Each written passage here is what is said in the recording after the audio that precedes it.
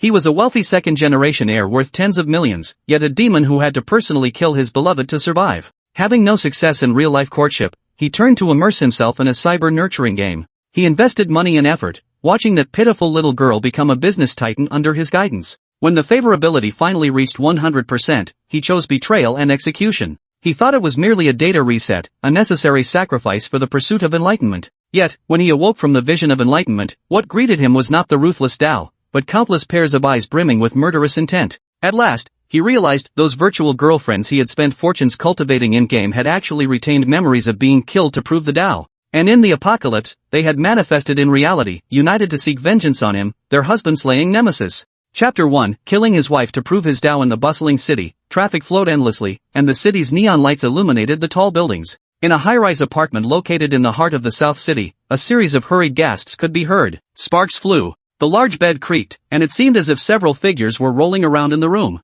The pink lighting intensified the already passionate atmosphere. It was unclear how long it took, but eventually, the sounds from the room ceased. A rustling sound. Before long, the only man in the bedroom came out onto the balcony. The young man appeared to be around 20 years old, with fair skin and a slender build. His upper body, draped in a towel, revealed well-defined muscles, like those of a leopard. Beneath his neat short hair, his sharp eyebrows were like sheathed swords, and his dark eyes shone like obsidian, complementing his handsome features and enigmatic aura. Enough to make countless girls drool. However, at this moment, the young man lit a cigarette, with 2 dark circles under his eyes, clutching his waist, and started cursing. Damn it! I've worked so hard, why the hell can't I find perfect love? The young man's name was Xuan, and he had been transmigrated to this parallel world of Earth for about half a year. Although he had no parents, by being an online plagiarist and stock speculator, he had managed to make a name for himself in this world, with his net worth already in the tens of millions. Just as he thought he was about to reach the pinnacle of his life, the system unexpectedly arrived and told him that in 5 years, heaven and earth would undergo a great change. When the years collapse, all things will cease to exist, the sun and moon will disappear, everything will change, and a great terror will descend. All living beings in heaven and earth will fall into calamity. To cope with all this, and to allow him to survive in this cruel world, he was given a cheat, a small palace. Inside, a grand path called the Supreme Path of Forgetting Emotions was recorded. It contained countless cultivation methods, densely packed together. Among these, the most crucial is a cultivation method called Records of Supreme Emotionlessness. This is a miraculous technique. To cultivate this method, one must transition from extreme emotion to emotionlessness to enhance their power. It focuses on refining one's divine consciousness and emotions, ultimately severing them to feed back into oneself, thereby walking the path of supreme emotionlessness. To put it nicely, it's an experience in the mortal world. To put it bluntly, it's an evil technique that requires sacrificing one's wife, children, and sister to attain the great Tao. After seeing these cultivation requirements, Xuan was silent for a long time. He wasn't a bad guy in his previous life, so why did he transmigrate and start practicing evil arts? Looking at the cultivation conditions, Xuan struggled for several days, and finally gritted his teeth and decided to cultivate. In troubled times, if one doesn't look out for oneself, heaven and earth will destroy them. The first step in this cultivation is to find a lover, cultivate a relationship, and then have them personally kill you, transforming into a cauldron and integrating into oneself. This definitely sounds like a crime, but who knows until you try it. Perhaps he could pull back from the brink at the last moment. With this thought, Xuan endured the inner torment and went out to find a girlfriend. As a result, he turned around and looked at the several satisfied women sprawled exhausted on the large bed, then at the affection points above their heads. Xuan let out a long sigh, exhaling a puff of smoke. Who would have thought? This thing actually requires affection points. That kind of superficial intimacy won't do, feigned affection won't do, going through the motions won't do, it has to be the genuine article. Wholehearted affection points. Ever since he started cultivating the supreme emotion for getting record, several water mirrors appeared in the palace of his mind. These mirrors could reflect the love levels of various women he had interacted with. Lu Ruyan, love level 0 Tian Yaoyao, love level 0 by Xiao. Love level 1 Pan. Looking at the love levels above those women's heads, Xuan was on the verge of tears. I worked my ass off all night, and not a single point of affection increased? What did I even come here for? They're all after my money and capital. My damned good looks. Appa and arms softly wrapped around him. Xuan sighed, extinguished the cigarette in his hand, and turned to head to the battlefield. An hour later, Xuan, holding his waist, returned to the elevator and went to the underground parking lot. He sat in his car, staring blankly at the ceiling. Still no progress. What the hell? The apocalypse is coming. Where am I supposed to find some damn love? Those women, they were either after his money or his body. All for the benefit of his second brother. Where can he find it? After returning home, Xuan collapsed onto the sofa, exhausted both physically and mentally, his eyes unfocused. Forget it, if he can't think about it, he won't. went to the fridge and grabbed a bottle of soda. Xuan pulled out his phone, intending to browse forums for a while to see how he could find a genuine girlfriend. Just then, an advertisement suddenly popped up on his phone. Save the beauty minigame. Repair the dilapidated house and make your beauty warm. Staring at the notification that suddenly popped up on his phone, Xuan was stunned for a moment. Immediately after, his phone automatically jumped to an application, and then a screen directly popped up. In a world of ice and snow, there was a dilapidated house, clearly drafty and in disrepair. Who knows how much paint had peeled off the walls, and snowflakes were drifting directly into the windows. There weren't many tiles left on the roof, and the furniture inside the house was all moldy. There was even something like a dog bowl next to it, holding a basin of water that seemed to have frozen over and was murky. And in the very center of this room was a tattered small bed, on which a figure lay. It seemed to be a young woman, dressed very lightly, her long dress having long since turned into rags hanging on her body. A large expanse of fair skin was revealed. As the snowflakes blew around her, the woman huddled in a corner, shivering and trembling constantly. Her lips were chapped, her face pale, and her skin was covered in scars and mud. Strands of hair clung to her face. Her eyes were empty, lifeless, and devoid of any hope, like a small kitten huddled in a corner, waiting for death to come. Installation complete. Please hurry and save this beauty. Please note that all your actions will determine the beauty's life or death. Once a character dies, all saves will be lost. Xuan was speechless. Good heavens, a pop-up ad here? Got hooked in just 2 seconds? After a quick glance, Xuan wanted to click close, but looking at the hollow-eyed woman huddled in the corner, driven by some inexplicable impulse, Xuan clicked enter. Loading complete. A prompt appeared, and then the screen fully expanded. In addition to the previous image, several new options suddenly popped up at the bottom of the phone, seemingly a hammer, a wooden board, nails, food, a heater, a TV, and other things. Lin Qingyao was suffering from the cold, and under the wind and snow, her body grew weaker. Lin Qingyao was suffering from hunger, her stomach rumbling, unbearable. Lin Qingyao was suffering from illness. Eroded by internal heat and external cold, her life was short. Chapter 2, Small workshops are fierce with their materials. Lines of prompts appeared, and at the same time, a health bar appeared on the screen, barely visible at the bottom. It seemed there was only about a tenth left. At the same time, the blue-dressed woman in the picture was still trembling, her eyes becoming more vacant, and her skin paler. It was quite realistic, as if she really felt like she was going to freeze to death. It's pretty well done, Xuan thought, a little surprised.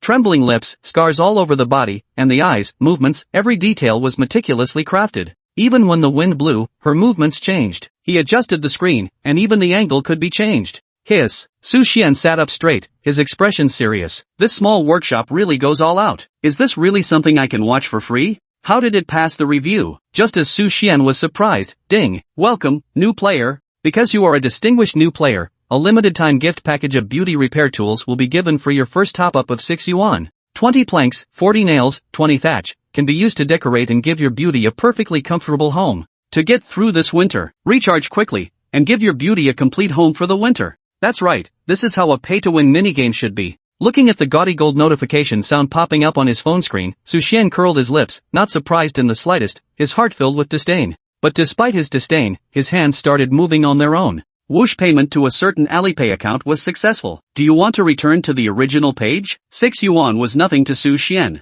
Although this little game was trash, the page design was pretty good. Anyway, he had plenty of money now, and he was just idle. So he might as well spend a little to see what this game was all about. It definitely wasn't because of the curvaceous young lady. Swoosh, ding. Recharge successful. Build a comfortable home for your beauties. As soon as the recharge was complete, a series of large golden prompt messages appeared on the phone, accompanied by sparkling golden light and fireworks. It perfectly captured the thrill of spending money. Immediately after, a backpack appeared in the bottom right corner of the phone, and the envelope mail icon appeared in the top left corner. A small red dot also flashed at the appropriate time. After clicking on it, inside were the wooden boards, nails, hammers, and so on that had been obtained from previous top-ups. Collect. The backpack in the lower right corner lit up accordingly. After opening it, it was indeed the nails, wooden boards, and other items from before. Although I haven't played these mini-games before, haven't I seen a pig run even if I haven't eaten pork? For such a simple system, Xuan naturally knew how to use it at a glance. Dragging these items with his fingers, tapping and patching the broken areas, in just a few moments, the phone screen emitted a bright light. Whoosh! After the light flashed, the originally dilapidated small room was restored. Not only was it restored, but the entire room seemed to have been upgraded, with everything completely renewed. Is this what you call a renovation? You completely replaced the house, didn't you? Looking at the neat and clean room, Xuan was speechless, but the little beauty in the room seemed quite happy, excitedly walking back and forth. Her already thin clothes made the room even more vibrant. The biting wind and cold had dissipated, and Lin Qingyao had secured a warm room for the winter. Your beauty's affection for you has increased by 1. Once affection reaches a certain level, you can unlock the Dao companion system and access more gameplay. The dazzling golden notification text rose, and then Su Xian noticed on his phone. A continuous stream of pay-to-win prompts popped up. Lin Qingyao was suffering from hunger, famished and unbearable. You are a new player, would you like to recharge 68 to unlock a luxurious meal for your beauty? Lin Qingyao is suffering from illness, with not much life left. You are a new player, would you like to recharge 128 to buy an antidote for your beauty to cure her illness? Lin Qingyao was barely clothed and ashamed to be seen. You are a new player, would you like to top up 328? To buy a new uniform for your beauty. The successive golden text suddenly appeared, and at the same time, many images accompanied the appearance of the prompt text. There was exquisite food, a bubbling emerald green antidote, and a black silk uniform with discounted mosaic. Su Xian, as expected of a pay-to-win online game, it's really not even pretending anymore, huh? His mouth twitched, and Su Xian really wanted to throw his phone away. But soon, he quickly picked it up again and clicked on recharge. This amount of money was nothing to him now, all bundled together. It wasn't even as expensive as half an hour with the girls upstairs. He wanted to see what other tricks this little game had up its sleeve. Recharge. Whoosh. I spent 10,000 yuan on Alipay, and a golden light flashed. Su Xian immediately made a large top-up. Ding. Top-up successful. After the top-up was complete, a table suddenly appeared out of thin air in the original room. Then a variety of food appeared on it. Lobster, abalone, chicken, duck, fish, and meat, everything. A vibrant green antidote also appeared in the center of the room. There was also a uniform, which appeared on the brand new wooden bed. The little beauty in the room seemed to be frightened by all this, somewhat at a loss, but after a brief tentative period, she sat down at the table, ate the food, took the antidote, and then changed into new clothes.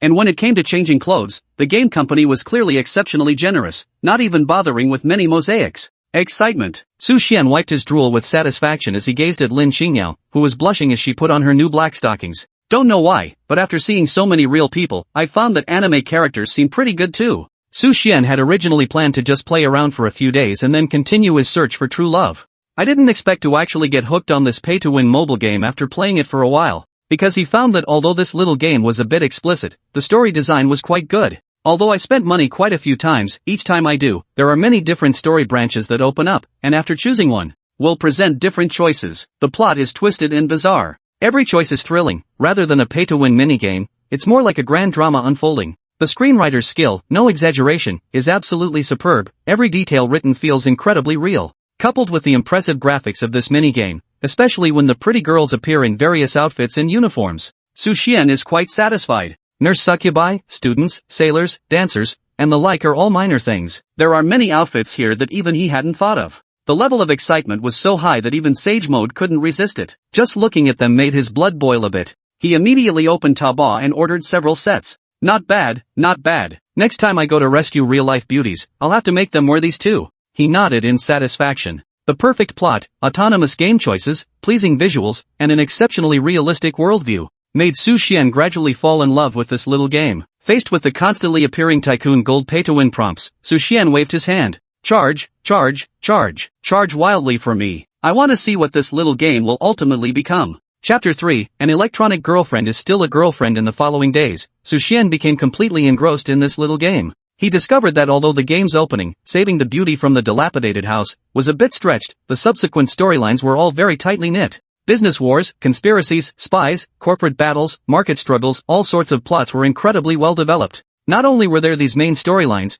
but various side quests were also exceptionally rich. Going shopping, traveling, climbing snowy mountains. Arrive at the South Pole, head underground. Various options, various storylines. Each one is very exciting. The only slight hassle is that these storylines all require microtransactions to unlock. But these microtransactions are not useless, each time, depending on the amount you spend. The circumstances under which these stories unfold will also be different. Simply put, the more money spent, the faster Lin Qingyao's story progresses, and the more exciting the plot becomes. For example, at the very beginning, when she was starting from scratch, Su Xian immediately dropped 10 648s without even looking. He instantly staged a Dragon King Returns for Lin Qingyao. During the business competition phase, Su Xian again spent 10 998s, directly sweeping away all of Lin Qingyao's competitors. When the market monopoly storyline was playing out, because of a certain choice, Lin Qingyao was kidnapped and taken to the Golden Triangle drug trafficking organization's location, her life hanging by a thread. As a result, Su Xian directly made a large top-up, hiring more than a dozen teams of Russian special forces, equipped with professional gear. and charged into the criminal compound, slaughtering everyone. Watching that incredibly satisfying plot, Xuan was extremely excited. Unconsciously, the amount of money I was spending on microtransactions kept increasing. All sorts of crises, choices, and paths, like a real-world game plot, completely captivated Xuan. It was nothing but microtransactions, even ignoring his friends with benefits who came over, completely engrossed in the game. This angered a few long-legged girls, who, after staying for 2.5 days, simply turned around and left. But Xuan didn't care. He smacked his lips and continued to play until he was dizzy. It wasn't until 10 days later that Xuan realized he had already thrown in hundreds of thousands of red bills. And at this time, Yi Qingyao had long since grown from a lonely little beauty in a dilapidated house to a generation of business magnates, controlling a commercial empire across an entire continent. The original dilapidated small house has now become a skyscraper hundreds of stories high. Affection has reached its limit. Dao companion system unlocked. Do you want to spend 6,480 points to obtain the longevity coexistence lock and become Dao companions? Longevity coexistence lock. Love is the miracle that connects all things, the only truth against death. The contract is set. Only love is eternal. After using this lock, you can become husband and wife, forever bound together, never to be separated in life or death. Looking at this prompt, Xuan let out a long sigh of satisfaction. He had finally grinded to the end. After so many days, it was finally done. Woohoo! Confirm. After clicking redeem, a grand wedding was held on top of a tall building. Countless important figures arrived, jointly witnessing this grand wedding of the century. Just then, another line of golden text appeared in the game. A business empire has been established, but a distant disaster has led to a financial crisis. Your little beauty has suffered an unprecedented financial shock. The world's top business magnates have developed a strong sense of crisis regarding the development of your little beauty. Seizing the opportunity, they united, baring their fangs, and began to swallow up the business empire. Do you want to recharge 1 million points? Help your little beauty through this difficult time. Looking at the huge amount of microtransactions, even Xuan, who was not short of money, was a little stunned.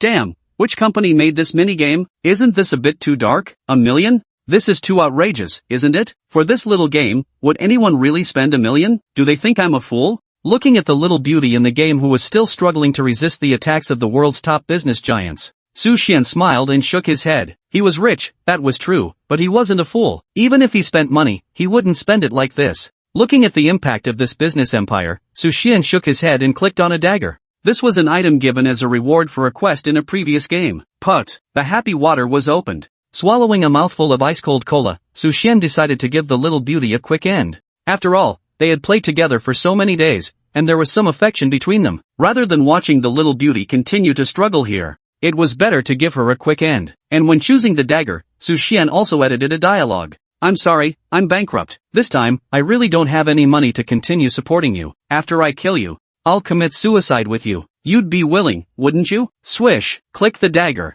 You used the dagger, and your little beauty Lin Qingyao was killed. An expression of disbelief appeared in her eyes. Until her death, she never expected you would do such a thing to her. Lin Qingyao has been killed by you. Please try again. Next, after successfully clearing the level, the settlement page appeared, and Xuan shook his head, not really caring. He casually clicked to log out of the game account, then stood up and stretched. Alright, it's been so many days, and the clothes I ordered have arrived. It's time to go find some real-life beauties to help me out. Flexing his muscles, Xuan was wondering which girl he should invite out this time to find that damned love. The next second, the palace in his mind, which had been dormant for an unknown period, suddenly erupted. What's going on? The surrounding world seemed to shake, and a tremendous force instantly filled the entire room. Golden light boiled, laws swirled, and golden lotus flowers suddenly appeared beneath his feet, sacred and brilliant. Dazzling! Immediately after, a stream of light exploded between his eyebrows, and deep within his body, the cultivation method belonging to the Supreme Forgetfulness Record automatically began to operate. Immortal light boiled and flowed, endless spiritual energy poured into his body, and 5 colored light spots swirled.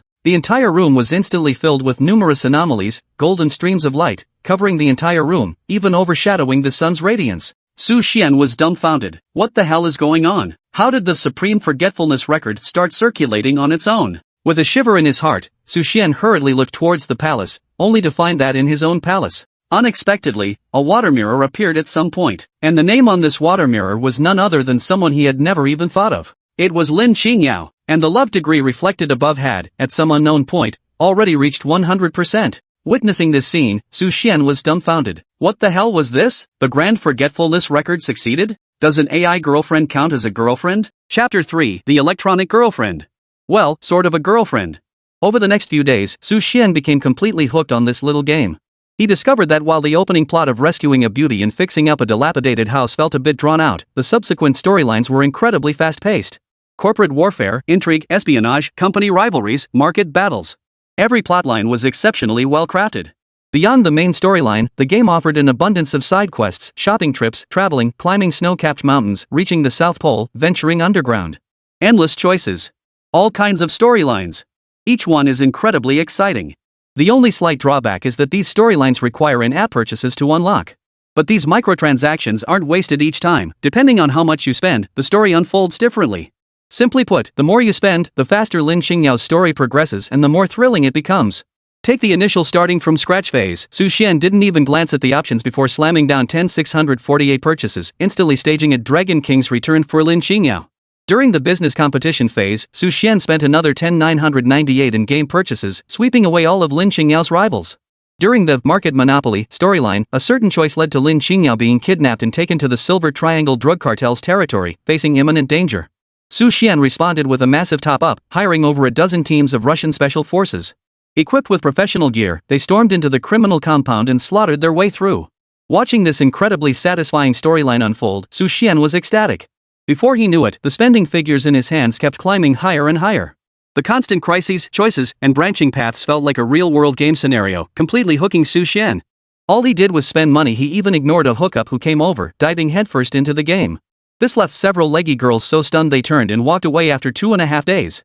But Xuan didn't care. He smacked his lips and continued playing until he lost track of time. 10 days later, he finally realized he'd already sunk hundreds of thousands of red bills into it. Meanwhile, Yi Qingyao had long since transformed from a lonely beauty in a shack into a business tycoon, commanding a commercial empire spanning an entire continent. The once dilapidated shack had transformed into a towering skyscraper hundreds of stories high. Affinity has reached its maximum limit. Dao Companion System unlocked. Consume 6480 points to obtain the Eternal Bond and become Dao Companions. Eternal Bond, love is the miracle that connects all things, the sole truth that defies death. The pact is sealed, only love endures. Use this bond to become husband and wife, bound for eternity, never parted by life or death. Gazing at the prompt, Xuan exhaled contentedly. He'd finally grinded through to the end. After all these days, it was finally done. Hell yeah! Confirm. After clicking to redeem, a grand wedding ceremony commenced atop the towering skyscraper. Countless dignitaries arrived to witness this monumental wedding of the century. Just then, another line of golden text appeared in the game. Your commercial empire has been established, but a distant catastrophe has triggered a financial crisis. Your little beauty faces unprecedented financial turmoil. The world's most powerful business tycoons now perceive a grave threat to her growth. Seizing this opportunity, they unite, baring their fangs, and begin devouring your commercial empire. Would you like to recharge 1 million points to help your little beauty weather this storm? Staring at this astronomical sum, even Xuan, who wasn't exactly short on cash, was momentarily stunned. Damn it, what company made this minigame?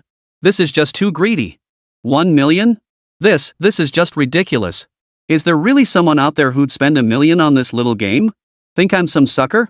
Watching the little beauty in the game still struggling desperately against the assault of the world's top business tycoons, Xuan shook his head with a smile. He was wealthy, no doubt, but he wasn't stupid.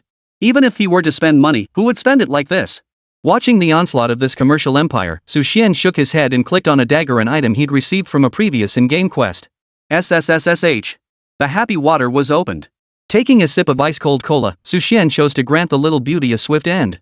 After all, they played together for so many days that some affection had developed. Rather than watch her continue to struggle here, it was better to grant her a swift end. As he selected the dagger, Xuan also composed a message. Sorry, I'm broke. I just don't have the money to keep supporting you this time. After I kill you, I'll kill myself too. A love suicide. You'd be willing to do that, right? Swipe. Click dagger. You used dagger. Your little beauty, Lin Xingyao, has been killed. Her eyes held an expression of utter disbelief until her final breath. She never imagined you would take such action against her. Lin Xingyao has been killed by you. Keep trying. Next time, clear the stage successfully. The screen transitioned to the results page. Xuan shook his head indifferently, casually clicked to log out of his game account, then stood up and stretched lazily. Alright then. After all these days, the clothes I ordered have finally arrived. Time to find some real-life beauties to rescue. Stretching his muscles, Xuan pondered which girl he should invite out this time to hunt for that elusive love. Then, in the next instant, the palace within his mind silent for who knew how long suddenly erupted into chaos. What was happening? The surrounding world seemed to shake violently as a colossal force instantly filled the entire room. Golden light boiled, laws swirled, and golden lotus flowers abruptly appeared beneath his feet, sacred, resplendent, dazzling. Immediately after, a burst of light exploded from his brow. Deep within his being, the cultivation method belonging to the supreme record of forgetfulness activated of its own accord.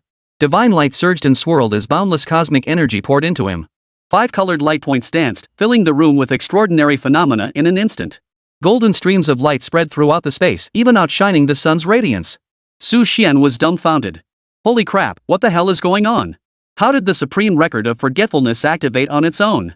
A chill ran through his heart.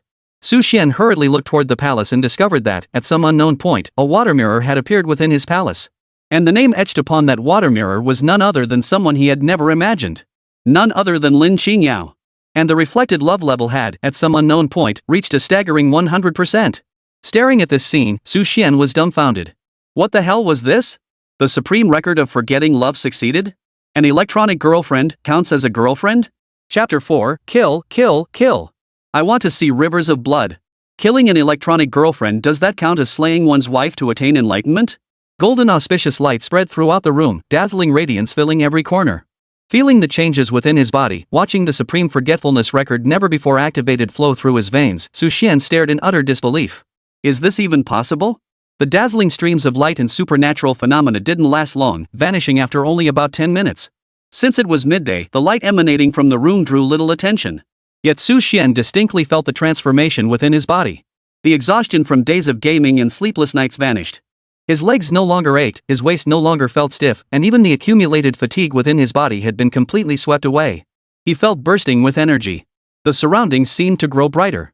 His slightly nearsighted eyes could now clearly discern every detail outside the building. Sounds, smells, and all manner of movements flooded his mind with crystal-clear clarity. Surveying his surroundings, Su Xian was stunned. Is this the supreme record of forgetting emotion? If his previous world had been like a haze, blurred and indistinct, now the world around him felt as if the fog had been lifted, revealing everything with crystal clarity. Beyond that, he noticed that as the supreme record of forgetfulness circulated, multicolored streaks of light began to appear throughout the surrounding space. They drifted like fireflies in the vicinity, occasionally surging into his body, pulsing with each breath. Lowering his head, Su Xian clenched his fist, channeling this power into his arm before slamming it down onto the table with all his might. Crack! The coffee table before him groaned under the strain, then shattered completely as his fist pierced right through it without resistance. This. Su Xian's pupils contracted. He felt almost no resistance from the punch. Though it was a solid wooden coffee table, striking it felt like punching through paper. It pierced through effortlessly. With a slight exertion, Su Xian lifted the table. Then, with a gentle squeeze of his fingers, he crushed it into splinters right there on the spot. Clatter! Tossing the wooden table aside, Su Xian was utterly stunned. This effect was far too powerful. Taking a deep breath, feeling the power and cultivation surging through his body, Su Xian's heart pounded wildly. He was so excited he almost let out a howl to the heavens. Success! Ha ha ha ha! Finally, it worked. Half a year. A full half year. Who would have thought an electronic girlfriend could count as true love? In the vast living room, Su Xian burst into maniacal laughter, excitedly experimenting with the supreme record of forgetting emotion. It wasn't until much later that he finally calmed down. Regardless, the supreme record of forgetting emotions was now operational, the real deal. Sitting on the sofa, Su Xian pondered deeply. This meant that not only real-world love, but also love within the game world, could be used to cultivate the supreme record of forgetfulness. Cyber love achieved through virtual girlfriends, then slaying them to cultivate the supreme record of emotionless.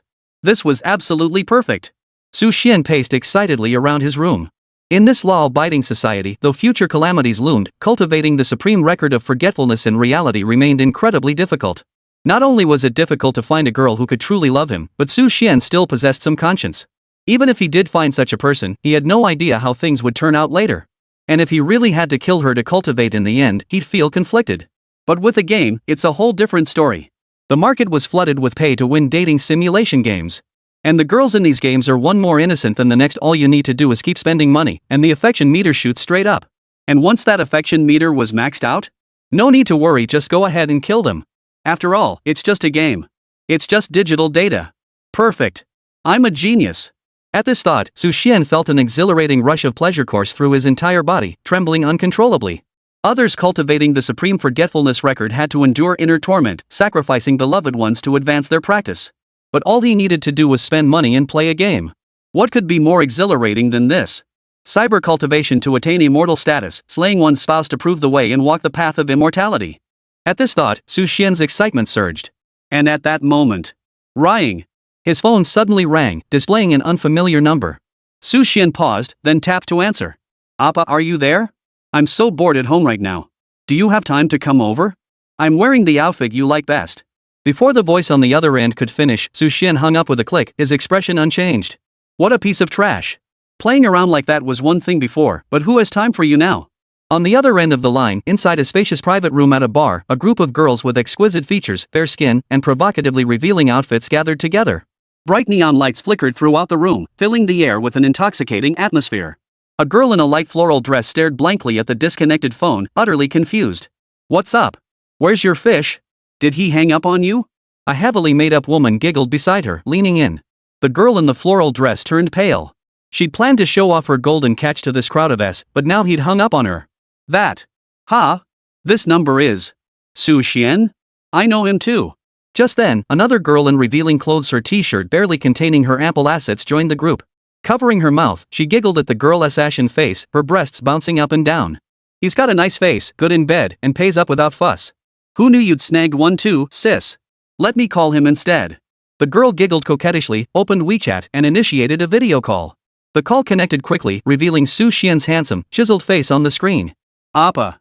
The girl cooed seductively, her voice sweet enough to make bones melt. But before she could utter a word, Su Xian on the phone flashed an impatient expression and hung up. Click. Click. A wave of silence filled the air. Her face flushed crimson, then she erupted in fury. What the hell is going on? He actually hung up on me? What do you mean? What do you mean by hanging up? But just as she typed those two sentences, two huge red exclamation marks popped up on the screen. Chapter 5, Lin Yanran, Third Tier of Fighting Spirit. The curses echoing from the distant KTV naturally didn't reach Su Xian's ears. After casually clearing out the unnecessary contacts on his WeChat, Su Xian buried his head in his computer. Now that he had found the path to enlightenment, the road to his future, who had time for such trash? They were all seductive whores. Killing one's wife to attain enlightenment, that was the true path to immortality. To hell with that bunch of cheap whores. Could they possibly compare to the fragrance of cultivating immortality? Swish. Phone shut off. Shut off the phone. Draw the curtains, cut off all ties to the outside world. The path to enlightenment lies right at my feet. Who has time for some clam spirit nonsense? Sitting at his desk, Su Xian rolled up his sleeves, grabbed a piece of cloth, and swiftly dipped it in ink to write the characters for Ascend to Immortality. He tied them to his forehead and began sifting through games. Cyber murder, cyber cultivation. Never imagined the scenarios from novels would one day unfold in his own life. Opening his computer, Su Xian browsed through various games on web pages and forums, firing up downloads in the background. Who would have thought it would be this easy? Game after game was added to the download queue, purchase after purchase completed. Surveying the well-stocked arsenal in the background, Su Xian felt utterly satisfied. He admitted he wasn't a good person, but he wasn't exactly a bad one either. Before this, when he learned that cultivating the supreme forgetfulness record required killing his wife to prove his path, he had hesitated. After all, it was illegal. Having lived 2 lifetimes under the red flag and spring breeze, he still retained a shred of humanity. But now, damn cyber girlfriends. Cyber wife killing? Screw that.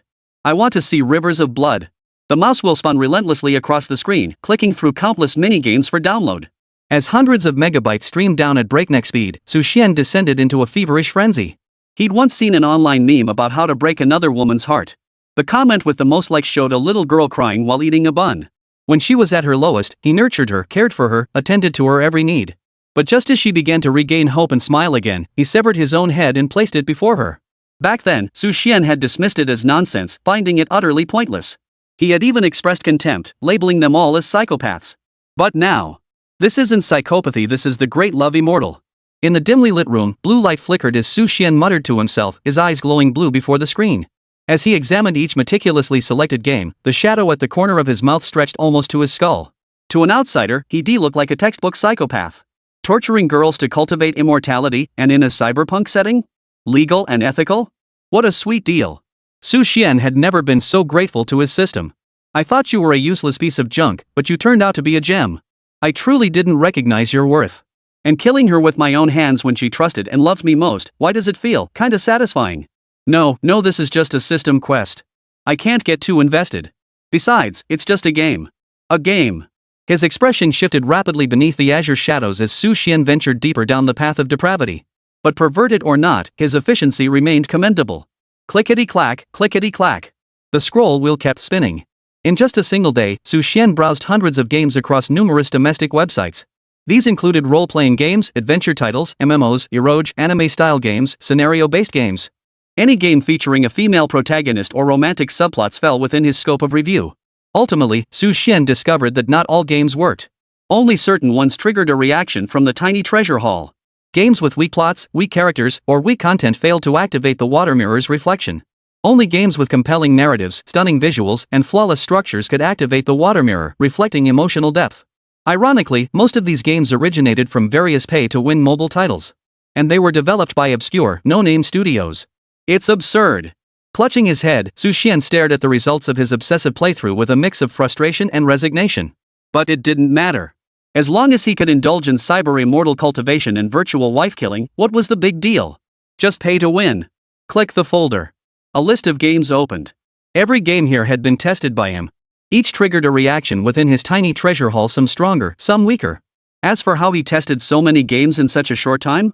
Simple, he spent 3,648 yuan top-ups at the start, mindlessly progressed through some story segments, and whenever the female lead interacted with the protagonist, he knew.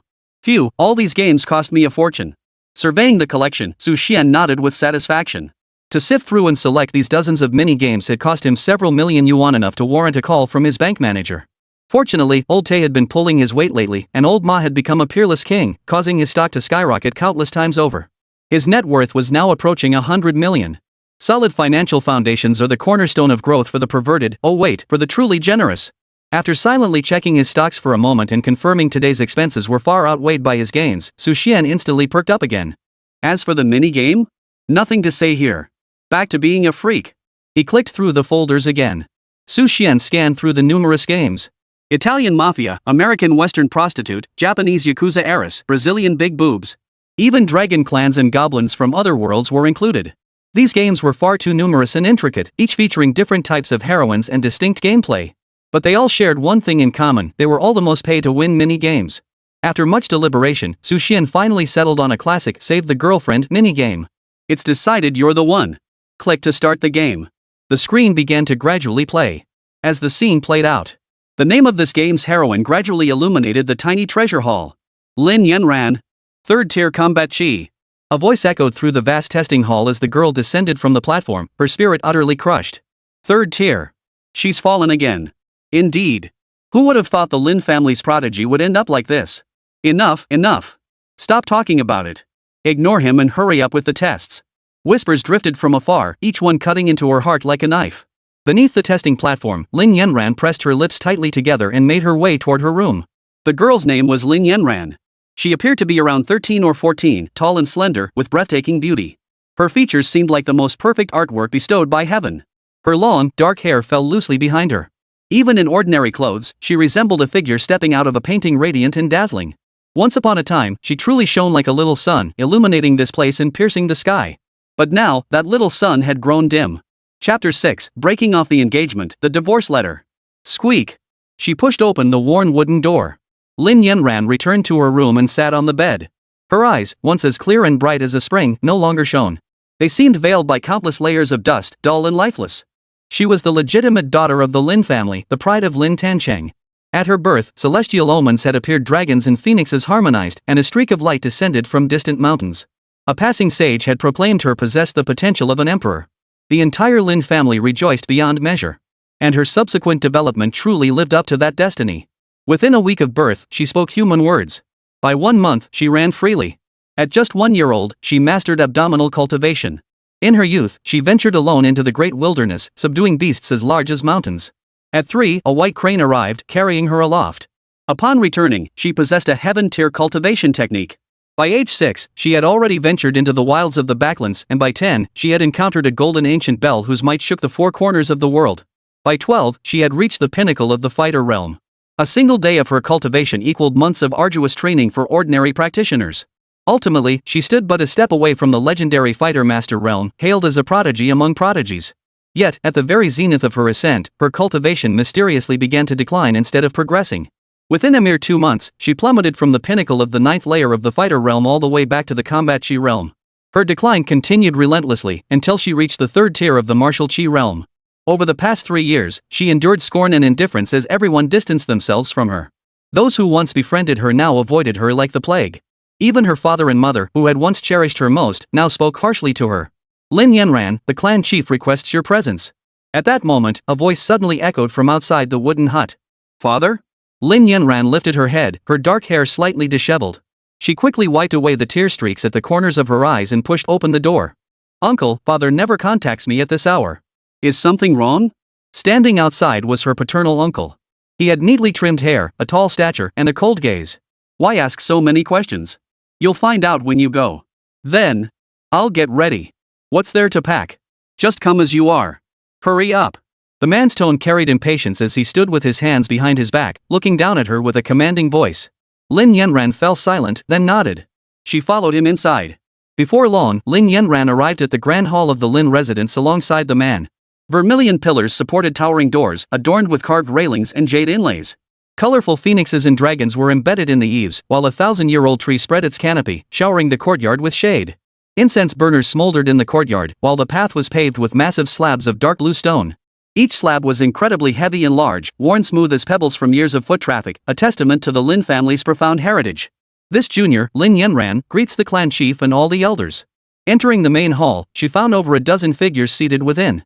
The spacious chamber was nearly filled to capacity, even including several guest elders who typically lived in seclusion. At the very center of the hall sat a towering middle-aged man. His features bore a faint resemblance to Lin Yanran's, yet his appearance was more rugged and imposing. Seated high above the assembly, he loomed like a mountain, his presence almost suffocating. This was none other than the current head of the Lin family, Lin Yanran's father Lin Mo. You are Lin Yanran? Not far from Lin Mo stood a large table, behind which sat two men clad in ornate robes. One was old, the other young. The elder wore a black robe embroidered with an intricate Tai Chi diagram. His long garment was gathered at the back with a crown, his head entirely white. His eyes were narrow and slanted, gazing down calmly. The younger figure, roughly the same age as Lin Yanran, was a child clad in a jet-black robe edged with gold. With a head of fiery red hair and a jade pendant at his waist, he sat there with his legs crossed, an air of arrogance about him. He toyed with a jade ornament, glancing down. Then he let out a mocking laugh. Humph, old man. After our Qilan sect expended so many treasures, this is the worthless waste you've cultivated? The youth raised an eyebrow, glaring coldly at Lin Mo seated above. And you want to marry this trash off to me as my fiancé? Fiancé? Qilan sect? The moment these words left his mouth, most of the Lin family members present showed little reaction, their expressions uniformly cold and indifferent. Only Lin Yanran's expression changed instantly. They were from the Qi Lianzong? That youth is Yin Xiao? Back when her talent was unparalleled, she had been the most exceptional in the entire Great Yin dynasty. Even looking back 100 years, no one could match her innate gifts. Suitors had practically worn down the Lin family's doorstep. And the Qilan sect was among them. The Qilan sect stood as the most prestigious sect within the Great Yin dynasty, revered as the nation's pillar. Its influence and might far surpassed that of the Lin family. This time, the one who came forward to propose marriage was none other than the young master of the Qilan sect. Consequently, the Lin family accepted the match almost the moment the Qilan sect arrived.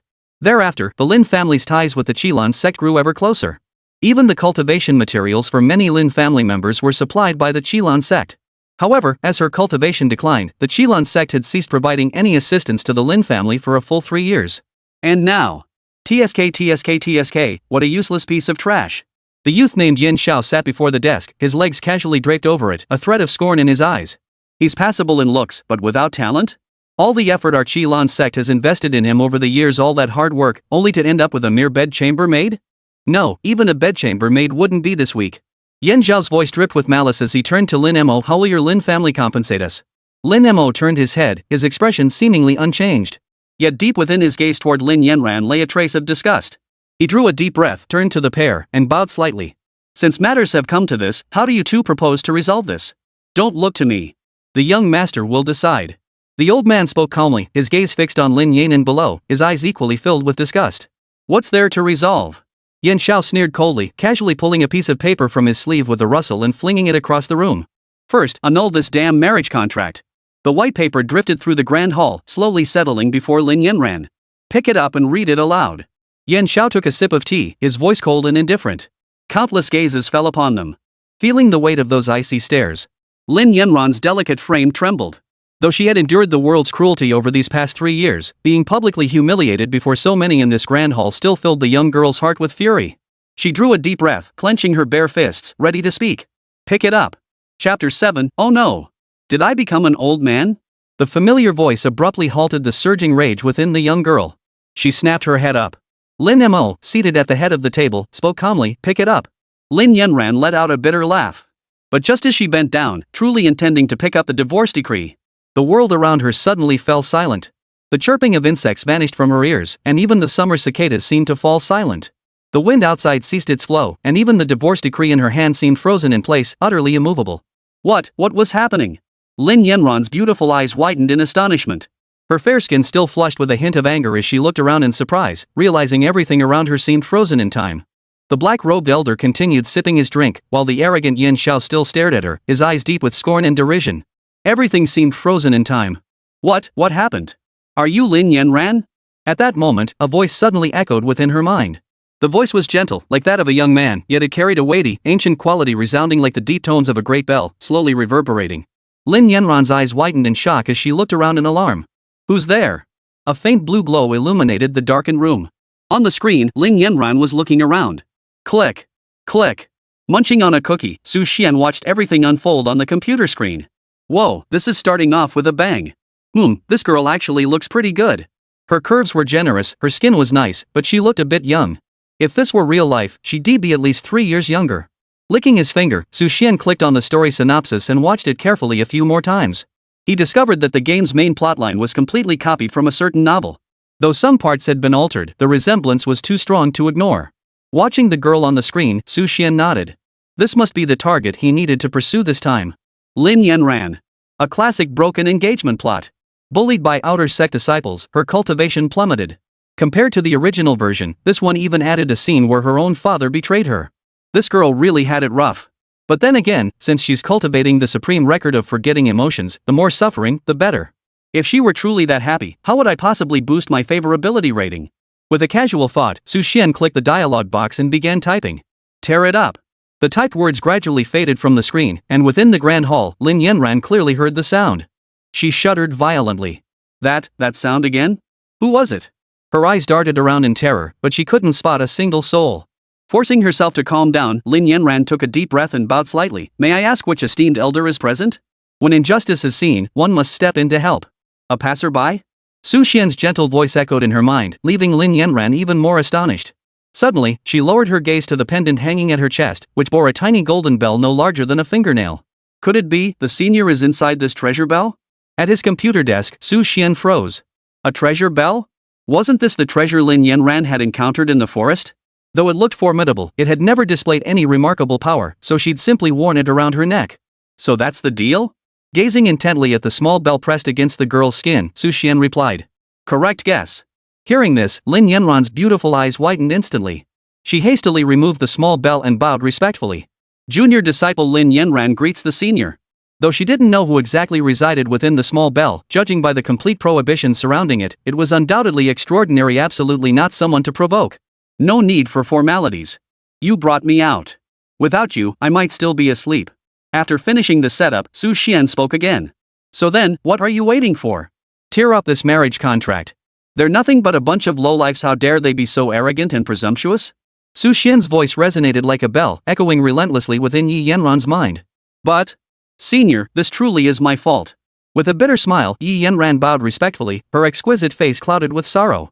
When the betrothal was first arranged, the Qilan sect did indeed bring many cultivation treasures and resources to aid my breakthrough. But now my cultivation has completely declined. I can no longer. What's a few cultivation artifacts? What do they matter? You may freely choose any single treasure from these, anyone at all, and it shall settle all debts. Almost the moment the words left his mouth, a dazzling streak of light erupted. When Lin Yanran opened her eyes, she was utterly speechless. 6 transformation mystic spirit grass, dragon blood vine, crimson flame golden pomegranate, heavenly thunder hibiscus. Countless precious treasures floated in the sky. Each item was rare and invaluable, not just within the Lin family, but even within the Qilan sect. These were treasures beyond compare. Most were ancient treasures one would only encounter in ancient texts, and some she had never even seen before, only the rich, potent scent of medicinal herbs wafting from them. These treasures? Where did they all come from? How could there be so many? How? Su Xian typed calmly, setting down the Alibaba app in his hand. 2 seconds isn't my limit, it's just the speed limit for the top-up to arrive. But these are too precious. No need to refuse. You may select some as payment for rescuing me. My life is far more precious than these treasures. Continuing to type, Su Xian spoke calmly. Lin Yanen's breath quickened. The potent scent of medicine filled the air, every cell in her body urging her forward. But in the end, Lin Yanran took a deep breath. In that case, this junior shall humbly comply. She slowly approached and finally selected a heavenly thunder sunflower from among them. The tiny golden plant radiated thunderous light, a rare treasure that only appeared during thunderstorms. Legend held that each heavenly thunder sunflower symbolized a chi cultivator's ascension through tribulation, aiding practitioners in breaking through cultivation barriers. This single specimen alone was enough to repay all of Lin Yanran's debts. There would even be money left over. This is more than enough. As a cultivator, how could one harbor thoughts of retreat? This betrothal was never your fault to begin with. How can you endure such humiliation now? Pick it up, return it to him, then tear up this marriage contract. Let him know that not everything in this world goes according to his wishes. Losing a bit of cultivation, what does that matter? As long as I'm here, I'll regain it sooner or later. The only one holding you back is yourself. Fortunes shift like the tides, never underestimate a girl's resilience. Chapter 8, I give you 3 years. Fortunes change over time, never underestimate a girl's potential. Su Xian's words rang like thunder, causing Lin Yanran's breathing to grow increasingly ragged. Yes, none of this was her fault to begin with. So what if her cultivation had regressed? One day, she would naturally cultivate her way back, breaking free from the cocoon to become a butterfly. What was this so-called Qilan sect? What was this so-called Lin family? In the end, they were nothing but obstacles and hardships. Taking a deep breath, Lin Yanran's eyes suddenly brightened. She grabbed the heavenly thunder sunflower, her gaze radiant, no longer dull as before, but shining like a starry night. So that's it. The only one imprisoning me was myself. Thank you for your guidance, senior. Watching this unfold, Su Xian nodded with satisfaction. With that, he clicked start once more. The previously frozen scene gradually began to flow once more, and the frozen river of time resumed its tranquil course. Lin Yanran surveyed her surroundings, her heart filled with astonishment and profound gratitude. Her astonishment stemmed from the mysterious elder's overwhelming power, while the people around her seemed utterly oblivious to what had just transpired. Her gratitude stemmed from the fact that despite being nothing more than a useless person, the elder had still bestowed such a precious treasure upon her. Yi Yanran, what are you still standing there for? From the high platform, Yan Zhao's voice grew impatient, a faint aura of pressure spreading outward. Countless eyes turned to her. This time, however, Lin Yanran took a deep breath. She no longer avoided the gaze but slowly rose to her feet, taking the marriage annulment document in her hand and tearing it to shreds. It was your Qilan sect who proposed this marriage to me here all those years ago. I never desired this marriage. Today, even if it is to be annulled, it is not you who comes to break off the engagement. It is I, Lin Yanran, who repudiate you, Yan Xiao. The moment these words left her lips, nearly everyone present stared in stunned silence. Even the black-robed elder, who had never shown much regard for Lin Yanran, abruptly whipped his head around. Lin Yanran? What did you just say? Boom! A terrifying aura of pressure suddenly spread out. The terrifying force caused the thick blue stones on the ground to shatter inch by inch. Yet the moment it touched the air near Lin Yanran, it vanished without a trace. An invisible bell-like aura permeated the surroundings. This was... The black-robed elder's pupils contracted. Meanwhile, Lin Yanran silently offered her thanks before walking to the desk. She casually tore a piece of cloth from her sleeve, dipped it in ink, and swiftly wrote a divorce decree. She then tossed it directly in front of Yan Xiao. Yan Xiao, remember this, today is not you and I, Lin Yanran, breaking off our engagement. It is I, Lin Yanran, who am divorcing you, Yan Xiao. Fortunes rise and fall over 30 years. Never underestimate a poor girl. The divorce decree fell slowly to the ground. Yan Xiao stared at the white paper, a mocking smile curling his lips. Fortunes change over 30 years? With you? He casually shattered the divorce papers with a flick of his wrist, then rose slowly as fiery flames began to coil around his body. It won't take 30 years. Today. I'll make you know what regret truly means. Yan Xiao was truly formidable. As the 9th prince of the Great Qi dynasty, his prowess stemmed not merely from his noble birth. His innate talent for martial energy was also top tier. Even when compared to the entire Great Yan dynasty, he was exceptionally formidable. He was truly heaven's chosen son, blessed with extraordinary gifts. At his birth, extraordinary phenomena manifested. Legend has it that on the day of his birth, his cries echoed throughout the entire capital city of Deqi. The snowmelt of the deep winter in Linzi melted into rivers. Frozen rivers and seas cracked open, a celestial fire descended, and a blazing sun hung in the sky. The depths of winter transformed into scorching summer heat as winter insects revived and all things blossomed. These terrifying portents naturally endowed Yan Xiao with extraordinary talent. His mother was the daughter of the patriarch of Qilan sect, one of the top sects of the Great Yan dynasty, possessing unparalleled mastery over the way of flames. As her son, Yan Xiao inherited both the fiery might of the flame arts and the imperial majesty of the Great Qi Emperor. His innate talent stood out even among the 9 imperial princes. Rumors circulated that had the ninth prince not been born so late, he would undoubtedly be the next crown prince of Great Qi. Indeed, even if he were not a prince, but born into an ordinary family, his innate talent alone would have made him renowned throughout the land. Rumors further claimed that in his childhood, he had tamed the legendary supreme ancient fire, a flame capable of scorching heaven and earth. Boom! Rolling crimson flames swept across the hall, waves of scorching heat surging like dragon's breath, raising the temperature inside the grand chamber by dozens of degrees. Don't say I'm bullying you. I'm giving you 3 years to cultivate. From above the hall, Yan Xiao spoke, his amused gaze sweeping down. His crimson gold eyes held a hint of contempt. Return in 3 years to challenge this prince. Prepare to die. Yan Xiao stood high above, radiating an overwhelmingly terrifying heat. Seeing this aura, many members of the Lin family felt their pupils contract. Truly worthy of the reputation of the ninth prince of Qi. Judging by his cultivation realm, he was at least at the peak of the martial artist stage. Add to that the supreme ancient flame he carried. Even if Lin Yanan's innate talent hadn't faded, she'd still stand no chance against him in battle. Indeed, few within the entire Lin clan could stand against him. The younger generation need not be mentioned. Even among the youth, there were none. At most, only the elders and clan chieftain could barely match him. Fiery flames erupted from his body like crimson lotus blossoms, while Yan Zhao's fiery red hair danced wildly. Gazing upon the youth atop the platform, the eyes of the Lin family elders below were filled with nothing but envy. Then they turned their gaze to Lin Yanran. Their expressions darkened instantly, and curses erupted in their hearts. Useless. After investing so much manpower and resources, this was the outcome?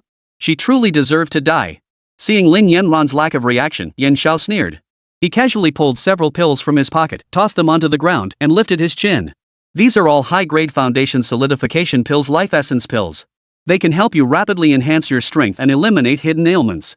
Take them. I'll give you 3 years to cultivate. After 3 years, come challenge me. If you truly have the courage to challenge this prince, then what difference would it make if all your Lin family's debts were forgiven? Forgive all debts? Hearing this, the eyes of the many Lin family members present lit up. Regardless of victory or defeat, all debts would be forgiven? The crowd erupted in excitement. Lin Yanran, kneel at once and express your deepest gratitude for His Highness's magnanimity. It is your honor to have sparred with His Royal Highness. Kneel at once. Chapter 9, Top Up. Isn't this much simpler than Wind Spirit Moon Shadow?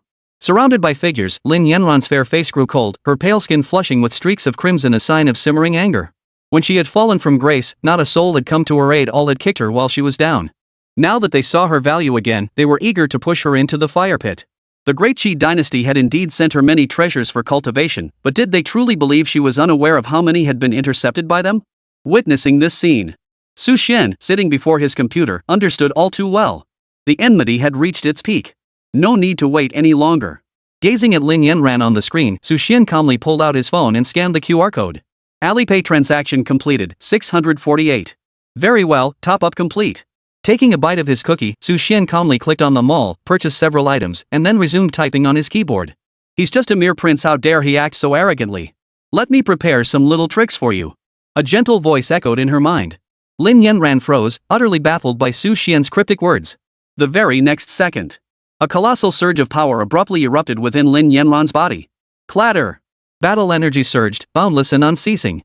Lin Yanran's eyes widened in shock as she felt the most intense battle energy fluctuations fill every inch of her muscles.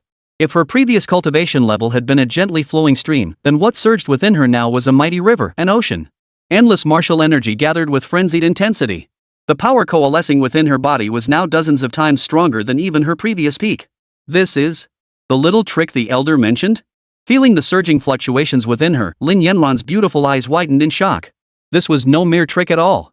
This cultivation level surpassed her own peak by an unimaginable margin. It absolutely surpassed the level of a martial artist. It was that of a grand martial artist. At the very least, it must be at the spirit fighter level, no, perhaps even the king fighter tier. Truly worthy of being called a senior. Lin Yanran's beautiful eyes instantly brightened. Raising her arm, she clenched her fist tightly. She could feel the distinct flow of fighting energy coursing through her, its power now 1,000-fold stronger than before. At that moment, for some reason, Yan Xiao above suddenly sensed something amiss. In Lin Yanran's gaze, he actually saw a hint of excitement and thrill. What did this mean? She was actually excited? But after a brief moment of hesitation, Yan Xiao let out a cold laugh. She was nothing but a worthless piece of trash. What was there to think about? Forget 3 years, even 30 years, 300 years from now, before him, she'd still be nothing but a dead dog. What? Not interested? This is a golden opportunity. Yan Xiao stood on the high platform, arms crossed, sneering. Anyway, a worthless piece of trash like you will eventually.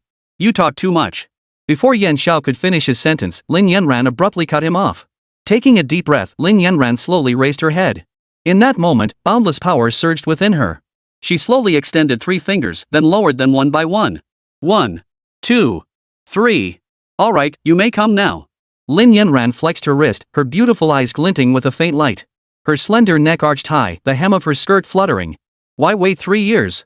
To deal with you, 3 seconds of preparation is more than enough. Everyone. At those words, not just Lin Yanran, but nearly everyone present froze in shock. What did that mean? Count to 3, and then you're ready? The numerous members of the Lin family who witnessed this could only stare in utter disbelief. What on earth was going on? Had Lin Yanran lost her mind? Even Yan Xiao above and the black-robed elder behind him froze in place. Moments later. Ha ha ha ha. On the high platform, Yan Xiao burst into laughter as if he'd heard the most hilarious joke. His eyes flashed with icy coldness and fiery intensity, a trace of scorn curling his lips. Lin Yanan, it's been ages since I've heard such a laughable joke. He descended step by step, the blazing flames around him surging ever more violently, their scorching light churning and roiling. Lotus blossoms bloomed beneath his feet as he stood with hands clasped behind his back, gazing down with scorn. A foolish waste of space. Nothing but a pretty face. Witnessing this scene, numerous members of the Lin family burst into derisive laughter. Lin Yanran was truly courting death. Didn't she know her own worth? How dare she act so arrogantly? Did she truly believe that having a little treasure like Zhong Bao by her side made her invincible? She doesn't know her place. But it's better she's dead now, heh. At least we won't have any surprises when the fight breaks out in 3 years. Quite right. If the prince were to kill her now, wouldn't that be the perfect fulfillment of his promise? Ha ha ha ha. Clenching his fists, Yan Xiao ignored the expectant gazes of the surrounding Lin family members. He descended from above, his aura blazing like a dazzling sun, his knuckles cracking audibly. Before you die, do you have any last words? Spare me the words. It tires me. Lin Yanran exhaled softly, her long black hair rippling as waves of emotion gathered in her beautiful eyes. Ha ha. Yan Xiao roared with laughter, seemingly provoked by Lin Yanran's defiant stance. I've changed my mind. Lin Yanran, you've shown no gratitude for the mercy offered. I'll sever your limbs, extract your soul, and condemn it to eternal torment in the flames. Then we'll see if you can still be so arrogant. A piercing howl erupted. Without further fanfare or elaborate gestures, the earth beneath Yan Xiao erupted violently. Boom! Accompanied by a deafening roar, the thick ground cracked open. Yan Xiao, who had been standing still, transformed into a razor-sharp streak of light, suddenly charging toward Lin Yanran's location. Even mid-air, boundless flames blazed and martial energy surged wildly. Ultimately, they coalesced into lotus blossoms, spinning as they descended to crush Lin Yanran from above. Boom! The blazing flames piled layer upon layer like lotus petals, their core heat reaching well beyond 1,000 degrees. This is Qi Kingdom's top-tier heavenly-grade martial technique.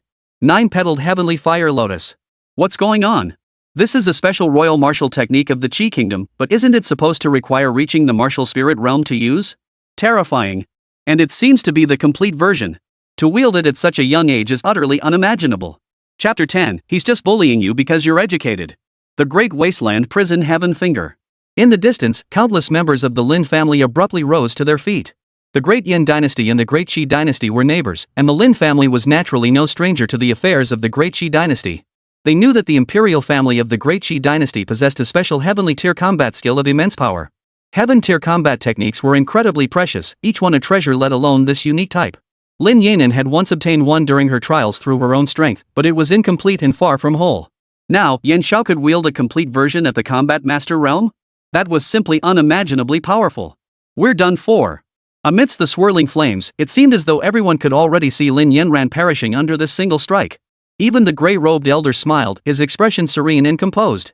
His Royal Highness's technique was undoubtedly a devastating weapon worthy of the martial master realm. Even His Majesty the Emperor had praised the 9-petaled heavenly fire lotus for its formidable potential. Who knows if any ashes would remain after this strike landed. To begin with such a supreme killing technique, it seemed His Royal Highness had indeed reached the pinnacle of fury. The fire lotus spread. Scorching flames engulf. Gazing at the surging lotus, Lin Yanran felt a pang of surprise. Even she sensed a hint of danger in the air. Yan Xiao was indeed formidable. How could someone merely at the peak of the battle master realm threaten a battle spirit? Granted, part of this was due to her own recent, hastily attained and unstable breakthrough into this realm, but this still represented a full leap across a major tier. Yet, facing all this, Su Xian only sneered coldly. Casually opening the shop, he browsed briefly before selecting one item from the numerous martial arts shops. Consume this item to learn this martial skill? Confirm. Xuan clicked indifferently. Alipay has been charged 328 yuan. The notification sounded, and in the next instant, an indescribable flood of information surged into Lin Yanran's mind. This seemed to be a supreme killing technique and unparalleled combat skill. Every movement carried an extreme aura of pressure. Although the martial arts moves were something she was seeing and encountering for the very first time, inexplicably, it felt as if she had diligently cultivated them countless times before. Every detail, every path of chi flow, was completely mastered. She had never learned it, yet she had mastered its application completely. Was this the power of a true master? Stunned yet unwavering, Lin Yanran immediately channeled this newly grasped martial art. Slowly extending a finger toward her opponent, she pressed down with all her might. Great wilderness. Heaven imprisoning finger. One finger imprisons heaven and earth. Crack. As Lin Yanran's words fell, in that instant, boundless streams of light converged upon this spot. The heavens and earth split apart, and a colossal, ethereal figure abruptly filled the void between heaven and earth. It was colossal, nearly reaching the heavens, its back touching the azure sky, forcing it to bend slightly. At that moment, nearly every martial artist near Lin Tan City turned in horror, gazing toward the distance. But, what? Before they could make out its form, the blurred figure slowly extended a finger, then brought it crashing down toward Lin Yanran's location. Boom! Unparalleled power descended upon the mortal realm. The dazzling golden finger seemed etched with patterns from primordial ages. Each ridge carved landscapes of 10,000 miles, engraved with the traces of time. As the laws of martial energy trembled, the swirling, devouring lotus flower proved utterly no match for this single finger. It vanished like a spark, easily extinguished and crushed into the ground. Not only was the lotus flame no match, but the entire Lin family hall was utterly pierced and shattered by that single finger. Buzz! Buzz! Buzz! Buzz! Countless streaks of light flared brightly the Lin family's protective formations. Yet they proved utterly useless, unable to stabilize the crumbling hall. The aftershock of that single finger effortlessly pierced and crushed through them. Boom! The vast hall was crushed under that single finger, all its opulent decorations reduced to ruins and rubble. Even the ancient tree was snapped clean in half at its waist. Dust scattered everywhere. When the dust finally settled, a small golden bell hovered beside Lin Yanran, shielding her from all the residual shockwaves. Surveying the devastation around her, Lin Yanran stood rooted to the spot, her mind nearly frozen in shock. What just happened? What just happened? This move was far too powerful. When she used this move, she hadn't unleashed her full strength. It was merely a test, saving some power for subsequent attacks. Yet, gazing at the collapsed debris scattered across the ground, then at the numerous Lin family disciples who had gathered from afar, stunned by the commotion, Lin Yanran's lips twitched. This combat technique is far too powerful. Is this truly only the level of a martial spirit? This is just too damn powerful. Truly worthy of being called a senior. The power of that single move was at least peak heaven tier combat technique level, no, even higher. She'd mastered heaven tier martial arts techniques before, but none were this intricate, this ingenious. The various martial energies flowed seamlessly together, unleashing immense power. Such a pinnacle martial arts technique, and the senior just handed it to her like that? The senior is far too generous. Lin Yanran's heart pounded wildly, the staggering surprise leaving her dizzy and dazed. Lin Yanran stood there, dazed and transfixed. Meanwhile, in the ruins on the other side. Crash! Bricks shattered. One by one, members of the Lin family emerged from the rubble, covered in dust and dirt. They looked around at their surroundings, then at the collapsed main hall, their eyes wide with disbelief. Who am I? Where am I? What just happened? Everything that had just transpired was too swift, too unbelievable. They hadn't even had time to react before being crushed beneath the earth. Could it be, all of this was done by that Lin Yanran? Their expressions froze as they stared at Lin Yanran standing there, almost unable to believe it. And just then, crash! The rubble collapsed. A figure covered in blood crawled out from the ruins, none other than the ninth prince of the Great Qi dynasty, Yan Xiao. Huff, huff, huff. Yan Xiao looked utterly battered, his body shattered, one arm severed, covered in blood, gasping for breath. Prince! Chapter 11, Annihilating the Ninth Prince of Qi. Prince! Members of the Lin family rushed forward in horror, only to be kicked flying one by Yan Xiao. Gazing at his severed arm and the wounds covering his body, the mocking smile finally vanished from Yan Xiao's face. He raised his head, his eyes bulging with fury. You bastard! Damn scum, how dare you! You were far too overconfident. Seated at his computer desk, Su Xian calmly lectured Lin Yanran with a condescending tone. I already told you the 3-second preparation period is over. Underestimated? 3-second preparation time? Hearing this, Yan Xiao's face turned purple with rage. Who the hell are you? Yan Xiao's face darkened, his expression grim and twisted. The sheer power of that earlier attack had been overwhelming. The 9-petaled heavenly fire lotus stood no chance against it. Had it not been for the magical artifact automatically deploying at the critical moment to save his life, he might have perished right there. Damn it! How could this be possible? He was nothing but a worthless piece of trash. Blood dripped onto the ruins. Yan Zhao's murderous intent toward Lin Yanran now boiled to its absolute peak. Seeing the look in Yan Zhao's eyes, Lin Yanran's heart sank. Do it. Kill him. This can't end any other way.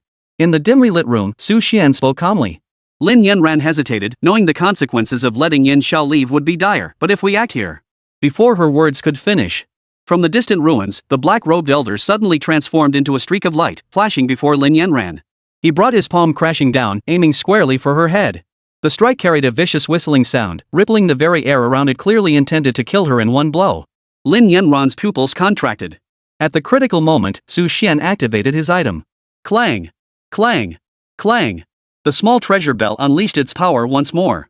A layer of ancient, pale golden ripples descended, effortlessly blocking the black-robed elder's sneak attack. Damn tough shell, the black-robed elder growled, his face icy. He retreated 3 steps to Yan Zhao's side, shielding him behind him. Lin Yanran felt a wave of lingering fear wash over her. Thank you, senior, for your timely assistance. No need to thank me. You've seen it now, the enmity is set. Whether you kill them or not, they won't let you go. Gazing at the black-robed elder and Yan Zhao, both radiating murderous intent, Lin Yanran clenched her fists. This is the consequence of insufficient strength. If you possess true power, what would you fear? Listening to the words, Lin Yanran closed her eyes and took a deep breath. When she opened them again, her earlier conflict and hesitation had vanished, replaced by unwavering resolve. Senior, I understand. I will give it my all. That black-robed elder is likely a Do Ling expert as well. I will not disappoint your expectations. Even if it costs me my life, I will slay both of them here. That mindset is commendable. At his computer desk, Su Xian smiled as he typed. But you won't need to risk your life to deal with these two. Ha! Lin Yanran froze in surprise. Su Xian clicked on a premium item with his mouse. Immediately, a dazzling array of intricate rules manifested. As battle chi blazed, Yan Zhao, who had been shielded behind the black-robed elder, suddenly materialized before Lin Yanran without warning. Lin family members? The robed elder? Yan Zhao? Lin Yanran? She was truly going to kill someone. Your Highness, beware. The black-robed elder was the first to react. He let out a cry, transforming into a dark shadow as he charged full force toward Lin Yanran's location. Meanwhile, Yan Zhao felt a bone-chilling cold emanating from Lin Yanran and turned to leave. But, no matter how fast they were, how could they possibly outpace Lin Yanran's single punch? Boom! Great Wasteland Prison Heaven Finger. Another devastating strike crashed down. Without a moment's hesitation, Lin Yanran unleashed the ultimate power at her disposal. Her phantom reappeared, her finger descended, shattering the heavens and earth. Ah! Under the Great Wasteland Prison Heaven Finger, Yan Zhao let out a piercing scream. A series of clangs and rattles erupted from his body, his protective treasures attempting to block the onslaught. Yet, what use were these things against overwhelming might? The colossal finger crashed down, shattering Yan Zhao's defenses like rotten wood, then crushed him beneath its weight. PSSSH. A soft pop echoed as flesh and blood splattered everywhere, like a watermelon being crushed. When the dust settled, Yan Zhao, who had been standing before Lin Yanran, was instantly crushed into a pool of blood and bones. Dead?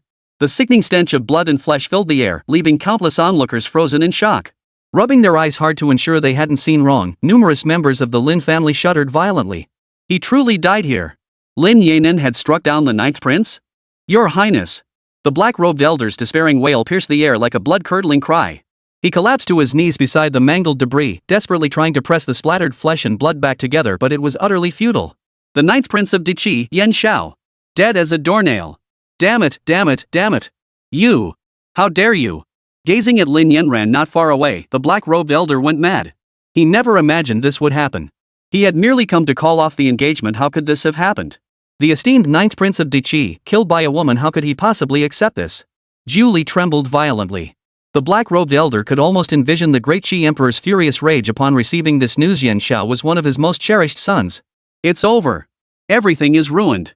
His family, his power, his glory, and wealth. All gone. Damn it. I'll have you killed. The black-robed elder was nearly consumed by rage, his fighting energy swirling around him like a dark cloud. Smack. This time, before Lin Yanran could act, Su Xian directly activated his premium item. A massive golden brick materialized, smashing down with such force it sent the black-robed elder flying through the air in a spinning arc. The burning black light fizzled out like an extinguished cigarette, his limbs nearly shattered. Cough. Cough. The black-robed elder lay on the ground, his eyes bulging with rage. He coughed up a mouthful of blood and glared venomously at Lin Yanran. Ha ha ha ha. Well done, Lin Yanran. Well done, Lin Yanran. The tricks of a demoness. But so what? Even if you kill me, you're doomed to die too. Kill me, kill the ninth prince, and not only will you die, the entire Lin family will perish without exception. On my way to the underworld. Splash.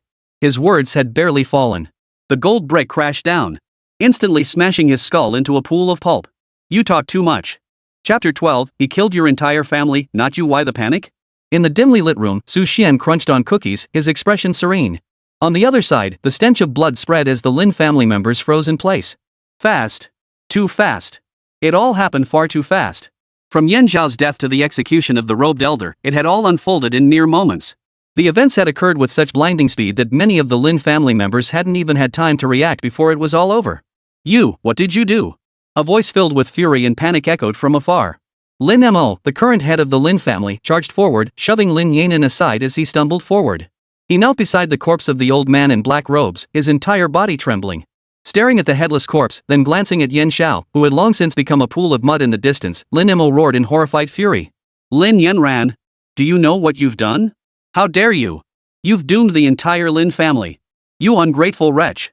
At these words, the gathered Lin family members finally snapped back to their senses. They rushed forward in haste, but upon seeing the two pools of blood and flesh sprawled on the ground, they all fell into utter panic. Though the Lin family held some influence within the Great Yan dynasty, controlling a major city, they were ultimately nothing more than a second-rate power. They weren't even considered a first-rate power. If the Great Qi dynasty sent troops to punish them, the Great Yan dynasty would never protect them. They would have no chance of escape. Then, there would be only one path left for them: death. Lin Yanran now grasped the gravity of the situation. The thick scent of blood permeated every corner of the air. Her actions had brought her a momentary thrill, a cathartic release that purged the demons haunting her heart for the past 3 years. But at the same time, she had brought catastrophic calamity upon the Lin family. Should the Great Qi dynasty learn of these events, the entire Lin family would be slaughtered without mercy. This is bad. Senior, is there any way you can undo this? Lin Yanran was visibly shaken. After all, no matter how exceptional her talent or how decisive her actions had been, she was still just a 12 or 13-year-old girl. She had never encountered anything like this before. Yet at the computer desk on the other side, Su Xian remained composed in response to Lin Yanran's question. A solution? Why seek a solution? Once today's matter is resolved and your inner demons are vanquished, I will take you to cultivate. The battle Qi continent is vast. Though the Qi dynasty is formidable, it cannot control everything. With me by your side, what is there to fear? I will weather every storm with you. Through thick and thin. Hearing this, Lin Yanran's cheeks flushed slightly. Yet she quickly shook her head, her urgency unchanged. No, senior. That's not what I asked.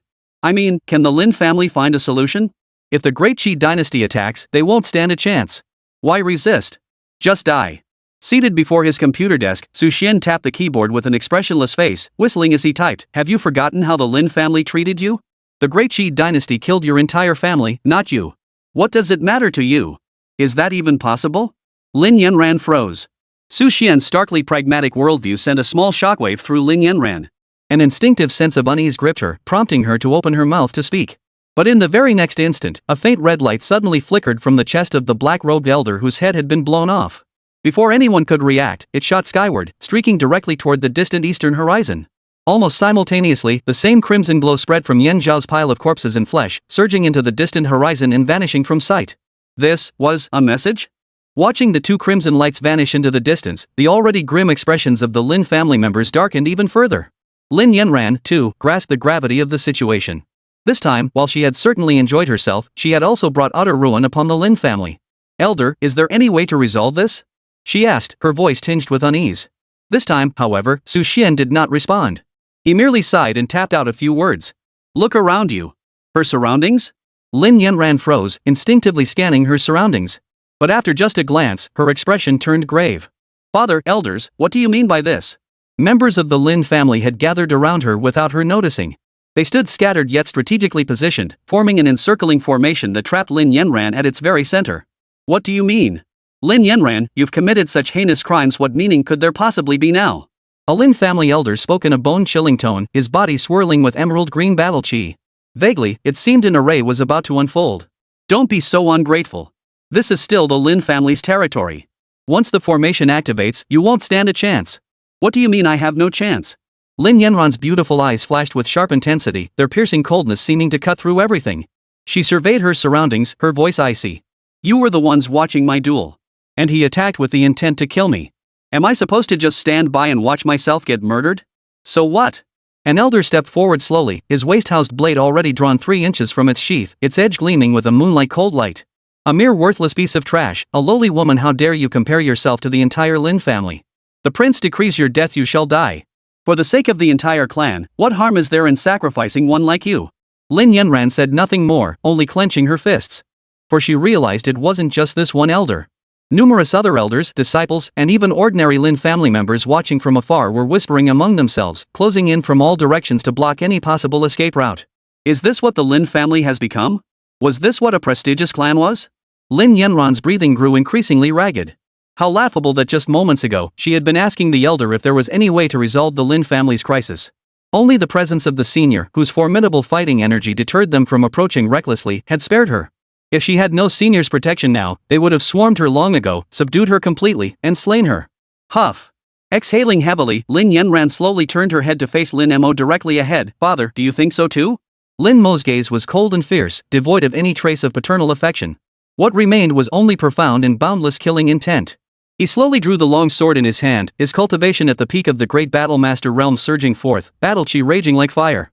Yanran, you have no path left to walk. Having slain the Prince of Daki, wherever you go, death awaits you. This is your fault.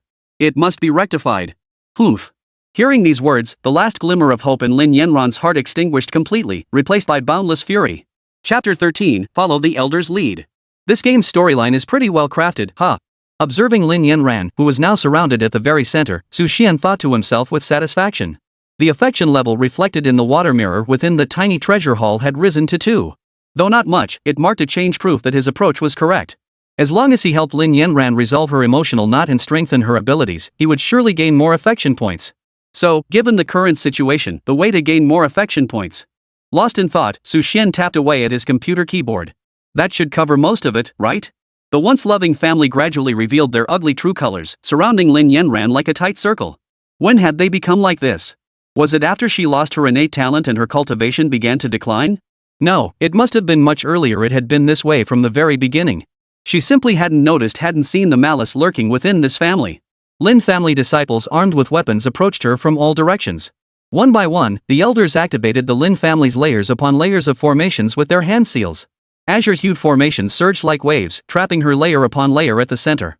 Seeing this, Su Xian knew the moment had arrived. It was time to begin the conquest. Ignoring the numerous dialogue boxes popping up in the game, Su Xian clicked the premium item and began his manipulation. See? Why bother trying so hard to save them? Everyone has their own path. There's no need to save them. This is the path they chose for themselves. Don't waste your emotions on this. Your journey is still long. Don't let a beastly family disrupt your path. Besides, over these past 3 years, your inner demons aren't just about that marriage contract with Yin Xiao. More than that. The scorn from the Lin family. One by one, these voices echoed relentlessly within Lin Yiran's mind. As Su Xian spoke, flashes of scenes also flooded Lin Yiran's mind. There were the curses hurled at her in the winter snow, the public humiliations, the relentless mockery from countless individuals, the endless looks of contempt. All these events from the past 3 years piled up like mountains, crushing Lin Yiran until she could barely breathe. If you choose to act, I suggest starting with those who have humiliated you. As cultivators, practitioners of chi refinement, isn't it all about clarity of intent? If someone wrongs me, I will repay them. If someone offends me, I will offend them. Su Xian's voice continued to echo calmly within Lin Yanran's mind. As she listened to these words, her eyes gradually sharpened. Understood. Thank you for your guidance, senior. Just as Lin Yanran made up her mind, the members of the Lin family before her had gradually completed their encirclement. A Lin family elder, his gaze icy cold, stepped forward. Standing tall and imposing, he spoke with utter detachment. Lin Yanran, you have committed an unforgivable crime today. Surrender immediately and await the judgment of the Great Qi dynasty. His body shimmered with golden light, the effect of the array's enhancement. Slowly, he extended a massive hand, reaching out to grab Lin Yanran. This Lin Yanran truly deserved to die. She was nothing but a worthless waste. Wouldn't it be better to simply kill her? It would have settled the debt and removed the eyesore. A win-win. Now she's plunged the entire Lin family into crisis. She deserved to die. Yet, just as these thoughts crossed his mind, a dazzling streak of light suddenly expanded before him. Before he could react, he felt his entire body grow light. Then, the world before his eyes began spinning violently, whirling chaotically in all directions. Amidst the chaos, he seemed to glimpse his own body faintly. What? Blood spurted skyward. A flash of sword light swept across. The attacking Lin family elder had his head severed in one blow by Lin Yanran. The massive palm split in two, while in Lin Yanran's palm, a long sword almost entirely condensed from fighting energy had materialized at some unknown moment. Thud! The elder's head fell to the ground. The headless corpse slowly knelt before Lin Yanran. Amidst the spreading blood, the head's eyes widened in terror. Its mouth made ha-ha sounds as if it still wanted to say something, while blood continuously seeped from the severed neck. You bastard! Lin Yanran, how dare you! After a brief silence, nearly every member of the Lin family erupted in fury. You all attack me, why shouldn't I fight back? Lin Yanran swept her sword horizontally, meeting their fury head-on. This is beyond absurd, isn't it? Kill her! With a furious roar from a Lin family elder, countless members of the Lin clan, seemingly driven mad, suddenly charged toward Lin Yanran with murderous intent. Blades flashed from sheaths, martial arts techniques erupted, each move ruthless and aimed directly at her vital points. Facing this encircling assault, Lin Yanran drew a deep breath, slowly tightening her grip on the sword in her hand. Suddenly, she struck. The sword's light swept across. This sword was a divine weapon bestowed upon her by an elder. Its blade was razor-sharp, nearly unstoppable. All the weapons wielded by the Lin family members seemed as fragile as wooden sticks before it, snapping cleanly in two. Empowered by the cultivation bestowed by Su Xian, Lin Yanran moved like a blood-stained shadow across the battlefield, relentlessly cutting down figure after figure. She was striking back at those who had once mocked and humiliated her. Yet among the elders present, who among them had not once humiliated her?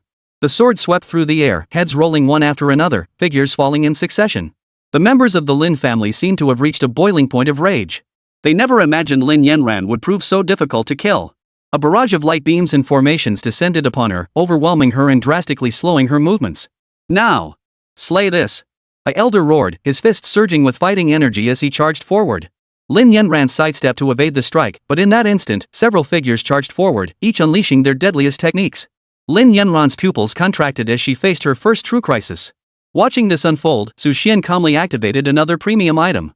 This item was an ear with a mouth, capable of automatically detecting incoming attacks and alerting Lin Yanran.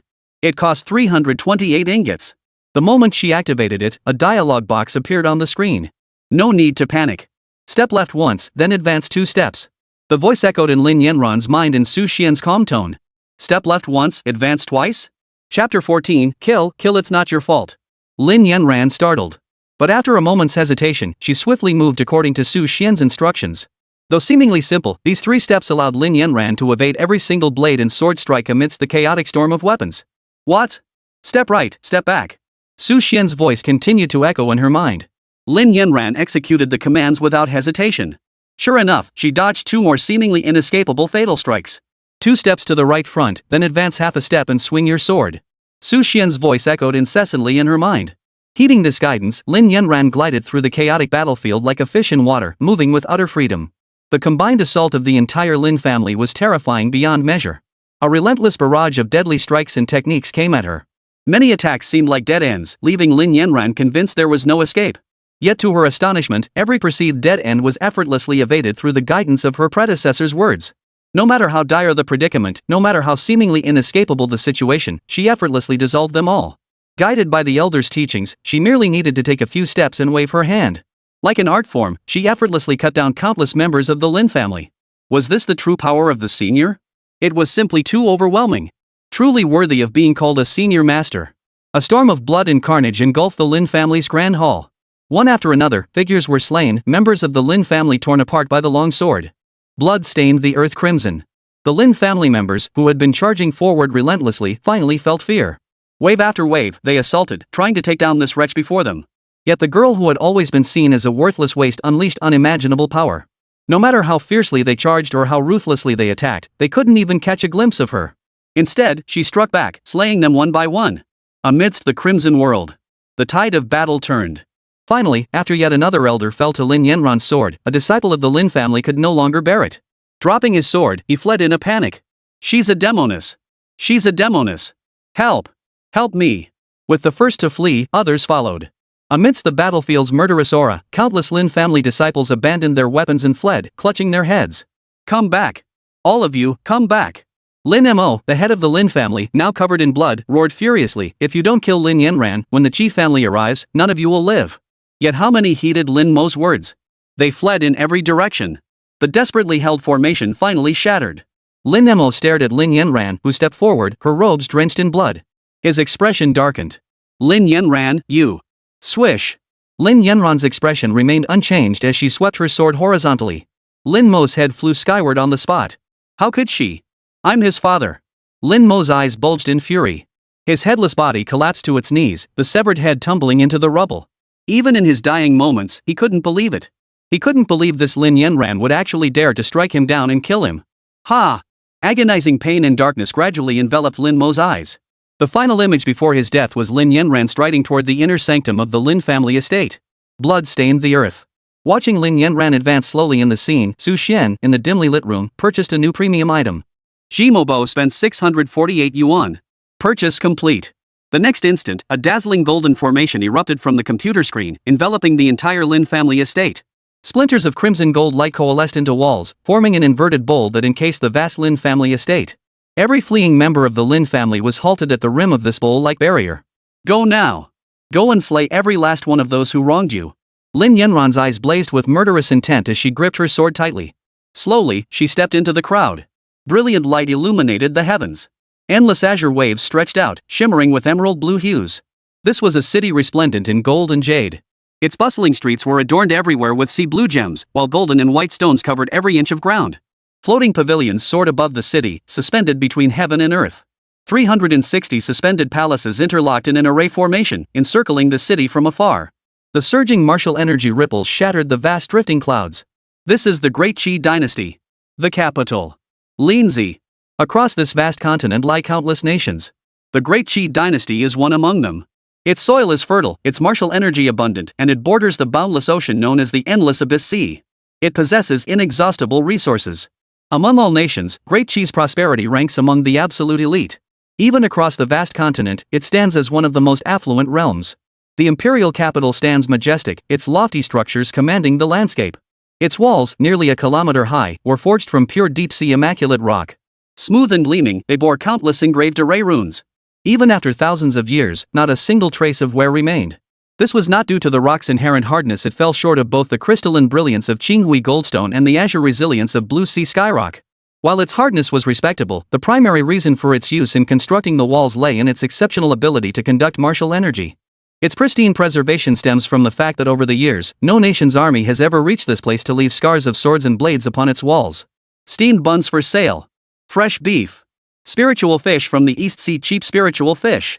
Beyond the massive walls, a bustling crowd thronged the streets, filled with the constant clamor of fish vendors and hawkers. Countless merchants traversed the capital of the Great Qi Empire. Dozens of majestic ports lay within the city walls, receiving vast shipments daily from nations across the land. Dream-filled merchants and travelers brought silver ingots and gold coins to this thriving metropolis. Figures moved along the streets, each going about their business, under clear skies and gentle breezes. Yet, just as everyone believed this day would unfold like any other, a day of peace and tranquility. Boom! A fierce thunderclap suddenly split the heavens. Without warning, endless dark clouds gathered, rolling and rumbling with thunder. In the blink of an eye, they engulfed the entire city. It felt as though the sky itself had been crushed several inches downward. In that instant, nearly everyone in the city felt an overwhelming sense of oppression, like fish stranded on land, nearly suffocating. What's happening? What's happening? Lights flickered on throughout the city. Those were the martial arts masters stationed here. They shot skyward, surveying the surroundings. Moments later, their pupils contracted sharply. Is that His Majesty? They gazed toward the floating palace at the city's very core, their pupils contracting. Chapter 15. The spirit tablet returns to its place. All shall be buried with it. Swept across the heavens. The heavy imperial pressure plunged the entire city into panic, breathing nearly ceasing. And at the very heart of the imperial palace, this feeling was most acute. Here, the imperial aura seemed to solidify into tangible substance. Court ladies and eunuchs serving within this sacred space collapsed to their knees, utterly powerless to resist. Numerous soldiers knelt on one knee. Even the Dou spirits and Dou kings within the palace felt their breath catch, as if sinking into a quagmire. Boom, boom, boom. The emperor's imposing presence spread relentlessly, seemingly affecting the distant ocean itself, stirring up waves upon waves. Within the imperial city, countless figures hurried through the halls until someone finally reached the innermost palace chamber. An elder clad in deep blue and white gold robes, surrounded by surging battle energy, entered. He was the current chancellor. Rushing to the center of the hall, he spoke urgently. Your Majesty! What has happened, Your Majesty? Please calm your anger. The people throughout the capital are being suppressed. If you continue this course, there will be catastrophic casualties. Behind the robed elder followed numerous imperial palace guards. Each of these men was a renowned martial master, celebrated across the continent for decades. Yet now they all knelt trembling on the ground, not daring to look upon the man before them. Calm down? Chancellor! How can I possibly calm down? The voice boomed like a mountain roaring, like a lion's growl, a voice of immense power and unquestionable authority. At the very heart of the grand hall stood a towering figure. His entire being seemed to radiate blazing fire. Though his features were obscured, one could sense the raging fury transforming into crimson and golden flames that swept across the surroundings. Crackle! Crackle! Crackle! Layer upon layer of formations ignited, only to shatter like mirrors under the searing flames. The elderly chancellor formed a sealing gesture, a royal seal hovering beside him. Layers upon layers of formations enveloped the area like a bud, shattering over 60 layers before finally containing the surging fury. Your Majesty! Please calm your anger. What on earth has happened? The old man struggled to speak, unable to stand upright under the overwhelming pressure. However, after the old man's interruption, the towering figure finally reined in its outwardly projected aura slightly. Swish! In that instant, throughout the capital, countless people who had been nearly suffocating gasped for breath, collapsing to their knees with a thud as they bowed their heads toward the distant imperial palace. Yet the emperor, high above, paid none of this the slightest heed. His palms clenched and unclenched repeatedly, the surrounding space seemingly crushed by the sheer force of his grip. Only after a long, drawn-out pause did the emperor exhale deeply. Shower is dead. The old man froze, as if unable to comprehend the words. Moments later, his expression abruptly changed. What? The ninth prince? The old man's voice shot up 7 or 8 octaves. His aged eyes widened in disbelief, his tone thick with panic and alarm. How could this be? Doesn't His Highness the ninth prince have spirit fighter level guards protecting him? How could an accident have happened? The old man, horrified and frantic, pulled a tortoise shell from his sleeve. Flames danced around his palm as he prepared to divine the future. But the emperor above had already returned to his throne. No need for divination. Just moments ago, Shower's spirit tablet returned to its place. Boom! The word sent a buzzing sensation through the blue-robed elder's mind. The spirit tablet. This was the symbol of imperial lineage in the Great Qi dynasty, connecting to the ancestral lands.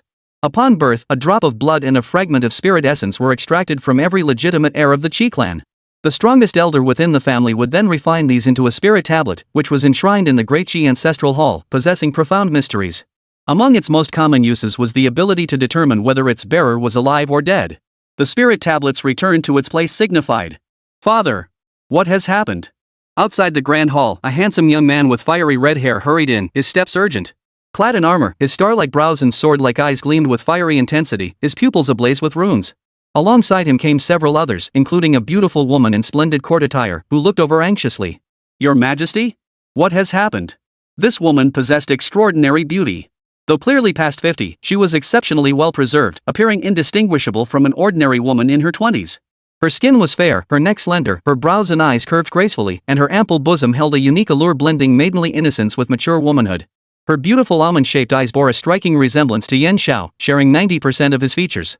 Gazing at the woman, the emperor let out a long sigh, his voice tinged with anger and guilt. My dear, just moments ago, Zhao's spirit tablet has returned. Boom! The moment these words left his lips, everyone present stared wide-eyed. The beautiful woman herself froze momentarily, then her vision blurred. The esteemed heir to the Qilin sect master nearly collapsed to the floor. Mother! The handsome young man hurriedly caught the woman, his bright eyes filled with utter shock and disbelief. Father, ninth brother, has something happened? Who? The Great Yin Dynasty, Lin Tan City, the Lin family. The Lin family of the Great Yin Dynasty. The young man froze, utterly stunned by this answer. He had expected some top-tier sect or major power to be behind the ambush. Who could have imagined it would be an obscure second-rate power? Your humble son recalls this was apparently the family of the ninth brother's marriage alliance. Who cares what they are? Before the young man could finish his sentence, a blazing inferno erupted violently before him. The woman in court attire sprang to her feet, flames dancing along her sleeves. Her crimson phoenix eyes were bloodshot with savage fury, her face streaked with tears and murderous intent. I'll make the entire Lin family pay with their lives. Rolling waves of murderous intent filled the heavens. Seated upon the imperial throne, the emperor nodded slightly. Yet the murderous intent in his own eyes burned even brighter. The loss of his most cherished and beloved youngest son tore at his heart like a vice. Beneath his robes, his fists clenched so tightly they turned white, his pain laid bare for all to see. Not just the Lin family. This great Yin dynasty must pay the price. On this day, at the border of the Great Qi dynasty, armies marched forth. A force of 10,000 elite soldiers, brimming with martial energy, charged straight through, completely disregarding the border between the Great Qi and Great Yin dynasties as they plunged deep into the heart of the Great Yin dynasty. Yet the Great Yin dynasty seemed to have anticipated this entirely. Not only did they prevent these Qi soldiers from committing atrocities within their borders, they even cleared a path for them and provided teleportation arrays. It was as if they had tacitly acknowledged the Qi force's arrival, as if they were in the wrong. Meanwhile, the Grand Chancellor of the Great Qi dynasty led the second and third princes aboard a ferry, heading straight for the imperial capital of the Great Yin dynasty. Rage surged within them, determined to demand an explanation for today's events. Yet when the enraged Qi forces stormed into Lintan City, the Lin family stronghold, they discovered something unexpected upon reaching their destination. Beyond the centuries-old Lin family estate, a golden formation had mysteriously materialized. Chapter 16, slaughtered his entire family. Ha ha ha ha, so you're going to play the cowardly turtle now that the chips are down? You think a mere formation will save your lives? How utterly laughable. Lin family. Come out now. Come out and die. Break it now. The enraged Great Qi dynasty commander charged forward, sweeping his battle spear. His Battle King level battle Qi surged, instantly shattering the formation into dust. Charge. One by one, the Qi soldiers charged in. Yet the moment they entered Lintan City, horror gripped them. Where the city should have been orderly, blood now covered every inch. Headless corpses and shattered remains littered the streets everywhere. The entire Lin family had suffered near total annihilation. Only a handful of the Lin family, still in swaddling clothes, had survived. A few scattered women, children, and elders of the Lin family huddled in the city's corners. The general of the Great Qi dynasty froze in shock. Grabbing the kneeling woman by the collar, he roared furiously. Where are they? I'm asking you, where are the people here? They're all dead. The woman stood there blankly, letting the general grip her collar, her eyes filled with nothing but terror and despair. They're all dead. That woman was a madwoman. A murderer. Every last one of the Lin family, tens of thousands of them all dead. Only a few of us remain. The general's pupils contracted. You mean, the people here were killed by Lin Yanran? The woman nodded blankly. Snap. Leaving the woman behind, the commander surveyed the scene. Even he felt a wave of shock and horror wash over him. She had personally slaughtered every last member of her own clan? And even constructed an array to prevent them from escaping? This Lin Yanran, truly a madwoman.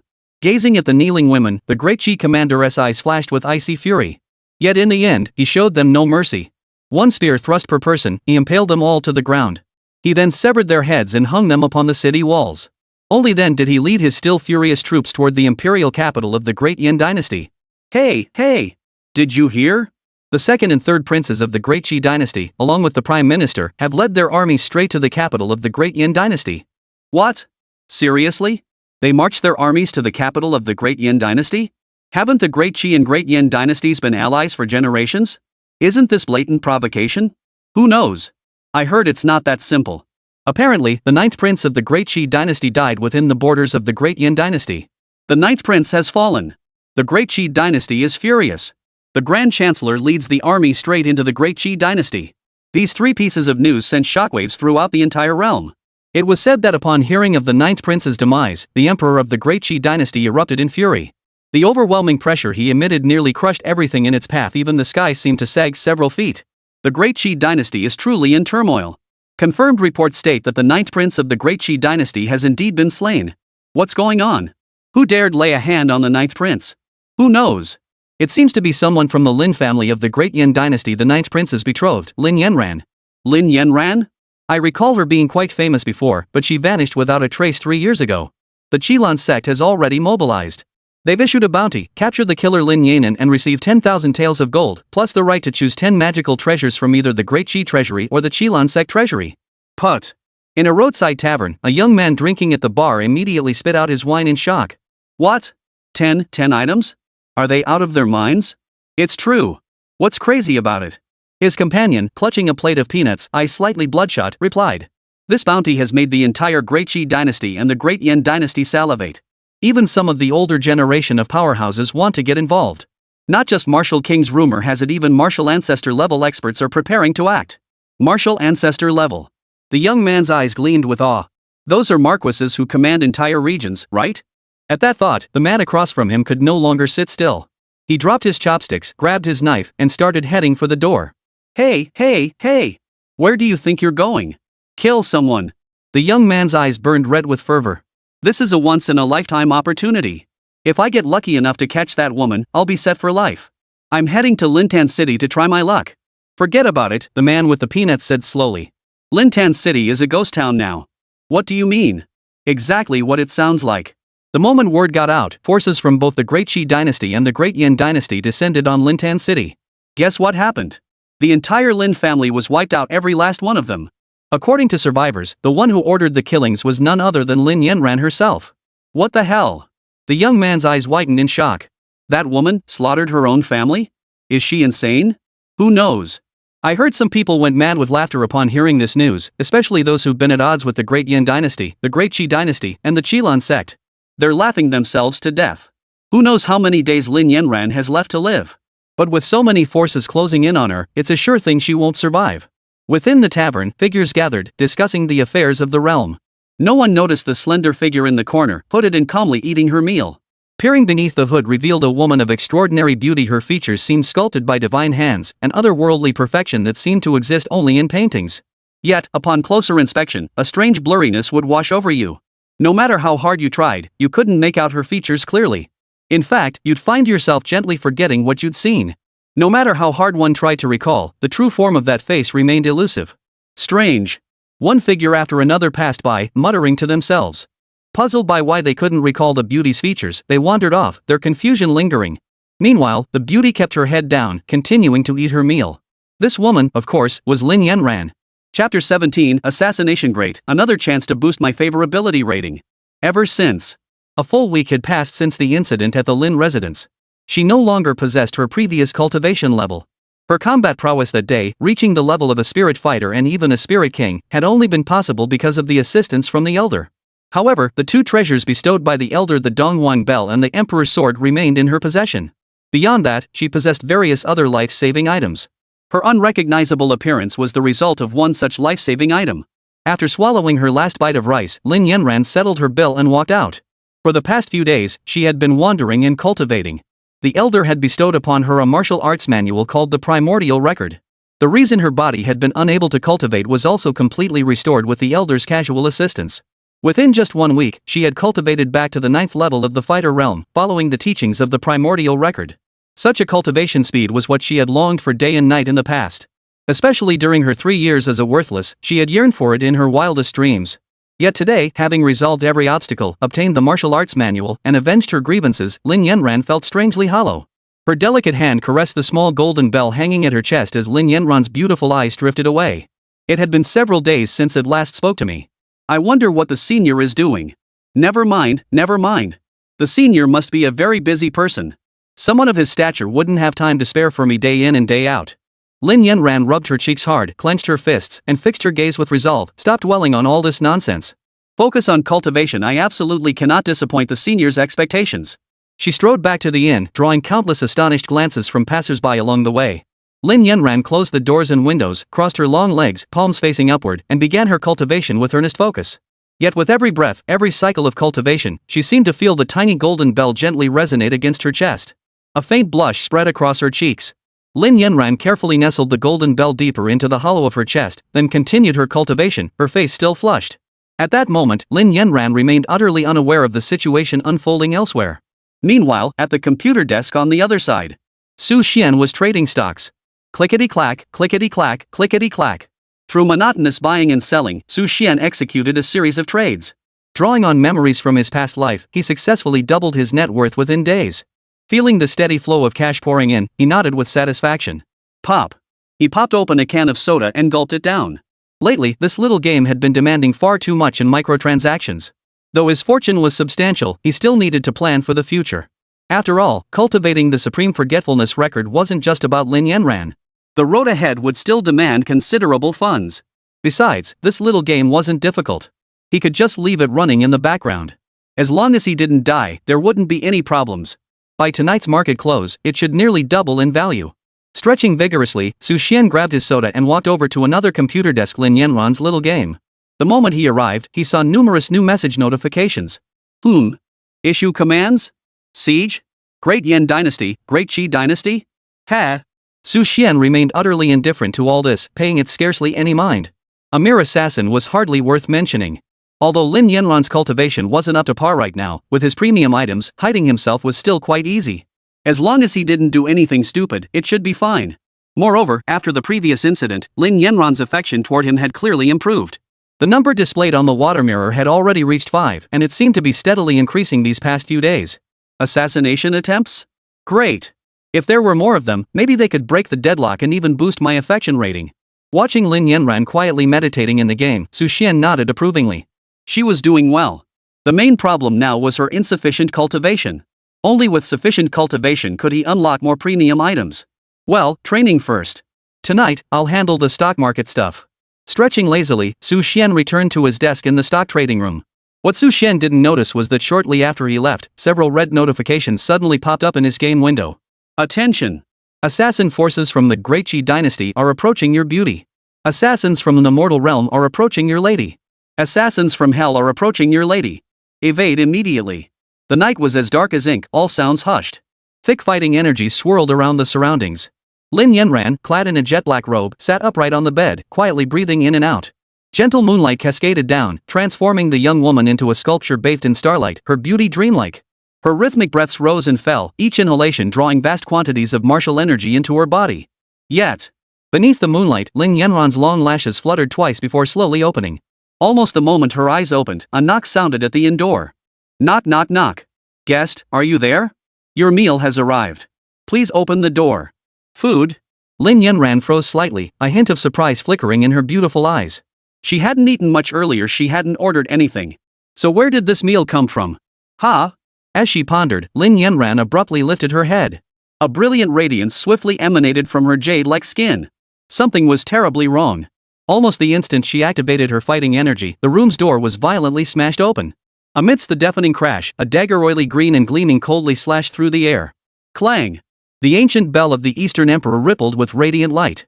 A layer of resilient fighting energy transformed into golden radiance, blocking the dagger's deadly thrust. Lin Yanran, who had been seated in meditation, sprang to her feet instantly. Strands of fighting energy gathered in her palms, surging like a rainbow before coalescing into a crescent moon that slashed down fiercely toward the attacker. Swish! Swish! Swish! Yet the attacker twisted his body at an impossible angle, dodging the strike with 2 swift steps. Simultaneously, the shadowy figure twitched. From the corners of the room, 2 more daggers, gleaming with cold light, lunged toward her heart and throat. More attackers? Hidden in the shadows? Lin Yanran's beautiful eyes narrowed with gravity. Instead of dodging, she channeled her martial energy into the Donghuang bell. Chapter 18, A Storm of Blood and Carnage, a cornered beast's last stand.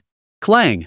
The bell's resonant clang echoed as its aura expanded, not only deflecting the 2 incoming daggers but also sending them flying backward. The attackers staggered, revealing their true forms. Ugh! Their expressions turned ashen. They tried to dodge, but before they could flee, Lin Yanran suddenly drew the long sword at her waist. Her black robe was as dark as ink, while the sword's glint shone like snow. In that instant, Lin Yanran channeled the primordial record, unleashing over 100 sword techniques in the blink of an eye. The dazzling sword intent, like moonlight enveloping them, instantly severed the heads of the 2 charging assassins. Thud! Thud! Their bodies hit the ground. Yet the first assassin to strike showed no sign of panic. Instead, he fixed his gaze intently on Lin Yanran. His face was concealed by a pitch-black mask, revealing only a pair of eyes as cold and menacing as daggers, glowing with an eerie, emerald green light. This was a professional assassin. Lin Yanran's beautiful eyes narrowed as her slender fingers tightened around the sword hilt, assuming a defensive stance. Over the past few days, she had heard rumors of the Great Qi dynasty and the Qilan sect's fury, issuing a bounty. 10 supreme treasures were enough to drive anyone mad. Yet she never imagined they would arrive so swiftly. They had disguised themselves so thoroughly, why had they been discovered? Still, if it was only this one person before her, though dangerous, she could hold her ground. Then, in the next instant, swoosh! Swoosh! Swoosh! Swoosh! The room's windows shattered as a tremendous force instantly ripped the inn's roof off. Dozens of assassins clad in black robes appeared silently from all directions, each radiating a thick aura of murderous intent. Their gazes fixed on Lin Yanran burned with intense heat. Lin Yanran? Lin Yanran, how, so many? Lin Yanran's beautiful eyes widened in shock. Target located, the leader of the black-robed figures announced calmly, activating a communication array. Attack! Yes! Countless shadowy figures transformed into streaks of light, charging forward. In an instant, the flashes of blades and swords filled the heavens and earth. Lin Yanan's pupils contracted. She let out a piercing cry and swung her blade, desperately parrying the onslaught. Truth be told, though Lin Yanran's current strength was only at the peak of the fighter realm, with the aid of the Eastern Emperor Bell, the Imperial Sword, and numerous life-saving treasures, her combat prowess remained formidable. Most experts couldn't touch him. Even those at the spirit fighter level couldn't guarantee a decisive victory against him. However, the number of assassins arriving this time was simply overwhelming. To ensure Lin Yanran's capture, they had gathered dozens of men this time, even setting up formations around the area to guarantee she couldn't escape. Moreover, as time passed and the battle raged on, more assassins followed the sound of the fight, closing in. These assassins hailed from different organizations, different sects, different factions, yet they shared one common trait: every strike was ruthless, every blow deadly. By the final moments of the battle, nearly hundreds of assassins swarmed the inn, all converging on Lin Yanran with lethal intent. Even with her magical artifact for protection and her formidable cultivation, she was no match for this overwhelming force. She could only flee in disarray. Lin Yanran fought her way through left and right, relying on the Donghuang bell and the imperial sword to carve a bloody path. Yet, she hadn't gone far before the assassins behind her caught up once more. Moreover, she realized she seemed to have been deliberately allowed to escape. Amidst the encirclement of hundreds, they had deliberately left an opening earlier, luring Lin Yanran to break through at that spot. At that very breach, even more elite fighters were already converging, including several Douling-level experts. Boom! Fierce fighting energy erupted, striking the sky. 3 peak spirit martial-level assassins descended slowly from the jungle, their eyes fixed on Lin Yanran before them, radiating pure murderous intent. This ends here, Lin Yanran. Surrender immediately, and perhaps you'll be granted the courtesy of a whole corpse. The figure spoke coldly, swirling with streaks of light and shrouded in a haze of black mist. Rustle! Hundreds of assassins surged from behind, closing in to seal off every escape route. Lin Yanran's chest heaved. A flush spread across her pale neck as sweat beaded on her forehead. The intense battle and relentless flight had drained her fighting energy. Surrounded by pursuers on all sides, Lin Yanran drew a deep breath and once again activated the Donghuang bell. Ding! The bell's waves surged forth, radiating an invisible aura that momentarily froze everyone present. Though fleeting, that pause allowed Lin Yanran to transform into a shooting star, darting frantically toward the flank. Ladybug, you're on it, chase her. Yes. Swish. Swish. Swish. Swish. Hundreds of assassins gave chase as 3 Douling-level powerhouses swept through like a raging storm. One of them formed a hand seal, summoning a massive vulture from behind that seized his shoulders and abruptly lifted him skyward.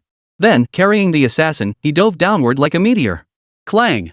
The imperial sword swept out, parrying the claws. Lin Yanran's wrist throbbed with pain from the impact, yet she simultaneously harnessed the force to propel herself backward in a violent recoil. Swish! The vulture let out a piercing cry, flapping its wings as it soared across the sky once more. This time, the assassin below had prepared his countermeasure circles of formations, shrouded in black mist, instantly spreading throughout the surroundings. Watching this unfold, Lin Yanran's fair face paled slightly.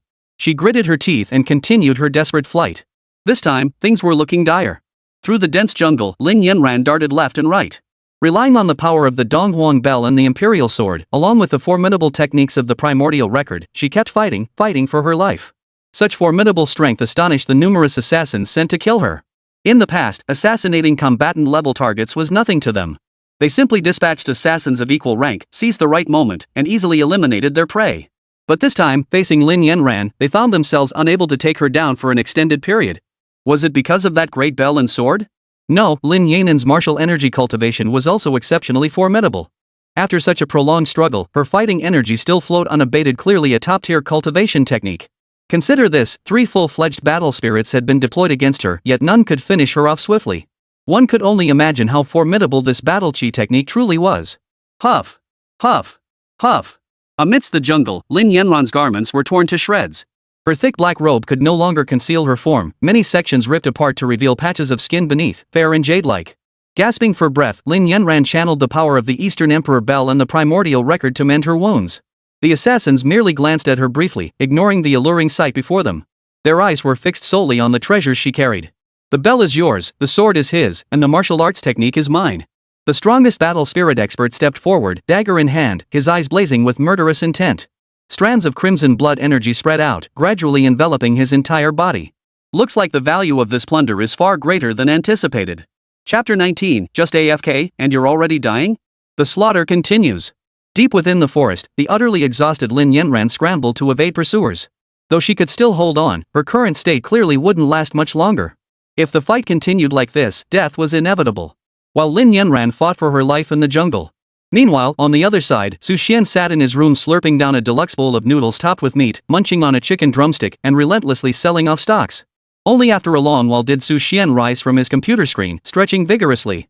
Phew! That should do it. This stock market move at least doubled my assets.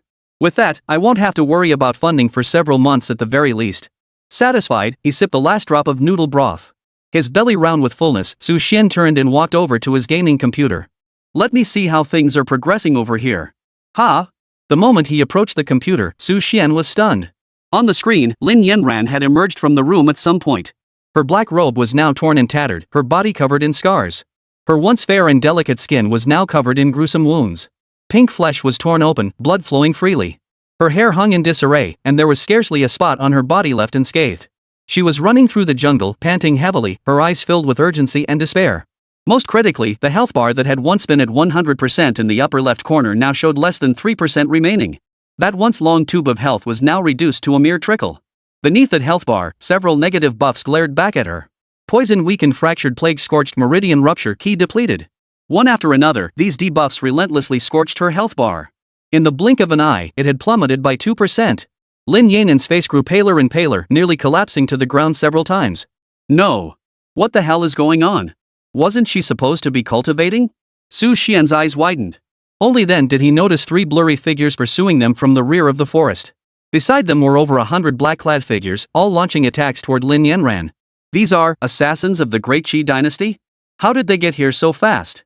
Xuan's eyes widened as he watched Lin Yanran teeter on the brink of collapse, her last shred of health about to vanish.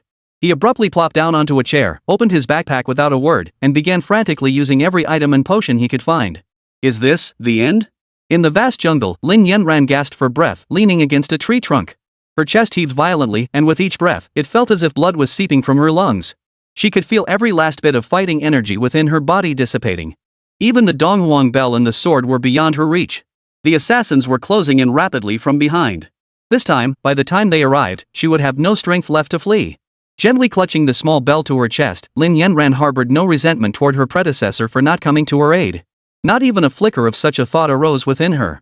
After all, the elder had been kind enough to her.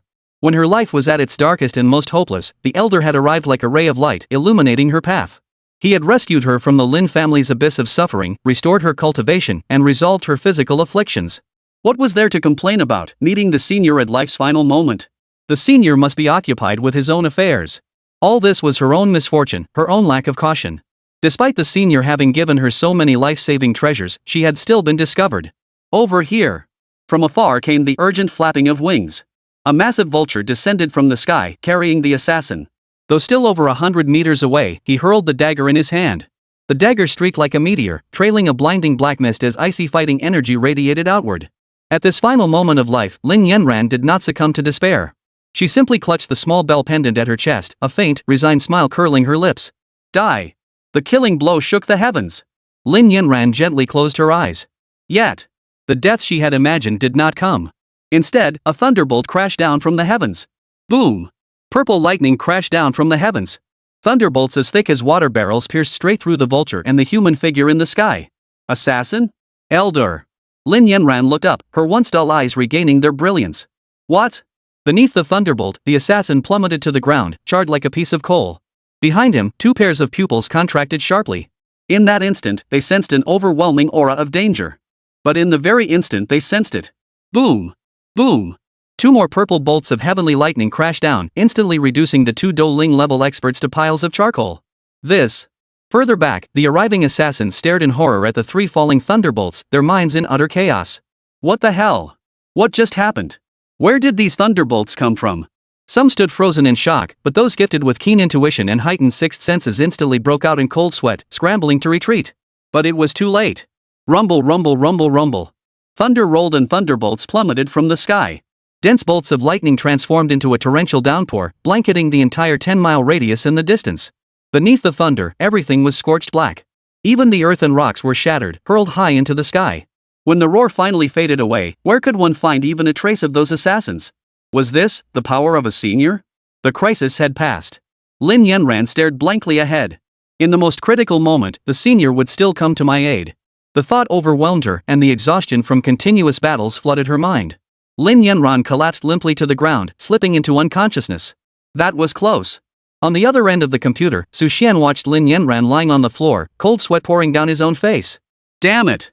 These assassins showed up way too fast. He'd only looked away for a few hours, and they nearly killed her. This trashy little game is way too ruthless. What happened to just leaving it on idle? Wiping the sweat from his forehead, Xuan let out a long sigh of relief. Thank goodness he was okay. Though he was currently unconscious, consuming a few items would quickly restore him. His health bar was already full, and his mental state had recovered. Lin Yanran was currently fast asleep, but it was merely due to mental exhaustion. Thank goodness I came to check on her. After investing so many days and so much manpower and resources just to cultivate emotional bonds for cultivation, she nearly died after being left unattended for a mere few hours. Those assassins truly deserve to die. Chapter 20, Divine Power, 1 Qi becomes 3 purities. While pondering this, Xuan manipulated his artifact, slicing through the charred corpses several more times. No, even with these tools, Lin Yanlan's current strength was still inadequate. He had to find a way to boost her power quickly. Moreover, these assassins were far too dangerous. They arrived with alarming speed. What if I wasn't online when they struck, leading to Lin Yanlan's death? Wouldn't that mean everything was lost? No, absolutely not. Surrounded by the assassins' corpses, Su Xian frowned deeply. He opened his backpack and began scanning through the numerous premium items. Scrolling through them one by one, Su Xian suddenly paused his cursor over a particular item. Moments later, his eyes lit up. Got it. This item seems pretty decent. An excellent idea gradually took shape in Su Xian's mind. He activated the item, called Lin Yanan over, and began typing furiously. Deep within the dense forest, Lin Yanran slowly regained consciousness. Clutching her head as she struggled to her feet, her eyes suddenly widened. In an instant, she scrambled upright like a startled bird, her gaze darting nervously around her. Where was she? Where was the assassin? Where were the assassins? Her sharp eyes scanned the area. After a moment, she recalled that the previous assassins seemed to have been dealt with by the senior, swallowed up beneath a thunderous sea. Right, that had happened. Realizing the danger had passed, Lin Yanlan's body suddenly relaxed. Only then did she notice her hands had been trembling the entire time. My wounds. Staring at her hands in surprise, Lin Yanran hurriedly scanned her entire body. To her astonishment, the injuries she had sustained had vanished without a trace. Even the internal injuries had vanished without a trace. Moreover, a jade slip now lay beside her right hand. The crisis is not yet over. Assassins from the Great Yan Dynasty and the Qi Dynasty are still closing in. Do not lower your guard. This jade tablet contains a martial energy technique called 1 Qi transforms into 3 purities, an ancient legacy. Though incomplete like the Donghuang Bell, it remains a supreme divine ability. Mastering it allows one to manifest an external body indistinguishable from the real to ordinary people. This is the voice of the elder? Lin Yanran gasped in delight. She hurriedly lowered her gaze to the tiny treasure bell, which seemed to respond with a faint tremor, emitting a soft chime. Thank you, senior. Feeling this, Lin Yanran hesitated no longer. She hastily placed the jade slip against her brow, preparing to study its contents. Before she could begin her study, the contents of the jade slip seemed to come alive, transforming into a stream of light that merged into her mind. In that instant, every divine technique and spell related to the 1 Qi transforming into the 3 purities became fully understood by Lin Yanran. Just like the great wilderness heaven imprisoning finger before, though she was seeing and practicing it for the very first time, it felt as though she had wielded it for countless ages. Every movement and nuance, every subtle application, she grasped them all. Swish! Swish! Swish! At that instant, a sound suddenly echoed from the distant jungle. Lin Yanran abruptly held her breath. It was unmistakably the assassin pursuing her. Swish! Several assassins came to a halt in a clearing nearby. Their leader frowned deeply. What's going on? According to the tracking, Lin Yanran should be nearby, right? She likely heard us approaching and went into hiding. Search thoroughly. Understood. The assassins drew their daggers and blades, slowly spreading out to search in all directions. Watching them comb through the jungle, Lin Yanlan's beautiful eyes flickered. She formed a hand seal, channeling her energy into the 1 Qi transforming into 3 purities technique. In the next instant, a swirl of pure energy coiled around her, gradually projecting another Lin Yanran beside her. This doppelganger was uncannily lifelike, pale, delicate skin, a high, straight nose, and exquisitely defined features that seemed carved from the same mold as hers. Even the aura emanating from her was identical. Is this the 1 Qi becomes 3 purities? Lin Yanran was stunned. This clone was too much like her, almost identical in cultivation, demeanor, and even mannerisms. If they met on the street, even she herself might not be able to tell them apart. Most crucially, this figure consumed remarkably little energy. It could sustain itself solely by circulating the martial energy techniques it had mastered. Truly the work of a master. Truly astonishing. Her beautiful eyes sparkling, Lin Yanran didn't pause. She twisted her hand seals, conjuring 7 or 8 more illusory figures in one breath. Then, when the assassins weren't paying attention, she instantly scattered in all directions.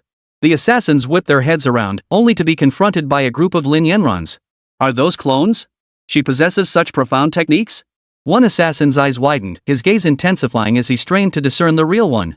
Moments later, he cursed inwardly. Damn it, I can't tell them apart. Which one is the real one? What do we do? What else can we do? Split up and chase them. Yes. Several assassins split up and gave chase, their figures vanishing into the distance alongside the elusive silhouette. Only after the last one had vanished did Lin Yanran emerge silently from the dense forest. Was that it? Watching the assassins hurry away, Lin Yanran narrowed her eyes slightly before silently slipping back into the forest. Breaking news, major news. Lin Yanran of the Great Yin Dynasty is suspected to have broken out of the northern jungle and reached Wolf Plains City. The assassin organizations Human World and Hell are urgently dispatching assassins to intercept her. Lin Yanran unleashes divine might, breaking through the encirclement of two assassin organizations. She slays the Dou Ling level experts Shalin and Yezhang, escaping the siege. Lin Yanan has reached White Day City, faced another siege, and once again broke through the encirclement. Breaking news, major news. Lin Yanran is suspected to have been captured. Yesterday, the assassin organization Human World and the Qilan sect of the Great Qi Dynasty jointly launched an operation, expending immense resources to set up an array and apprehend Lin Yanran. But during transport, it was discovered that this was merely an avatar. Breaking news. Lin Yanan's avatars suddenly appeared along every route she had traveled, and these deceptive doubles threw the pursuit forces into chaos. News of Lin Yanran gradually spread throughout the entire Great Yin Dynasty. In recent days, nearly every city throughout the Great Yin Dynasty had been abuzz with discussions about Lin Yanran. After all, the bounty and conditions offered were truly staggering. A successful capture promised boundless glory and wealth. But the avatars Lin Yanran suddenly manifested were driving these assassins utterly mad.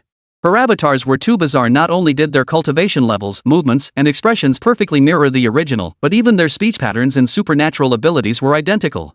They wouldn't even dissipate when injured, only vanishing into the air as fighting energy when truly killed. Damn it! What the hell is Lin Yanran's background? Chapter 21, No more running time to strike back. Mysterious fighting energy techniques, the Great Wasteland Heaven imprisoning finger, and now this bizarre avatar. Countless assassins gritted their teeth, nearly driven mad by Lin Yanran's seemingly endless avatars. They'd finally captured one back, only to discover it was merely an avatar. Yet amidst their fury, greed flickered in the assassin's eyes. Such a wealth of martial arts techniques even without the bounty from the Great Qi Dynasty, Lin Yanran herself held immense value. Keep pursuing. Everyone spread out. Heretical avatars must be funneled into one location. I refuse to believe a mere woman could truly escape our inescapable net. Various factions began mobilizing more personnel, deliberately converging toward a single direction. They ceased the direct pursuit, instead forcing Lin Yanran's numerous avatars toward the very heart of their encirclement. You think you can run? You scattered to flee? You thought you could confuse me, make me unable to tell which was the real body and which was the fake? Then I'll trap you all together and slay every last one of you, real or fake. 300 li outside Thunder Prison City, deep within the ancient Ming Mountains. Lush greenery spread across the land, shrouded in mist and clouds. Peace and tranquility filled this realm. This was the northern frontier jungle of the Great Yin Dynasty, a place of celestial beauty. Not far from the ancient Guming Mountains lies a natural thunderfield, one of the celestial anomalies preserved from the distant ages.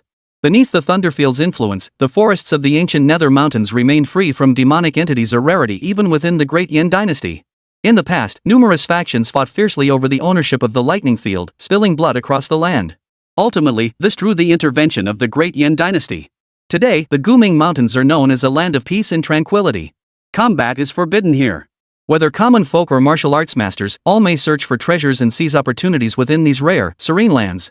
Yet today, this tranquility was shattered. From the deepest recesses of the Guming Mountains, a towering tide of blood energy suddenly surged forth. What's happening? Who's there? The surging blood energy intertwined with battle patterns in the air, collapsing vast swaths of the mountain range. The Guming Mountains forbid killing, everyone knows this. Which lowly scoundrel dares act so recklessly here? From the Thunder Prison City, cultivators of the Great Yin Dynasty stationed here shot skyward.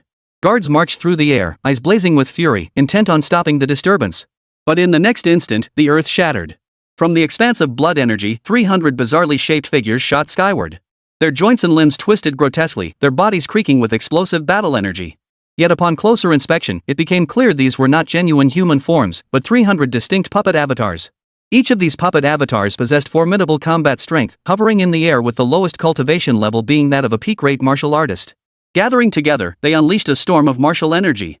Behind these puppets stood a figure cloaked in black. Swish! Swish! Swish! Swish! Swish!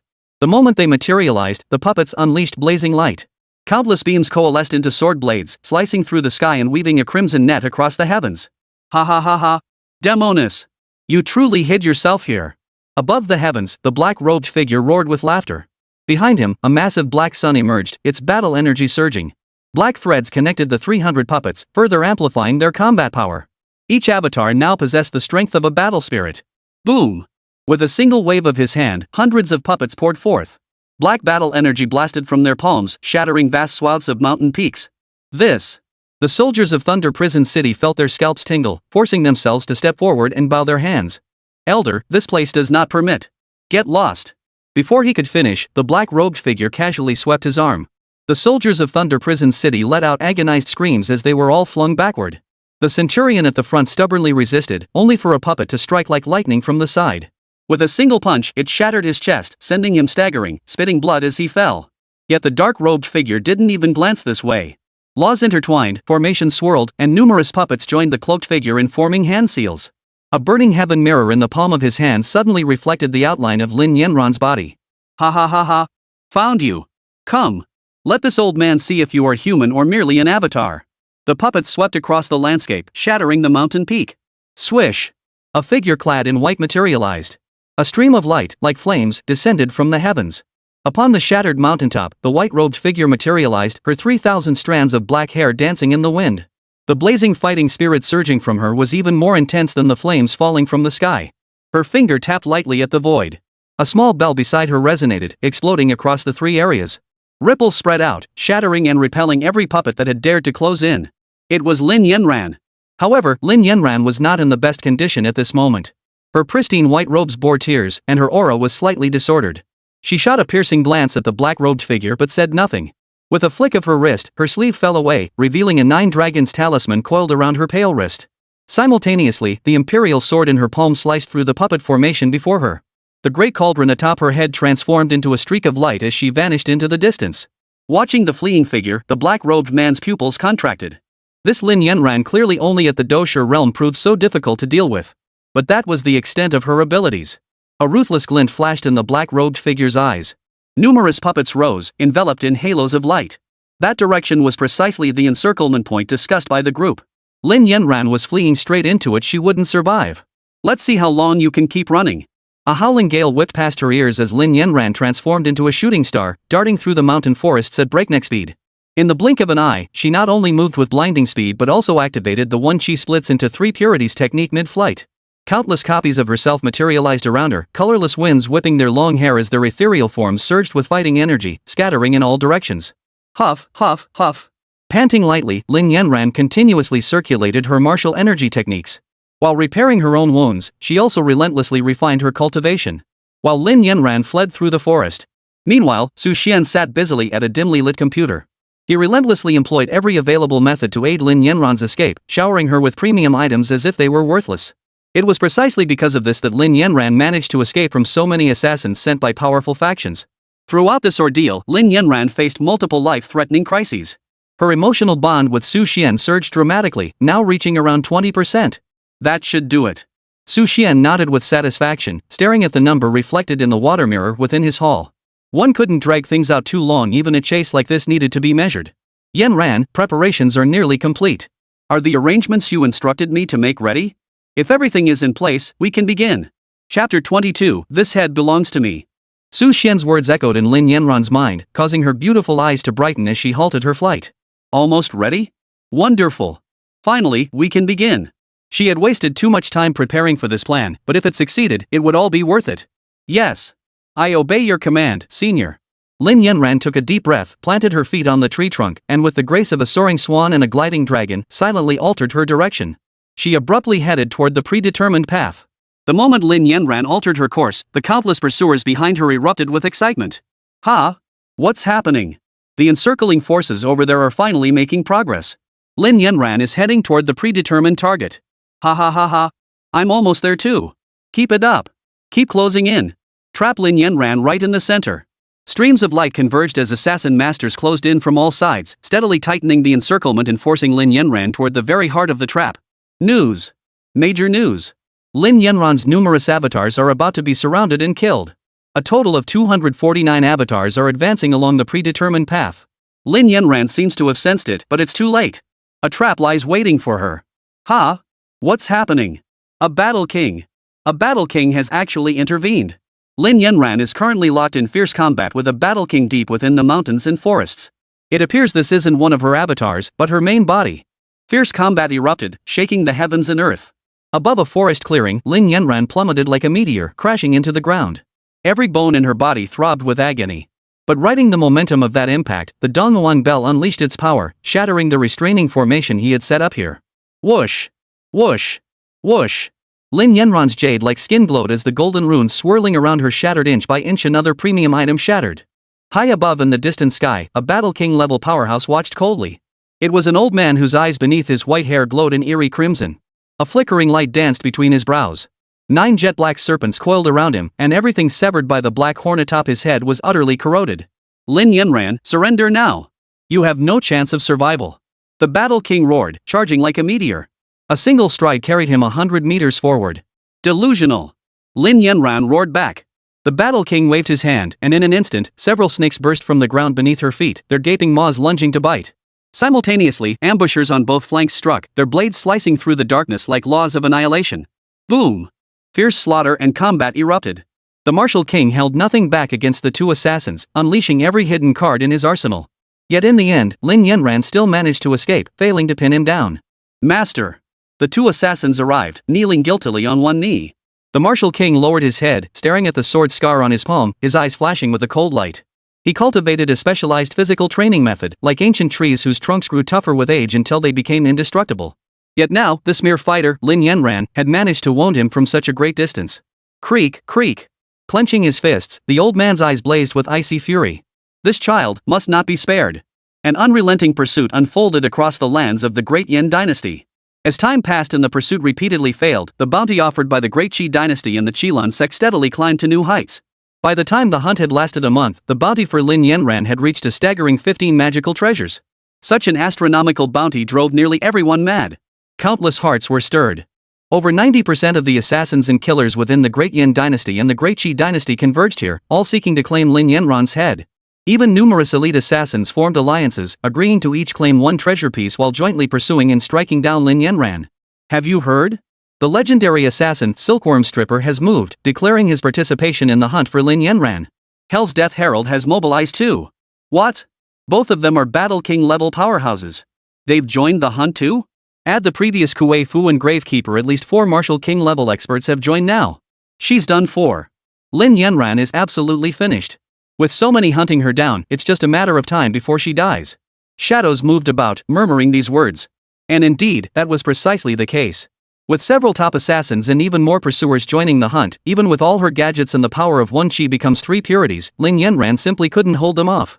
After all, her cultivation base was far too low now, rendering many premium items unusable.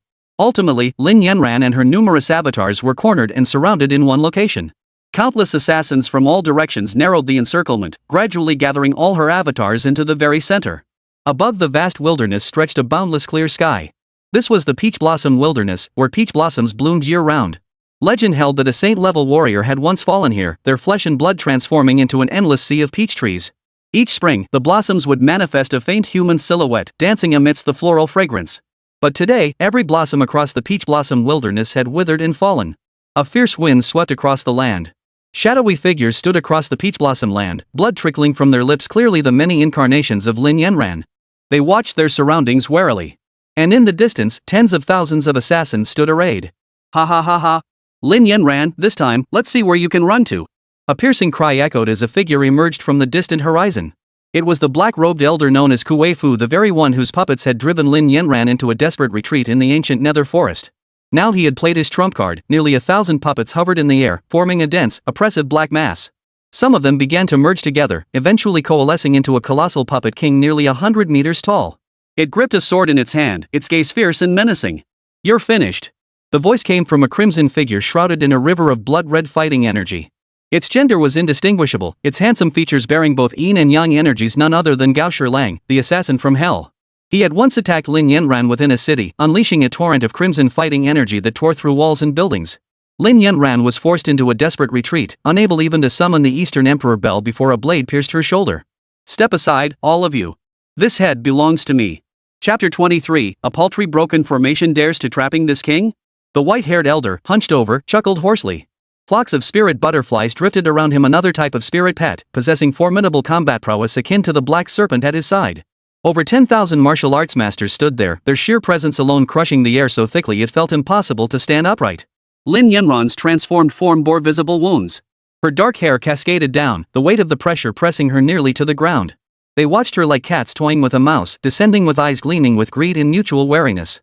At this point, there was no need to worry about Lin Yanran anymore. Though her avatars were numerous, they had all been gathered here. Defeating her would grant the right to enter the treasure vault. But there was only one person. Who would earn the right to enter the treasure vault? The assassins in the distance narrowed their eyes, already scheming how to make their move. Ha! Before the battle has even begun, you already consider me yours for the taking? Lin Yanran stood amidst the crimson, blood trickling from the corner of her lips. Her skirt billowed in the air, yet her eyes gradually shimmered with a brilliance like inverted starry skies. Have you ever considered? This utopian land is the burial ground for dragons I prepared for you all. As Lin Yanran's words fell, countless spirit bodies abruptly lifted their heads amidst the wild chaos. Their hands formed intricate seals, sketching the image of a green phoenix and a bright moon. Then, beneath the small donghuang bells suspended before them, a jade talisman unexpectedly fell. The jade talisman, translucent like glass, bore the engraving of immortal runes. Lin Yanran seized it without hesitation. Simultaneously, hundreds of her avatars crushed every single jade talisman to pieces. In an instant, the earth rumbled. An invisible force swept out, causing countless earth veins to roar and stir across the heavens, shaking the very foundations of the world. In that moment, dazzling beams of light shot skyward. Every path Lin Yanran had once fled along was now illuminated by radiant light. An ancient formation spread out, intertwined with yin-yang diagrams. Each thunderous roar echoed like rolling thunder, and golden lotuses bloomed in the void. This was an ancient formation, its blueprint drawn upon the vast landscape itself. Damn it! It's an array! Amidst the distant ranks of assassins, terror gripped them, their expressions frozen in horror. Between heaven and earth, laws intertwined. Streams of light descended, beams coalescing from all directions. Gradually, over the vast wilderness of this utopian land, they'd into a colossal formation spanning several cities. Nearly 100 miles in every direction lay completely enveloped within this formation. Damn it! When did Lin Yanran set up this formation? The assassins looked up in horror. The formation was terrifying. Primordial battle chi runes were visible to the naked eye. Nearly materialized, yet not even activated, it sent shivers down their spines, stirring an uncontrollable wave of despair within them. This was the formation Lin Yanran had set? Wasn't it a bit too overwhelming? Meanwhile, on the other side, Lin Yanran's eyelashes fluttered slightly. She too had never imagined that the formation the elder had instructed her to set up would be this powerful. Even enveloped within it herself, with most fluctuations isolated, she could still feel the immense pressure emanating from it. All set. In the darkened room, Xuan stretched lazily, savoring the stunned gazes of the assassins and Lin Yanran. They couldn't distinguish Lin Yanran's avatars, so they aimed to converge her essence at the very center and eliminate her all at once, ensuring no mistakes. But who could have imagined? Not only did they think this way, but Xuan had the exact same idea. There were simply too many assassins. If he wasted premium items one by one to eliminate them, who knew how much it would cost? Even with his deep pockets, such reckless spending was unsustainable. Thus, after accumulating over 20 points of emotional affinity, he activated the plan he had long prepared. On Lin Yanran's avatar, Xuan had long prepared various array components. During their escape, he silently inscribed the arrays and copied the array eyes. Now, finally, it could be activated. Begin. With a light click of the mouse, the array within the screen was fully activated in the next instant. Boom! Across the distant heavens and earth, 72 array altars ignited simultaneously, erupting with a primal roar like ancient beasts. Endless earth veins were forcibly redirected, their power instantly extracted and stripped away, transforming into a torrent of crimson gold that plummeted into the grand formation. The overwhelming pressure instantly engulfed the entire formation area. Even the Do Wang-level powerhouse felt his pupils contract as he struggled to withstand it. Swish! Swish! Swish! Swish! Beams of light shot forth from the formation, transforming into swords that swept across the heavens. Bell-like waves rippled out, and in that instant, weapons from all realms and worlds resonated in unison. The boundless mountain ranges of the Peach Blossom Spring sank 3 zhang approximately 10 meters as crimson fissures tore through the land. Earthfire, carrying boundless dragon vein fighting energy, shattered the void, becoming a world-ending tidal wave that swept across the 9 heavens. Witnessing this terrifying formation, countless assassins panicked. Where on earth did Lin Yanran find such a terrifying formation? They scrambled to dodge and fled desperately, but within the array's encompassing reach, who could possibly escape? Every inch was saturated with the essence of slaughter. Ah! Put! Damn it! Assassins and mighty warriors roared in fury, trying to break through the formation, but it was utterly futile. They kept falling here, kept dying here, like dumplings boiling in water, reduced to ashes within the formation. Truly, worthy of being called a predecessor.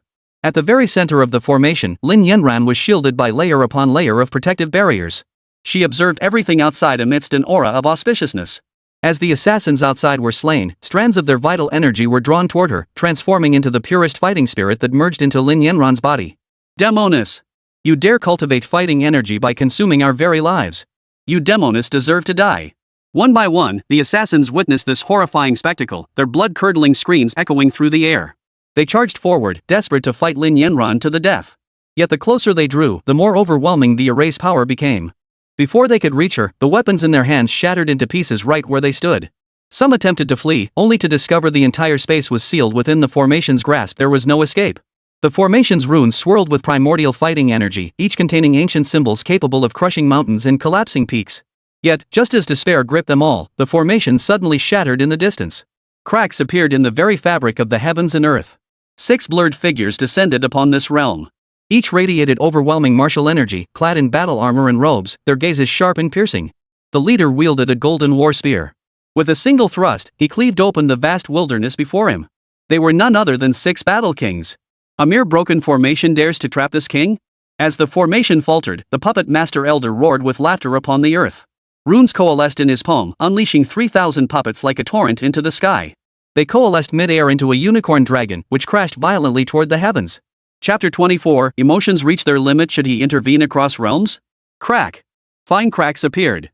Lin Yanran's pupils contracted as she formed a hand seal. But how could she possibly stand against 9 battle kings on her own? Boom. Battle chi surged skyward as the 9 battle kings' vital energy raged like dancing dragons. The formation enveloping a 100-mile radius shattered completely. The force was so immense that even the numerous array points set up far away on the horizon dissolved into streaks of light and vanished. Put. Lin Yanran staggered, collapsing to one knee. With the formation shattered, blood seeped from all 7 orifices of her body. She never imagined this battle would pit her against 9 battle kings. Meanwhile, in the dimly lit room on the other side, Xuan froze for a moment before feeling a wave of numbness wash over him. What the hell? 9 battle kings? Was it really necessary to bring so many? Xuan took a deep breath and hurriedly activated various items. But this time, in the face of overwhelming power, these premium items proved utterly useless. Crackle! Crackle! Crackle! Battle chi shattered, formations exploded, and waves of treasures were crushed by the 9 battle kings. Lin Yanran too was covered in blood. Heh, so many magical treasures. No wonder you dared to kill the 9th prince of Qi. The battle king clad in golden armor sneered coldly, wiping the blood from his lips as he spoke slowly. At that moment, everything around Lin Yanran shattered. Even the Eastern Emperor bell dimmed under the assault of the 9 martial kings. Its inherent power was undeniably formidable, perhaps unmatched even within the Qi kingdom or the great Yan dynasty. Yet its wielder proved woefully inadequate. The imperial sword could no longer hold out. Though still sharp, it grew heavy and was finally knocked from her grasp, crashing to the ground. The final strike. A magnificent radiance plummeted from the heavens. In that instant, all defenses shattered. Only the ancient golden bell hanging around his neck, trembling violently, soared upward to withstand the myriad calamities. This is the elder helping? Lin Yanran looked up. But the onslaught of the 9 battle kings was too terrifying. Even the golden ancient bell could not sustain its defense forever. Cracks spread across its surface, and the once intact defenses shattered inch by inch. Senior. Lin Yanran's life force was steadily draining away. Meanwhile, at the computer on the other side, Xuan was growing desperate. What the hell is going on? Why are these 9 battle kings attacking now? Is this what they call a plot-driven kill? At the computer desk, Xuan was frantically busy. One hand kept purchasing premium gift packs, while the other frantically clicked to deploy various magical artifacts and treasures. However, Lin Yanan's cultivation base was simply too low at present. Most of the more advanced magical treasures and items were beyond her reach, shattered the moment they materialized. Ugh! Under the surging battle chi, the defenses around Lin Yanran shattered inch by inch. Her health bar rapidly drained at an alarming rate. What the hell? What the hell? Watching Lin Yanran gradually give up hope of struggling, Xuan's eyes turned slightly red. Over these past days, he'd poured so much into cultivating the supreme record of forgetfulness. How much had he invested in this game? Manpower, resources, energy. To ensure nothing happened to Lin Yanran, he'd even slept at the desk beside her at night, terrified that the slightest mishap might kill her and undo all his progress. And now this. The plan succeeded, only to end up with this? 9 battle king level powerhouses. Are you all that idle? Xuan was frantic, his throat practically on fire. As Lin Yanran's health bar neared depletion, the tiny treasure haul within his body suddenly emitted a faint ripple. Immediately, a mechanical voice echoed.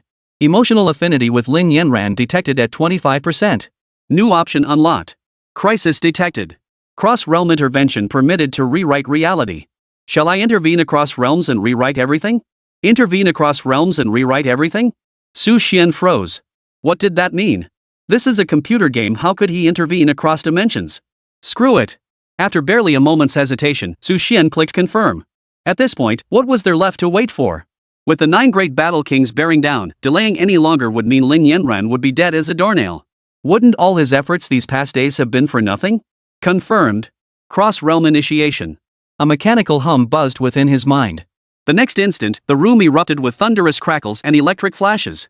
Threads of runic patterns spread outward from his body. These intricate runic patterns were exceptionally exquisite, each one resembling floating gold in the air. Su Xian was astonished.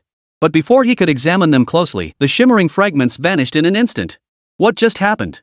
Su Xian looked around frantically. The next moment, his gaze locked onto his computer. His computer screen gradually began to emit a faint golden glow, while strands of golden electricity began to flow throughout his room.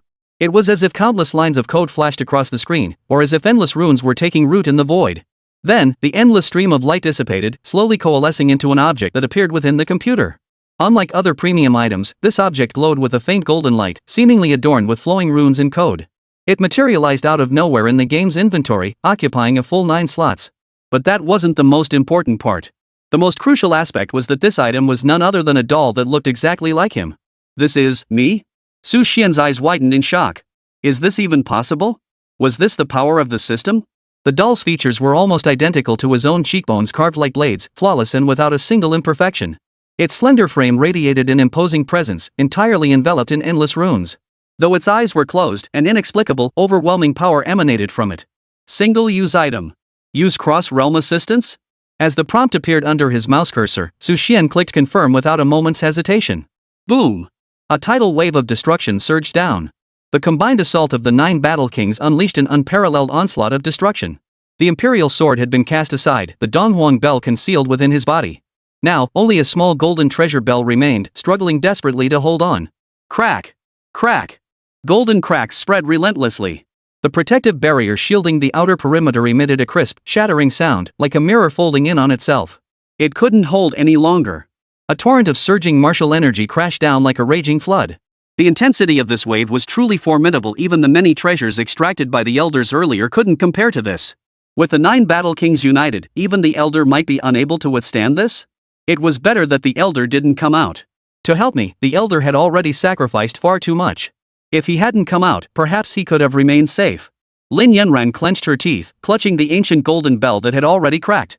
Closing her eyes, she twisted her body with all her might, using her own back to shield the falling stream of light from afar. She tried to protect it with her frail frame. This is the elder's sanctuary. My life matters little, but I cannot let the elder. But, girl, how can mortal flesh protect the sacred bell? Chapter 25, Transcending Boundaries, Chaos Descends. The warm, mellow voice echoed in her ears once more. At this final moment, Lin Yanran heard that familiar voice once more. In that instant, immense joy surged within Lin Yanran. The elder remembered her. The elder hadn't abandoned her. But the fleeting delight was swiftly replaced by indescribable panic. No! Senior! You mustn't speak. They haven't detected you yet. You must remain hidden. But before she could finish, Lin Yanran froze. For she realized this time, the voice of her senior wasn't echoing in her mind. It was echoing right beside her ear. She whipped her head around. Time and space seemed to freeze in that instant. A blurred figure, shrouded in a haze of gray and white energies, emerged from the void. His form was shrouded in haze, enveloped by the aura of the Tao. Gray and white swirled around him, tearing the void wherever he passed, obliterating all in its path. Even the surrounding sea of martial energy seemed to wail and lament. Tall and slender, his features were chiseled and handsome. He wore a simple hemp robe, unadorned and even somewhat worn and tattered. Yet, as the fabric fluttered in the wind, it carried an indescribable aura of the Tao.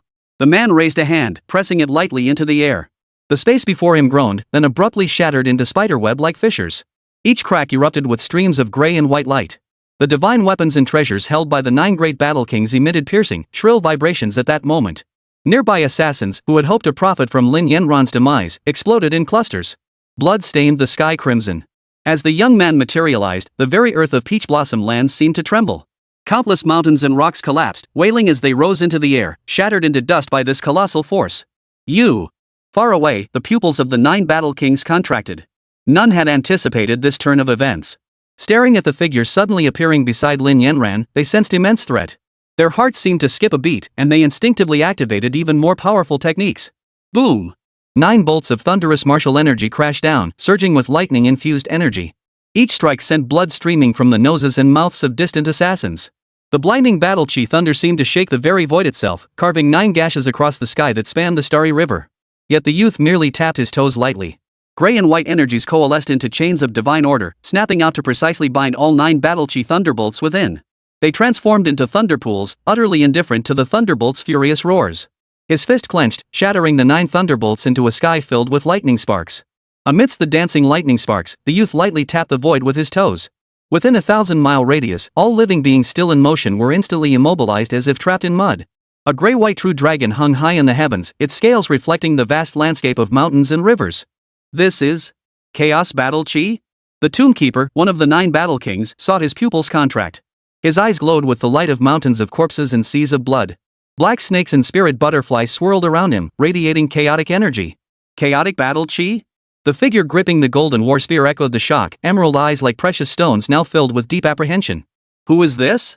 Where did he come from? The colossal puppet merged into a single entity, its puppet talisman perched upon its shoulder.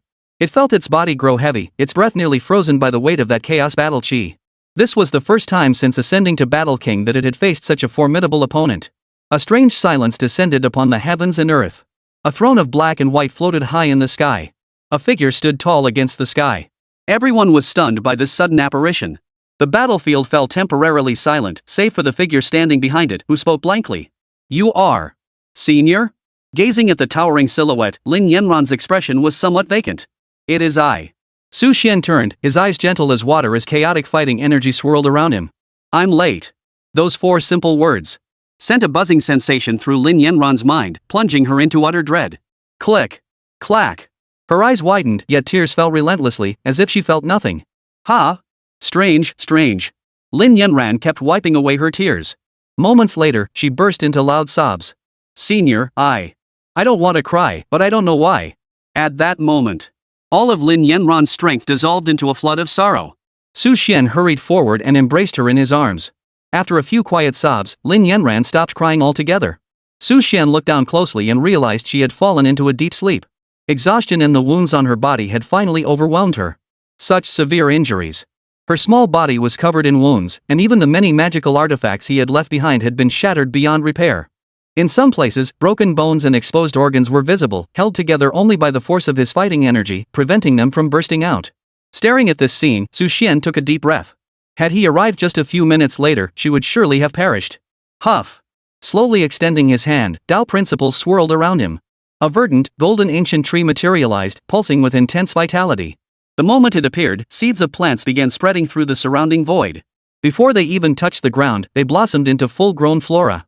A gentle rain fell, a curtain of moisture descending. The potent life force seeped into Lin Yanran's body. Within mere breaths, every wound on her form was completely healed. In the distance, the pupils of the 9 great battle kings contracted. Healed already? This person is no ordinary being. Those wounds on Lin Yanran were inflicted by them. No one knew better than they how difficult they were to heal. As assassins, every one of them possessed vicious, deadly techniques. Such injuries would have killed an ordinary person instantly. Lin Yanran had only survived this long because she was covered in magical artifacts. To heal such severe wounds so swiftly, one would need a master specializing in healing no other way. Yet judging from that figure's earlier intervention, how could it possibly be a healing specialist? May I ask, young friend, where do you come from? Could it be? The white-haired Tomb Guardian stepped forward, his voice trembling with uncertainty. Before he could finish, the void behind Su Xian suddenly shattered, exploding between heaven and earth. Chaotic battle chi surged like raging dragons, coalescing into 3 colossal suns that plummeted straight toward him. You! The graveyard keeper's face twisted in horror. Sensing the extraordinary aura carried within, he frantically retreated. The void behind him shattered repeatedly. Wherever the chaotic fighting energy passed, everything was crushed and shattered. The graveyard keeper let out a long howl. His sleeves opened like black holes, releasing thousands of black giant serpents that surged forth like a river of darkness, crushing toward the great sun. But quantity alone does not guarantee victory. As the gray-white sun spun, every approaching black serpent was crushed. Some, not even reaching it, were torn to shreds by the spilling chaos-fighting chi. The fluttering spirit butterflies met the same fate. Unable to draw near the sun, they were all torn apart and shattered. Chapter 26. Every word slashes. Ah! The black snakes and spirit butterflies that exploded and shattered all let out agonized cries. Inside them was not fighting energy, but devoured souls and specters. Now, they were being refined by the chaotic fighting energy, collapsing completely. Damn it! The Tomb Guardian never imagined that merely uttering a single word would invite such terrifying slaughter. Gritting his teeth, he summoned his ultimate technique, transforming all the Guardian souls within him into a single spear hurled forth. The spear tore through the void, accompanied by the piercing wails of countless wronged souls. Yet, there was no suspense whatsoever. Facing this assault, Xuan hurled his own spear. Enveloped in gray and white chaotic energy, the spear forged from countless souls showed no sign of matching its opponent. The moment they collided, it shattered into fragments. The Tomb Keeper's pupils contracted as he desperately tried to dodge. But, clatter! 3 colossal suns in the void closed in, ancient chains of divine order snapping forth to bind his limbs tightly. No, no! The old Tomb Guardian screamed in despair, but ultimately failed to evade. He was instantly pierced through by the Chaos Spear. Ah! The Graveyard Keeper screamed in agony as surging fighting energy erupted from his body, yet it proved futile. The returning spear pierced his heart once more, and he fell dead on the spot. A martial king. Just like that? Witnessing this scene, everyone present was utterly horrified. Whether they were battle kings or ordinary assassins, every single one was drenched in sweat. To be fair, their strength was comparable to the Tomb Keeper's. Even if they were slightly stronger, it wouldn't be by much. Who was this? Could this be a martial ancestor? Elder. The Do Wan clad in golden battle robes felt immense pressure and bowed respectfully. Don't misunderstand. Unfazed by the bow, Xuan casually swept his sleeve toward the sky. Instantly, a thick beam of chaotic martial energy shot straight toward the heavens. What was this? The Battle King in golden armor was utterly baffled. But the next instant, his pupils contracted sharply. The black and white chaotic battle chi plunged into the clouds, erupting with a thunderous boom. It then crashed down like a thunderbolt, fragmenting into countless shards that descended like a prison cage, enveloping the vast land. What does the senior mean by this? The assassin Gao Shilang, emanating an ominous glow, spoke in a hoarse voice. If the senior came for this girl, why such a display? We are no match for you, simply take her away. Could it be the senior wishes to provoke war with numerous assassin organizations? War? Ha ha. Xuan laughed casually. I have secluded myself for 30,000 years, his voice carried the weight of eons. One arm cradled Lin Yanran, while the other hand casually raised, causing the chaotic thunderlight swirling around him to surge even more intensely. Upon awakening, I find someone dares to lay a hand on my chosen one. Slowly placing Lin Yanran upon the throne, Xuan's voice echoed across the cosmos. With hands clasped behind his back, primordial gray mist swirled behind him, coalescing into countless true dragon forms that nearly filled the entire void. Each step left a lotus bloom. He looked down from above. So, do you have any last words? A pin dropping could be heard. After Xuan's words fell, the entire world fell silent for an instant. The next instant. How utterly arrogant. How dare a mere mortal speak so brazenly? Standing beside him, a puppet resembling a primordial creature let out a savage laugh. Raising his head, his eyes flashed with icy fury. So what if you're a martial ancestor? As members of an assassin organization, we've killed martial ancestors before. Quite right. The world's top assassin, Cocoon Stripper, coldly drew his double-edged hook. The azure blade corroded the surrounding space with a hissing sound. With so many of us, we're no less than a match for you. The remaining 6 battle kings exchanged glances before speaking in unison. Indeed. With our numbers, what can a Dozong do? He is doomed to die. He turned his head, addressing the numerous members of the assassin organization behind him. No more waiting. Charge together. This is a cage of chaos fighting chi. Unless we eliminate this man, everyone trapped within will meet their end. The sheer force and words of the 8 Do Kings made countless assassins below clench their fists. With elite fighters ahead and the chaos cage behind, death awaited them regardless. If they continued like this, survival was impossible. Better to fight back, perhaps there was still a chance to live. Besides, as assassins, they had long since embraced the resolve to die. Kill. A deafening battle cry erupted above the peach blossom spring. The 8 battle kings unleashed every ounce of their power, plunging into a frenzied slaughter. Slash. The Do King assassin from Purple River Valley roared as he hurled a mirror. This treasure mirror flowed with Do Chi, reputed to incinerate the heavens. 9 multicolored phoenixes burst forth from its surface, spewing scorching flames. Yet, the true battle chi flames capable of scorching rivers and boiling seas froze solid the moment they approached within 100 zhang of Xuan. Xuan flicked his finger lightly. The 9 colorful phoenixes transformed into 9 spears, sent flying backward. They pierced straight through the Purple River Valley's Battle King expert, who fell to the ground with a wail. The dust kicked up became a whirlwind, sweeping away countless experts. Formed the 3 talents killing array. Among the world's myriad assassins, the leader, the cocoon shedder, bit through his tongue and spat forth his lifeblood essence. The 2 assassins behind him followed suit, instantly forming the 3 talents formation. Their lifebound killing techniques merged and condensed in the air, coalescing into a 10,000 zhang bone blade entwined with ghostly flames. The blade's surface flickered with the illusory forms of demons from the 9 netherworlds. Su Xian chuckled softly as a chaos crown suddenly materialized behind him. The bone blade, bearing countless rays of divine light, struck the crown. Its edge, potent enough to slay a dozone, cracked inch by inch. Before the shattered bone fragments could fall to the ground, the chaos crown transformed them into a river of light, refining them away. Ultimately, they coalesced around him, outlining the Great Bear 7 Stars formation. Slash. As the single word fell, myriad starlight coiled around the chaotic aura. Heaven and earth simultaneously boiled, searing radiance transforming into celestial soldiers and generals arrayed in formation. Led by the 7 true lords, they confronted the sky-obscuring, sun-blinding torrent of chaos. Before this torrent of light, the defenses erected by the 3 Do Kings shattered like fragile bubbles, exploding into showers of light. Invoke the Ancestors' Edict. The assassin commander, gripping his golden war spear, suddenly ignited his essence blood. 6 fissures split open on his forehead, revealing 6 eerie, demonic eyes.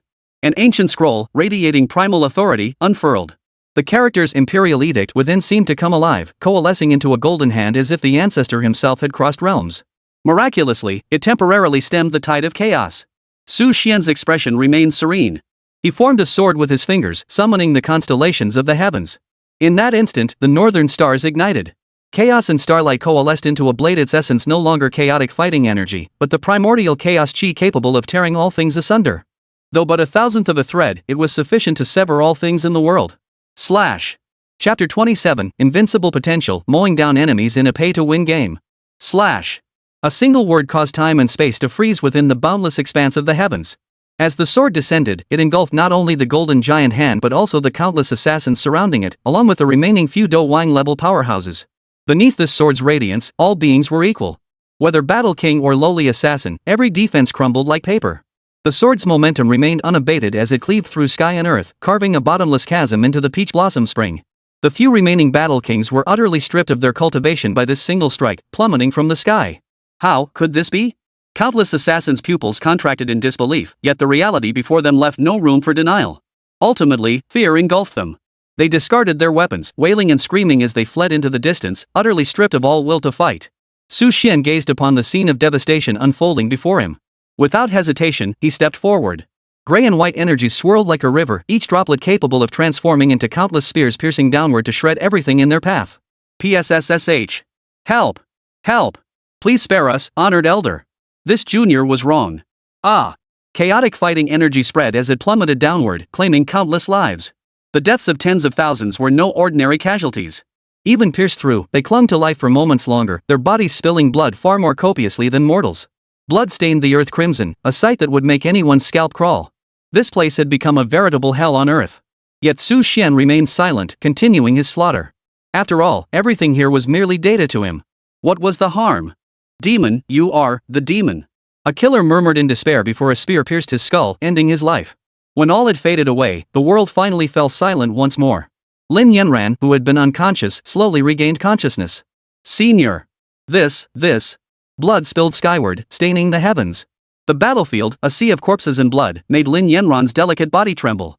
I'm fine, Su Xian replied with a smile, though his body suddenly flickered. Senior. Lin Yanran cried out in panic, no longer noticing the countless corpses below. She rushed to Su Xian's side, supporting him as she spoke, her voice filled with worry and alarm. Senior, are you both all right? Su Xian had intended to dismiss it as nothing, but seeing the worry in Lin Yanran's eyes, he changed his tone. Only a few minor injuries. Nothing serious. I'll recover in time. As long as you're safe. The next second.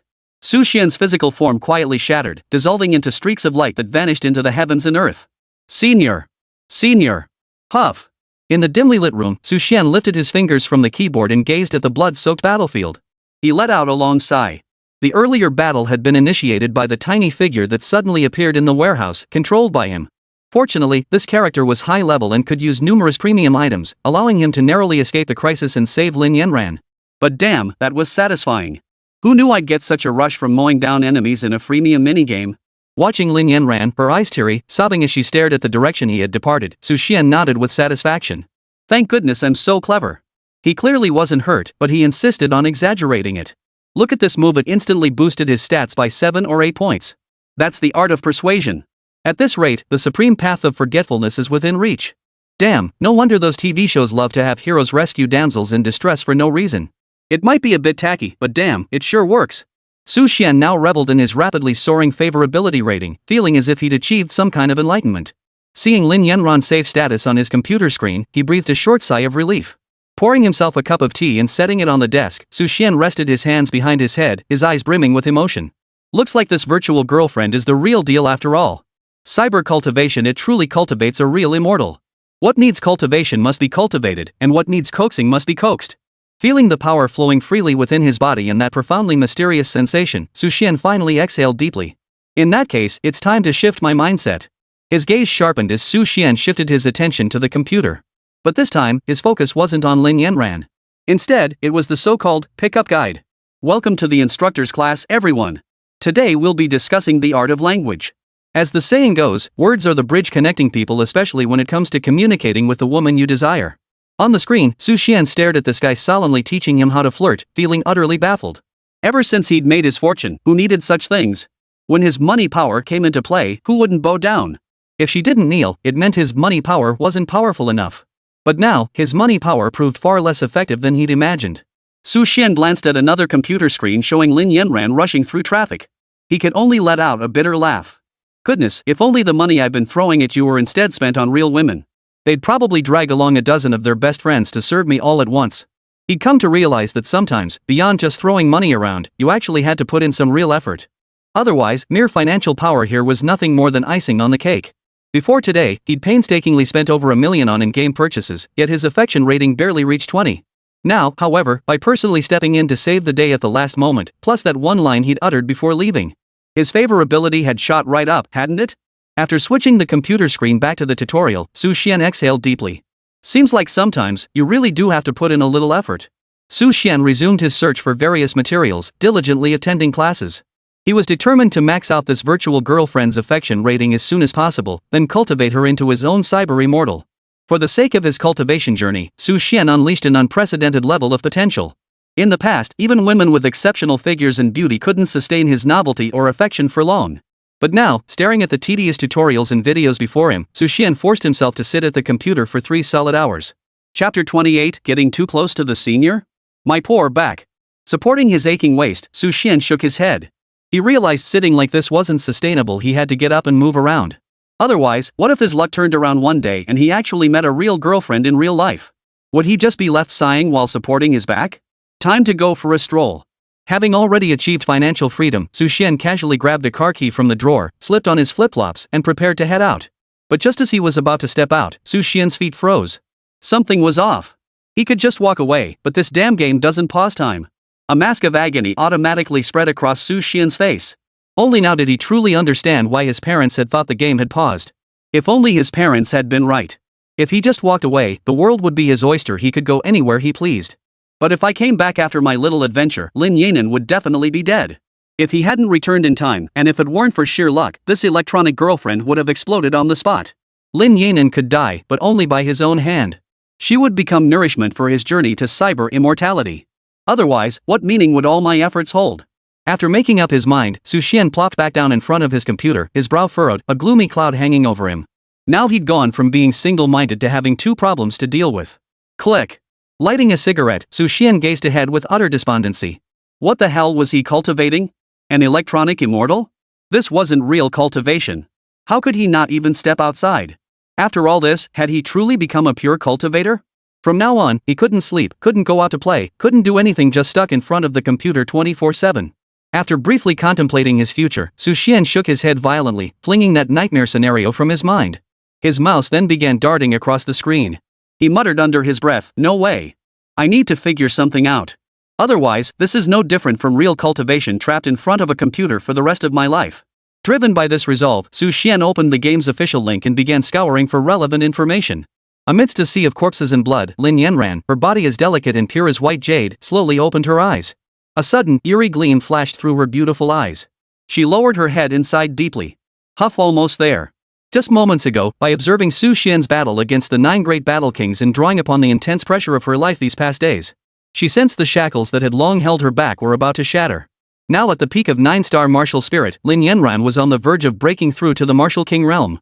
Overwhelmed with joy, she couldn't help but want to share this wonderful news with Su Xian. Gazing down at the bronze pendant hanging just above her chest, Lin Yanran parted her thin lips. Her voice brimmed with delight. Senior! Senior? Senior! Call after call escaped her lips, yet Lin Yanran's heart sank deeper with each utterance. The voice that had once been so magnetic, gentle, and patient remained silent this time. The young girl's delicate frame trembled violently. In disbelief, she lowered her head to gaze at the small mark on her chest, murmuring to herself. Yes, that's right. Back then, Senior said it was because he forced himself to act despite his already severe injuries to save me. Now his injuries have worsened. It's all my fault, all my fault. As she spoke, 2 clear tears rolled down her exquisite face. After a moment to steady her breath and glance around, she swiftly vanished from the scene. Once she reached a safe spot, Lin Yanran looked at the unresponsive little bell on her chest. After a moment of hesitation, she pulled it down and slowly lowered it. Senior, this time I'll be the one to warm and protect you. Ah, so cold. The icy metallic sensation spread from Lin Yanran's lower abdomen. Her normally cool, composed face flushed crimson in an instant. After all, for women in this world, the intimacy of the lower abdomen was something people from later generations could never fully comprehend. Otherwise, it wouldn't be hard to understand why undergarments in the past were called belly wraps. I wonder if applying it to the dantian might heal faster. Lin Yanran murmured to herself, her mind drifting into fantasies. If the senior truly could manifest and exist, then perhaps pressed against my lower abdomen wouldn't be this bronze ancient bell, but the senior's own warm palm.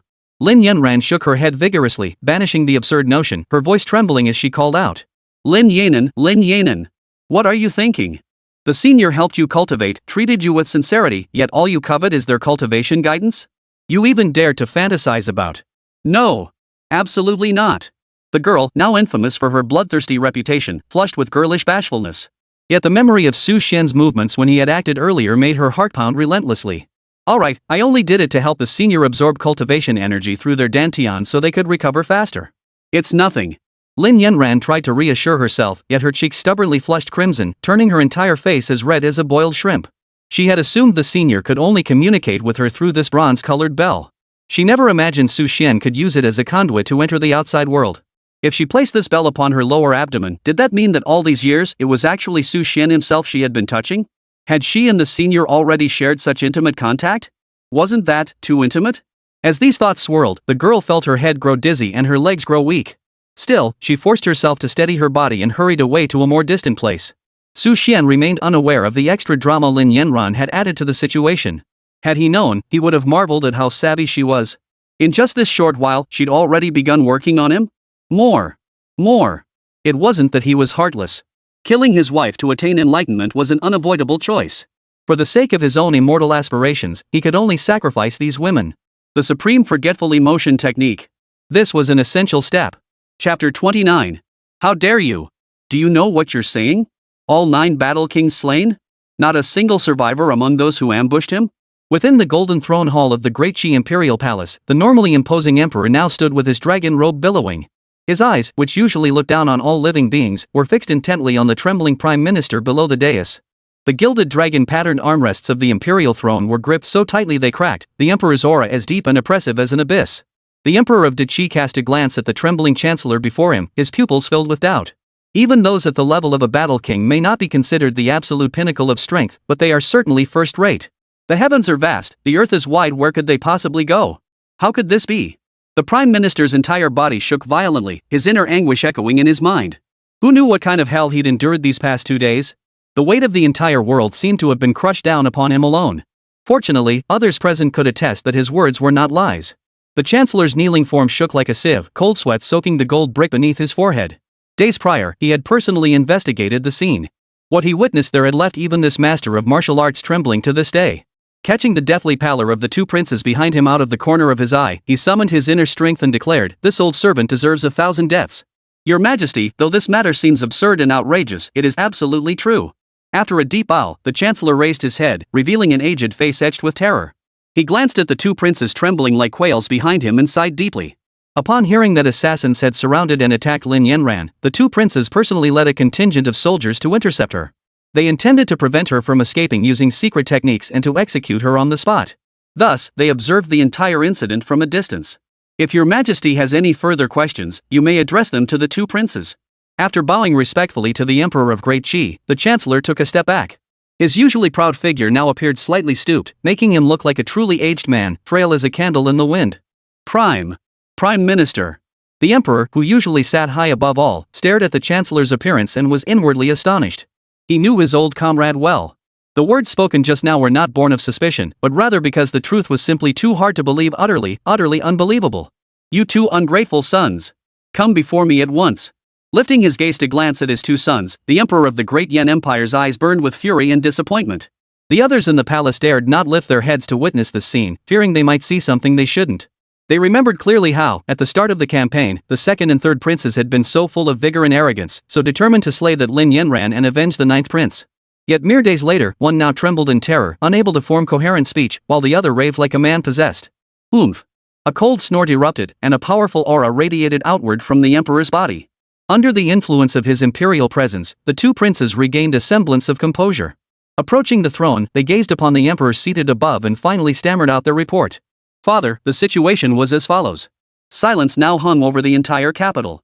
Everyone felt the Emperor's anger, terrifying enough to shake heaven and earth. If he lost control, who knew how many ordinary people in the kingdom would die or be injured?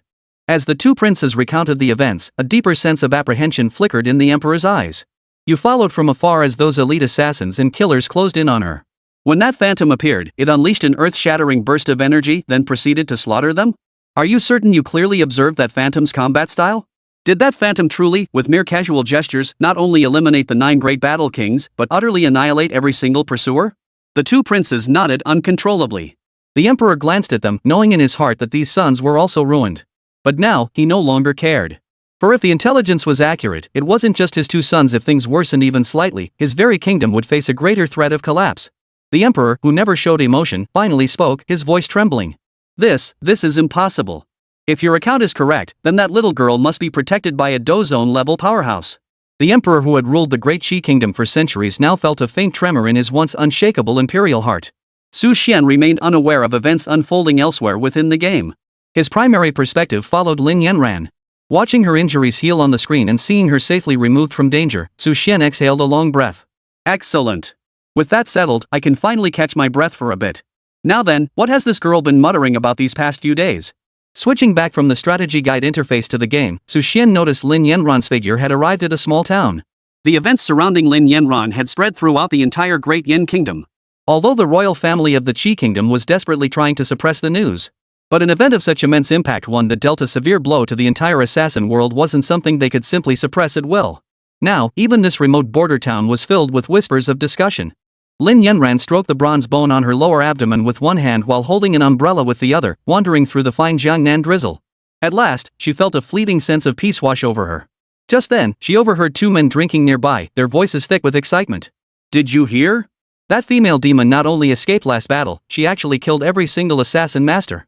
Tisk, that's impossible. We're talking about 9 battle kings and several top-tier martial artists. How did she manage that? No clue. But word from the Qi royal court says their emperor is livid over this. He swore to eliminate that female demon. I reckon her reign of terror won't last long now. Speaking of which, how did this demoness suddenly become so powerful? Could it be some treasure or inheritance? If she dies, if I could get my hands on it. Upon learning of this situation, Su Xian smiled slowly. The entire realm believed that behind Lin Yanran stood an immensely powerful individual or faction. From the current perspective, this was indeed a fortunate development, as it was now evident that no one dared to casually provoke Lin Yanran. This meant that, at least for the time being, he wouldn't have to be glued to his computer every moment. The bad news was that if trouble arose again next time, it would undoubtedly be far more severe than this time. Chapter 30. So this is what you like, senior? Your Highnesses, how should we resolve this matter? The old face of the Prime Minister was now etched with bitterness. After rushing back to the capital of Qi with this explosive news, he had assumed others would handle the situation. Yet after the emperor on the imperial throne erupted in astonishing fury, he reached a conclusion. Behind Lin Yanran, there might indeed be a powerful figure. But that figure was undoubtedly problematic themselves and couldn't be easily confronted. Otherwise, how could all this utter nonsense have unfolded? Moreover, if Lin Yanran could be eliminated, then all the powerful figures and legacies behind her would fall entirely to the Great Qi imperial family. It must be said that those who ascend to the imperial throne are all exceptional individuals, each possessing outstanding talent, intelligence, and power. For every conclusion he drew was spot on. Though deeply disappointed in his two useless sons, he believed it best to let them handle this matter. If his judgment proved flawed, the second and third princes would bear the brunt of the blame. If his judgment proved correct, whatever fell upon the second and third princes would ultimately return to his imperial hands, a win-win situation either way. As for the lives of his second and third sons? Sorry, but as emperor, sons are the last thing I lack. After receiving the emperor's chi-based treatment within the palace, the second and third princes had fully recovered their spirits. Now, both had resumed their opulent, dragon and phoenix-like demeanor before others. Yet now, the former vigor and confidence had vanished, replaced by faces dark and grim. What do you think, second brother? Rarely taking the initiative to seek credit, the third prince instead turned to the second prince, whose face was equally dark. What do I think? Use your eyes. While I agree father's analysis makes sense, that fellow's last move was simply too conspicuous. The prime minister, observing the two, silently delivered even worse news. The assassin world has also encountered problems. Whether it's the human world or the other assassin organizations, the casualties this time have been too heavy. They all report that Su Xian's threat level and combat prowess now far exceed the bounty value we offered. Every assassin has abandoned the mission. This news struck like a bolt from the blue. What? Those peasants actually dared to? The second prince gritted his teeth. He had initially thought sending them as cannon fodder, as his sacrificial lambs, was a brilliant choice. But now the assassins refused to proceed? The third prince sighed deeply. It's a pity about that woman. After all, she's within Yin Kingdom's borders. Our Qi Kingdom's army and other top-tier experts might manage to wipe out one or two minor factions, but if we mobilize our entire force and wage a major war, it would be tantamount to declaring war on Yin Kingdom. Last time, the Yen Emperor already showed leniency despite being in the wrong. Otherwise, why would we have this mess on our hands? The Prime Minister glanced at the two men, his eyes flashing with an indescribable resolve. Impossible. No matter how difficult it may be, this time we must finish the job in one decisive battle. We must slay the demoness here and now. Otherwise, this old man will never find peace. Lin Yanran remained utterly unaware that the next conspiracy targeting her had already begun. Suddenly, she felt that familiar, gentle, magnetic voice emanating from her lower abdomen. Ahem. How have you been these past few days? Su Xian's question was blatantly feigned ignorance. Time in the game flew by, and he had naturally witnessed everything these past days. Yet he insisted on maintaining the illusion that he had been unconscious for days, gravely wounded for her sake. Upon hearing Su Xian's voice, Lin Yanran's face lit up with delight before she hurriedly spoke. Senior? You're finally awake. I've been cultivating these past few days and am on the verge of breaking through to the Martial King realm, just one final push away. After you eliminated the previous threat, no one has pursued me since. Thank you, Senior. Su Xian's fingers flew across the keyboard as Zhao Shui's voice drifted weakly into his ears. That's good. I was worried that if something happened to you while I was unconscious, it would truly break my heart. As the warm voice reached her ears, Lin Yanran's body trembled violently. Two streams of tears rolled down her cheeks. To think that the senior had forced himself to mobilize his power for her sake, even falling unconscious in the process, and yet, even in his final moments before losing consciousness, his thoughts were still on her? Lin Yanran's profound emotion lasted barely 2 seconds before Su Xian's puzzled voice suddenly reached her ears. Where did you put me now? Why does this place feel so unusually warm? Su Xian had long since noticed Lin Yanran's actions and understood her thoughts all too well. But far from finding it inappropriate, he decided to go with the flow. The fact that she placed this little belle in such an intimate spot clearly signaled that her feelings for him had grown significantly stronger than before. Sure enough, Su Xian saw her affection level jump to nearly 50, more than double the total accumulated over the past several days. Faced with Su Xian's words in confusion, Lin Yanran, with her stunning beauty and striking figure, now fidgeted like an awkward young girl. She waved her hands hurriedly while explaining. Senior, please don't misunderstand. This is not a sign of disrespect toward you.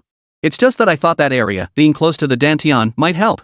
Before Lin Yanran could finish, Su Xian's voice drifted slowly to her ears. This place is incredibly comfortable. I truly enjoy staying here. Thank you. Senior also enjoys this. Hearing Su Xian's words, Lin Yanran trembled all over. Her face flushed as she nodded, her voice as soft as a mosquito's buzz. It's fine. Senior.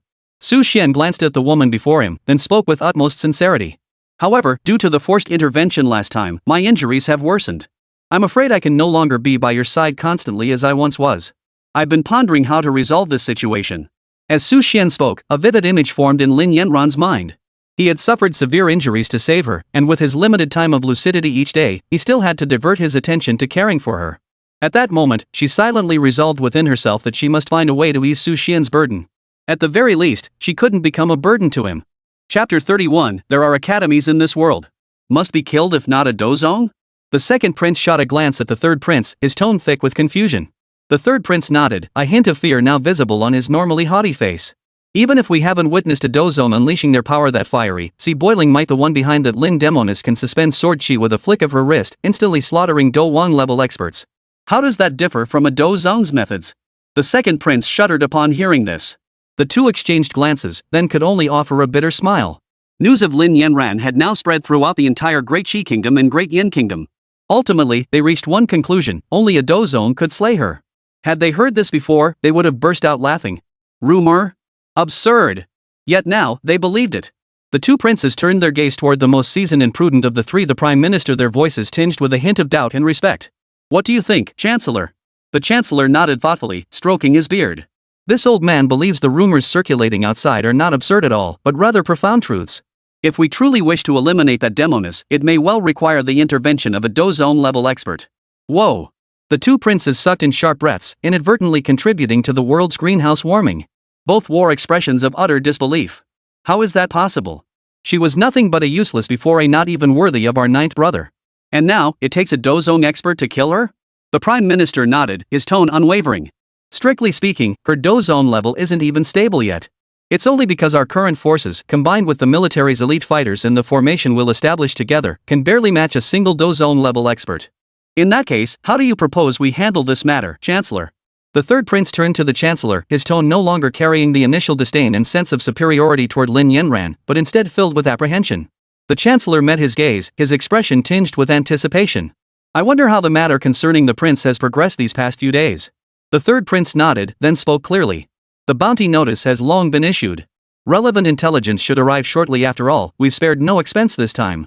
The Chancellor nodded, slowly closing his eyes to ponder for a moment. When he opened them again, his eyes held nothing but resolve and a streak of unwavering determination. In that case, to ensure the success of our endeavor, I shall put my reputation on the line and seek aid from the Qilan sect. Remember, His Royal Highness the Ninth Prince is the direct disciple of the Qilan sect's patriarch. What worries us about failing to enlist the aid of a dozong level expert, or even the old patriarch himself, to slay that demoness? In an instant, everyone present was stunned. They stared at the Prime Minister, their mouths agape. After all, the Qilan sect's leader was a true dozong level powerhouse, ranking among the elite within that realm. And now, opponents of such caliber were being deployed specifically to deal with Lin Yanran? Just how terrifying was this woman? Put! A crimson sword beam tore through the rain curtain. The assassin, eyes now empty sockets, collapsed slowly. Lin Yanran wiped the blood droplets from her cheek. The savage fury churning in her eyes gradually faded. Though she didn't know if her predecessor could see her state now, she didn't want Su Xian to witness this cold, bloodthirsty version of herself. In Su Xian's presence, no matter how powerful, how stunningly beautiful, or how proud she became, she remained merely a girl under his protection. But to outsiders, she was now the infamous female demon lord of both the Great Yin Kingdom and the Qi Kingdom, beautiful and brutal. Damn it, someone else has set their sights on me? Lin Yanran gritted her teeth, her eyes flashing with icy fury. They're really willing to pay a price. Nowadays, even a tiny bit of intelligence can fetch a useful reward. No wonder there's been an increase in flies buzzing around me these past few days. Lin Yanran instinctively considered seeking help from Su Xian, but the thought vanished the moment it surfaced. Ever since she'd heard Su Xian say a few days ago that he needed to focus on recuperating and couldn't constantly watch over her, she knew she had grown up and had to solve her own problems. After all, her own beastly biological father had not only failed to aid her like the elder had, but had even attempted to sacrifice her life to appease the imperial family's wrath. She was already deeply grateful for all the senior had sacrificed for her. No. I can't burden the senior any longer. If that's the case, then perhaps only that place remains. Lin Yanran casually flung the corpse aside, lifting her gaze forward. Her eyes held nothing but resolve. Now, countless assassins and members of major organizations once again pursued her. Their motives, naturally, were driven by the lure of wealth. The great Qi royal family was truly willing to pay any price. She had returned to that state of being the enemy of the entire world. Unlike last time, she now strode forward with unwavering resolve. The youthful aura around her tall frame began to fade, replaced by a newfound maturity. Meanwhile, after several hours of intense effort, Su Xian finally located the relevant information. He clicked open a webpage and scanned it carefully. Suddenly, his pupils dilated, and he burst into uncontrollable laughter. Ha ha ha, I finally found it. Ah, I was just too inexperienced back when I picked that game. Choosing such an obscure little title meant I spent ages hunting for a walkthrough. Clasping his hands behind his head, Su Xian relaxed his tense body, humming the tune Good Fortune Comes. After all, just moments ago, after sifting through countless documents, he had finally discovered that within this world, at a relatively short distance, there existed a vast organization completely independent of both the Great Qi Kingdom and the Great Yin Kingdom. But it wasn't a nation or a faction, it was an academy. Su Xian was now excitedly opening the game, ready to share this good news with Lin Yanran. Little did he know that Lin Yanran had once again plunged into an extraordinarily perilous life or death situation. Damn it! How could this happen? Exhausted from constant flight, Lin Yanran had assumed this latest pursuit wouldn't be as intense as before. Yet the assailants targeting her these past 2 days shattered that illusion. Her gaze fell upon the clothing of the corpse lying on the ground, and her expression darkened with gloom. If she hadn't misread it, the opponent appeared to be a disciple of the Qilin sect, and with a strength level of 7-star battle spirit, they were certainly no pushover. If the Qilin sect had intervened, did that mean the higher-ups of the southwest region had also gotten involved? Did that mean her enemy was a martial king, or even a martial ancestor? As her worries deepened, Su Xian's voice silent for days resounded in her ears once more. Yen'er. Chapter 32, Honored Invitation to the Martial Sovereign. Yen'er. Su Xian's voice echoed in Lin Yanran's ear. Lin Yanran trembled all over, her body and mind brimming with excitement. Ever since Su Xian had exchanged a few hurried words with her a few days prior and then vanished without a trace, Lin Yanran had been deeply worried. Now, it seemed the elder might not be in trouble after all. Senior. You've finally woken up. Lin Yanran's voice trembled with emotion, her eyes brimming with tears. The moment Su Xian logged into the game, he received a pleasant surprise. His computer notified him that the character he had cultivated and selected had leveled up. This unexpected delight made Su Xian's eyes widen instantly. After all, the higher Lin Yanran's level, the greater the cultivation he would gain after defeating her. He couldn't help but feel a deep sense of awe. I never imagined, Yen'er, that you've already reached the level of a martial king, truly a formidable powerhouse in your own right. Hearing Su Xian's tone, Lin Yanran felt immense pride welling up inside her. Yet she showed not a trace of arrogance, her expression instead tinged with a hint of coy shyness. All of this is thanks to you, senior. Otherwise, I'd probably still be just a fighter. Hearing her words, Su Xian felt a quiet satisfaction within. It seemed she understood the situation well enough. How could that be? Our Yen'er possesses such extraordinary talent. Even without my help, she'd undoubtedly become a formidable powerhouse renowned throughout the land. Lin Yanran's cheeks flushed crimson. Her mind went blank, leaving only one thought echoing in her head. Our Yan? Senior. Senior, what does he mean by that? Lin Yanran felt a bit dazed, then respectfully addressed Su Xian. All of this is thanks to you, senior.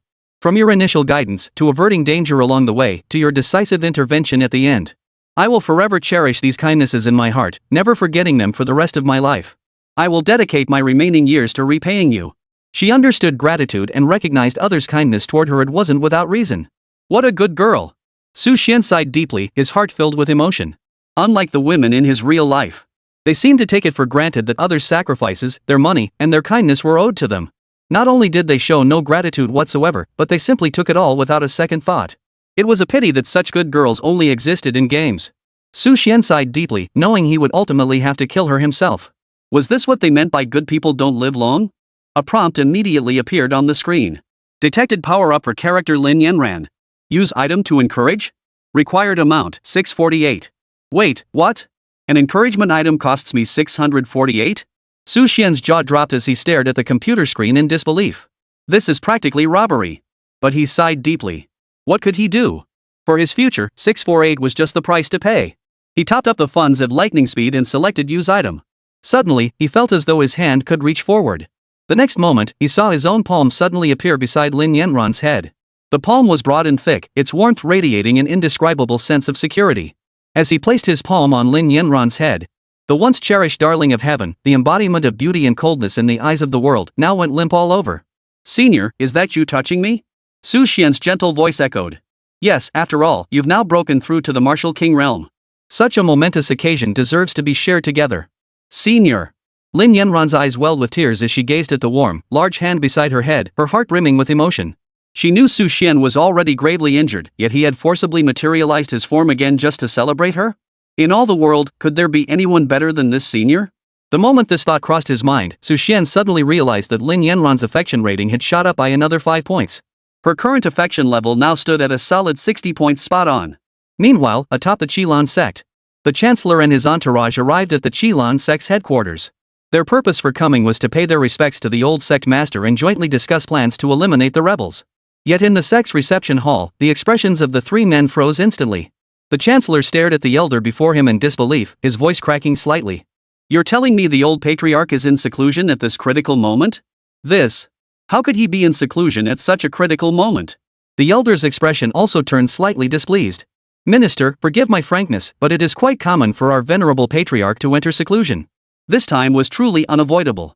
Besides, it's merely a woman. Why such an elaborate display? Hearing these words, the Chancellor's expression visibly stiffened.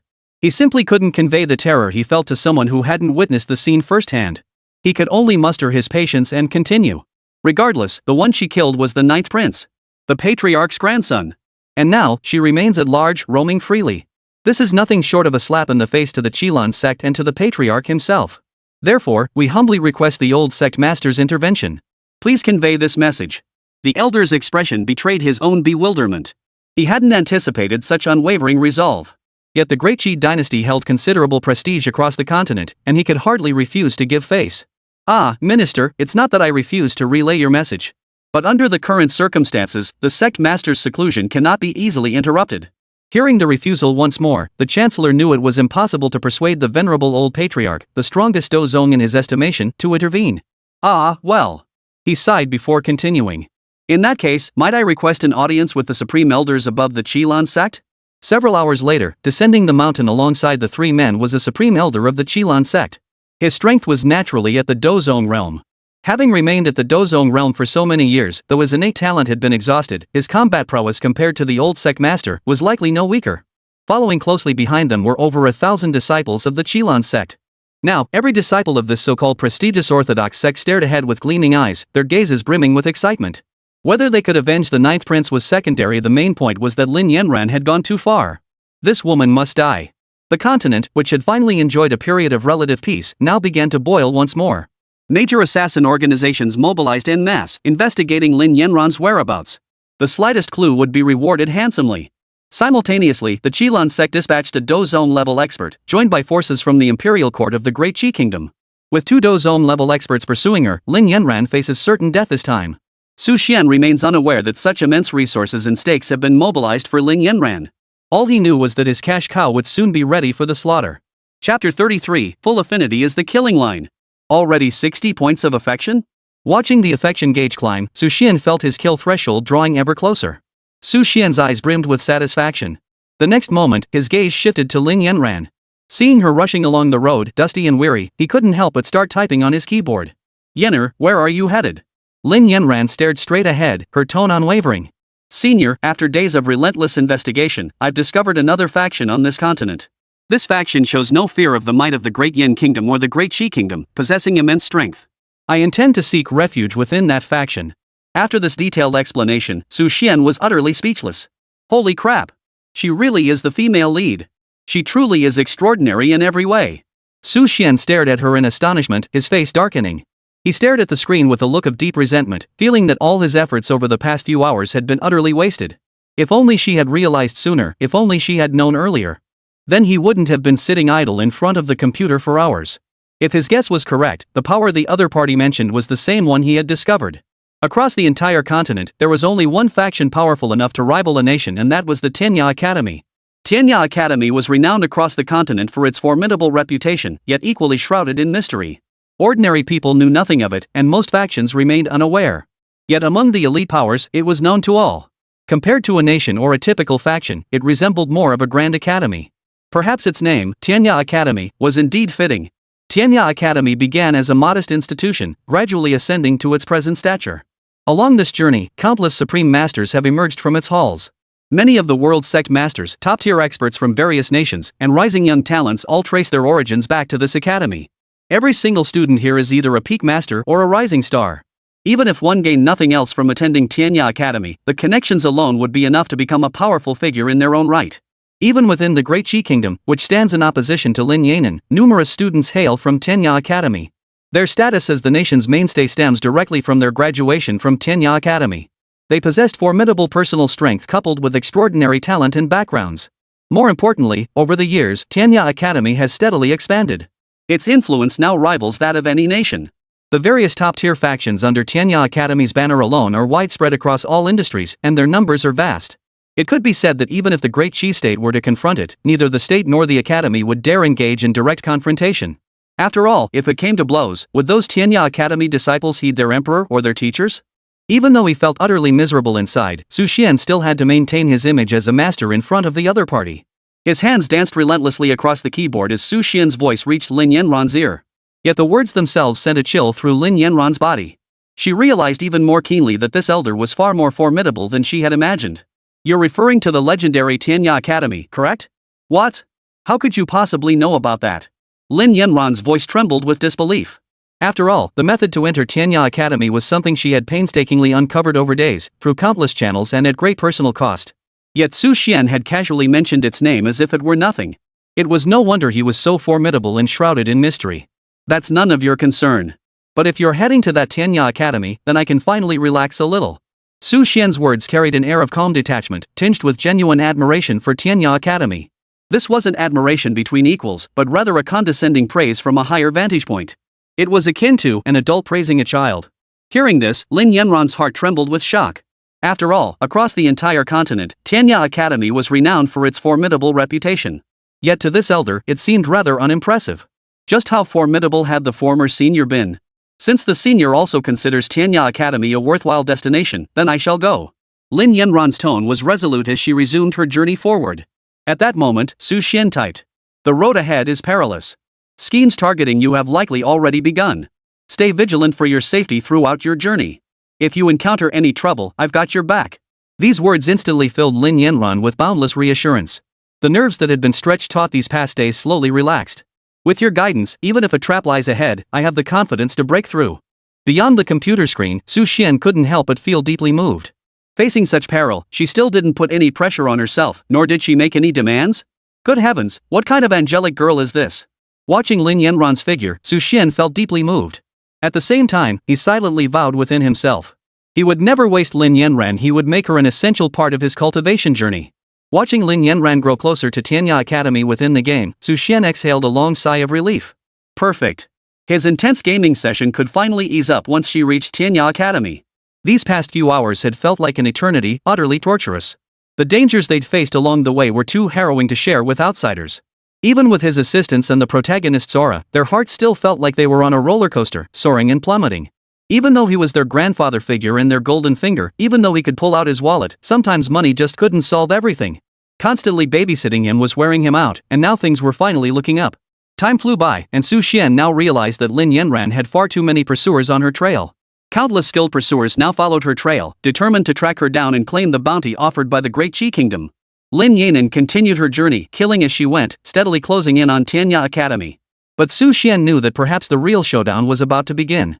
After enduring yet another grueling battle, Lin Yanran arrived at a new town. Chapter 34, Happy Lantern Festival, clad in protective artifacts. Shrouded entirely beneath a conical hat, Lin Yanran's exquisite features and graceful form were completely concealed. She walked the streets like a stranger out of place in the town. The town was now bustling with festive cheer, as if celebrating some holiday. Su Xian could clearly see on his computer screen that Lin Yanran's mood had instantly dropped significantly. Yener, what's wrong? Hearing Su Xian's voice, the sorrowful expression on Lin Yanran's face forced a smile, and he hurriedly spoke. It's nothing, senior. I'm perfectly fine. Fang Yuan knew all too well that look of saying one thing and meaning another. If it were any other girl, he would have long since given up on her. But she was his future vital blood supply. Su Xian naturally paid utmost attention, typing his inquiry in a gentle tone unheard of by any woman outside their circle. It's okay, Yener. What's really going on? I can sense you're feeling a bit down right now. After typing that line, Su Xian stared at the screen with a wistful expression. He couldn't shake the feeling that he might actually be falling for her. He knew this tone and manner of speaking were reserved for his first love back before he made it big. After that, it was mostly about giving money whenever possible. That feeling had never surfaced again. The smile slowly faded from Su Xian's face. He stared at the computer screen before finally letting out a bitter laugh. TSK TSK TSK. What's gotten into me? Could I really be losing my mind? Was he really mistaking a game character for a real person? Getting too attached. He shook his head forcefully, banishing that absurd notion. Determination returned to Su Xian's eyes. No. Not just Lin Yan, and no one can stop my resolve to cultivate immortality. In the game, Lin Yanran trembled at those words. 2 clear tears streamed down her exquisitely beautiful face. Sometimes she seemed incredibly strong, but in truth, she was just a simple little girl. If you didn't ask, she could endure all the grievances and heartache. But if you questioned her, her emotions would erupt in an instant. On the screen, Lin Yanran was now a tearful mess. She spoke slowly, catching her breath between words. Senior, it's nothing. Seeing the bustling crowd in this little town just stirred up some feelings. Furrowing his brow, Xuan watched the scene that seemed like a festival, his expression filled with confusion. Then it dawned on him while researching game materials earlier, he had come across information about this very festival. The Lantern Festival seemed similar to the Mid-Autumn Festival in his own world, with its core theme being family reunion gathering together to celebrate and enjoy the holiday. He shot a sympathetic glance at Lin Yanran on the screen. No wonder she was upset. This Lantern Festival seemed to be nothing short of a devastating blow to her. At that moment, Lin Yanran glanced at a nearby household. A mother dressed in coarse cloth looked at her son, her tone tinged with playful scolding. You little rascal, where did you run off to now? Today is Lantern Festival. We were all waiting for you to come home so we could have our reunion dinner, and you went off to play by yourself again. The little boy looked at his mother, his tone utterly unconcerned. Ah, it's fine, mother. If it really doesn't work out, just start eating without me. I'll come back later to join you, just save some for me. His mother glanced at her child, her eyes brimming with indulgence and resignation. She tapped his forehead with her finger. What are you talking about, you little rascal? The Lantern Festival must be spent together as a family, happy and united. That's what makes it a real celebration. We'll definitely wait for you. After withdrawing her envious gaze, a flicker of sorrow crossed Lin Yanran's icy eyes. It seemed she had once been like that too, but alas, later. A thread of mockery flickered in Lin Yanran's eyes. Back when she was the prodigy renowned throughout the great Qi kingdom, the favored daughter of heaven. She truly believed her father and her family loved her deeply. But now it seemed clear it had all been nothing more than a fleeting dream, driven solely by self-interest. A bitter smile tugged at her lips as Lin Yanran's thoughts drifted back to years ago. Back then, her talents hadn't yet been destroyed, and she wasn't the laughingstock everyone mocked as a useless waste. She was still the favored daughter of heaven. That Lantern Festival, her home had seemed filled with unparalleled joy. Because of her existence, the entire clan felt their family was on the verge of rising, poised to become a more powerful force. The household radiated prosperity, and Lin Yanran was naturally the apple of everyone's eye, the most dazzling presence in the crowd. That Lantern Festival, she received countless gifts, and the family gathered for a joyous reunion dinner.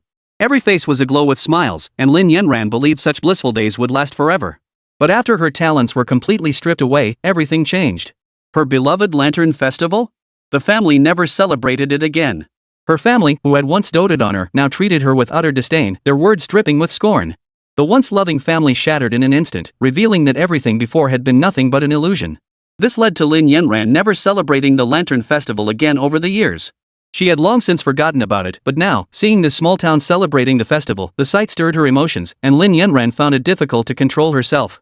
Yet the elder was right, loneliness is often the norm on life's journey. Lin Yanran sighed deeply, about to continue on her way, when suddenly, Su Xian's gentle and delicate voice reached her ears. Yener, happy Lantern Festival. At those words, Lin Yanran froze, her body stiffening in disbelief. Then she noticed an exquisite set of jewelry appearing before her, jade hairpins, bracelets, pendants, necklaces, everything complete. Senior. Just as Lin Yanran was deeply moved, Su Xian let out a slow sigh of relief. Thankfully, he remembered what day it was. Earlier, in an effort to boost his favorability rating today, he had spent several 648 yuan in-game purchases to assemble a set of protective jewelry artifacts and presented them to Lin Yanran. Lin Yanran's eyes welled up with tears, nearly spilling over. She never imagined anyone in this world still cared about her.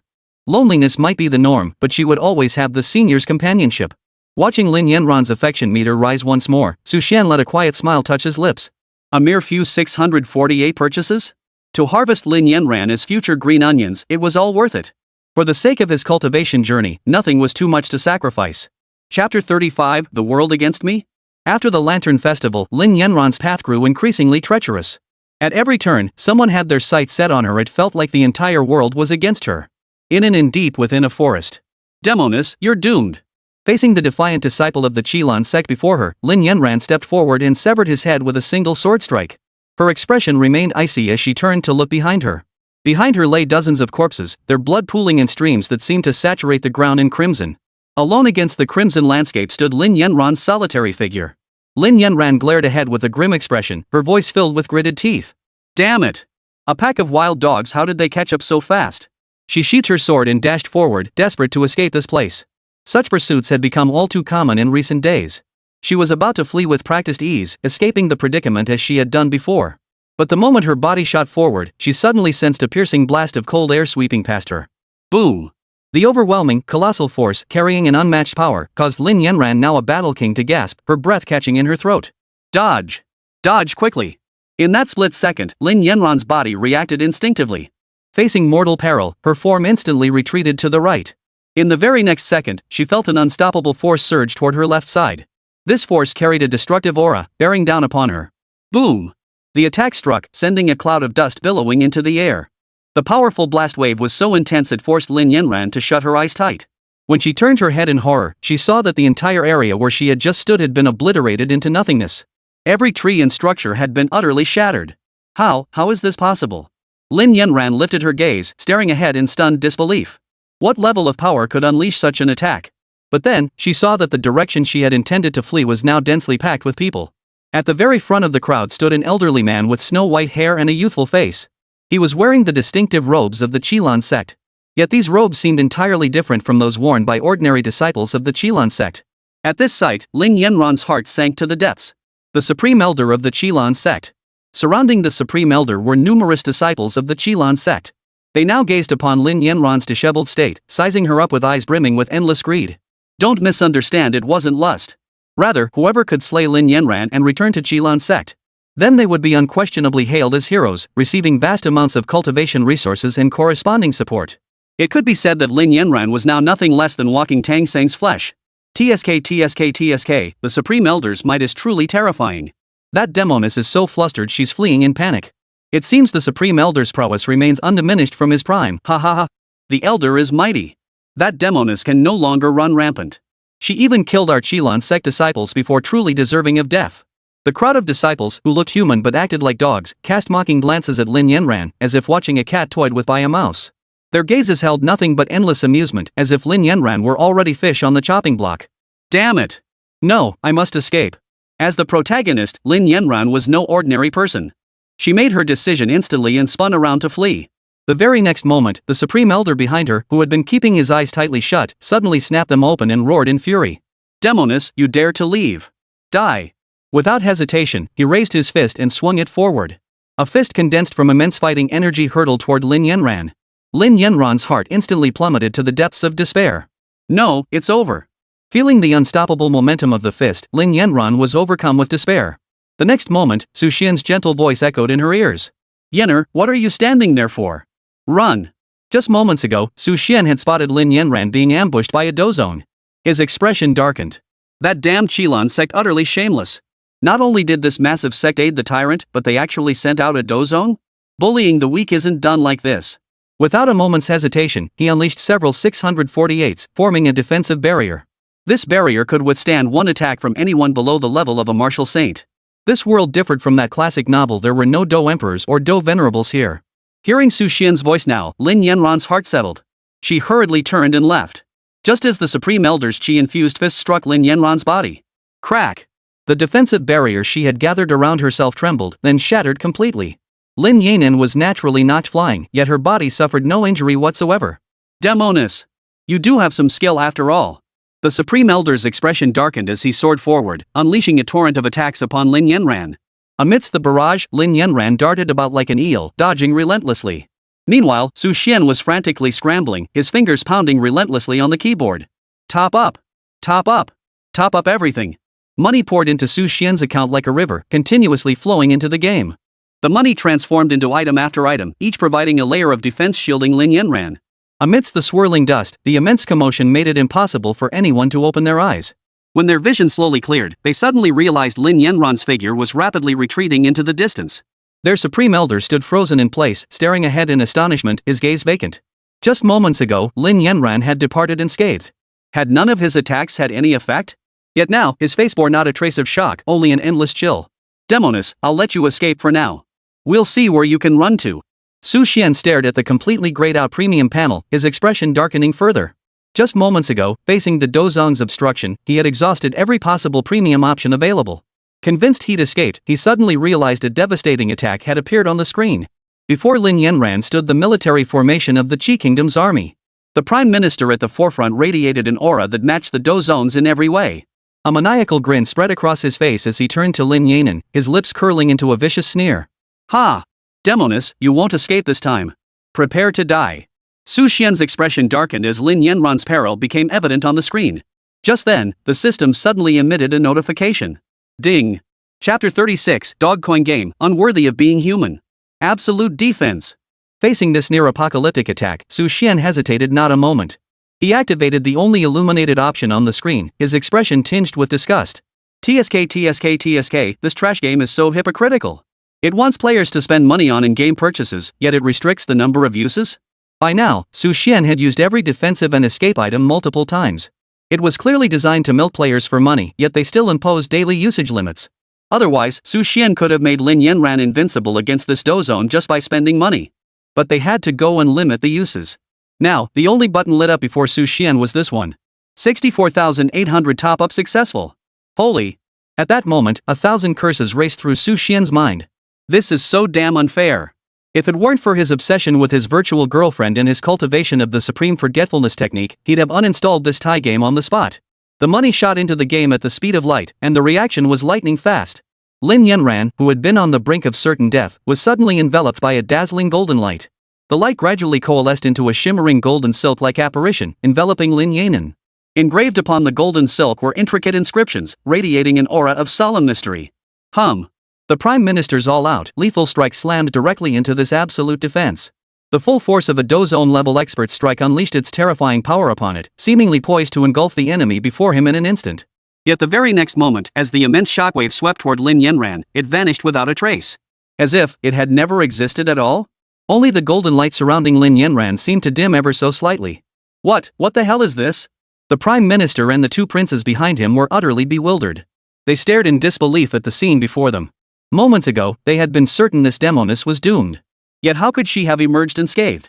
Still, completely unharmed? What on earth is going on? As the three pivotal points of the grand formation, they exchanged bewildered glances, each sinking into self-doubt.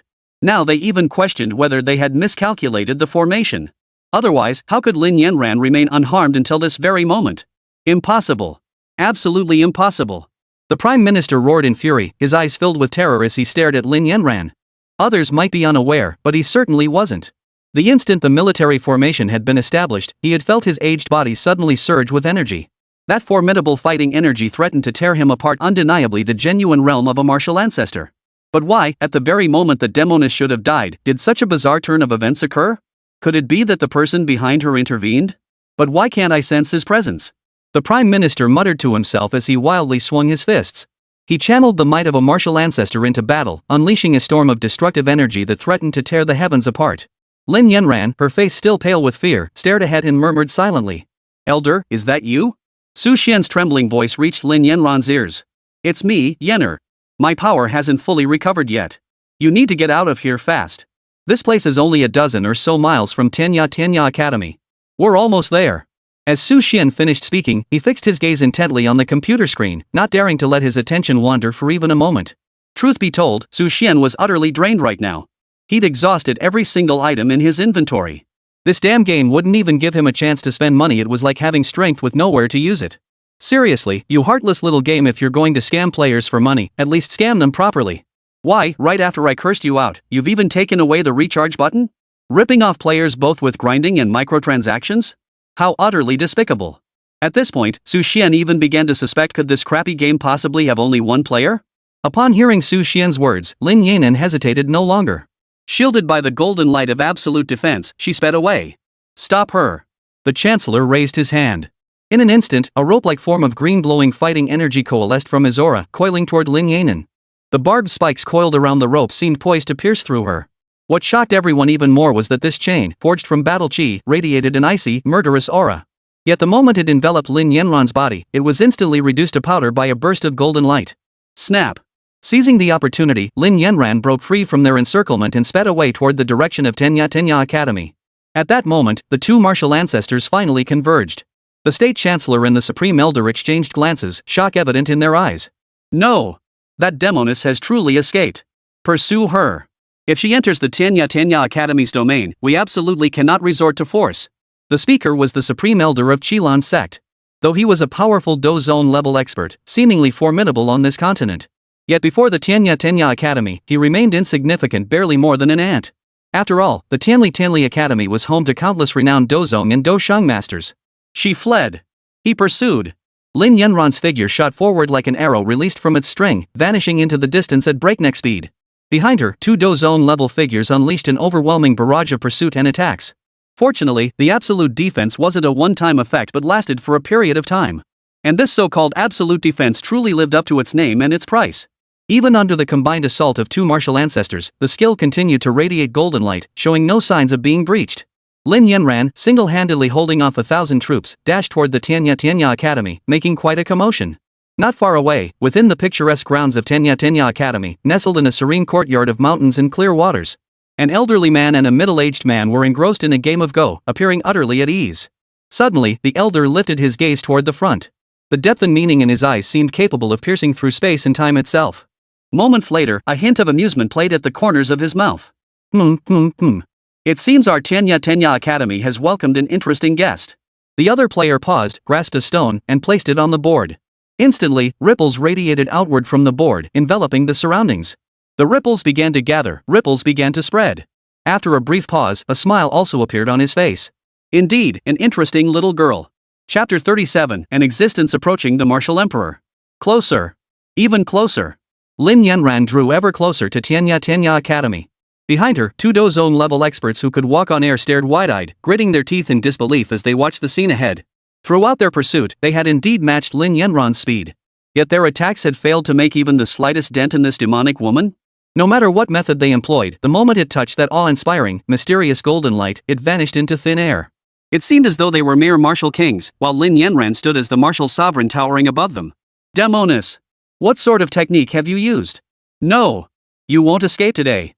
A look of sheer terror flashed across the face of the Dozong from Qilan's sect. From the day he became a martial artist, he had never encountered such a bizarre spectacle. Now, fear gripped him. He shot a glance at the Prime Minister beside him, his tone laced with reproach. Why didn't you seek help from Qilan's sect earlier against an opponent of this caliber? Why drag it out until now? He knew full well that the Chancellor and the others had had a chance to ambush Lin Yanran before, but they had missed it. He felt certain that if he had been present then, Lin Yanran would never have escaped unscathed. Now they had nurtured a threat that had grown beyond control. Lin Yanran had become what she was today, and it was all the other party's fault. The State Chancellor's face was now dark and gloomy, and fear flickered in his slightly cloudy pupils. Who could have imagined that a worthless failure, laughed at by everyone, would become what she is today? Who exactly is backing her? I still have no clue. But, today, she was doomed. The two exchanged a glance and charged forward at lightning speed. The next moment, they hovered in midair, both hands simultaneously exerting force as they slowly lifted upward. Fighting chi. Condense. Their muffled voices echoed as two colossal streams of fighting energy instantly materialized along Lin Yanran's inevitable path. At this moment, Lin Yanran was merely a mile or two away from the barrier of Tianya Academy. Their formidable battle chi instantly solidified into two formidable walls, each hundreds of meters thick. Unless Lin Yanran changed course, reaching the Academy's barrier gate directly was utterly impossible. Just as the two walls slowly coalesced to block Lin Yanran's path. At the very apex of Tianya Academy, 10,000 meters above, the two figures who had been playing chess moments before now stood atop the clouds, surveying everything below. One of them fixed his gaze upon Lin Yanran, a hint of surprise flickering in his eyes. What exactly is that girl carrying? Why did those two's attacks have no effect on her? The other, an elder with snow-white hair and a youthful face, smiled as he stroked his beard. I cannot say for certain, but everyone in this world has their secrets, don't you agree? Every young prodigy who comes to our Tianya Academy carries great secrets upon their shoulders. The two exchanged a knowing glance and burst into hearty laughter. The white-haired elder turned to the attendant beside him, his tone tinged with a hint of wistfulness. Who would have thought she could overcome so many obstacles to reach this place? Though now, it's likely too late. The other man shot the elder a sidelong glance, his tone tinged with teasing. What's the matter? Feeling a pang of sympathy? If that's the case, why not go down and lend a hand? You could even take her as a disciple. His words carried a hint of jest, yet beneath it lay a trace of genuine earnestness. Clearly, he meant what he said. At these words, the white-haired, youthful-faced elder visibly startled, then shook his head with a smile. No, taking her as a disciple is something we'll consider later. But if she can overcome today's ordeal through her own abilities and make it to my Tianya Academy, then I, Zhao Wushu, will personally vouch for her. Had anyone else been present to hear his name spoken, they would have gasped in awe. For the name Zhao Wushu represented none other than the world-renowned headmaster of the Tianya Academy. He was also counted among the 5 strongest individuals in the world. His power approached the legendary level of a martial emperor. Su Xian's mouse cursor darted across the screen as he clicked through one pay-to-win option after another. In the past, clicking any of them would have opened a pay-to-win interface where money flowed like water. Now, however, there was no response whatsoever. Su Xian's expression darkened completely. He looked at the screen, where Lin Yanran seemed poised to take a detour. Under normal circumstances, detouring would be feasible. After all, they were merely martial ancestors whose martial energy coverage wasn't particularly extensive.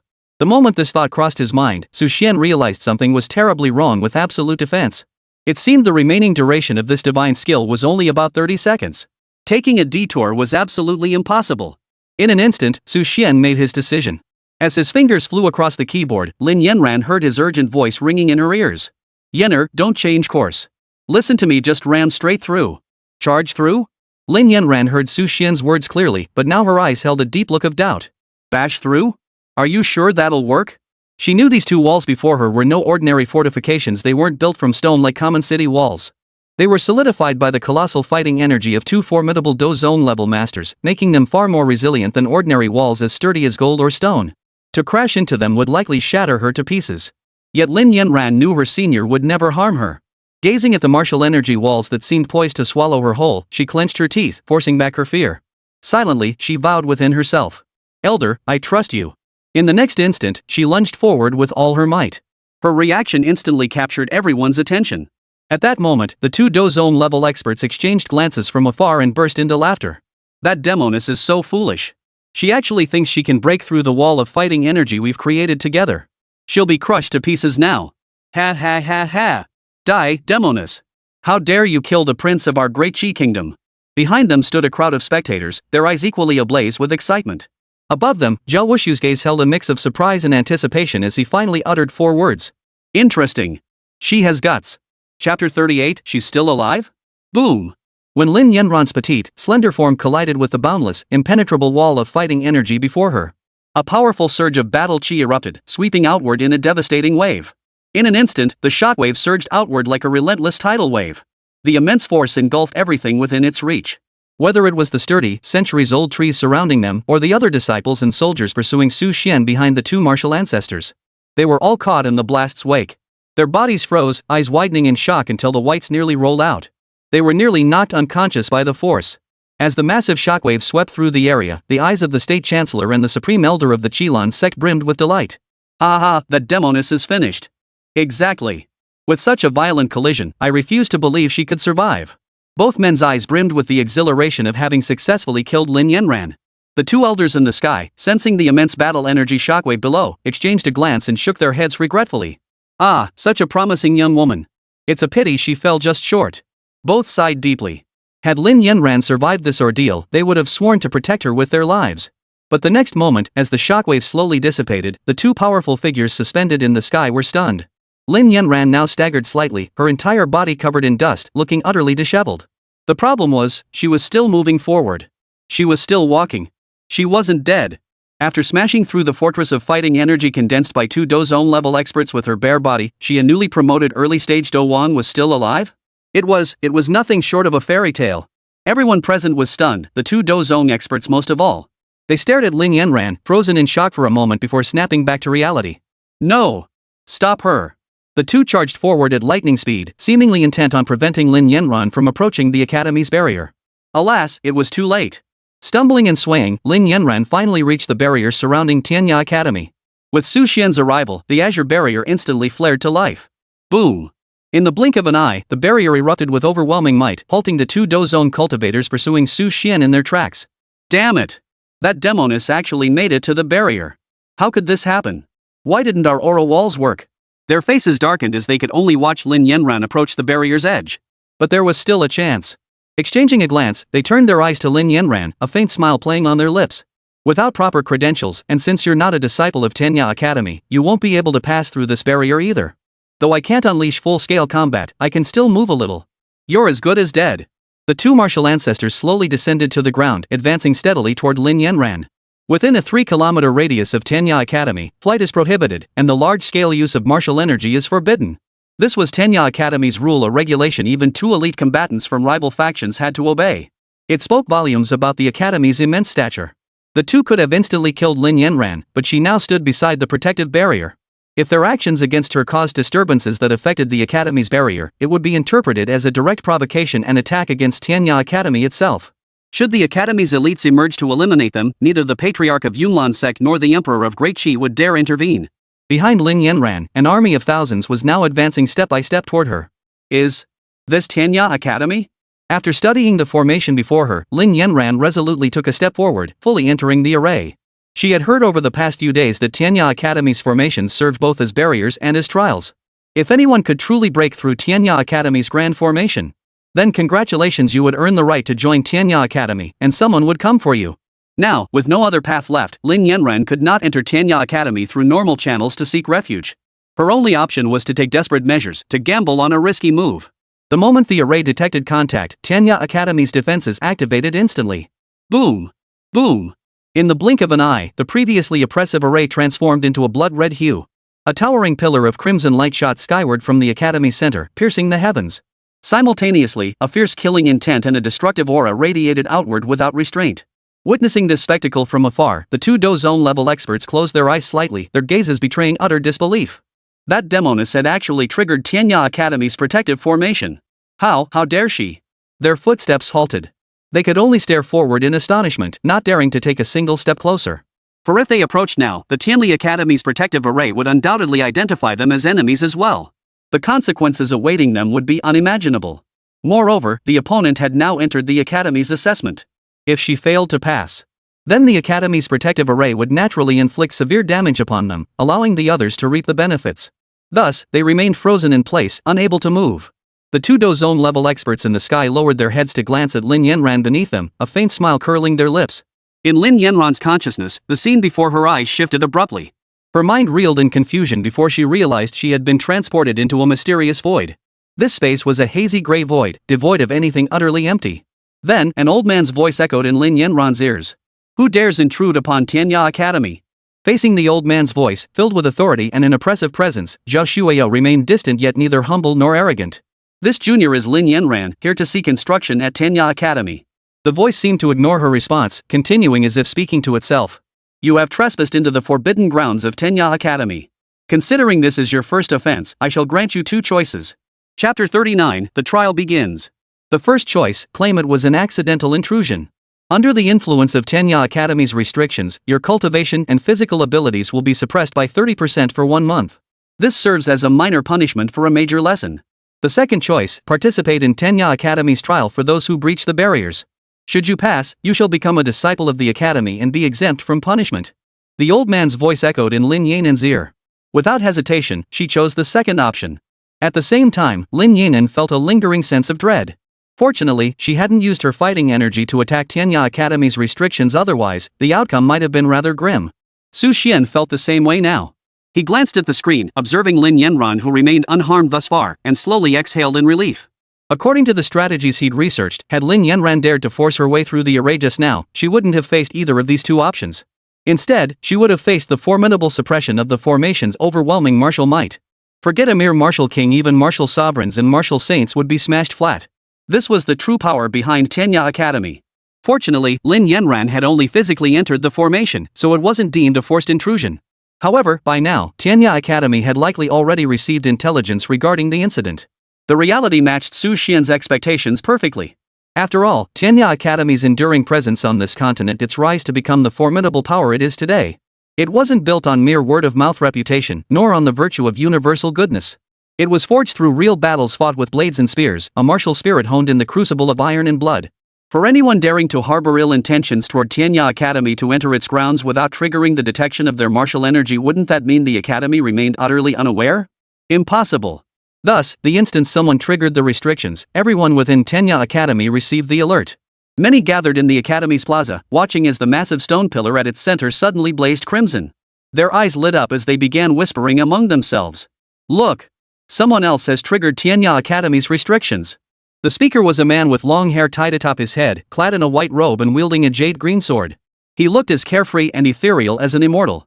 Beside him stood a man clad in a fiery red vest, gripping a golden spear. A cruel smile curled at the corner of his mouth. Oof! Who would have thought someone would attempt such an absurd and ridiculous method to enter Tianya Academy? TSK. Do they really think our Tianya Academy is someplace you can just come and go as you please? Surrounding the two men were numerous Tianya Academy disciples and teachers. They all watched with considerable curiosity, then exchanged glances. In that case, why not go see for ourselves? Let's find out who this person really is. The others exchanged glances and nodded in agreement. Let's go, let's go. By now, every teacher and student at Tianya Academy who wasn't on a mission or in seclusion had gathered in the square. A long-range projection spirit artifact was set up here, transmitting real-time footage from Lin Yanran's location. They all wanted to see what kind of person had dared to intrude upon Tianya Academy. But the moment the image appeared before them, they froze. Beautiful. What an incredibly beautiful woman. In the image, Lin Yanran's hair was disheveled, dust covered her cheeks, and wounds marred her body. Yet this could not obscure her peerless grace. Instead, it made her appear like a wounded kitten, evoking pity at first glance. Simultaneously, the icy, ruthless glint in Lin Yanran's eyes ignited an intense desire to conquer her. What an utterly captivating ice queen. The group exchanged glances, sizing each other up to see who would make the first move. But immediately, they saw two formidable Do-zone cultivators, along with tens of thousands of soldiers and assassins, following closely behind Lin Yanran. They had completely surrounded Lin Yanran, causing everyone's brows to furrow. As the favored sons of heaven, they were naturally intelligent. In just an instant, they grasped the general situation. The spear-wielding man glanced at Lin Yanran, a hint of regret flickering in his eyes. To be hunted by so many, she must be exceptionally gifted. The question is, how strong is she in battle? But if she can't pass the Tianli Academy's barrier, she'll likely meet her end. The other man, wielding a long sword, shot him a look tinged with contempt. TSK. What a heartless brute. How could we stand by and watch such a beauty suffer this hardship? If things get too dire later, perhaps I should step in to help. Who knows, maybe the beauty might. Before he could finish, a sudden chill gripped him. The thought that any improper advances toward Lin Yanran, perhaps, a great terror would descend upon him. With that thought, he reluctantly shut his mouth. In the scene, Lin Yanran's vision finally cleared. Before her stood three humanoid robots, each crafted in distinct human forms. The first trial begins now. As the old man's voice faded, Lin Yanran saw the puppets before her instantly regain their mobility. They sprang to their feet from the ground. Their bodies, composed of metal and wood, flexed slightly as they fixed their attention on Lin Yanran. A fierce aura of a martial king erupted from the three puppets, surrounding Lin Yanran completely. Su Xian's eyes widened at the sight. Truly formidable, as expected of Tianya Academy. He had already realized that if Tianya Academy intended to join through restrictions, they would undoubtedly face immense difficulties. At the same time, their assessment tailored different requirements based on the individual. As a martial king, Lin Yanran's first trial required her to defeat three martial king-level puppets.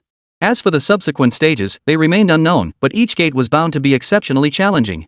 Otherwise, if just anyone could break through the restrictions and join Tianya Academy, what would become of the Academy's reputation? Lin Yanran is currently only a 2-star martial king, while each of the three puppets before her possesses the strength of a 3-star martial king. Surrounded by them, Lin Yanran appeared small, pitiful, and helpless. Yet now, far from showing a trace of fear, she radiated pure fighting spirit. Chapter 40, they underestimated her after all. 2 stars against 3? And 1 against 3. All eyes were now fixed on Lin Yanran. They wanted to know if this once beloved prodigy could overcome this challenge. Many students and teachers from Tianya Academy exchanged glances and silently shook their heads. These 3 combat puppets were unique creations of Tianya Academy, impossible for other factions to replicate. Each puppet possessed the genuine strength of a 3-star martial king. In fact, they were even slightly stronger than weaker 3-star martial kings.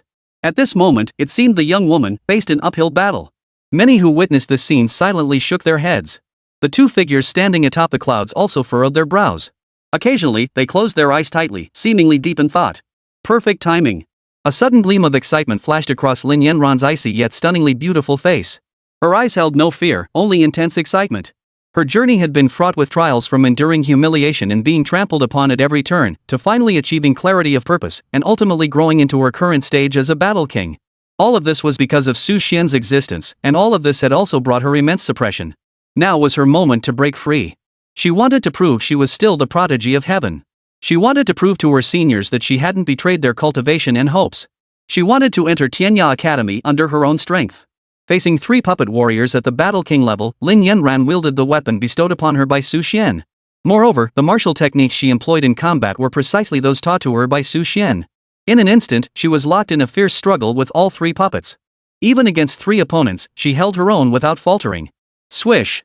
A piercing cold gleam flashed as the razor-sharp blade instantly sliced through one puppet's body. In a mere instant, it was cleaved clean in 2, utterly incapacitated. Witnessing this breathtaking display in the sword technique Lin Yanran wielded, those around her couldn't help but flash a hint of admiration in their eyes. A fierce sword technique, sharp combat instincts. Others nodded in agreement. Those present were connoisseurs who recognized Su Xian's skill. One strike, one kill, no hesitation. Lin Yanran's figure vanished instantly from her original position. When she reappeared, she was already behind another puppet. This puppet delivered a heavy punch, fully unleashing the aura of a 3-star battle king. Lin Yanan raised her sword to block. Upon contact, Su Xian's figure was instantly sent flying backward. Many narrowed their eyes. Is he getting knocked back? Yet only the man wielding the golden spear wore a faint smile. We've clearly underestimated her. She's no pushover. As the man's words faded, the crowd watched as Lin Yanran's recoiling momentum propelled her forward with even greater speed. Simultaneously, she closed in on another puppet at lightning speed, swinging her sword. An equally fierce sword intent erupted directly from Su Xian's hand. A massive flash of light erupted, and the others witnessed another puppet disintegrate on the spot. Clang! As for the last remaining puppet, it didn't last long before Lin Yanran either, meeting its end at her blade. Watching Lin Yanran move with such ease, effortlessly holding her own against 3 opponents, the crowd finally began to regard her with genuine respect. If earlier they had merely marveled at Lin Yanran's beauty and the sheer number of pursuers after her, now, they truly acknowledged her innate talent and combat prowess. She absolutely deserved a place in Tenya Academy. Taking on 3 opponents at once, and fighting above her level at that, she was undoubtedly a peerless prodigy. As the puppets fell, the old man's voice rang out once more. The first trial has been passed. Your punishment is hereby lifted. You may now depart. You may return to participate when Tenya Academy reopens its admissions next year. Hearing the old man's voice, Lin Yanran shook her head without hesitation. No, I want to join Tenya Academy. I won't leave. As soon as the words left her lips, the voice by her ear changed. Very well. The second trial begins. Should you pass, you shall be admitted to study in the outer courtyard of Tenya Academy. As the words echoed, a spirit beast, entirely black in color, suddenly materialized before Lin Yanran. Its form resembled both a tiger and a cheetah. Despite its entirely black coat, it was lithe and agile like a cheetah. Yet its markings and robust build gave it the feel of a tiger. Most strikingly, the creature appeared to bear a pair of enormous wings. The moment this spirit beast appeared, Tenya Academy erupted into chaos. That is a bloodthirsty tiger leopard beast? How could it appear in our Tenya Academy's trials? We've never seen one before. Could it be that the bloodthirsty tiger leopard beast captured earlier was meant for this? This beast possesses the strength of a 6-star martial king. Won't it tear that girl to shreds? Above the clouds, 2 elders exchanged glances upon witnessing the scene. Now we shall see if this young girl can overcome this second trial. Should she succeed, her future prospects will be truly boundless. Just then, Su Xian's anxious voice reached Joshua's ear. Yenner, if I'm not mistaken, this should be the bloodthirsty tiger leopard beast. Its strength seems to be at the level of a 6-star battle king. We must be extremely cautious. Su Xian had encountered this spirit beast while researching strategies earlier. It represented the pinnacle of combat power in its normal state. It was the very embodiment of the phrase adding wings to a tiger. Above its rank, other spirit beasts with even greater combat prowess and strength no longer resembled creatures from the real world. They were more akin to mythical fantasy beings. Hearing Su Xian's voice, Lin Yanran silently nodded. Rest assured, senior. I will not disappoint your expectations. Hearing her words, Su Xian offered no reply, instead watching Lin Yanran's performance in silence. Roar! The moment the bloodthirsty tiger leopard beast appeared, a piercing roar echoed through the air. Simultaneously, its savage gaze fixed unabashedly upon Lin Yanran, seemingly intent on making her this afternoon's meal to fill its belly. Yet Lin Yanran showed not a trace of fear. Instead, she drew her sword and advanced, engaging the beast in combat. Whoosh! With a single flap of its wings, the bloodthirsty tiger leopard beast unleashed a gale-force wind as its massive form lunged forward. From beneath its gaping maw came a roar of indescribable fury. Roar! It sounded like a tiger's roar, yet also like a dragon's cry. The sound shook people's minds, causing them to lose their senses for an instant. Lin Yanran narrowly dodged the gaping maw. Sword raised, Lin Yanran advanced with a grim expression. Monstrous beast, meet your end. Their figures clashed in an instant. Chapter 41, The Bloodthirsty Tiger Leopard Beast. The pride of heaven remains the pride of heaven. Especially when they are the protagonist of this tale. Lin Yanran stood rooted to the spot, sword in one hand, her body trembling slightly, yet her gaze held unwavering resolve. Her gaze was fixed firmly ahead, a faint smile playing at the corners of her mouth. Before her lay the corpse of the bloodthirsty tiger leopard beast. Lin Yanran had won again. This time, she had defeated the bloodthirsty tiger leopard beast entirely on her own. Had her innate talent not been crippled, had she not suffered these misfortunes? She should have been the foremost prodigy across the entire continent, destined to be an unparalleled genius. At this moment, everyone who witnessed the scene fell silent. Beyond the barrier, the state chancellor and the supreme elder stared on, their eyes filled with disbelief and astonishment. A 2-star martial king slays a 6-star spirit beast. This girl, she absolutely cannot be spared. She must die. She absolutely must die. If she lives, she will become a great threat in the future. The two men now stared at Lin Yanran, their eyes filled with terror. This was no ordinary case of fighting above one's level or a lower rank defeating a higher ranked opponent. It was nothing short of textbook combat artistry. Within Tianya Academy, the students who had always held themselves aloft, convinced they were the chosen ones of heaven. Now, as they exchanged glances, their eyes shifted, and a heavy silence fell over them. Even within Tianya Academy, many newly enrolled students couldn't defeat this bloodthirsty tiger leopard beast. Yet now, Lin Yanan had actually killed it? What level of prodigy was this? In other words, though Lin Yanan hadn't yet joined Tianya Academy, her combat prowess already surpassed that of many current students. Should she enter Tianya Academy in the future, she would undoubtedly become a renowned new star on the prodigy rankings. Above the clouds, the two exchanged a glance before turning their gaze toward Lin Yanran. Their eyes brimmed with boundless admiration. Since they both passed, perhaps we should proceed to the third trial. The middle-aged man glanced at the elder, who shook his head. I'm curious to see just how far this little girl can go. Hearing this, the middle-aged man could only sigh deeply. Sigh, there's just no reasoning with you, old codger. Day after day, you make things difficult for a mere young girl. Su Xian's eyes lit up with delight. Regardless of whether she passed this third trial, at least Lin Yanran's life was now safe. For she had earned her place within Tianya Academy. Yet just then, the old man's drawn-out voice drifted slowly through the air once more. The second trial of Tianya Academy has been passed. Shall you proceed to the third trial? Success in the third trial will grant you admission as an inner court disciple of Tianya Academy. Su Xian had already relaxed by this point, for his task was complete. As long as she entered Tianya Academy, she would be safe. He slowly typed to Lin Yanran. Yenner, you did exceptionally well this time. You've worked so hard. Hearing the voice by her ear, a radiant smile spread across Lin Yanran's previously tense and stern face. It was so captivating that it nearly mesmerized those nearby. Beautiful. Truly beautiful. But what Su Xian hadn't anticipated was that the game on the computer screen suddenly underwent an unexpected change. Su Xian noticed that Lin Yanran had once again entered combat mode on the computer screen. Simultaneously, a line of text appeared on the screen. Senior has sacrificed so much to protect me, even forcing himself to intervene and sustaining severe injuries that have left him unable to recover for days. From the very beginning, everything was because of me, yet it was the senior who bore the burden for me. I can't let the senior be so exhausted anymore. I've heard that after joining the inner courtyard of Tianya Academy, all aspects of welfare, treatment, and cultivation issues will be well taken care of. I'm sure senior would find things much easier then. I must join the inner court not for myself, but so my senior can finally rest. This is Lin Yanan's inner monologue? Watching Lin Yanan resolutely choose to undergo the third trial, Su Xian gaped in astonishment, utterly speechless. Inside Tianya Academy, celebrations for Lin Yanan's admission had already begun. After all, who wouldn't be delighted to welcome such a young and beautiful female junior sister into their ranks? But they never imagined Lin Yanran would choose to activate the third trial. She's starting the third trial? That woman is courting death. The man wielding the long sword paled, staring forward in disbelief. The man wielding a spear, clad in a fiery red vest, wore a look of sheer madness on his face. I like this woman. She actually dares to challenge the third stage, truly a heavenly prodigy. Woman, I approve of you. The others fell silent, staring at Lin Yanran on the screen, their mouths agape, utterly speechless. It must be noted that the inner court's membership numbered less than 1% of Tianya Academy's total, with the remaining 99% belonging to the outer court.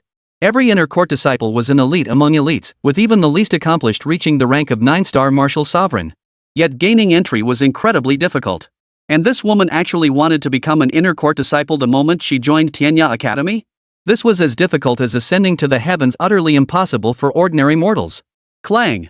The scene shifted, and suddenly, the sound of chains dragging echoed across the display before them. Lifting their heads, they heard a deep, gravelly voice emanating from the screen before them. Is this woman my opponent? If I kill her, I can gain my freedom? As the dust slowly settled, the crowd saw a bald man appear before Lin Yanan. He was covered in muscle, his hands bound by iron chains. The crimson scar across his face marked his identity, Li Shang, the Blood Butcher. Blood Butcher was his nickname, Li Shang was his name. That such a moniker was bestowed upon him spoke volumes about his formidable strength. Once a notorious villain across the continent, he had committed every conceivable atrocity, burning, killing, plundering, with the lives of countless victims on his hands. In the end, he was captured by the powerful warriors of Tianya Academy and imprisoned in the celestial dungeon, condemned to eternal torment. Who would have thought the third gate would actually release him? All eyes turned to Lin Yanan, who stood sword to sword with Li Shang, and everyone sucked in a sharp breath for her. Chapter 42, The Blood Butcher. That demoness truly doesn't know her place. Has she finally met her match? Blood Butcher Li Shang? To see him again, and now he's helping my Qi Kingdom eliminate a menace? Far away, the Supreme Elder and the State Chancellor exchanged glances, their eyes brimming with unhidden delight. Regardless of anything else, the name Li Shang, the Blood Butcher, was one they had heard of before. Countless lives had been lost to this butcher alone within the Great Qi Kingdom. But his formidable strength and covert operations had left them powerless to deal with him. Now, he was actually facing off against Lin Yanan? The Prime Minister slowly exhaled in relief. If that's the case, then I can rest easy. I simply cannot believe she possesses the strength to defeat the Blood Butcher Li Shang. Just moments ago, upon witnessing Lin Yanan pass the second trial, the Chancellor had nearly lost his composure and pulled out the imperial edict bestowed upon him by the Emperor of Daki. Fortunately, Lin Yanran, seemingly oblivious to the danger, had chosen to proceed to the third trial. Huff. The Prime Minister exhaled slowly, his gaze fixed on the imperial edict clenched tightly in his right hand. That imperial edict contained immense power, but using it would mean the Great Qi Kingdom and Tenya Academy were completely at odds. It was truly unnecessary. This was merely the final contingency prepared to deal with Su Xian. The Chancellor watched Su Xian and the Blood Butcher Li Shang facing off, their slender silhouettes blurring in the distance. His eyes still held lingering fear. Demoness, die quickly. If you don't die, this old man will never find peace. His gaze flickered with a mix of apprehension and fear. Just yesterday, in his sleep, he had suddenly dreamt of the entire Great Qi Kingdom being destroyed by Lin Yanran's hand. He saw himself, his family, and every member of the imperial household slaughtered one by one at her hands. The vision felt so real he believed it was the imminent future. Thus, the Prime Minister, who had always harbored deep apprehension toward Lin Yanran, now fervently wished for her immediate demise. Yet as Lin Yanran gazed upon the man before her, her coldly beautiful face showed not the slightest flicker of emotion. Only a trace of apology and shame flickered at the corners of her lips as she bowed her head. Senior, I'm sorry. I acted on my own just now. Please let me be selfish this once. Hearing the girl's voice brimming with remorse, Su Xian was momentarily at a loss for words. Even if she had acted on her own initiative, her purpose was merely to ease his burden. Was that truly wrong? As Su Xian tapped away at his keyboard, his voice reached Lin Yanran's ears. It's fine. I know you did all this thinking of me. Thank you. Yener, I know you care about me just as much as I care about you. Hearing these words, the icy beauty of Lin Yanran's face softened, giving way to a gentle, flower-like smile. That smile left everyone speechless. She's even more beautiful when she smiles. The sword-wielding scholar murmured in admiration before turning his gaze back to the scene. Standing before Lin Yanran now was Li Shang, the Blood Butcher. Her gaze fixed on Lin Yanran, her eyes brimming with ill intent. TSK TSK TSK.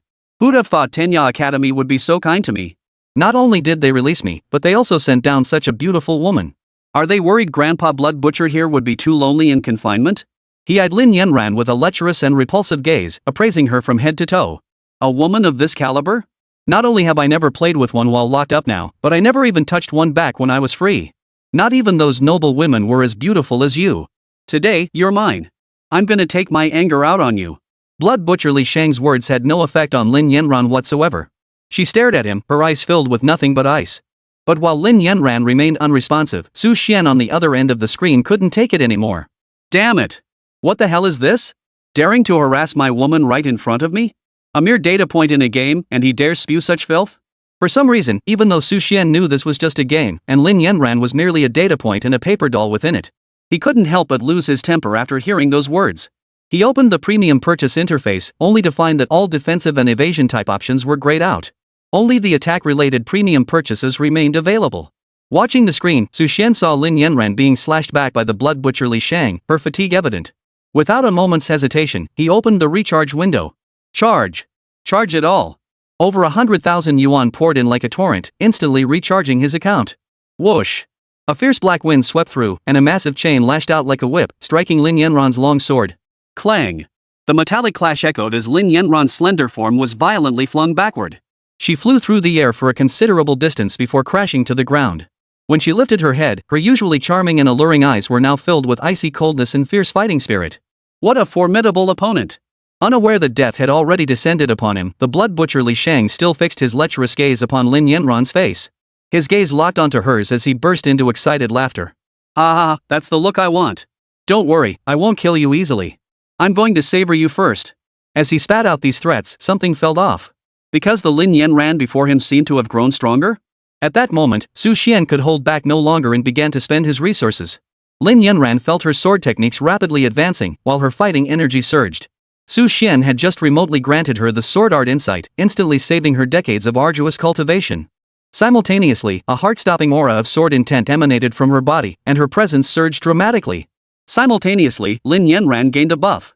Your next attack will definitely deal an overcritical hit.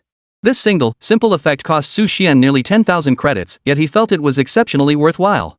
Gazing at Lin Yanran's slightly dazed expression, Su Xian gritted his teeth. Yenner, go and slice that filthy-mouthed bastard's mouth to pieces for me. Lin Yanran froze at first, but upon hearing Su Xian's icy voice, an uncontrollable surge of joy welled up inside her. Senior. What's wrong with Senior? Is he angry because that scumbag spoke to me like that? Does he care about me this much? The thought left her momentarily stunned. Feeling the abundant power coursing through the long sword in her grasp, she hesitated no longer and leapt forward. At that very moment, the onlookers in the distance all watched intently. They all believed Lin Yanran was certain to lose. Yet, when she swung her sword a strike identical to the previous two. Swish! The blood butcher Li Shang's body was instantly cleaved in two, sending a torrent of blood spraying into the sky. Simultaneously, a piercing sword chi, sharp enough to freeze the very air, erupted outward, filling the entire sky. Chapter 43, The Emperor of Great Qi's Imperial Edict descends. She's just a pretty woman, how could she possibly? The blood butcher Li Shang's body collapsed, bearing only a single wound. It began at his mouth, where his entire head had been severed and flung away. This was Lin Yanran, acting on Su Xian's command, severing the blood butcher Li Shang's mouth that never held back. Blood butcher Li Shang, dead? The crowd stared at Li Shang's corpse, their eyes filled with astonishment as they turned to Lin Yanran. After all, this Li Shang had once been a top-tier dozone. Though imprisoned in the celestial prison of Tenya Academy, enduring relentless torment day and night, the aura of a 9-star martial king radiating from him when he appeared moments ago was undeniable. More crucially, his true strength far surpassed 9-star martial king. He possessed the cultivation of a 1-star martial ancestor and even a 2-star martial ancestor.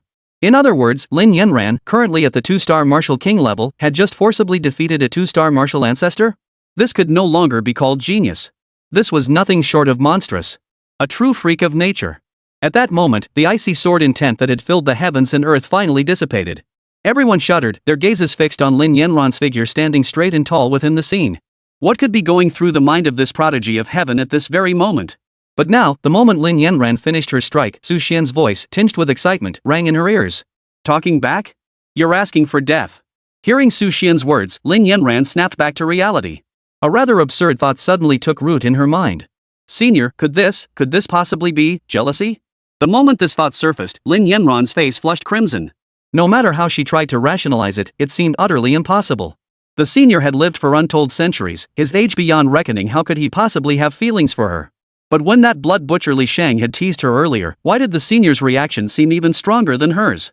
It seemed just like those scenes in romance novels where the male lead reacts fiercely only when jealous over the female lead. Lin Yanran's affection for you has increased by 5 points. Current crush level, 65 points. Hearing the system prompt, Su Xian felt puzzled. What was this girl up to now? Even if he didn't understand why the affection points had increased, Su Xian didn't care about such details. As long as her affection points kept climbing, that was all that mattered. Above Tianya Academy, two figures gazed down at the corpse of Li Shang, the blood butcher, now split in two. A hint of apprehension flickered in their eyes. The secrets this woman holds are likely far from ordinary. Zhao Wushu, with his snow-white hair and youthful face, cast a brief glance at the middle-aged man beside him. What? Could it be, you're afraid? Nonsense. Fear? How could Tianya Academy ever feel fear? The middle-aged man casually shook his head. Since she has passed the Inner Academy disciple assessment of our Tianya Academy, I shall now send someone to bring her into the Inner Academy. I fear that in the future, our Tianya Academy will produce yet another extraordinary figure. The two men laughed heartily, their eyes brimming with delight as they looked at Lin Yanran with satisfaction. After all, how could the administrators of Tianya Academy not be thrilled that their institution had recruited such a prodigious talent? Inside Tianya Academy, everyone who witnessed this scene wore expressions of astonishment. So powerful. That girl is truly formidable. The sword intent she unleashed just now, and her ability to forcefully slay a 2-star martial sovereign with only a 2-star martial king's strength, this is no ordinary person. I wonder whose swordsmanship is stronger, hers or Li Qingyi's.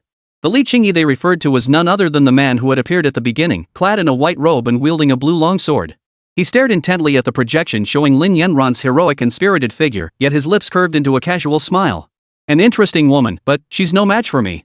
Looks like Tianya Academy is gaining another formidable female disciple. Truly remarkable. TSK, another beautiful junior sister for us, haha.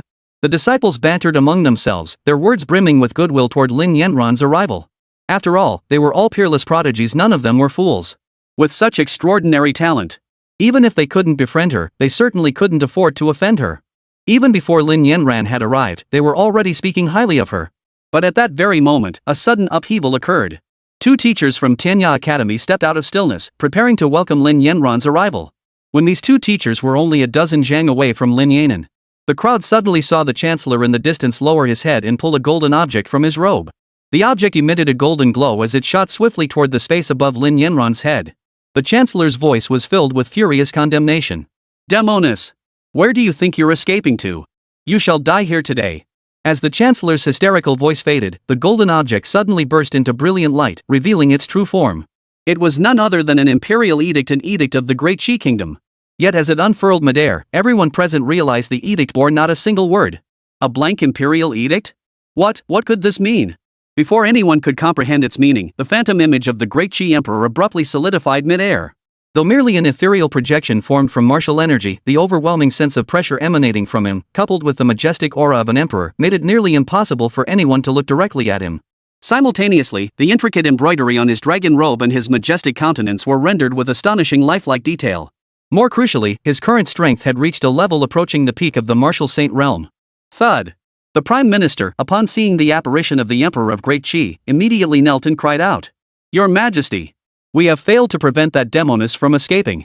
We were forced to activate the trump card His Majesty left behind. We implore Your Majesty to intervene." Their words were filled with fervor. This was the battle Qi phantom left behind by the Emperor of Great Qi. He had poured all his martial energy into this imperial decree. For a brief moment, it could manifest as a phantom possessing the strength of a 7-star martial saint. Though not exceptionally powerful, it was more than sufficient to eliminate Lin Yanran. The Emperor of Qi's phantom materialized. His towering form lowered its head, glancing at the Prime Minister before shifting its gaze to the distance. Instantly, his brows furrowed. How could this be? How did he manage to escape all the way to Tianya Academy? The Prime Minister bowed his head, his voice trembling with fear. There was no other way. That demoness, we did our utmost along the way. Hearing this, the Emperor did not pursue the Chancellor's responsibility. Instead, he lifted his gaze to rest upon Su Xian, speaking slowly. So you are the demoness who slew my 9th son? Die! With a raised hand, the full might of a 7-star Do Saint surged forth, seemingly poised to annihilate Lin Yanran on the spot. At that very moment, a colossal aura erupted from Tianya Academy, accompanied by a furious shout. Who dares to strike within Tianya Academy? Chapter 44 by Wuan. This sudden series of events unfolded in the blink of an eye, leaving the crowd utterly unprepared to react. Only when the overwhelming aura of a battle saint swept over them did they realize the Emperor of the Great Qi Kingdom had arrived. And he intended to strike. No one could have imagined the Emperor of the Great Qi Kingdom would go to such lengths to kill Lin Yanran. Their gazes fixed on the projection stone's display, the students finally comprehended. Just now, someone had actually tried to attack a disciple of Tianya Academy? And this person was an emperor? At the same time, each of them had heard that earlier roar of fury, utterly genuine and heartfelt. If they hadn't misheard, it sounded like Bai Wuan, the dean of one of Tianya Academy's colleges. His strength was formidable, seemingly reaching the level of a 3-star martial saint. In an instant, a figure clad entirely in black emerged from the direction of the Tianya Academy. He passed by two teachers and walked directly before the illusory figure of the Emperor of the Great Qi Kingdom. Though not tall, Bai Wuan stood exceptionally straight, his bearing radiating extraordinary presence. Far away, Lin Yanran witnessed this scene and slowly exhaled in relief. Just moments ago, she had been so close to death. Fortunately, the reputation of Tianli Academy proved trustworthy. Su Xian's reaction mirrored hers. He puffed on a cigarette, breathing heavily. Puff. That scared the hell out of me. I thought my virtual girlfriend was done for right there.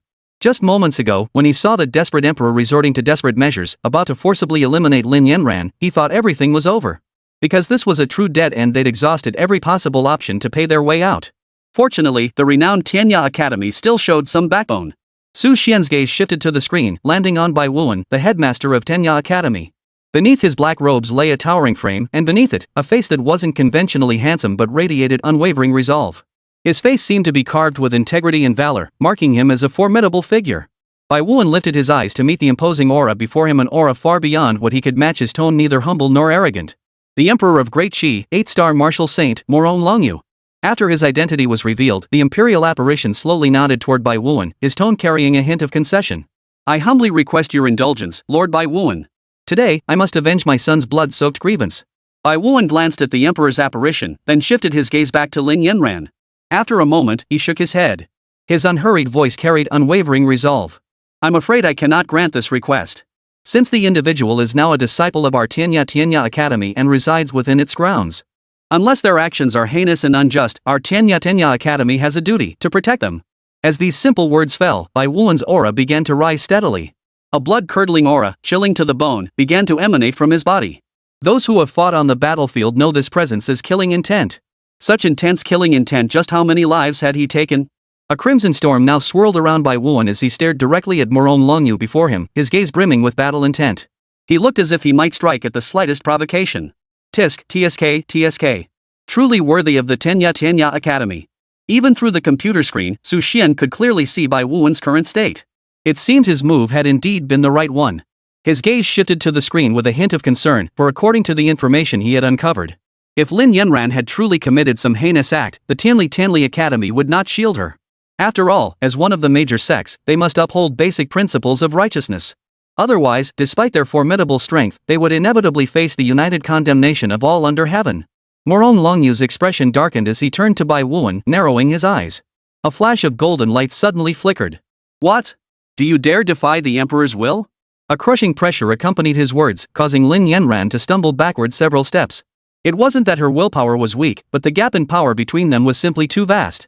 It was like comparing a firefly to the bright moon. Bai Wuan paid no heed whatsoever, continuing unabashedly.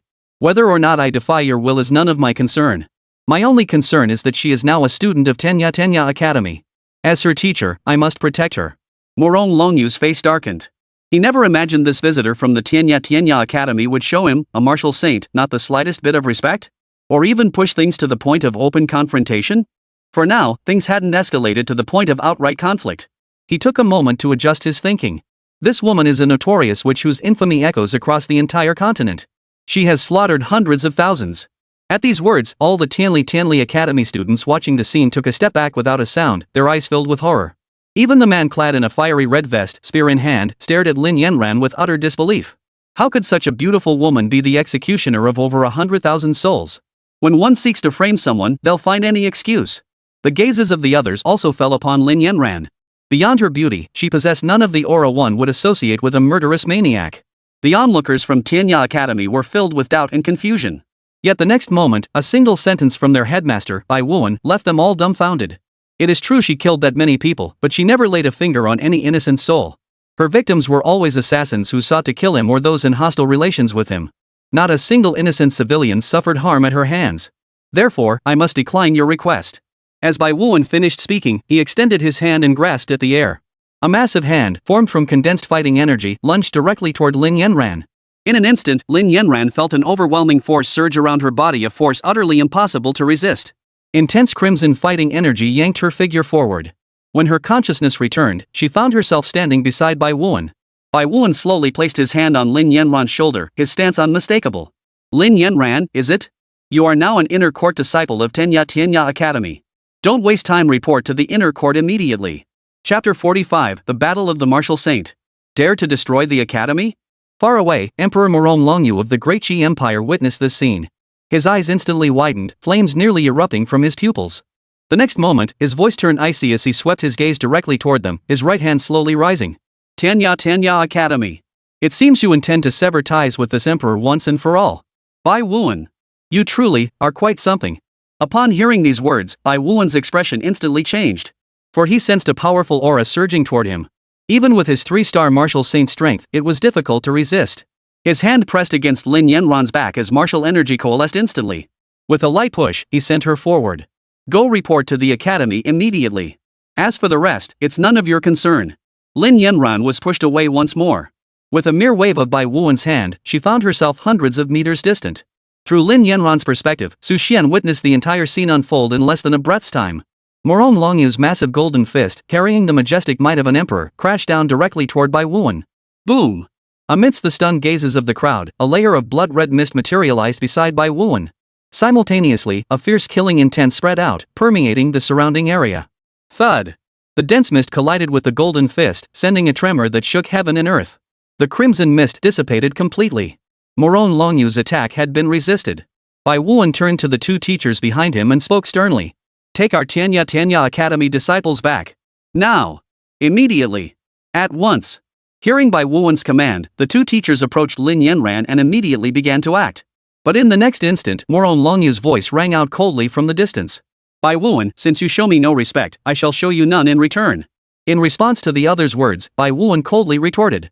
It's not that I refuse to show you respect, but the rules of Tianya Academy dictate this. Rules must never be broken.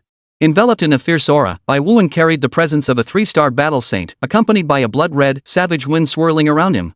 He actively flew toward Moron Longyu. Instead of retreating, he advanced resolutely and launched his attack. The intense killing intent made breathing difficult for those nearby. Yet, before Moron Longyu, Bai Wuan did not seem to be a formidable opponent. Watching the computer screen, Su Xian saw Bai Wuan's figure sent flying after several exchanges. His expression darkened. This is trouble. I'd been too presumptuous. He had assumed that even Moron Longyu wouldn't dare defy the Tianya Academy's authority, believing safety lay within its walls. Who would have thought that Moron Longyu, driven by vengeance for his son's death, would force his way across such a vast distance to confront the Tianya Academy? Now, even the Academy's strongest fighters couldn't stand against him. Seeing Bai Wuan get knocked flying, Lin Yanran's heart skipped a beat, and she couldn't help but worry. Master Bai. Though she hadn't yet fully entered Tianya Academy nor become a complete disciple. To her, Bai Wuan had fought Moron Longyu to protect her, and that alone made him worthy of being her teacher. Lin Yanran's words reached the ears of the old man within the clouds, causing the admiration in his eyes to deepen. Who would have thought that while the outside world labels her a female demon, a murderous, narrow-minded, and cruel individual? Who would have thought such a woman would reveal herself to be so full of compassion and loyalty? The middle-aged man beside him glanced at the elder, his tone tinged with resignation. Bai Wuan is no match for him. He's about to lose. Aren't you going to intervene? The old man stroked his beard with a smile, yet his gaze slowly turned icy. Of course I will intervene. I'm quite curious to see who gave this Moron Longyu the audacity to come into my Tianya Academy and kill my disciples. Stop worrying about him. Focus on how you're going to survive. Moron Longyu, who had been hundreds of feet away moments before, vanished instantly from his original position. The next moment, a massive golden phantom materialized directly before Lin Yanran. Upon that lifelike visage formed from battle chi, a mocking smile played. Who would have thought that my 9th imperial son would meet his end at the hands of a woman like you? TSK. You do possess a certain talent, but it's a pity it ends here. Emperor! Suppress! The icy command echoed. Hum! Several golden beams of light shot skyward, their brilliance nearly blinding onlookers.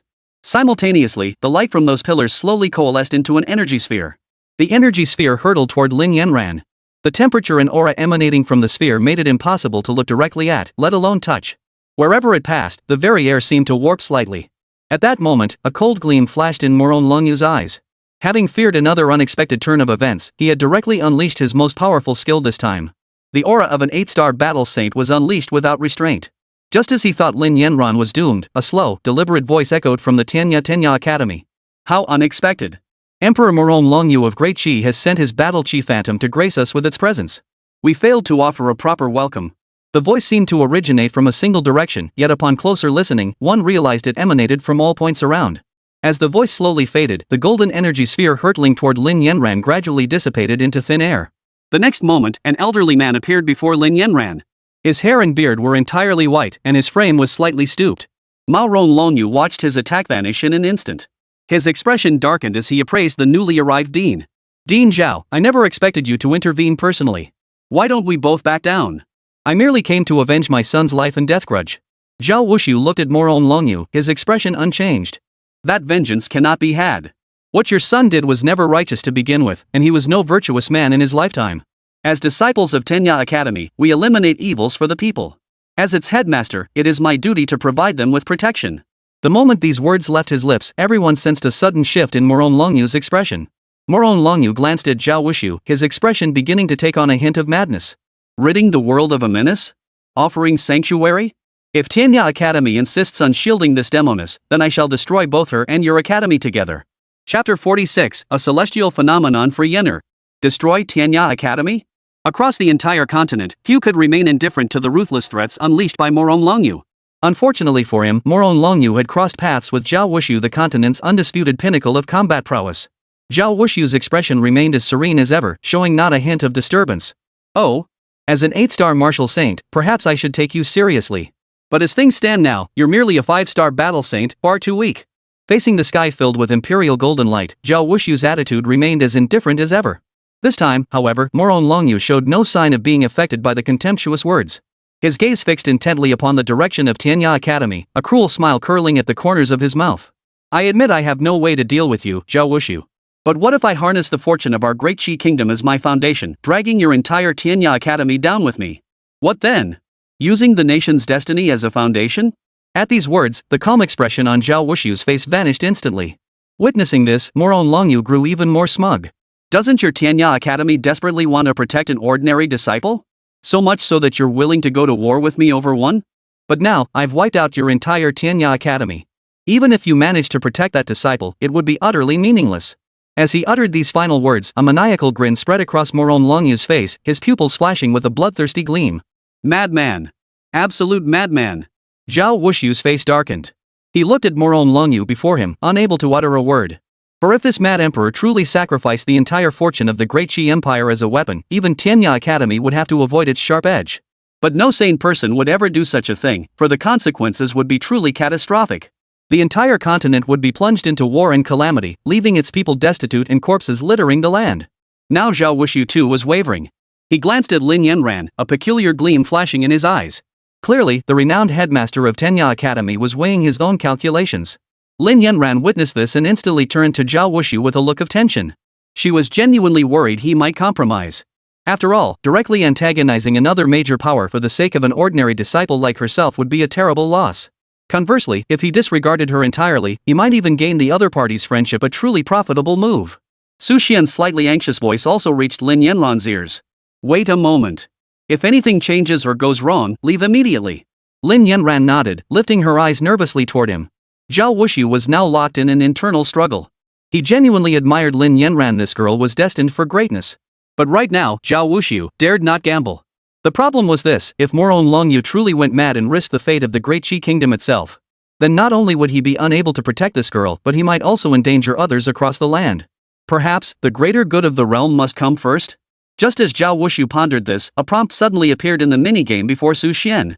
Detected character initiation trial. Should the celestial phenomenon be activated to clear the path for the female lead? Upon seeing this option, Su Xian didn't hesitate for a moment. He immediately selected yes. He didn't know what a heavenly signification was, but if it could help this girl enter the sect, that was enough. Seems the game held back on in-app purchases earlier just to save up a big surprise for him. In an instant, the funds in Su Xian's account rapidly diminished. Immediately afterward, he noticed the in-game visuals shifting. Zhao Wuxu, who had been hesitating, suddenly sensed a surge of martial energy rippling out from Lin Yanran's center. This fluctuation carried no hint of aggression, instead enveloping them like a gentle spring breeze. Following this surge, he witnessed a scene he would never forget. Wherever the fluctuations emanating from Lin Yanran touched, all flora and fauna regained their vitality. Grasslands that had been withered and yellowed began to turn emerald green. Trees long past their flowering season started to blossom and bear fruit. Most significantly, 2,000-year-old Bodhi trees stood at the entrance of Tianya Academy, treasures unmatched across the continent. Years ago, both trees had perished in an accident. Since then, countless efforts had been made to revive them, all to no avail. Now, with Lin Yanran's arrival, as the waves slowly passed through the Bodhi trees, the millennia-old Bodhi trees began to slowly regain their vitality. Their trunks started to grow, and tender buds gradually appeared on the branches. The 1,000-year-old Bodhi trees, resurrected from death. Roar! Roar! What captured everyone's attention at that moment were the roars emitted by two spirit beasts. All looked up, their faces frozen in horror. They realized these were two legendary, powerful spirit beasts. The azure-eyed white phoenix and the crimson flame spirit armored dragon were both supremely powerful spirit beasts whose strength had reached the level of martial saints. The two beasts now soared through the sky, crisscrossing and spiraling in flight, truly a sight of dragon and phoenix soaring together. But the changes sweeping the continent didn't stop there. In broad daylight, everyone witnessed a meteor shower appear. Even the battle energy in this area had grown significantly denser. Cultivating here would undoubtedly yield twice the results with half the effort. All these immense changes and extraordinary phenomena stemmed solely from Lin Yanran's arrival. Yet among all present, none was more bewildered than Lin Yanran herself. Me? A natural phenomenon? Seeing the astonished expressions on everyone's faces, how could she not realize that such profound and mysterious phenomena must be the work of the elders aiding her? Could she possibly be unaware of whether she possessed a natural phenomenon? Lin Yanran murmured silently to herself. Thank you, Senior. Su Xian's voice, as soothing as a spring breeze, drifted over. It's nothing. As long as you're safe and sound, that's all that matters. A celestial phenomenon? Zhao Wushu shot Lin Yanran a piercing glance. Suddenly, he sensed movement in the bottleneck that had held him firmly at the peak of the martial saint realm for so long. This tiny shift was equivalent to advancing from a martial artist to a one-star martial saint. All of this was because of Lin Yanran. Zhao Wushu's gaze flickered toward her, hardening into resolve. This girl must be kept alive.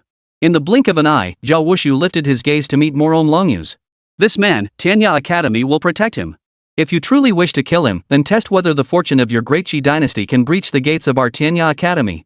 His ethereal, sage-like face still bore a smile, yet the icy ruthlessness in his words was utterly unmasked. Now, not only Zhao Wushu witnessed the celestial phenomenon, but Moron Longyu in the distance saw it even more clearly. Those born with such celestial omens were destined to be kings and the strongest from the moment of their birth. Even at the lowest level of achievement, they would become formidable martial saints. Chapter 47, The Moment of Life and Death. Legend held that the founding emperor of the Great Qi Kingdom had also been born under a celestial omen, though his merely involved simultaneous rain and snow, thunder and lightning filling the sky. Yet this could not compare to what Lin Yanran now displayed. It was like comparing a firefly to the bright moon a world apart. No! This demoness. Limitless potential. Endless trouble. Moron Longyu could no longer contain himself. His murderous intent toward Lin Yanran had long since reached its peak. The most critical issue was that he hadn't come in his true form today. His 8-star battle saint strength could only be fully utilized at a 5-star level. The illusory form, condensed from his martial energy, had already been depleted during his earlier battle with Bai Wuan. If time dragged on, it likely wouldn't last much longer. Dean Zhao, this is my final warning. The might of the Great Qi Kingdom is not something a mere Tianli Academy can compare to. Hand over that demoness immediately, or don't blame me for showing no mercy to Tianya Academy. Zhao Wushu glanced at Moron Longyu, shook his head casually, and chuckled. I cannot hand her over. Moron Longyu glanced at Lin Yanran, then at Zhao Wushu. His expression grew even more cold and sinister. Ha ha ha ha. Who would have thought this demoness could be a person born with extraordinary phenomena? No wonder you, Zhao Wushu, risked your life to protect her. Since that is the case, from this day forward, my Great Qi Kingdom and your Tianli Academy shall be sworn enemies. Moron Longyu now found himself wavering. His earlier threat to sacrifice the Great Qi's fortune for mutual destruction had been mere bravado. But now, having witnessed Lin Yanran's innate phenomenon, he genuinely contemplated carrying out that plan. If she were to grow stronger, even he might not be her match. Enough. Growth takes time. As long as she was crushed in her infancy before her potential could be realized, that would suffice. As Moron Longyu finished his thoughts, Lin Yanran suddenly sensed a wave of impending danger wash over her. Moron Longyu's eyes locked onto her. Boom! True to expectation, 2 golden beams shot forth from Moron Longyu's eyes, piercing straight toward Lin Yanran. Zhao Wushu waved his sleeve, scattering the beams, and fixed his gaze on Moron Longyu. Moron Longyu, you were never my match to begin with. And what arrived today was merely a phantom projection of fighting energy. You cannot kill my academy disciples. You'd best return. Zhao Wushu looked at Moron Longyu, shook his head, and prepared to turn away. But unexpectedly, Moron Longyu's fighting spirit projection suddenly began to laugh. Ha ha ha ha. Of course I know I'm no match for you. I also know that with you here, I cannot kill her. But who said I intended to kill her? All I need to do is keep you occupied, isn't that right? His words left everyone utterly perplexed. They couldn't fathom what Moron Longyu meant. Yet in the next instant, the Imperial Phantom slowly extended its palm toward the Qi army formation. His palm clenched slowly in the void, and everyone witnessed a scene that felt utterly bizarre. Golden light gently descended upon each Qi soldier, yet what erupted from them were agonized screams of unbearable pain. It hurts. What's happening to me? My cultivation is falling. I feel so miserable. No. Help. Help me. The fighting energy and power within every soldier slowly coalesced toward the direction of the Prime Minister. Within mere breaths, every Qi soldier lay dead. Only 2 princes and the figure of the Chancellor remained standing at the scene. More crucially, the Prime Minister's aura now radiated the power of an 8-star martial ancestor.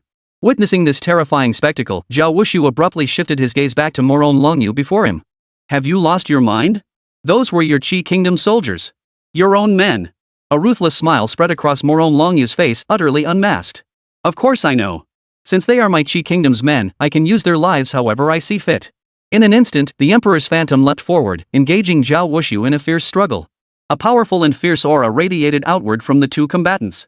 Faced with Moron Longyu's relentless attacks, even Zhao Wushu couldn't ignore them.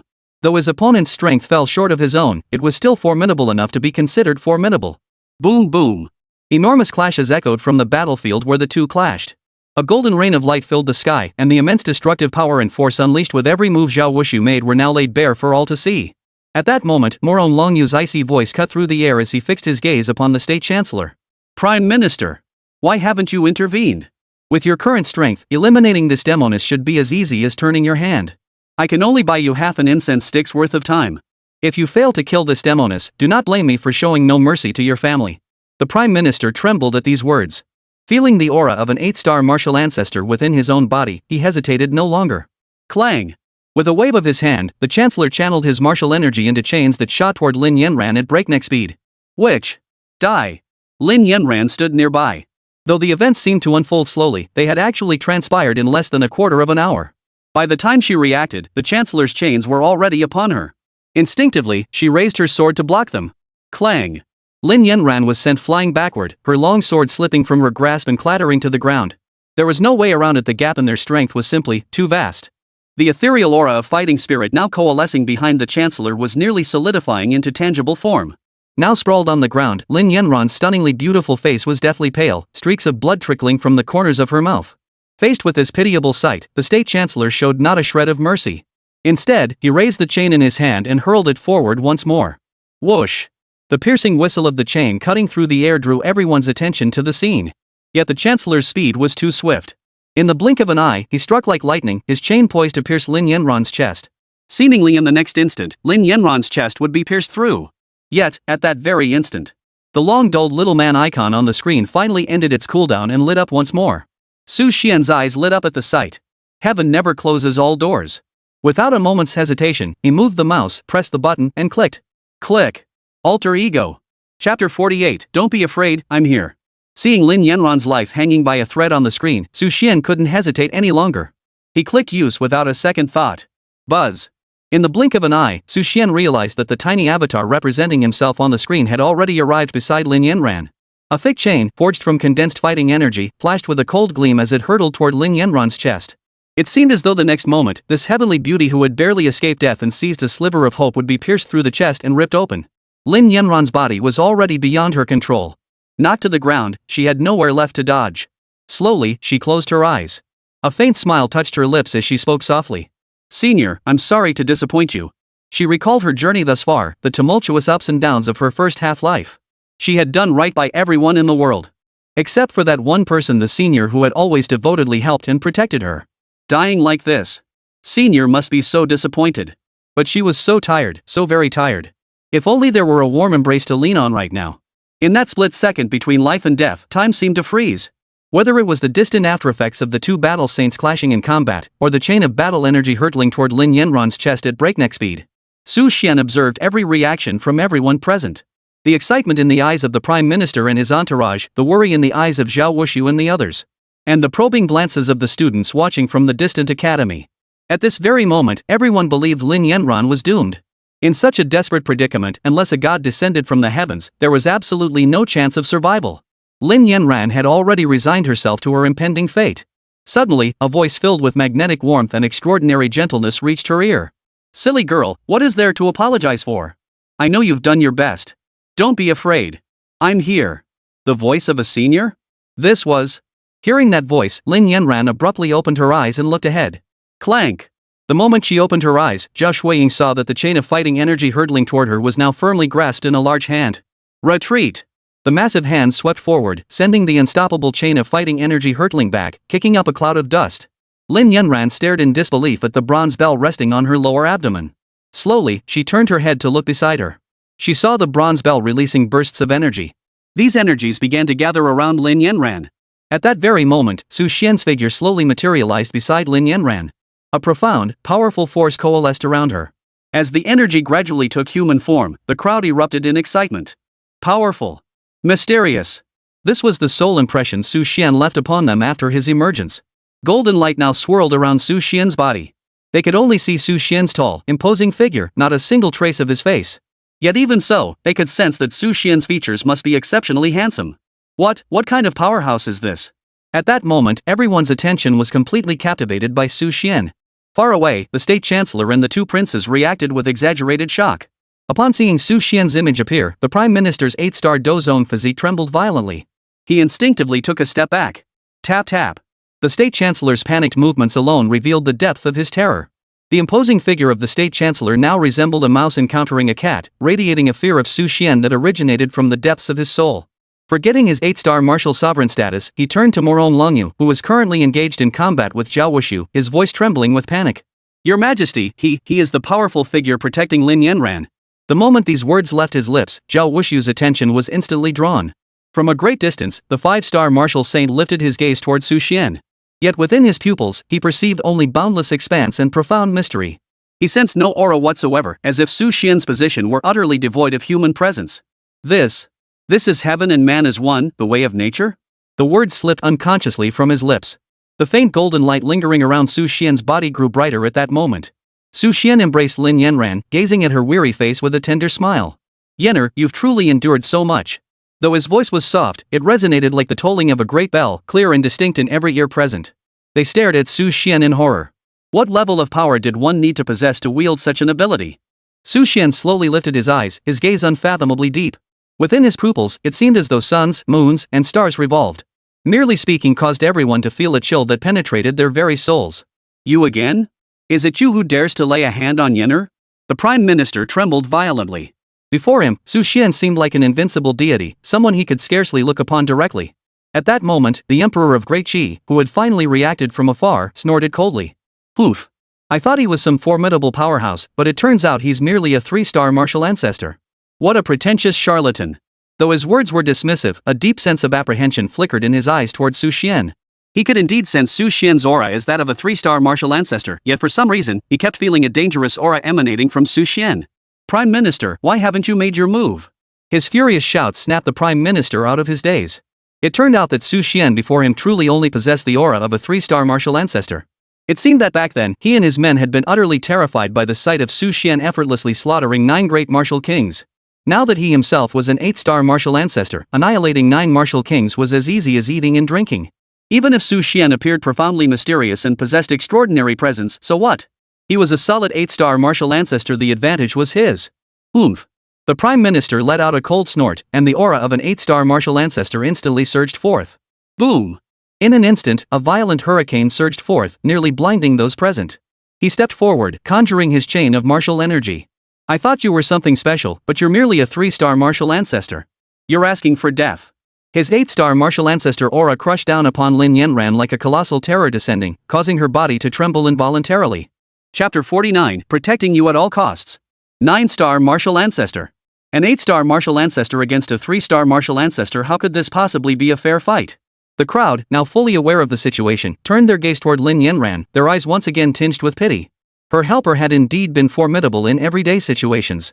A 3-star martial ancestor was a formidable figure across the entire continent. Alas, Su Xian's current opponent was an 8-star martial sovereign. The gap between them was nothing short of an unbridgeable chasm. "Even you, senior, couldn't defeat him?" Lin Yanran trembled all over as she lifted her eyes to look at Su Xian. Her gaze was filled with self-reproach. It seemed as though it was her fault that the senior had been dragged into this perilous situation. "Senior, it's all my fault. This has nothing to do with you." Facing Lin Yanran's attempt to distance herself, how could Su Xian allow such a thing to happen? The leeks he'd painstakingly cultivated were about to sprout legs and run away before they even matured? Su Xian extended his hand, placing it before Lin Yanran. The golden patterns embroidered on his cuff emitted a mysterious glow, captivating anyone who looked upon it. He stepped forward, shielding Lin Yanran completely behind him. "Yanran, what nonsense are you talking about? No matter who comes into this world, I will always protect you." Su Xian's voice was gentle, yet it conveyed an overwhelming sense of security. It felt as though any danger would be blocked simply by his presence. "You charlatan, you sure talk a big game. I'll see how a mere 3-star martial ancestor like you dare oppose me. Die. 1,000 demons, 10,000 forms." At that moment, the Prime Minister's martial energy erupted, unleashing a fierce aura. The single chain of dark green energy instantly multiplied into countless strands. Like a fine rain, the chains descended upon Lin Yanran's location. Thousands upon thousands of battle chi chains, like soul-reaping scythes, seemed poised to claim both their lives. Faced with this overwhelming assault, even an equally ranked 8-star martial ancestor would have sought to evade its sharp edge. Yet Su Xian stood rooted to the spot, lifting his mysterious eyes. A trace of a disdainful smile played upon his handsome features. He scanned the screen displaying various blocking options, each with its own price tag. Golden Bell Shield, priced at $32.80. Spike Defense, priced at $16.80. Gale Barrier, priced at $16,800. In pursuit of greater prestige, Su Xian immediately selected the Gale Barrier. The least cost-effective option. You deserve it. Who would have thought? This era is regressing. Is this all an 8-star martial ancestor can muster? This era? The remark instantly caught the others' attention. They turned their gaze toward Su Xian's enigmatic figure, their eyes brimming with complex thoughts. The implications of those words were overwhelming.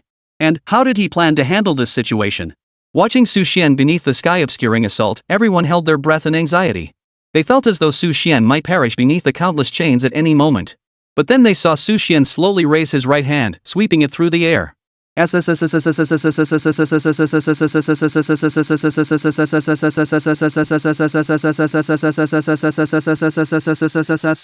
his palm swept, a fierce gale instantly surged forth. This gale, condensed from martial energy, swept toward the surroundings with the force of a raging storm. After drawing a circle in the air with his hand, Su Xian stood with his hands clasped behind his back, looking utterly serene.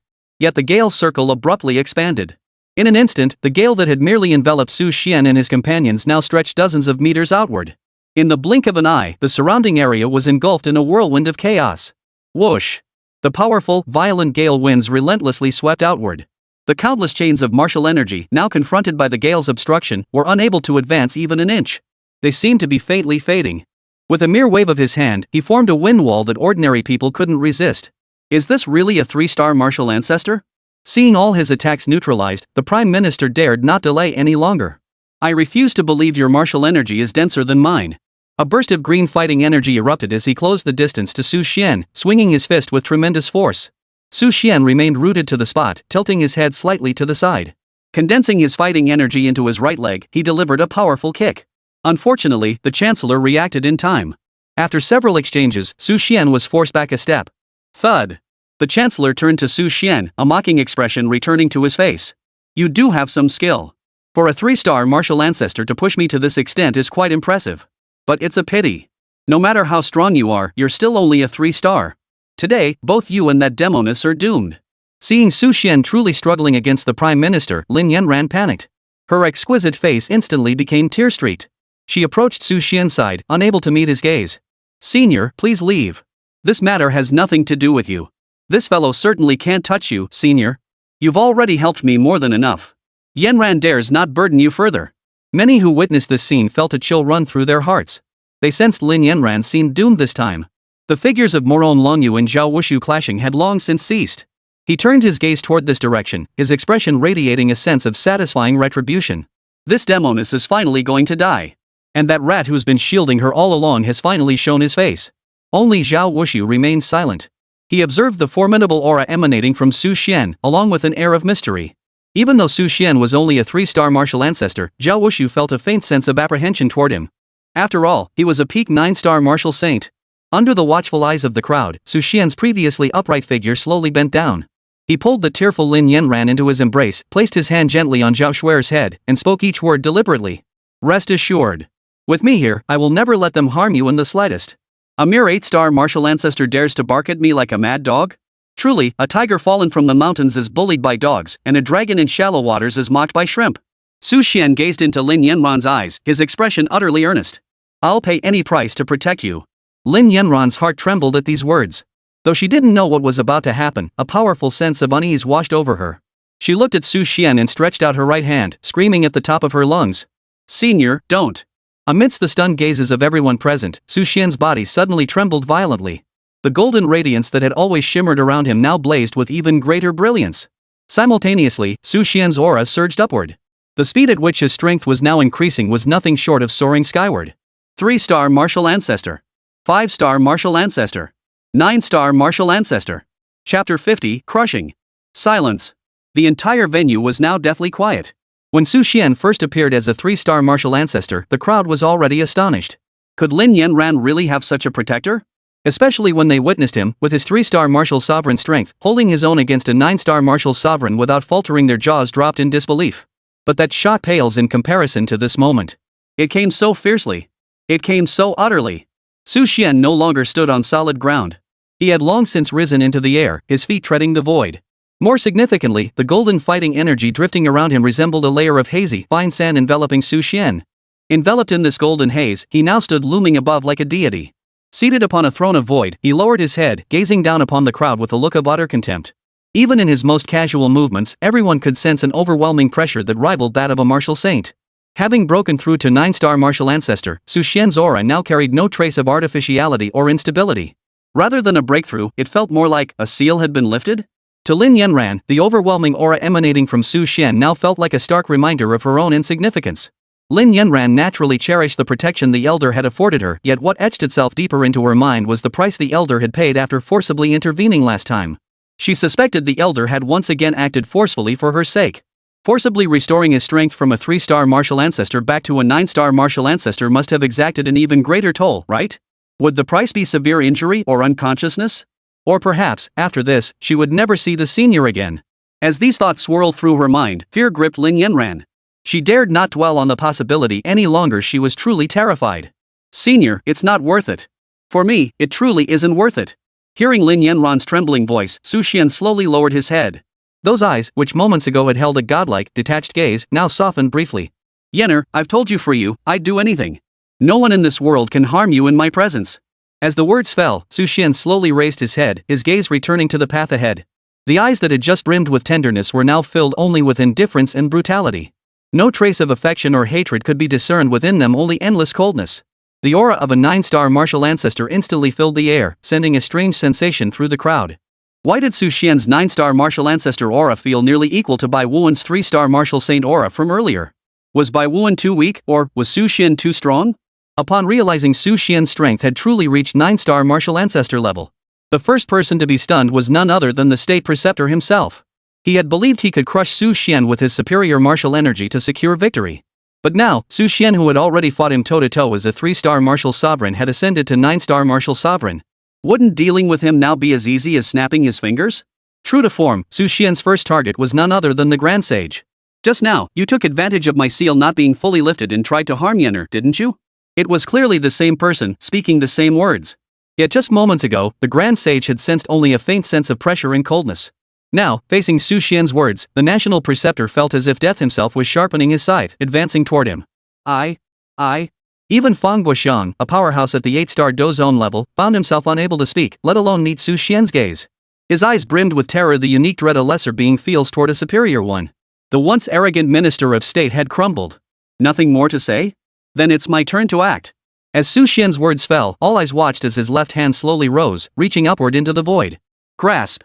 What followed was a scene that would shock them for the rest of their lives. Golden sand, condensed from martial energy, rapidly spread outward, transforming the entire area around Su Xian into a vast sea of golden sand. Within this endless sea of sand, a massive hand entirely formed from golden battle chi sand materialized out of thin air. It firmly enveloped the state master's body within its grasp and slammed down with tremendous force. Boom! A deafening roar echoed as dust and debris billowed skyward. When the dust finally settled and their vision cleared, they discovered the once arrogant 8-star martial ancestor now lay limp in Su Xian's grasp like a dead dog. Blood trickled from the corner of his mouth as he stared fixedly at Su Xian, his pupils filled with sheer terror. Run! Run now! That was the only thought racing through his mind. As for the Emperor of Great Cheese Orders? And his own clan? He couldn't care less. None of that mattered anymore. No matter how precious his kin's lives might be, could they possibly outweigh his own? If he died, without his support, that vast clan would be nothing but a dog beaten while down. The green battle chi trembled violently. The Chancellor barely wriggled free from the giant hand formed from gathered sand and flew away. Just as everyone thought the Chancellor was about to escape, Su Xian, still rooted to the spot, not having moved a single step, lifted his head to look at him. His eyes brimmed with utter contempt. Trying to escape? Don't you think it's too late? What a pathetic clown. Boom! In the next instant, a towering sea of sand erupted before the Chancellor. The towering sand barrier stood impassable before him. Damn it! His expression darkened, and the Chancellor swiftly changed direction. But as soon as he reached the other side, he discovered another towering wall of sand had formed there. Turn again. It appeared once more.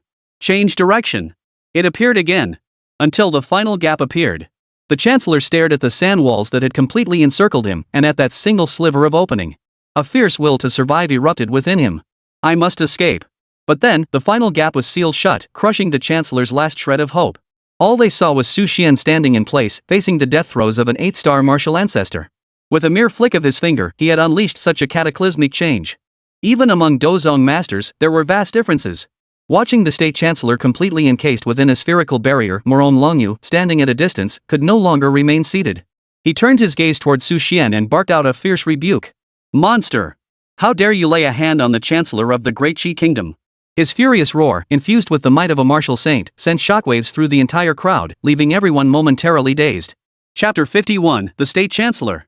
Die. A torrential wave of martial saint pressure surged toward Su Xian with overwhelming force. Moron Longyu's overwhelming might affected not only Su Xian, but even the numerous scholars within the distant academy. My god! So powerful, truly powerful. Is this what a 5-star martial saint unleashing full force looks like? No, not 5-star. He must be an 8-star martial saint, but this projection only possesses 5-star strength. The students all looked toward Su Xian with concern. After all, no matter how they viewed it, they hoped Lin Yanran's side would emerge victorious. Faced with Moron Longyu's overwhelming pressure, 3 options instantly appeared on Su Xian's screen. Facing overwhelming martial saint pressure, please select your response. Option 1, ignore the pressure but suffer movement restrictions due to the martial saint's influence. Option 2, purchase a one-time resistance card for 3,280 credits. Option 3, purchase 1 instance of human emperor level aura. Cost, 32,800. A faint smile curved Su Xian's lips as he surveyed the options. Ha! Right now, I lack everything except money. These past few days, while playing mini-games, Su Xian also found time to sneak in some work. Leveraging his financial knowledge and insights into future stock trends, he had more than doubled his assets. Isn't making money for the present moment? Without hesitation, Su Xian moved his mouse cursor over Method 3. The instant the mouse clicked, everyone felt the sky-obscuring, earth-shaking aura of the martial saint slowly dissipate. Simultaneously, an overwhelming aura erupted, radiating outward from Su Xian like a concentric wave, steadily engulfing the surrounding area. Above this aura, the crowd sensed not the overbearing pressure of supreme arrogance but rather a sense of universal equality, a profoundly comforting feeling that stirred an irresistible yearning within their hearts. Yet within this gentleness, they also sensed an irresistible sharpness lurking within the aura. What kind of presence is this? All eyes turned to Su Xian. They realized that the man they had already deemed immensely powerful and mysterious seemed even more formidable than they had ever imagined. The era of the human emperor. A world of great harmony. The moment these words appeared on the screen, a colossal aura radiated outward from Su Xian, spreading rapidly across the surroundings. Boom! The 2 auras collided violently. In the blink of an eye, everyone witnessed the heavens and earth shift. The clouds that had blanketed the sky were shattered by the collision, splitting cleanly in 2. Simultaneously, the environment around them erupted into a whirlwind of chaos. Whoosh! Hurricane-force winds began to howl, a testament to the sheer intensity of the clash between the 2 forces. This clash of energies lasted but an instant. The next moment, the battle saint's pressure emanating from Moron Longyu was crushed into dust by Su Xian's human emperor's pressure. Boom! The human emperor's aura spread across the entire arena. Everyone felt that within Su Xian's aura, things seemed utterly different from usual. They did not sense the overbearing arrogance of one who deemed himself supreme over all under heaven. Instead, it carried a profound sense of benevolence, yet within that benevolence lay an extraordinary, overwhelming power. If Moron Longyu's imperial aura and sovereign pressure embodied the path of a ruler who deemed himself supreme over all under heaven, then Su Xian's human emperor's aura embodied the vision of every person as a dragon, a world of universal harmony and boundless compassion. Fundamentally, these 2 auras were worlds apart. Their scope and scale belonged to entirely different realms. The moment the comparison began, Moron Longyu had already lost utterly and completely. The moment Moron Longyu, far away, realized his own pressure had been shattered, his right foot involuntarily took a step back. Under the influence of this overwhelming force, even the aura of his fighting energy began to scatter slightly. Impossible. Absolutely impossible. He stared at Su Xian's figure in utter disbelief, his eyes filled with curiosity and a hint of fear. You bastard, that aura and presence, who the hell are you? Though Moron Longyu was reluctant to admit it, he was genuinely afraid. He felt a growing dread towards Su Xian's very existence. He began to regret ever sending his 9th prince to trouble Lin Yanran. Observing the other's expression, Su Xian felt immense satisfaction, inwardly marveling. Pay-to-win stuff really works. In the next instant, he resumed his air of a sage. Walking on air, he turned his gaze toward Moron Longyu, his pupils filled with a hint of indifference. You dare compare yourself to me, mere insect? A mere speck of sand, not even half my worth.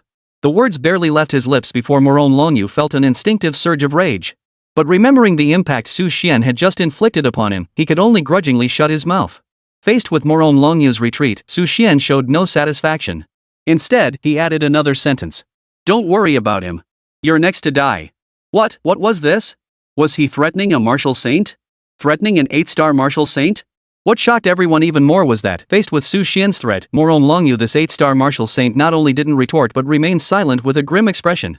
Which meant, he was genuinely afraid of Su Xian.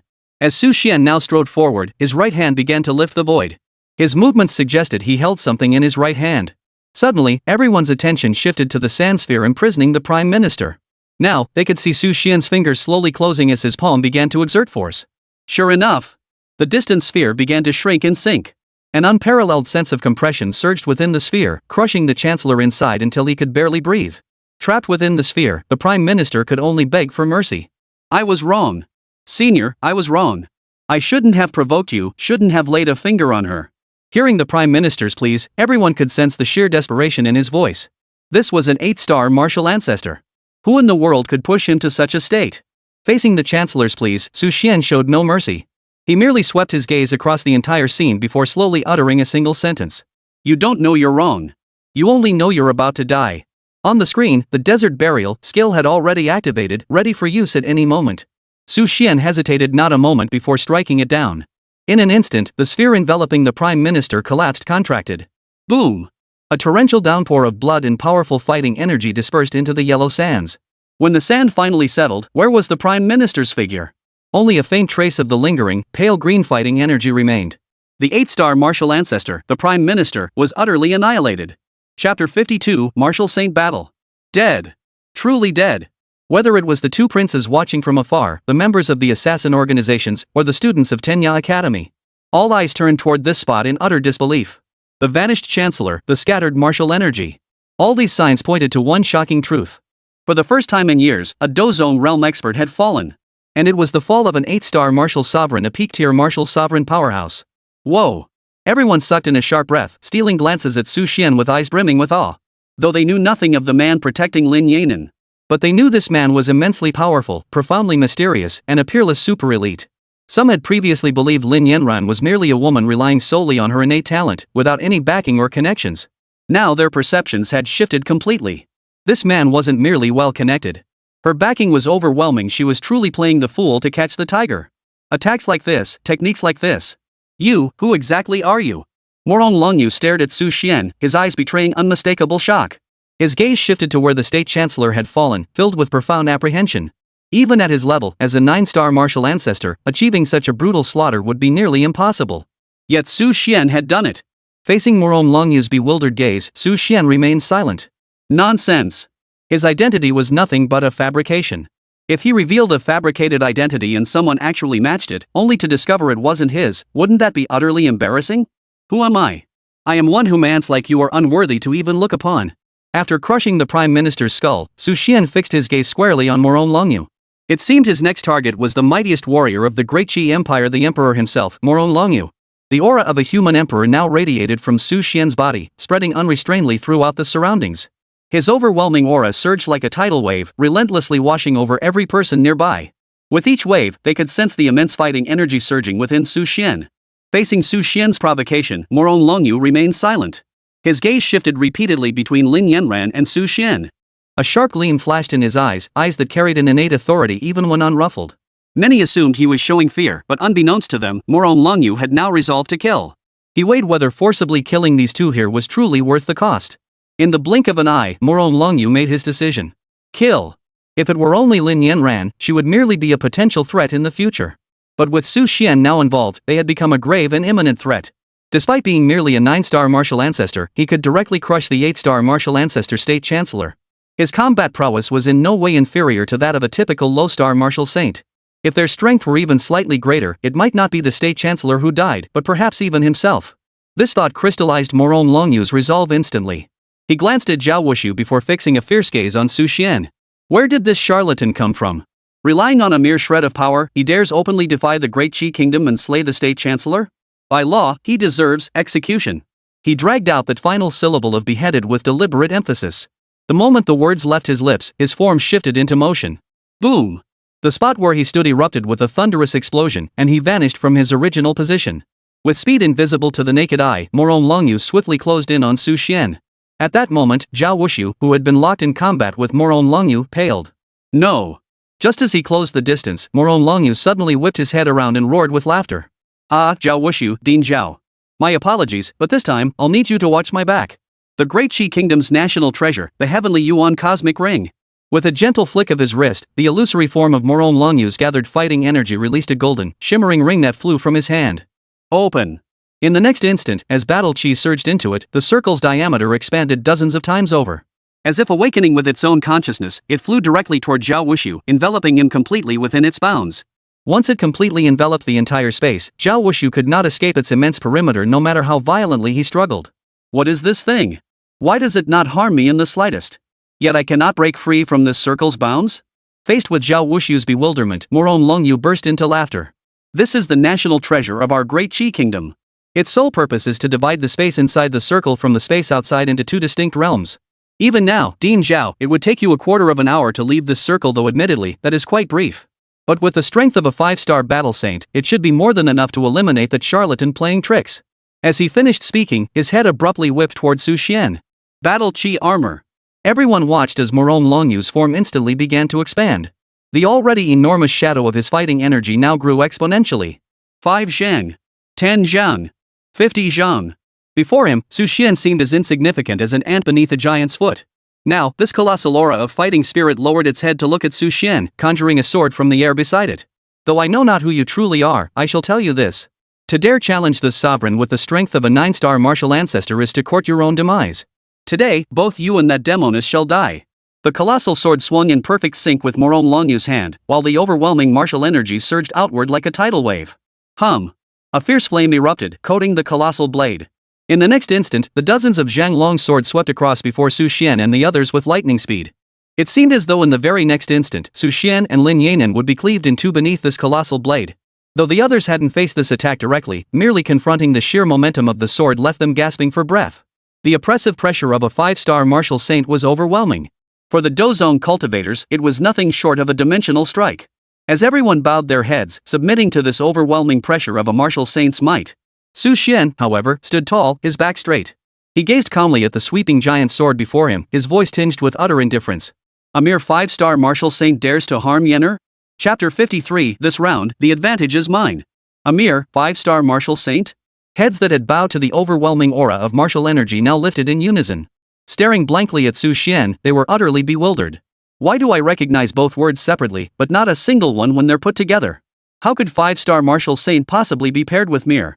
Absolutely preposterous. Whether it was the crowd from Tenya Academy, the members of the assassin organization, or Zhao Wushu trapped within the Tianyuan Chenkuan ring at that moment, they all felt that before this colossal sword's devastating strike, Su Xian resembled a tiny boat adrift in a vast ocean. He swayed in the raging storm, as if he might be swallowed whole at any moment. The power of a 5-star martial saint was simply too overwhelming. This single strike caused the heavens and earth to change color, whipping up fierce winds and unleashing thunder and lightning. The very environment around them was reshaped by Morone Longyu's assault. One could only imagine how utterly all-out Morone Longyu had been in this strike. A 5-star martial saint's full power strike was, of course, a devastating blow for a martial ancestor. Yet at this very moment, Su Xian remained utterly unfazed. What on earth was going through this guy's mind? Su Xian stood with his hands behind his back, rooted to the spot. He faced this attack as if it held no significance whatsoever. He allowed the powerful slash to strike his body directly, remaining utterly unmoved. What the crowd didn't know was that just before this attack, Su Xian had already equipped a damage reflection card he had purchased earlier. Damage reflection card significantly boosts defense, reducing damage from the first 3 attacks by 99%. Simultaneously stores the damage from the first 3 hits, allowing it to be unleashed in a single attack. This seemingly buggy item had popped up as an in-game item when Su Xian was watching Lin Yanran train alone. Su Xian had realized long ago that this item was utterly useless for Lin Yanran. It turned out the true user of this item was himself? Upon seeing this, Su Xian finally felt confident. After all, even if he could spend money on in-game purchases, he still lacked confidence facing a 5-star martial saint as a 9-star martial ancestor. But now, things were different. This time, the advantage is mine. Die before me. Morone Longyu's slash this time channeled every ounce of his martial energy, seemingly intent on obliterating Su Xian beneath the attack. Yet to everyone's astonishment, when the dozens of Zhang Tall swords struck Su Xian's body, a sudden transformation occurred. Far from being sliced into dust or cleaved in two. Instead, the colossal sword forged from battle chi was halted in its tracks. Worse still, it appeared damaged. Crack! Crack! The crowd watched as Su Xian stood unmoved, facing the attack without the slightest block. Yet cracks began to appear on the massive sword, and even distinct fractures were visible. A 5-star martial saint's full power strike. Ineffective. Su Xian remained as calm as ever, standing with his hands behind his back, as if parrying this attack was utterly insignificant to him. Yet to the onlookers, the scene had left them utterly dumbfounded. How is this possible? Even Zhao Wushu, trapped within the heavenly Yuan universe ring, was now utterly shocked. In his centuries of existence, what storms hadn't he weathered? But Su Xian's utterly absurd display was something he had never witnessed before. He stared in disbelief at the damaged chi-infused greatsword in Moron Longyu's hand. He knew that even if he had to block this attack, it would require serious effort. Yet before Su Xian, it seemed like child's play, not the slightest hint of evasion or defense. He simply let it slice through his body? The problem was, this attack hadn't inflicted even the slightest injury on Su Xian. Not only was he unharmed, not even the hem of his robe was soiled. Ha? What? Moron Longyu was dumbfounded, staring at his massive sword, his entire expression blank with bewilderment. He even wondered if he was hallucinating. Just then, Su Xian looked at him, his tone dripping with contempt. Come on, you insect. Continue attacking this one. I'll grant you 2 more chances. Let's see if you can even scratch me? With just those simple words, his aura instantly reached its peak. Witnessing Su Xian withstand the attack unscathed moments ago, the crowd's eyes burned with even deeper awe. Compared to Moron Longyu, they now saw Su Xian as the true master and formidable powerhouse. Moron Longyu's words? TSK, utterly unimpressive. Very well. Since you seek death, I shall grant it. Moron Longyu laughed bitterly in rage. He thrust his chi-forged sword into the ground and unleashed a torrent of punches towards Su Xian. Emperor Annihilation. Golden fighting energy, infused with imperial might, began to descend like a crushing force. It seemed as though everything before Moron Longyu was destined for annihilation. Yet when his barrage of fists finally ceased, Su Xian remained utterly unperturbed. Those massive blows had inflicted not a single scratch upon him. Impossible. Before Su Xian could issue a third warning, Moron Longyu acted with unusual self-awareness this time. A ball of flame erupted from his mouth, its surface flickering with an eerie white light, as if poised to incinerate everything in its path. This is the heaven-burning flame. The crowd stared in disbelief at the blazing mass as it descended upon Su Xian. Facing the heaven-burning fire, Su Xian's body showed not the slightest sign of distress. He seemed to be bathing in the flames, his expression even revealing traces of pure delight. This sight utterly dumbfounded everyone present. Even Moron Longyu and Zhao Wushu, watching from afar, froze in place. What kind of monster is this guy? Finally, you've piqued this one's interest. Having already maxed out his energy bar after 3 attacks, Su Xian dared not feign any longer. After all, this thing could only absorb damage 3 times. Now that all 3 uses were spent, if this guy broke martial ethics and struck him, he might just meet his end right here. He turned his head and gave Lin Yanran one last, lingering look. The next moment, his icy gaze fixed squarely on Moron Longyu before him. You struck me 3 times. 1 return blow seems fair, wouldn't you agree? Before the crowd could react, Su Xian stood rooted to the spot and unleashed a fist strike through the air. In the next instant, a fist condensed from overwhelmingly powerful fighting energy materialized before the crowd. Enveloped in scorching flames and razor-sharp sword energy, it hurtled directly toward Moron Longyu. Simultaneously, Su Xian's icy voice echoed behind the fist. Scarlet Flame Annihilation.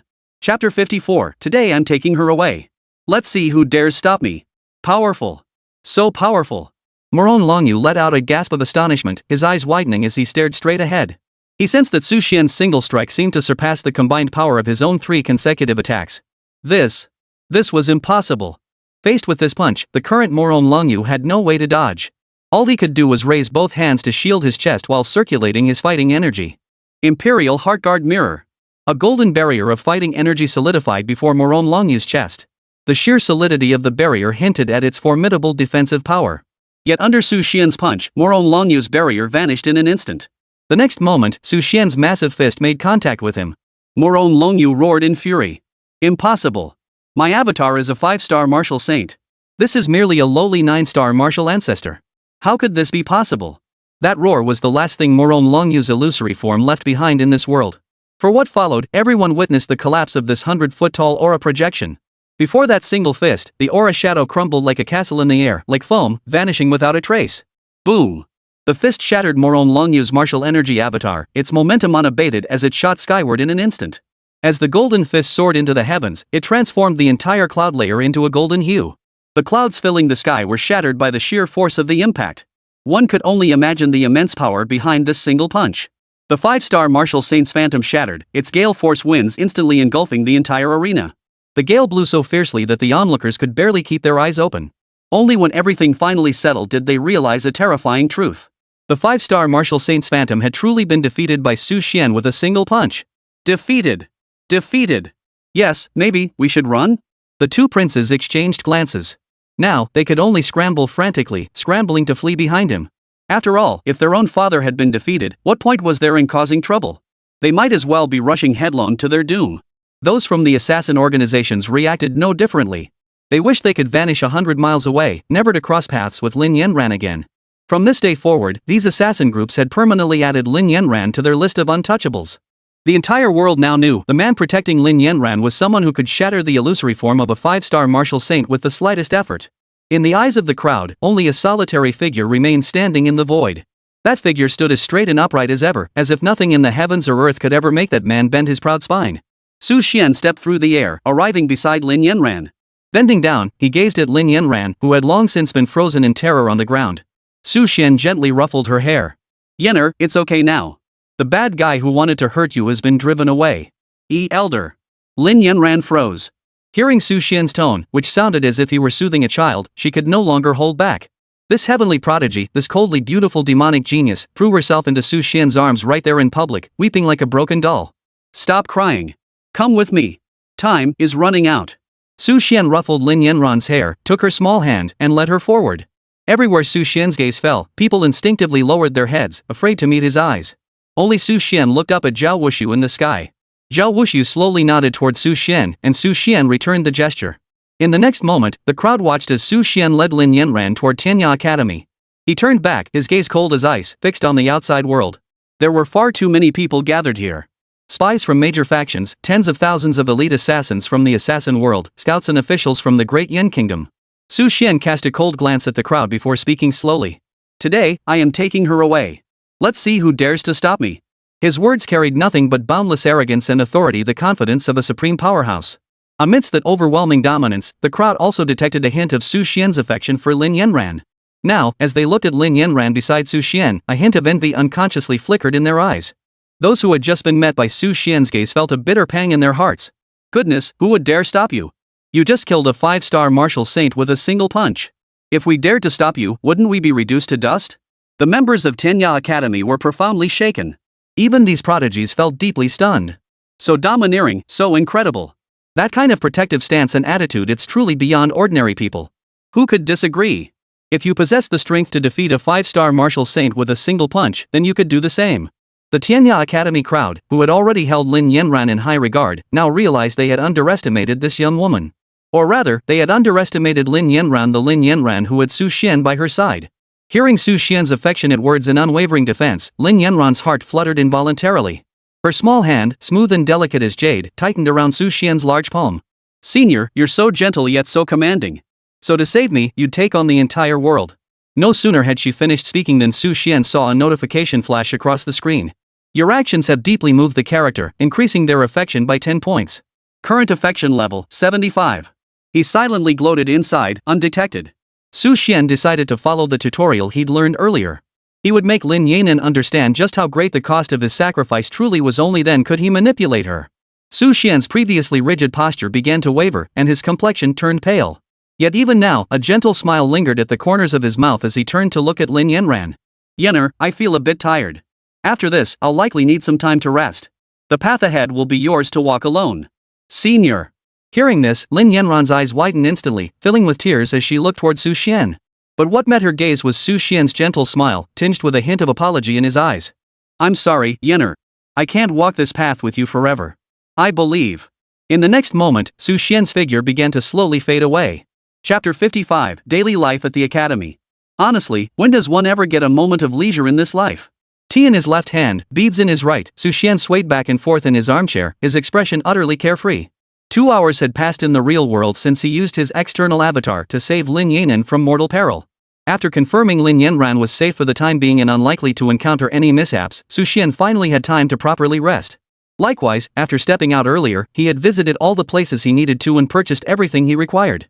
As for other things, for instance, the club manager mentioned several new members who didn't eat cilantro and asked if Su Xian was interested in meeting them. Su Xian thought about it, but ultimately steeled himself to decline. After all, clearing this little game and taking care of Lin Yanran came first. As for those who don't eat cilantro? Once you have money, aren't they everywhere? I can't take it anymore. After staying up this long, I absolutely need to sleep. Su Xian stretched lazily, glancing at the computer screen to confirm Lin Yanran wouldn't easily kick the bucket before heading straight for his bed. Come to think of it, if his body hadn't undergone that enhancement last time, he probably would have collapsed from exhaustion long ago. Back in bed, Su Xian felt himself sink into an unusually deep sleep, where he had a very, very long dream. In the dream, he not only saw Lin Yanran but also many other beautiful women. Yet, unlike the gentle and delicate Lin Yanran he remembered, whenever they appeared in his dreams, they all glared at him with eyes filled with resentment and anger, as if he had done something to wrong them. No! No! Su Xian jolted awake in terror after dreaming he was being hacked to death by a succession of beautiful women. Sitting up on the bed and looking at his unharmed body, Su Xian couldn't help but smile bitterly. TSK TSK TSK. Looks like cultivating immortality really can't involve emotions. Guess I feel guilty about wanting to eliminate Lin Yanran. Next time, you better not be so conscientious. Su Xian muttered to himself on the bed before getting up, washing up, and immediately heading to his computer. His former life as an internet-addicted teenager had been purely a hobby, but now it had become something he simply had to do. The moment he sat down at his computer, Su Xian saw something that instantly captured his interest. Lin Yanran, clad in the white robes of an inner courtyard disciple, stood on the martial arts field, sparring with his senior sister. Clang! A thunderous collision echoed from where their bodies met. Lin Yanran's curvaceous figure was sent flying backward instantly, while her senior sister stumbled back 2 steps. Now facing her, this senior sister in a blue robe, equally striking in appearance, looked at Lin Yanran with admiration in her voice. Junior sister, I never imagined your strength would improve so rapidly. It seems the 32nd rank on the inner court leaderboard still underestimated you. To have reached 6-star Martial King already. That elder must have given you quite the special training that day. At these words, the joy that had lit up Lin Yanran's face instantly dimmed, as if she had recalled some painful memory. The senior gave me special training? How could it be possible? Ever since that day when the senior intervened, saving her amidst a sea of enemies and escorting her safely into Tenya Academy, the senior had completely vanished. These past few days, no matter how often Lin Yanran called out to him, Su Xian showed no response whatsoever. The young girl, who had long harbored secret feelings for him, had even placed the bronze bell Su Xian carried at the center of her own undulating heart. Yet even then, Su Xian showed no sign of awareness. Unfortunately, Su Xian had been asleep at the time and missed this captivating scene. The senior's teachings must be incredibly valuable. Lin Yanran forced a faint smile, lightening the oppressive atmosphere, while inwardly she thought. Senior, when will you finally wake up? Yener. I miss you so much. Seeing Lin Yanran's expression, senior sister immediately realized she'd said the wrong thing. She quickly turned her attention to Lin Yanran and changed the subject. By the way, junior sister, do you remember the emperor of the Great Qi Kingdom? Lin Yanran nodded. Her senior sister spoke with a hint of lingering fear. I heard that after his battle Qi avatar was shattered that day, he flew into a rage.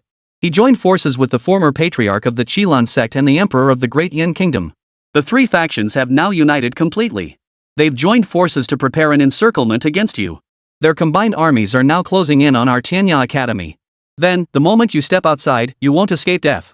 Hearing her senior sister's words, Lin Yanran felt no ripple of emotion within her heart. After all, throughout her journey of escape, she had witnessed such life and death crises far too often. She had even grown numb to such situations. More enemies? The more, the better. Lin Yanran always felt that whenever she faced trouble, her senior would surely come to her rescue. Seeing Lin Yanran's calm reaction, her senior sister pursed her lips in exasperation. TSK TSK TSK. I was hoping to scare you a little, but looks like you're braver than I thought, you little minx. You should know that the old patriarch of the Qilan sect was a 9-star martial ancestor decades ago. He was once hailed as the most gifted individual on the continent. But he hasn't shown his hand in years, secluded in meditation. Leaked rumors suggest he's long since broken through to the martial saint realm. Though he can't compare to our dean, he's still among the top 10 strongest experts on the continent. Add the might of the Great Yin Kingdom to that, and it's a veritable net of heaven and earth. They actually assembled this force just to deal with me? Lin Yanran murmured her admiration, yet her composure remained unshaken. She now possessed a trace of Su Xian's composure unflappable even as a mountain crumbled before her. Upon hearing the name Yan Zhang, a flicker of curiosity flickered in Lin Yanran's eyes. Her usually stern, expressionless face finally showed some emotion. If the Emperor of Great Qi is Moron Longyu, then why is the 9th prince named Yan Xiao? When Lin Yanran posed this question, even Su Xian, watching from beyond the computer screen, focused intently on the display, afraid he might miss some crucial detail. He too was deeply curious about this point, but unfortunately, no one had ever provided him with an answer. Faced with Lin Yanran's puzzlement, the senior sister pressed her hand to her forehead, her expression one of exasperated amusement. But, junior sister, I really don't know what to say to you. The entire world is hunting you down, yet you couldn't care less. And now you're concerned about why they don't share the same surname? Truthfully, quite a few people know about that Morong family affair. Chapter 56, Sun Essence and Moon Radiance. Her senior sister's cool yet gentle voice narrated the tale beside her. The royal house of Great Qi has remained unchanged for centuries, always belonging to the Morong clan. On this continent, might reigns supreme. Combined with the intermarriage between powerful clans and factions, this has led to increasingly complex factions and power struggles within the royal family. As she spoke, the senior sister cast her gaze toward Lin Yanran, the ruthless one who had slain Yan Xiao. At some point, the Morong surname originally reserved for the imperial family gradually became the surname of emperors themselves. Only the victorious prince of each generation, upon becoming crown prince, is granted the Morong surname. Otherwise, the prince takes his mother's surname. As for the ninth prince you mentioned, Yan Xiaoyi took his mother Yan Jincha's surname, which also happens to be that of the Qilan sect's leader. Though this surname is in no way inferior to Morong. Hearing this, Su Xian's furrowed brow slowly smoothed out. He had wondered why it seemed so peculiar why father and son bore different surnames. He had even wondered if this little Gain was playing things a bit too weirdly, but it seemed his own thoughts were just dirty. Lin Yanran, upon hearing this, couldn't help but feel deeply moved. Back when I was with the Lin family, I never heard any of this. She shook her head with a bitter smile, her expression deeply moved. Her senior sister looked at her, her expression complex. So the ninth prince you killed, he was the most gifted among this generation of princes. Moreover, he was the direct grandson of the 9-star Marshal Saint Yanzhan. In truth, whether he changed his surname or not made no difference. Listening to her senior sister's explanation, Lin Yanran slowly nodded. Then she rose and clasped her fists in a bow. Thank you for enlightening me, senior sister. With that, I shall take my leave. Lin Yanan turned and walked away, her movements bold and decisive, without a trace of hesitation. After taking 2 steps, she seemed to recall something and turned back to address her senior sister. In 1 week's time, I shall be competing for the position of Punishment Hall Master. I hope you will attend to show your support. The Punishment Hall. Her senior sister stared at Lin Yanran in utter astonishment, her voice thick with surprise. Isn't that a bit too soon? Lin Yanran shook her head. Her expressionless eyes held nothing but boundless hatred and fury. I don't have much time left. It must be done swiftly. Hearing Lin Yanran's words, the look in her senior sister's eyes suddenly softened into a flicker of heartache before she nodded firmly. Rest assured, I'll be there when the time comes. Beyond the computer screen, witnessing Lin Yanran's astonishing progress, Su Xian silently nodded in approval. At this pace, it wouldn't be long before Lin Yanran's strength reached the level of a martial ancestor. Likewise, there were likely other surprises in store. Lin Yanran understood that going it alone wouldn't work, so she was also building her own faction. As for whether he should reveal himself, Su Xian believed that the finest hunters often appeared in the guise of their prey. Sometimes, to grasp something more firmly, one must first loosen their grip. If he were to vanish for another 2 days and then reappear as he did last time, how could Lin Yanran possibly grasp the immense cost he'd paid this time? You have to let the woman see what you've given her, only then will she be moved. It's not about silently doing a bunch of things to feel good about yourself. If you do that, she won't see a thing and will just take it for granted. Command Enhancement Banner? Buy it. The Ancient 7 Divine Artifacts, God-Slaying Sword? Buy. Top-tier accessory, Moonlight Tears? Buy. After entering the game, even though Su Xian didn't interact with Lin Yanran, he didn't hesitate to do what needed to be done. Any items he could stockpile in advance or purchase outright, he snapped them up without hesitation. He feared repeating the previous predicament, a crisis moment where he desperately wanted to spend money but found nowhere to do so. Lin Yanran now found herself alone once more within the Thunder Cliff. Boom! As she watched the silver thunder raging across the sky, Lin Yanran's body trembled slightly, yet her eyes held unwavering resolve. The senior has helped me enough. Now I must learn to rely on myself and not become a burden to him. With this resolve, she stepped firmly into the Thunder Cliff. At the distant pavilion, Zhao Wushu watched Lin Yanran's figure and slowly sipped his tea. In less than a month, she nearly broke through to the Dozong realm. That's far too fast. Beside him, Bai Wuan dismissed the remark with a wave of his hand. She's that great being. Rapid progress is only natural, especially after witnessing that terrifying scene. Hearing this, even Zhao Wushu nodded in agreement. To this day, he still couldn't fathom Su Xian. But her ascent is too swift. She's already amassed quite a following, and the ambition in her eyes, it's impossible to conceal. I wonder if this is ultimately a blessing or a curse. Boom! Watching Lin Yanran's delicate form tremble under the relentless thunderous bombardment, a flicker of heartache crossed Su Xian's eyes. Thunder Cliff is great in every way, but the cultivation process is just too painful.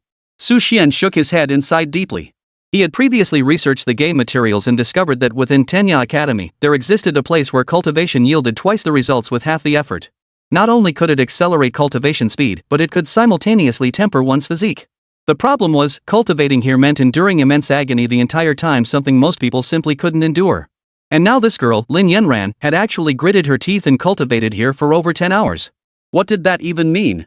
She was practically made of iron. Even Su Xian felt a jolt of awe, prompting him to open the numerous items he had purchased. He selected a single-use item named Sun Essence and Moon Radiance and clicked to activate it.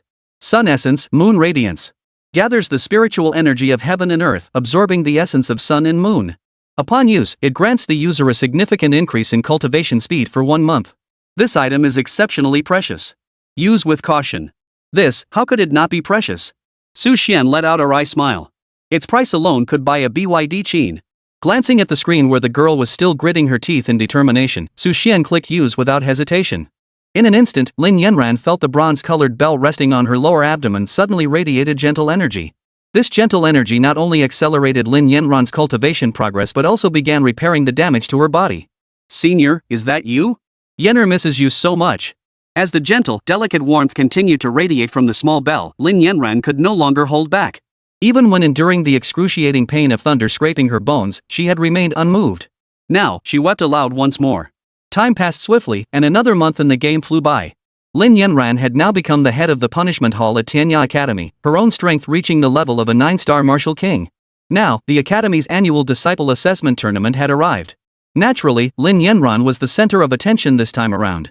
After all, her performance upon entering the Academy had been nothing short of extraordinary. Chapter 57, Yan Zhantian appears. Junior sister, perhaps you should reconsider. You've only been at Tianya Academy for a month. Participating in the assessment now might be too much to ask. Her senior sister pleaded earnestly before Lin Yanran.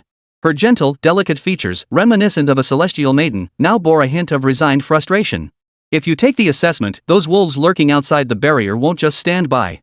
They'll definitely strike in secret. If they find any weakness in you, then you'll be in grave danger. Most importantly, you've only been at Tianya Academy for a month. This isn't the time for you to take the assessment at all.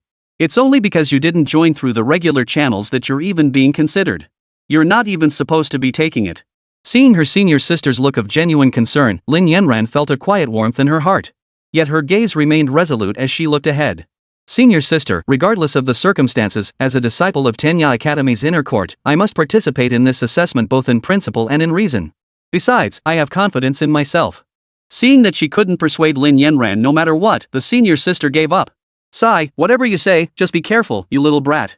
If you really can't pass the assessment, then so be it. After all, there are plenty of us in the inner courtyard who fail it. Lin Yanran nodded in agreement to her senior sister's advice. At Tianya Academy, the assessment standards for inner and outer courtyard disciples were starkly different. The standards for inner courtyard disciples were exceptionally stringent. The most basic requirement was to slay a powerful spirit beast at the Dozong realm within Tianya Academy's secret realm. What made it even more demanding was that to earn higher scores, one had to slay more spirit beasts, truly an exacting requirement. Thank you for letting me know, senior sister. I understand. As Lin Yanran spoke, a faint smile touched her lips.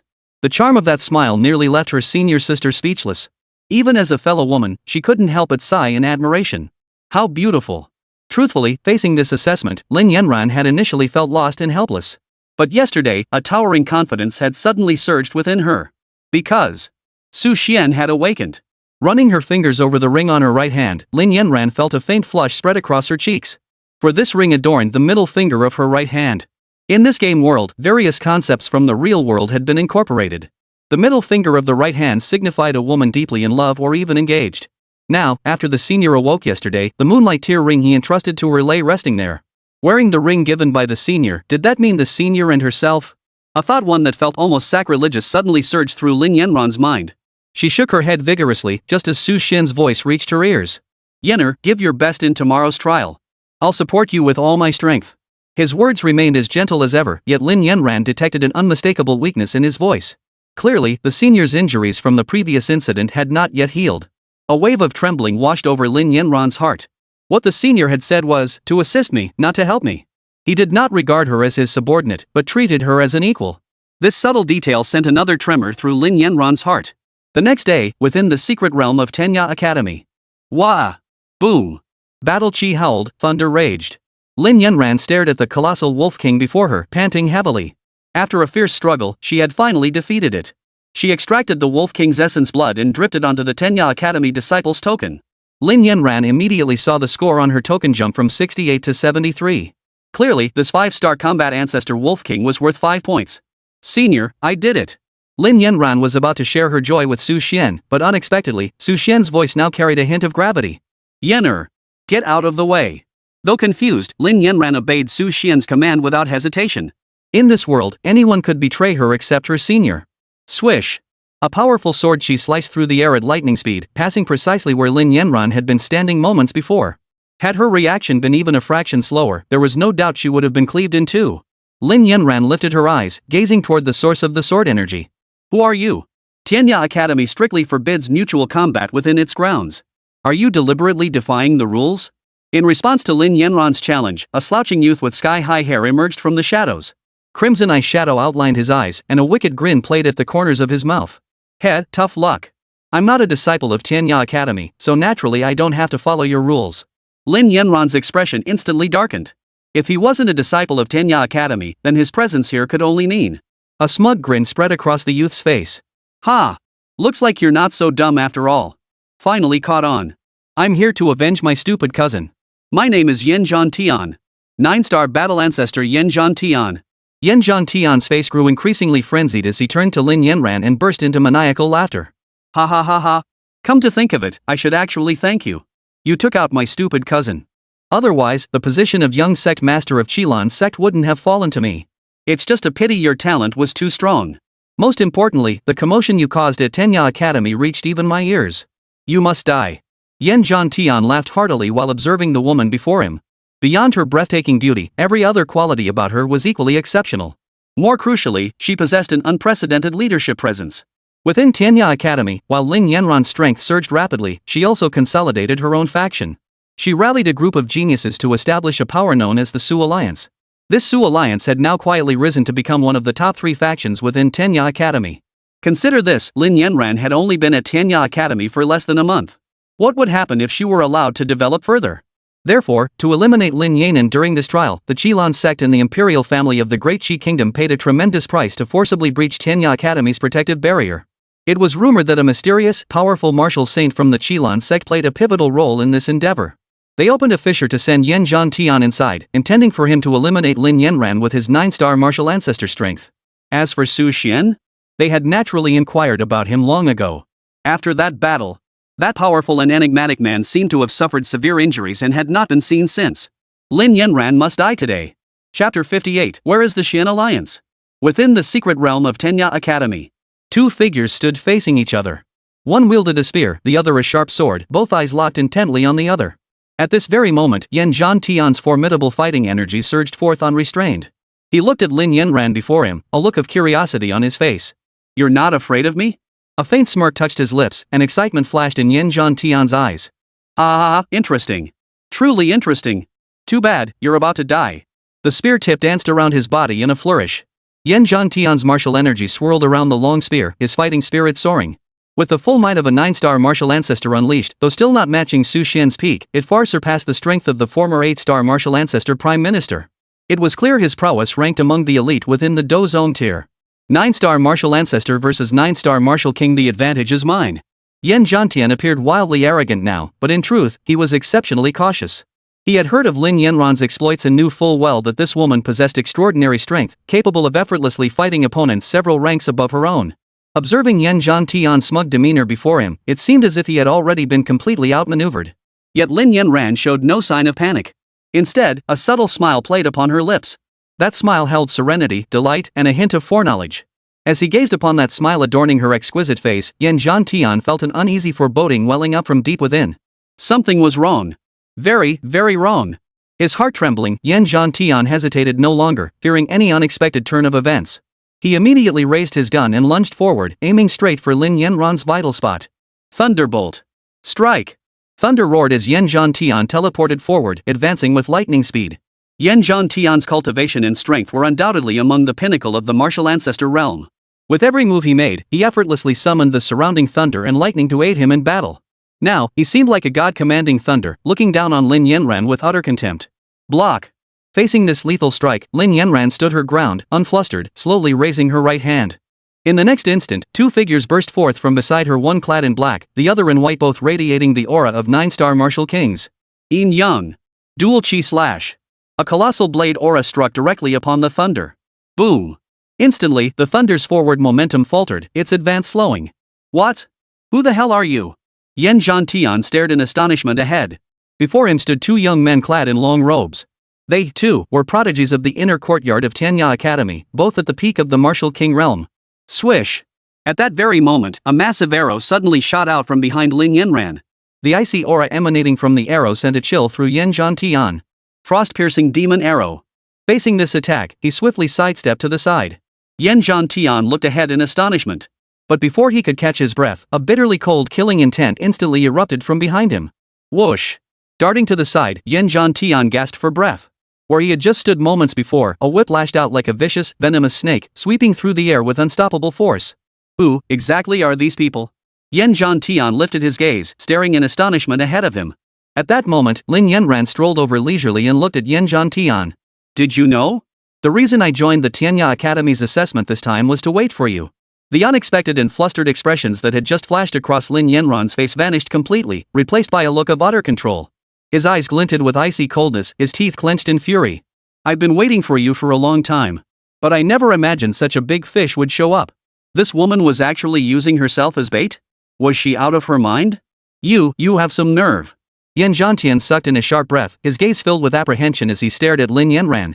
Under these circumstances, any normal person would count themselves lucky to escape with their life. Yet this woman dared to plot a counterattack? Utterly audacious. Plotting is all well and good, but any scheme is worthless paper before absolute power. With just a few measly 9-star martial kings, you dare ambush me? Yan Zhantian unleashed the overwhelming aura of a 9-star martial sovereign, sending shockwaves through the secret realm. Many spirit beasts cowered, too terrified to approach. Facing Yan Zhantian's threat, Lin Yanran merely curved her lips into a smile, utterly unconcerned. True, I am only a 9-star martial king. In a one-on-one fight, I'm no match for you. But who said we're only a few people? Members of the Xian Alliance, step forward. At the mention of that name, both Su Xian and Yan Zhantian shuddered. A faint smile touched Su Xian's lips. The Xian Alliance? Really? Was Lin Yanran's faction actually named after herself? Did it signify that she had always fought alongside him? Yan Zhantian felt as though he'd been plunged into an ice cave. What? There's someone else? Yan Zhantian stared ahead in disbelief. Just moments ago, two figures had emerged to block his thunder spike, while another had fired an arrow of immense power at a vicious angle. He had assumed that was their entire force, yet here were others. Clap clap. Lin Yanran stood still, clapping her hands lightly twice. In an instant, Yan Zhantian sensed corresponding movements erupting from the surrounding thickets. Rustle. The rustling of foliage and the thunderous echo of footsteps swelled from all directions. Within mere breaths, Yan Zhantian found himself completely surrounded. All those standing around him were disciples of Tianya Academy, both outer and inner court disciples. Yet they all shared one defining trait: they were the renowned prodigies of the academy. Now, these prodigies of Tianya Academy had emerged, shielding Lin Yanran within their ranks. They stood like stars surrounding the moon, awaiting her command. What? How could this be? Yan Zhantian stared in astonishment at the figure before him. He recognized this person. The once famous prodigy, Wu Santong. Sun Shangshuan, the eldest son of the Sun family from the Great Yin Kingdom. The once reclusive Ice Queen, Long Xinyao. Even the weakest among them was a 9-star martial king. How could they possibly be with Lin Yanran? Observing the formidable lineup surrounding Lin Yanran, Su Xian couldn't help but inwardly marvel. This little girl is truly remarkable. After just a few hours out of sight, she's assembled such a formidable force. It seems her revenge against the Great Qi Kingdom is just around the corner. Lin Yanran now stood at the forefront of the crowd, surveying the members of the Xian Alliance she had painstakingly assembled. Finally, a smile touched her lips. Before, you bullied me because you outnumbered me. Now, it's your turn to taste that same flavor. Her gaze swept over the eager faces behind her as she spoke with icy resolve. Let's move, everyone. Chapter 59, Never Fought Such a Wealthy War. Throughout history, numerical superiority has been the most obvious and the most brutal advantage. The saying, many ants can kill an elephant, speaks to how widely understood this truth is. Now, Yan Zhantian was truly panicking. Surrounded by the elite disciples of Tianya Academy, he roared in disbelief. What the hell are you all doing? His voice carried a mix of shock and fury, along with a deeply hidden yet undeniable fear. Gripping his fire-tipped spear, he swept his gaze around the circle, his face frozen in icy resolve. You all have bright futures ahead of you. Each of your destinies is destined for greatness. Why are you siding with this demoness? If this matter is exposed, it won't just be that demoness who suffers. None of you will be able to survive on this continent. This is courting destruction. Yan Zhantian neither understood nor wished to understand the choices made by these prodigies. He only knew that within a short span of time, Lin Yanran had gathered these renowned figures under her banner. If they were all allowed to grow stronger, who knows? They might actually be able to overthrow him and his allies. Facing Yan Zhantian's threats, Long Xinyao now held her long sword, gazing at him with a trace of disdain in her expression. Demoness? My junior sister is no demoness. She was clearly an innocent woman whose marriage was broken off, yet she still faced endless persecution. She acted in self-defense, yet you sent thousands of soldiers to hunt her down? And now she's labeled a demoness? How laughable. Sun Shangshuan gripped his twin hammers, fixing Yan Zhantian with a steady glare. Besides, I've long had my eye on people like you from these powerful factions. When you were squeezing my father dry, why didn't you think about this then? We've already chosen Lin Yanran as our leader. Further words are pointless. If you have an issue, just take action. Ha! Yan Zhantian sucked in a sharp breath. He had assumed this group had merely agreed to cooperate with Lin Yanran this one time. But now it seemed he had underestimated this woman. She had won over these prodigies from the depths of their hearts, making them stand shoulder to shoulder with her. This woman must not be spared. Yan Zhantian's gaze locked onto Lin Yanran, his eyes instantly turning dangerously sharp. Boom! In the blink of an eye, his figure vanished from his original spot, unleashing his full might. He appeared before Lin Yanran, his furious shout erupting. Lightning flash. Demoness, today you shall die. He had finally realized that it was only through Lin Yanran's presence that such a formidable force could be assembled. Without her, even if the world resented their methods, they would never have assembled such a formidable force. Regardless, to catch the thief, first catch the king. Facing this overwhelming assault, Su Xian, seated before his computer, showed no urgency to act. His gaze swept over the assembled team members, a nearly uncontrollable smile playing in his eyes. He'd never fought such a well-equipped battle before. Sure enough, the next moment, Lang Xiniao's voice echoed in Yan Zhantian's ear. You scoundrel!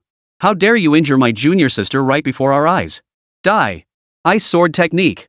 A frigid aura of fighting energy instantly spread forward, freezing the air itself into ice crystals. In the blink of an eye, Yan Zhantian's movement was halted. Clang! The clang of steel echoed as sword and spear collided, forcing Yan Zhantian to slow his advance. At that moment, Sun Shangshuan let out a muffled, guttural shout. Earth hammer! The words had barely left his mouth when two massive hammers, like rolling boulders, hurtled straight toward Yan Zhantian. Damn it! Yan Zhantian hurriedly raised his spear to block, but unfortunately, against blunt weapons, the spear's thrust couldn't fully dissipate the force. Ah!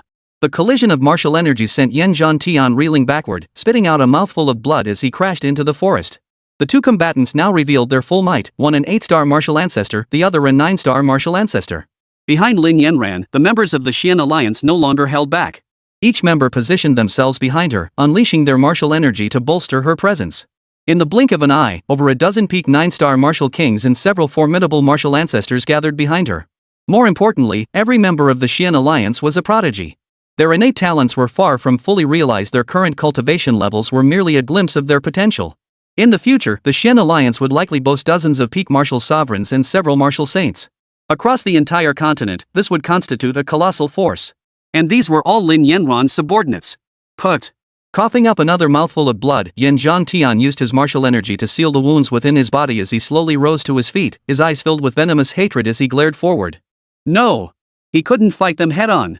He never imagined that Lin Yanran, who had always been a lone wolf, would suddenly gain so many loyal supporters. He must escape. He absolutely must escape. He must get this news out.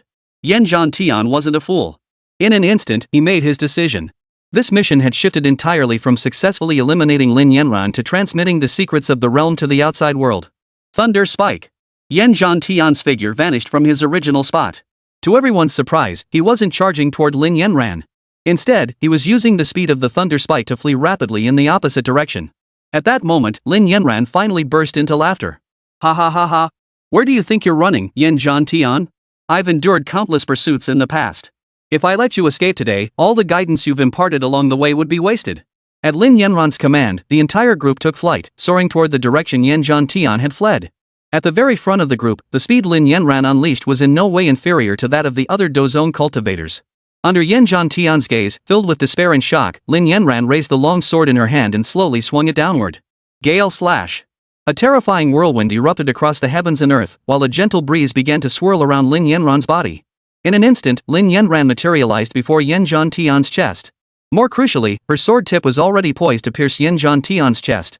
Just as Yan Zhantian tried to resist, he realized that countless martial arts techniques, condensed from boundless martial energy, were converging upon him from all directions.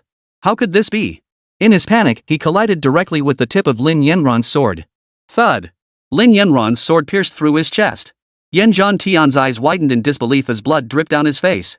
Chapter 60, Heroes are made by the times. Zhan Tian. Zhan Tian, dead? How could this be? Qilan's sect. An elderly man with snow-white hair and beard, sunken cheeks, and eyes as sharp and ruthless as a hawk's, was screaming in agony. Gazing at the shattered jade token before him, his hands trembled uncontrollably. He was Yanzhan, the former patriarch of the Li Fire sect. Gone. Zhan Tian is gone too. He stared ahead in disbelief, gasping for breath. A 9-star battle ancestor, how could he fail to kill a mere 9-star battle king? And to fall at the hands of a battle king, no less? Both my grandsons fell at her hands. I will have my revenge. At this moment, the man whom the outside world had always regarded as the old patriarch of the 9 Stars sect finally erupted in fury. Yanzhan rose calmly from his meditation cushion, his eyes cold and still as a frozen pond. Inform my esteemed son-in-law that I have urgent matters requiring his immediate attention. With that, the old man whom everyone had merely regarded as a peak martial ancestor soared skyward, his form vanishing instantly from sight. The aura he now radiated was faintly more imposing than that of the 8-star martial saint, Moron Longyu. This is a 9-star martial saint. The former patriarch of the Qilan sect, whose name had reverberated across the entire continent decades ago, finally bared his true fangs and revealed his sharp edge.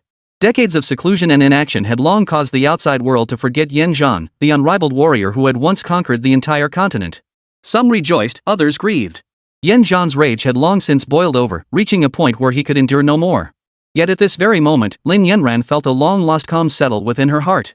Gazing at Yanzhan Tian before her, his eyes wide open in death, she turned and bowed her thanks to the members of the Xian alliance who had assisted her in ambushing the enemy. Today, Yenner thanks you all for your assistance. Faced with Lin Yanran's gratitude, the assembled prodigies exchanged knowing smiles and hastily replied. Alliance leader, you're too formal. We're not just helping you, we're helping ourselves too. Exactly. Besides, you're our alliance leader. If we don't fight alongside you, who else would we support?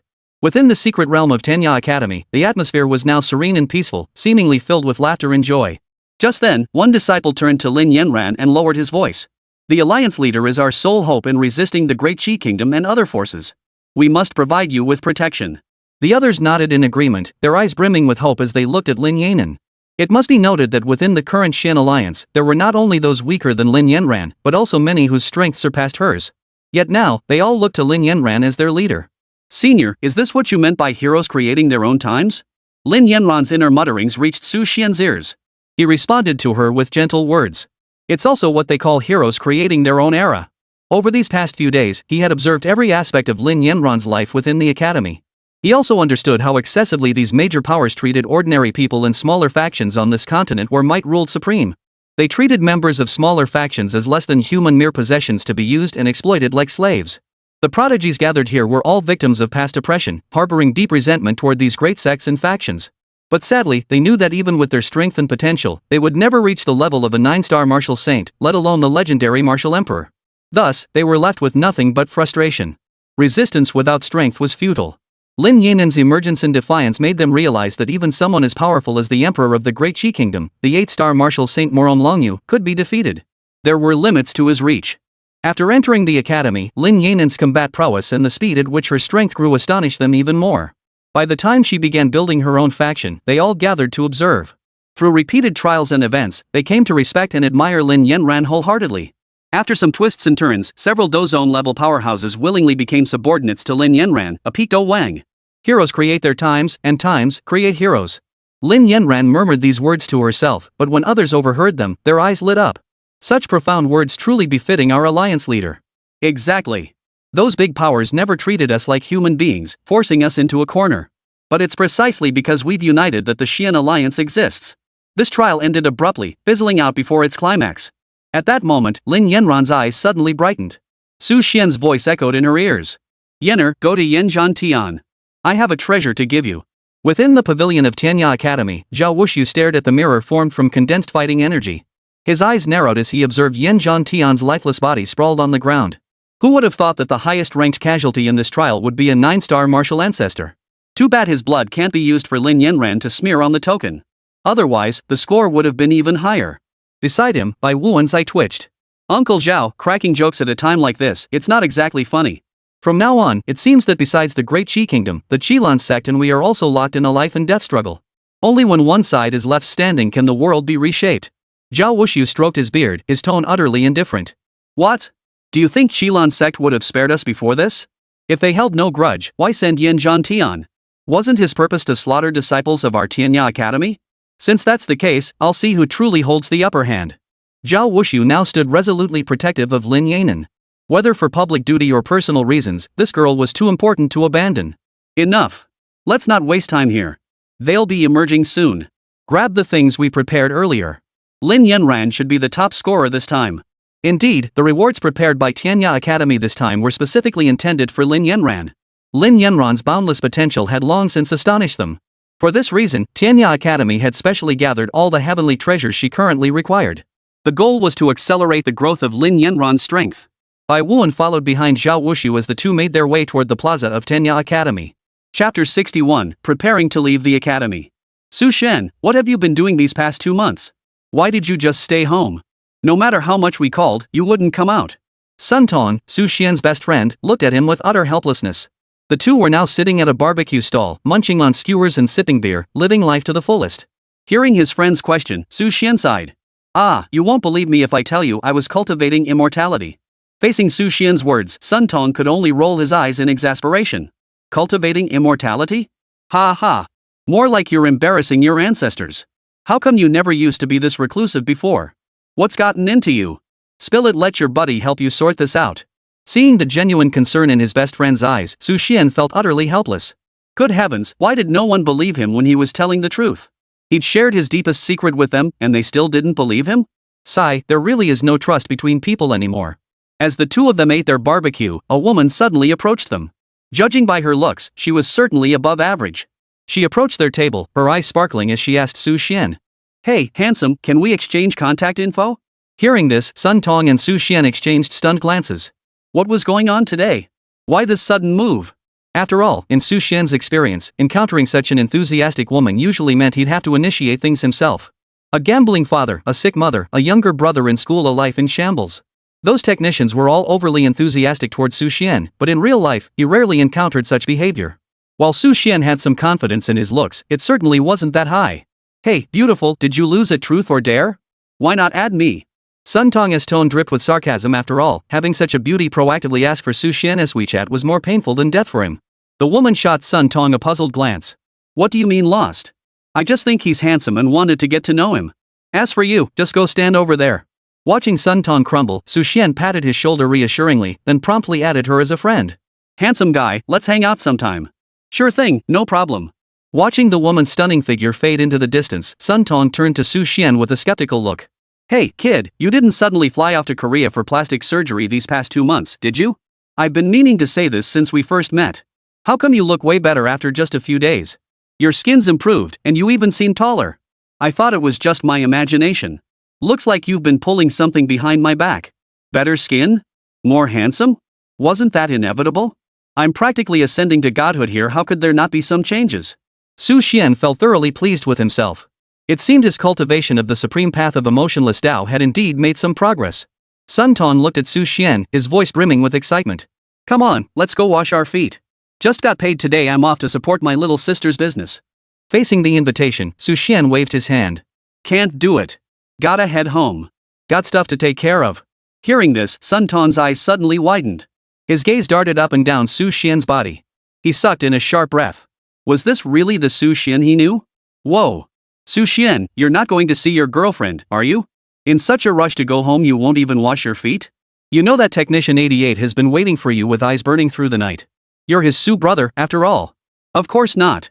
Facing his friend's puzzled look, Su Xian's mouth twitched slightly, but inside he silently thought to himself.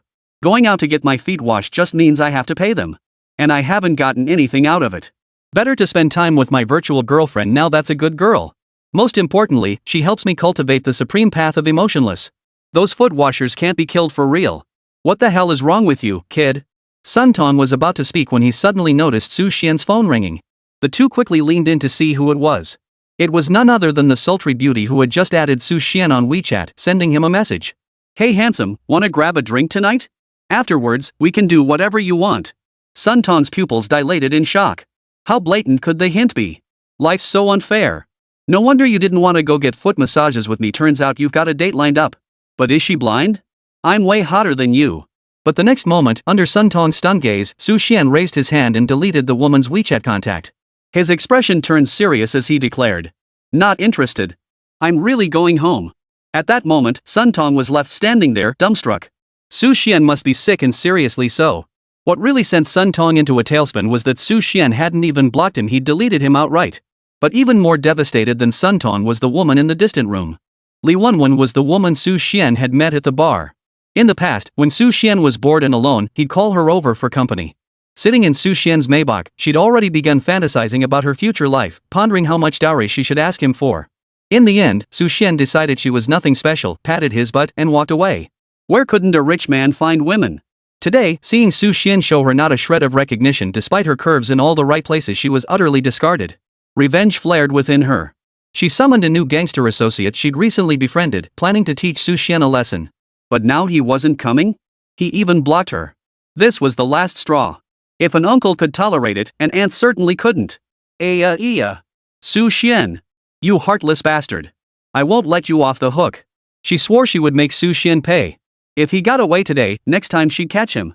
Who knows how many years had passed in the game since then? After all, several months had gone by in real life. The final moment was fast approaching. He had to stay vigilant, lest he return only to find all his efforts wasted. With this resolve, Su Xian hurried back home without delay. Click. Opening the game, Su Xian silently wiped the sweat from his forehead, inwardly sighing. Thank goodness I didn't go wash my feet. Otherwise, wouldn't everything be ruined? It seemed the minigame had detected that Lin Yanran's early storyline was nearly complete, accelerating the in-game timeline afterward.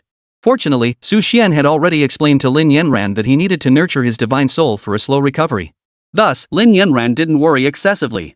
Instead, she devoted herself to cultivation within the Tenya Academy. When Su Xian checked his current character level again, his jaw dropped. 8-star martial ancestor? In such a short time, he'd boosted his strength to an 8-star martial ancestor?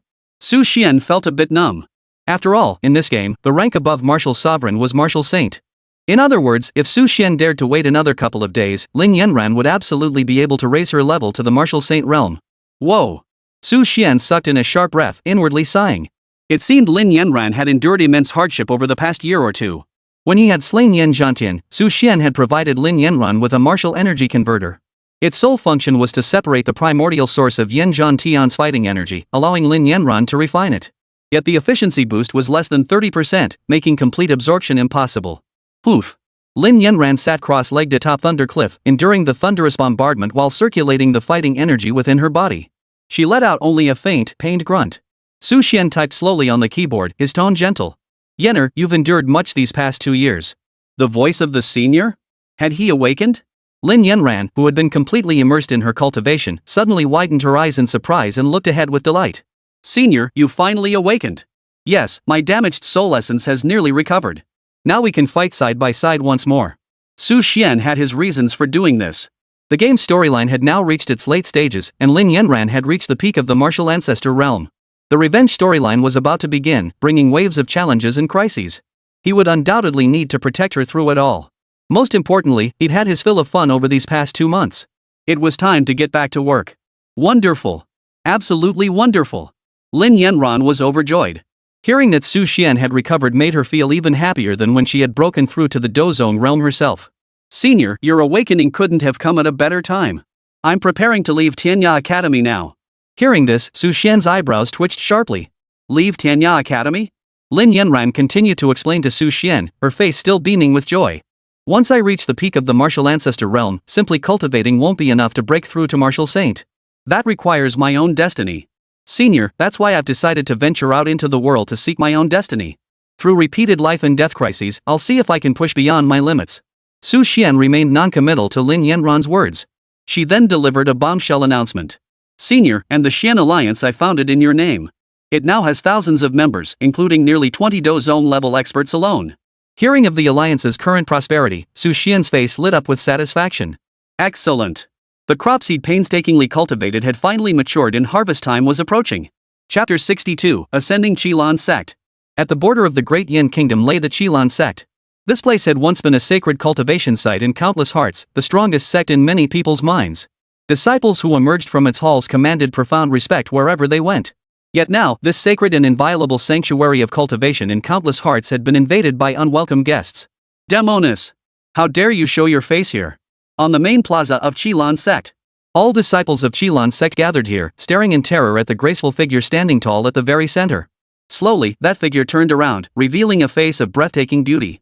It was none other than Lin Yanran.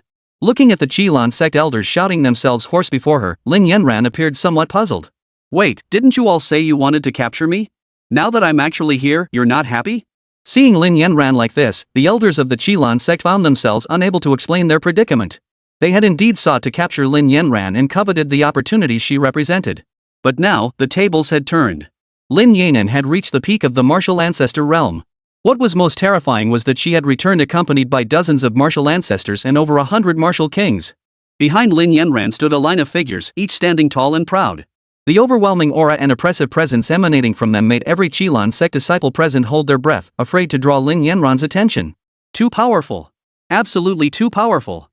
Lin Yanran hadn't been welcomed and she'd fought her way through.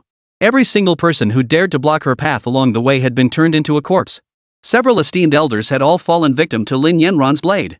Her aura, that of a true peak martial ancestor, filled them with dread. After all, these elders were merely ordinary Do-zone cultivators themselves. Now, these elders stared at Lin Yanran with horrified expressions. They could never have imagined. In just a few short years, the girl they once hunted down like a stray dog across the land had returned in such a manner. More crucially, her strength and influence had undergone a colossal transformation. At that moment, the Grand Elder of Qilan sect pushed through the crowd before him and stepped forward, his expression awkward. Miss Lin, regarding today's matter. Hearing this laughable opening, Lin Yanran couldn't bear to listen for even a second longer. A cold smile merely touched the corner of her lips. Oh? Such politeness now? When I had no power, I was a demoness. Now that I have power, I'm Miss Lin? So this is the attitude of the renowned righteous sect, the Qilan sect. To me, you're nothing but a bunch of opportunists who were arrogant before and now grovel for favor. Don't push your luck. The Grand Elder was about to erupt in fury, but in the blink of an eye, every prodigy from Tianya Academy behind Lin Yanran unleashed their aura simultaneously. Boom! Overwhelming martial energy surged outward, instantly scattering every cloud in the sky above the Qilan sect. The oppressive pressure emanating from dozens of martial ancestors was overwhelming. Damn it, how could this happen? The Grand Elder gritted his teeth inwardly, seething with fury. Had the sect master not departed Qilan sect at this very moment for the capital of the Great Qi Kingdom, this demoness would have courted death by daring to show her face. But now, even they were no match for her. The ground around Lin Yanran was littered with corpses, including several Qilan sect elders at the Dozong realm. When Lin Yanan and her group had first stormed in, they had instinctively moved to surround and attack her. Yet before Lin Yanran's power, the Dozong who once made her flee like a stray dog now fell as easily as slicing through melons and vegetables. Miss Lin, what exactly is your purpose in coming to our Qilan sect? Could it be that you represent Tianya Academy in declaring all-out war against us? Hearing the threat, Lin Yanran lifted her gaze, her pupils now frozen in icy stillness. Clang! She tapped her sword scabbard, her expression becoming deeply enigmatic. Nothing much. I merely wish to repay the humiliation Qilan once inflicted upon me. Wouldn't you agree, Grand Elder? After enduring Lin Yanran's repeated provocations and even his own retreat without receiving any courtesy in return, the Grand Elder could no longer hold back. His gaze fell upon the jade pendant in his hand, now glowing with emerald light, before shifting back to Lin Yanran. He had already activated the two long reclusive guardian elders of the sect, and the sect master had been notified immediately. Unfortunately, the distance of tens of thousands of kilometers meant even a martial sane couldn't return in a short time. Miss Lin.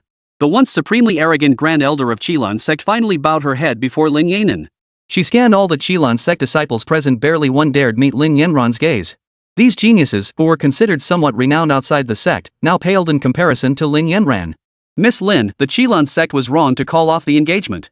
As the Grand Elder of the Qilan sect, I will publicly declare to the entire world that this was entirely our sect's fault. Faced with the Grand Elder's demeanor, Lin Yanran merely smiled.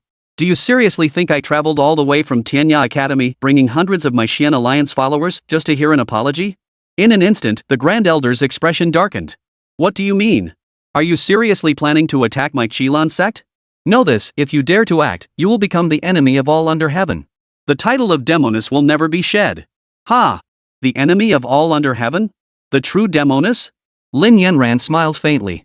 Does that mean I'm not the enemy of all under heaven if I don't attack you? How laughable. With those final words, Lin Yanran could hold back no longer. A piercing radiance erupted from her body as formidable fighting energy surged forth unrestrained.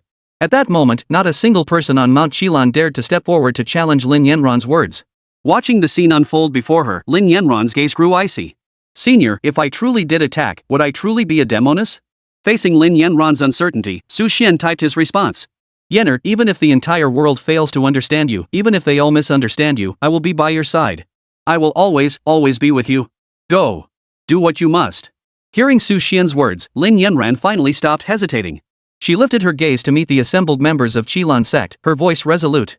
Kill all the elders and seize the Qilan sect's protective formation. Yes, Lin Yanran had come to Qilan sect not for the thrill of revenge. She came solely to establish a foothold in this world of rivalry and to take the first step toward vengeance. Yes, Alliance leader. The members of the Xian Alliance nodded. Instantly, hundreds of powerful auras erupted from before the Qilan sect disciples, threatening to engulf them entirely. Yet in the next instant, two formidable aura of battle saints surged forth from within Qilan sect. Demoness! How dare you lay a finger on my Qilan sect? Chapter 63, Su Xian's Move. That night, the moon shone brightly amidst sparse stars. Boom! A colossal collision echoed from the towering Qilan sect, piercing through the clouds. By now, the Xian Alliance forces led by Lin Yanran had already plunged into a fierce battle. Only the most elite fighters remained in the fray. On the Qilan sect side, several powerful elders had already fallen. Amidst the carnage unleashed by the prodigies of Tianli Academy, two guardian elders emerged from seclusion. One of them was the former Grand Elder, Chen Zidong. His strength, 5-star martial saint. Cough cough cough. Chen Zidong gazed at Lin Yanan before him, a trickle of blood spilling from the corner of her mouth. A wave of satisfaction washed over him. Ha! Demoness! Never imagined you'd actually attack my Qilan sect. You truly don't know when to quit. Too bad we've been prepared for this. You're dead today. Lin Yanran's face darkened with gloom. She couldn't utter a word, consumed by self-reproach. Su Xian's voice echoed in her ear. Yener, truth be told, the Qilan sect's centuries of accumulated strength cannot be easily shaken. Lin Yanran understood Su Xian's words, yet despite acknowledging the circumstances, she remained bitterly fixated on her own failure. Lin Yanran's gaze shifted to the other side. There, another 5-star martial saint was locked in combat with numerous martial ancestor-level experts from the Tianya Academy. Heavenly Calamity Palm. The dark-clad man unleashed a palm strike. His pitch-black fighting energy coalesced into a colossal palm imprint, smashing toward Lung Xinyao like a sky-obscuring force. Lung Xinyao tried to dodge, but against a martial saint's power, her 9-star martial ancestor cultivation proved insufficient. Boom! Ah! Spitting blood into the air, her body flew backward. A pallid pallor spread across Lung Xinyao's once beautiful face. No! Senior sister! Lin Yanran cried out instinctively, but Chen Zidong before her only sneered coldly. Oomph! Don't worry about your senior sister just yet. Why not worry about yourself first? Your fate will be far worse than hers, total annihilation of both body and soul. Chen Zidong slowly advanced, sword in hand, the fighting energy coalescing around him growing increasingly dense. His gaze fell on Lin Yanran with a hint of apprehension, his muscles tensing. During their earlier clash, he had discovered that Lin Yanran, merely a 9-star martial ancestor, actually possessed the ability to injure him. Below the level of a martial saint, she was unmatched. Against a low-tier martial saint, it would be a 1-for-1 exchange. If Lin Yanran's strength advanced further, even he himself would not be her match. Such a demonic woman could not be spared. Today, he would spare no effort to capture her. Only now did the Xian Alliance members realize that even the Qilan sect, vastly inferior to Tianya Academy, was not to be underestimated. Chen Zidong's lips curved into a smile, yet his words were as cold as ice. Whether you're here at Qilan sect or dare to venture elsewhere, we've already set traps for you all. We just never imagined such immense glory would fall to me. The mere thought of what he could gain after capturing Lin Yanan sent a wave of excitement coursing through his body. Clunk. The hearts of the Xian Alliance members couldn't help but skip a beat once more. They never imagined that while they could sweep aside ordinary elders with ease, this sect guardian elder was far too powerful. Their eyes turned to Lin Yanan, their gazes tinged with savagery. Leader, flee now. I'll create an opening for you. Yes. Alliance leader, return to Tianya Academy. The headmaster and the others will protect you. Once you've cultivated to new heights, emerge to avenge us. We believe in your power, you can absolutely do it. These once aloof prodigies, now truly cornered, revealed a resolve beyond ordinary men. Old dog. Get out of my way. Swift wind thunder slash. A Tianli Academy disciple wielded a long blade, his body radiating battle chi. With a series of slashing strikes, he forced another 5-star Battle King elder to stumble back 3 steps. Clang! Clang! Clang! Seeing this, the others burned their last reserves of fighting energy, determined to fight to the death and create an opening for Lin Yanran. They exchanged glances, seeing only resolute determination in each other's eyes. For escape today was impossible. If that was the case, then before they died, they would tear a chunk of flesh from their enemies. Lang Xinyao gripped her long sword, preparing to unleash her final reserves of fighting spirit in a desperate last stand. But just then, these prodigies of Tenya Academy heard a voice mysterious yet strangely reassuring. A bunch of little punks. Never expected such low cultivation levels, yet their spirit is surprisingly strong. The speaker was none other than Su Xian. As he watched Lin Yanran's followers prepare to fight to the death, their battle chi of various colors beginning to bloom, he knew he absolutely couldn't stand by and watch any longer. Otherwise, the loss of even one of these future talents would be a blow to the Xian alliance. What is that voice? Could it be? This time, Su Xian's voice carried not only to Lin Yanran but to everyone present. The geniuses of Tenya Academy, poised to fight to the death, froze in place. Yet at that moment, a smile flickered in Lin Yanran's eyes. Everyone, do not worry. That is the voice of our senior. With the senior's aid, we shall surely turn this peril into safety. Hearing this, the geniuses of Tenya Academy instantly recalled the day Lin Yanran first joined their academy. That peerlessly magnificent figure remained indelibly etched in their minds. Is that senior about to intervene again? At that moment, Chen Zidong burst into laughter. Do you really think we'd be intimidated by you? We've already investigated. Since that last intervention, he hasn't shown the slightest trace. He must be severely weakened. As Chen Zidong roared with arrogant laughter, the long blade in his hand moved without the slightest hesitation. Slash! Crimson battle chi, thick as smoke, surged forth as a layer of blazing fire ignited upon Chen Zidong's body. Unquenchable blaze. As the martial technique concluded, the air around Chen Zidong grew scorching hot. Simultaneously, he lunged toward Lin Yanran with such ferocity it seemed he intended to crush her. At that very moment, he suddenly felt his entire body tremble slightly in midair. Next, Chen Zidong saw a face appear before him, one he would never forget for the rest of his life. Simultaneously, a deadly attack surged toward him. Chapter 64, A Gift of Opportunity. The Great Wilderness Prison Heaven Finger. As Su Xian slowly condensed the technique, he raised his right hand. Li. A faint glow gathered at the tip of his right finger, appearing extremely weak. Yet Chen Zidong, the target of that finger, felt a life or death crisis wash over him. No! Don't! Just as he begged for mercy, all eyes turned toward him. Even the distant disciples of the Fang Qilan sect were no exception. They stared at Su Xian's sudden appearance, utterly astonished. What followed was a scene they would never forget. As Su Xian's voice, as low and ancient as a god's whisper, faded, a golden light burst forth from his fingertip, radiating an aura of profound mystery. When the golden light first shot forth, it was no larger than a fingertip. Yet as it traveled, it began to grow larger and larger. By the time the beam fully detached from his fingertip, it contained immense energy, transforming into a thick pillar of light. Boom! A powerful surge of fighting energy rippled outward. Before the direction Su Xian's finger pointed, nothing remained. Behind Chen Zidong's position, everything had been completely obliterated, forming a vacuum zone. Everything along the path from the square all the way to the sect's protective formation vanished into thin air beneath its single finger, reduced to dust. As for Chen Zidong's figure? Likewise, not a single trace remained. 5-star Marshal Saint Chen Zidong, under Su Xian's single finger, vanished like a worthless object. Gone, gone? Everyone stared in horror at Su Xian's retreating figure. After all, that single finger had just killed a 5-star Martial Saint. Even a 9-star martial ancestor couldn't possibly achieve such an outrageous feat. Now, Su Xian stood before Lin Yanran, as if shielding this resilient woman from all the malice of the outside world. As long as I live, no one shall ever harm Yanner. The words hung heavy in the air, freezing everyone in place. They looked at Su Xian's back, then at Lin Yanran. What kind of overwhelming presence was this? What exactly was the relationship between this elder and the alliance leader? If the disciples of the Xian alliance were stunned and astonished, the disciples of Qilan sect were stunned their sect-protecting elder had been killed with a single finger?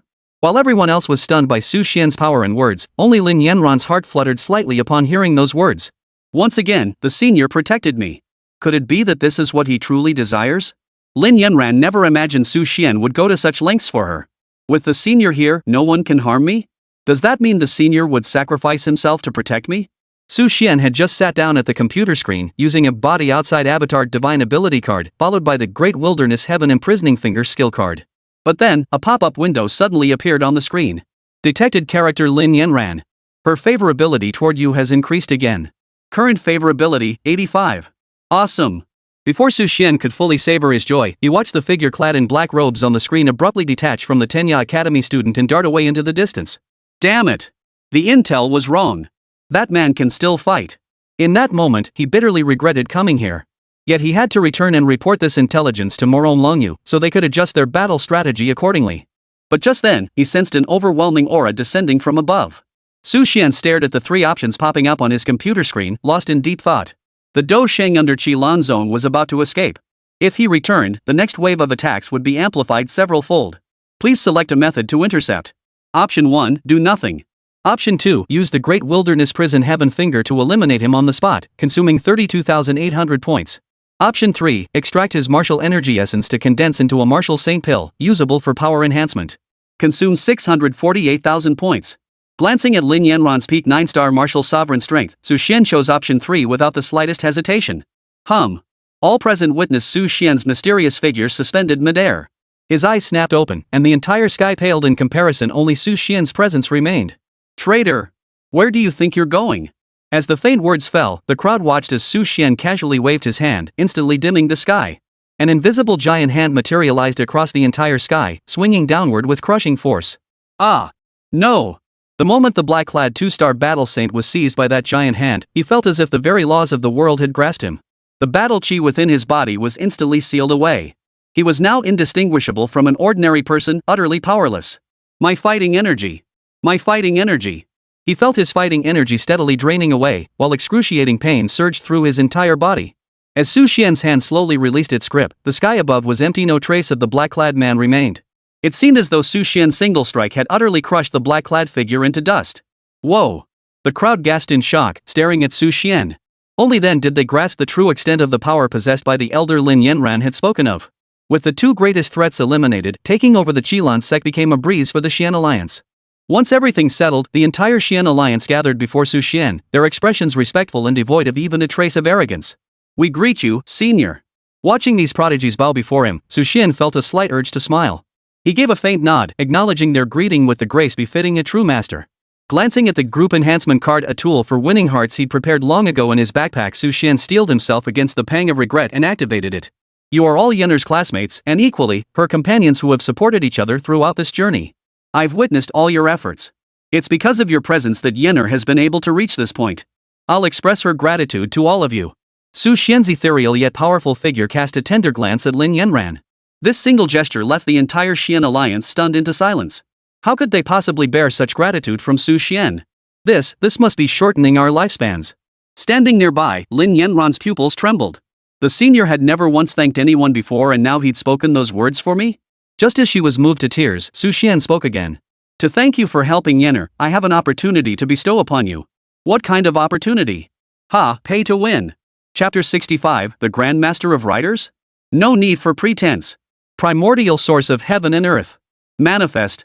A nebulous aura materialized in Su Xian's palm, elusive and intangible. He looked at the others, his tone unusually serious. This is the primordial essence of heaven and earth I gathered long ago. Its greatest effect is to enhance your strength. Though not exceptionally rare, it's become exceedingly scarce. This is a gift I present to you all on behalf of Yenner. The primordial essence of heaven and earth? That name? Could it be what they understood it to be? Who, exactly, is this person? All eyes turned to Su Xian. After speaking, Su Xian slowly released his right hand. That ethereal, elusive mass of energy instantly soared into the air. In the blink of an eye, the prodigies of the academy felt the bottlenecks that had remained utterly unyielding for so long begin to shift. Simultaneously, their own strength and aura surged dramatically. Their fighting energy rose continuously, and their power kept increasing. At this moment, it wasn't just the Xian Alliance members who were truly stunned. The surviving disciples of Qi-Lan sect also experienced a subtle shift in their mindset. Faced with this situation, perhaps joining the Xian Alliance wasn't such a bad idea after all? Su Xian watched the computer screen, observing the progress in everyone's strength, and finally let out a long sigh. Ah, my money! This was what he had prepared for Lin Yanran. After all, he hadn't been idle these past 2 or 3 months. Every item he needed to buy, every gold coin he had to spend, nothing was spared. All for the moment of harvest. And now, that moment was clearly drawing near. Boom! A powerful aura of the martial saint realm reverberated outward, filling the surroundings. Lang Xinyao opened her eyes, her gaze brimming with uncontrollable excitement. She looked at Su Xian, her expression brimming with gratitude. Thank you for your help, senior. I've broken through to the martial saint realm. The other geniuses of the academy, who had previously been 9-star martial ancestors, naturally followed suit. Every member of the Xian Alliance, under the effect of Su Xian's group enhancement card, had steadily advanced their cultivation by a minor stage. Those with truly outstanding talent and accumulated potential even advanced 2 minor stages. They leaped directly from 2-star martial ancestors to 4-star martial ancestors, bypassing nearly years of arduous cultivation. The once haughty geniuses now gazed at Su Xian with tears in their eyes, some even on the verge of kneeling before him. "Thank you, senior, for giving us a new lease on life." Facing their gratitude, Su Xian merely waved his hand dismissively. He took Lin Yanran's small hand and led her to the side. Lin Yanran's face flushed crimson as she stared at the hand Su Xian held, unable to utter a word. Su Xian looked at her, his voice tinged with satisfaction. "Yener, I'm truly proud and honored to see how far you've come. This is the pill I just refined for you. Taking it will solidify your current cultivation level and help you advance slightly." Indeed, Lin Yanran's cultivation had now reached the 1-star martial saint realm. The group enhancement card had undoubtedly included Lin Yanran in its effects, otherwise, how could it be called a group enhancement? With the task accomplished, he slipped away, concealing his achievements and fame. Su Xian didn't linger further. He immediately dissolved his external avatar. Seated before the screen, he began intently observing the unfolding changes within the game. As the final stage had now commenced, Su Xian needed to micromanage every detail. Who would have thought that the more he watched, the more delighted he became? The first surprise was that many disciples of the Qilin sect had seen the error of their ways and chosen to join the Xian alliance. In an instant, the Xian alliance's influence and control over the Qilin sect grew significantly. After all, disciples who could join the Qilin sect, though not as prodigious as those from the Tianya Academy, still possessed considerable talent. It was said that Yan Zhan nearly fainted on the spot upon hearing this news. Su Xian was also filled with delight and surprise. He had assumed that by now, he would need to frequently intervene to assist Lin Yanan. What he hadn't anticipated was that her time apart had truly allowed this young girl to grow tremendously. Even without his frequent intervention, she handled formidable foes with ease. Leveraging the unique defensive capabilities of Qilin sect's martial energy, they had successfully repelled wave after wave of external attacks. More crucially, due to the sudden surge in the Xian alliance's strength, neither Yanzhan nor the Great Qi Kingdom had time to react. Within 3 days, Qilin sect was completely secured. Within a week, the Xian alliance's influence had expanded to encompass 3 additional cities. Within a month, the Xian alliance now controlled half of the Great Yin Kingdom. Even the former territory of the Lin family had fallen under its rule. 3 months later, the world was transformed. Lin Yanran's current strength had reached the 5-star martial saint realm. Su Xian had naturally contributed his fair share to this achievement. Yet Lin Yanran's achievements were hard-won through relentless life and death battles over these 3 months. The Xian alliance's influence now completely overshadowed the former Great Yin Kingdom, having even swallowed numerous cities from the Great Qi Kingdom. Yener, I never imagined you could reach such heights. After those 2 incidents, Lin Yanran's affection for Su Xian had soared to 90%, nearing the full 100% mark. Lin Yanran, acting like a little girl, exclaimed to Su Xian. "It's all thanks to your excellent guidance, senior. This is entirely your doing. Otherwise, I could never have achieved this on my own." After speaking, Lin Yanran looked at Su Xian. "Senior, now that we're about to launch our counterattack against the Great Qi Kingdom, it's time for the world to know that the true leader of the Xian alliance isn't me, it's you." "What exactly do you mean by that, senior?" Seeing Lin Yanran's cautious demeanor, Su Xian knew exactly what she was thinking. He merely smiled. "This is the Xian alliance you founded. If they discover I'm the true leader, what will you do when the Xian alliance defeats Moron Lungyu and seizes this realm?" Su Xian was laying it out plainly. Lin Yanran was the current leader. If the Xian alliance conquered the realm in the future, the throne would undoubtedly belong to her. But if Su Xian's role were exposed, that outcome might be uncertain. For the allure of the empire is truly immense. Throughout history, countless individuals have slaughtered their own brothers for the sake of this very empire. Even as Su Xian posed this question, Lin Yanran's eyes remained unwaveringly resolute. "Yener knows everything I have comes from you, senior. I cannot exist apart from you, so how could I ever claim credit for myself? If I truly become emperor, I wish to rule this nation alongside you, senior." As Lin Yanran spoke, Su Xian's expression grew inexplicably troubled. She would become emperor and rule this nation alongside him? What? Was she planning to make him her empress? Is she planning to ride the master? Good grief, this little minx isn't even bothering to pretend anymore, is she? Chapter 66, The 3 Great Martial Saints. The capital of the Great Qi Kingdom. The entire atmosphere of the Great Qi Kingdom had begun to turn treacherous and unpredictable. The entire nation was gripped by fear and restlessness. Seated upon his imperial throne, Moron Longyu surveyed the crowd before him, his expression dark and brooding. "I never imagined that Demonis not only escaped punishment back then, but has risen to such power today, even bringing about the downfall of the Great Yin Kingdom." Upon hearing these words, the man seated to Moron Longyu's right instantly paled, as if struck at his most vulnerable point. "Moron Longyu, what exactly do you mean by that?" "It was merely that their strength surpassed ours at the time we temporarily yielded. Once we've gathered our strength and regrouped, the day will come when we reclaim the Great Yin Kingdom." Moron Longyu glanced at him, a sneer curling his lips. The speaker was none other than the ruler of the Great Yin Kingdom, Sita Ling. His strength had reached the 7-star martial saint realm. Though he couldn't match Morong Longyu, he was still a formidable powerhouse in his own right. Just moments earlier, when Lin Yanran led her forces to attack the capital of the Great Yin Kingdom. Because Su Xian chose to intervene, Situ Ling found himself unable to resist. He could only flee in panic with the imperial family, escaping in utter disarray. Thus, the Great Yin Kingdom fell. Morong Longyu looked at Situ Ling, ignoring his attempt to engage him in conversation. He simply stated, "The question now is, why does she have so many martial saints under her command? Consider this, nearly 10 martial saints. Even if our 3 major factions pooled our resources, we couldn't muster 10 martial saints." His voice was heavy with gravity, his tone thick with concern. This was precisely why Lin Yanran's faction had grown to its current scale. Even if their individual strength couldn't match that of Morong Longyu and his allies, the problem lay in their numerical superiority. The cities they captured were never retaken, precisely because of this. If the Great Qi Kingdom dared to send saint fighters to reclaim their cities, I'd send even more men to seize other cities in return. Thus, through this constant ebb and flow, the power of the Xian alliance founded by Lin Yanran continued to expand outward. Situ Ling remained silent, his voice tight with gritted teeth. What's even more outrageous is that damned rabble. Facing their own country being invaded, they offer not the slightest resistance. Instead, they're drinking and feasting with those bandits. They deserve to die. Hearing this, Morong Longyu's expression shifted slightly. According to intelligence he had gathered, wherever Lin Yanran's forces arrived, they were greeted with cheers and support from the local populace. Eventually, those very people would voluntarily aid the Xian alliance Lin Yanran's faction rather than their own homeland. All this seemed to stem solely from Lin Yanran's decree to exempt them from taxes and forbid her soldiers from harming civilians at will. He couldn't understand why this was happening. To him, weren't commoners just a bunch of lowly subjects, a bunch of slaves? Weren't slaves meant to be used however one pleased? How dare those lowly people now resist him, dare to harbor their own thoughts? I refuse to believe that Lin Yanran, that demoness, and that damned rabble could overthrow us together. Before, they hid behind the Qilin sect's great formation, but now I'll see where they can run to. The girl once hunted down and forced into a desperate flight now returned with an army in tow, determined to exact bloody vengeance and justice from those who had humiliated her. Lin Yanran sat atop her dragon steed, surveying the crowd around her and the countless Xian alliance disciples behind her. A faint light flickered in her eyes. Comrades, the hour of final battle has arrived. Whether for ourselves or for this realm, we have no path to retreat.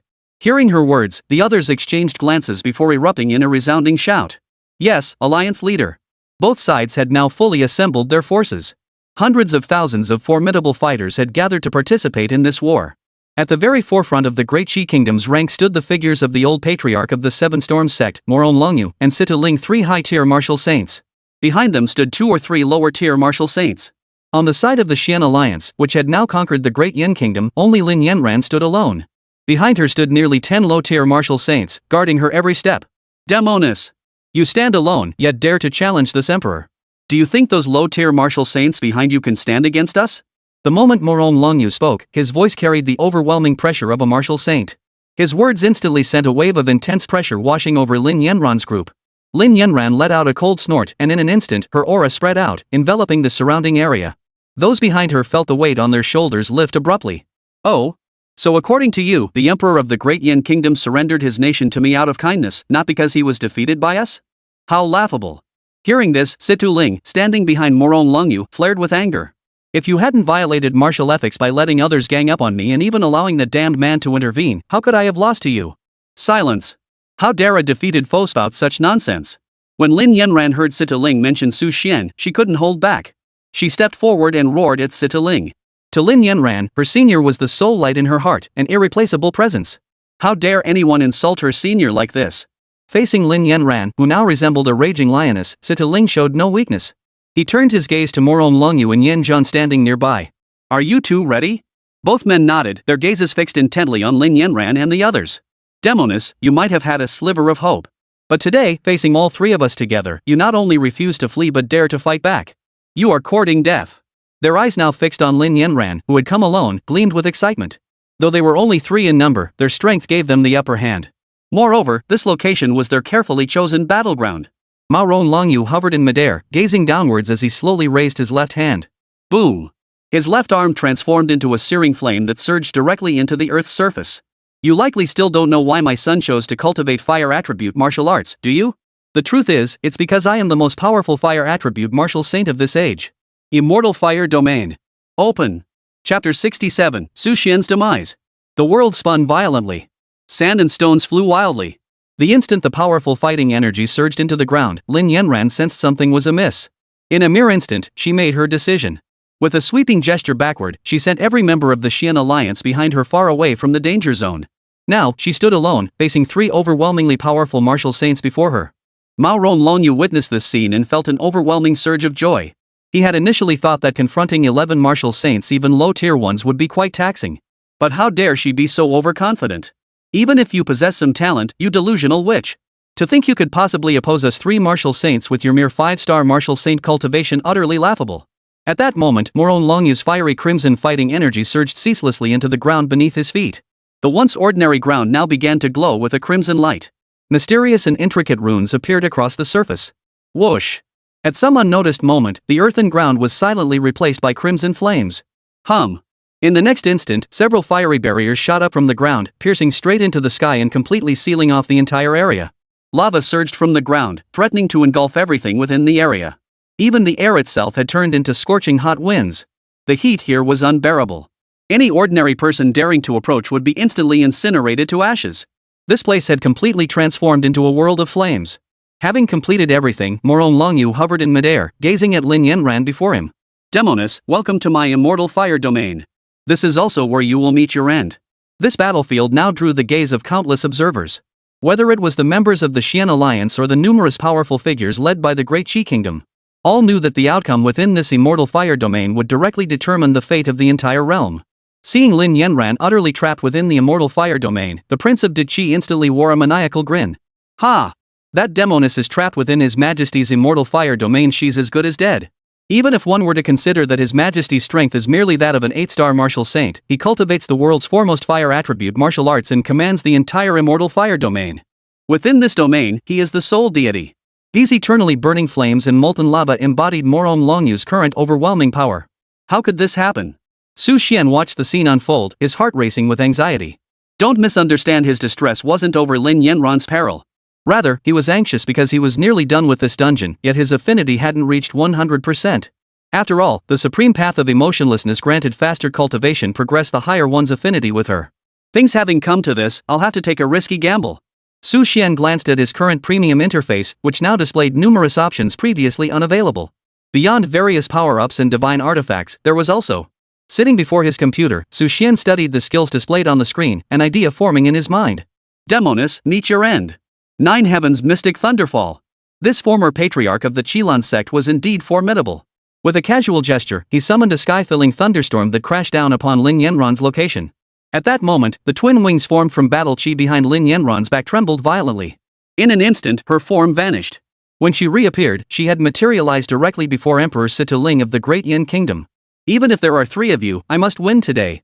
Perhaps this confident declaration stemmed not from faith in herself, but from faith in Su Xian. Demoness! You dare injure me, a mere 5-star martial saint. Situling unleashed the power of a 7-star martial saint. With a wave of his hand, a colossal palm formed from martial energy lunged toward Lin Yanran.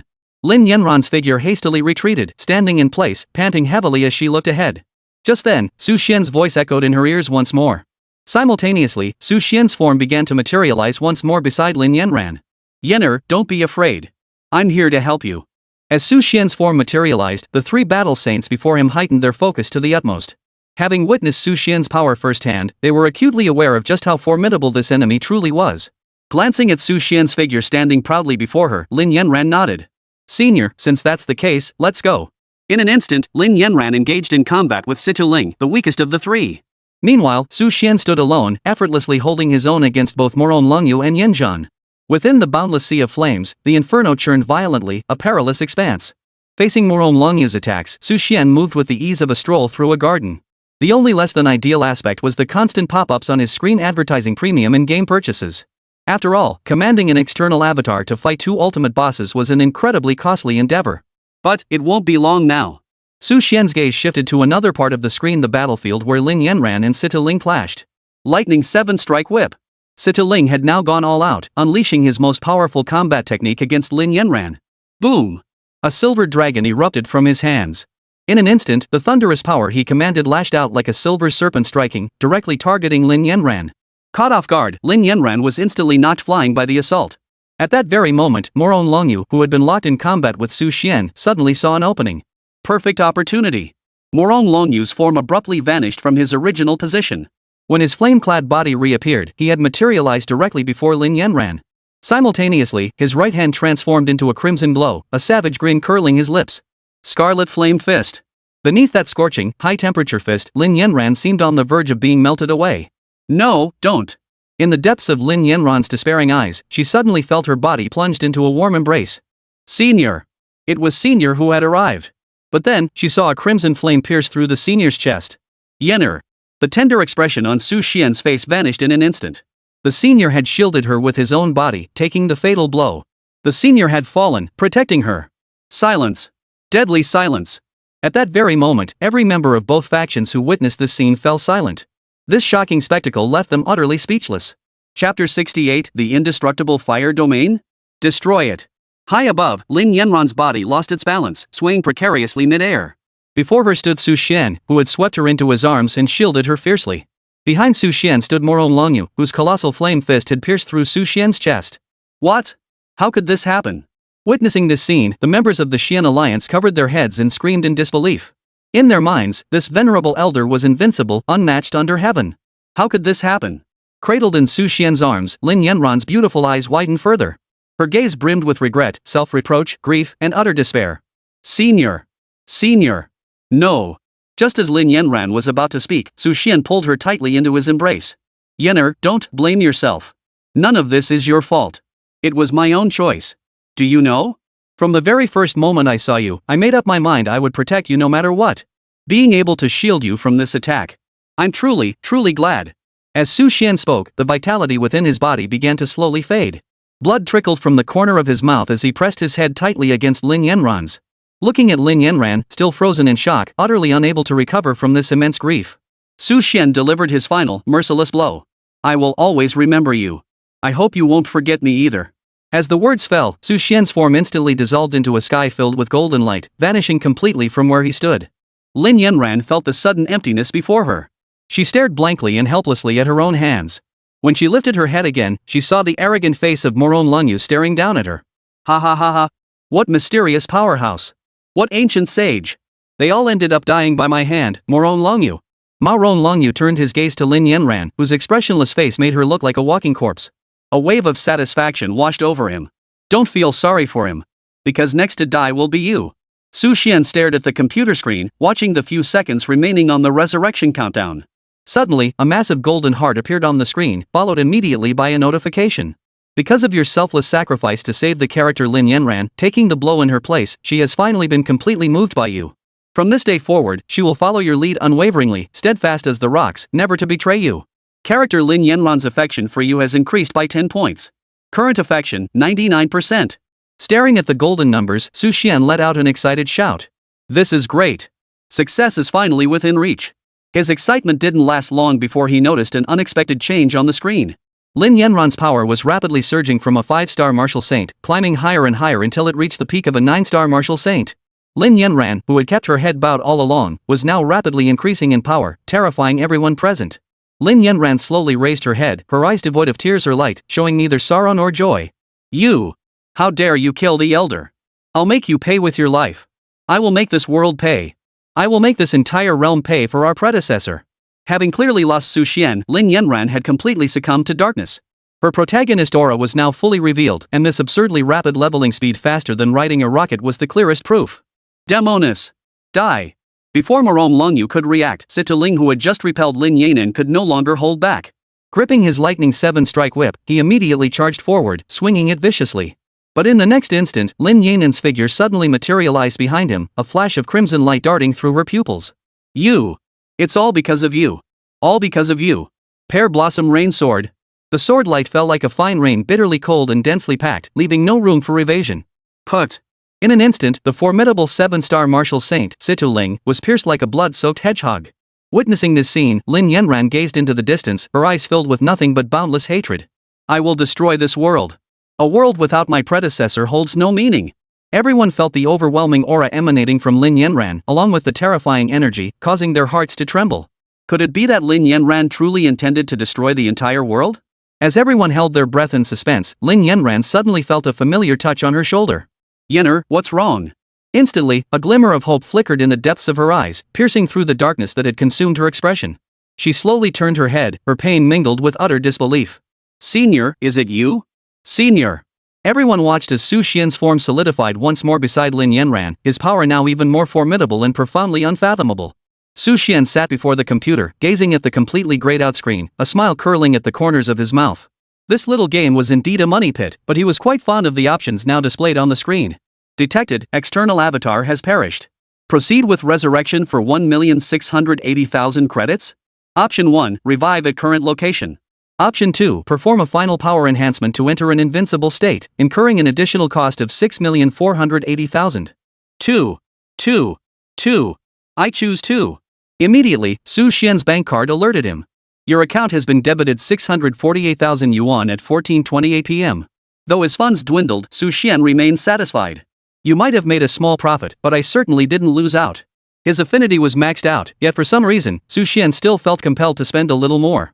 Thus, Su Xian returned. At that moment, Moron Longyu watched Su Xian's figure come back, filled with utter astonishment. Impossible. I shattered you with a single punch. How could you still be alive? Su Xian lifted his gaze slightly and looked at him. How could your punch, as weak as an ant's, possibly harm me? It merely served to break the seal binding me, allowing my true power to be unleashed and shattering the restriction. What? That terrifying punch was merely meant to break the seal? The crowd now scrutinized Su Xian, sensing an aura of sheer terror emanating from him. It's too hot. The next moment, they watched as Su Xian slowly exhaled. His breath carried a chill that permeated the air. In an instant, the boundless fiery domain froze solid, transforming into a vast ice field. Exhaling frost. Even the molten lava that had been churning on the ground moments before solidified into an eternal ice sculpture. The eternal fire domain of the 8-star battle saint, Moron Longyu, vanished without a trace. Powerful. Too powerful. If the original Su Xian was like a surging ocean, overwhelming them with his power and leaving them breathless, the Su Xian of now had returned to an endless abyss. Yet the mystery and power lurking within that abyss filled them with even greater dread. Facing the boundless sea of flames, Su Xian merely drew a breath and completely transformed them into ice sculptures. The world of fire had utterly transformed into a realm of ice and snow. Chapter 69, The Source Energy of the Martial Emperor. I bestow this world upon you. How is this possible? Moron Longyu trembled uncontrollably, unable even to form a complete sentence. His eyes filled with terror as he stared at Su Xian. What he didn't know was that Su Xian, sitting before his computer, was grinning ear to ear at the values that were nearly overflowing. Everyone curses the power gouging, yet everyone craves the power gouging. Now, with a simple click on his computer, these three were as good as dead. You insignificant insect, do you truly believe your attack could kill me? Su Xian made a light, sweeping gesture forward, reaching out toward the three. Both Sita Ling and Yan Zhan reacted instantly, their bodies snapping backward in retreat. Only Moron Longyu remained rooted to the spot, seemingly caught off guard. Damn it! His full 8-star battle saint power erupted, transforming Moron Longyu into a blazing inferno. Instead of retreating, he charged straight toward Su Xian. You charlatan! I'll kill you! Facing Moron Longyu's assault, Su Xian merely smiled. Is this pitiful flame meant to light candles at someone's birthday party? Space rupture. Standing still, Su Xian gave his hand a slight twist. Everyone felt the space before Moron Longyu warp and distort. In the next instant, Su Xian's figure appeared before Moron Longyu. Facing the raging sea of flames, Su Xian casually waved his hand. Boom! The flames abruptly extinguished as Su Xian materialized before Moron Longyu. In the next instant, he grabbed Moron Longyu's body and hurled him forward. The 8-star battle saint, powerless against Su Xian, was hurled away. Moron Longyu's form plummeted into a spatial vortex, instantly torn to shreds. The 8-star battle saint, Moron Longyu, met his end. Oomph, never expected it to be this easy to kill? Su Xian's lips curved into a smile as he surveyed the various data updates on the screen following Moron Longyu's demise. He wondered if he would possess such power after cultivating the supreme path of emotionless. Even though it was merely granting life and death within a minigame, Su Xian still found it incredibly satisfying. The scene returned to the game. He's dead. Just like that? Isn't Moron Longyu a saint-level fighter? Not just some ordinary guy? To everyone present, Moron Longyu seemed like a powerless ordinary man before Su Xian. At that moment, Yan Zhan and Sita Ling, who were far away, both panicked. Sita Ling lifted his head to look at Su Xian, then glanced at Yan Zhan. Elder, we can't hold back any longer. If the two of us fail to kill him today, we are doomed to die here. Yan Zhan nodded in agreement. Rest assured, I understand what you mean. Today, even if I have to self-detonate, I'll drag him down to hell with me. Besides, I am a 9-star martial saint. Aside from that old man at the academy, I hold no one else in any regard. The two were prepared to fight to the death. Their battle chi wings trembled violently in the air. Swish! His form shot forward as he drew a cloud silver blade, gathering battle chi into its edge. The sword aura abruptly expanded to dozens of meters in size, hurtling directly toward Su Xian. Situ Ling, standing nearby, was no exception. Endless vitality. His hands clasped together, and trees continuously burst forth from the ground, surging toward Su Xian. How utterly tedious. After casually delivering his critique while standing still, Su Xian chose to confront the challenge head-on amidst the stunned gazes of the crowd. He charged toward Yan Zhan, the most formidable of the two. In an instant, he drew a dagger barely a dozen centimeters long from his waist. Swish! With a sweeping motion through the air, he unleashed a torrent of sword energy. The moment the two sword energies collided, Yan Zhan's swirling blade aura was cleaved clean in two, vanishing into thin air. Su Xian, dagger in hand, turned to face Yan Zhan. Come on, old man. Let me show you what true swordsmanship is. How powerful. How is this possible? Yan Zhan was stunned. His sword path was unmatched under heaven, yet why could he, wielding a divine artifact, not defeat Su Xian, who held only a dagger? This utterly shattered his worldview. Your sword is too dull. Su Xian flew forward, casually slashing through the air with his dagger. A crescent-shaped blade of sharp energy shot forward, cleaving Yan Zhanfeng's sword in two. Broken. I'll fight you to the death. Facing Yan Zhan's desperate counterattack, Su Xian responded with the ease of a leisurely stroll. Splatter. Su Xian's body bore not a single scratch, while Yan Zhan's was covered in countless sword marks, blood spurting from his wounds. Cough cough cough. How can he be this strong? Kneeling where he fell, fear flickered in Yan Zhan's eyes as he looked up at Su Xian. He never imagined anyone in this world could be this powerful. But in the next instant, his gaze hardened with unwavering resolve. Even if I cannot kill you, I can still take you down with me. Tossing his blade to the ground, the once venerated sword saint abandoned his most formidable offensive technique as his fighting energy steadily dissipated. Clearly, he was preparing to detonate himself. The air around him seemed to be sucked into a near vacuum. Facing an enemy's self-destruction, make your choice. Option 1, ignore the explosion and endure the damage severe consequences. Option 2, spatial shift to evade damage. Cost, 128,000 points. Option 3, manipulate space to absorb the explosion's energy. Cost, 3,280,000 points. Option 3 sounds intriguing. Su Xian made his choice immediately. As everyone held their breath, they sensed an immense danger. This was the self-destruction of a martial saint. Its explosive force could make the entire world tremble. Facing Yan Zhan's self-destruction, Su Xian merely raised his hand and clenched his fist slightly in the void. A transparent barrier materialized around Yan Zhan's exploding body, compressing the immense flames and martial energy into a single dense mass. After withdrawing his hand, Yan Zhan's explosion failed to stir even the slightest ripple. His body was simply obliterated into dust. Stunned. Everyone was stunned. Their gazes fixed on Su Xian as if beholding a deity. How could anyone be this powerful? Is he at the martial emperor realm? No, even a martial emperor wouldn't be this powerful. Only Situ Ling remained standing. His legs buckled beneath him as he knelt before Su Xian, all traces of martial dignity gone. Senior. I was wrong. Senior. I dare not oppose you. Please spare me. Su Xian looked at him and shook his head. A blue beam shot from between Su Xian's fingers, piercing straight through his forehead. Thus, 3 immensely powerful martial saints fell. Senior, you are so powerful. Lin Yanran stared at Su Xian in disbelief. How could anyone be this powerful? In her mind, a senior figure was supposed to embody this kind of invincible presence. Observing the stunned crowd and the bewildered Lin Yanran before him, Su Xian spoke slowly.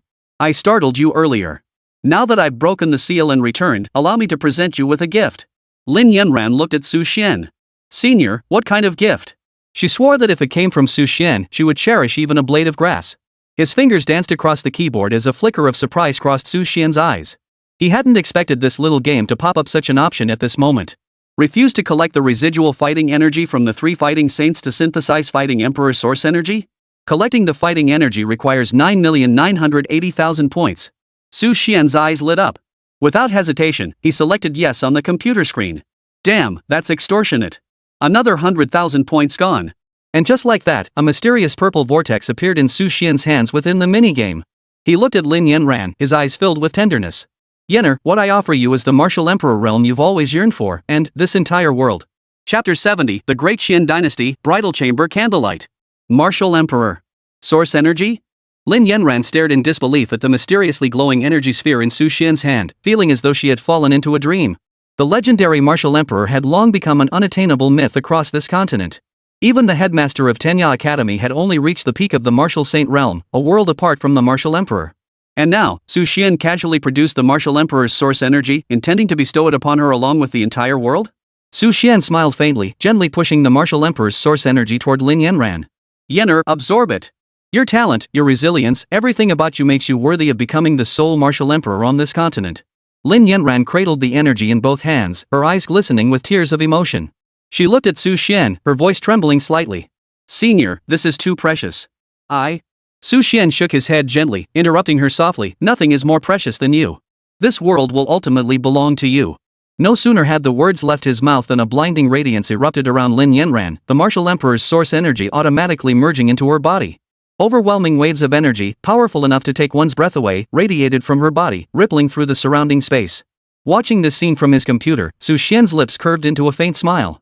This high-definition visual effect was way more impressive than ING Avatar. System notice, congratulations. Character Lin Yanran has successfully ascended to the Dao Emperor realm. System notice, Lin Yanran's favorability toward you has reached 99%. Holy, this is ING worth it. Su Xian slammed his fist on the desk in excitement, nearly sending the keyboard flying. Half an hour later, Lin Yanran stood atop a high platform, overlooking the thousands of people kneeling below. Her aura had completely stabilized, compelling everyone to feel an involuntary urge to worship her. Emperor of Combat. The true Emperor of Combat. From this day forward, the Great Qi Kingdom and the Great Yin Kingdom shall unite as one, establishing the Great Qian dynasty. Lin Yanran's voice was not loud, yet it echoed across the entire square and beyond. Xian is taken from the name of our predecessor, Su Xian, to commemorate his cultivation and kindness towards me. She turned to look at Su Xian beside her, her eyes brimming with tenderness. The elders of Tenya Academy exchanged glances before stepping forward slowly. They bowed respectfully. We, representing Tenya Academy, pledge allegiance to the Great Qian dynasty and submit to the Empress's command. Thank you, elders. Lin Yanran gave a slight nod before turning to the kneeling crowd. Rise. At her command, all rose to their feet, their eyes burning with fervor as they gazed upon the two figures atop the dais. Su Xian gazed tenderly at Lin Yanran. Yener, you did very well. A month later, the establishment of the Great Qian dynasty had taken shape. Seated in the spacious palace halls, Lin Yanran listened to reports from all quarters. As news of her status as a martial emperor spread, factions across the entire continent rushed to pledge allegiance. Even reclusive sects sent representatives, declaring their willingness to submit. After handling the final batch of affairs, Lin Yanran stepped into the courtyard. Gazing at the bright stars in the night sky, she exhaled a long breath. Senior, what are you looking at? Su Xian stood beside her, his gaze serene as it drifted into the distance. I'm pondering the bond between us. Lin Yanran stepped forward, standing beside Su Xian. She spoke softly. Senior, I have a request. I wish to share this world with you, Senior. Lin Yanran gathered her courage, meeting Su Xian's eyes directly. The kindness you've shown Yener, I could never repay in this lifetime. Without you, there would be no Yener today, and certainly no Great Qian dynasty. Su Xian paused slightly, inwardly chuckling. Is this woman seriously asking me to be her empress? Is she pulling this whole empress of the realm routine so bluntly and decisively? Su Xian grinned at his computer screen. The Lin Yanran in the little game had long since become his ATM. Having spent nearly a few million on this, he'd be doing a disservice to his maxed-out credit card if he didn't milk this ending for all it was worth. Yener, are you absolutely certain? Lin Yanran nodded firmly. If you do not disdain me, Yener is willing to marry you and rule the Great Qian together. Su Xian fell silent for a moment before smiling faintly. In that case, so be it. 3 months later, the entire Great Qian dynasty rejoiced. In the imperial capital square, 10,000 citizens offered congratulations, their cheers thunderous. Lin Yanran, adorned in a magnificent phoenix-embroidered robe and crowned with the 9 phoenix diadem, stood upon the high platform, receiving the people's reverence. Beside her, Su Xian wore a deep black dragon robe, his bearing dignified and imposing. Together, they complemented each other perfectly, like a pair destined by heaven. Congratulations to the Empress and the Emperor on their union. Amidst the deafening cheers, Lin Yanran turned her head slightly, her gaze tender as she looked at Su Xian. Senior, this is the happiest moment of Yener's life.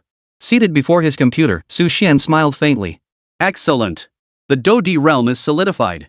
Now only the final step remains, affection at maximum. Night fell, and the wedding night arrived. Lin Yanran gently pushed open the door and saw Su Xian standing by the window. Moonlight bathed him, outlining his tall, slender silhouette. System notice, Lin Yanran's affection for you has reached 100%. Senior. Come here. Su Xian murmured softly, his voice gentle yet commanding. Lin Yanran approached Su Xian, lifting her gaze to meet his eyes, filled with tenderness. Yener, have you ever wondered why I've gone out of my way to help you? Lin Yanran paused slightly. Is it because you like Yener? Su Xian smiled faintly.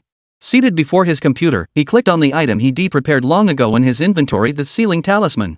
No, Yenner. What I need is your life. The moment the words left his mouth, a blinding beam shot from Su Xian's hand, striking Lin Yanran squarely between her eyebrows. Lin Yanran felt her entire body's fighting energy freeze instantly, the power of the fighting emperor within her forcibly sealed. Elder? Lin Yanran stared at Su Xian in disbelief. Su Xian raised his hand expressionlessly, revealing a sharp dagger in his palm. Why? Lin Yanran's face was streaked with tears, her voice trembling. I gave you my whole heart, everything I had. Precisely because of that, Su Xian murmured softly, I must take your life. Your death will complete my path. The dagger slowly pierced Lin Yanran's chest, staining her phoenix patterned robe crimson with blood. Lin Yanran's eyes were filled with incomprehension and anguish. Why? Before she could finish, her eyes slowly closed, and her breath vanished completely. Main character death. Game over. Failure? Who cares about the success or failure of some crappy game? This is a huge success for me, okay? System notice, congratulations, player, on completing the ultimate quest, severing affection to attain enlightenment. System notice, your cultivation in the supreme path of forgetting emotion has significantly increased.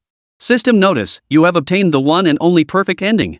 Su Xian slowly clicked the close button on his computer, shutting down the game interface that had run continuously for an entire year. Ha! He sat back in his chair, letting out a long sigh as he felt the supreme detachment decision surging wildly within him. A year of waiting and scheming had finally reached its conclusion at this moment. The crux of cultivating the supreme detachment art lay in severing all 7 emotions and 6 desires.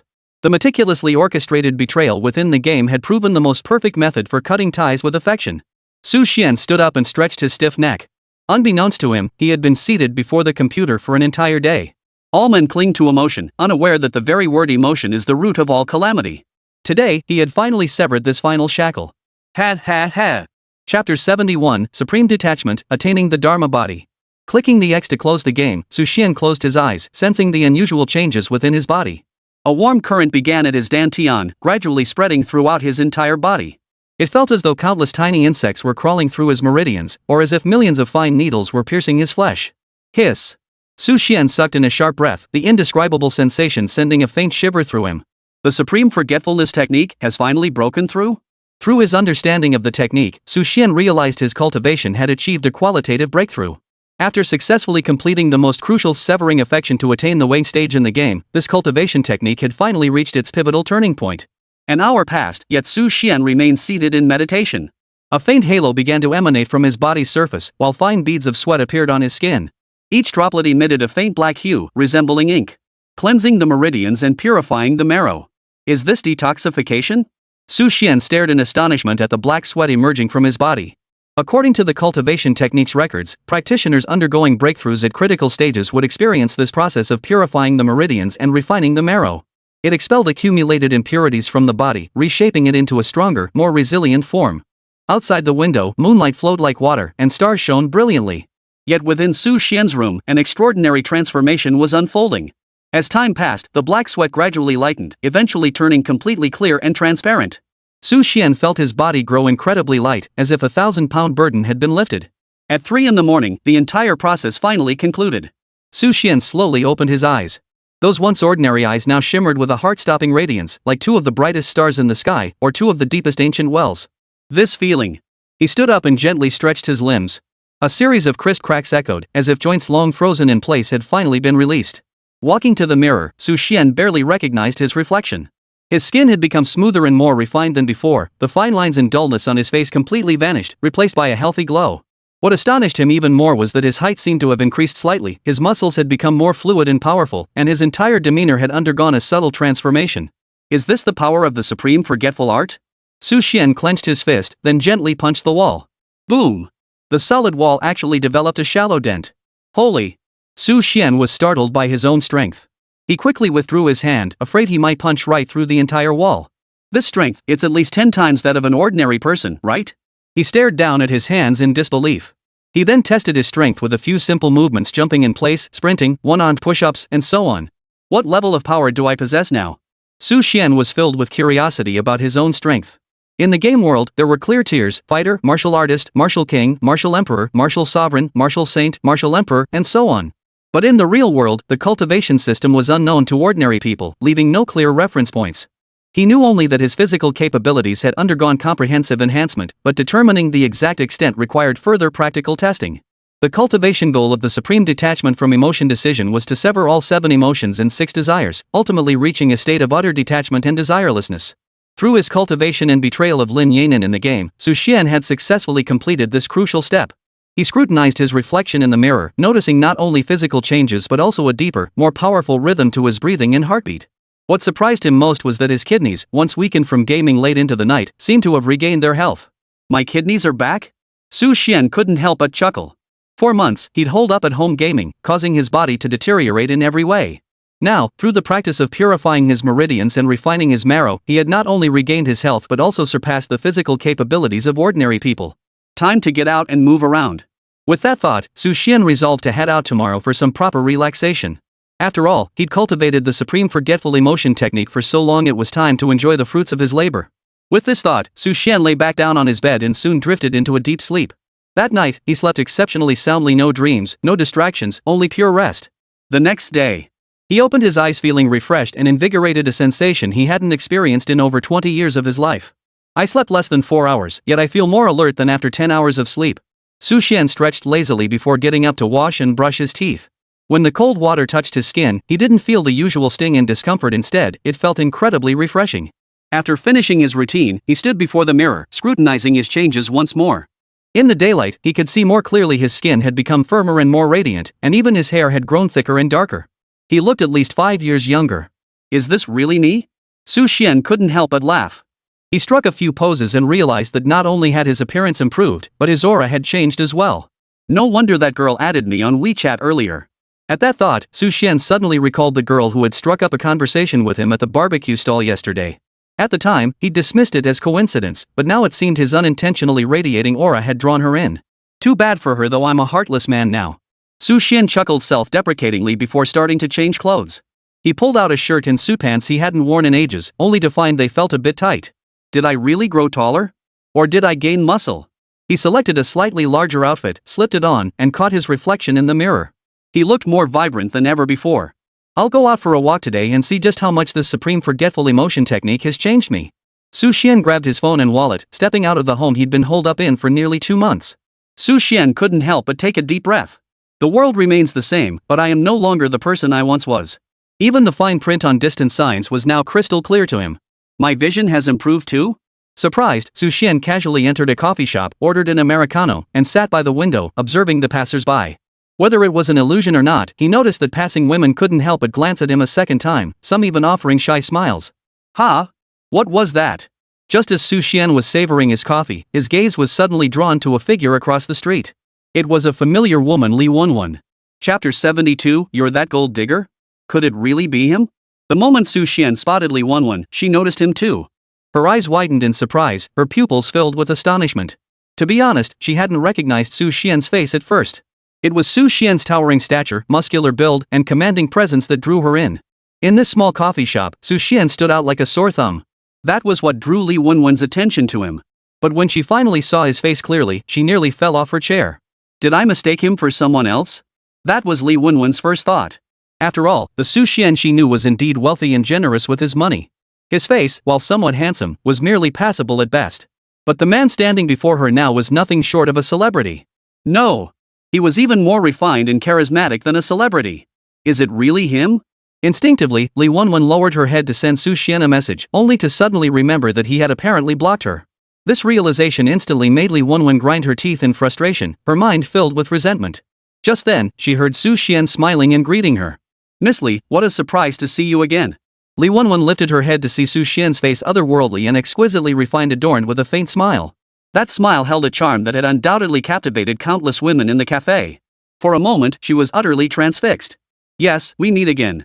Li Wenwen walked naturally to Xuan's table, pulled out a chair, and sat down. Xuan was in an exceptionally good mood at that moment, which explained his earlier actions. Looking at Li Wenwen before him, Xuan felt a sense of familiarity, yet he couldn't quite place where he'd seen her before. But right now, he didn't want to dwell on it. He smoothly pushed the menu forward, a smile spreading across his lips. "Meeting you is fate. Today, I'm treating." Seeing Xuan's expression, Li Wenwen's heart fluttered. That's it. That's exactly it. This is the feeling. Back when she was with Su Xian, he was exactly like this, spending money like water. When Su Xian paid, the radiance emanating from him outshone even God. But after a few flings, the moment she brought up marriage and a dowry, Su Xian dumped her without a second thought. Now, reliving this familiar feeling, instead of warmth, her heart was filled with waves of resentment. Back then, Li Wenwen had planned to milk Su Xian dry, demanding a house, a car, and a hefty dowry. If possible, she'd have demanded millions for her younger brother too. But then this Su Xian just got up and walked away? As Su Xian pondered this, he noticed the deep resentment in Li Wenwen's eyes as she slowly asked, "Mr. Su, why did you delete me so quickly last time?" "Ah, well." Hearing her question, Su Xian now felt a bit awkward. The supreme path of forgetting emotion renounces all worldly desires, but that doesn't mean one can be shameless. His actions did seem a bit excessive. He could only respond without batting an eye. "Last time, my friend beside me got jealous. He didn't like that you added me on WeChat, so he deleted you. 3 blows shatter brotherhood, confessions bear brothers' names." When it came to selling out his brother, Su Xian felt no remorse whatsoever. Hearing Su Xian's explanation, Li Wenwen merely smiled. "I suspect this isn't the first time you've done something like this, Mr. Su?" Hearing this, Su Xian was plunged into self-doubt. Is it that obvious I'm a scumbag? How did she guess so accurately? What he didn't know was that Li Wenwen had already sent the cafe's location and Su Xian's details to the gang boss she was with. A large group of men were now on their way to the cafe. "Boss, are we really going to avenge that woman Li Wenwen?" "It's not worth it, boss." Inside the black Range Rover, the younger brother pleaded urgently with Tian Yiqiang. Tian Yiqiang patted his shoulder, a dismissive smirk playing at the corners of his mouth. "What are you thinking? I'm not going after that guy to avenge that, it's all about the money." He let out a cold laugh after speaking, then opened his phone. "That thinks I don't know about her past? Ha! She and that pretty boy weren't even boyfriend and girlfriend, just buddies. Who knows how many times that pretty boy ed her? Now she comes to me playing the innocent virgin, not even letting me touch her? But now, well, a sucker's come along." His voice grew excited as he laid out their plan. "That Su Xian, I heard about him last time. Her family's got some serious cash, and she's into the stock market. Once we get our hands on her, she'll be ours to mold however we want. As for Li Wenwen, once we get the cash, I'll have my fun first, then I'll let you guys have your turn." Hearing this, the underlings all felt a surge of desire at the thought of Li Wenwen's undeniably attractive looks. They nodded in agreement. "Yes, boss."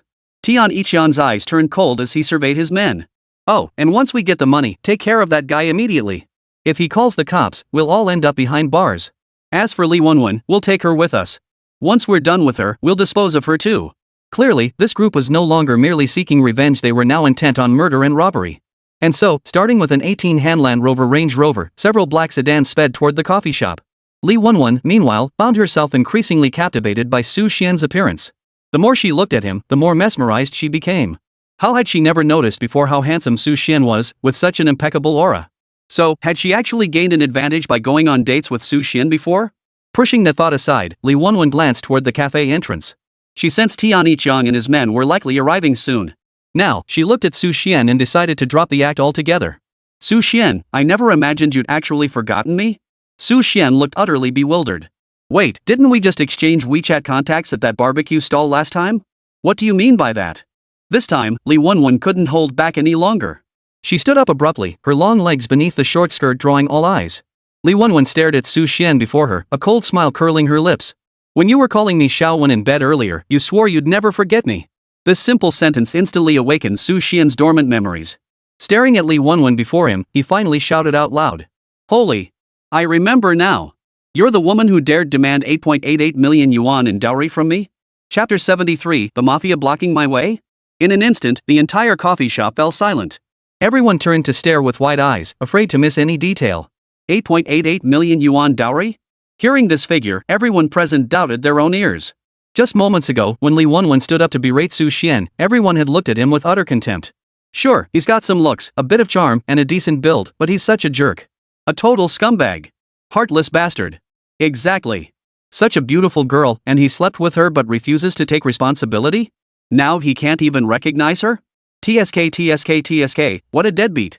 Of course, how many of those condemning voices were tinged with envy was anyone's guess. But when Su Xian blurted out that 8.88 million yuan dowry figure, the entire crowd went numb. That was outrageously expensive. This guy, worth the same as a Bentley? They sized up Li Wenwen as she stood there. Though not exactly a top-tier beauty, her figure was tall and graceful, easily considered first-rate among ordinary women. But this 8.88 million yuan dowry, is it encrusted with diamonds or gold? For that price, you could buy a Rolls-Royce. The resentful and disgusted glances that had been fixed on Su Xian instantly softened. Now they were filled with understanding and even a hint of pity. Su Xian paid no heed to the shifting moods around him. He glanced at Li Wenwen before him and continued speaking as if to himself. And you have the nerve to lecture me? We were clearly just buddies, each getting what they wanted. And now you want me to pay a dowry? I have so many good girlfriends. If each one wanted 8.88 million, even Musk couldn't afford it. We're all adults here. This was consensual. Haven't I bought you plenty of bags? And now you want to turn this into a real marriage? Su Xian now found himself plunged into self-doubt.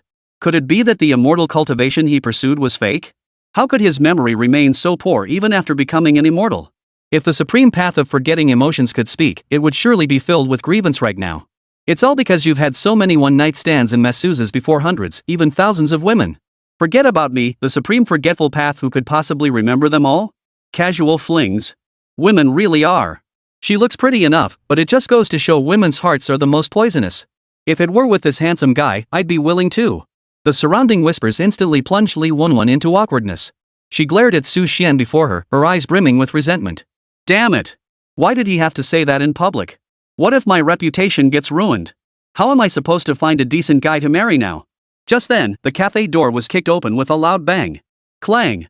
The leader was a man in a black suit and black shirt, his eyes hidden behind dark sunglasses. Behind him trailed dozens of henchmen. Armed with steel pipes and baseball bats, they clearly weren't people to mess with. The cafe fell instantly silent. Everyone held their breath, afraid to make a sound lest they provoke this gang. Only Li Wenwen's face flashed with a hint of delight.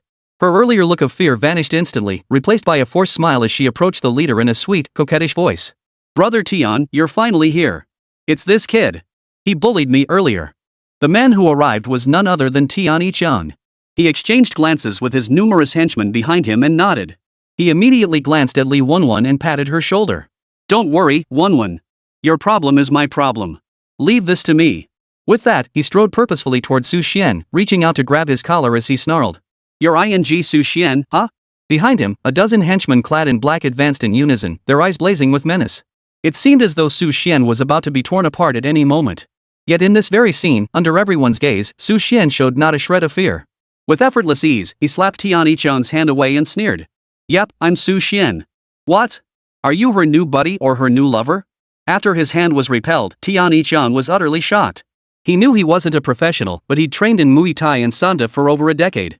Taking down an ordinary person was no problem at all. But this kid had just brushed him aside, proof he was no pushover either. He composed himself and spoke up.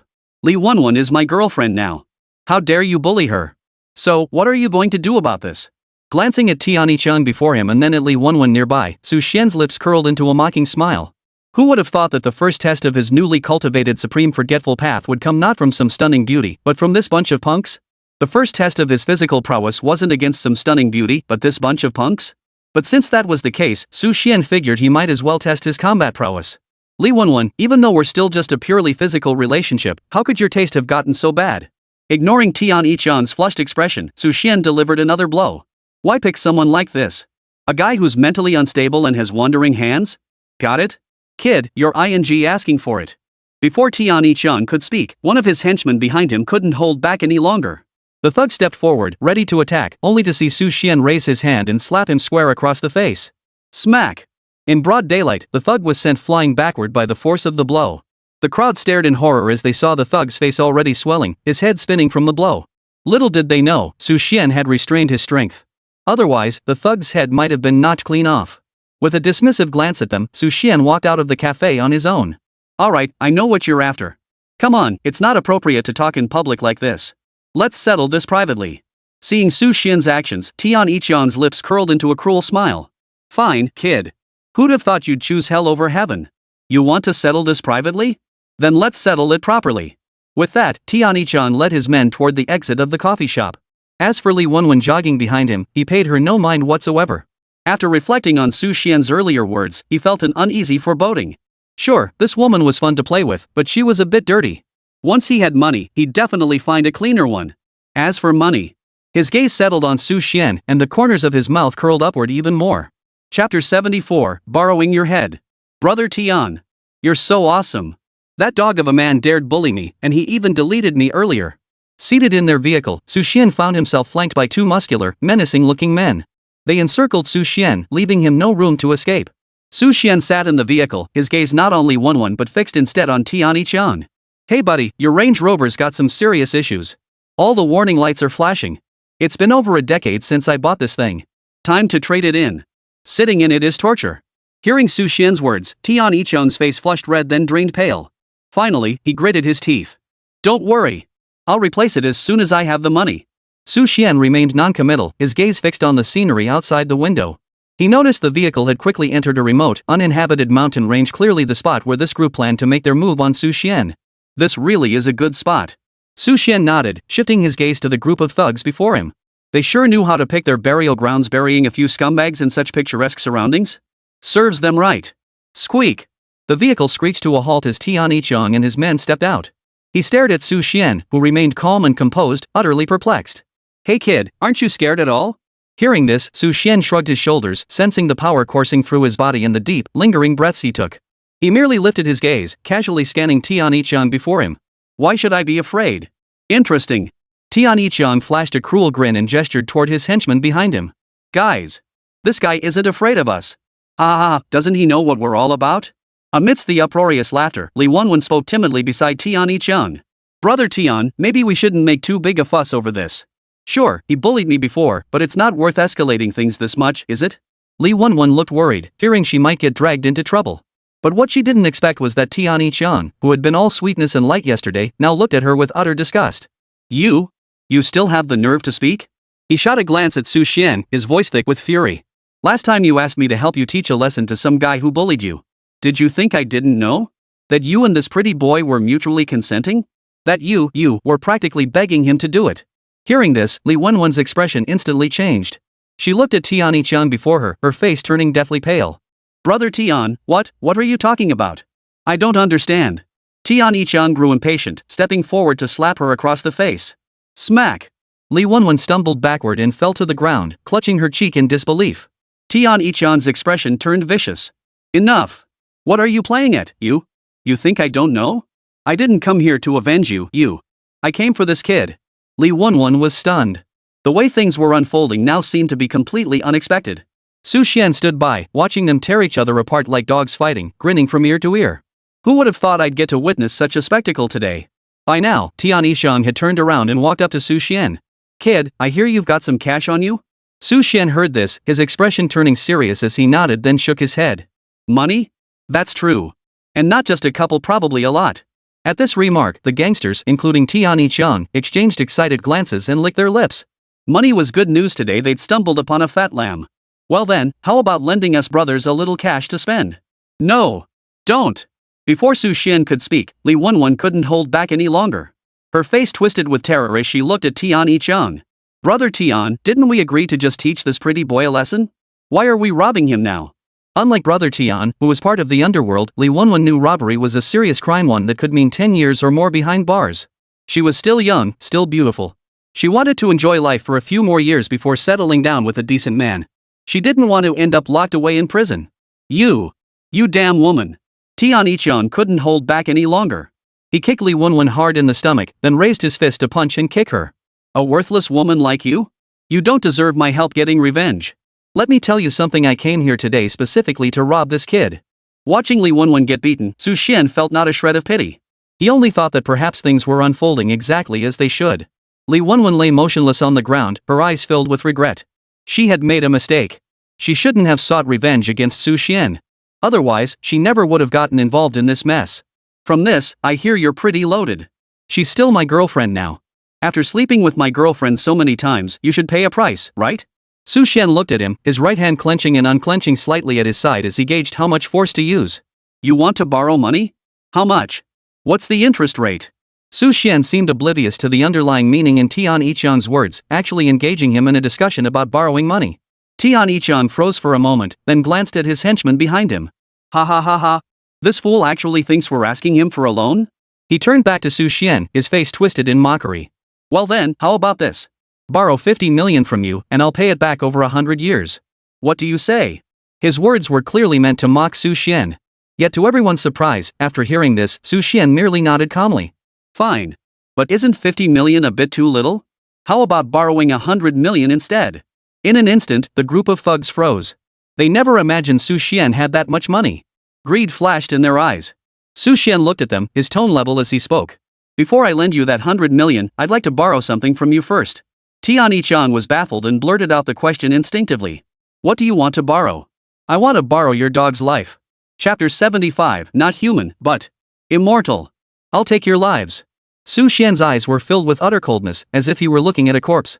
Truth be told, if today had been merely a minor dispute or trivial matter, Su Xian would never have bothered to confront them. What lion bothers with a stray dog? But these scum were out to kill and rob. Had they not encountered him, others would have fallen victim to their schemes. By eliminating them, he was actually protecting ordinary people. At this moment, Su Xian seemed finally touched by the influence of the supreme path of forgetfulness. His gaze held no trace of sorrow or joy, filled instead with a divine quality. Holy! Tian Yichang instinctively jumped in fright, his body shuddering. He looked at Su Xian before him, feeling an uneasy chill run down his spine. He whipped his head around to the men behind him and bellowed. Guys! First break this kid's arms and legs. Then we'll take his money later. Hearing Tian Yichang's command, the thugs wielding clubs charged forward without hesitation, their eyes blazing with vicious intent. Kid, I'm giving you face by asking for your money. How dare you talk back like that? Tian Yichang stood nearby, smug and self-satisfied. In his eyes, no matter how skilled Su Xian was in combat, he couldn't possibly fight off so many men. At that moment, a steel pipe swung down directly above Su Xian's head. It seemed as though the next moment, that steel pipe would come crashing down on Su Xian's head. Seeing the savage ferocity and excitement in their eyes, Su Xian knew not a single one of them was a good bird. If that was the case, then he could act without hesitation. Slow, too slow. What appeared to others as a stick cutting through the air with a piercing whistle seemed to Su Xian as if it were playing in slow motion. Su Xian could even see the viciousness and ferocity in the eyes of these thugs. Thud! Pushing off with his left foot, his body flickered slightly as Su Xian dodged the attack. His fist slammed straight into the thug, sending him flying 3 or 4 meters away. The man landed face down on the ground, motionless. Thud! The scene instantly froze the others in terror. Their eyes now stared at Su Xian, filled with sheer dread. They hadn't even seen Su Xian's movements, clearly just a momentary blur, and their comrade had been sent flying. Tian Yichang roared at the top of his lungs. Kid, all you know how to do is dodge, huh? If you're so tough, stop dodging. Su Xian flashed him a smile that seemed warm at first glance, yet sent a chill down anyone's spine. Fine. I'd love to see what happens when I don't dodge. Clang. The moment Su Xian finished speaking, a man wielding a steel pipe had already circled around behind him, delivering a heavy blow to Su Xian's head. Instantly, a flicker of delight lit up everyone's eyes. Perfect. He got hit. But the next moment, their excited expressions froze solid on their faces. Su Xian rose to his feet, glancing at the thug behind him and then at the deformed steel pipe that had struck his head. Yet his expression remained one of keen interest. You wouldn't be planning to defeat me with something like this, would you? Amidst the horrified stares of the crowd, Su Xian picked up the steel pipe. Creak! Squeak! Slowly, he twisted it into a twisted coil before casually tossing it aside. Scum, prepare to die. The next moment, Su Xian's face twisted into a savage grimace as he charged into the crowd like a ravenous beast. He now had a clear grasp of his combat prowess.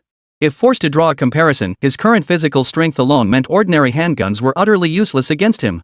And this was merely the result of 2 cultivation sessions. The thought of undergoing a few more was almost too terrifying to contemplate. Roar! Whirlwinds swirled around his fists as he stomped the earth with his feet. The roar of tigers and the cry of dragons erupted from Su Xian's hands. Every movement he made seemed to carry the momentum of the entire heavens and earth. The moment Su Xian's figure plunged into the crowd, a slaughter began. Ah! Su Xian's casual punches and kicks landed on these gangsters who bullied men and women daily, as if divine punishment had descended from the heavens. Flesh tore, bones snapped, chests caved in, skulls shattered. Not a single one survived to see a second strike from Su Xian. Snap! Casually snapping the neck of the last thug in his grasp, Su Xian tossed the body aside like discarded trash. He strode slowly toward the crowd, heading straight for the only one still standing, Tian Yichang. All traces of arrogance and malice vanished from Tian Yichang's face. Fear filled his voice as his finger trembled, pointing at Su Xian. Are you human or a ghost?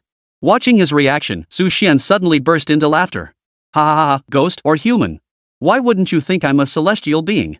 Watching Tian Yichang's headless corpse slowly collapse and surveying the scattered limbs littering the ground, Su Xian felt surprisingly little emotion. He knew this wasn't due to his own composure, but rather the influence of his cultivation technique. Equally, it stemmed from these men's premeditated attempt to murder and rob. In any case, compelled by a multitude of factors, Su Xian had been forced to act. Now, he felt no physical reaction whatsoever. Lowering his head, he let out a long sigh. It seems the supreme forgetful emotion technique truly lives up to its reputation.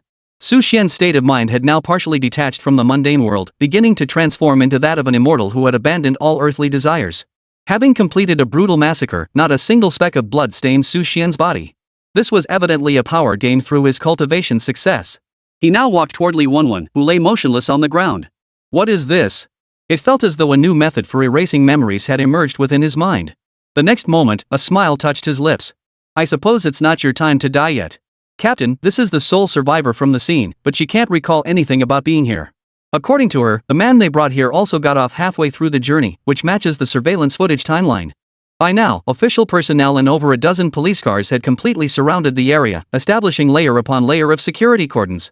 Ever since someone caught a glimpse of this scene resembling a living hell, they had alerted the authorities. Now, every detective in the city had converged on the scene. Even these veteran detectives, accustomed to all manner of crime scenes, couldn't help but step aside and vomit at the sight before them. A forensic pathologist wearing a mask approached, holding the autopsy report, his expression grim. If my assessment is correct, the killer responsible for their deaths is likely the same person, or rather, the same entity. The forensic pathologist's words carried hesitation as he surveyed the scattered remains. Some bodies lay in fragments scattered here and there, others reduced to powdered dust. The force of the blows inflicted on these bodies, even the lightest strike equals the full impact of a truck collision. I simply cannot fathom what kind of being could unleash such devastating force. Chapter 76, A New Game. Shortly after they brought me to the car, something seemed to go wrong. They forced me out midway. Right, that's how it was. Looking at the police officer questioning him before him, Su Xian adopted an innocent demeanor to communicate with him, while deep inside, waves of dread washed over him. So close. This time, it was so close. If he hadn't cultivated the supreme path of forgetfulness and lacked sufficient strength, he would have been robbed by Tian Yiqiang and his gang over a woman he'd slept with. What's more, after the robbery, they intended to silence witnesses by killing them. How many women had he slept with? Had he clung to his old mindset, he'd likely be nothing but a corpse by now. Sir, please avoid leaving the area for now. We may need to verify some leads with you. Alright. Goodbye. Su Xian saw off the young officer who had come to question him and hurriedly opened his computer. Minigame, activate. He decided it would be best to stay indoors until his strength grew stronger again. As for this unsolved case, he'd let it hang there for now. After all, he'd eliminated a menace to society, not to mention, crucially, no one had suspected Su Xian. After killing his targets, Su Xian left no trace at the scenes. More crucially, his speed was blinding. He'd vanished onto the opposite road in an instant. Likewise, after his hypnosis of Li Wenwen, her memories became jumbled, thus clearing Su Xian of any suspicion completely. No one would suspect that a harmless stock trading guru could be a monster whose single punch packed the force of a truck crashing at full speed. Clickety-clack. Clickety-clack. The keyboard clicked relentlessly under Su Xian's fingers as he searched for related minigames. Invincible style. This time, however, he had a clear target in mind. As the 4 characters War Soul Continent appeared on the screen, a smile spread across Su Xian's lips. Perfect, you're the one. After his previous experience with Lin Yanan, Su Xian suddenly realized that if he was going to play this kind of simulation minigame, rather than enduring all the hardships and dangers of escorting her all the way up, needlessly increasing his own difficulty and risk, why not just join the Wind Spirit Moon Shadow sect from the start? True to his childhood habit of always playing cracked versions of 4,399 minigames, Su Xian now unapologetically chose a game where he started invincible. The mainstream direction of this War Soul Continent game remained the same as the previous one, a simulation game focused on cultivating the female lead's affection. The only difference was that this time, Su Xian controlled a different character, the unrivaled strongest being on the Battle Soul Continent, the Grandmaster of the Battle Soul Hall. His power level had reached an unprecedented, peerless realm of Battle Soul mastery.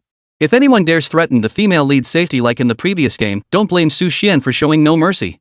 Click. Clicking the fast-forward button with his mouse, Su Xian watched the scenes on the screen flash by in rapid succession. After a few hastily presented scenes sketching the background story, the visual style on the computer screen abruptly shifted. Stop, please stop hitting me.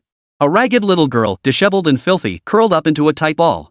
Not far away, several children of the same age stood holding stones and mud, hurling them at her with all their might. We'll beat you to death, you monster. Yeah, it's all your fault. My mom yelled at me. Beat you to death, you fatherless, motherless brat. Witnessing this scene, Su Xian's eyes narrowed sharply. Though he never believed humans were inherently good from birth, witnessing the cruelty of childhood revealed to him what true evil truly was. Soon, the little girl on the screen curled up in a ball and began to cry. After an unknown duration of tears, relevant information finally appeared on Su Xian's computer screen. Chao Jin's was one of the rare dual War Soul bearers on this War Soul Continent, possessing extraordinary talent yet bearing an exceptionally tragic background. Frowning as he read the narration on the screen, Xuan sighed. How come the female lead in this little game I'm playing is even more tragic than the last one? Having endured the attacks of her peers, Xiao Jin's dragged her scarred body to her feet, rising from the ground in a daze. She knew neither where she came from nor where she was headed. All she had done was diligently study and train at the Battle Soul Academy as her teachers instructed, yet she was resented and ostracized by the other students. They often laced her meals with sand, yet beyond that single meal, she had nothing to eat each day for she possessed no money. Even so, Xiao Jin ate that sand-laced meal with relish. Her drinking water always contained tiny insects, a sight that made her feel sick. Other girls would have poured out the water immediately, or even demanded a new cup. But all Xiao Jin's could do was scoop out the insects and continue drinking the water. As for her dorm bed, it was the oldest and hardest one, and the blanket was the dampest. Yet she had no other choice. With no one left who loved her, she was utterly alone in this world, a pitiful child completely on her own. Mom and Dad, I miss you so much. Xiao Jin wept uncontrollably as she wandered aimlessly toward the riverbank. She felt her existence had lost all meaning. She didn't know why she was alive, as if the whole world was filled with malice toward her. A little girl not yet 10 years old already wished to die. As for what others called her exceptional talent and other such things, she felt none of it. All she could feel was the hurt this world inflicted upon her. Clack! The autumn weather, though not bitterly cold, still carried a touch of desolation. At that moment, Xiao Jin wore nothing but a thin, tattered rag skirt, her tiny feet bare. As her tiny feet touched the blue stone pavement, she felt its bone-chilling cold. Yet this physical chill paled in comparison to even a fraction of the sorrow that filled Xiao Jin's heart. Just then, she spotted a man clad in black robes standing by the small river. The texture and fabric of his robes were so exquisite that Xiao Jin dared say even a single thread cut from it would cost more than her monthly expenses. Another high and mighty big shot. She mocked herself inwardly. Just as she prepared to leap into the river, a voice suddenly called out. Hey, kid, what are you up to? Are you taking a bath? Or have you already given up on life at such a young age? Chapter 77, You're my disciple now. Is someone talking to me? Xiao Jin froze for a moment before lifting her head to look in the direction of the voice. She saw the young man from earlier, shrouded entirely in a black cloak, turn his head to look at her. Looking at his youthful, handsome face, Xiao Jin felt an unexpected sense of the weight of time upon it. His eyes, like a starry sky, seemed to hold an infinite magic, threatening to pull her entire being into their depths. Seated before his computer screen, Xuan watched Xiao Jin, a young woman already grappling with severe depression as his fingers danced rapidly across the keyboard. I'm talking to you. Why aren't you answering my question? Xuan's words seemed gentle, yet they carried an inexplicable force that made Xiao Jin respond instinctively. I want to kill myself. As she uttered those final two words, an inexplicable pang of guilt suddenly gripped her heart. Facing this young man felt like facing her own parents, a sensation she hadn't experienced in years. What? You want to kill yourself at such a young age? Did you have a fight with your family? Xuan feigned ignorance, though it was agonizingly difficult to hold back. Family? I have no family left. Xiao Jinsu, who had just managed to ease her suicidal thoughts slightly, was plunged back into despair by Xuan's words. Witnessing this, Xuan didn't offer comfort. Instead, he spoke to himself. No family? Surely you have relatives or friends. People who care about you. If you just die like this, won't they be heartbroken? Xiao Jin's. As silence hung heavy, the atmosphere by the river grew even more somber and oppressive, leaving only Xiao Jin standing there, silently shaking her head. No one will grieve. Her voice was faint, almost inaudible, yet Xuan sensed endless sorrow and despair within it. Because in this world, no one loves me or cares about me anymore. After Xiao Jin finished speaking, the young man in black robes before her seemed to freeze in place. His eyes stared blankly at her, his fair skin and high nose bridging a strikingly handsome face that made Xiao Jin feel slightly embarrassed. Though still young, she knew Xuan's face would be considered strikingly handsome anywhere. For someone like her, an ugly duckling everyone bullied, to be this close to such a man now was something she never even dared to imagine. A strange sensation stirred within Xiao Jin's heart. Sorry, I said something wrong. Xuan apologized to Xiao Jin, his gaze lingering on her. His gaze was extraordinarily complex, filled with heartache, pity, and a hint of helplessness. Oh, don't say that. Who says no one cares about you? Look. I care about you. Xuan's words left Xiao Jin stunned. You care about me? At this counter-question, Xuan nodded, his tone matter of fact. You should know I am Xuan, the most powerful soul master on the entire Battle Soul continent. If I let a little girl like you die right in front of me, wouldn't that be utterly embarrassing? Xiao Jin's eyes had been filled with despair, but after Xuan's two consecutive interruptions, they regained some spark of life. Watching the character he now controlled utter those words, Xuan exhaled a sigh of relief at his computer. Phew! Playing the deep, aloof character in the previous game had truly stifled him. This time, playing the continent's strongest warrior, he seemed to channel a bit of that Senju Hashirama vibe, sunny and friendly yet inherently violent. Did he care about her at first sight? Chao Jin's heart fluttered. She had never heard anyone say those words before. So even though Su Xian and she were meeting for the first time, those words were already deeply etched in her heart. Still, her mouth kept spouting nothing but proud and stubborn retorts. Su Xian? Never heard of him. Is he even half as powerful as our teacher? He's a grand soul master. The dark-robed figure before Chao Jin slowly shook his head. It's only natural that you haven't heard of me in a small place like this. But since we've met, it's fate. Either way, I won't let you die today. After speaking, Su Xian stroked his chin, his brow furrowed as if deep in thought. Moments later, Chao Jin noticed a sudden flash of realization cross the handsome face of the cloaked figure before her. Didn't you say no one cares about you? That there's no one in this world connected to you? Well, since that's the case, and I happen to be looking for a disciple, I'll take you as my apprentice. That way, you'll have a master. You definitely won't die. A disciple? He wants to take me as his disciple. Chao Jin, barely 10 years old with a frail frame, trembled uncontrollably. She stared intently at Su Xian, unsure whether this news, which felt like a dream, was real or not. Could it be he truly cared about her? Oomph. Who wants to be your disciple? You look barely 10 years older than me, and you want to take me as your disciple? You might not even be as skilled as me. I'm the top student at our Battle Soul Academy. Chao Jin spoke with a smug expression, yet her eyes kept stealing glances at Su Xian, as if anticipating something. This little minx is rather interesting. Su Xian saw Chao Jin's subtle gestures clearly through the screen. At that moment, he spoke slowly. As for strength, I think taking you as my disciple is more than sufficient. As for my age, I doubt you'll ever guess it correctly. As Su Xian uttered these words, the cheerful, youthful exuberance in his tone abruptly shifted into the world-weary resignation of one who'd weathered life's storms. Hearing Su Xian say this twice in a row, Chao Jin couldn't hold back any longer. She stared at him, her eyes wide. Hey, you! Are you just messing with me? Before her, Su Xian shook his head earnestly, his expression turning solemn and serious. No, I'm telling the truth. From this day forward, you are my disciple, Su Xian, and I am your master. Now, my first command to you is this: you must live well. You are not allowed to die. If you die, your master here will be heartbroken. After repeatedly confirming that Su Xian wasn't teasing her but genuinely intended to take her as his disciple, Chao Jin's heart trembled and she slowly spoke. Master, I have a master now.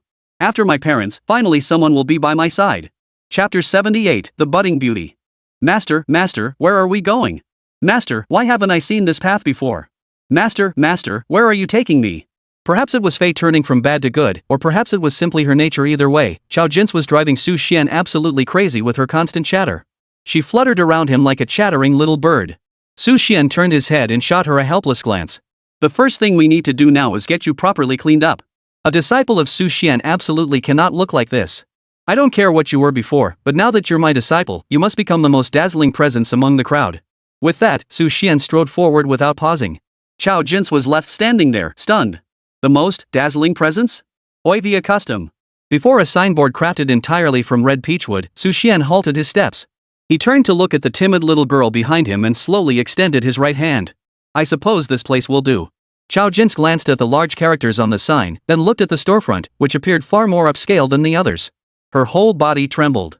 Master, the clothes here are too expensive. Why don't we try another shop? Su Xian stepped forward naturally, took her small hand, and said to her with a serious expression. You deserve the most expensive. You deserve the very best. The only reason we're here is because I couldn't find a better shop in your little town. Hurry up and come inside. We have other things to do later. Su Xian's eyes flickered as he looked at Chao Jin before him. Without another word, he pulled her small hand and walked straight inside. Hello, welcome. The waitress greeted them warmly as they entered. But when she saw Chao Jin's ragged, beggar-like appearance, the smile froze on her face. Su Xian merely lifted his eyes indifferently, giving her a casual glance. What? Is there a problem? The waitress's expression grew stiff. She looked at Su Xian, whose bearing was extraordinary and clearly not that of an ordinary person, and managed to say, Sir, we do not serve customers who are poorly dressed. Su Xian merely looked at her, a cold smile playing at the corners of his mouth. If everyone were properly dressed, who would come here to buy clothes? Sir! Before the attendant could finish, a balding middle-aged man scrambled out, stumbling and crawling. Glancing at the embroidery on Su Xian's clothes, he immediately bowed deeply. Honorable guest of the Battle Soul Hall, greetings. I am the manager of this Oivy custom tailoring shop. Su Xian lifted his gaze, meeting the man's eyes without a flicker of emotion before giving a slight nod. Go give my disciple a bath, then have your best designer select several of your finest outfits for him. The shop manager trembled at these words, turning his head to look at Chao Jin's. The eyes that usually gleamed with greed were now filled with reverence and fear. Young master of the Battle Soul Hall, please follow me. Young master, me? Chao Jin's felt a bit dazed. She turned to look at Su Xian, mustering her courage to follow the man away. In the past, even when she went to a regular clothing wholesaler, she'd been chased away and looked down upon. Was it because she had no money? And now, the finest shop in the city treated her like this? All because of her master's presence. 2 hours later, Su Xian watched as Chao Jin's finally returned to her true self before him. He leaned back casually against the computer, a smile playing at the corners of his mouth. His mouse glided steadily across the screen, as if examining every angle of the game's visuals. I knew it. As the female lead of this world, how could her looks possibly fall short? Now, freshly bathed and dressed in exquisite attire, Chao Jin's golden hair cascaded over her shoulders like a golden carpet. Her petite, adorable face featured a high, straight nose and deep-set eye sockets, while her sapphire-like eyes were particularly captivating. Though only 10 years old now, her figure hadn't yet begun to develop, yet one could already sense her proportions were absolutely perfect at the very least. Her legs were undeniably long and slender. What a beauty in the making! Seated before the computer screen, Su Xian wore a satisfied smile as his fingers danced swiftly across the keyboard. If you're ready, let's tackle today's first major task. Su Xian casually left a bag of gold coins behind and turned to head outside. Behind him, Chao Jin's, now dressed in a pristine white gown, followed at a measured pace like a noble princess. The two figures, one tall and one petite, grew smaller and smaller in the distance. Master, why are we here? Isn't this our Battle Soul Academy? Seeing the familiar entrance, Chao Jin's couldn't help but tremble. She reached out and pulled Su Xian back, who was about to step inside, her expression strained with reluctance. Master, maybe we should just skip it. There's nothing worth seeing here. Though Chao Jin spoke these words, her voice betrayed obvious unease. A hint of fear also flickered across her face. She didn't want her master to know she'd been bullied, and she feared those people might come after her again. Su Xian turned his head to glance at the girl beside him, her entire body trembling. For now, this little game hadn't introduced any pay-to-win options, but Su Xian still tried to calm her through conversation. Clackety-clack. The steady rhythm of keyboard clicks echoed through the room as Su Xian's voice reached Chao Jin's ears. By the river was the second time I saw you. The first time I saw you, you were being bullied by them. Hearing this, Chao Jin's trembling abruptly ceased. She lifted her eyes, astonishment filling her gaze as she looked at Su Xian. Master, you saw everything? Su Xian nodded slowly, fixing her with his deep, piercing gaze. Though I don't know why you were being bullied by such a group of weaklings. But as your master, I couldn't pretend nothing happened.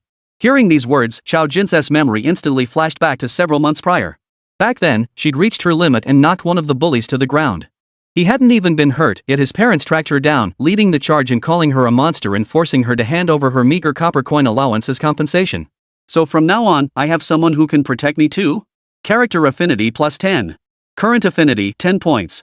Seeing the words on the screen, Su Xian decisively chose his next move. He controlled his character and clicked on the academy gates before him. Arriving before the War Soul Academy, Su Xian slowly extended his hand, revealing a jade token crafted entirely from emerald. War Soul Hall Business. All unauthorized personnel, stand down. Chapter 79, unlocked 10%. War Soul Hall. The two guards who had been poised to intercept Su Xian trembled at the sound of these words. Their eyes filled with confusion, fear, and a hint of reverence. Across this continent, who did not know the name of the War Soul Temple? Founded by its current leader, Su Xian, it was a colossal powerhouse. The War Soul Temple commanded countless elite warriors and legions of powerful ordinary War Soul Masters. More importantly, unlike other kingdoms and major powers, it was the only faction that treated ordinary people and common War Soul Masters as human beings. Thus, the War Soul Temple's reputation has always carried immense weight across this continent. The two guards respectfully glanced at the token in Su Xian's hand, and one of them promptly said, "Honored guest of the Battle Soul Hall, please enter. I shall announce your arrival to the headmaster." Su Xian gave a slight nod and followed behind the two guards. Chao Jin's, walking beside him, kept her head bowed and her eyes lowered as she followed forward. Sometimes, it was precisely the blindly arrogant who sought their own demise. As Su Xian and Chao Jin's followed the guards deeper inside. Suddenly, they spotted a portly man with large ears, rubbing his belly as he emerged from a room. The moment the man spotted Chao Jin's, his eyes lit up. He darted over to her side in an instant. Chao Jin's, what trouble have you gotten into now?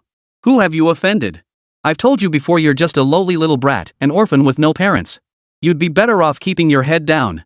He stole a glance at Su Xian, even flashing him a fawning smile. Since Su Xian had now retrieved the War Soul Hall token, and with his keen eye, he couldn't discern the embroidery on Su Xian's clothing. Otherwise, he wouldn't have ended up as captain of the guard at this lowly junior Battle Soul Academy. After all, the owner of a large clothing store like his had to deal with various merchant guilds and major factions. One needed keen discernment to survive in that world. As for being a security guard? That was far too easy. See, Captain, who is he? Another guard witnessed the scene, his heart nearly skipping a beat. Just as he opened his mouth to speak, the man cut him off. The man turned to Xuan, adjusting his posture though his rotund head, large ears, and receding hairline made the effort look comically absurd. Good day, sir. I am Wang Xiong, captain of the security squad at the Junior Battle Soul Academy. Whatever you need, just tell me. Xuan now gave him a cold stare. Forget everything else just for that damn guard calling Chao Jin's a little, he'd already earned his death sentence. Clackety-clack. Seated before the keyboard, he typed furiously while passionately speaking into the mic. What? Dude? You think I didn't read the backstory before playing this game? Did you think there wasn't a prologue before the main story started? The poor girl grew up without parents, unloved, yet she studied diligently in school and never bothered anyone. And you keep calling her a little? Xuan felt utterly helpless, wishing he could reach through the screen. But hey, it's just a game. Can't reach through the screen? There are other ways to get at you. Today, I'm putting you in your place. Xuan smiled faintly as he looked at the newly activated power unlock panel. You may now unlock 10% of your current character's power. Proceed? Xuan tapped yes. The next second, a notification popped up on Xuan's phone. Your Zafubo account has been debited 999 yuan today at 1426. Holy crap? That's such a steal. Seeing the number, Xuan's face lit up with delight. After all, the last game he played was a grinding grindfest. Not only did it take a ton of effort, but it also cost a fortune in microtransactions. This game was a whole different ballgame. Within the game interface, after unlocking his full potential, Xuan witnessed a sudden transformation. Boom! Everyone felt the air around them suddenly freeze. Breathing became difficult. A powerful pressure radiated outward from Xuan like a wave, simultaneously enveloping the area. A bone-chilling cold began to permeate the air. Xuan turned his head to face Wang Xiong, letting out a cold snort. Oomph! Everyone felt as though Wang Xiong's body had been struck by a cannonball, sending him flying backward instantly and crashing into the surrounding wall. Wang Xiong was no pushover, though. The next moment, Xuan saw the character on the screen scramble to his feet from beneath the wall. Like a sycophant, he scurried behind Xuan, apologizing incessantly, convinced he had rudely offended him. Xuan paid him no mind. To him, Wang Xiong was merely the most insignificant cog in the wheel among the crowd. There were far too many targets to deal with today. It would be better to wait until they were all gathered before taking them down one by one. The esteemed guest of the Battle Soul Hall has arrived. We deeply apologize for the lack of a proper welcome. As soon as he reached the principal's office door, Xuan spotted an elderly man with snow-white hair and beard jogging forward, his face brimming with reverence as he looked up at him. Xuan nodded, a faint voice emerging from his thin lips. You are Old Jack, the headmaster of this Junior Battle Soul Academy? Old Jack nodded in response. Yes, I am the principal. May I ask what brings the esteemed guest from the War Soul Hall here today? After speaking, he glanced nervously at Xuan and Chao Jin standing behind him. He wondered if Chao Jin had inadvertently provoked Xuan again, leading to this accusatory visit. Under Old Jack's tense gaze, Xuan finally spoke, his tone unhurried and measured. The reason for our visit today can wait. First, I wish to ask you a question. Everyone fell silent as Xuan spoke slowly. Where exactly have you allocated the funds the War Soul Temple allocates to your junior academy each year? Old Jack's body trembled slightly as he offered Xuan an awkward smile. Of course it's been used on the students, just as the War Soul Temple requires. Xuan responded with a cold chuckle, a hint of amusement playing at the corners of his mouth as he pressed further. Is that so? Then why do our learning conditions and living standards fall completely short of the minimum standards set by our War Soul Temple's funding support? On the way here with Chao Jin, Xuan hadn't been idle. He'd researched the game's strategies and story background. After finishing his investigation, he decided to start by taking down this damn principal first, and then he wouldn't let any of them off the hook. After all, this bastard actually dared to embezzle the War Soul Temple's funds? Stealing from the Battle Soul Hall meant stealing from Xuan. For both public and personal reasons, he must die. Chapter 80, Overwhelming Pressure. My lord, please hear me out. This is all a misunderstanding. Old Jack was sweating profusely with panic, though Xuan hadn't lifted a finger and his tone remained uncharacteristically calm.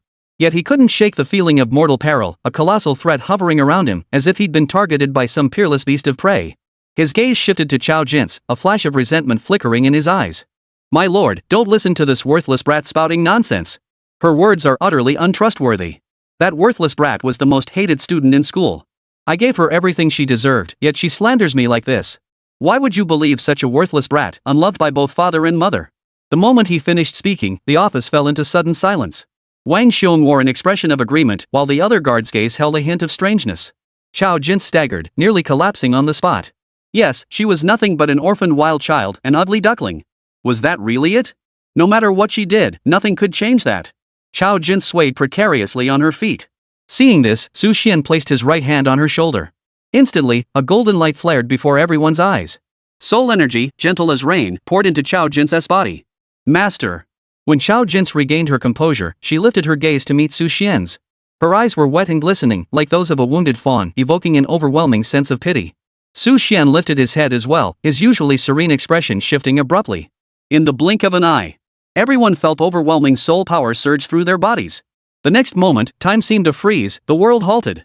Even the slightest tremor of a finger felt like a luxury. A murderous intent, overwhelming and impossible to confront, spread from Su Xian's body like a mountain. Creak. Simultaneously, the immense soul force exerted by Su Xian caused the walls and furniture within old Jack's office to groan under the unbearable pressure. Under old Jack's despairing gaze, Su Xian slowly uttered a single sentence. She's not some abandoned girl with no one to care for her. She is now my disciple. If you say my disciple is problematic, if you say my disciple lies, then that means I, her master, have failed in my teaching. Shall I apologize on her behalf for today's words? If old Jack and the others felt as though they'd fallen into an endless abyss, utterly powerless to resist the overwhelming force before them, Chao Jin, however, remained the sole unshaken soul. Her heart jolted at those words as she turned to look at Su Xian.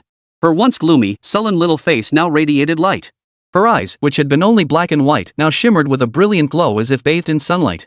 I'm not unwanted. I have a master now. So what if I have no parents? From now on, I have a master. A master can protect me and care for me just as much. I am someone who is wanted. Detected character Chao Jinsu's affection for you increased by 20 points. Current affection, 30 points. Reading those words on the computer screen, Su Xian couldn't help but feel overjoyed. Indeed, it's easiest to cultivate someone's loyalty when they're young. Being young and having experienced the harshness of the world means even the smallest bit of affection gets magnified infinitely. This affection boost was skyrocketing at rocket speed.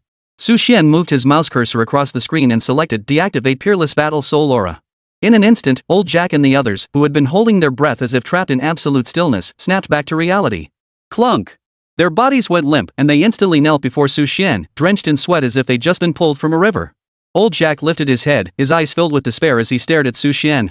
His pale lips trembled uncontrollably. It's over, it's over. He never could have imagined that Chao Jin could still have such an encounter. The other man sharing his shock was none other than the guard captain, Wang Xiong. That little brat, she actually managed to become the disciple of such a powerful figure? That was the only thought racing through both their minds. Spare me, sir. Spare me, sir. Old Jack, who usually held himself aloof, now crawled like a stray dog, scrambling across the ground to reach Su Xian. Consider that his strength had already reached that of a third-tier soul master, yet now he couldn't even withstand Su Xian's aura. Just how powerful was Su Xian? Su Xian paid no heed to his pleas, merely turning his head to look at Chao Jin. The face that others saw as that of a murderous god now softened into a gentle smile. Tell your master who else in the academy has been bullying you? Chao Jin froze upon hearing this, staring at old Jack's expression. At school, whenever he saw her, he looked down on her for not having parents. Seeing this snobbish teacher kneeling before her stirred an unusual feeling within Chao Jin. They're my classmates. She nodded her small head firmly, tears streaming down her face. So this was what it felt like to have someone protect you and stand up for you? Grasping Chao Jin's small hand, Su Xian looked at old Jack kneeling before him. He lifted his leg as if stepping over filth and strode right over old Jack's head. Before leaving the principal's office, he shot old Jack and his two companions a cold, piercing stare. The warning in his gaze was unmistakable. The trio shuddered once more. After confirming Su Xian had left the office, Wang Xiong and old Jack exchanged glances. Wang Xiong spoke up. Principal, what should we do? That brat actually managed to become a disciple of the War Soul Temple's master. Old Jack truly lived up to his reputation as principal. The term cunning as a fox fit him perfectly. His eyes darted around before he clenched his jaw. There's only one way we can survive now. First, I recall the War Soul Temple's leader, the legendary figure, issued a decree specifically for War Soul Temple members. It forbids them from abusing their authority to bully ordinary soul masters or commoners. Second, the one who bullied Chao Jin the most was City Lord Li's son, right? Second, wasn't it the son of City Lord Li who bullied that girl Chao Jin the worst? Now, you and I should split up. One of us goes to see Lord Li, while the other approaches the War Soul Hall's branch leader. Have them both come handle this matter. That way, we might still have a glimmer of hope. Chapter 81, Debts Must Be Settled. How utterly foolish. With a disdainful glance over his shoulder, Su Xian's prowess allowed him to hear sounds within 100 meters at will. A peerless battle soul master, even at a fraction of their peak strength, far surpassed ordinary people's imagination. Far from wanting to stop these two from plotting, he found himself rather eager to see how it would play out. Holding Chao Jin's small hand, Xuan lowered his head and asked with genuine curiosity. Is there a classmate in your class who happens to be the son of your city lord? Yes, no. At those words, Chao Jin trembled violently before nodding. The next moment, she snapped back to her senses, looked at Xuan, and tugged at his hand, trying to pull away. Master, actually, no one in my class bullies me. Maybe we should just drop it. Chao Jin suddenly realized she'd been so focused on her master standing up for her. But several parents in her class were renowned powerhouses and grand soul masters. If her master got hurt, she truly wouldn't have any other family left in this world. Watching the 10% power unlock progress on his screen, Xuan immediately began typing again on his keyboard. Rest assured, those ants won't harm me. Squeak. When Chao Jinsu pushed open the classroom door and stepped inside, it was currently free activity period. The small classroom was in complete chaos, with the most raucous commotion coming from the back. A young boy in a brocade robe lifted his head. Spotting Chao Jin's entering, his hand which had been bullying another student froze mid-motion. He looked at Chao Jin's with a teasing expression. Who's back? Isn't this our class's famous genius? The orphan genius is back in class? Come massage this young master's legs. If I'm in a good mood, I might even reward you with a copper coin. The rest of the class witnessed this scene, yet instead of intervening, they watched with eager anticipation. Xuan looked at Chao Jin, who swallowed hard. Master, that's Li Zihan, the son of City Lordly. After probing the boy's cultivation with his soul power, Xuan froze. Chao Jin's current soul power cultivation had reached the 9th tier beginner level. She was just one tier away from successfully advancing to the soul master level. Yet Li Zihan's strength was merely at the 5th tier beginner level, barely stronger than an ordinary person without soul power. Why did you let this trash bully you? Hearing Xuan's question, Chao Jin lowered her head. Because I don't have parents. When their parents came looking for me, I was scared. So when they hit me, I didn't dare fight back. Xuan slowly typed out a question mark on the screen before furiously hammering out a line of text. Go deal with him now. Whatever happens, I'll take responsibility. Chao Jin looked up at Xuan, who nodded at her. Li Zihan, however, stood nearby, gloating triumphantly. What? So you, an orphan girl, found some random guy to back you up, and now you think you're hot stuff? So young and already chasing after men. What does this wild man have? The moment those words left his mouth, Chao Jin couldn't hold back any longer. Don't you dare insult my master. Chao Jin charged forward like an enraged little lion. Within mere moments, she had beaten Li Zihan to the ground, leaving him unable to move. Li Zihan then turned his gaze to the rest of the class, many of whom were the same bullies who tormented Chao Jin daily. What are you useless fools staring at? Deal with her. Cripple her for me. If anything happens, I'll take full responsibility. Such a vicious heart at such a young age. As Xuan typed these words on his keyboard, his in-game avatar simultaneously uttered them. He nodded toward Chao Jin. Anyone who's ever bullied you, go ahead and take them on. Today, I'll make sure everyone knows that the disciple of Xuan isn't someone to be trifled with. Chao Jin hesitated no longer. She chose to trust Xuan. A large group of people emerged from the classroom, ready to confront Chao Jin. Evidently, nearly everyone in this class had bullied Chao Jin before. Xuan's gaze turned icy. Ah! At that moment, Chao Jin was struck as well. Though she possessed formidable natural talent, she was ultimately overwhelmed fighting multiple opponents alone. Staring at the golden glow of the shopping interface, Xuan clicked straight in and scrolled the mouse. Within seconds, Xuan selected his gear and completed the purchase. Clang! As Chao Jin struggled fiercely, Xuan waved his hand. 2 black daggers suddenly appeared in Chao Jin's hands. Judging by their appearance and the health bars etched upon them, these were far from ordinary weapons. Venomous spider sting, forged from celestial mystical iron, tempered through 99 days of relentless refinement. Beyond their unmatched sharpness, the daggers contained potent spider venom, a poison so cruel it made death seem like a mercy, forcing victims to suffer agonizingly before finally succumbing. This equipment was specially chosen by Xuan for Chao Jin. Letting these little brats die so easily would be far too kind. Xuan turned to Chao Jin, his tone unusually cold. If you fail to defeat them today, our master-disciple bond ends here. Originally, when Chao Jin saw the 2 daggers in her hands, her innate kindness made her hesitate. Though these people bullied her daily, beat her, and starved her, they were still classmates. Fighting was one thing, but if she actually used the knives, they might get hurt or even die. Her childish mind struggled to accept the reality of bloodshed. Yet upon hearing Xuan's words, the panic in her eyes vanished in an instant, hardening like steel. No one will ever separate me from my master. In an instant, Chao Jin, dagger in hand, plunged into the crowd like a fierce leopard.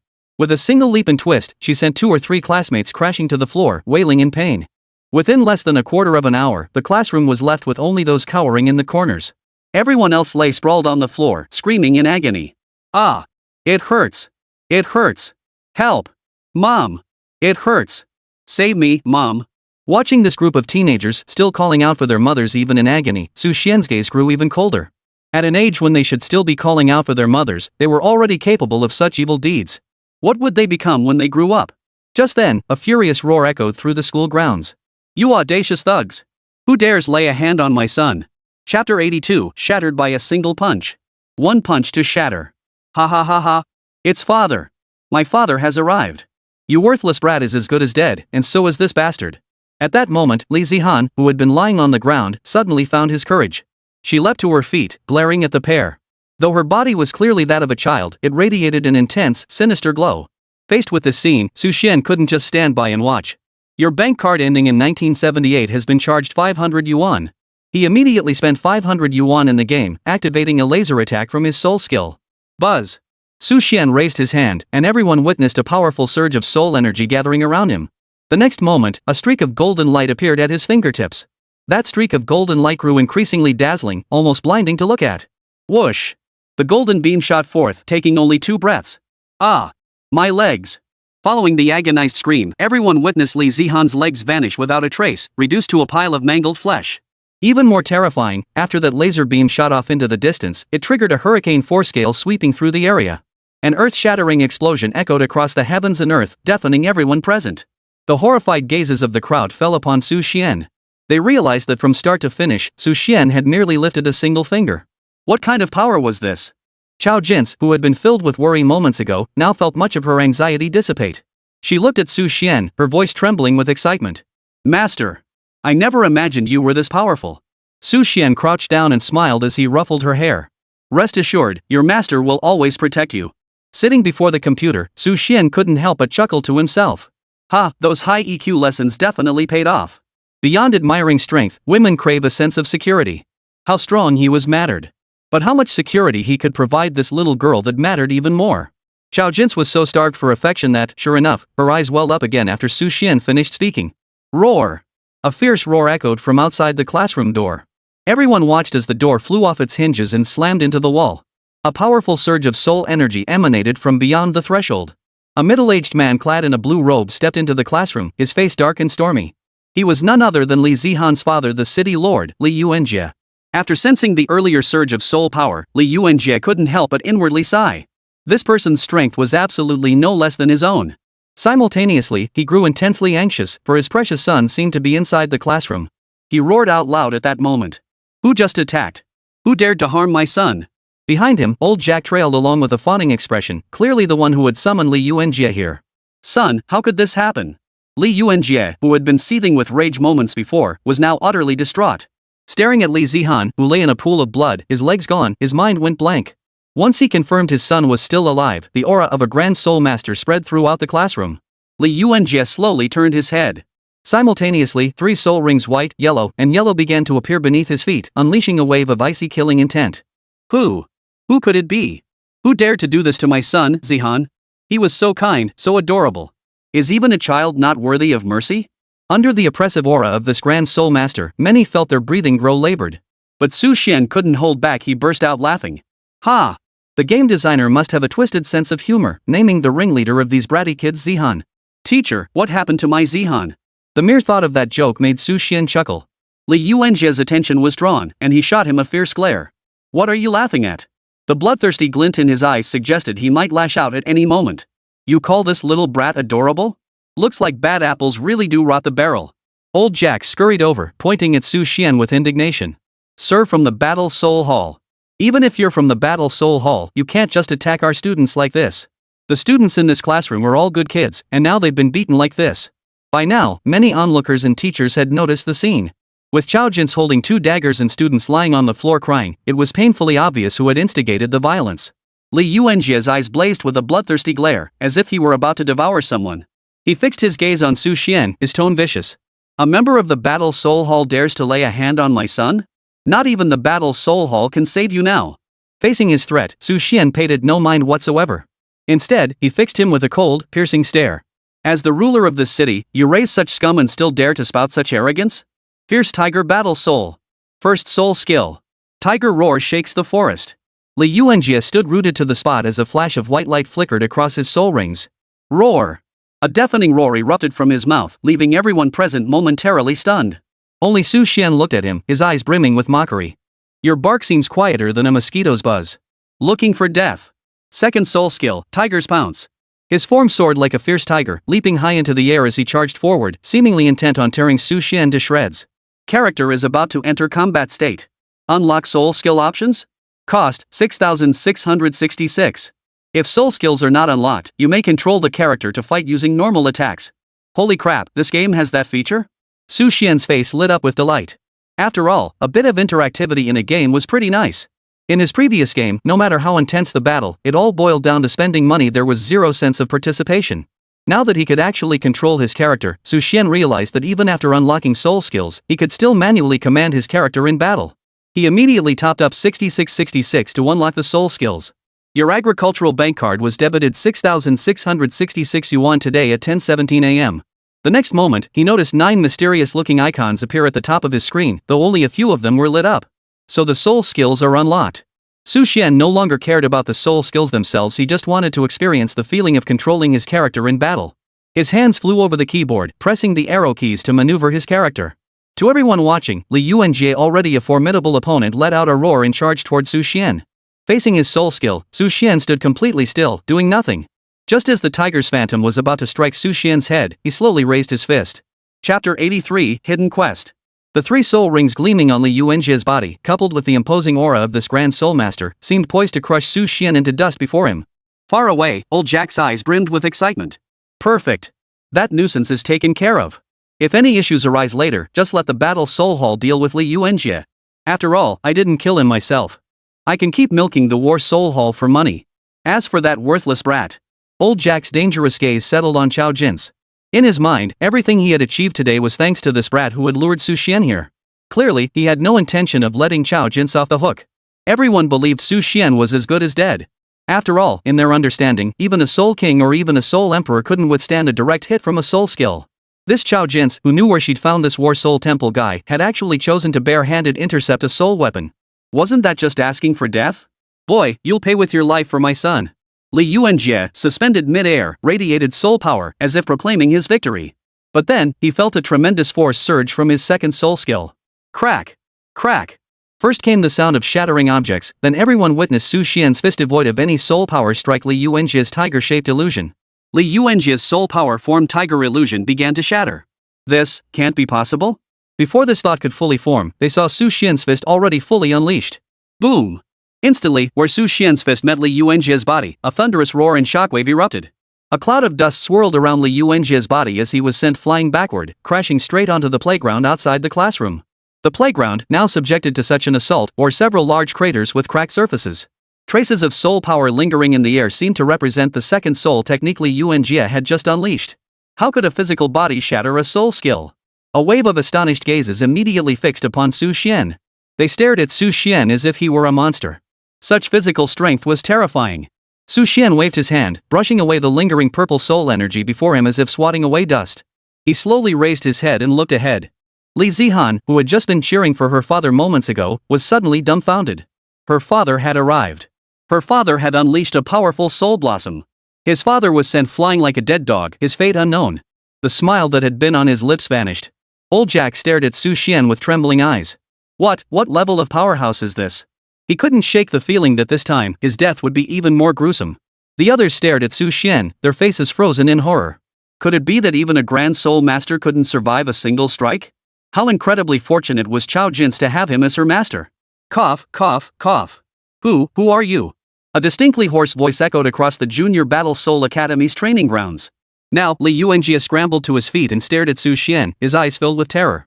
If anyone here had the clearest understanding of Su Xian's power, it was undoubtedly him. He gathered his soul power once more and approached Su Xian, but everyone watched in horror as Li Yuanjie began spewing blood from his mouth and nose. Half his ribs had caved in, clearly suffering irreparable damage from Su Xian's single punch. Glancing at Li Yuanjie before him, Su Xian ruffled Chao Jin's little head. Didn't I introduce myself? I'm her master. Today, I'm here to avenge my disciple. If anyone dares to interfere or harbors any resentment, feel free to try. Su Xian swept his gaze across the entire crowd, his eyes filled with icy coldness. You. Li Yuanjie wanted to erupt, but remembering the sheer power of Su Xian's earlier punch, he chose silence instead.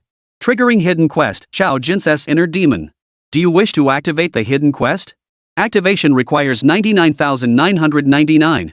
Activate your bank card. Faced with this option, Xuan hesitated not a single moment. As a longtime gaming enthusiast, he knew full well the value of hidden quests and the immense rewards they offered. As he watched the deduction notification on his phone, Xuan noticed the scene on the screen shift. Years later, Chao Jinshi, who ascended to the throne, repeatedly faced setbacks during the divine successor selection exams. The root cause lay in the demons of her childhood. The taunts and insults from her peers, coupled with the contempt, scorn, and hostility from everyone around her, left this 10-year-old girl utterly baffled. Why? She began questioning the very meaning of her existence. Should someone as unloved as her simply cease to be? Activate hidden quest, overcome the inner demon. Players must personally control the character, using your words and actions to help the young Chao Jins fundamentally overcome her inner demons. Xuan, who had been sitting with his legs crossed, abruptly lowered them. He narrowed his eyes at the screen before him and slowly placed his hands on the keyboard. In the game, Xuan took Chao Jinshi's hand and slowly led her before the crowd. Wherever his gaze fell, the person would lower their head, unable to meet Xuan's eyes. Xuan gently pushed Chao Jins forward before him and spoke. I have come here today for my disciple. Before we proceed with certain matters, I wish to share a story with you all. Though he spoke these words to the crowd, Xuan's voice alone, like ancient sacred chants or the murmurs of primordial gods, it reverberated in their ears, leaving them utterly unable to escape. Similarly, the imposing aura emanating from Xuan seemed to manifest before them. Not a single person present dared to harbor even the slightest hint of resistance. There was a little girl. From a young age, she possessed extraordinary talent. Yet, fate dealt her a cruel hand, and at the age of 3, she became an orphan. Despite this, she persevered, living in the small thatched cottage her parents had left her. When hungry, she would gather fruits and scraps discarded by others to eat. When thirsty, she would fetch water from the small river herself. Too young to understand, she endured countless nights of sleepless agony from stomach pains. With no money for a doctor, she lay alone in her bed, silently weeping. No one was left to help or care for her. When she finally grew a little older, during a War Soul assessment, she revealed an exceptionally high 9-star talent. Chapter 84, Wielding Heaven's Justice. After entering the academy, she should have been enjoying the top-tier genius subsidies from the Battle Soul Hall. Yet, she slept on damp bedding and ate meals mixed with mud. Even so, these were delicacies she dared not even dream of. Even so, her life at the academy was far from easy. Because she was too outstanding, too intelligent, many came to bully her, filled with malice. As Xuan recounted the story, all eyes in the room turned to Chao Jins. Even those with no connection to Chao Jins felt an inexplicable emotion welling up inside them after hearing Xuan's words. It seemed this girl's childhood had been far too bitter. Simply because she excelled, simply because she was beautiful, simply because she was the model student many parents wish their children could be. Those who didn't put effort into their own cultivation would deliberately bully her, blaming Chao Jins for their own scoldings. And far too many found pleasure in tormenting her. All of this stemmed from one reason: she was always alone, with no one to protect or help her. Over the years, she endured far too many injustices. The more Xuan spoke, the more Chao Jin's small frame trembled. If one could see her face directly, they would notice it was already streaked with tears. Xuan looked at her, then at the group of students sprawled on the ground. Their eyes held regret, guilt, resentment, but above all, stubborn refusal to admit their mistakes. Xuan gently placed his hand on Chao Jin's shoulder and spoke slowly. Go. Do what you've always wanted to do. Go vent all the grievances you've held these past years. Sitting with his head in his hands before the computer screen, Xuan marveled inwardly at his own genius. As the saying goes, when you the great manage the floods, it was better to channel the water than to block it. Chao Jins had bottled up so many emotions over the years that they had reached a breaking point. Even if he tried to quietly persuade her, it would be futile. It was better to let her vent all that pent-up negativity first before addressing it. Outside the Junior Battle Soul Academy, a massive crowd had gathered, mostly parents of students. They had heard rumors of trouble at the academy and rushed to investigate. After hearing Chao Jin's story, they all fell into a heavy silence. Chao Jins turned her head towards Xuan. She said nothing, but her gaze grew steadily more resolute as she slowly nodded. Clang! Everyone watched as Chao Jins tossed the dagger from her hand and strode to the center of the classroom. From among the wailing students, she pulled out a male classmate. Without using her soul power, Chao Jins relied solely on her small hands, landing punch after punch on his face. As she struck, Chao Jins wept, crying out loudly. Why did you have to mess with me? Why did you steal my hair tie? I saved up for ages to buy that one. Why did you put sand in my food? Tears mingled with her fists, landing on the classmate who served as her punching bag. After beating this one, she moved on to the next. Chao Jin's questions were entirely different for each, clearly targeting those who had bullied her in the past. Outside the classroom, several parents witnessed the scene and were about to intervene. But when Su Xian's gaze fell upon them, they felt a chill run through their very souls. Instantly, they backed down. Well, whatever. Their kids getting beaten up wasn't such a big deal anyway. After all, their own children often bullied others too. Observing those who had been beaten by Chao Jin's, Su Xian memorized their faces along with the restless expressions of the parents standing nearby. Only when Chao Jin slowly returned to his side did Su Xian turn to her, his expression softening into a gentle smile. You must be exhausted after beating so many people. Go rest for a bit. Hearing Su Xian's words, everyone around them slowly raised a questioning eyebrow. Was this even human speech? But they dared not speak up. Their fists were smaller than others, and that was the sad reality. Standing beside Su Xian, Chao Jin looked at the people she once feared. Old Jack, Li Yuanjie, Li Zihan, and all the others who had bullied her. Tears streaming down her face, she cried out loudly. I'm not some unwanted stray child. I just didn't have parents back then. But now I have a master. I'm not an unwanted child. My master will protect me. From this day forward, if anyone dares to mess with me again, you'd better watch out. Watching Chao Jin's expression and the fear in those students' eyes, Su Xian let out a cold laugh. The future? What future did they have left? At that moment, Su Xian typed his final words on the keyboard. From this day forward, my master protects you. No one in this world can bully you anymore. The moment he finished typing, a notification appeared on the computer screen. Hidden quest completed, successfully dispelled Chao Jin's inner demons. Unique reward obtained, Twin Battle Souls. After viewing the panel for Twin Battle Souls, Su Xian sucked in a sharp breath. Whoa, no wonder it's a hidden quest. This Twin Battle Souls ability could forcibly create a second battle soul for an individual on a continent where each person possessed only one. This was a valuable asset. Su Xian didn't immediately use it on Chao Jin's, as he had other matters to attend to next. Sir, now that Chao Jin's has finished her fight, may we take the children to tend to their injuries? A burly man adorned with a gold chain stepped forward, clearly one of the parents. Su Xian shot him a cold stare. In the past, after Jin's was bullied by them, no one ever took her to get treated. She'd just curl up alone, silently crying. But sir. Shut up. Su Xian's casual slap instantly sent the Soul Master flying backward. The tremor that rippled through the heavens and the immense force unleashed left everyone utterly dumbfounded. Chao Jin's master was truly terrifying. Observing the stunned crowd, Su Xian remarked. The saying human nature is inherently evil rings true. To commit such wicked deeds at such a young age, who knows what kind of murderous scum they'll become in the future. Today, I'm here to help you uphold justice and send them on their way. Hearing Su Xian's words, everyone suddenly grew frantic. They turned to him, their expressions filled with grief and indignation. No, sir. He's just a child. Sir, he's our only son. Without him, neither of us can go on living. Chapter 85, the entire family must be complete. Sir, I beg you, spare my child. Without him, what will become of us? We all depend on him. Su Xian never imagined he'd encounter such an outrageous situation while gaming. Watching the screen filled with dense chat logs and moral blackmail, Su Xian found himself amused. So when you're bullying others, you don't think twice and don't care about anything. But the moment it hits you personally, suddenly everything feels wrong. I refuse to believe I can't even play a game without being held hostage by a bunch of NPCs. Su Xian's hands flew across the keyboard like fingers on a piano. He had now fully transformed into the Xuan pianist, wildly venting his inner thoughts. On the game screen, everyone watched as Su Xian hesitated for a moment before suddenly lifting his head and nodding at them. You know what? You guys actually have a point. Hearing Su Xian's words, the parents' hearts leapt with joy. Great. It seemed this person was ready to let their precious sons off the hook. Their precious son was such a good kid, sure, he'd bullied someone, engaged in schoolyard bullying. What had he done wrong? He was the best kid around. It must be the other students' fault flies don't land on seamless eggs. That was their current mindset. Once they were certain their son wouldn't be harmed, their attitude shifted completely. From merely hoping he'd survive, they now harbored resentment toward Chao Jin's. It's all that brat's fault this happened today. Thank goodness my precious son is safe. Otherwise. Before their thoughts could fully form, Su Xian observed their expressions of relief and delight, his face icy as he delivered a single sentence. Since you can't bear to part with him, and your entire family is utterly dependent on him, then I'll make sure your entire family joins him down there, every last one of you. The words fell, and the entire hall fell silent. Everyone stared at Su Xian in utter shock. Sir, what did you say? We didn't quite catch that? They even doubted their own ears. Was Su Xian suggesting they kill their entire family? I said, since you can't bear to part with him, then go down and join him. Gasp. In an instant, everyone present sucked in a sharp breath, their eyes filled with terror as they stared at Su Xian. Was he joking? They had seen how tenderly he treated Chao Jin's and assumed he was fond of children. Now it seemed they'd misjudged him and badly. Sir, you must be joking. Surely you wouldn't stoop to attacking a child? A middle-aged man with a fierce expression forced a sheepish smile at Xuan.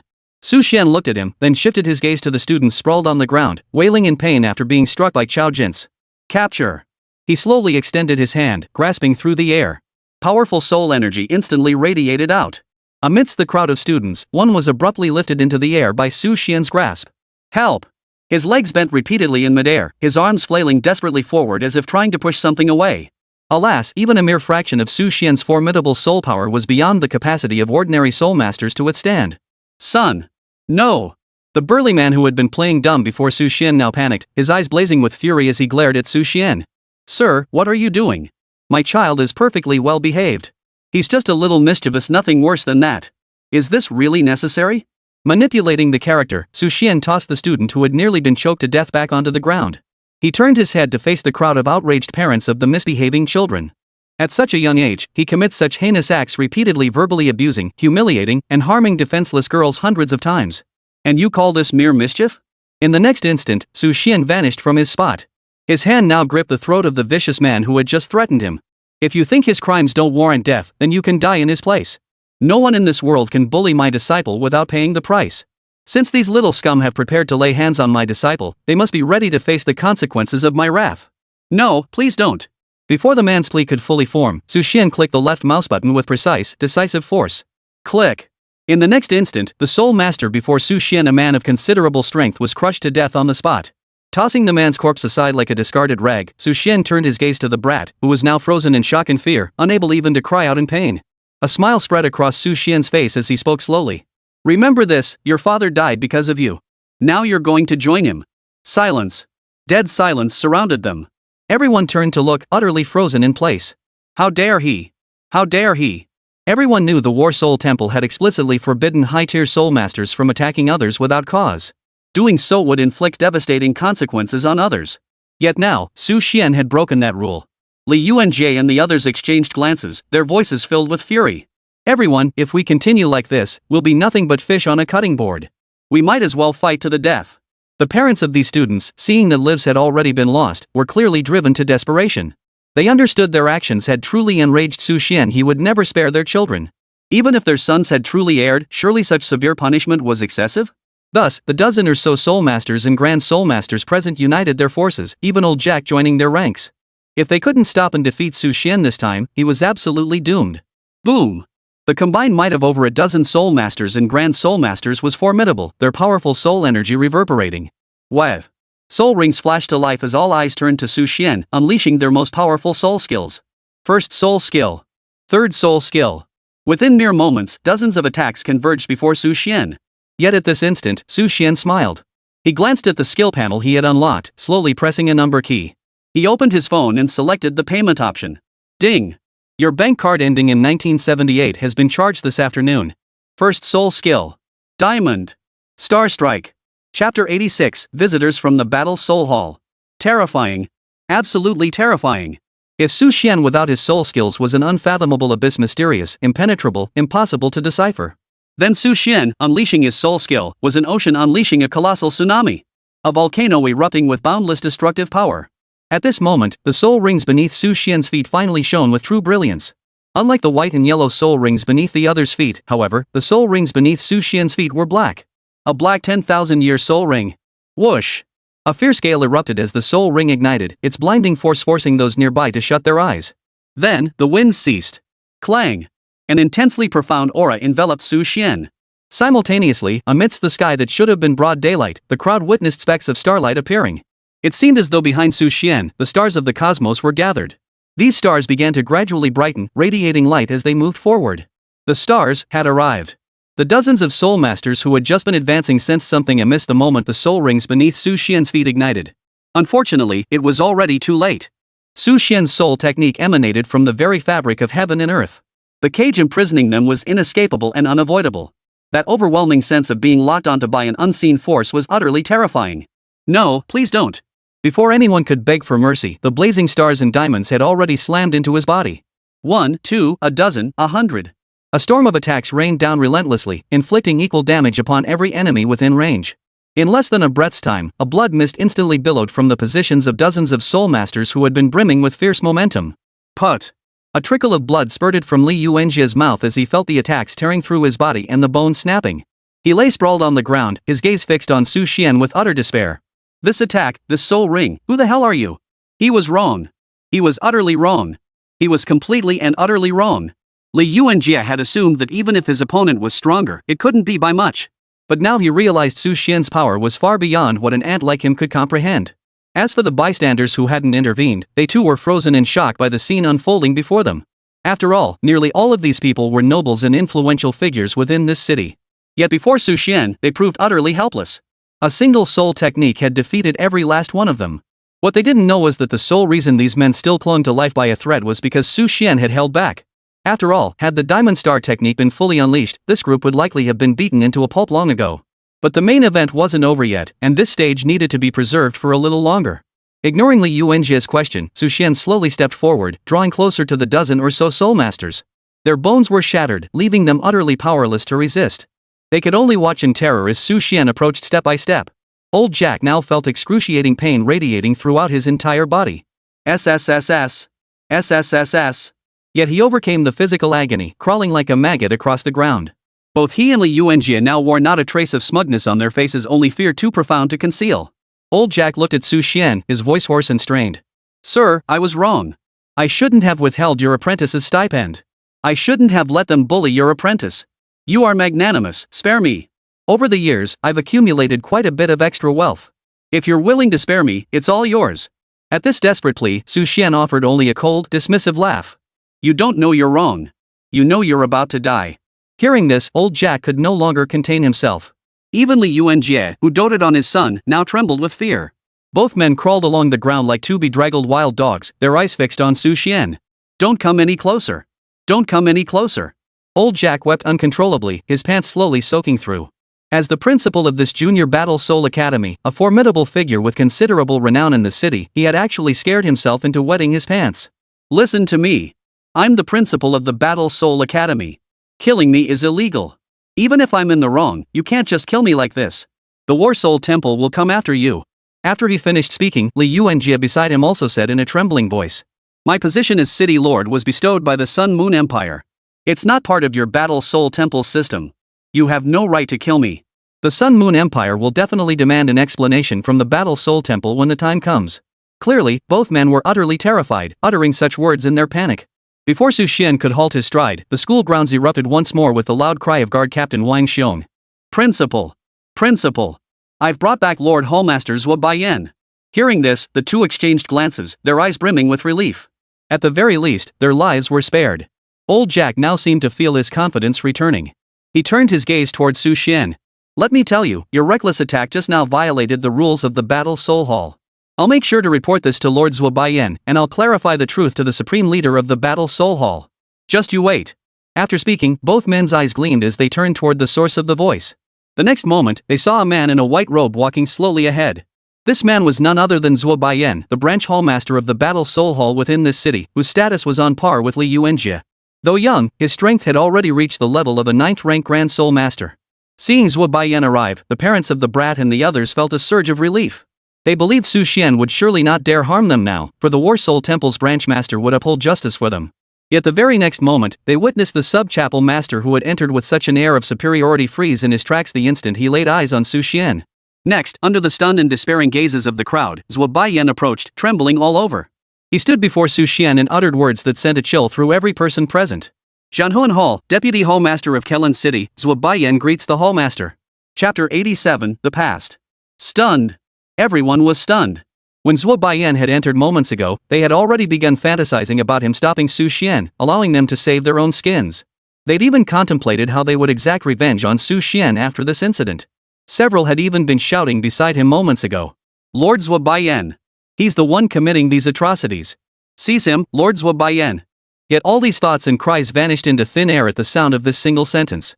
If what Zhuo Baiyan had just said was correct, he seemed to be referring to a Hallmaster. On the entire Battle Soul continent, there was only one person worthy of being addressed as Hallmaster by Zhuo Baiyan Su Xian, the Supreme Hallmaster of the Battle Soul Hall. To them, that name was nothing short of a legendary figure. The mightiest being across the entire continent, the Supreme Hallmaster of the Battle Soul Hall, the peerless Battle Soul who stood unmatched throughout the ages. Such a colossus stood before them? And they had just offended him? Even fear couldn't form in their minds fast enough. This revelation felt like an Arabian Nights tale to them, utterly beyond comprehension. As Su Xian observed Zhuo Baiyan bowing his head over the armrest, he noticed the display on his temple screen shift. Spend 6666 to unlock memories with Zhuo Baiyan? Did this game have this many Easter eggs? Su Xian truly felt he'd chosen the right game. This one was far more interesting than the last. Without a moment's hesitation, he scanned the QR code and selected payment. The scene continued to unfold. Following the prompts on the temple brain screen, Su Xian began inputting the relevant text. I never imagined you'd grow up so much. Zhuo Baiyan, who appeared before outsiders as a young prodigy of extraordinary strength, a figure whose word was law in Crone City. Before Su Xian, he was as excited as a child. Yes, Palace Master. You still remember me? Faced with his excitement, Su Xian merely smiled. How could I forget the little rascal who stole my wallet 13 years ago? In the context of this backstory, the character Su Xian was portraying was indeed a remarkable figure. Not only was he immensely powerful, but his conduct and demeanor were utterly flawless. Over a decade ago, Su Xian was already the strongest being on this continent. Once, when he visited a small border town, a child stole his wallet. Yet instead of crushing the boy whom he regarded as no more significant than an insect, Su Xian quietly followed him. When he witnessed the boy stealing his wallet to pay for his mother's medical treatment, Su Xian's first reaction was not to reclaim the wallet or punish the child. Instead, he praised the boy's devotion to his mother. Only at the very end did Su Xian leave him with words that would stay with Zhuo Baiyan for the rest of his life. Sometimes, when there's truly no other way out, making difficult choices is understandable. But I hope that in the future, you can become the person you truly want to be, whatever that may be. A seed was planted deep within the young Zhuo Baiyan's heart. Though he didn't answer Su Xian's question then, standing outside his dilapidated wooden hut, he silently vowed to himself. Sir, I want to become someone like you. Such stories were countless across the entire continent. For soul masters within the battle soul hall facing family hardships, Su Xian would promptly offer assistance. Similarly, all benefits and perks were maximized. This was the fundamental reason why the battle soul hall could grow rapidly and become the most powerful force on the continent. Over a decade later, the once young boy and Su Xian met again. Zhuo Baiyan looked at Su Xian, his eyes brimming with a complex mix of emotions. Before he could exchange greetings, he noticed the once powerful and benevolent figure from his memories growing cold. Zhuo Baiyan, is this the answer you once promised me? Is this the city of Karen you swore to defend? Hearing Su Xian's icy words, Zhuo Baiyan finally looked around. Truthfully, the moment he entered, he had seen the scene of near total ruin. But upon seeing Su Xian, he had subconsciously ignored it all. For him, as long as Su Xian was present, any difficulty could be overcome. Sir, this is... Seeing that Zhuo Baiyan still hadn't grasped what had transpired, Su Xian pushed Chao Jin's forward and addressed him. This is my newly accepted disciple, Chao Jin's. Discuss the details with her. Zhuo Baiyan froze, his gaze settling on Chao Jin's, who barely reached his waist. Envy filled his eyes. Lord Zhuo. But upon hearing Chao Jin's recount her story, a look of regret instantly washed over his face, tears welling up in his eyes. His gaze shifted to old Jack, his expression turning equally icy. Principal Jack, you repeatedly petitioned me for the War Soul Hall's subsidies for the Soul Master Academy and for gifted students. Was this where they were being funneled? Chao Jin's tragic ordeal reminded him of his own childhood, perhaps even worse. He never imagined that his kindness and trust would become the very tools old Jack exploited. Had he not instinctively trusted the academy, he would have sent people to investigate long ago and uncovered the truth. Old Jack and his cohorts were utterly dumbfounded. Now they were certain of Su Xian's identity. He truly was the legendary lord of the Battle Soul Temple. Even the savior and ally they had pinned their hopes on turned out to be his devoted fanboy. At this moment, their only hope for survival lay in Su Xian sparing them. Without a moment's hesitation, they prepared to kneel and apologize. But faster than their movements was Zhuo Baiyan, clad in a flawless white robe, radiating the aura of a formidable powerhouse. Thud! Without expending a shred of soul power, Zhuo Baiyan slammed both knees heavily onto the ground. He bent his spine, a spine that never bent before outsiders, and delivered a resounding kowtow to Su Xian. Master, I was wrong. Master. I have betrayed your teachings, Master. I have failed to become the person I aspire to be. Nor have I fulfilled my duties as a branch master of the Battle Soul Temple. Master, I'm sorry.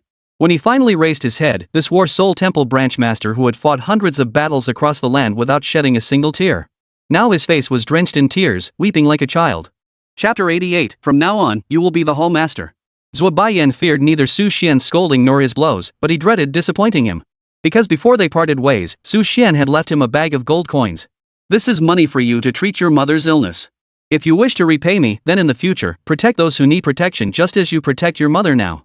Over the next decade or so, though Zhuo Baiyan's innate talent wasn't exceptional, measured at merely 5 stars.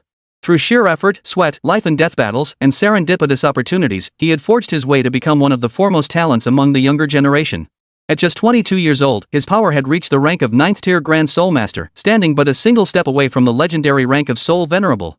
In recent years, he had traveled extensively and joined the Battle Soul Temple, hoping one day to meet Xuan. Yet he never imagined their reunion would unfold like this. Because of his momentary weakness, because of his prejudice against children in schools, he had allowed old Jack's actions to go unchecked, failing to fulfill his duty. If Chao Jin's were his childhood self, how utterly hopeless would he feel? Fortunately, she too had encountered the master. At that moment, Zhuo Baiyan's envious gaze fell upon Chao Jin's. Those around them froze in shock at Zhuo Baiyan's sudden gesture. The next moment, they sprang into action, knowing that any resistance before Su Xian was utterly futile. Could they possibly find someone stronger than the mightiest being on the entire continent to help them withstand Su Xian? One by one, they followed suit, kneeling where they stood and bowing their heads repeatedly before Su Xian in apology. Even the parents of those troublemakers, whose children had been beaten so badly their bones were shattered, now uttered not a single word of complaint. Their eyes held nothing but fear. "We're sorry. We're sorry." Wave after wave of apologies and confessions reached Su Xian's ears, yet his heart remained utterly unmoved. Su Xian pushed Chao Jin's forward, forcing her to face the crowd of bowing, apologizing people. "You never wronged me, nor did you harm me. There's no need to apologize to me. The one you owe apologies to is her." Standing amidst the crowd, Chao Jin gazed at the faces around her, filled with remorse and fear. She realized the scene felt utterly different from anything she had experienced before, and a wave of dread washed over her. Unconsciously, her small hand reached out and grasped Su Xian's large one. "Master, I..." Su Xian gently withdrew his hand a step and spoke to her in a soft, gentle voice.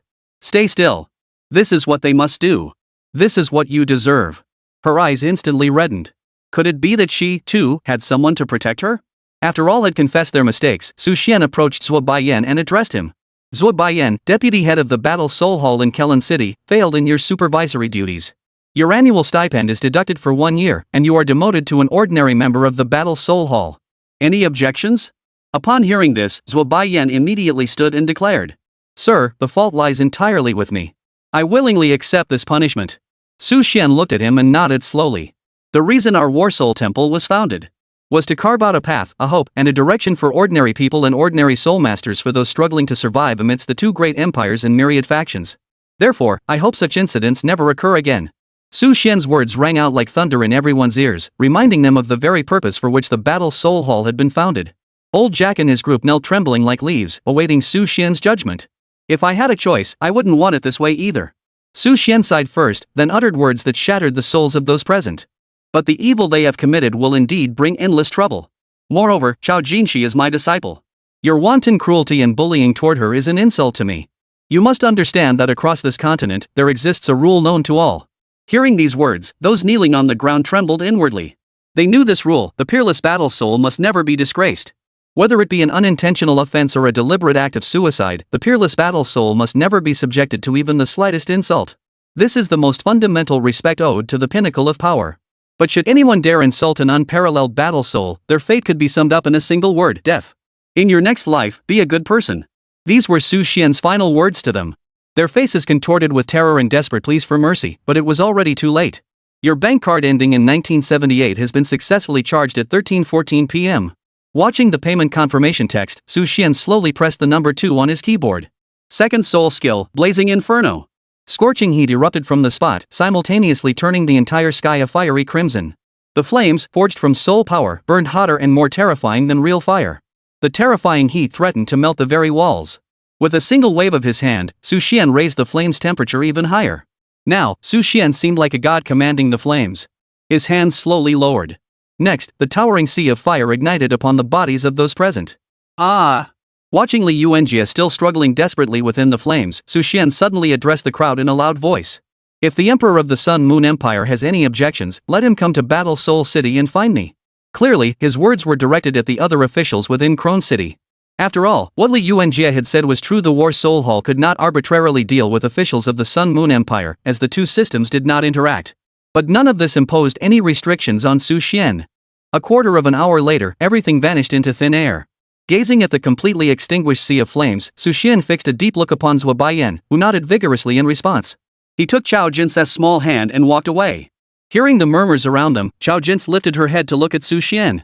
"Master, what exactly does the War Soul Temple's leader do? Is he very powerful?" Without hesitation, Xuan typed his response on the keyboard. The Lord of the Battle Soul Hall protects ordinary people across the land. He's just an ordinary person himself, nothing particularly formidable. But Master, I want to be the War Soul Hall Master someday too. Everyone seems so afraid of you and always listens to what you say. Xuan smiled gently at the little girl's words and ruffled her hair.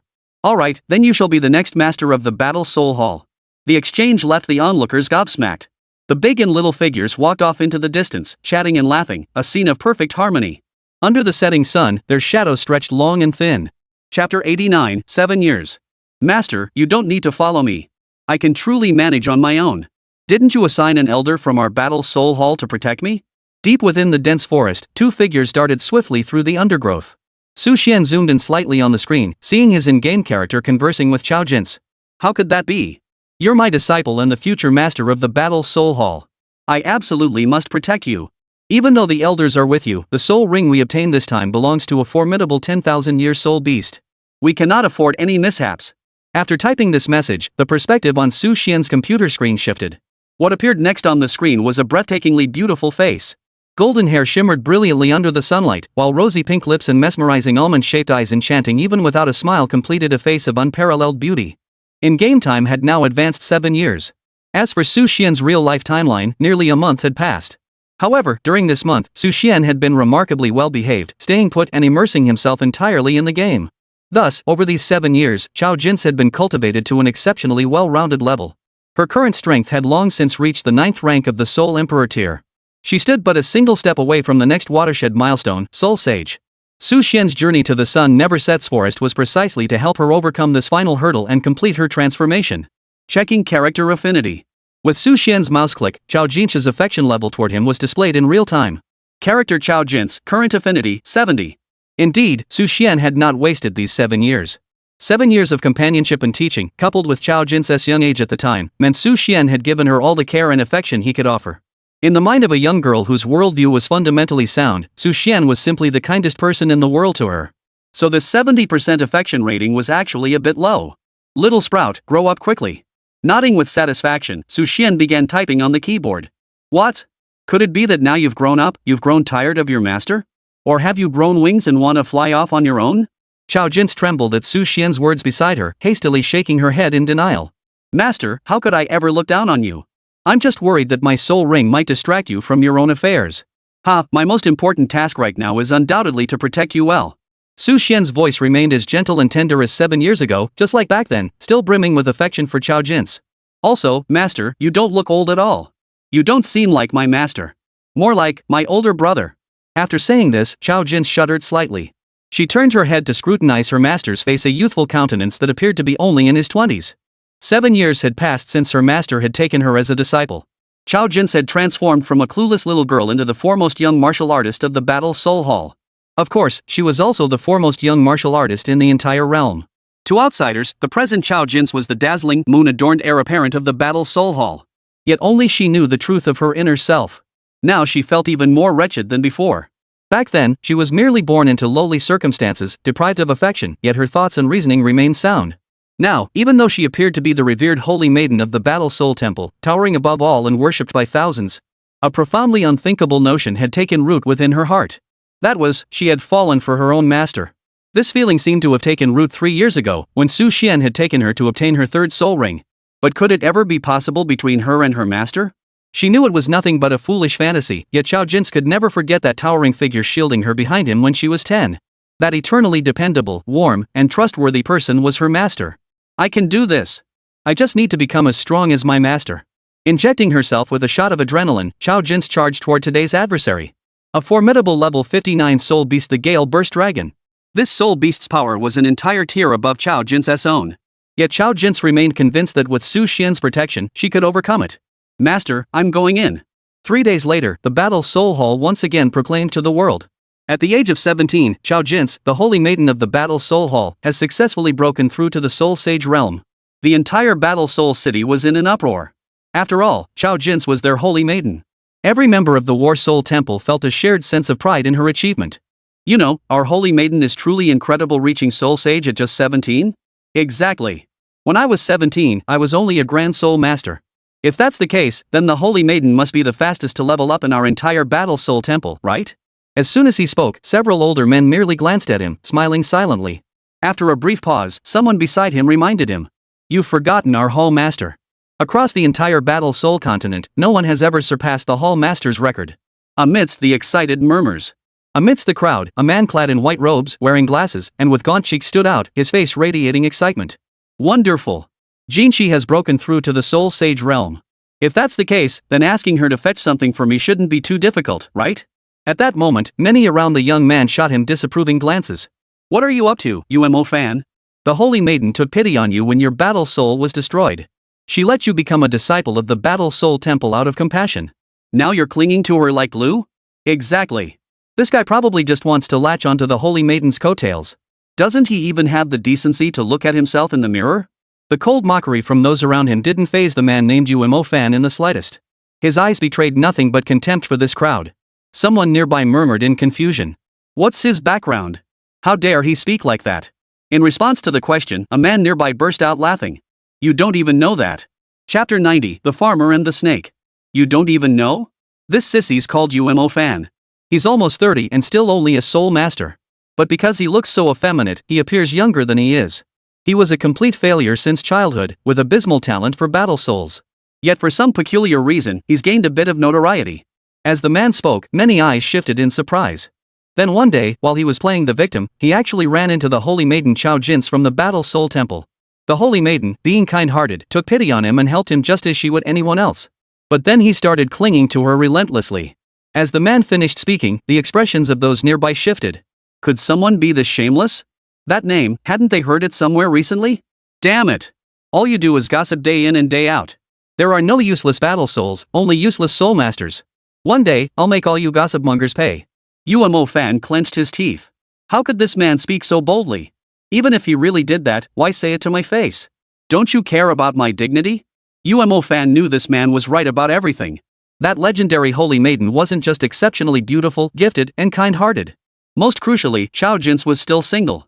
At that moment, UMO fan felt his heart skip a beat. He believed that for someone as clever as him, despite his lack of natural talent and laziness, his silver tongue could win over anyone. Tricking a young girl would be a piece of cake, right? To others, the Holy Maiden of the Battle Soul Hall seemed untouchable, a figure to be revered and never profaned. But to UMO fan, such a woman meant fewer rivals. Thus, from that day forward, he began deliberately drawing near to Chao Jins. Jins, after seeing the books you brought me last time, I found them incredibly enlightening. I wonder if I could trouble you again this time. If there's an opportunity. Looking at the young man before her, who appeared genuinely eager to learn, Chao Jins frowned and cut him off before he could finish. First, UMO fan were just ordinary friends. Don't use such familiar terms. Second, those books I showed you were beyond your access level. I only agreed because you pleaded repeatedly and your background is pitiful. After all, my master said the War Soul Hall was founded to give ordinary people and soul masters a way out. What I did before was already going above and beyond for you. Continuing now would be a clear violation of the rules. Chao Jins felt utterly distressed inside, wondering how someone she'd inadvertently helped 2 years ago. Now he had become nothing but trouble and a burden? And it seemed deliberate? Yet he painted such a pitiful picture of himself, an orphan child, abandoned by both parents. Learning the truth, Chao Jins found her sympathy hard to suppress. Just an ordinary friend? Hearing this, UMO fan's heart trembled. Damn it, how could this happen? He had believed that over the past year or two, his calculated efforts to draw near Chao Jins would gradually shift her perspective. Yet here she was, still seeing him as nothing more than an ordinary friend. UMO fan suddenly grew desperate. For him, winning Chao Jins meant not only gaining a young, beautiful, and exceptionally talented perfect wife. But equally important, he could reap enormous benefits from it, a veritable shortcut to success in life. Take the recent shift in how people looked at him, wasn't that all thanks to Chao Jins? How could he possibly change others' perceptions of him solely through his own efforts? Therefore, no matter what, he had to win Chao Jins over. After slightly adjusting his mindset, UMO fan decided to change his approach and tactics. After all, subtle influence and quiet companionship hadn't swayed her in the slightest. It was time to go for the direct approach. Otherwise, if he kept relying on subtle influence, he truly wouldn't stand a chance. No. Jins, you think we're just friends. But I feel like we're more than just ordinary friends. After gathering his emotions, he forced himself to appear deeply affectionate and utterly devoted. UMO fan was just about to boast. Actually, what I wanted to tell you is that I've already. Chao Jins watched this scene unfold, her brows instantly furrowing. Her gaze fixed on UMO fan before her, her tone growing distant. UMO fan, don't bother saying it. I helped you only because I felt you were someone who needed assistance. I feel the same way about everyone else. Another one of these types? Chao Jin sighed deeply. As the holy maiden of the Battle Soul Hall, she was constantly swarmed by such flies. Yet no matter how outstanding or remarkable any young man might be, she couldn't bring herself to care. For in her heart, there was already someone special. Yet that beloved one remained, for her, an unattainable dream. Watching Chao Jin's resolute retreating figure, anger and resentment flashed in UMO fan's eyes. Why?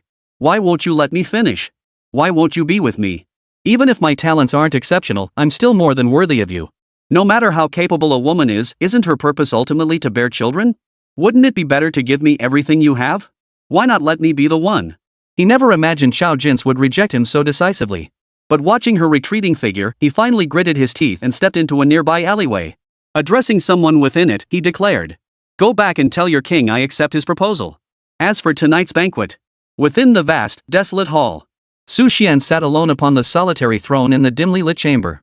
A faint smile played at the corners of his mouth as he watched the projection before him. Seems this UMO fan is truly courting death. Detected side quest, The Farmer and the Snake. Chao Jin's innate kindness led her to aid countless individuals. A significant portion of these recipients, grateful for her kindness, joined the Battle Soul Temple with unwavering loyalty and diligent dedication. Yet among them lurked those with ulterior motives, UMO fan being the prime example. Accepting this mission requires thwarting UMO fan's schemes. Refusing the mission may put Chao Jin in danger. As a good master, how could Su Xian allow his disciple to face danger?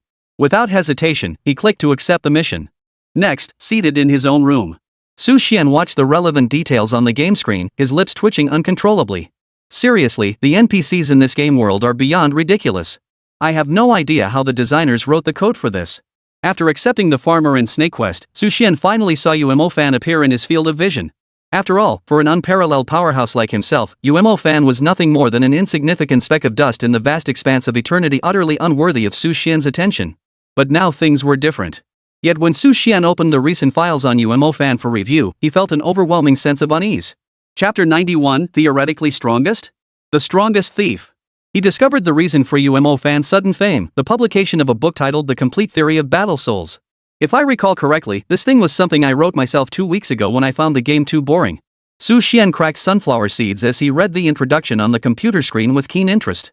After all, this game was nothing more than a simple little game. It wasn't developed by any major studio, let alone a AAA title. Its sole purpose was to trick players into spending money.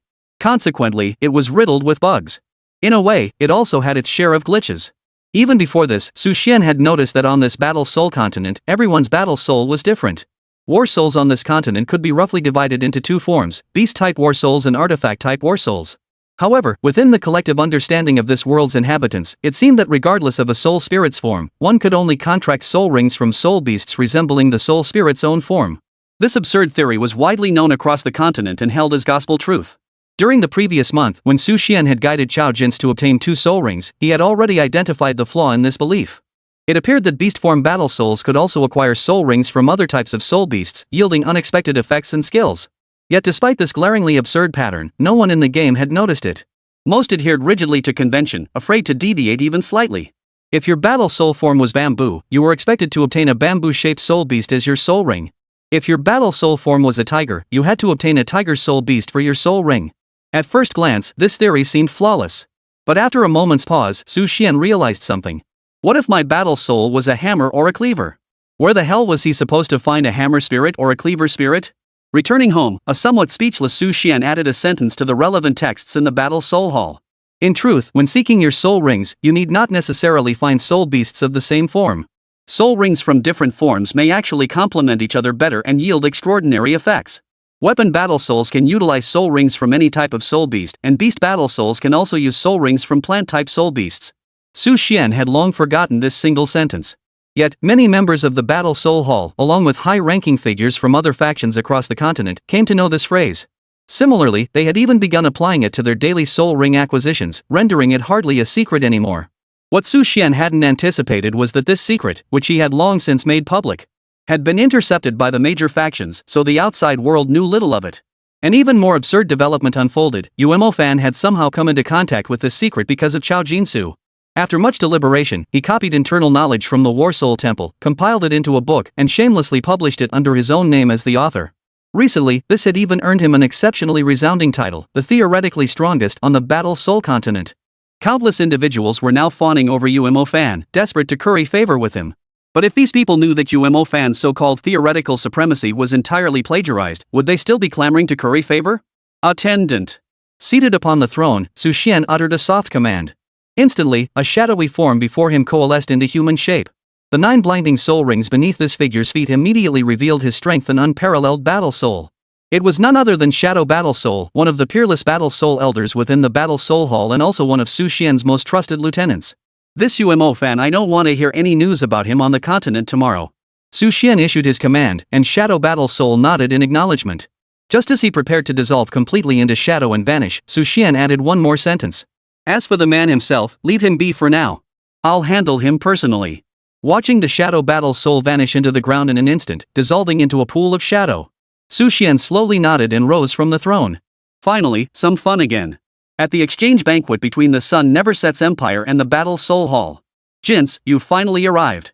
I've been waiting for you. UMO Fan, address me as Holy Maiden. The moment Chao Jinx entered, she witnessed UMO Fan approaching her with a fawning expression. Though she had once pitied him, her heart now filled with disgust toward UMO Fan. There was only one person she loved and remained loyal to. As for the rest? Their greedy, disgusting gazes were unworthy of resting upon her. Damn it, how could this happen? UMO Fan gritted his teeth, seething with resentment. For some reason, he had dreamt a dream. He dreamed he was still the same useless, while Chao Jinx remained as brilliant as ever. But in that world, Chao Jinx was utterly captivated by him. She didn't even care when he became entangled with another woman. She'd been infatuated with him for decades, ultimately dying for him. When he awoke, he believed the dream foretold the future.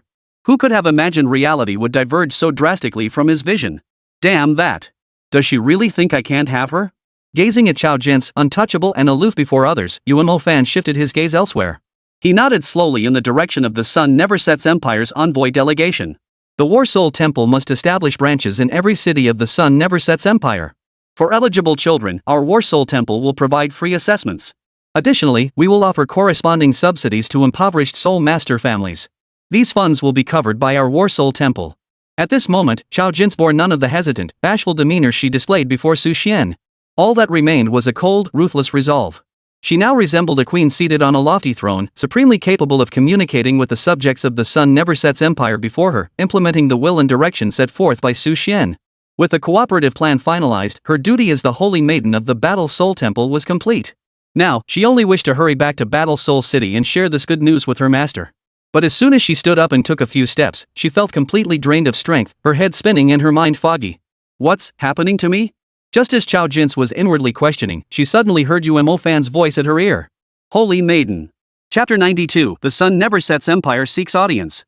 Your Excellency, the Chamberlain. Li Songjie, commander of the Imperial Guard of the Sun Never Sets Empire, requests an audience outside the hall. Observing the War Soul Hall elder before him, Su Xian's lips curved into a faint smile. Now, this should be interesting. He realized this game offered far greater freedom than the previous one, with its storyline woven from numerous branching paths. In the previous storyline, the protagonist faced only 2 outcomes, death or survival. But now, different developments were emerging. For instance, a side quest had unexpectedly appeared on Su Xian's computer screen. Side quest, Alliance with the Sun Never Sets Empire. As a long-term partner of the War Soul Temple, the Empire of the Eternal Sun has always harbored dissatisfaction toward the temple. Yet due to the War Soul Temple's formidable strength, they have been forced into cooperation. Their recent request for an audience seems to conceal ulterior motives. Should we grant the Sun Never Sets Empire an audience? Yes, no. Interesting. Very interesting indeed. Su Xian slowly lit a cigarette, puffing away as he sat before his computer. This peculiar sensation was something he had never experienced before. Who would have thought playing a game would require actual brainpower? At that moment, Su Xian's mind began racing at an astonishing pace. It must be said, a mind tempered by cultivation was indeed sharp. In less than a minute, Su Xian made his decision, moving the mouse cursor over a specific button on the screen. Click. The Empire of the Sun Never Sets actually seeks an audience with the sovereign at this hour? What an unexpected visitor. Within the Grand Hall of the War Soul Temple, Su Xian's eerily still voice echoed throughout the space, its origin impossible to pinpoint. Beneath his throne, a fervent War Soul Hall elder opened his fiery eyes. Lord Hall Master, could there be hidden circumstances? I shall investigate for you. Su Xian turned to him, offering a warm smile. No need to investigate. They likely won't make much of a splash. Oh, I almost forgot to ask, how has your son been lately? At Su Xian's words, the elder's once resolute eyes instantly turned red, and 2 streams of tears began to flow. Thank you for your concern, Your Highness. After receiving the Hall Master's treatment, my son is no longer in critical condition. He only needs rest and recuperation now. Su Xian looked at him and gave a slight nod. In that case, I can rest assured. Refuse the Sun Never Sets Empire's request for an audience on my behalf. We have urgent matters to attend to. The elder immediately turned and departed, his steps unusually resolute. Su Xian sat before his computer, controlling his character as he departed the palace. Buzz. The moment he stepped outside the palace, Su Xian sensed a powerful mental probe sweeping toward him. Within 2 breaths, a towering figure with 9 soul rings beneath his feet materialized before Su Xian. Lord Chamberlain, it's been an age. Watching the figure slowly materialize before him, a faint smile curved Su Xian's lips. His tone held a mix of sarcasm, amusement, and a hint of anticipation as he spoke each word deliberately. It has indeed been a long time. Guard Captain Li Songjie. Clearly, the man now before Su Xian was none other than the guard captain who had just sought an audience with him from the Sun Never Sets Empire. For some reason, he had pursued Su Xian all the way here. Su Xian's smile now took on a dangerous edge, and his formidable soul power began to seep out unconsciously. In an instant, every soul in Battle Soul City felt their breathing grow slightly labored. A single thought raced through their minds: could it be that the Hall Master has intervened? Please do not misunderstand, Lord Chamberlain. Feeling the overwhelming aura emanating from Su Xian, Li Songjie swallowed hard. Damn it, why did I have to take this mission? But he knew that right now, his only option was to complete the mission. Failure would surely bring dire consequences. After all, his men had targeted none other than Su Xian standing before them. A somewhat fawning smile spread across his face, his hands unconsciously rubbing together. Necessity calls for expediency. I beg your forgiveness, Your Highness. The guard captain first apologized to Su Xian before speaking earnestly. When Elder Sun informed me, my original intention was to go inside and find Your Excellency. But alas, Your Excellency had already departed, so I acted accordingly. Su Xian shot him a cold stare. Though he didn't know exactly what this guard captain intended to do, he had a pretty good idea of his purpose. That was it. To delay him. Your Excellency, His Majesty specifically requested my presence today to discuss matters with you. Regarding matters concerning the expenses incurred by the War Soul Hall within the Sun Never Sets Empire. Upon seeing these words, Su Xian realized there was no option to leave the screen. He steeled his patience and began typing his response. You should discuss these matters with the Holy Maiden. She now oversees certain aspects of the War Soul Hall. That is incorrect, Lord Chamberlain. This discussion concerns more than mere routine cooperation. Therefore, the Holy Maiden likely lacks the authority to decide. That is why I have taken the liberty of requesting an audience. Li Songjie observed Su Xian's unflinching composure before him and inwardly marveled. Truly worthy of being the continent's strongest. That level of composure alone puts him in a league of his own. He composed himself and spoke with utmost gravity.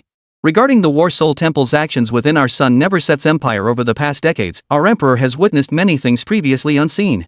He also agrees with the Hall Master's words: those who truly need our aid are always the common folk and soul masters at the bottom. Therefore, he has decided to increase the number of War Soul Halls within every city of our Sun Never Sets Empire. Furthermore, the allocation fees for the War Soul Halls will be reduced, with half of the costs borne by our Empire. Sitting before his computer screen, Su Xian's eyes widened instantly as he stared at the sentence displayed. After all, the largest annual expenditure of the Battle Soul Temple he controlled was the funding allocated to the 2 great empires to support the various Battle Soul Temples. Otherwise, did anyone really believe that all the benefits he provided to various soul masters, the subsidies for impoverished families, and the funding for schools were all acts of charity from the empires?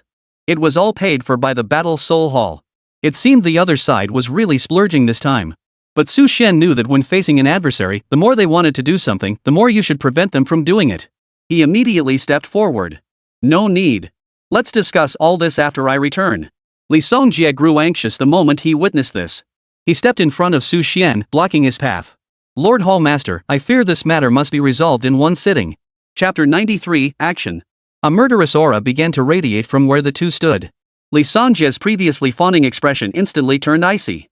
His eyes locked onto Su Xian before him, the smile vanishing from his lips. Su Xian, however, regarded Li Songjie with keen interest. It seemed the other party had stirred up quite a storm this time. So this is what it takes to stop me? He continued walking forward, his voice slow and measured as he asked. What? Are you suggesting we settle this with our fists?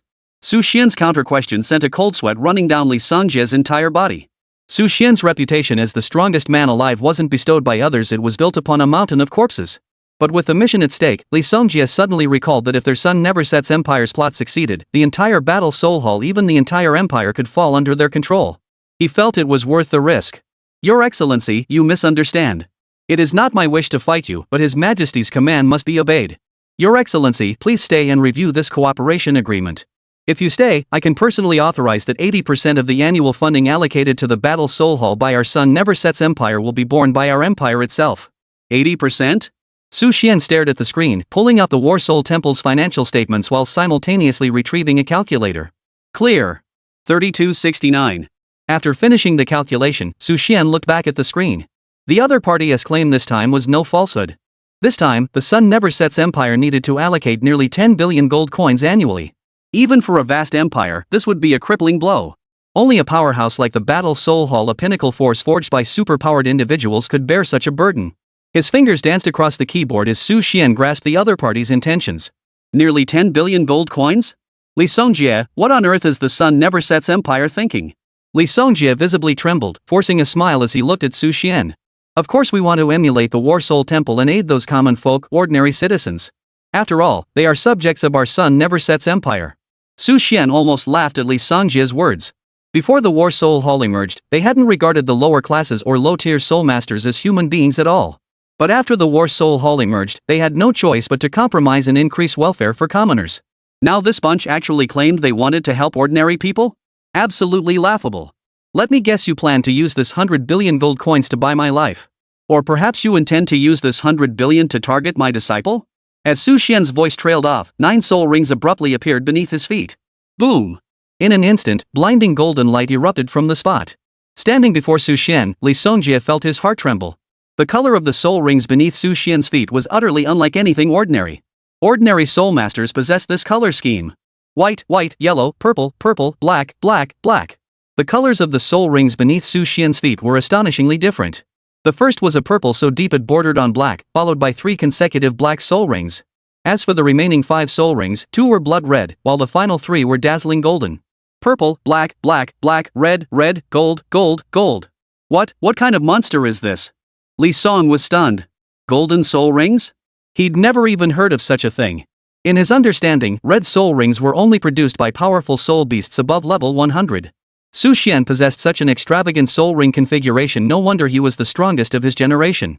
But the stronger he grew, the more imperative it became for the Sun Never Sets Empire to execute its plan. Otherwise, once Su Xian and his disciple grew stronger together, what would become of the concept of 2 great empires dominating the entire continent? From then on, only the War Soul Hall would stand supreme. You are indeed formidable, but I, Lee Songjie, am no less than you. He no longer bothered to feign composure, his gaze shifting anxiously toward the outskirts of Battle Soul City. That was where the Sun Never Sets Empire was negotiating with the Battle Soul Hall today. He had resolved to forcefully stop Su Xian. If he could buy just a stick of incense's worth of time, the plan would surely succeed. Lee Songjie struck, summoning his battle soul directly. True form of the battle soul. As the words fell, Lee Songjie's body abruptly began transforming into a colossal wild bear. Beyond the savage bear's body, a faintly glowing metallic skeleton was revealed. This was Lee Songjie's true form of his battle soul. The colossal beast now turned its gaze toward Su Xian, speaking in human language. Since the palace master refuses to grant the Sun Never Sets Empire any face, I shall have no choice but to seek guidance through combat. I wonder if my 99th tier peerless battle soul might be worthy of a few words before you, Lord Chamberlain? The entire Battle Soul City sensed the powerful soul force erupting from this location. Within the War Soul Hall, tremors rippled through the air as countless peerless War Soul Masters sensed the disturbance and converged on the location. The heavens and earth were now saturated with Lee Songjie's overwhelming soul power, along with a fierce killing intent and battle aura. Each breath of this colossal wild bear seemed capable of unleashing a storm of blood and carnage. Before it, Su Xian remained unflappable, though in reality, Su Xian was cursing under his breath. He frantically tapped his mouse and keyboard, utterly speechless. Seriously, why the hell can't I top up this crappy game yet? Su Xian frantically clicked the upgrade options with his mouse, only to be met with a game prompt. Your current strength is more than sufficient to clear this level. Leveling up is not permitted. Holy crap, is it that powerful? Seeing the message on the screen, he suddenly lost his urgency to top up. The phone he'd already prepared to scan the payment QR code with was tucked away. Suddenly, Su Xian perked up. After all, he had only unlocked 1/10 of the War Soul Hall Master's total strength. Yet his fellow peerless battle souls, a mere 10th of his total power, could defeat another peerless battle soul. It seemed that even among powerhouses at the same realm, the gap between them was as vast as heaven and earth. While Su Xian was making his payment, numerous powerful figures had already arrived at the scene within the game. Among them were not only members of the Battle Soul Hall but also elites from the Sun Never Sets Empire and the Sun Moon Empire. Upon seeing Li Songjie unleash his true battle soul form, they all trembled. Powerful. Absolutely overwhelming. Some of them nervously glanced at Su Xian, worried he might not be a match for Li Songjie. But at that very moment, Su Xian uttered words that sent a chill through their hearts. After so many years of inaction, I never imagined even trash like you would dare lay a hand on this sovereign? Chapter 94, instantly defeating Li Songjie. Ninth Soul Technique, Demon Bear Cloud Shattering. Li Songjie unleashed his ultimate move from the very start. After all, facing Su Xian, a legendary powerhouse, even as a peerless 99th level battle soul, he dared not show the slightest carelessness. In an instant, the already mountain-like shadow of the demon bear grew even larger, instantly obscuring the sky and blocking out the sun. Now, flames began to blaze across the demon bear's body. Simultaneously, a powerful surge of soul energy began to gather within its maw, poised to unleash upon Su Xian. Chamberlain, beware! Numerous cultivators from the Battle Soul Hall in the distance instinctively shouted the warning. The other cultivators watched from afar, eager to see how Su Xian would counter this formidable assault. After all, though Su Xian was a legendary powerhouse, his opponent was a peerless 99th level battle soul, no ordinary foe. The chaotic surge of soul energy in the air instantly stirred up a colossal tempest. This mountain-shaking, sea-roaring hurricane ceased in the blink of an eye. For before Su Xian, the energy sphere Li Songjie had spoken of had already fully materialized. The next moment, the entire world seemed to fall into silence. Not a single sound reached the ears of the onlookers. The massive energy orb in Li Songjie's mouth shot forth in an instant. Whoosh! Upon this tiny energy sphere, everyone sensed an indescribable oppressive force and an immense amount of soul power. Clearly, the ninth soul technique of this level 99 battle soul was something truly terrifying. The crimson orb streaked forward at a speed invisible to the naked eye, completely devouring the air in its wake. So powerful. Many cultivators witnessed this scene and couldn't help but utter heartfelt exclamations. After all, the full power strike of this peerless 99th level battle soul was no joke. Some were already beginning to wonder if Su Xian might not be a match for Li Songjie. But at his computer screen, Su Xian watched the attack bearing down on his face. He noticed the number 3 glowing brightly on his soul skill panel. He couldn't help but let out a bitter laugh. Great! Now it's commanding me too. Moments later, he obediently pulled out his phone to scan the QR code and make the payment. Ding! Your bank card ending in 1978 has been charged 66,666 yuan at 9:18 a.m. The instant the payment was completed, the in-game footage resumed its flow. Su Xian pressed the number 3 without haste. Click! Simultaneously with the keyboard click, the game screen transformed instantly. The colossal soul energy sphere, bearing the power to shatter the heavens and earth, had approached Su Xian, seemingly poised to devour him entirely. Under the horrified stares of the crowd, Su Xian slowly raised one hand, seemingly preparing to meet this formidable soul energy sphere with just one palm. For a moment, everyone was utterly dumbfounded. How absurd could this get? Many cultivators had already begun anticipating the spectacle of Su Xian's defeat. Such an outcome would reshuffle the entire continent's power dynamics. The very foundation of the War Soul Halls might lay in possessing Su Xian, their unbeatable supreme powerhouse. If Su Xian fell, before their thoughts could fully form, the massive War Soul energy sphere arrived before Su Xian. Not only did it fail to explode, but it seemed to hover right in his hand. He had completely seized control of it. How could this be possible? Everyone was utterly incredulous, including the War Soul Temple's own elites. They had witnessed Su Xian's formidable power before, but never anything like this. In their memories, Su Xian was indeed formidable, but how could he be this powerful?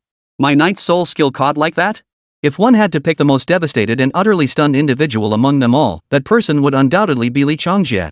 He glared at Su Xian, his massive frame erupting in a roar that shook the heavens and earth. No, impossible. I'm a 99th level peerless battle soul. How could this happen? He was on the verge of collapse. If Su Xian had used a powerful soul skill to counter him, if Su Xian had struggled with all his might to break through his attack, he could accept that. What he couldn't accept was that Su Xian had simply raised his hand as if catching a piece of trash, effortlessly cradling his powerful attack in his palm. Who would have thought a lowly ant like you could unleash an attack of this caliber? Not bad, I suppose. After typing this message on his keyboard, Su Xian pressed the number 3 key once more. Clearly, this third soul skill had 2 stages. As the second stage activated, everyone watched as Su Xian's hand made a slight twist in midair. The massive energy sphere, which had been obscuring their vision, rapidly shrank at a visible speed until it vanished completely. Whoa!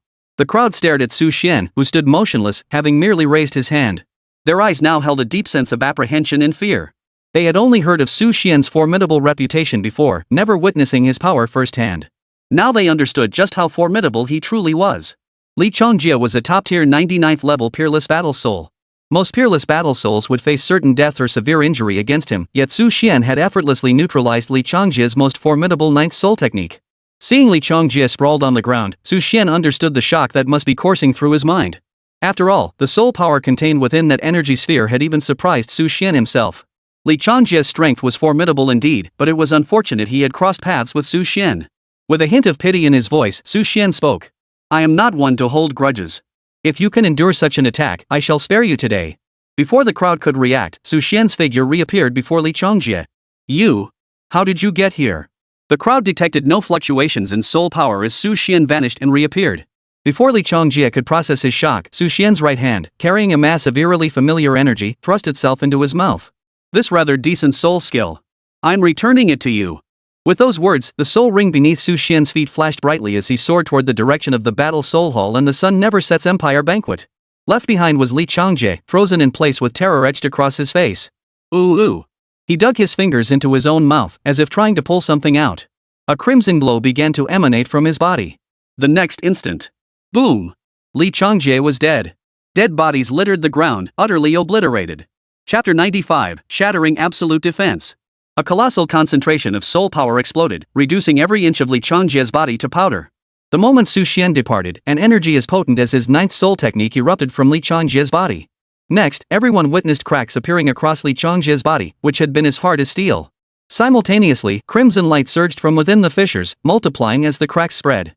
Li Chongjie's 9th soul technique finally unleashed its true power. Boom! Within mere breaths, the area centered on Li Chongjie, spanning hundreds of meters, was instantly leveled to the ground. Massive explosions, billowing smoke, and flames erupted behind Su Xian as his figure accelerated forward even faster. Yet in the end, he murmured to himself. Why did the light only attack and not defend? Better to be more vigilant next time around. Seeing Li Chongjie meet such a gruesome end, the others all shuddered.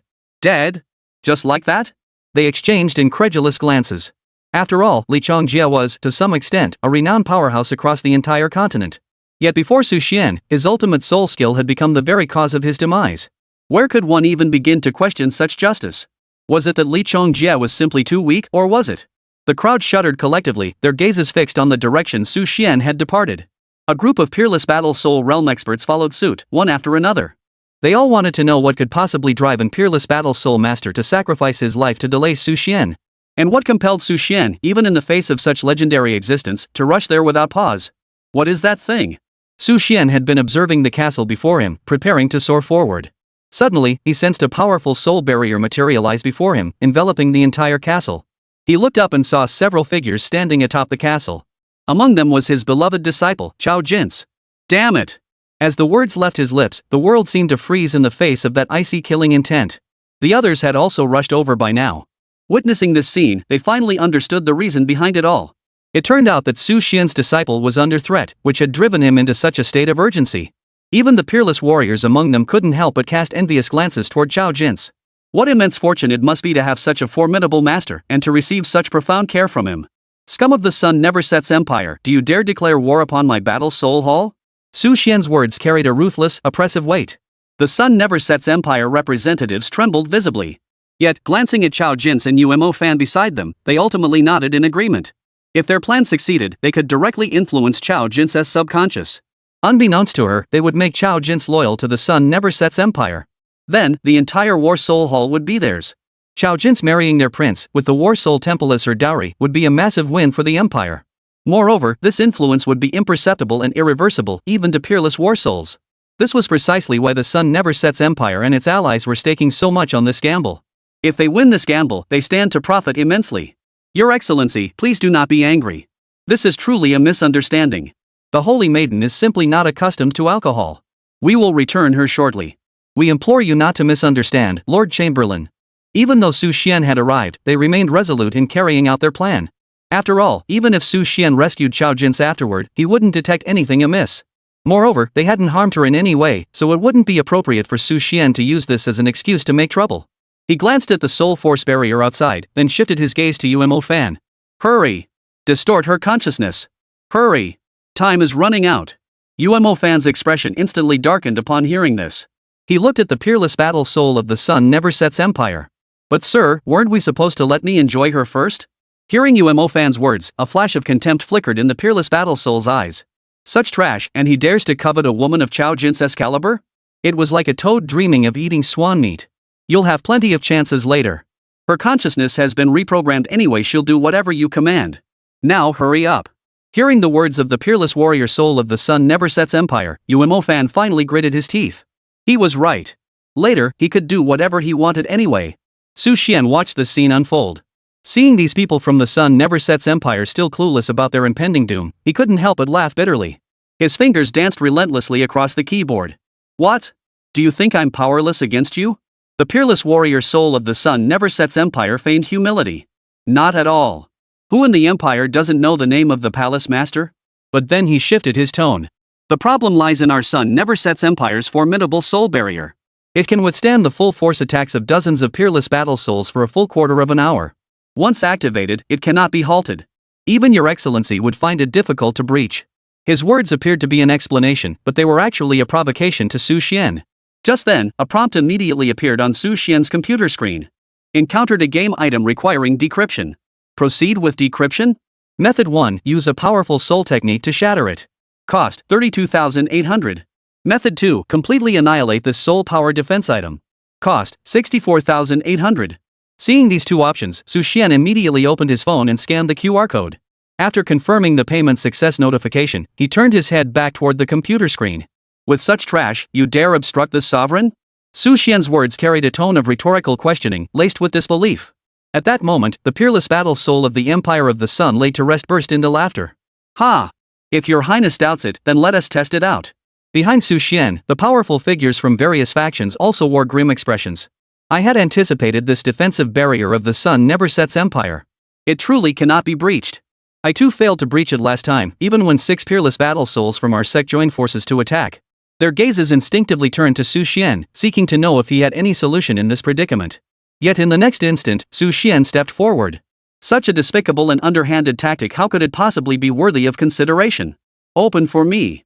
All the cultivators assumed Su Xian was about to unleash some powerful soul technique, but unexpectedly, he merely waved his sleeve. Yet the formidable soul force barrier before him dissolved like bubbles in water, instantly dissipating into soul energy. The soul energy drifted away into the distance, and the barrier vanished without a trace, as if it had never existed. In that instant, both the peerless battle soul and UMO Fan were thrown into panic. He turned to UMO Fan and roared frantically. Kill Chao Jin's now. It was the only way they could minimize their losses now. Just as the devastating attack was about to strike Chao Jin's, Su Xian slowly pressed the number 4 key on his keyboard. Fourth Soul Technique. Chapter 96, Spatial Freeze. Outside the ancient castle, the soul force barrier had vanished, revealing Su Xian with a face frozen in coldness and murderous intent. Behind him stood a group of powerful figures from various factions who had followed to witness the spectacle. Each of them possessed strength that had reached the realm of peerless battle souls. Inside the ancient castle lay Chao Jin's, her consciousness beginning to blur and grow dizzy, her body utterly drained of strength. Also present was the peerless battle soul of the Sun Never Sets Empire, his face etched with sheer terror. Now, a wall of the ancient castle seemed to have permanently sealed the two factions within separate realms. Though mere inches apart, they felt worlds apart. Staring at the dissipating barrier of soul energy, Sun Badian, the peerless battle soul of the Empire of the Eternal Sun, was now utterly dumbfounded. The smug expression that had just graced his face now froze rigid. For this soul barrier was a battle soul artifact developed by the Sun Never Sets Empire in collaboration with several powerful soul master factions. Yet before Su Xian, it had vanished into thin air. In an instant, his mind made its decision. Today, he and his men would surely not survive, and this Su Xian would be thoroughly offended by him. Since the plan had failed, he had no choice but to take desperate measures. Even if both sides lost, it was better than letting Su Xian emerge victorious alone. Holding this thought, his battle soul materialized instantly, a long sword radiating a deep blue, icy glow. Frost Crystal Blade. The razor-sharp tip of the blade pointed directly at Chao Jin's heart. Simultaneously, the soul rings beneath Sun Potion's feet emitted blinding light, clearly indicating he had unleashed his full power. Simultaneously, he shouted aloud. 8th soul skill, Hummingbird Soul Piercing Stab. The instant the black soul ring burst into light, everyone present felt all surrounding sounds vanish completely, leaving only the piercing cry of the hummingbird. Li. Simultaneously, the air between heaven and earth thickened noticeably. The deadly intent, wrapped in a cold glint, surged toward Chao Jin's heart. For a moment, everyone froze in place. It's over. The holy maiden of the Battle Soul Temple is gone. As fellow masters of peerless battle soul cultivation, they knew all too well the power of such strength. Killing someone who hadn't yet reached the level of a soul saint was incredibly simple. Even if a legendary deity descended from the heavens at this moment, it would likely be too late to save Chao Jin's. Though the sequence of events seemed lengthy, it had unfolded in the span of 2 breaths. Even UMO Fan, standing beside Chao Jin's, hadn't fully grasped what was happening before Sun Padian had already struck. It felt as though the sharpest sword intent and most murderous aura in the entire world had converged upon the blade in Sun Potion's hand. Before the tip even pierced her body, Chao Jin's felt her flesh being sliced and torn apart. Splash! Traces of blood began to appear on her exquisite face. Was she about to die? In her final moments, she lifted her eyes to meet Su Xian's bloodshot gaze, a faint smile curving her lips. So even her master could have moments like this? She had already forgotten the sword pointing straight at her heart. Her eyes locked onto Su Xian's face, as if she wanted to etch his features forever into her memory. The last 2 words that left her lips echoed with the same intensity. Master. The peerless battle soul masters from numerous distant factions stared wide-eyed, though they knew not what would unfold next. But they knew this, whatever unfolded, peace would never grace this continent again. Yet every gaze that fell upon Chao Jin's carried a hint of regret. What a pity such a prodigy of innate talent and character was about to fall. All shook their heads in sorrow. Ah, if only she could have had a few more years to grow, she might never have faced this fate. Her talent was extraordinary. She scored a 9th-tier talent in the assessment, and her battle soul was immensely powerful. Truly a pity. TSK. Even if Palace Master Su Xian were to annihilate the Sun Never Sets Empire in the future, her disciple won't survive to see it. Though their attitudes varied, they all shared one conviction: Chao Jin's was doomed. But just then, Su Xian burst forth, his face twisted with urgency, his voice a furious roar. Jin's. That earth-shaking roar carried a palpable sense of helplessness and despair. Their gazes towards Su Xian slowly shifted. So even such a formidable being, a legendary figure, could be powerless at times? Perhaps, he wasn't invincible after all. Many powerful figures who had previously cooperated with the Battle Soul Hall without hesitation, or even submitted to it, began to harbor their own thoughts. When time truly seemed to run out, Su Xian's expression changed, as if he had made some profoundly significant decision. Standing rooted to the spot, the 3rd soul ring beneath his feet suddenly flared to life. 4th soul skill. Space. Freeze. Hum. The instant Su Xian's words fell, an invisible ripple radiated outward from him like shockwaves. The ripple spread with astonishing speed, enveloping the entire ancient castle within less than half a breath. These ripples contained super-powerful soul energy and an inexplicable force. What terrified everyone most was that within the ripple's reach, everything seemed frozen. Even time itself had ceased flowing. Far away, these peerless battle souls felt as though their bodies had completely lost control.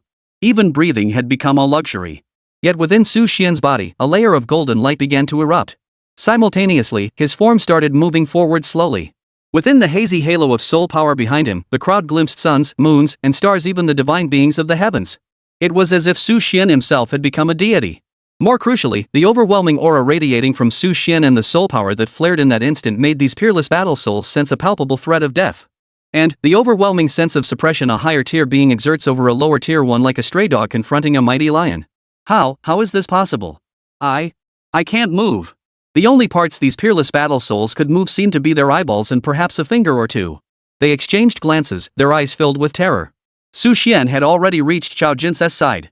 He stared at the sword tip that had pierced her chest yet failed to tear through her clothes. There was still time. Su Xian couldn't help but silently sigh in relief, his hands typing as he spoke.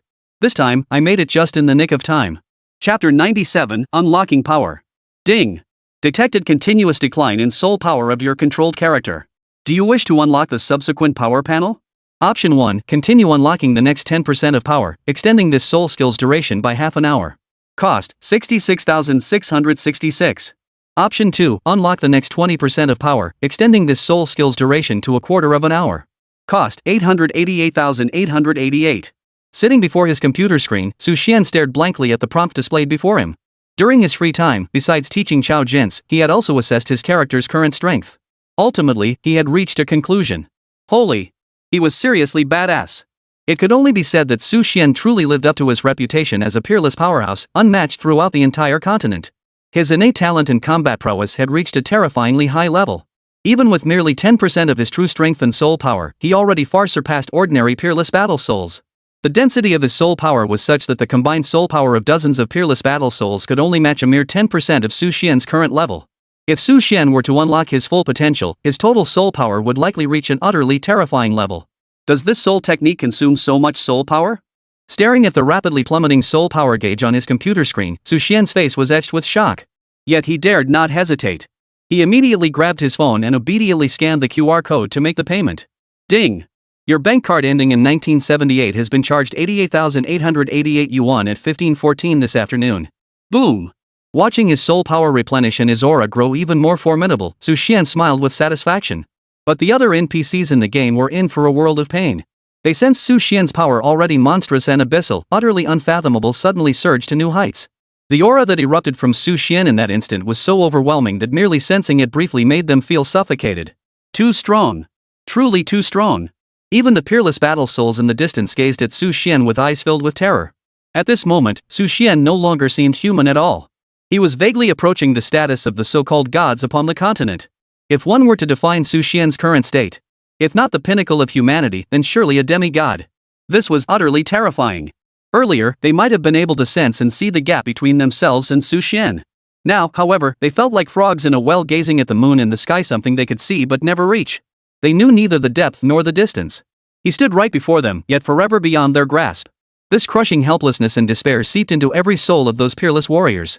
Despite their formidable strength, Xuan's soul technique had rendered them utterly immobile, frozen in place like puppets on strings, awaiting his command.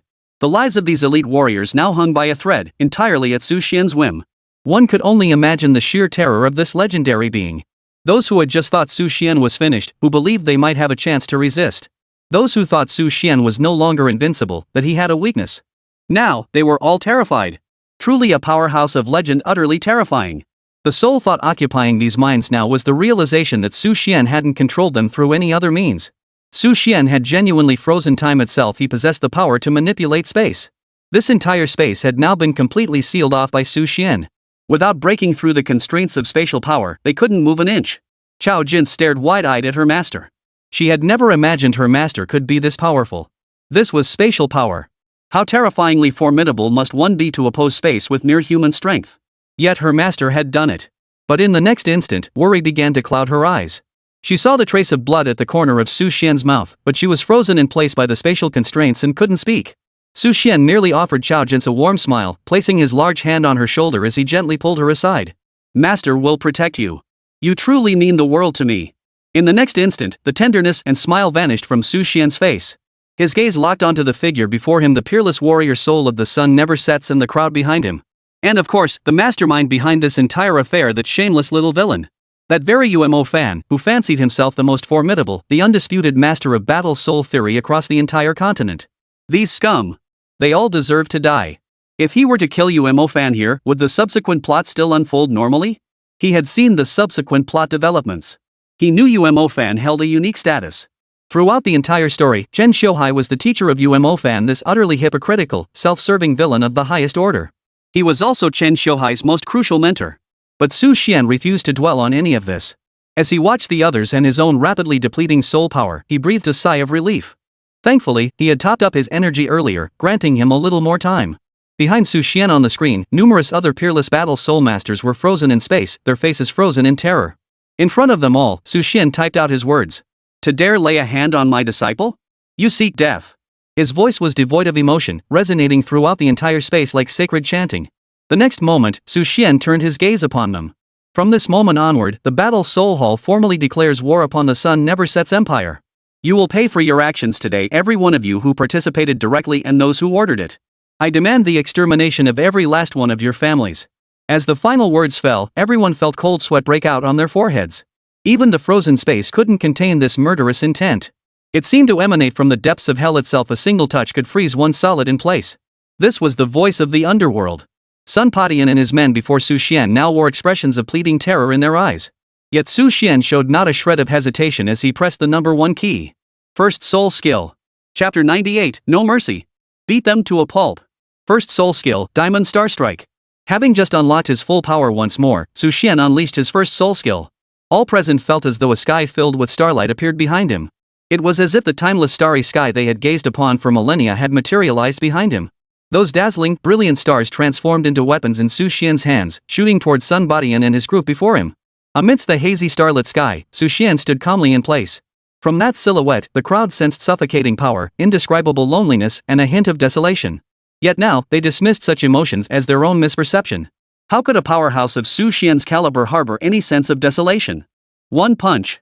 2 punches. 3 punches. The stars in the sky transformed into fists as hard as iron, crashing down upon the sun never sets Empire's forces before him. Countless strikes reached their bodies in an instant. Yet, with space frozen in place, even as they endured blows beyond endurance, their bodies showed no sign of suffering. Yet within Sun Potion's eyes, the light slowly faded, replaced only by utter collapse. Pain. Unbearable pain. No one understood the despair he felt more acutely than he did. Before Su Xian, his body was immobilized, reduced to an ant at the mercy of another. Yet Su Xian's attack showed not the slightest mercy, as stars rained down upon him like a fine mist. Under his overwhelming assault, Sun Potion's body, once the pride of his peerless battle soul realm, felt as fragile as paper. The first punch shattered the bones in Sun Potion's chest. The second punch struck, and he even felt his skull deform under the impact. The third punch, the fourth punch. Every bone in his body shattered, his flesh reduced to pulp. Consciousness was slipping away. His last remaining thought was that this man before him was utterly beyond his ability to resist.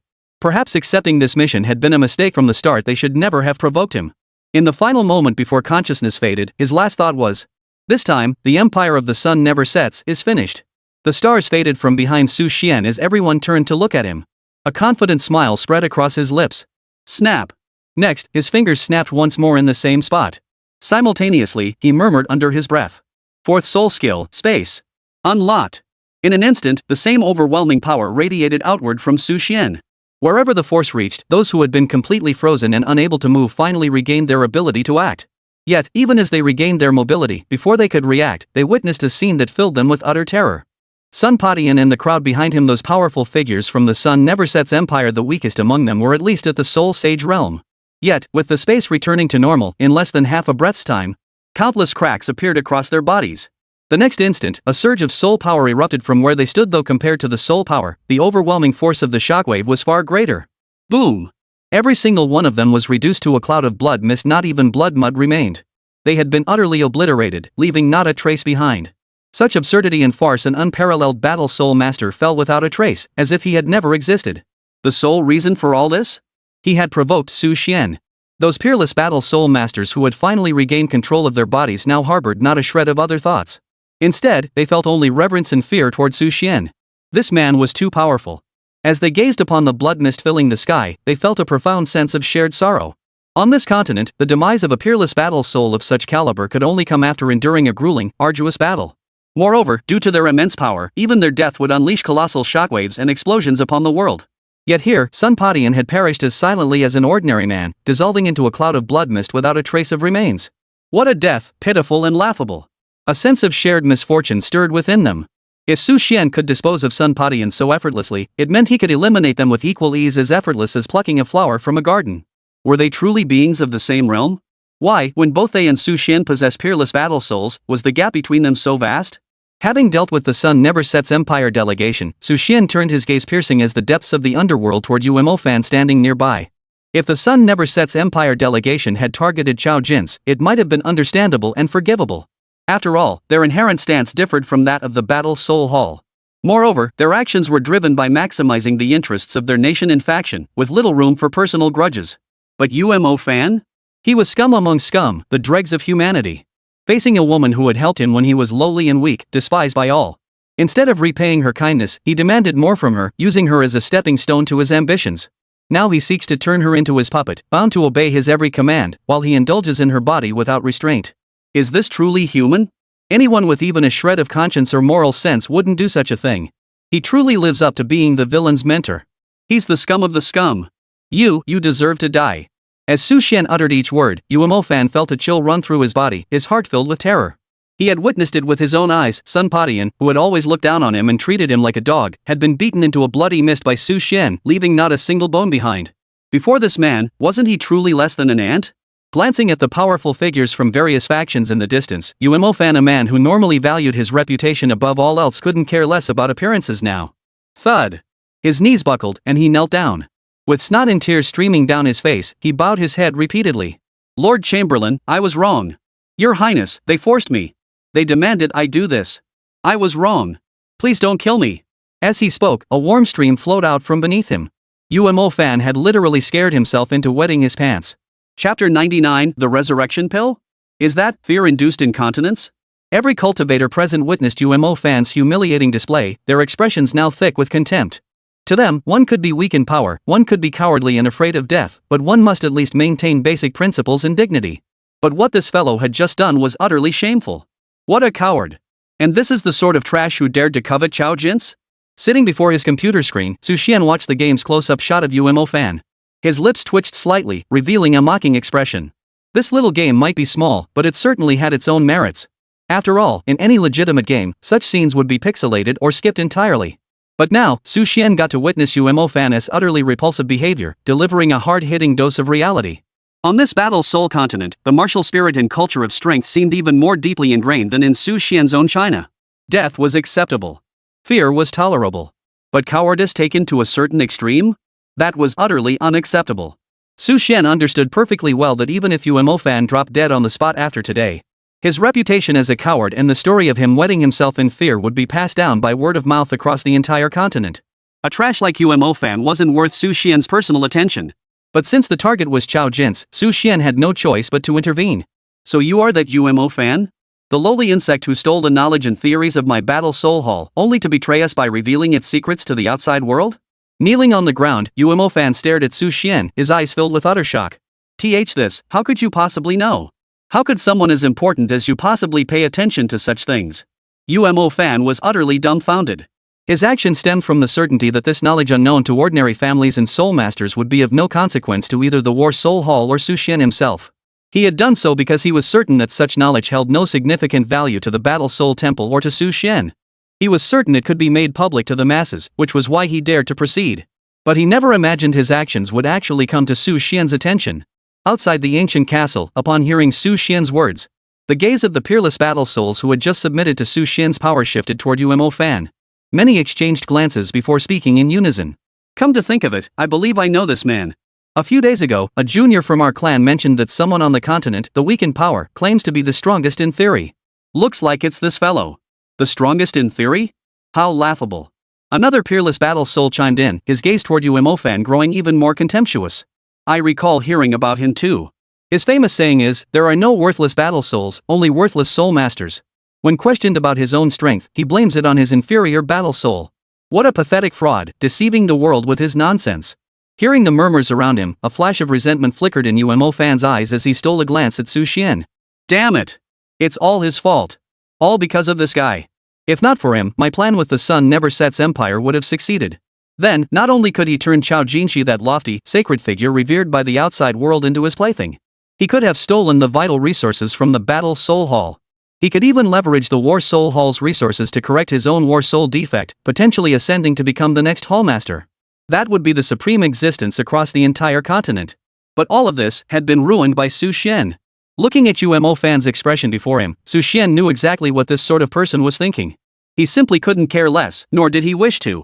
To him, UMO Fan was nothing more than an ant he could crush with a single finger. How could a human possibly care about the fury of an ant? Even though he was seething with rage inside, now he could only kneel and beg for mercy.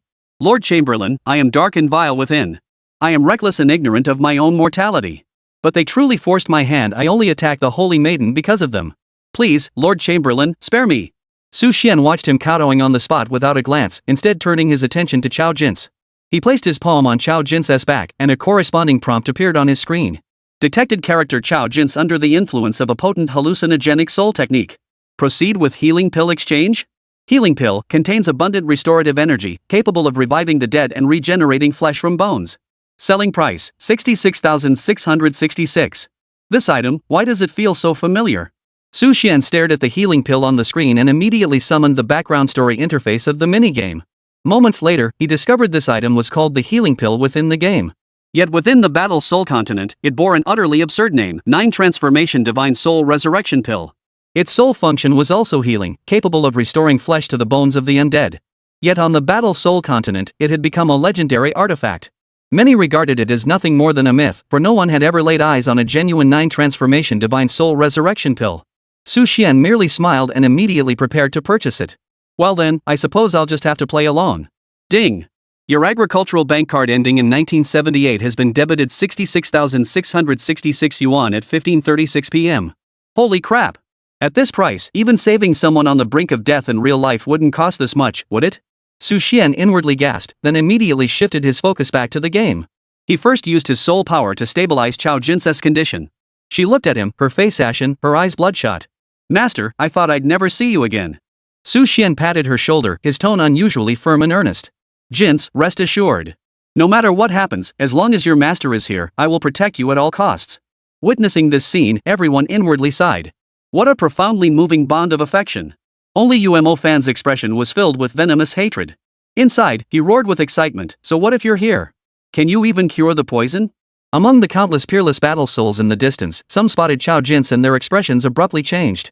"Look! The Holy Maiden of the Battle Soul Hall." Chapter 100, Certain Death. Look at the Holy Maiden of the Battle Soul Hall. Something seems terribly wrong with her. I fear. The crowd turned to look, only to find Chao Jin's face now as pale as gold paper. Eerily, her pupils grew increasingly luminous, and an unnatural crimson hue began to appear upon her lips. Clearly, this was not the state a human should be in under normal circumstances. Among the assembly of peerless battle souls, one suddenly widened his eyes and stared intently, exclaiming in shock. Could this be the legendary venomous battle soul? The poisonous venom produced by his soul technique? Hearing this, everyone's hearts trembled. A venomous battle soul. On this continent, a 99th level peerless battle soul? This level of power was also known as the limit of battle souls. They need only take one more step forward to ascend to godhood, yet that step is as difficult as climbing to the heavens. For tens of thousands of years, no one had ever succeeded. Even Su Xian, as he stood now, had only taken half that step. Yet, against these opponents, he still held an overwhelming advantage. Speaking of which, this venomous battle soul's essence manifests as a deadly centipede. Initially, many looked down on him. Yet as his power grew, they came to truly grasp the terrifying nature of this existence. Beyond his formidable combat prowess, this venomous battle soul also mastered medical arts, but more crucially, his functional capabilities were overwhelmingly potent. His potent venom was so deadly that even other peerless battle souls had to guard against it. Legend holds that across the entire continent, no one could survive the venom in his grasp. His ninth soul skill, Netherworld Venom, seemed to embody this very trait. Victims turned deathly pale, their lips took on an eerie, unnatural hue, and their minds became utterly dazed. Seated before his computer, Su Xian watched the NPC's dialogue on the screen, his eyes narrowing sharply. A venomous battle soul? Alright, I'll remember you. As mentioned before, this minigame offered tremendous freedom. Su Xian could control his character to perform various actions. The only restriction was not to excessively disrupt the game designer's intended operational trajectory. Therefore, Su Xian resolved that after this incident, he would seek out that venomous battle soul for a heart-to-heart talk. Since the venom primarily originated from him, Su Xian would never let him off the hook. Seeing the peerless battle souls around him discussing this, UMO Fan couldn't hold back any longer. He sensed that Su Xian would never let him off the hook, so he decided to throw caution to the wind. Su Xian, I know you're the legendary #1 on the continent, peerless in combat prowess, and incredibly brave. But what can you do now? He forced himself to stand, his legs trembling. They're not wrong. This is indeed the venom released by that deadly battle soul's ninth soul skill, concocted into poison. Even you can't reverse this now, can you? Watching the smug, petty-minded UMO Fan, Su Xian's fingers hammered relentlessly on the keyboard. What? You insignificant insect, do you think you've got me cornered? UMO Fan burst into a maniacal laugh, his gaze filled with venom as he turned to Chao Jin's. She's just a woman with a bit of talent. How could she compare to me, UMO Fan? It should be her honor to be with me. Yet she dared to reject me. Well then, she shall die. With that, UMO Fan turned to Su Xian, his expression deranged. Even if you summoned the most powerful healing battle soul, he couldn't save her now. Wait a moment, Su Xian, your beloved disciple is about to die. Insolent insect. How dare you address this sovereign by name? Do you even deserve it? The crowd watched as Su Xian merely turned his head slightly to glance over, his body remaining perfectly still. Yet that overwhelming aura alone was enough. In an instant, a powerful surge of soul force sent UMO Fan, who had just risen to his feet, flying backward. In the blink of an eye, the soul force hurled him dozens of zheng away, where he collapsed onto the ground like a dead dog. UMO Fan lifted his head to speak, but fear gripped him. If he couldn't even withstand Su Xian's casual aura, how could he dare to provoke him? His feelings mirrored those of the crowd. They all knew Chao Jin's was doomed. Yet his heart was filled with a strange sense of satisfaction. Noticing everyone's eyes fixed on him, Su Xian recognized this as a golden opportunity to boost his favorability. Having rescued the man from dire straits earlier, this was bound to be a huge payoff. Without further hesitation, Su Xian acted. Click. He opened his game inventory and selected the recovery pill. In the next instant, everyone watched as Su Xian's soul power gathered in his palm. A ripple of spatial distortion followed, and a pill materialized in his hand. The purple pill radiated a golden glow, clearly no ordinary item. Jins, take this. You'll be fine. Su Xian held the pill to Chao Jin's lips. just as she was about to swallow it. Amidst the stunned crowd, a gasp suddenly erupted. Could this be the legendary 9 transformation divine soul revival pill? His startled cry naturally drew the attention of everyone present. The name of this pill was known to all, renowned far and wide. But wasn't this supposed to be a legendary artifact? How could it possibly appear before them? This can't be real. How could it be genuine? Isn't this supposed to be a legend confined to our Battle Soul continent? Could it just be a look-alike? Even UMO fan, standing at a distance, wore a look of utter disbelief. How could such a thing possibly exist? I, UMO fan, consider myself well-read. This is nothing but a hoax. Ignoring their murmurs, Xuan turned to look at Chao Jin's with gentle eyes. This is the legendary 9 transformation divine soul revival pill. Jins, take it, and you'll be fine. Chao Jin's heart trembled as she looked at Xuan. As the holy maiden of the Battle Soul Hall, the knowledge she had acquired over the years was vast and profound. She was no longer the little girl who knew nothing. She understood better than anyone else the preciousness of this pill. It was likely the only 9 transformation divine soul revival pill on the entire continent. Legend held that even a dying extreme battle soul could be restored to its peak condition by it. One could only imagine the sheer power of this 9 transformation divine soul revival pill. Equally, one could imagine just how precious it was. Though she desperately wanted to live, she also knew that if she gave this pill to her master, it might save his life when he truly faced mortal danger. Chao Jin shook her head forcefully, forcing a smile onto her pale face. Master, no. I can't take it.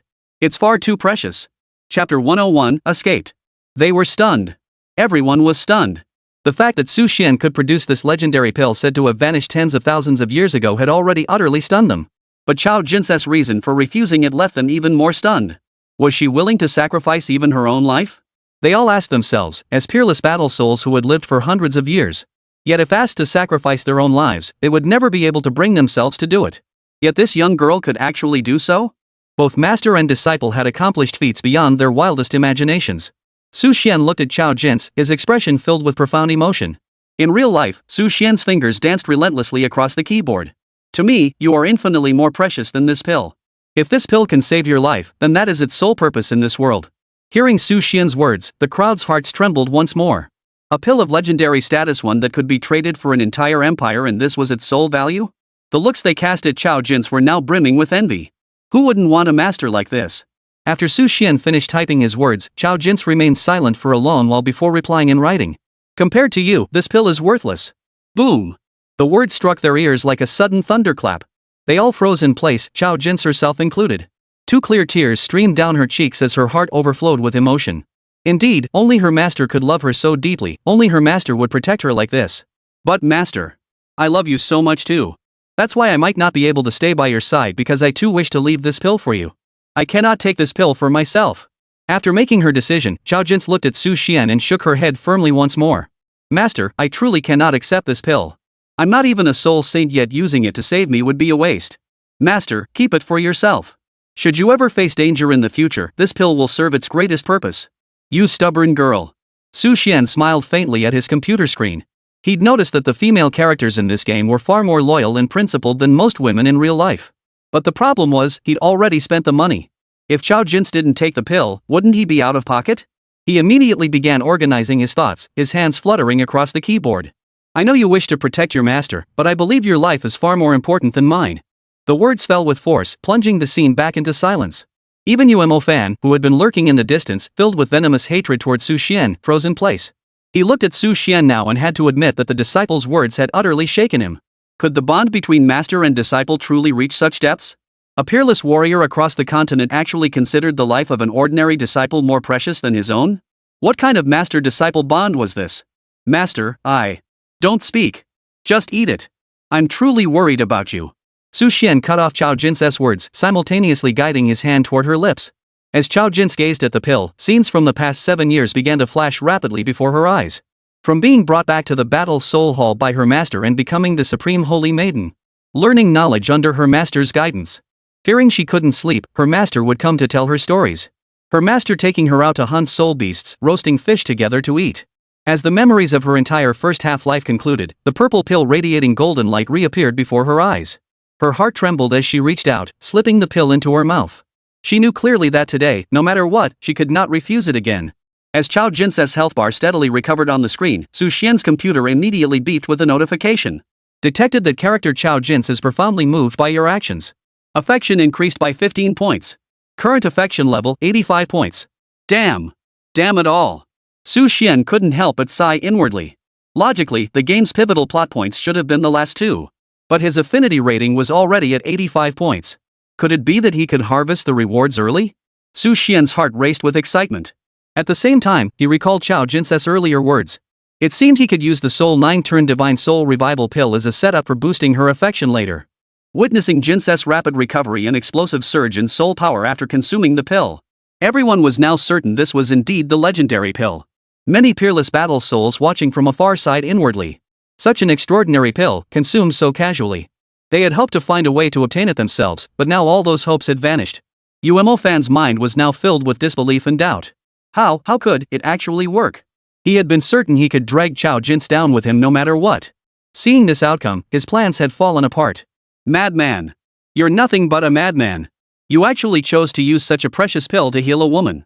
Su Xian, your brain is utterly unworthy of your power. What do you hope to gain by doing this? Hearing this, Su Xian felt no anger. He sensed that UMO Fan seemed like a plant he'd invited himself, specifically to contrast with him. Because Jins is this master's most cherished disciple. The crowd fell silent once more as Su Xian stepped before UMO Fan. Chao Jins's eyes burned with hatred, and Su Xian saw it clearly. He had now resolved to eliminate UMO Fan completely. Regardless of what role he might play in the subsequent plot, Su Xian had no intention of sparing him. Soul power surged, and the heavens and earth began to shift color once more. The previously sunny and breezy sky was instantly shrouded in gloom. Simultaneously, the clouds scattered in all directions. The atmosphere here now felt oppressively heavy. Su Xian turned his icy gaze toward UMO Fan before him. Speak. How do you intend to die? UMO Fan's legs buckled and he knelt where he stood. Su Xian prepared to strike, ready to beat this man into a pulp. First soul technique, Diamond Star Strike. A sky full of stars erupted behind Su Xian once more. In that single instant, even the peerless battle souls in the distance felt their hearts tremble. Powerful. Absolutely overwhelming. At that moment, UMO Fan's mind held only one thought: he was as good as dead. But the next moment, just as the starry sky was about to shatter him, boom! A spatial fissure abruptly opened beneath UMO Fan. He was swallowed whole by the spatial fissure and vanished from his original spot. In that instant, everyone was stunned, even Su Xian. Moments later, he murmured to himself. So this is how the little game designer prevents UMO Fan from dying? Due to the spatial freeze Su Xian had previously employed, this section of space had become unstable. It was precisely this instability that allowed UMO Fan to slip into the spatial fissure that had appeared and escape. However, Su Xian paid it little mind, for he knew they would meet again soon. Chapter 102, Sima Fu surrenders. Sima Fu, you deserve to die. Above the Sun Moon Empire, Su Xian now walked through the air. Standing 100 meters above the ground, he looked down. Beneath his feet lay a lush, verdant forest, within which stood an unassuming little wooden cottage. Yet if anyone else had seen this scene, they would surely gasp in shock. For this forest was the dwelling place of Sima Fu, the venomous battle soul. The bizarrely shaped jungle beneath his feet was known as the Twisted Forest. It was widely believed that without the consent of the venomous battle soul, even another peerless battle soul could never reach this place. Yet Su Xian had now shattered this ironclad rule. Sima Fu stiffly lifted his head, gazing at the figure above in the sky. Fear, dread, confusion. How many years had it been? Since becoming an peerless battle soul, how many years had it been since he last felt this way? Yet now, they had returned once more. All because of the man standing before him. The man who was usually arrogant and domineering now had no choice but to speak in a low, submissive tone. Who might you be, sir? I've not provoked any adversaries recently. Could this be a misunderstanding? A misunderstanding? Su Xian lowered his head to look, and the space trembled instantly. Su Xian appeared before Sima Fu. His handsome face was now frozen in utter coldness. A few days ago, did someone come to you seeking venom? Hearing this, Sima Fu instinctively nodded. Before Su Xian, he dared not lie. Yes. A few days ago, someone purchased the Yellow Springs venom produced by my 9th soul skill from me. Then it was you. I haven't made a mistake. Su Xian's gaze fixed on him as he reached out and seized his throat. As his arm tightened slightly, Sima Fu suddenly realized he couldn't muster even a shred of his soul power. The suffocating pressure on his neck filled his eyes with panic. No, don't. His legs flailed helplessly in the air as his face began to turn purple. Lighting a cigarette, Su Xian watched the character he controlled on the screen. Witnessing his own character's ruthless manipulation of others, he glanced at his phone with a hint of pity. Damn, he never imagined that even in this game with its high degree of freedom, performing certain actions required spending real money. Just that series of actions alone had already triggered a notification on Su Xian's bank card. Ding! Your agricultural bank card ending in 1978 has been charged 30,000 yuan at 1728 today. Seeing this transaction notification, Xuan felt not a shred of regret, only a sense of relief. While researching the game, he discovered that Sima Fu was actually a crucial NPC. In fact, he was a crucial factor in the antagonist's ability to grow stronger within this world. Most crucially, if he could recruit Sima Fu to his side, then the resources and elixirs he would need to provide for Chao Jin's would likely be significantly reduced. What appeared to be spending money was actually a clever way to save it. Just as Xuan was mentally arranging and calculating these plans, he noticed the computer screen shift. A line of bold black text popped up. 10 powerful, peerless battle souls detected approaching. Proceed with caution. 10 powerful, peerless battle souls detected approaching. Proceed with caution. Xuan paid little heed to the warning that flashed twice. He kept his grip on Sima Fu's throat, showing no sign of letting go. At that moment, a cloud-like formation appeared in the distance on the computer screen, from which a small black dot slowly materialized. When the speck fully materialized at the center of the screen, Xuan recognized their identities. Emperor Tang Haowu of the Sun Moon Empire, accompanied by numerous royal peerless battle souls under his command. As these 10 powerful auras approached, they instinctively released the aura of their peerless battle spirits. A tidal wave of oppressive pressure swept towards Xuan, overwhelming him without warning. But in response to this, Xuan decisively scanned the QR code and made the payment. Detecting multiple peerless battle soul auras oppressing you. While not immediately threatening, maintaining dignity is paramount. Would you like to scan and pay 6,666 yuan to unleash an aura stronger than theirs and suppress them? People fight for their pride, even Buddhas fight for a stick of incense. Xuan would never let a bunch of ordinary peerless battle souls overshadow him like this. Beep. After Xuan successfully scanned and paid again, Tang Haowu, the emperor of the Sun Moon Empire, was dumbfounded. The moment he arrived, he had intended to overwhelm Xuan with sheer numbers and the authority of his imperial status. Unexpectedly, in the blink of an eye, an aura that made his entire body tremble washed over him. As if witnessing something unspeakable, intense terror surged through him. Simultaneously, his legs grew weak and his battle soul showed faint signs of wavering. Clearly, this was the reaction of a battle soul subjected to immense shock. Behind him, the other 9 peerless battle souls fared no better, equally terrified out of their wits. Tang Haowu, it's been an age. Xuan's words, combined with the earlier surge of momentum. In an instant, the entire Sun Moon Empire contingent found themselves at a disadvantage. Tang Haowu, suspended before Xuan, could only offer a wry smile. It has been many years since we last met. I am no longer the man I once was, but your highness remains as charismatic as ever. I presume you did not come here today merely to engage in idle chatter. If you have something to say, speak plainly. Faced with Xuan's blatant disregard for his face denying him even the chance to exchange pleasantries, Tang Haowu found himself at a loss for words. Instead, his expression grew bitter once more. Your Excellency, I have come today specifically regarding Sima Fu. Oh? Xuan turned his gaze toward Tang Haowu, his eyes narrowing as a dangerous aura emanated from him. Sensing that Xuan seemed convinced he was an accomplice of this Sima Fu, Tang Haowu hastily waved his hands, fearing Xuan might misunderstand. Your Highness, please do not jump to conclusions. After all, Sima Fu is the Sun Moon Empire's peerless battle soul.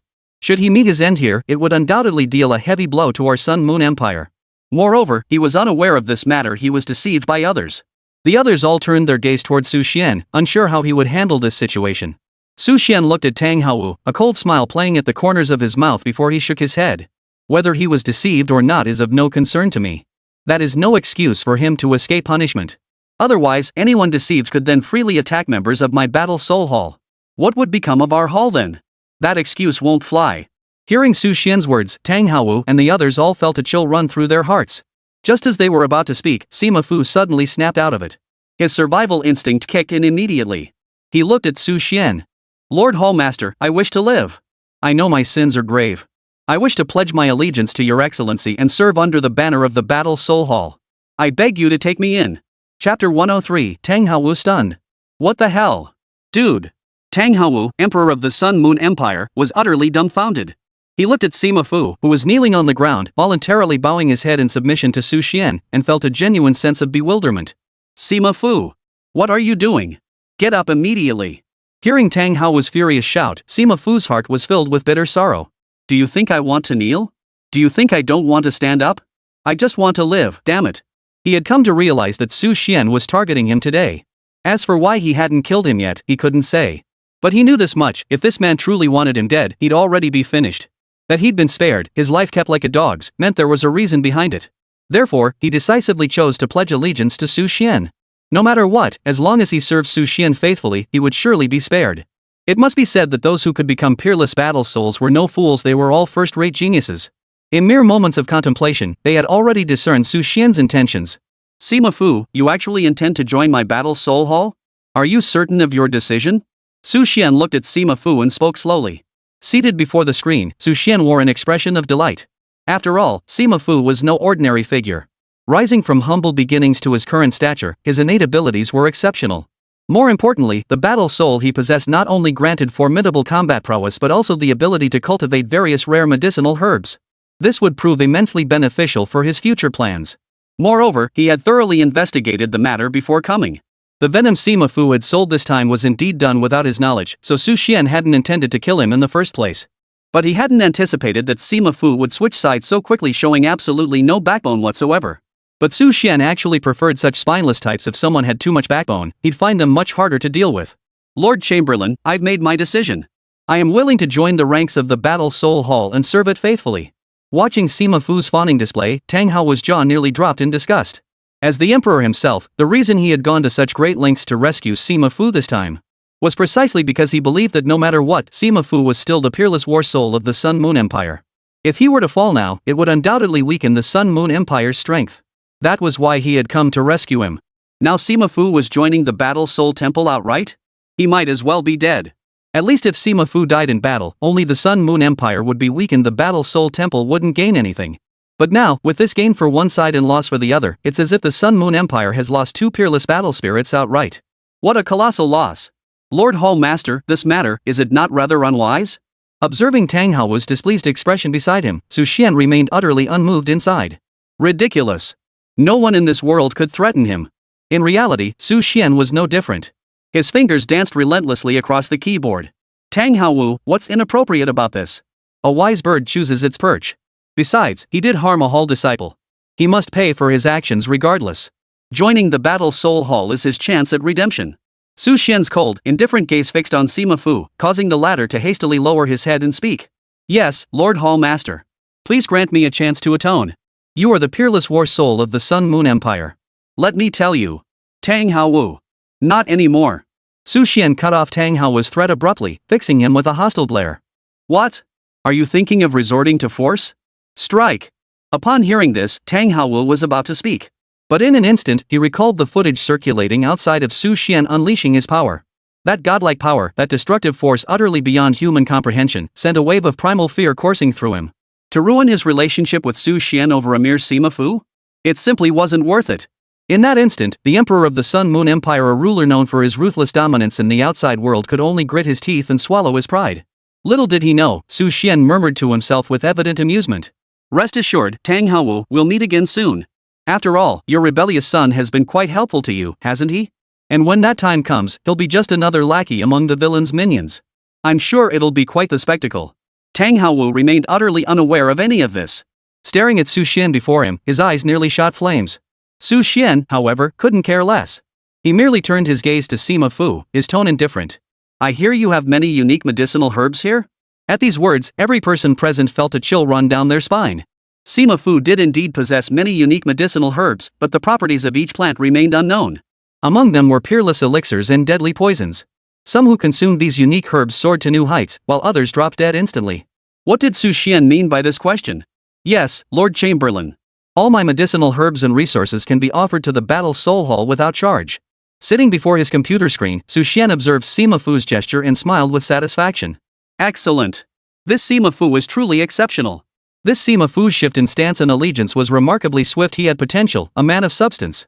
At this moment, Sima Fu's words and demeanor practically screamed, I want to advance, across his face. Very well. Your medicinal herbs will be of great assistance to our War Soul Hall. From this day forward, all your past transgressions are forgiven. You shall also become one of the many revered elders of my Battle Soul Hall, enjoying the privileges of an elder. This simple statement sent a shiver through Sima Fu's entire body. He had never imagined happiness could arrive so suddenly. After all, the perks of being a War Soul Hall elder were exceptionally generous, something even ordinary peerless war souls could only dream of. Tang Hao's expression darkened further. Though Sima Fu had indeed been well treated under his command, it still paled in comparison to the privileges of a War Soul Temple's revered elder. He could only respond with a sarcastic tone. The Hall Master truly recognizes talent. To see through Sima Fu's abilities at a glance and make him a revered elder of the Battle Soul Hall. Su Xian couldn't care less about this. While idly typing his reply on the keyboard, he opened his phone. From a pile of posts, Su Xian selected the one he had bookmarked yesterday. This particular post detailed the formulas and usage methods for various elixirs within the minigame. Chapter 104, Unlocking the Alchemy feature. Of course he has discernment. At the very least, it's far superior to yours. Su Xian turned his head to glance indifferently at Tang Haowu, his tone casual. That indifference and calmness instantly made Tang Haowu's heart clench again. Why did he feel like a clueless, tactless child in front of this man? This haughty demeanor stung Tang Haowu deeply. Who in the Sun Moon Empire dared treat him this way? Yet now, Su Xian treated him precisely this way, and Tang Haowu found himself utterly speechless. Then I hope your highness will not come to regret this. As for those herbs, should any members of the Battle Soul Hall perish because of them, as the former emperor of Sima Fu, I can assume responsibility for part of the compensation.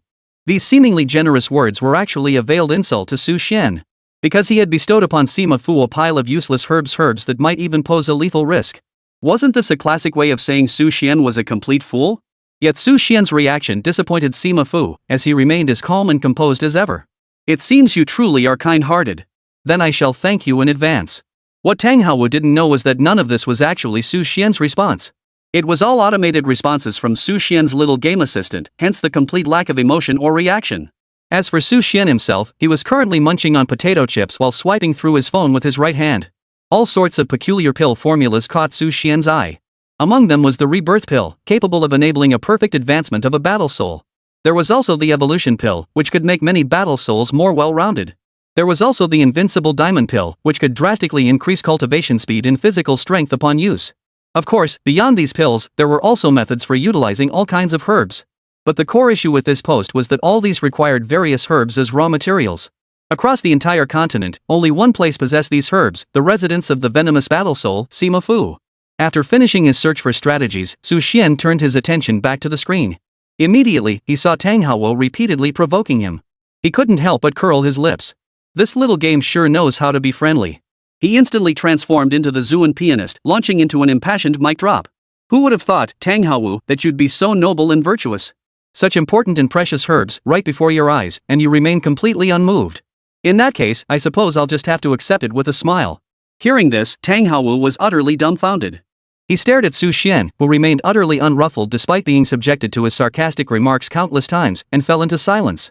Su Xian's words now even caused him to briefly doubt himself. Since you're being so magnanimous, I'll express my gratitude on behalf of the younger generation of my Battle Soul Hall to His Majesty the King. This was the first time Su Xian had addressed him as Your Majesty, but the sarcasm in his tone was unmistakable to anyone present. As the crowd stood bewildered, Su Xian's figure abruptly vanished. Just moments ago, Su Xian had scanned a QR code to activate a spatial portal. Your bank card ending in 1978 has successfully processed a payment of 99,999 yuan at 9:13 a.m. today. Within the game's portal, Su Xian instantly returned to the War Soul Temple. He selected 6 disciples of exceptional talent from within and stepped back into the portal. Now that Su Xian had vanished, all that remained for the others was a portal radiating an aura of spatial mystery. The others hesitated to approach, unsure of the portal's nature. The other peerless battle soul masters, sensing the gate's emergence, were all visibly stunned. Su Xian had departed through this very portal moments ago, though none knew his destination. In the next instant, Su Xian's figure materialized before the teleportation gate. Behind him followed several disciples of the Battle Soul Hall, led by Chao Jin's, Su Xian's disciple. The 5 individuals behind her included both men and women, none older than 18, each radiating the vibrant energy of youth. Their gazes fixed upon Su Xian burned with fiery loyalty. Classic exemplars of the War Soul Temple. Those willing to fight to the death for the War Soul Temple. This is returning to Battle Soul City? Tang Haowu gaped in astonishment, turning to stare at Su Xian. After all, they were currently within the Sun Moon Empire.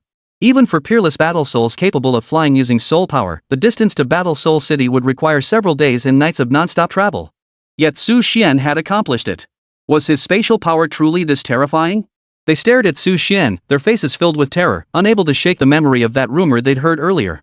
With a casual gesture, he had slain the commander of the Sun Never Sets Empire's guards.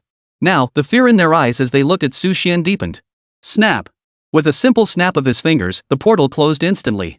Witnessing this, the group's breathing finally returned to normal. That single portal alone had left them feeling suffocated. The disciples of the Battle Soul Hall exchanged glances before turning their eyes to their hall master. Where exactly were they? Su Xian looked at them, smiling gently. This is the cultivation site for the newly appointed revered elder of the Battle Soul Hall. It is also the place of opportunity one have sought out for you. Hearing this, the others froze. Was Su Xian actually serious? They had assumed his earlier words were merely bravado. Su Xian led the disciples of the War Soul Hall behind him into the mysterious medicinal garden belonging to Sima Fu. Following behind him were the Sun Moon Empire's entourage and Sima Fu himself. They all wanted to know, how could Su Xian claim this medicinal garden whose very purpose even its owner didn't understand was a place of opportunity? What was going on?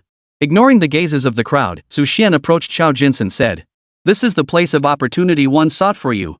Here, you may achieve unprecedented progress, perhaps even break through to the next realm immediately." Whoa! The crowd was stunned, while Su Xian remained calm and composed. Next, outside the computer screen, Su Xian studied the system options displayed on the screen before decisively opening his phone. Detected your character interacting with alchemy herbs. Activate alchemy function? Activation requires payment of 16,888. After completing the payment, Su Xian clicked on his backpack. Alchemy furnace, activate. From the game's perspective, everyone witnessed Su Xian materialize a copper-green alchemy furnace from thin air, its surface adorned with various mystical inscriptions. Chapter 105, Homecoming. Lord Chamberlain Su Xian, what is this thing?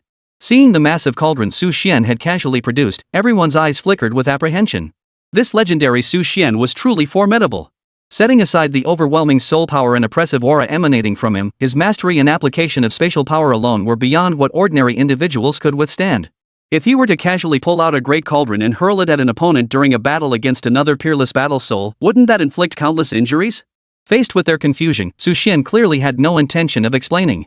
But alas, the question had been raised by the very disciples of the War Soul Hall's younger generation. Thus, Su Xian could only smile as he looked over, his tone carrying a hint of relaxed ease. Of course it's for alchemy. Otherwise, why would I bring out a cauldron? At that moment, everyone present turned their astonished gazes toward the oddly shaped cauldron before Su Xian. It turned out this vessel wasn't a ritual cauldron for sacrifices, but an alchemy furnace for refining pills. Once its purpose became clear, the group slowly nodded in understanding. So it's for alchemy? I thought. Wait. Alchemy? The numerous peerless battle souls abruptly snapped back to their senses, staring at Su Xian in utter disbelief. That object before him, carved with mysterious runes, was actually an alchemy furnace? If their rumors were correct, just days ago, Su Xian had produced one of those legendary 9-turn soul-restoring revival pills. He had used that pill to save Xiao Jins from certain death. And it was precisely because he had neutralized the poison within Xiao Jins that today's conflict with Sima Fu had arisen. 9-turn soul-restoring revival pill. Su Xian intends to refine elixirs. As these two pivotal pieces of information merged, the expressions of these peerless battle souls shifted repeatedly. Where once their gazes held only fear and reverence, now they burned with something fiery. Beyond that, there was even a hint of flattery. If Su Xian had forged that 9-turn resurrection elixir himself, then this legendary War Soul Hall master might be far more terrifying than they had imagined. Even Tang Hao, who had been observing Su Xian with less than friendly eyes, saw the icy expression on his face soften slightly. Hallmaster Su Xian, you actually know how to refine pills? Seeing the other's probing intent, Su Xian offered no pretense. Of course I do. As peerless battle souls, don't you all know how to refine pills? The group fell silent at his words. As peerless battle spirits, should we be able to refine pills? No one ever taught us that stuff. Besides, weren't those ancient alchemy techniques lost long ago? How did Su Xian learn it? Ignoring the curious gazes of the peerless battle spirits, Su Xian approached Xiao Jins and addressed the numerous battle spirit hall disciples behind her. Look over there, that plant is the 8-hearted 8-arrow grass. If consumed alone, it is intensely toxic. But when combined with that silver gold jade dew flower over there, it produces unimaginable effects. It dramatically increases one's innate talent ceiling while also strengthening their battle soul. As for that entirely green netherworld vine over there. As Su Xian spoke, the eyes of the group behind him darted from one marvel to the next. Amidst this dazzling array of rare treasures, they felt their eyes could scarcely take it all in. Yet this only deepened their curiosity. How did Su Xian come to know these secrets, knowledge seemingly unknown to anyone else on this continent? When Su Xian mentioned that one particular herb could resolve the hereditary battle soul issue plaguing Sima Fu's family, Sima Fu's tense, aged face twitched violently, his voice trembling slightly. Lord Chamberlain, is what you say true? Su Xian looked at him and gave a slight nod. Why would I deceive you? That sunlit thousand-leaf flower you saw earlier is the perfect herb to suppress the uncontrollable toxicity within your battle soul. Moreover, once ingested, it can improve not only this generation, but even the next. Huff. Huff. Sima Fu's breathing grew ragged, his eyes brightening. You must understand, he had lived his entire life without desire or ambition. Otherwise, why would he, possessing an unparalleled battle soul, dwell in such a godforsaken place? He neither craved drink nor sought the company of women. Day after day, he stayed within his small courtyard, waiting for his daughter's return. For his one and only daughter was his greatest treasure. Yet his daughter had inherited the same battle soul as him. Beyond formidable combat prowess, it carried uncontrollable toxicity, a sharp and dangerous double-edged sword. His own exceptional talent and formidable strength allowed him to barely suppress his own toxicity. This allowed him to cling to life. But his daughter was different. Her natural talent was, frankly, rather ordinary. He worried daily about his daughter's impending untimely death, fearing she would depart this world far too soon. Yet he never imagined the solution lay right beside him. Yet he had failed to see it all along. His heart surged with excitement. It seemed his decision to pledge allegiance to Su Xian had truly been the right choice. After all, that good-for-nothing Tang Hao did nothing day after day except hand out gold soul coins and offer perks he didn't care about. He couldn't resolve even the slightest issue with his battle soul. And he still insisted on treating me like a doctor. Your subordinate, Sima Fu, humbly requests the palace master's medicine. Seeing Sima Fu kneel on one knee and bow respectfully before him, Su Xian smiled faintly. What nonsense are you spouting, elder? This medicine belongs to the elder himself. How could there be any question of bestowing it? Faced with Su Xian's words, Sima Fu hastily shook his head. I already stated earlier that I would dedicate everything I possess to the Battle Soul Hall. This medicinal garden is no exception. Therefore, it now belongs to the War Soul Temple. Even if I wish to harvest herbs now, I must request permission from the hall master. Seeing Sima Fu so compliant, Su Xian burst into laughter. Very well, very well. Everything can be arranged. Elder Sima Fu, your arrival has brought me such a delightful surprise. How could a mere single herb possibly express my gratitude? In a little while, I'll use that Sunla thousand leaf flower as raw material to refine a pill for you. Not only will it address the issues with your battle soul, but it will also enable a breakthrough in your soul power, making your battle soul even more refined. What do you think of my proposal, Elder Sima Fu? Sima Fu now looked at Su Xian, kowtowing repeatedly. Thank you, Your Excellency. Thank you, Your Excellency. Chapter 106, 100 Flowers in Full Bloom. Su Xian saw that his bluffing had reached its limit. On the screen, those peerless battle souls of the Sun Moon Empire were practically begging to kneel and lick his shoes. He knew it was time to make his move. Fixing his gaze on the QR code displayed on the screen, Su Xian opened his phone and scanned it. Multiple rare medicinal herbs detected in this location. Use alchemy skill? Alchemy option 1, Mighty Tiger Pill. Cost 8,888. Alchemy option 2, Battle Soul Ascension Pill. Cost 8888. Alchemy option 3, Diamond Invincible Pill. Cost 8888. Wow, wow, wow. These are good stuff, really good stuff. Su Xian stared at his data displayed on the screen, his eyes brimming with admiration. He had already seen these pills mentioned on the official forum for this minigame. Click, click. With a couple of casual clicks of his mouse, Su Xian opened a post. Whether it was the Mighty Tiger Strength Pill, the Battle Soul Ascension Pill, or the Invincible Diamond Pill mentioned earlier. Any single one of them, if purchased individually, would start at a minimum price of 8,888. Now, within this medicinal garden, he possessed the raw materials. It seemed the only cost involved was the alchemy process itself. And the cost was a mere 1% of the pill's market value. One could only imagine how invaluable this medicinal garden truly was. Su Xian observed the stunned members of the Sun Moon Empire, and his own mind began to race. He took a sip from his coffee cup, recalling the main storyline of this little game. It seemed that by the later stages, his Battle Soul Hall would be at odds with the entire world. Despite its vast resources and numerous powerful members, the War Soul Hall faced no shortage of enemies. Since that was the case, why not do something else besides eliminating the protagonist? Having spoken these words to himself, Su Xian immediately sprang into action. After all, this little game offered considerable freedom, and what Su Xian needed to do was quite simple. All he needed to do was use his alchemy skills to lure in the world's strongest warriors. At the same time, he could also reap a wave of Chao Jinsu's favor.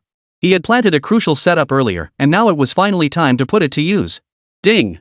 Your agricultural bank card ending in 1978 has been debited 8,888 yuan at 12:21 p.m. Reading the text message, Su Xian couldn't shake the feeling that he'd just pulled off a killer deal. Without these medicinal herbs, he would have been out another 2-digit sum later on. Within the game interface. With a wave of his hand, Su Xian's powerful soul force swept through the crowd like a gentle breeze through willow branches, scattering everyone. Instantly, a clear space was carved out around him. The alchemy furnace began to slowly activate under Su Xian's control. The peerless battle souls in the distance stared intently at Su Xian, their eyes burning with fervor. They didn't know exactly how Su Xian was doing it, but they knew one thing for certain: they desperately wanted that pill. If they could learn Su Xian's alchemy techniques and methods, then their journey today would not have been in vain. All could see Su Xian's formidable soul power nearly solidified into tangible form. Beneath the furnace, flames composed of soul energy blazed. Purple flames interwoven with flecks of gold erupted into existence. Those nearby felt an indescribable heat enveloping their bodies. It seemed even peerless battle souls struggled to endure it. Su Xian's right hand rose slightly, reaching out to grasp through the air. 2 medicinal herbs from the garden were directly drawn into his palm. While refining the elixir, Su Xian began explaining to the others. These 2 herbs, one is the legendary summer golden stargrass, while the other is none other than the extreme cold ice flower. Though their effects appear similar, both are highly toxic herbs. Anyone who dares to consume them without proper guidance will meet only one fate, a painful death. Yet when combined in the right proportions, they yield unexpectedly remarkable effects. The alchemy furnace rumbled with a deep, booming roar. A deep, rumbling sound emanated faintly from within the furnace. The furnace lid opened slightly, and the 2 herbs vanished inside in an instant. As the furnace lid slammed shut, a powerful surge of soul energy erupted from its center.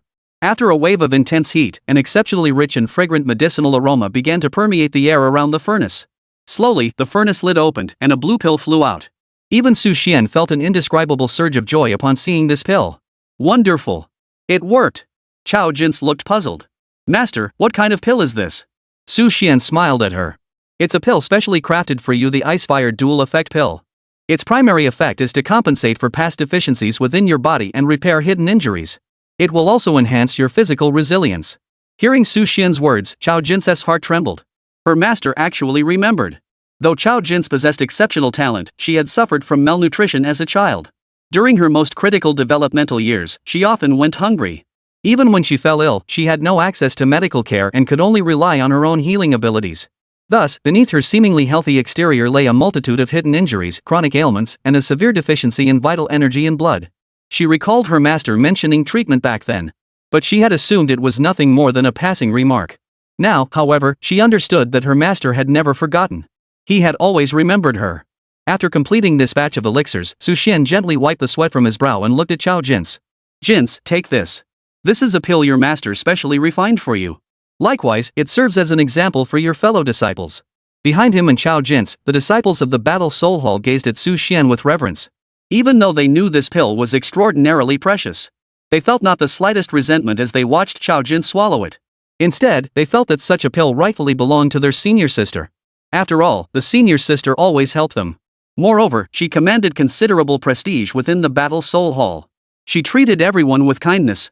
Thus, they respected Su Xian and Chao Jins from the bottom of their hearts. At that moment, all eyes were fixed on Chao Jins. With Su Xian's gaze fixed on her from behind, Chao Jins clenched her teeth and sent the pill into her mouth. She tilted her head back slightly and swallowed it whole. In the distance, the peerless battle soul of the Sun Moon Empire also witnessed this scene. They wanted to know, how would Chao Jins react after consuming this pill? Would the pill Su Xian had refined actually work? Chapter 107, Injured? Yet, what unfolded sent shockwaves through them. In an instant, a tremendous force erupted from within Chao Jins's body. This force was unlike the familiar soul power they knew, yet it remained overwhelmingly formidable. It was the power of essence blood. Simultaneously, her soul power began to rise steadily, and her entire face flushed with a healthy glow. Her strength continued to break through its limits. More importantly, as peerless battle soul level experts, they possessed a keen perception of a person's true state. If the original Chao Jins had been like a grand palace with foundations that were still somewhat unstable, then the present Chao Jins had completely solidified those unstable foundations. Her entire being now resembled a mountain, solid and immovable. More significantly, they sensed that her skin, which had once appeared somewhat immature, was now smoother and more refined. Yet this smoothness stemmed from an enhanced resilience and strength within her skin. Clearly, her physical form had undergone the same profound advancement and transformation. It worked. It actually worked. If those peerless battle souls had harbored doubts about Su Xian's ability to refine pills before, now, their hearts were utterly convinced. Such extraordinary effects, what else could compare to them besides the legendary elixirs of legend?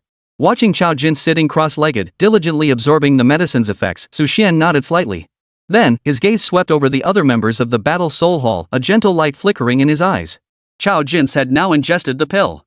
Next, the soul power capable of making her even stronger would surge forth once more. Su Xian's next action was remarkably simple. He opened his phone, scanned the QR code for payment, and instantly refined a batch of top-quality elixirs. Ding! Your bank card ending in 1978 has successfully processed a payment of 8,888 yuan at 12:35 a.m. today. After the payment went through, his in-game actions resumed. He absorbed the sunlit thousand-leaf flower, then combined it with another medicinal herb. Su Xian's formidable soul power once again coalesced into flames. Simultaneously, he employed his profound techniques. The herbs liquefied, then slowly coalesced into shape. By his side, Sima Fu was already growing impatient. Seeing this pill, he knew immediately it was being refined for him. As the pill's refinement concluded, the formidable aura emanating from Sima Fu became impossible to contain, spreading outward unchecked. Su Xian merely glanced at him. Instantly, he fell into a state of complete compliance. He glanced at Su Xian with an awkward smile. "Your Highness, I got a little carried away." When the emerald green pill finally appeared, Sima Fu reverently caught it with both hands. Then, he merely inhaled its scent. He felt the violent toxicity coursing through his blood begin to subside slightly. He knew this pill's effects were not exaggerated, but rather understated. This pill proved far more miraculous and effective than he had ever imagined. The moment this thought surfaced, his legs buckled, and he knelt before Su Xian. He understood that all of this was thanks to Su Xian. As for the envious, jealous, and resentful gazes from those peerless battle souls in the distance, he paid them no mind whatsoever. To him, nothing in the world mattered more than his daughter. If Su Xian could not only save his daughter's life but also enhance her future prospects, what did it matter if he sold his own life to Su Xian? Tang Hao's expression darkened considerably. The restless subordinates surrounding him all conveyed a dangerous message. That Su Xian's influence was profoundly disruptive. The loyal, peerless battle spirits under his command seemed to be wavering. Enough. There's nothing more to see here. Let's go. With a wave of his hand, he prepared to lead his men away. But unexpectedly, his own men voiced dissent. Those who had always been respectful and obedient to him. This time, they looked at him and spoke up of their own accord. "Your Majesty, perhaps we should wait and see? Let's see what tricks this villain has up his sleeve." Tang Hao's temples throbbed violently. His expression grew increasingly grim. Was he supposed to watch what tricks this bastard had up his sleeve? This bastard clearly intends to defect to Su Xian's side, doesn't he?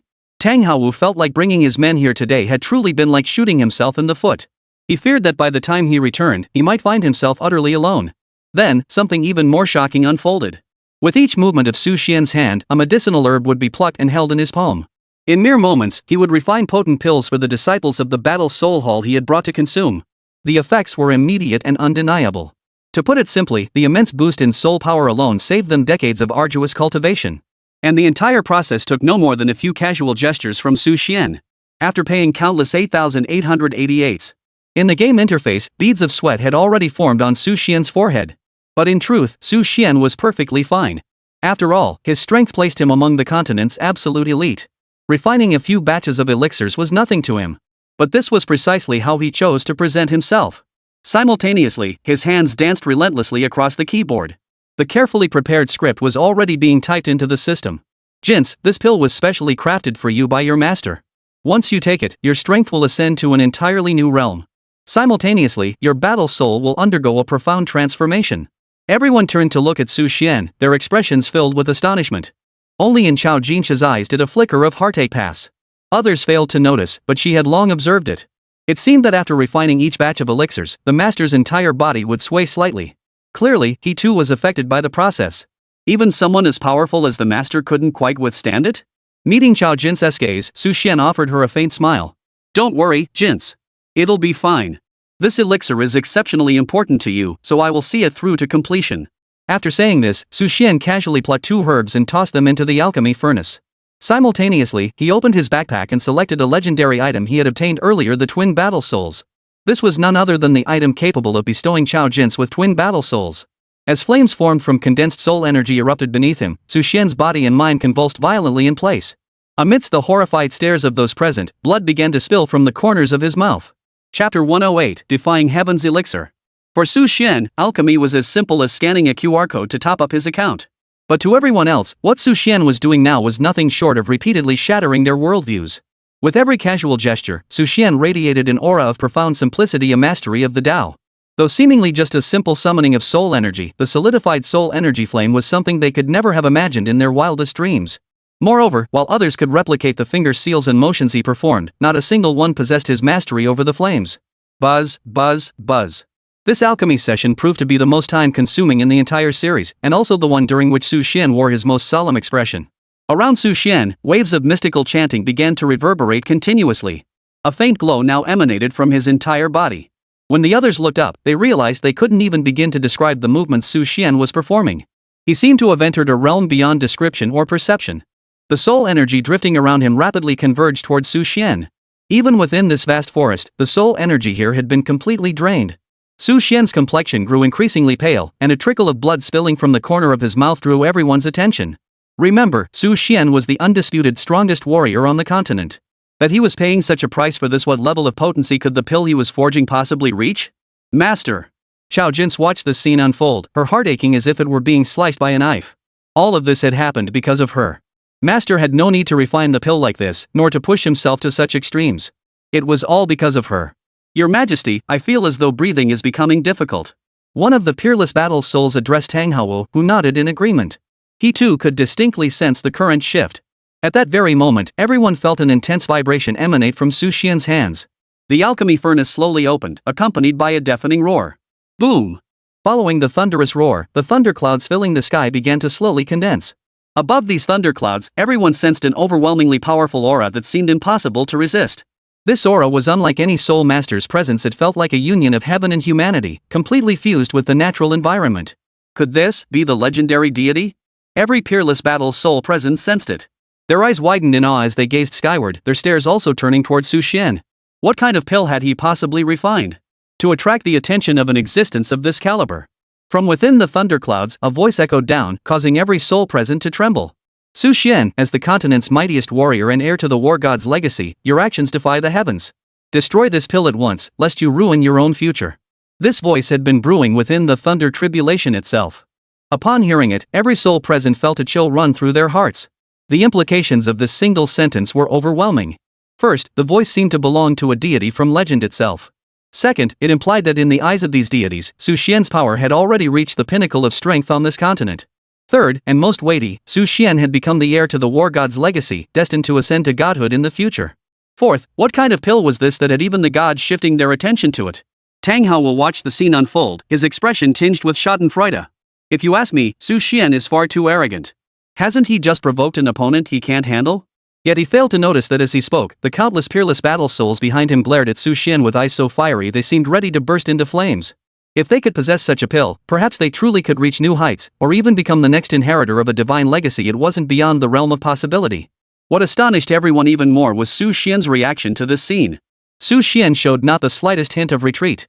Instead, his eyes burned with unwavering resolve. Simultaneously, an even more powerful surge of soul energy erupted from his body. This pill is not for my own use, but for my disciple. Why should it be forbidden?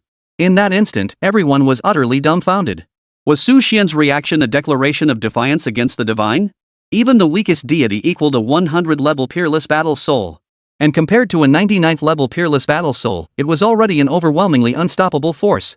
Much less someone who had ascended to godhood. Such beings were utterly incomparable to even the mightiest peerless battle souls. Their very existence had ascended to an entirely different plane. The voice from the heavens continued. Su Xian, I recognize your innate talent and the vast potential of your future path. That is why I grant you this opportunity. Do not squander it. The pill you have refined is a forbidden existence on this continent. Its very existence is utterly impermissible. Boom! Thunder roared as overwhelming pressure swept down from the heavens, threatening to crush everyone beneath it.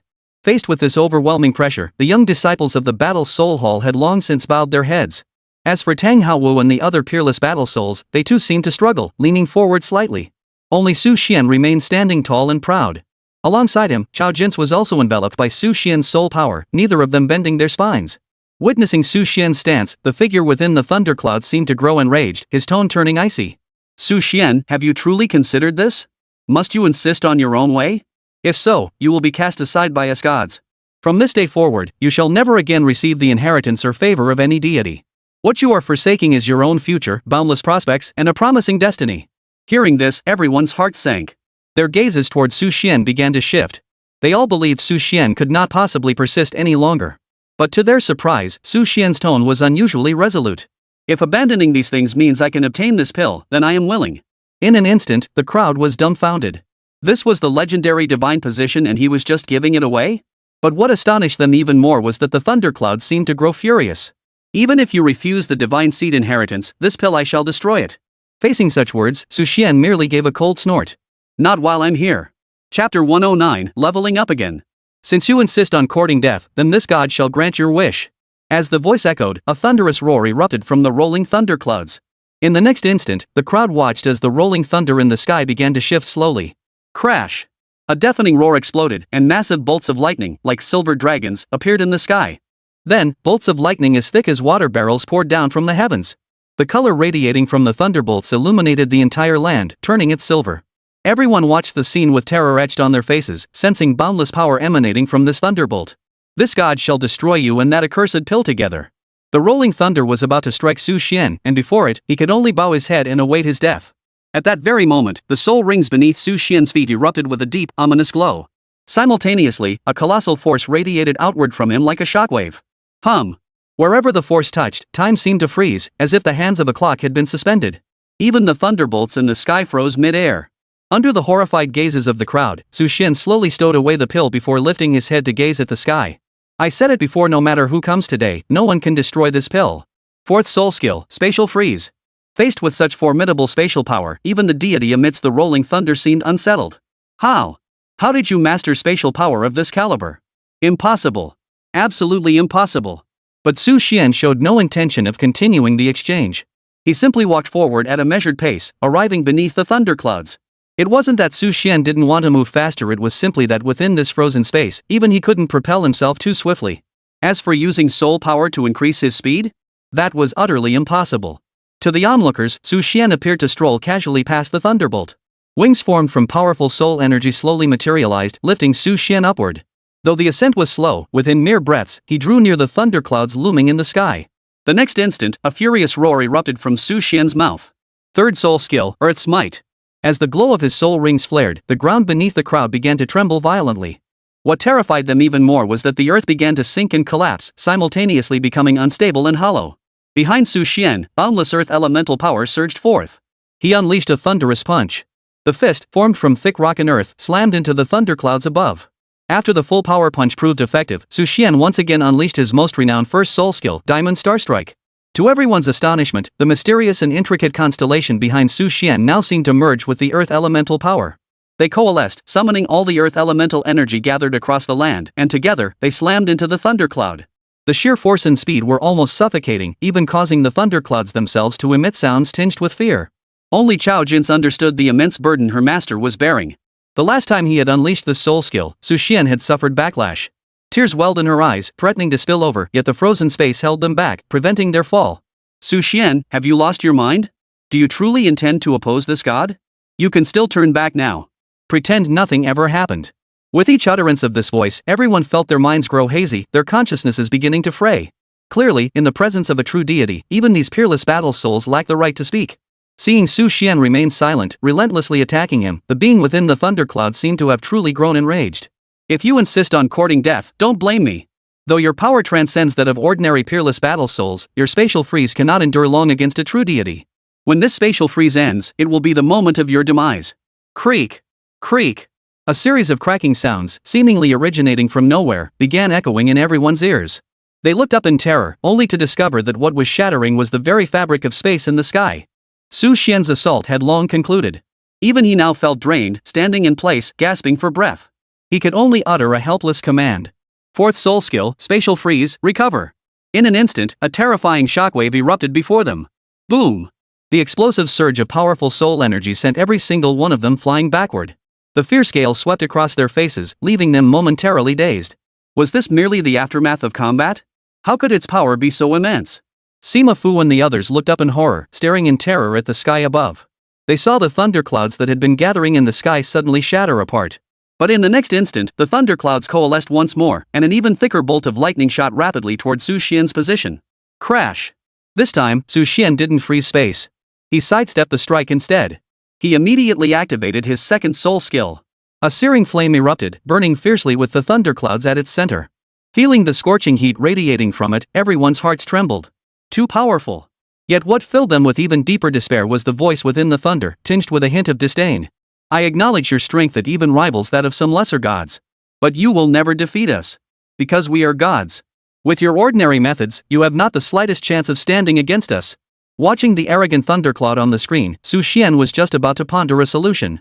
Unexpectedly, this little game knew how to play along, immediately suggesting a solution. Detected an invincible foe. Representing the Thunder God's avatar, would you like to purchase the following options? Option A. Purchase power to unlock. Purchase 50% of the subsequent power unlock, granting the ability to defend yourself before the gods. Price, 168,888. Option B. Purchase the legendary weapon lost upon this continent, the God-slaying sword. Legend holds that the God-slayer sword is an armament despised by all deities. Once imbued with soul energy, it can inflict lethal damage upon gods. Countless arrogant and tyrannical deities have fallen beneath its blade. Price, 648,888. Option C. Do nothing. There is a certain probability of being directly killed by a god, ending the game immediately. Looking at these three options, to be honest, Xuan wasn't exactly short on money. Yet, he couldn't shake the feeling that both options A and B were quite appealing. Without thinking, he typed his question. Can I choose both? The mini-game interface stuttered briefly before immediately popping up a message. Yes. Chapter 110, The God-Slaying Sword. The mini-game interface stuttered briefly before immediately displaying a message. Yes. The subsequent 50% of power has been unlocked. Do you wish to proceed with the power upgrade immediately? The God-Slayer sword has been added to your character's inventory. It can be accessed and used via the inventory. Note, using the God-Slayer sword may grant a passive effect, Divine Hostility. Divine Hostility. Should other deities learn of your possession of the God-Slayer sword, you will face assault from all freely acting gods across the world. This may accelerate your demise. Use with caution. The God-Slayer sword has sustained durability loss from previous combat.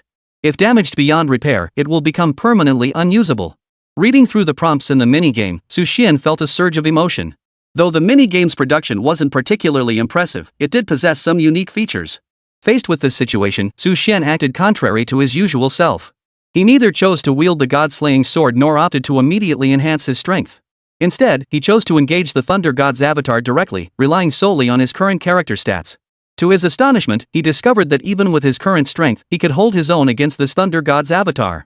Though constantly suppressed throughout the battle, it was already terrifyingly formidable. Xuan unleashed Diamond Starstrike, shattering a bolt of thunder. He charged forward again, engaging the thundercloud in combat. After several exchanges, his body failed to evade the next strike. He was sent flying, kicking up a cloud of dust as he crashed into the ground. The crowd watched the clash between the two, their faces frozen in horror. These two were simply too powerful.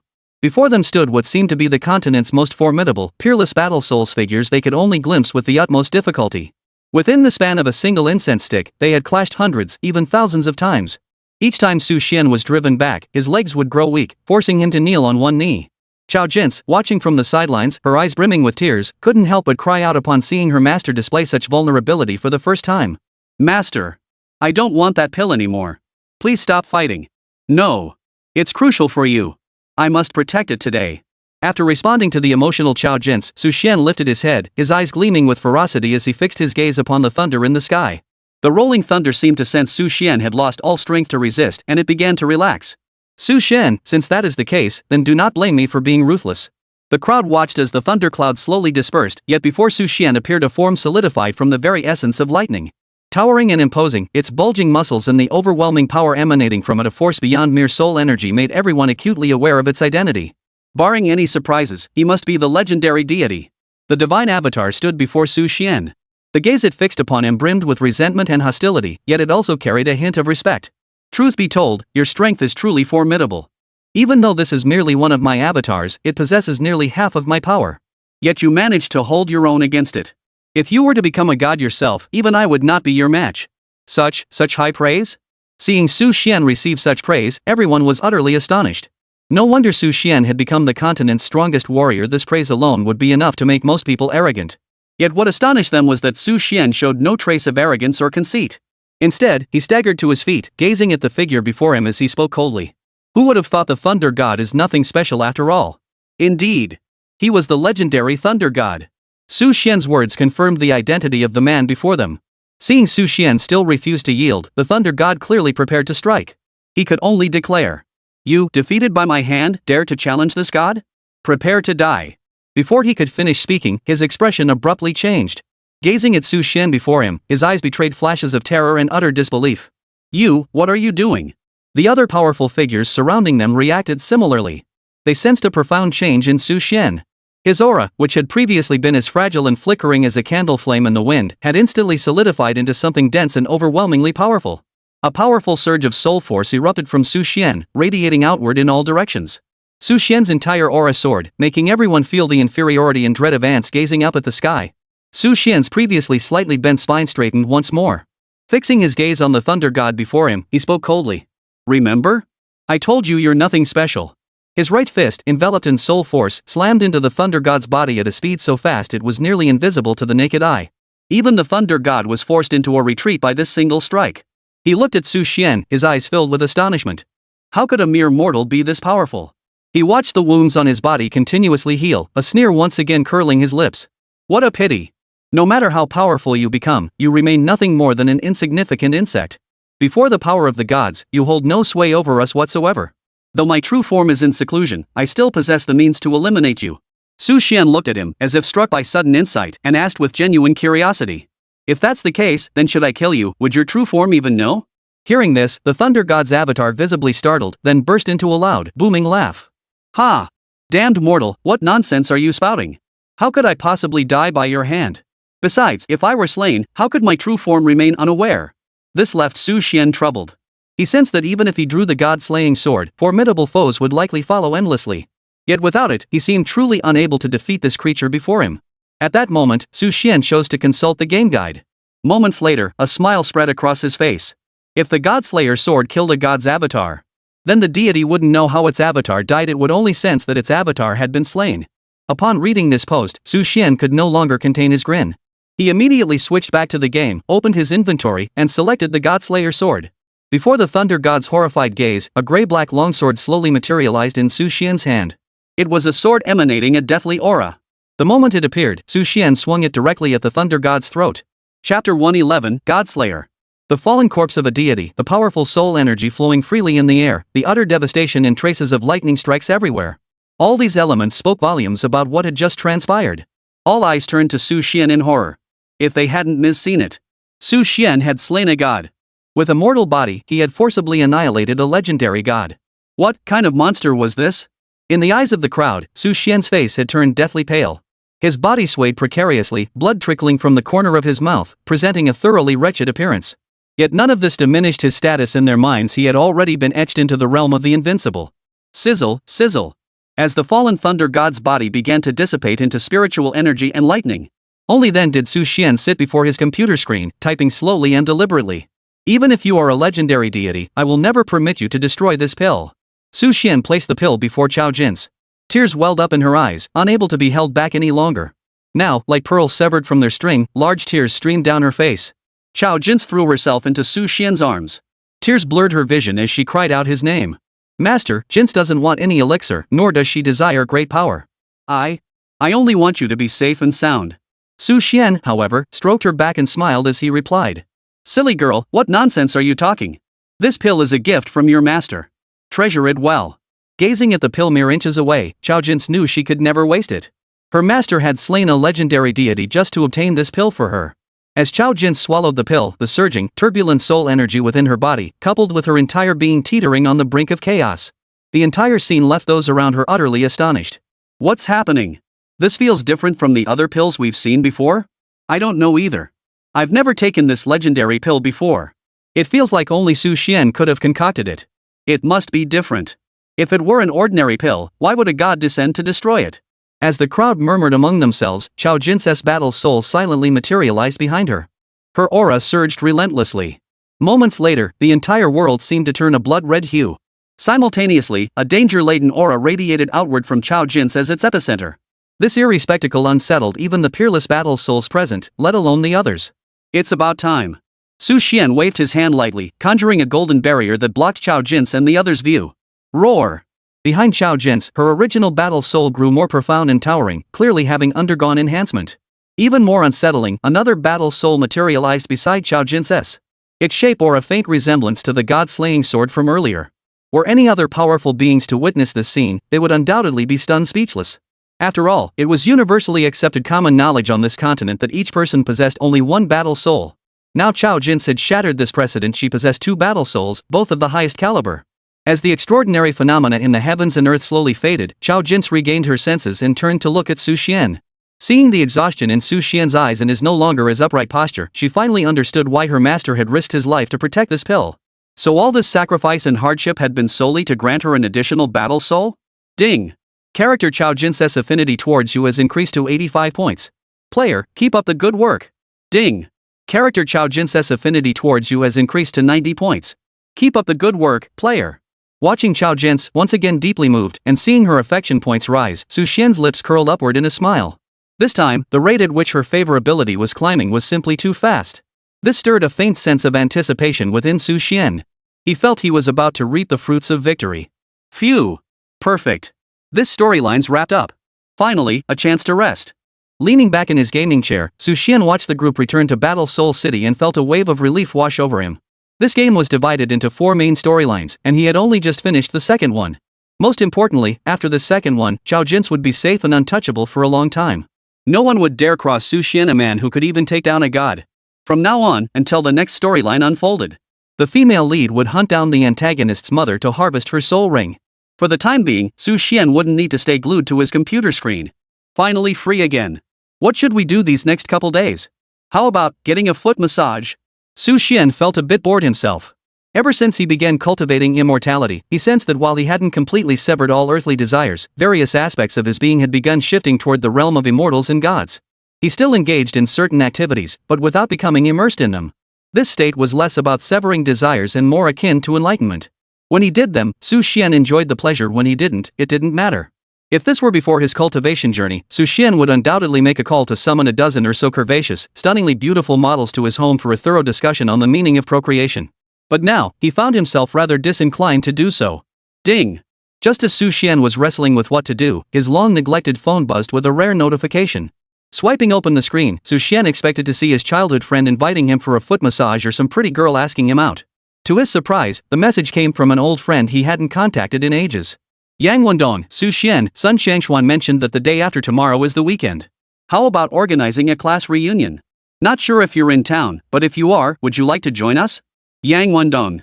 Sun Shangshuan. As he stared at the sender's name, memories not his own began to surface slowly in his mind. A cold expression began to appear on his face, which had previously been calm and composed, severed from all emotions and desires. The sender was Yang Wendong. He and Su Xian, or rather, the original owner, had been fairly close classmates back in high school. Chapter 112, Class Reunion. Truth be told, Yang Wendong was the original host's only friend during high school. Given that, the memories that had just surfaced naturally pertained to the original host's high school days. The body Su Xian had possessed belonged to an unlucky soul who had lost both parents. So it was easy to imagine how such an unlucky soul would be viewed by others during high school.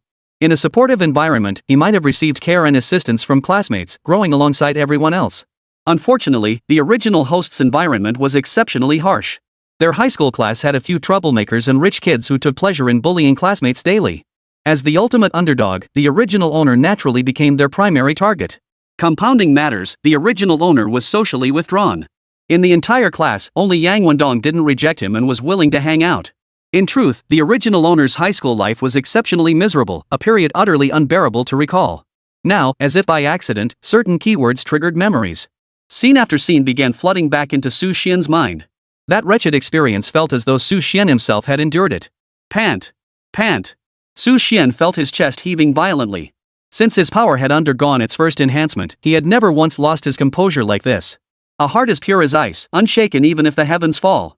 Su Xian sat cross-legged where he was, silently reciting the Ice Heart mantra to regulate his entire physical state. Yet within his mind, a faint suspicion began to take shape. The Supreme Forgetful Heart technique couldn't possibly be as simple as merely forgetting love. At this thought, Su Xian's eyes suddenly widened, and a whisper escaped his lips. Love is greater than hatred, yet hatred is more relentless and enduring than love. The true essence of the Supreme Forgetful Heart technique must be to numb all emotions. If that were the case, how could he possibly forget such a searingly unforgettable experience? Boom! Su Xian felt as though thunderclaps echoed in his ears. His entire state seemed to shift into something peculiar. It was as if he had discovered that the world around him had become clearer. A thought formed in his mind. It seemed that if he could help the original owner resolve past matters and navigate the upcoming class reunion, then his Supreme Forgetful Emotion technique might also gain a small measure of enhancement. A cold expression appeared on Su Xian's handsome face as he swiftly replied to his only friend from the past. I'm right here locally. Don't worry, I'll be there on time. Putting down his phone, Su Xian gazed ahead and let out a long sigh. Rest assured, I will see this through flawlessly. The humiliation of the past will be repaid 100-fold. This class reunion was now something Su Xian absolutely had to attend. Beyond the original host's personal grudges, there was also the reward for advancing his supreme forgetful emotion technique, both equally crucial to Su Xian. After confirming once more that Chao Jin's within the game wouldn't die easily even without his intervention, Su Xian finally stepped away from the computer. Standing in his oversized walk-in closet, he gazed at his reflection in the mirror and chuckled, shaking his head. I admit I've been rather careless about my outfits and brands lately. This time, I'll make sure to dress the part. Though he spoke lightly, the clothes Su Xian wore weren't top-tier luxury brands, but they were still beyond the reach of ordinary people. Yet for Su Xian, this was still insufficient, far from sufficient. He had specifically set aside an entire afternoon to purchase a full outfit of top-tier luxury goods. Each piece had been custom-fitted and altered on the spot. Time simply hadn't allowed for a full bespoke order, otherwise Su Xian would have insisted on it. Gazing at the Vacheron Constantin watch on his wrist, already worth millions, Su Xian still felt it wasn't enough. He headed to the Patek Philippe boutique, specifically to verify his funds, and purchased the Patek Philippe Nautilus Flying Tourbillon, a model of which fewer than 10 existed in all of China. As for luxury cars, Su Xian had indeed acquired quite a few, but his wardrobe was still lacking. Su Xian had already decided which car he would drive to tomorrow's class reunion. Beyond these preparations, Su Xian reviewed the information in his possession and visited several individuals at local establishments. Amidst their respectful and reverent gazes, Su Xian departed from their homes. He didn't know these people's identities, but tomorrow, someone would know them very well. Once everything was prepared, Su Xian soon drifted off to sleep. He felt he slept exceptionally soundly that night, a depth of rest he hadn't experienced even after completing a dungeon run or achieving breakthroughs in cultivation. 8 o'clock in the morning. Su Xian had just gotten out of bed and hadn't even had time to tidy up when he saw a message finally appear in the long-dormant class group chat. The sender was none other than Sun Xiangxuan from before. Sun Xiangxuan, image. Sun Xiangxuan, classmates, today's reunion is a special occasion, no one should be late. Unfortunately, I got stuck in traffic on the highway halfway here. I might not make it by noon. Please bear with me. Following this message came a flurry of sycophantic replies from the group. Li Songyang, no worries, Sun-san. Lu Dahai, this is nothing. Everyone will wait for you, right? Li Songyang, exactly.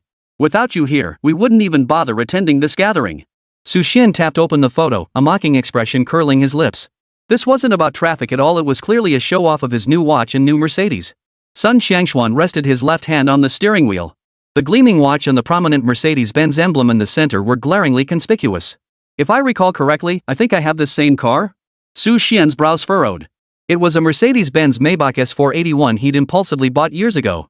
But he'd found it uncomfortable to drive, so it had been gathering dust in the corner of his garage, completely neglected. Little did he expect that Sun Xiangxuan would use it as a tool for showing off. Watching everyone fawn over him, Sun Xiangxuan felt even more delighted. Sun Xiangxuan, I'm just glad my classmates are willing to wait for me. Sun Xiangxuan, speaking of which, isn't Su Xian from our class supposed to attend the reunion too? Why hasn't he replied yet? Sun Xiangxuan, did he get worn out delivering food last night? Still not up yet? After posting this, he even tagged Su Xian specifically in the group chat. Instantly, Su Xian's phone buzzed with another notification. Chapter 113, National Gift. Delivering takeout? Seeing those 3 words, Su Xian's eyes narrowed instantly. It wasn't that he considered himself superior or looked down on delivery workers. For him, any job was just a job and a task to be done. As long as he found it enjoyable and the pay was sufficient, that was enough. But others might not see it that way. The contempt and disparagement towards Su Xian seeping from every word Sun Xiangxuan wrote was simply too thick to ignore. Oomph. Truly laughable, you lowly ant. Without realizing it, Su Xian's words now carried a hint of an immortal's detachment. Yet strangely, despite such mockery and sarcasm, he felt surprisingly little disturbance within. Given Su Xian's usual temperament, he would have immediately unleashed his money ability to send someone to teach the other party a lesson. In the law-abiding nation of Hua, buying someone's life was impossible, but paying someone to beat you up? That was a breeze. Now, seemingly due to the effects of the supreme forgetful emotion technique, Su Xian merely stared coldly at the message on the screen, saying nothing. Finally, someone in the class group spoke up for Su Xian. Yang Wendong, what are you all talking about? I heard Su Xian's been doing pretty well lately.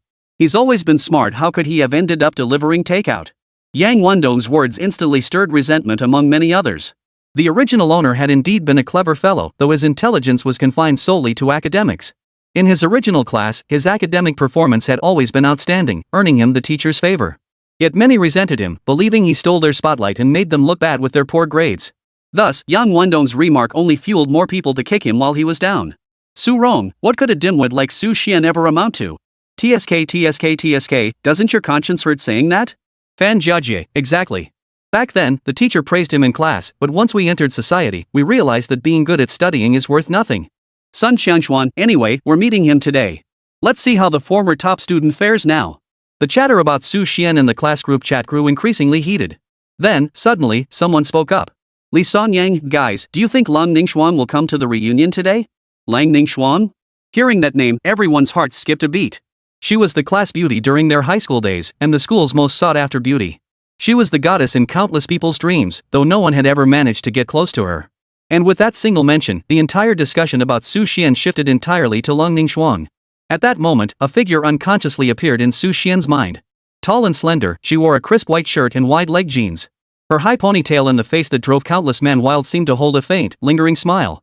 It felt like a memory the original owner had never forgotten. Once everything was in order, Su Xian gazed at his reflection in the mirror, a figure as elegant as a noble gentleman, and nodded with satisfaction. If this were merely a personal matter, he would never have taken it so seriously. But the issue was that this directly affected his cultivation progress in the supreme forgetful emotion technique. He had no choice but to take it seriously. Clocking the Patek Philippe Nautilus flyback he'd purchased yesterday onto his left wrist, Su Xian adjusted the cuffs of his inner shirt.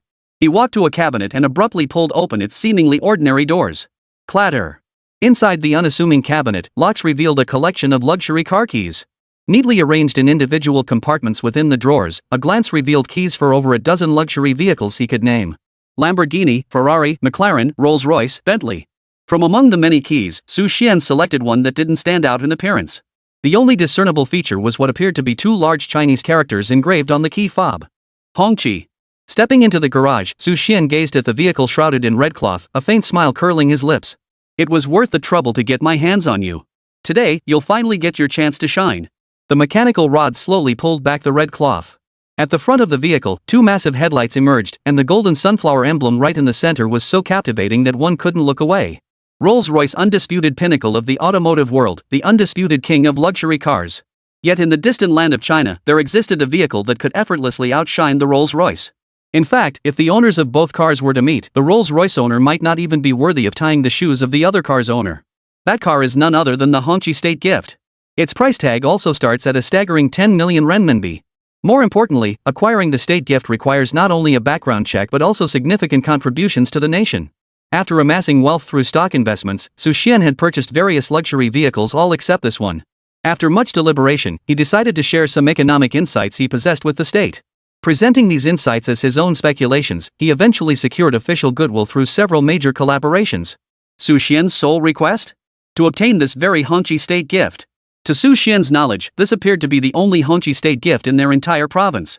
Su Xian vaguely recalled the day he picked up the car, the mayor's smile, the slight bow he gave him, and the hint of flattery in his eyes. It seemed as if the mayor was hoping Su Xian would produce something else, something that would give him another chance to pull him up. Roar! As the Hongqi state gift rolled out, the two Chinese flags erected beside the vehicle instinctively prompted surrounding cars to maintain a full lane's distance. The journey proceeded without a hitch, and Su Xian soon arrived at their agreed meeting place, the Rongchang Grand Hotel. Seeing the traffic jam ahead, Su Xian frowned. To avoid being late, he parked his car in a spot next to the hotel and chose to walk the short distance to the building. As soon as Su Xian reached the hotel entrance, he spotted a group gathered together. The man in the center seemed to be the center of attention, surrounded like a moon surrounded by stars. They were startled to see Su Xian arrive, but then the man in the middle exclaimed with great joy. Ha ha ha, pay up. Pay up. See? I knew I was right. The other two men, however, curled their lips in disdain, their eyes filled with reproach as they looked at Su Xian. TSK TSK TSK. We knew he was down on his luck, but never imagined he'd be this broke, not even taking a DD, but walking? Exactly. I thought he'd at least drive some beat-up old clunker. Who knew he'd actually walk here? Chapter 114, Free Room Upgrade. This group turned out to be the clique from Su Xian's class, led by Sun Xiangxuan. The man demanding others pay for him was none other than Sun Xiangxuan, who had always bullied Su Xian the most. Su Xian shot them a contemptuous glance before striding past them toward the hotel entrance, acting as if he hadn't even noticed their presence. But Sun Xiangxuan wouldn't let it go. He stepped in front of Su Xian. Hey, Su the scholar, how come you're so cold to an old classmate? Oh, and walking all this way must have been exhausting, right? Why don't I take you to grab a fruit platter from the hotel buffet to tide you over? You've probably never been to this hotel before, right? The fruit here might be nothing special, but for you, it'd probably be a delicacy you've never tasted before. His words were laced with feigned concern, yet every sentence was a subtle put-down. Looking at Sun Xiangxuan before him, Su Xian's gaze was as dismissive as if he were watching a clown perform. The fruits he ate daily were almost all top-tier special supplies. Though Su Xian couldn't pinpoint exactly what made them superior, he believed that if they were expensive, there must be a reason. Reborn into this life and now privy to stock market movements, Su Xian lacked little except sheer wealth. Truthfully, Su Xian still had no intention of confronting him. Because there weren't enough people yet. If he beat him up now, only for the guy to play nice later in public, wouldn't all his effort today have been for nothing? Wouldn't the original host's resentment remain unresolved? Wouldn't his supreme forgetful emotion technique fail to advance or improve? No way. That'd be a total loss. With a cold glance, Su Xian decided to let Sun Xiangxuan off for now. Sun Xiangxuan, unaware he was already on the brink of ruin, saw Su Xian ignoring him and simply curled his lips in a sneer. Nice outfit you rented there. Wonder if half a year's salary could cover just one day's rental? After taking a dig at Su Xian's outfit, he too began waiting by the door. Seeing his eager posture, Su Xian guessed who he was waiting for. Classmates began arriving one after another. Even those who weren't particularly close to Su Xian couldn't help but engage in enthusiastic conversation after nearly a decade apart. Yet everyone's eyes kept lingering on Su Xian. Su Xian's appearance at that moment was truly impeccable. His straight posture, muscular physique, and bespoke luxury suit tailored by a master tailor drew everyone's attention. Sun Xiangxuan, observing this scene, let out a cold snort. Ha! How amusing. At least he knows to rent clothes for appearances now. That's a big improvement from his school days. Ha ha ha ha. Sun Xiangxuan's voice was loud, as if he intended for the surrounding classmates to hear him. Sure enough, upon hearing Sun Xiangxuan's words, the expressions of those around him shifted. While everyone agreed Sun Xiangxuan was right, Su Xian's designer suit was undoubtedly rented. But that couldn't overshadow Su Xian's naturally handsome features, and quite a few female classmates still stole glances at him. A little while later, Yang Wendong arrived in his car. The moment he arrived, he spotted Su Xian in the crowd and let out an instinctive gasp. Damn, Su, you look sharp in that outfit. Su Xian smiled at him, and the two began chatting. Time passed again before a graceful figure stepped out of a Panamera and slowly made her way to the front of the crowd. In an instant, Sun Xiangxuan, who was usually aloof and cold toward everyone, adopted a fawning attitude and rushed over, his tone dripping with flattery. Class beauty Lang, you're here. You seem to have gotten even prettier. Facing Sun Xiangxuan's fawning display, Lung Ningxuan merely gave him a dismissive glance before continuing toward her classmates. As she passed Su Xian, she even turned her head to greet him. Su Xian, the top student. It's been ages. In Su Xian's memory, it seemed that because both the original owner and Lang Ningxuan excelled academically, they often discussed academic matters together, so their relationship was fairly amicable. Su Xian raised his hand in response. He suddenly noticed a sharp gleam flash in Lung Ningxuan's eyes. Clearly, she too recognized the value of Su Xian's attire. Damn it! Why does it always have to be that Su Xian? Sun Xiangxuan stepped forward to engage in enthusiastic conversation, only to receive a nod from Lung Ningxuan. Su Xian, on the other hand, had earned a special greeting from Lung Ningxuan. This stark contrast nearly drove Sun Xiangxuan mad with jealousy. But now was not the time to make a scene. He forced a smile at the group before speaking. Now that everyone's here, let's head upstairs. My friend happens to be the manager here and reserved the 29th floor for us in advance. After Sun Xiangxuan finished his boastful speech, many classmates were clearly astonished. The 29th floor? I've never been anywhere this fancy in my life. Exactly. Last time we treated our client company to dinner, we only managed to book a table on the 24th floor. At the Rongchang Grand Hotel, every floor above the 20th requires advance reservations and sufficient credentials. With the highest floor being the 33rd, the 29th floor stood as the premier choice outside of the top 3 floors. Seeing his classmates' reactions, Sun Xiangxuan couldn't help but glance at Lung Ningxuan. He found her as serene and detached as ever, which only fueled his desire to rush inside and flaunt his wealth, hoping to win over the girl who had once been his goddess. The group rushed into the hotel, with Sun Xiangxuan leading them to the front desk. He looked at a front desk attendant and declared in an arrogant tone. Attendant. Brother Wang reserved a private room for me on the 29th floor. Hurry up and take us up there. He deliberately raised his voice, eager for everyone to know he'd secured a private room on the 29th floor. His goal was clearly achieved, as the others looked at him with surprise. After all, a private room on the 29th floor was indeed a symbol of status and wealth. Contrary to his expectations, the attendant didn't respond with admiration. Instead, he bowed his head. Sir, in that case, I'll need to verify the reservation first. You'll need to sign a form shortly, and then we can proceed to the private room. The group watched as the waitress lowered her head and began typing on the computer. Less than a minute passed before the attendant paused her movements. Holding her earpiece with one hand, she looked up in astonishment toward the group. After lowering her head, she quickly tapped the computer again before addressing the group with utmost respect. Honored guests have arrived today. Our Rongchang Hotel has decided to upgrade all of you to a private room on the 33rd floor at no charge. Chapter 115, The Sisters. An upgrade? And to the 33rd floor? Everyone's eyes widened in astonishment at the news. The stunned crowd turned their gaze toward the front desk clerk and Sun Xiangxuan. It was common knowledge that the 33rd floor of the Rongchang Hotel exclusively hosted the most elite guests. To gain access, one must be at least a high-ranking government official or a wealthy tycoon of immense means. Ordinary people were completely unqualified for their hospitality. Merely being wealthy wasn't enough to gain access. It was said that only by dining on the 33rd floor of the Rongchang Grand Hotel could one truly experience what real luxury and genuine service meant. The group had assumed they would never have the chance to dine on the 33rd floor in their lifetime. Yet unexpectedly, such a surprise could arrive so swiftly. Dining on the 33rd floor of the Rongchang Grand Hotel? All of this was thanks to Sun Xiangxuan. Many eyes turned to Sun Xiangxuan with admiration, while he himself stood frozen in place. Moments later, feeling the gazes on his back, he couldn't help but feel a surge of self-satisfaction. He forced himself to suppress the grin threatening to stretch to his ears, indulging in a bit of self-praise. "Oh, Brother Wang, you're being far too gracious. I told him we didn't need such elaborate arrangements and hospitality, but why won't he listen?" Though he spoke these words, a lingering doubt gnawed at his heart. He'd begged and pleaded with manager Wang just to secure the 29th floor suite, all to impress the goddess. So why was she now upgrading him to the 33rd floor for free? Sun Xiangxuan waved his hand grandly, turned to the attendant before him, and declared with boundless generosity. "In that case, sign the papers quickly. We're ready to go up."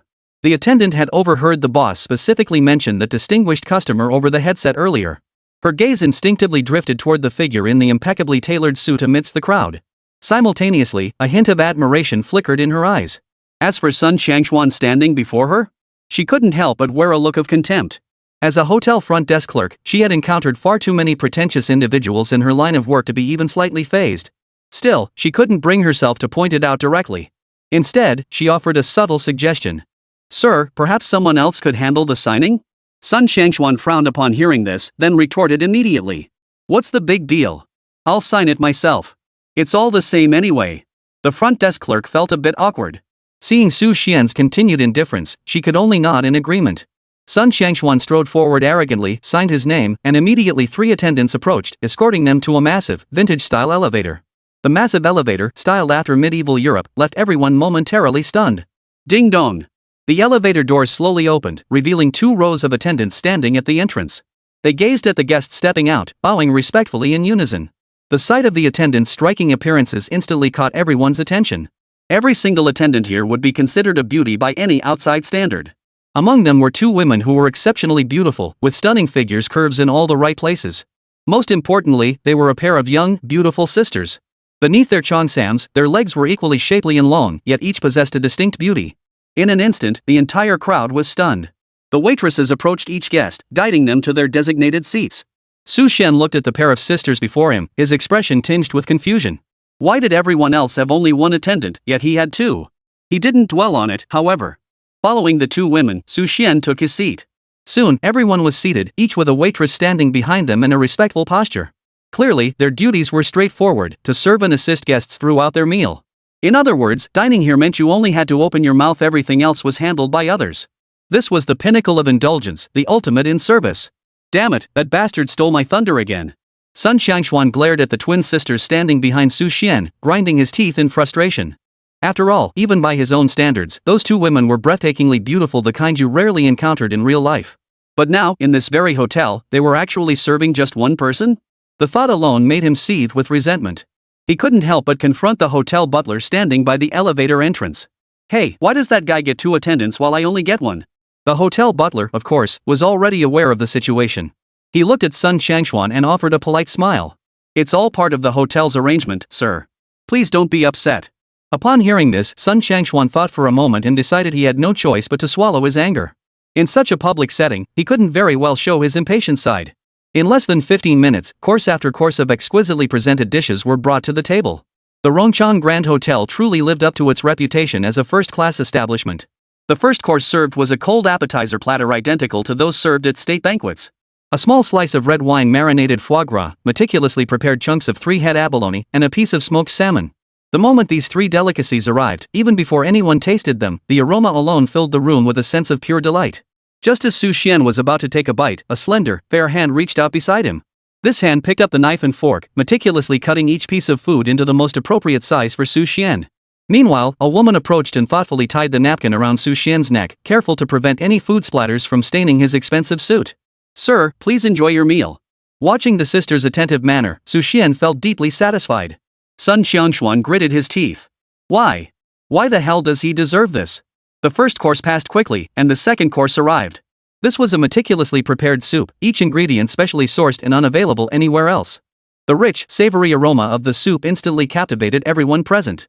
The twin sisters behind Su Xian had already picked up spoons and proactively held them to his lips, leaving him no chance to refuse. Sir, please have some soup. Seeing the sisters' faces beaming like flowers, Sun Xiangshuan could no longer sit still. He couldn't help but sneer sarcastically.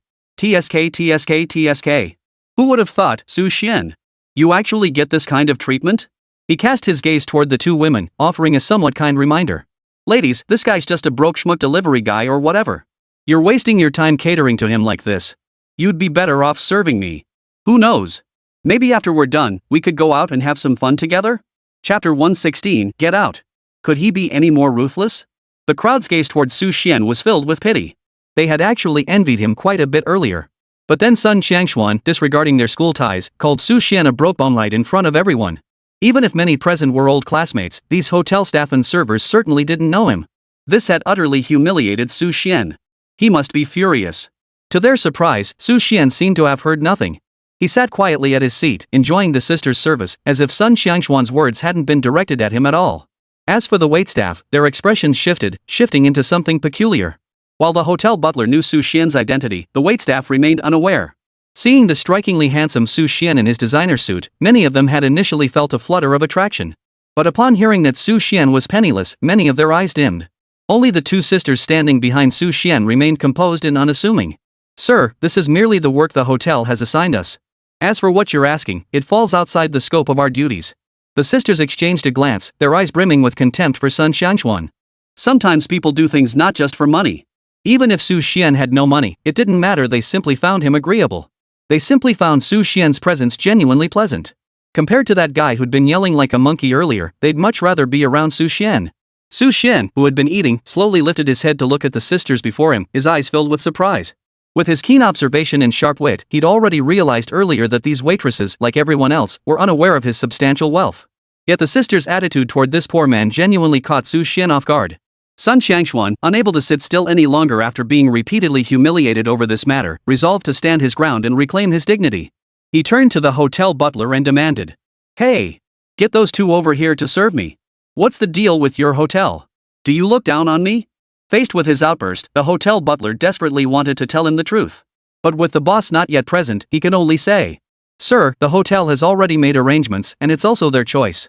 Hearing this again, Sun Xiangshuan couldn't hold back. Fine. Playing games with me, huh? Fine then, don't blame me for calling for backup." He pulled out his phone and dialed a number. "Brother Wang, I'm having dinner at the hotel right now, but your staff here are really giving me a hard time. I'm not on the 29th floor, I'm on the 33rd. And I owe that to you, Brother Wang." After hanging up, he glared at the two waiters and Su Xian with an extremely arrogant expression. "Since you all insist on refusing the wine and choosing the punishment instead, don't blame me." In an instant, the pleasant atmosphere of everyone enjoying their meal was shattered. Even when the next course arrived, only Su Xian remained calm and composed, continuing to enjoy his meal. The others watched in astonishment. Wasn't Su Xian nervous at all? Ding dong! The elevator doors slid open, revealing a slightly overweight figure stepping inside. Sun Xiangshuan spotted the man and hurriedly greeted him. "Brother Wang, it's been ages. Thank you for your trouble today." Manager Wang looked at Sun Xiangshuan with obvious confusion. "Brother, what brings you to the 33rd floor?" Sun Xiangshuan replied. "The front desk said an important guest had arrived, so they upgraded us to this floor." A flicker of astonishment crossed Manager Wang's face as he studied Sun Xiangshuan, sensing something off about him. If Sun Xiangshuan could get the hotel to upgrade him to the 33rd floor, then he shouldn't have been begging him just a few days ago. But this time, he didn't have time to ponder it further. His expression immediately darkened. "Brother, tell me what's going on here." Hearing Manager Wang's words, Sun Xiangshuan shot a look of pure arrogance at Su Xian. "Brother Wang, doesn't our hotel assign a dedicated attendant to every guest? Somehow, they ended up assigning 2 attendants to this delivery guy. When I asked them to come over, they refused. This isn't just disrespecting me, it's outright disrespecting you, Brother Wang." Many who witnessed this scene narrowed their eyes. The person holding the position of general manager at the Rongchang Grand Hotel was no ordinary individual, his influence was immense. Now, what on earth were they to do? How could a simple class reunion turn into such a mess? Lang Ningxuan's beautiful eyes lingered on Su Xian. She couldn't shake the feeling that this man was no ordinary person. Sure enough, Manager Wang's expression darkened sharply upon hearing those words. He turned his gaze to the two sisters standing behind Su Xian, trembling like frightened quails. What's the meaning of this? I let you pass to the guest, so why didn't you go? The girl who appeared to be the older sister stepped forward, though fear still tinged her voice. Manager Wang, our hotel policy clearly states that unless a guest explicitly requests a replacement attendant, no one else can be substituted. Manager Wang's anger flared. Not even I can make that change? The sisters remained silent, their feet rooted to the spot. Manager Wang then turned his gaze to Su Xian and said viciously, "You're just a lowly delivery guy. Getting to dine at my Rongchang Grand Hotel by riding my brother's coattails is already doing you a huge favor. Now you'd better know your place and have these two attend to my brother properly. Otherwise..." Just as Manager Wang was about to threaten Su Xian looked at him and said calmly, "You can shut up now. I won't change my mind." After saying this, Su Xian calmly resumed eating, completely ignoring Manager Wang. "Kid, you're not giving me face, are you?" Su Xian didn't even lift his head, clearly ignoring Manager Wang entirely. "Fine by me. Looks like you'd rather drink the punishment wine than the courtesy wine. Fine then, don't eat. Get the hell out of here." Manager Wang shuffled forward in 3 quick steps, his bulky frame looming over Su Xian as he lunged to grab him. Facing this, Su Xian stood up and, with lightning speed, delivered a sharp slap across his face. Smack! In an instant, Manager Wang's bulky frame was sent flying backward, crashing heavily to the ground. Chapter 117, Just a Crappy Mercedes. The general manager of Rongchang Grand Hotel got beaten up? And beaten inside his own hotel? Everyone turned to Su Xian, who had finally risen to his feet. At that moment, inexplicably, they sensed a powerful aura emanating from him. This inexplicable aura was something they couldn't resist, something that made them feel a deep, visceral fear. "Since when did trash like you earn the right to yell at me?" From Su Xian's calm words, everyone sensed immense confidence and composure. At that moment, the gazes of numerous classmates turned toward Su Xian, their eyes filled with doubt. Is this guy really just a delivery boy? After all, the aura emanating from Su Xian just now, combined with his current composed demeanor. It was absolutely impossible for a delivery guy to possess such an aura. Of course, if Su Xian had mental issues, that would be a different story. Lightning Xuan stared at Su Xian's retreating figure in astonishment, her beautiful eyes sparkling with surprise. "I never imagined you're not the same person anymore?" The Su Xian of the past had been so bookish or perhaps timid. The kind who wouldn't even dare retaliate when bullied. But now, why did he just go straight for it? And for some reason, she couldn't shake the feeling that he possessed a powerful magnetism utterly captivating. You actually dared to hit me." Manager Wang's obese body struggled to wriggle up from the ground. He clutched his mouth, head bowed as 2 bloodied teeth fell to the floor. Manager Wang glared at Su Xian, his face twisted in fury. Instinctively, he lunged forward again. But then he remembered that heavy slap from moments ago. He knew he was no match for this kid standing before him. "Security! Call security!" Manager Wang roared furiously, his eyes filled with venom as he glared at Su Xian, screaming and gesticulating wildly in place. "I'll kick this damn trash out of the hotel. I'll make him pay for messing with me." What he failed to notice was that with every shout, the hotel butler's eyes grew brighter. This fat bastard named Wang was practically begging for death. The hotel butler vaguely recalled Su Xian's status and prestige. Even the big boss of Rongchang Grand Hotel treated him with utmost respect. And now Manager Wang had dared to provoke him? If that's the case, then my position as hotel steward might just get a little higher? At this thought, he glanced at the waitstaff preparing to intervene, frowned, and waved them back to their seats. Manager Wang let out a blood-curdling scream. Finding no one paying him any mind, he whipped his head around to glare at the hotel manager. "Lu, what do you think you're doing?" The hotel butler stepped forward, first giving Su Xian a slight nod, then smiling. "Manager Wang, according to our hotel's regulations, you have no authority to expel any guest, regardless of who they are. And certainly not to lay a hand on them as you did just now. By any measure of reason or propriety, even calling security would be inappropriate." "Great. Every last one of you. So you're all playing by the rules, huh?" Manager Wang was furious. He felt countless eyes now fixed on his face. The man who had been so arrogant moments ago now felt like a complete fool. The only regret was that he hadn't brought his walkie-talkie today. Otherwise, why would he need to go through all this trouble? He immediately walked to the elevator lobby, his eyes scanning the 33rd floor, fixated on Su Xian. "You bastard! You too, ES. Just you wait." After spitting out his threat, he pressed the elevator button. Clearly, he intended to go to the hotel lobby and call security to deal with Su Xian. Once Manager Wang departed, the crowd slowly snapped back to reality. Their gazes toward Su Xian became remarkably varied. There was astonishment, anger, bewilderment, and even a hint of admiration. Meanwhile, Yang Wendong approached Su Xian unobtrusively and nudged him with his elbow. "Old Su, maybe we should just leave first?" After all, this is their hotel. I'm afraid. Seeing his friend's concern, Su Xian patted him on the shoulder. Don't worry, nothing will happen today. With that, Su Xian sauntered back to his seat and resumed eating. He glanced at the two girls behind him and suddenly flashed a smile. What are your names? Why didn't you listen to that fat bastard just now?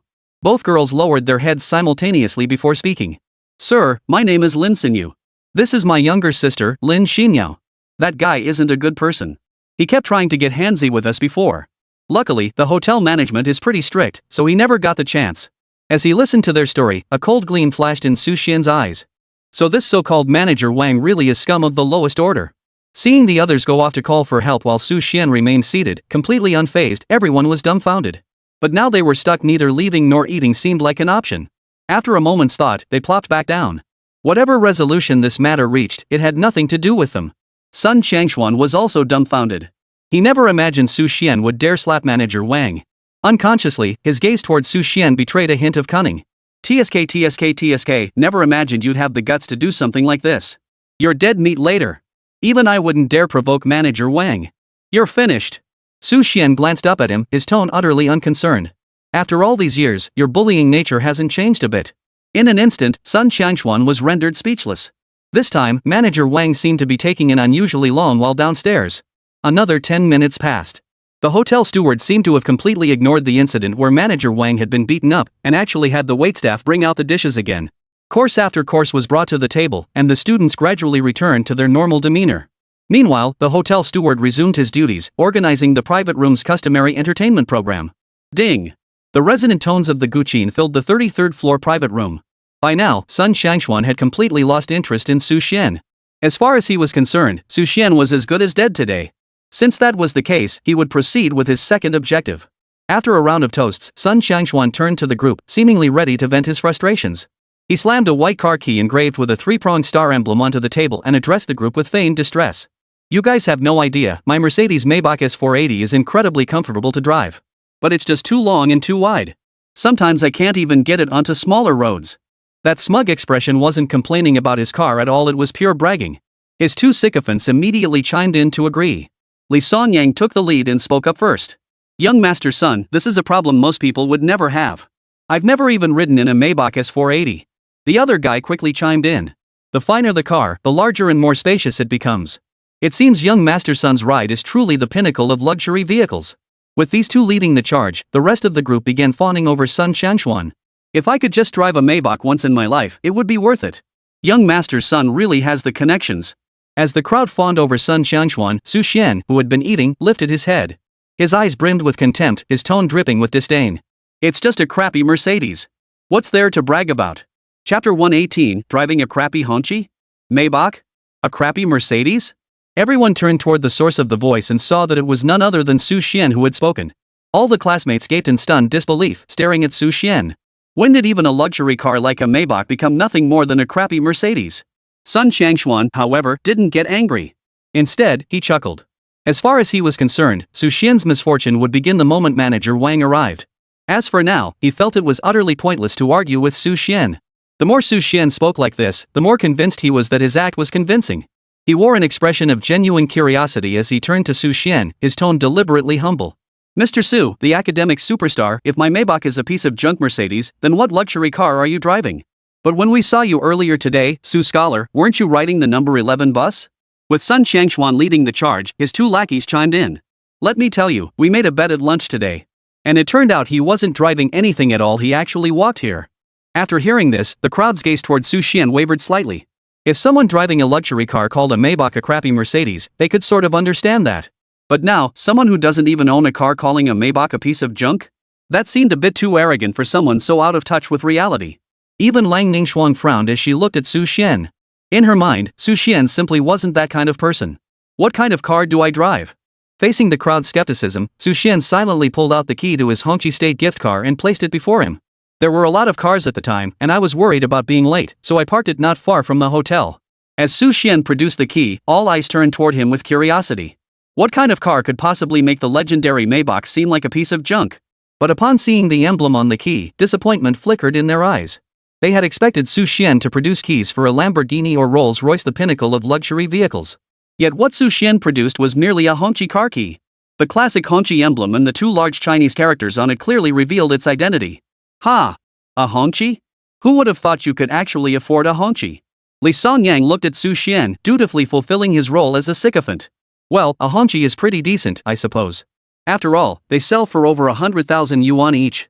Just a dozen or so of those could buy young Master Sun's Maybach. This car for young professionals sure has some style. Sun Xiangshuan looked at Su Xian and spoke even more directly. You drive a Hongqi and still dare to look down on my Maybach? Where did you get the nerve? The other students' gazes towards Su Xian began to carry a hint of contempt. Only Lang Ningxuan's expression seemed off. She stared at the plain Hongqi key in front of Su Xian, particularly the small, distinctive golden sunflower emblem on it. For some reason, she felt she had seen this key somewhere before. It wasn't exactly familiar, yet the impression was profoundly vivid. Where could it be? Faced with everyone's misunderstanding, Su Xian showed no intention of explaining. If anyone truly knowledgeable had seen that car key, they would likely have trembled in their boots and begged for forgiveness. Seeing Su Xian remain silent, Sun Xiangshuan and his two lackeys grew increasingly persistent. Li Songyang even rose from his seat, glaring at Su Xian as he shouted. Mr. Academic Superstar Su, you don't seriously think this is school, do you? That we're competing over grades? Driving a beat-up car worth a few $100 and still looking down on young Master Sun's Maybach? That's laughable. The other guy chimed in immediately. Hurry up and apologize to young Master Sun. Maybe he'll forgive you, just like back in school. As they chattered on, none of them noticed the palpable drop in the room's atmosphere. Su Xian, who had been savoring his meal, slowly paused his movements. He lifted his head to look at the group, revealing a smile that sent a chill through their hearts. Just like back in school, huh? I think I get it now. I will be just like back in school. I hope you all will be too. The others were puzzled by Su Xian's words. But what happened next left them no time to ponder. Ding dong! The sound of the elevator arriving drew everyone's attention. Kid, get your ass out here. The voice preceded the man, Manager Wang's furious shout echoing throughout the entire 33rd floor. Behind him, a group of security guards, bristling with hostility, marched toward the 33rd floor. The group looked like a pack of ravenous wolves, seemingly intent on tearing Su Xian to shreds. To everyone's surprise, Su Xian showed not a trace of panic. Instead, he looked at Manager Wang with utter contempt. You've been downstairs for ages and only managed to bring up these few people? Why don't you call for a few more? Hearing this, the crowd looked at the dozen or so burly security guards standing before Su Xian. Incredulity filled their hearts. After all, every security guard at the Rongchang Grand Hotel was a former Special Forces soldier, renowned for their unmatched combat prowess. Yet here was Su Xian, still spouting such nonsense? Manager Wang's face darkened. His actions were indeed against regulations. Yet he couldn't swallow his pride, so he summoned the group of security guards he usually hung out with. They charged forward, intent on giving Su Xian a thorough beating. Little did they expect that the moment they made their entrance, Su Xian, that kid, actually pulled it off. Kid, you're pretty cocky. Just don't end up begging for mercy on your knees later. Guys, get him.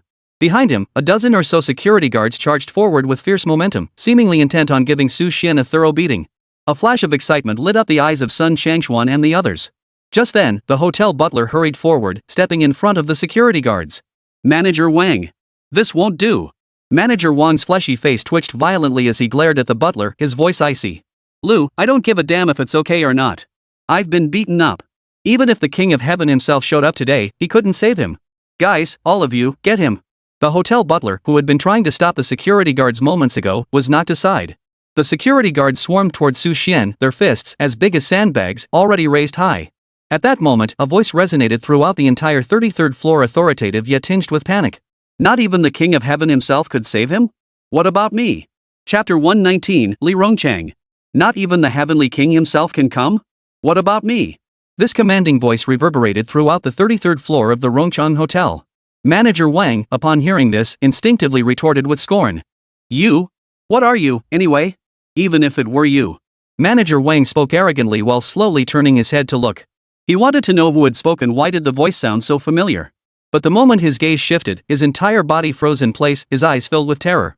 As for the security guards who had been ready to confront Su Xian moments ago, they had frozen in place the instant they heard that voice, not daring to move a muscle. For the person who had just arrived was none other than the owner of the Rongchang Grand Hotel, Li Rongchang. The Rongchang Grand Hotel was one of the many assets Li Rongchang had built up over half his life, and he held absolute control over the entire establishment. More importantly, he had countless businesses throughout the city, making him the undisputed top tycoon in the commercial world. Manager Wang's arrogant expression abruptly shifted as he hurried to Li Rongchang's side. Mr. Li, how did you get here? Seeing Li Rongchan's sudden arrival, he immediately began playing the victim. This kid was just causing trouble earlier. He's just a lowly delivery guy, it's an honor for him to even eat at our hotel. Then he tried to harass our waitress and assaulted me. I was just about to teach him a lesson. Smack! Before he could finish, Li Rongchang swung his right hand and delivered a resounding slap. Compared to Su Xian's slap, however, this one felt like a loving caress. Even so, Manager Wang was stunned. He never imagined the owner of his own hotel would strike him first. Why? His incredulous gaze fixed on Su Xian, but what followed were words he would never forget. How dare you insult Mr. Su? He is our hotel's honored guest. He graced us with his presence today, and not only did you, as the general manager, fail to properly attend to him, but you even dared to slander Mr. Su? And you dare lay a hand on Mr. Su? I'd say your days as manager are numbered. The crowd, already stunned by Li Rongchang's appearance, now stared wide-eyed in disbelief at Su Xian. What exactly did Li Rongchang mean? Distinguished guest? Su Xian was today's distinguished guest. Manager Wang reacted similarly, looking at Li Rongchang with a hint of grievance in his expression. Mr. Li, what are you doing? This kid is just a delivery guy. What makes him a VIP? And besides, Smack! Li Rongchang delivered another slap, his face darkening to a terrifying shade of gloom. This Manager Wang was nothing short of a complete idiot. If he continued to make snide remarks, it would only damage the relationship between himself and Su Xian. You moron! Mr. Su was one of our city's most outstanding talents. His instincts for economics and stocks are razor-sharp, a true genius in finance and economics. His vision for the future is unparalleled. Even an old man like me has made several fortunes following Mr. Su's lead. Getting a single meeting with him is harder than climbing to the moon. You dumb pig, you're lucky enough to meet Mr. Su, yet you treat him like this? Mark my words, if you don't give Mr. Su a satisfactory explanation for today's incident, I won't let you off the hook. After delivering this tirade, amidst the stunned gazes of the crowd, Li Rongchang approached Su Xian with a smile and an apologetic expression, extending his right hand in a gesture of goodwill. I am Li Rongchang, Mr. Su. It was a misunderstanding. Truly a misunderstanding. When I saw Mr. Su arrive on the front desk surveillance, I immediately called to notify the hotel staff. But this guy, who knows what he was up to, didn't answer the call, which led to today's incident. Truthfully, Su Xian had no recollection of this Li Rongchang. But one doesn't bite the hand that feeds, so Su Xian went along with his words. But sometimes, it's only through unexpected situations like this that one's true character is revealed. A cold gleam flashed in Li Rongchang's eyes. He understood the meaning behind Su Xian's words. Everyone watched the two men shaking hands, their faces frozen in shock. When had Su Xian ever been connected to Li Rongchang? The city's outstanding talent? A stock and economic genius? How could they not know about this? If Su Xian could establish a connection with Li Rongchang, perhaps he would become extraordinary in the future. Many eyes turned to Su Xian, their gazes tinged with envy. But the next moment, Su Xian's words left those who had just envied him utterly dumbfounded. By the way, Mr. Li, why don't I recall ever meeting you before? Those who had assumed Su Xian was merely lucky to have attached himself to Li Rongchang's coattails suddenly felt a wave of astonishment wash over them upon hearing this question. Could it be? Li Rongchang's subsequent response confirmed their absurd suspicions. A flattering expression suddenly appeared on Li Rongchang's previously stern face. He looked at Su Xian and spoke proactively. Mr. Su, you truly have a remarkable memory. Last year, at that investment symposium in our city, I had the pleasure of conversing with you. Hearing this, Su Xian furrowed his brow, his mind racing to recall the memory. It seemed he had been collaborating with the government at the time, and due to official connections, he had been invited by numerous local business tycoons. They had spent a fortune to host that small symposium, and some attendees had asked him questions about future investments, to which he had responded. After piecing together the events, Su Xian turned his gaze toward him. I seem to recall that. Li Rongchang, who appeared arrogant and unapproachable in everyone else's eyes, quickly interjected. Yes, those symposiums. Mr. Su's insights truly benefited me immensely. Following the direction Mr. Su has guided me toward, I've already earned nearly as much as I did in my entire previous life. Only now did these classmates truly realize it wasn't Su Xian who had latched onto Li Rongchang's coattails, but rather Li Rongchang who had gone to great lengths to latch onto Su Xian's. The once revered academic superstar of their class, Su Xian, remained as dazzling as ever. As Longning Xuan looked at Su Xian, a flicker of light passed through her eyes. This was utterly absurd. This was Li Rongchang. She had assumed Su Xian might be doing well now, but still couldn't bridge the gap between their families' backgrounds. Yet now, even Li Rongchang, whom her family held in such high regard, was treating Su Xian this way. It spoke volumes about just how formidable Su Xian truly was. Sun Xiangshuan, who had been gloating moments ago, was now utterly dumbfounded. He'd been waiting for Su Xian to get taken down, but from the moment Li Rongchang appeared until now, the entire sequence of events had caught him completely off guard. He began to doubt whether this world was real. How could this be? How was it possible? What gave Su Xian the right? Seeing the adoring looks his classmates gave Su Xian, Sun Xiangxuan felt like he'd shot himself in the foot. Fear began to creep in. If Su Xian was truly that formidable, then he was finished. Could Brother Wan possibly? Just as these thoughts raced through Sun Xiangxuan's mind, the very brother he'd been thinking of finally snapped into action. Thud! Manager Wang's legs buckled, and he knelt directly before Su Xian, then began slapping himself across the face. Sir! I'm so sorry. I was blind. I dared to provoke you, sir. Chapter 120, The True Identity. Smack! Smack! Smack! The crisp sound of slaps echoed through the lobby on the 33rd floor. Li Rongchang fixed a cold stare on Manager Wang, then swept his gaze over the group who had just attempted to attack Su Xian. Every single one of them, not a single face should appear at the Rongchang Grand Hotel tomorrow. Otherwise, if Su Xian truly decided to settle scores with him, then the mere thought of the consequences sent a chill down Li Rongchang's spine. Across the entire province and city, those eager to curry favor with Su Xian were countless. But since last year's series of government-related investment seminars concluded, Su Xian had vanished without a trace, leaving behind no contact information whatsoever. Everyone was eagerly awaiting a chance to meet him. If Su Xian were to announce an opportunity now, whomever he chose to work with would gain access to his network. He was certain hordes of people would gladly do him a favor. And you lot, what exactly is going on here? Li Rongchang's icy glare and voice fell upon the group of burly security guards, instantly sending them into a panic. Mr. Li, we are. Chairman Li, it's all a misunderstanding. A complete misunderstanding. Their bewildered, helpless expressions stood in stark contrast to their earlier menacing demeanor. Don't bother explaining to me. Talk to Mr. Su. After all, the person you were just trying to provoke is none other than Mr. Su. Amidst the stunned gazes of the crowd, their knees buckled, and they all knelt before Su Xian, simultaneously kowtowing and begging for mercy. Mr. Su, we're sorry. We were wrong. Mr. Su, please spare us. We were deceived by that Manager Wang. Please, Mr. Su. I have elderly parents and young children to support. I truly can't lose this job. Faced with this chorus of desperate pleas and Manager Wang still slapping himself in the face before him, Su Xian turned his gaze toward Li Rongchang. Mr. Li, I trust you'll provide me with a satisfactory answer, correct? Li Rongchang trembled at the words, his eyes darting nervously before hastily assuring him. Mr. Su, rest assured. For today's events, I, Li Rongchang, bear full and unshirkable responsibility. I will definitely give Mr. Su a proper explanation. He then turned his gaze toward the others, regaining his haughty demeanor. Starting tomorrow, you need not come anymore. Since you've crossed Mr. Su, I expect not to see any of you in Southwest City again. Do you understand? The group trembled visibly, their faces contorted with despair as they looked at Li Rongchang, then frantically shifted their gaze to Su Xian. Didn't Li Rongchang's words mean he was expelling them from Southwest City? But in this seemingly vast world, where could they possibly go? Their roots and connections were all in Southwest City. Yet they knew that if Li Rongchang could say it, he certainly had the power to make it happen. In that moment, they realized the true power over their fate lay with the sharply dressed figure standing nearby. They gathered before Su Xian, pleading pitifully and prostrating themselves in supplication. The scene erupted in wails and sobs. Sir, please spare me. I truly didn't mean it. We didn't harm you earlier, sir. Please be magnanimous. Faced with their pleas, especially the most desperate ones from Manager Wang, Su Xian gave a cold laugh. These security guards had chosen to be accomplices to a tiger. They had brought this upon themselves. You never truly understood your mistake. You only realized you were finished. Manager Wang's face was already swollen like a pig's head from the slaps he'd received. A flicker of terror flickered in his eyes.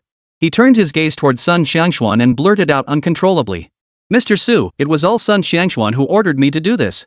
He's the one responsible for all of this. Clearly, he knew escape was impossible and was trying to drag someone else down with him. Now, Sun Xiangxuan had become the center of everyone's attention. In an instant, the looks the students gave him all changed. Especially when they learned that the so-called VIP guest at the Rongchang Hotel was actually Su Xian, not Sun Xiangxuan. Their disdain for Sun Xiangxuan grew even stronger. Earlier, he'd been bragging so loudly, as if he were some kind of big shot. Turns out all that time, he was just riding Su Xian's coattails? At the same time, they noticed that Sun Xiangxuan, who had always seemed so wealthy and powerful in their eyes, now appeared visibly nervous and trembling. Li Rongchang heard this, casually glanced at Sun Xiangxuan, then turned his gaze to Su Xian. Mr. Su, since this is your classmate, shall we leave it to you to handle? Su Xian nodded, replying casually. Actually, that's exactly what I was thinking. In that case, I'll handle it myself. Li Rongchang departed, taking with him the very people who had been wailing and crying moments before. Clearly, the fate awaiting this group would be exceptionally grim, all because they had crossed Su Xian. At this moment, Su Xian had become the center of attention, surrounded by admirers. Many eyes turned to Su Xian, filled with curiosity and astonishment. Sun Xiangxuan, however, looked at Su Xian with a hint of fear, unsure how Su Xian would deal with him. Simultaneously, resentment boiled within him. Su Xian clearly knew Li Rongchang and understood everything, yet he had remained silent, deliberately forcing him to humiliate himself. This was absolutely intentional. Just as everyone expected Su Xian to severely punish Sun Xiangxuan, Su Xian merely smiled. It was just classmates having fun. Let's call it even this time. The real show was yet to come, ending it so soon would be boring. Hearing this, Sun Xiangxuan felt a pang of relief and secretly rejoiced. It seemed Su Xian had always been a pushover since childhood. Even now that he'd made something of himself, he still didn't have the guts to retaliate. Lang Ningxuan watched Su Xian speak these words, a hint of surprise flickering in her eyes. Was it really ending like this? Back in high school, he seemed just like this. Seeing everyone had finished eating, Su Xian took the initiative to suggest. Since that's the case, why don't we do what was suggested in the group chat and go sing karaoke together? Sun Xiangxuan had already made arrangements for today's reunion in the group chat. Everyone had assumed this awkward reunion was about to wrap up, and karaoke was definitely out of the question. But now that Su Xian had spoken up, they exchanged glances and immediately nodded in agreement. Alright, let's go sing. Sun Xiangxuan watched Su Xian stride out of the private room first, his eyes flashing with venom. Today, I'll make you pay for stealing my spotlight. Once everyone had gathered downstairs, Sun Xiangxuan spoke up. Alright, everyone. In that case, we'll each drive our own cars and meet at the KTV later. Oh, and Class Beauty, wanna try out my Maybach? The Maybach, which had never failed to charm girls before, was once again rejected. No, thank you. Sun Xiangxuan could only drag his two lackeys along as he drove the Maybach slowly past the group. Suddenly, it occurred to him that the car key Su Xian had produced back then seemed to belong to a Hongqi. Unconsciously, he wanted to turn the tables. Mr. Su, the academic superstar, where's your car?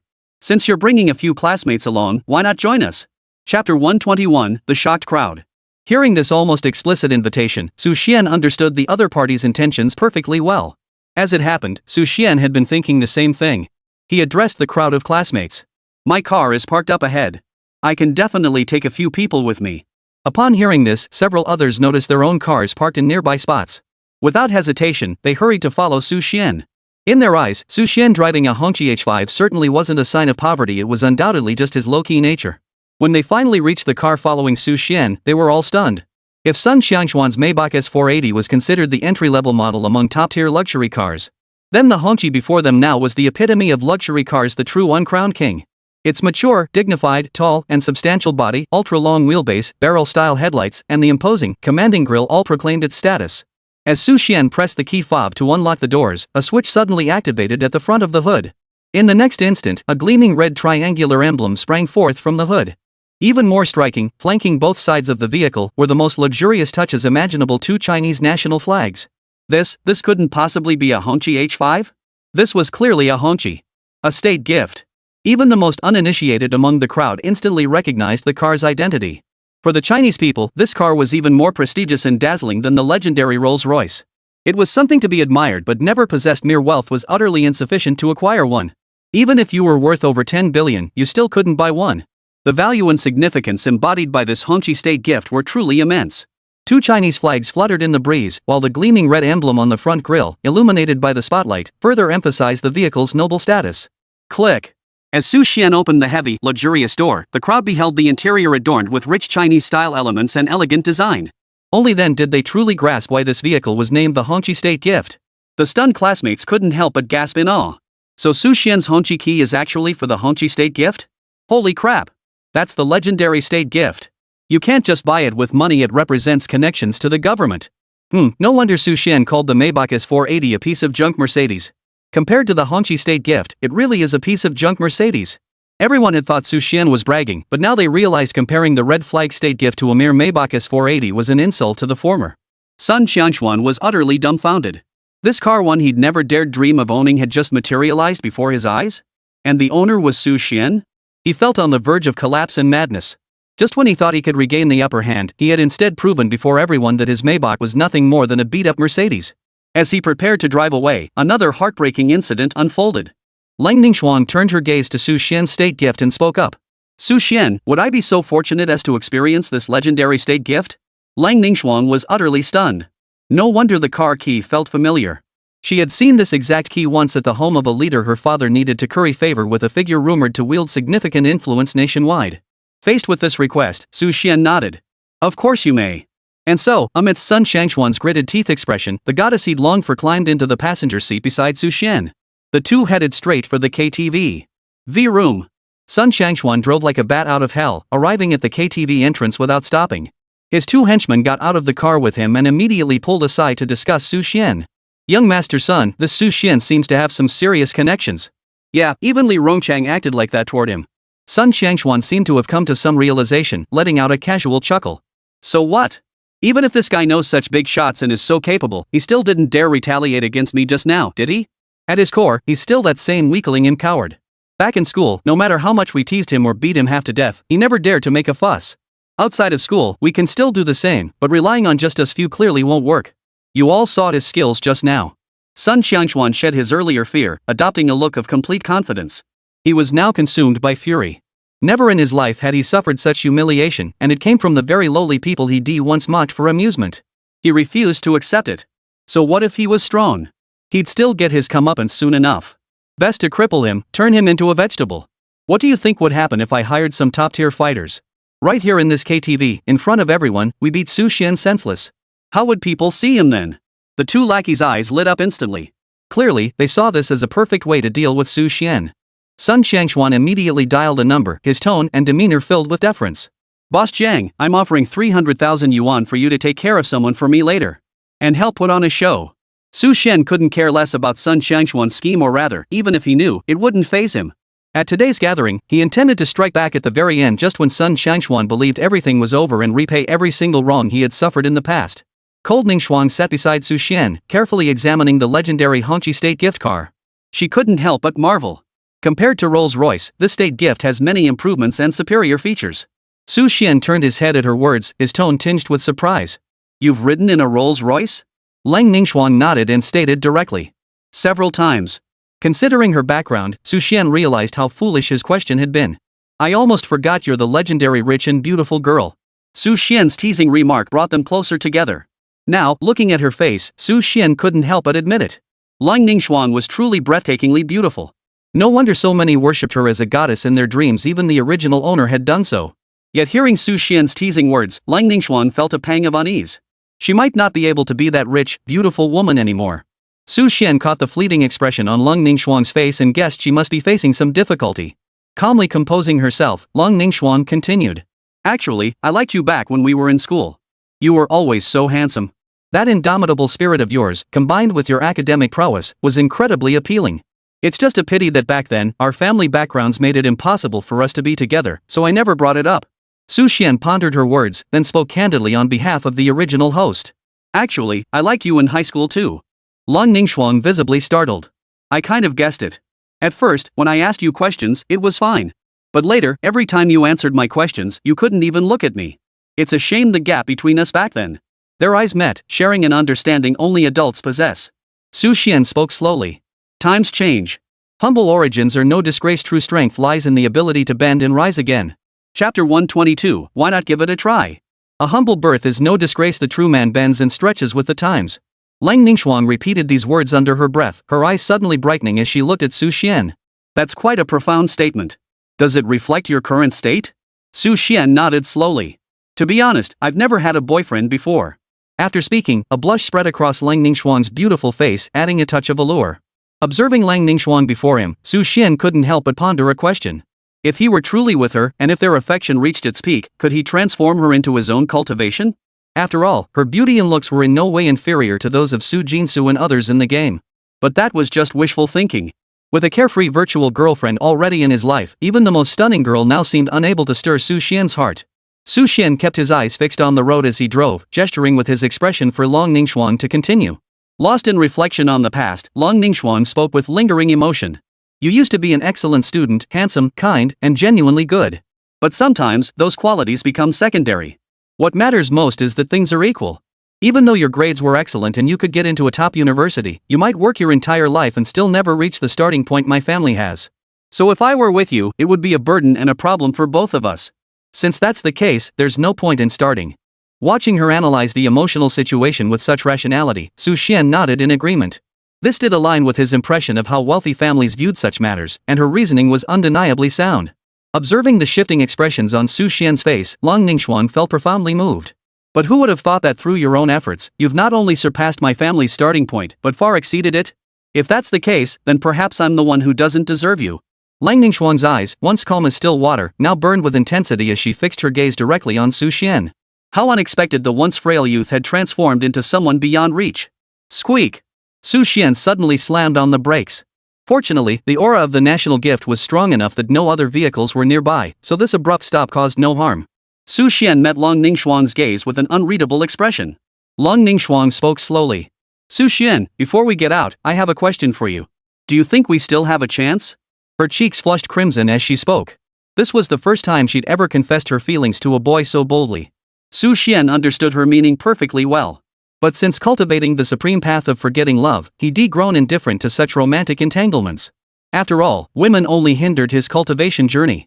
Yet outright rejection might leave her embarrassed, given their shared history as classmates. Su Xian could only give an ambiguous reply: opportunities are for the taking. What if it works out? Neither rejecting nor accepting, at least he had an escape route. Lang Ningxuan understood Su Xian's meaning perfectly. She murmured to herself. Opportunities are seized by one's own efforts, so does that mean I still have a chance? She'd always been confident in her looks, but never imagined Su Xian would remain unmoved by such a direct confession.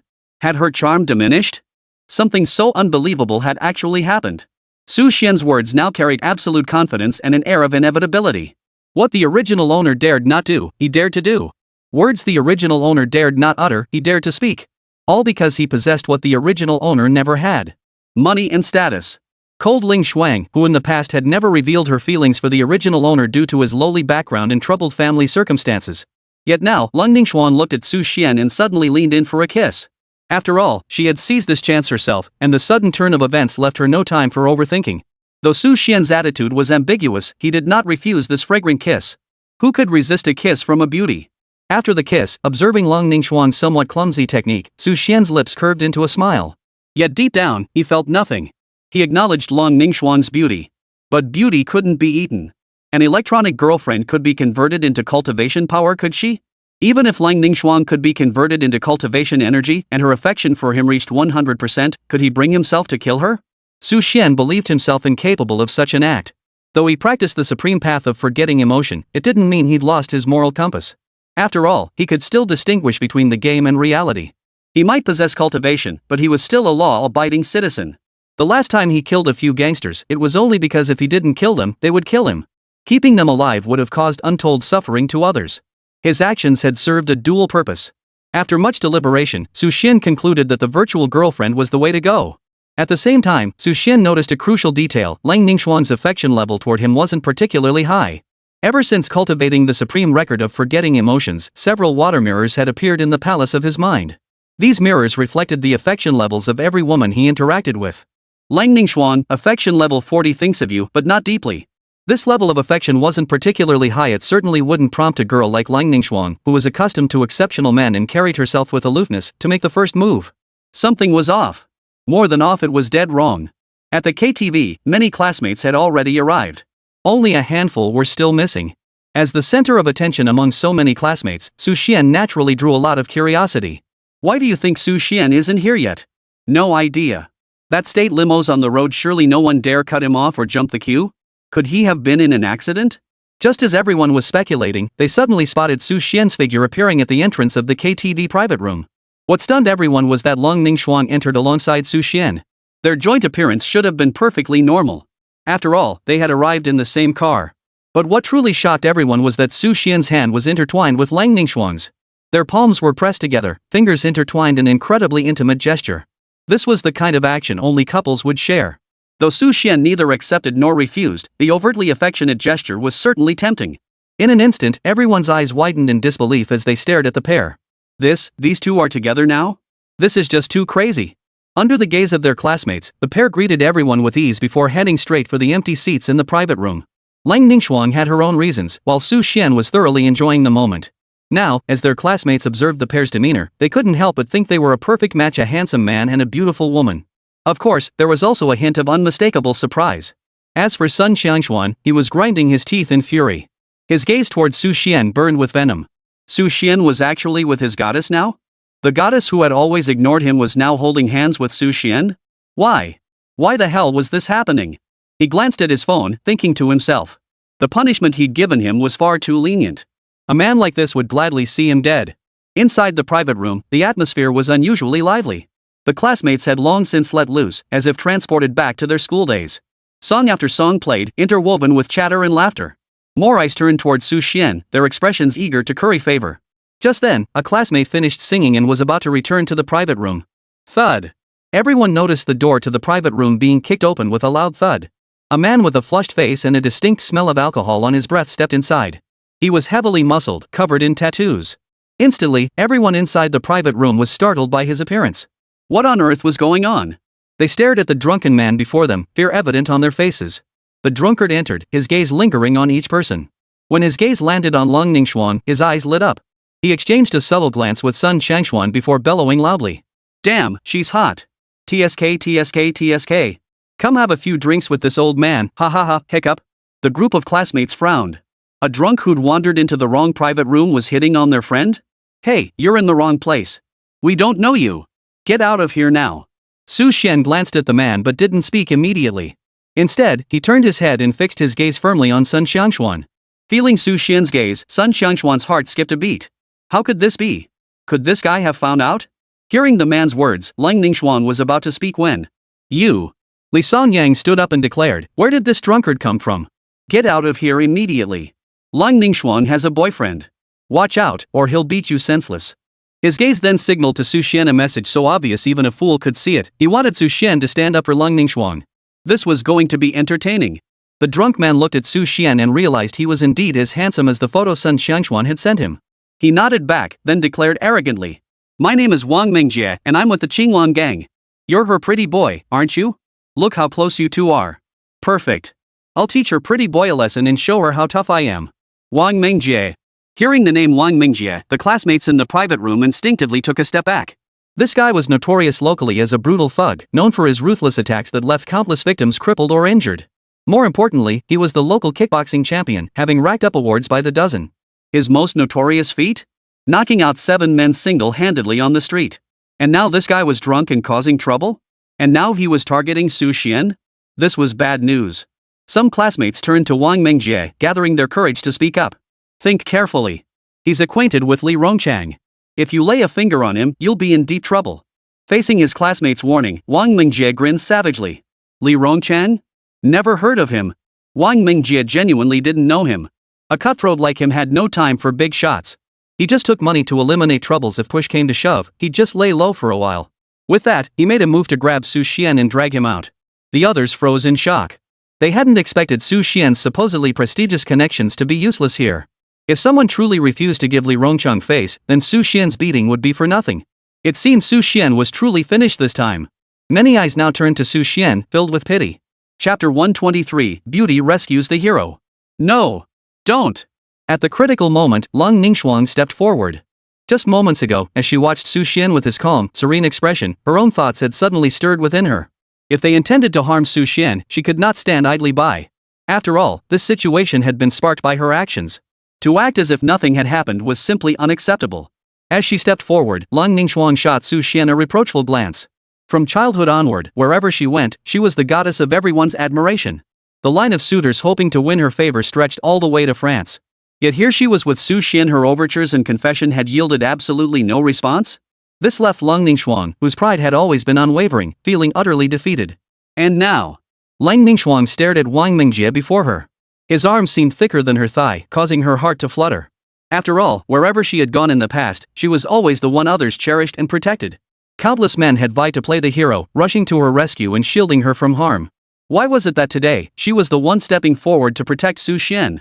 Why did it feel like everything had been turned upside down? And, this cold-hearted guy, is he really not reacting at all? The reactions of the other students were now almost identical to Lung Ningxuan's. Seeing Lung Ningxuan step forward not to rescue the hero, but the heroine, no, the heroine rescuing the hero sent a shiver through every one of them. What more could a man ask for? They all fantasized, if a woman of such caliber were willing to risk herself to protect them, dying would be worth it. Now, every single student turned their envious gaze toward Su Xian. They never imagined that in such a critical moment, Lung Ningxuan would actually step forward for Su Xian. But this scene was unbearable to Sun Xiangshuan's eyes. She was his goddess. He was still plotting his heroic rescue. Yet Su Xian, that bastard, just stood there, completely unmoved. Facing imminent danger, it was his goddess who stepped forward to protect the other? The woman he wanted to protect was stepping forward to shield the other? Does the gap between them really have to be this huge? Sun Xiangxuan, his heart aching bitterly, stared at Su Xian standing there as if frozen in place. He shouted with intense emotion. Su Xian, are you even a man? You actually let Long Ningxuan, a girl, protect you? You're such a wimp. If this had been anyone else, facing such words from Sun Xiangxuan, would likely have been provoked into a fit of rage, charging forward to fight Wang Mingjie only to be soundly beaten. But deep down, Su Xian had already formed a clear suspicion about the relationship between Wang Mingjie and Sun Xiangxuan. He suspected today's entire incident had been orchestrated by the two of them. As for the target, it was undoubtedly himself. Su Xian stared at Wang Mingjie before him, his gaze as calm as still water. Truth be told, with just 1% of his current strength, he could crush this trash with a single slap. Yet he chose not to act. Instead, he turned his gaze toward Sun Xiangxuan and remarked in a tone neither warm nor cold. Whether I'm a man or not, I doubt you get to decide. If possible, after tonight, I'll have Long Ningxuan tell you herself whether I'm a man or not. Sun Xiangxuan. You bastard, you bastard. Sun Xiangxuan was nearly driven mad by those words. He could almost see his goddess pinned beneath Su Xian, being ruthlessly humiliated. Uncontrollably, his face began to contort, and curses erupted from his heart. What's so great about Su Xian? Richer than me? Better looking? Taller? Slightly more cultured? Beyond these trivial things, what else could he possibly have over me? Lang Ningxuan now stood before Su Xian. Seeing him in such a state, her heart couldn't help but feel a little dim. So even now, Su Xian still refused to protect her? Lang Ningxuan never imagined Su Xian could actually bear to let a girl like her step forward to shield him. Yet the problems within her own family still needed Su Xian to resolve. Among all those people, it seemed Su Xian was the only one who could help her. After all, Su Xian was no longer the penniless youth he once was. Even Li Rongchang treated him with utmost respect and courtesy upon meeting him. After making her decision, Lang Ningxuan forced down the bitterness in her heart and stood firmly in front of Wang Mingjie. Is our goddess upset? Sun Xiangxuan witnessed the scene, a surge of delight welling up in his heart. Wang Mingjie also shot a glance at Su Xian, jealousy stirring within him. A woman of this caliber was someone he'd never even dared to look at before. And now she was actually stepping forward to protect this pretty boy? Without hesitation, Wang Mingjie sneered. Kid, I never imagined you'd be such a loser that you need a woman to protect you. TSK, she'd be better off keeping me company over drinks tonight. Then we'll call it even. What do you say? Watching Wang Mingjie begin his relentless taunts, Su Xuanling's expression turned icy. A lion might ignore a stray dog's taunts, but if that dog kept barking without knowing its place, it could easily be torn to pieces. Su Xian decided to drop the act altogether, preparing to smash Wang Mingjie's mouth shut with a single palm strike. Just then, Sun Xiangxuan stepped forward. He stood before Lang Ningxuan, his gaze fixed firmly on Wang Mingjie. Let me make this clear, if you want to deal with that pretty boy, it's none of my business. But if you dare lay a finger on her, you'll have to get past me first. The room fell instantly silent. Wang Mingjie was utterly bewildered. Was this guy suddenly playing the hero? Then he caught Sun Xiangxuan's meaningful glance, and understanding flashed in his eyes. So this was your little heroics routine, huh? Fine, I'll play alone. TSK. Who'd have thought you'd actually step out? What business is this of yours? Get lost. In front of the entire class, Sun Xiangxuan deliberately glanced at Long Ningxuan and declared loudly. She's the one I like. I have to protect her. Instantly, the entire class erupted. The way they looked at Sun Xiangxuan changed. To step forward in this situation, he must truly care deeply. Wang Mingjie glanced at Sun Xiangxuan, a mocking smirk curling his lips. Who'd have thought? A hopeless romantic. But I'm not someone you can stop. Whether you can stop me or not, you'll only know if you try. Seeing the warning in Sun Xiangxuan's eyes as he charged forward, a savage glint flashed in Wang Mingjie's own. This time, he had to turn the charade into reality. Chapter 124, Instant Kill. Ah! Don't you dare go over there. Don't you dare move.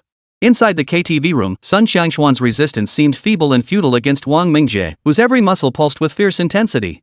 Yet the expressions in everyone's eyes as they looked at Sun Xiangxuan shifted.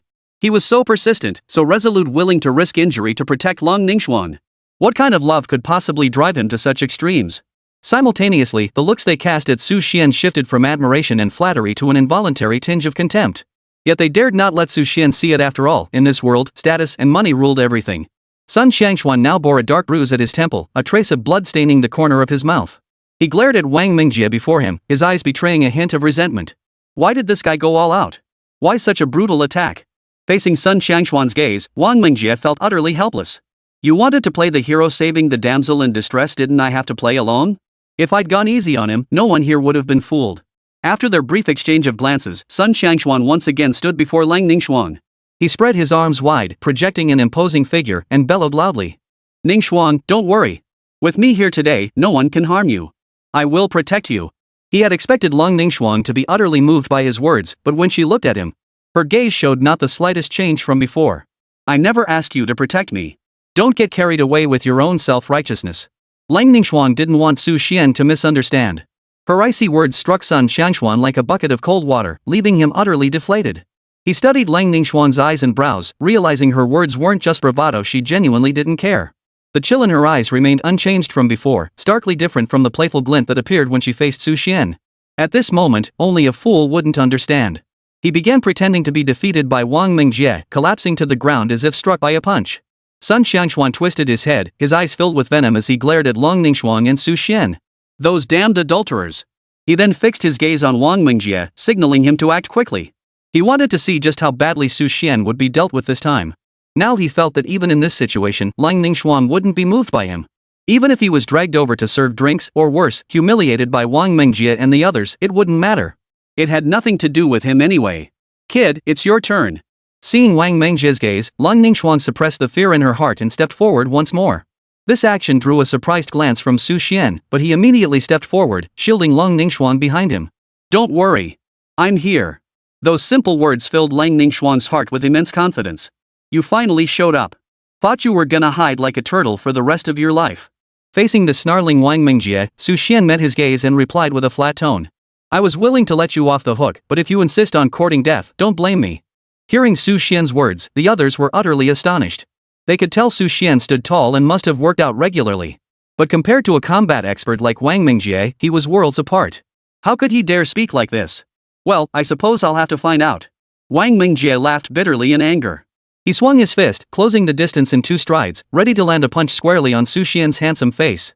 At that very moment, Su Xian sidestepped the punch. He swiftly raised one hand and delivered a resounding slap across Wang Mingjie's face. Smack! Wang Mingjie's right cheek instantly swelled. He stared at Su Xian in disbelief. Damn fast reflexes. You've trained too. You're messing with me. Su Xian remained silent. Wang Mingjie, however, had now taken things seriously. From that single slap, he could sense a speed and power beyond that of an ordinary person. Everyone watched as Wang Mingjie assumed a professional fighting stance. He advanced towards Su Xian with such fierce momentum that everyone couldn't help but hold their breath for Su Xian. The next moment. Smack! Su Xian delivered another slap to Wang Mingjie's face. To the onlookers, Wang Mingjie appeared utterly foolish, being toyed with by Su Xian. The expressions on the faces of the many students watching Su Xian now shifted. They had just witnessed Wang Mingjie beating up Sun Xiangshuan. This Wang Mingjie was undoubtedly a formidable fighter. Why did he look so clueless in front of Su Xian? Could Su Xian be even stronger than him? Wang Mingjie finally sensed something was amiss and blurted out. I never expected you to be hiding your strength so well. But I'm not alone, brothers. Come on in. He clapped his hands, and several men wielding various clubs and sticks walked in. You forgot? I'm part of the Clearwater gang. Today, you damn pretty boy, I'm gonna teach you a lesson you won't forget. You'd better surrender peacefully, because our boss is on his way. Su Xian's previously gentle expression suddenly turned icy. Oomph.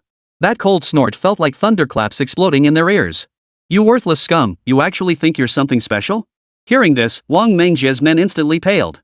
Was he cursing them all? Looking for trouble. Wang Mingjie charged forward first, snatching a solid steel pipe and swinging it with all his might. Su Xian, however, seemed to be watching slow motion unfold before him, utterly uninterested. So slow. You can't even hit someone with any force, and you call yourself a gangster? Under Wang Mingjie's horrified gaze, Su Xian's palm smacked against his chubby cheek. Smack! The thunderous echo didn't sound like a physical impact. It was more like someone had lit a firecracker, deafening everyone nearby. Cough cough cough. Wang Mingjie lay sprawled on the ground, blood trickling from the corner of his mouth, his face swollen like a pig's head. He twisted his head toward Su Xian and roared with fury. Guys, this guy's trained. He's tough to handle. Let's all go at him. Amidst the swarm of thugs closing in, Su Xian moved like a dragon in motion, weaving through the chaos. He dodged blow after blow. These 20 ruthless gangsters seemed like helpless children before Su Xian, utterly powerless to resist. Snap!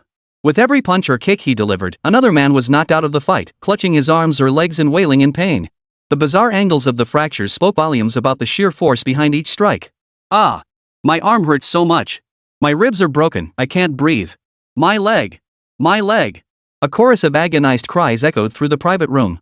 Some had even collapsed unconscious from the pain, unable to utter a sound. In less than 5 minutes, the floor of the KTV room was littered with the bodies of Wang Mingjie's men. Everyone stared at Su Xian in utter shock. They had just witnessed the combat prowess of this gang. Each was a skilled fighter, yet they had been defeated so easily before Su Xian? Was this guy even human? Even if a mixed martial arts world champion showed up, it wouldn't be this effortless, right? Lang Ningxuan's previously worried gaze now sparkled with astonishment as she stared at Su Xian, her mind reeling. Having studied some self-defense techniques in Taekwondo herself, she could clearly see just how formidable Su Xian's combat prowess truly was. She had assumed Su Xian was merely clever, never expecting his physical prowess to be this formidable. Wang Mingjie stood frozen in terror, his legs trembling uncontrollably. He stared at Su Xian as if witnessing a supernatural being. How is this possible? How could you be this good at fighting? Damn it, I've been played. It wasn't as if Wang Mingjie had never fought skilled opponents before. But when faced with overwhelming numbers, even the strongest combat prowess was meaningless. But now, Su Xian had shattered that illusion in his mind. A warm yellow stream flowed from beneath him as he watched Su Xian's approaching footsteps. Crawling backward on all fours, he shouted with feigned ferocity. Stop fighting! Sun Xiangshuan sent me here. If he's unkind, don't blame me for being unrighteous. Chapter 125, Dogs Fighting Among Themselves. Silence. Dead silence filled the private room. Everyone stared at Wang Mingjie, who had just implicated Sun Xiangshuan, their faces frozen in shock. They never imagined this man was actually brought by Sun Xiangshuan. Then why was he beating Sun Xiangshuan so fiercely? But none of the people present were fools. After a moment's thought, they grasped the crux of the matter. Is Sun Xiangshuan playing the victim? Probably not just that. He also wants to teach Su Xian a lesson. But he didn't expect Su Xian to not only be rich now, but also exceptionally skilled in combat. Talk about losing both the battle and the wife. To strike such a vicious blow against his own classmate, what a scumbag. Instantly, their gazes toward Sun Xiangshuan brimmed with utter contempt. Among them was Lang Ningxuan. Watching Su Xian sweep aside the man before him with overwhelming force, she shot Sun Xiangshuan a contemptuous glance.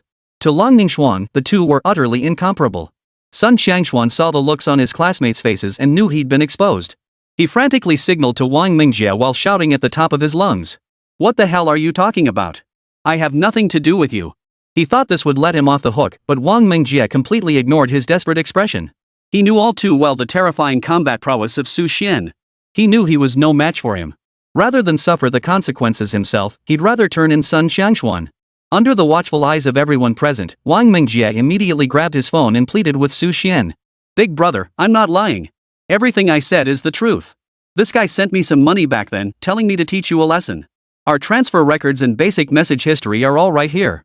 Wang Mingjie waved his phone around for everyone to see.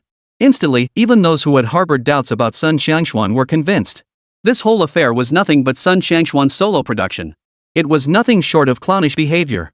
Seeing this turn of events, Sun Xiangshuan threw caution to the wind. He glared at Su Xian with venom in his eyes. Su Xian, this ING mess is all your fault. If you hadn't shown up today, would I have had to go through all this trouble? Before Su Xian could react, Wang Mingjie beside him couldn't hold back any longer. This guy had cost him so much face today and even provoked such a powerful figure he deserved to die. Smack! Wang Mingjie took 3 steps in 2 strides and slammed a heavy slap across Sun Xiangshuan's face. Shut your mouth. You filthy dog, how dare you speak to my big brother like that? You. Sun Xiangshuan pointed at Wang Mingjie, his face frozen in shock. Wasn't this guy hired by him? Why did he now seem like Su Xian's man? Big brother, today's incident was a complete misunderstanding. Please be magnanimous and let me off.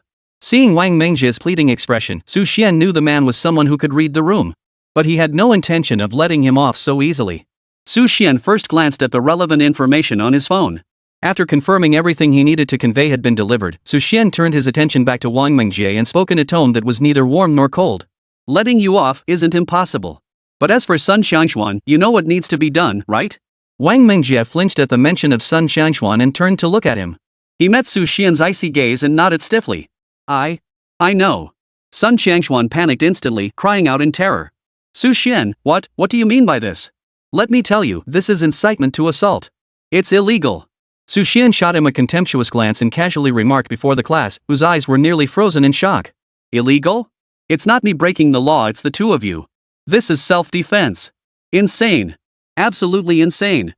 Everyone marveled at Su Xian's audacity, while Lang Ningxuan, standing nearby, gazed at him with eyes that shone brightly. Her mind seemed to have made a decision. Seeing this, Wang Mingjie wasted no time. He stepped up beside Sun Xiangshuan, his eyes cold as ice. You little punk put me through hell today. I won't let you off the hook. In an instant, his palm smacked across Sun Xiangshuan's face, leaving it swollen like a pig's head. No. What followed was a torrent of blows, punctuated by Sun Xiangshuan's faint pleas for mercy. Most crucially, after dealing with Sun Xiangshuan, Wang Mingjie also took care of Li Songyang and another henchman nearby. Wang Mingjie knew full well that these three were always together whenever they met. There was no way his two lackeys hadn't known about this incident. Especially that blatant hint from Li Songyang earlier. He beat all three of them soundly. Moments later, everyone saw three figures lying on the ground, utterly battered and unrecognizable. Wang Mingjie approached Su Xian and spoke cautiously. Brother, I've taken care of this guy for you. I wonder if I could. Su Xian looked at him and smiled. It's fine. Wait a bit longer before leaving. I'll send someone to pick you up shortly. Hearing Su Xian's words, Wang Mingjie couldn't fathom what he meant. Yet subconsciously, he sensed something ominous was about to unfold. He couldn't quite put his finger on what it was, but out of respect for Su Xian, he dared not leave. He could only stand by, forcing a smile. Sun Xiangshuan, seeing this, thought he'd dodged a bullet and instinctively prepared to get up. At that moment, Su Xian turned his gaze toward him, his tone filled with emotion. Sun Xiangshuan, since today's gathering is nearly over. Then it's time we settled our scores. The moment Su Xian spoke these words, everyone felt as though the temperature in the private room had dropped several degrees. A chill ran down their spines, and their bodies began to tremble involuntarily. Su Xian rose from his seat and strode directly toward Sun Xiangshuan. Thud!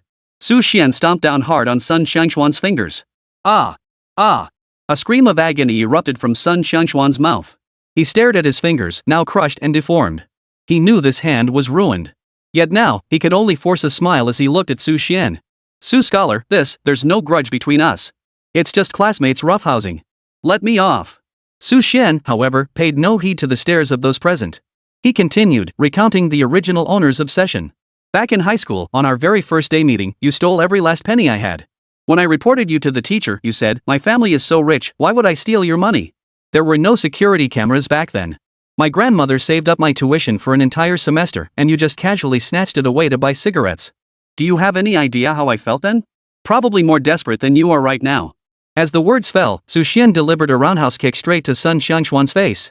Thud. Chapter 126, A Million Trials Forge Me. In an instant, Sun Xiangshuan's head snapped back from the blow. With his hands pinned under Su Xian's foot, he could only lie flat on the ground, forced to endure the full impact of the strike. Wah! Several teeth mixed with blood spilled out as Sun Xiangshuan was rendered numb with pain. Su Xian once again recalled the memories of the original host, those moments of profound humiliation and seething resentment. Freshman year. Senior year. By the time each incident was recounted, the Sun Xiangshuan before Su Xian was barely recognizable as human. The look in his eyes as he gazed at Su Xian held not even a trace of resentment. The others watching Su Xian's back were filled with profound emotion. Even now, basking in glory, who could have imagined Su Xian had endured such a tragic childhood? Yet it was precisely this torturous ordeal that ultimately forged the Su Xian of today. Sun Xiangshuan now realized that whether in the underworld or the legitimate sphere, he was no match for Su Xian. To provoke him again would be nothing short of courting death. I was wrong, Su Xian. I was wrong. I was young and ignorant back then. Please spare me. Gazing at the dying Sun Xiangshuan, Su Xian suddenly smiled. Ha ha ha ha. I've had my fill of games. Now the real revenge begins.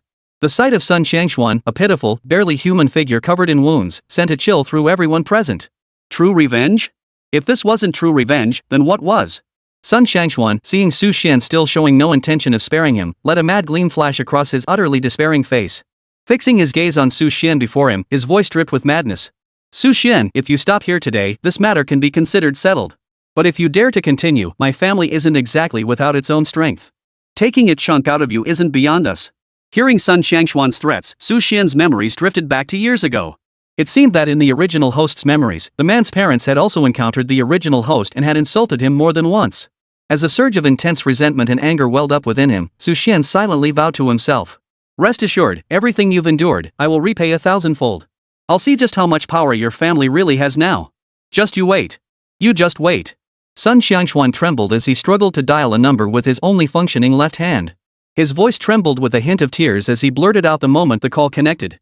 Mom! Today I.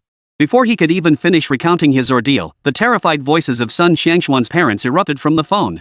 You little bastard, who the hell did you mess with?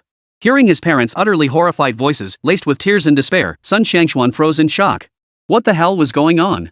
Mom and Dad, what's wrong? Your son got bullied today. Hurry and help me. Ignoring Sun Shangshuan's plea, they spoke urgently instead. Where are you right now? Tell me, quickly. Though stunned, Sun Shangshuan didn't hesitate. He replied immediately. Moonlight KTV. I'm at Moonlight KTV. Bring as many people as you can. The next moment, Sun Shangshuan's phone was hung up. Su Xian looked at Sun Shangshuan's puzzled expression and offered him a pitying smile. Don't worry. Your parents will be here soon. Whatever it is, we'll talk about it together. Seeing Su Xian's cold smile, Sun Shangshuan felt fear wash over him. He had always believed that no matter what, his parents' arrival would protect him. When he was young, facing Su Xian, his parents had always been so strong and reassuring. But now, he sensed something was off. Su Xian turned to face everyone and spoke slowly. 1,000 trials have forged the man I am today. Thud. Thud. Hasty footsteps echoed outside the KTV room. Instantly, the door swung open. The group saw a middle-aged man in a suit and a middle-aged woman with an air of elegance hurriedly open the door. When their eyes fell upon Sun Shangshuan, lying on the floor beaten beyond recognition, a flicker of pity crossed their faces. Everyone present recognized them instantly. These were none other than Sun Shangshuan's parents. Back in high school, they had always projected this image, the epitome of wealth in the eyes of others, aloof and connected to countless influential figures. With them here now, surely this matter can be resolved? Before the classmates could finish their thoughts, Sun Shangshuan's parents approached Su Xian and knelt down with a thud. Their faces twisted with terror as they looked up at Su Xian and cried out. Sir, my son is still just a child. He doesn't understand proper etiquette and offended you. Please spare him. Even Sun Shangshuan's father bowed his head now. That head that had looked down on everyone with arrogance back in high school was now lowered in utter submission. Please spare our son family. Don't hold this against him. We beg you. Dad. Mom. What are you doing? Sun Shangshuan lay prostrate on the ground, expecting his parents to come support him. But the situation was nothing like he had imagined. Sun Shangshuan's father could no longer contain himself. He turned to face his son and let out a hoarse, desperate roar. The mayor personally called me and said our family is finished. Every government department has cut ties with us, raw material suppliers have stopped deliveries, and all our partner manufacturers simultaneously announced they're abandoning our collaboration. Our family is finished. Completely destroyed. What kind of enemies did you provoke? No matter how I probe, all I hear is that it's connected to what happened with you today. They all say this mess happened because you pissed off Mr. Su. You little brat, you really know how to stir up trouble. Hearing Sun Shangshuan's father's words, every student present felt their eyes widen in shock. Mr. Su? Isn't that Su Xian? They looked at Su Xian, whose face now bore a serene expression, yet whose eyes were as cold as ice. A wave of shock washed over every face. Su Xian actually had such solid connections with the authorities? He was practically the uncrowned king of this place. Lang Ningxuan's gaze toward Su Xian was filled with deep emotion. It seemed the crisis her family faced could truly only be resolved by Su Xian. To fully bind Su Xian to their family's cause, perhaps offering herself to him as soon as possible would be a wise choice. The former campus beauty and goddess, once idolized by countless hearts, now gazed at Su Xian with eyes that seemed to weave threads of desire, as if she had formed her own plan. Sun Shangshuan was dumbfounded, lying on the ground as he stared at his parents kneeling before Su Xian, his face frozen in shock and despair. Chapter 127, Throwing herself into his arms, the curtain falls. Impossible. How could this happen? He glared at Su Xian, roaring with fury. You bastard, what the hell did you do? Su Xian glanced at them casually. Nothing much, really. Just asked a few acquaintances to handle a few things within their capabilities. Yesterday, besides shopping, Su Xian had visited several homes to collect information all related to the Sun Shangshuan family.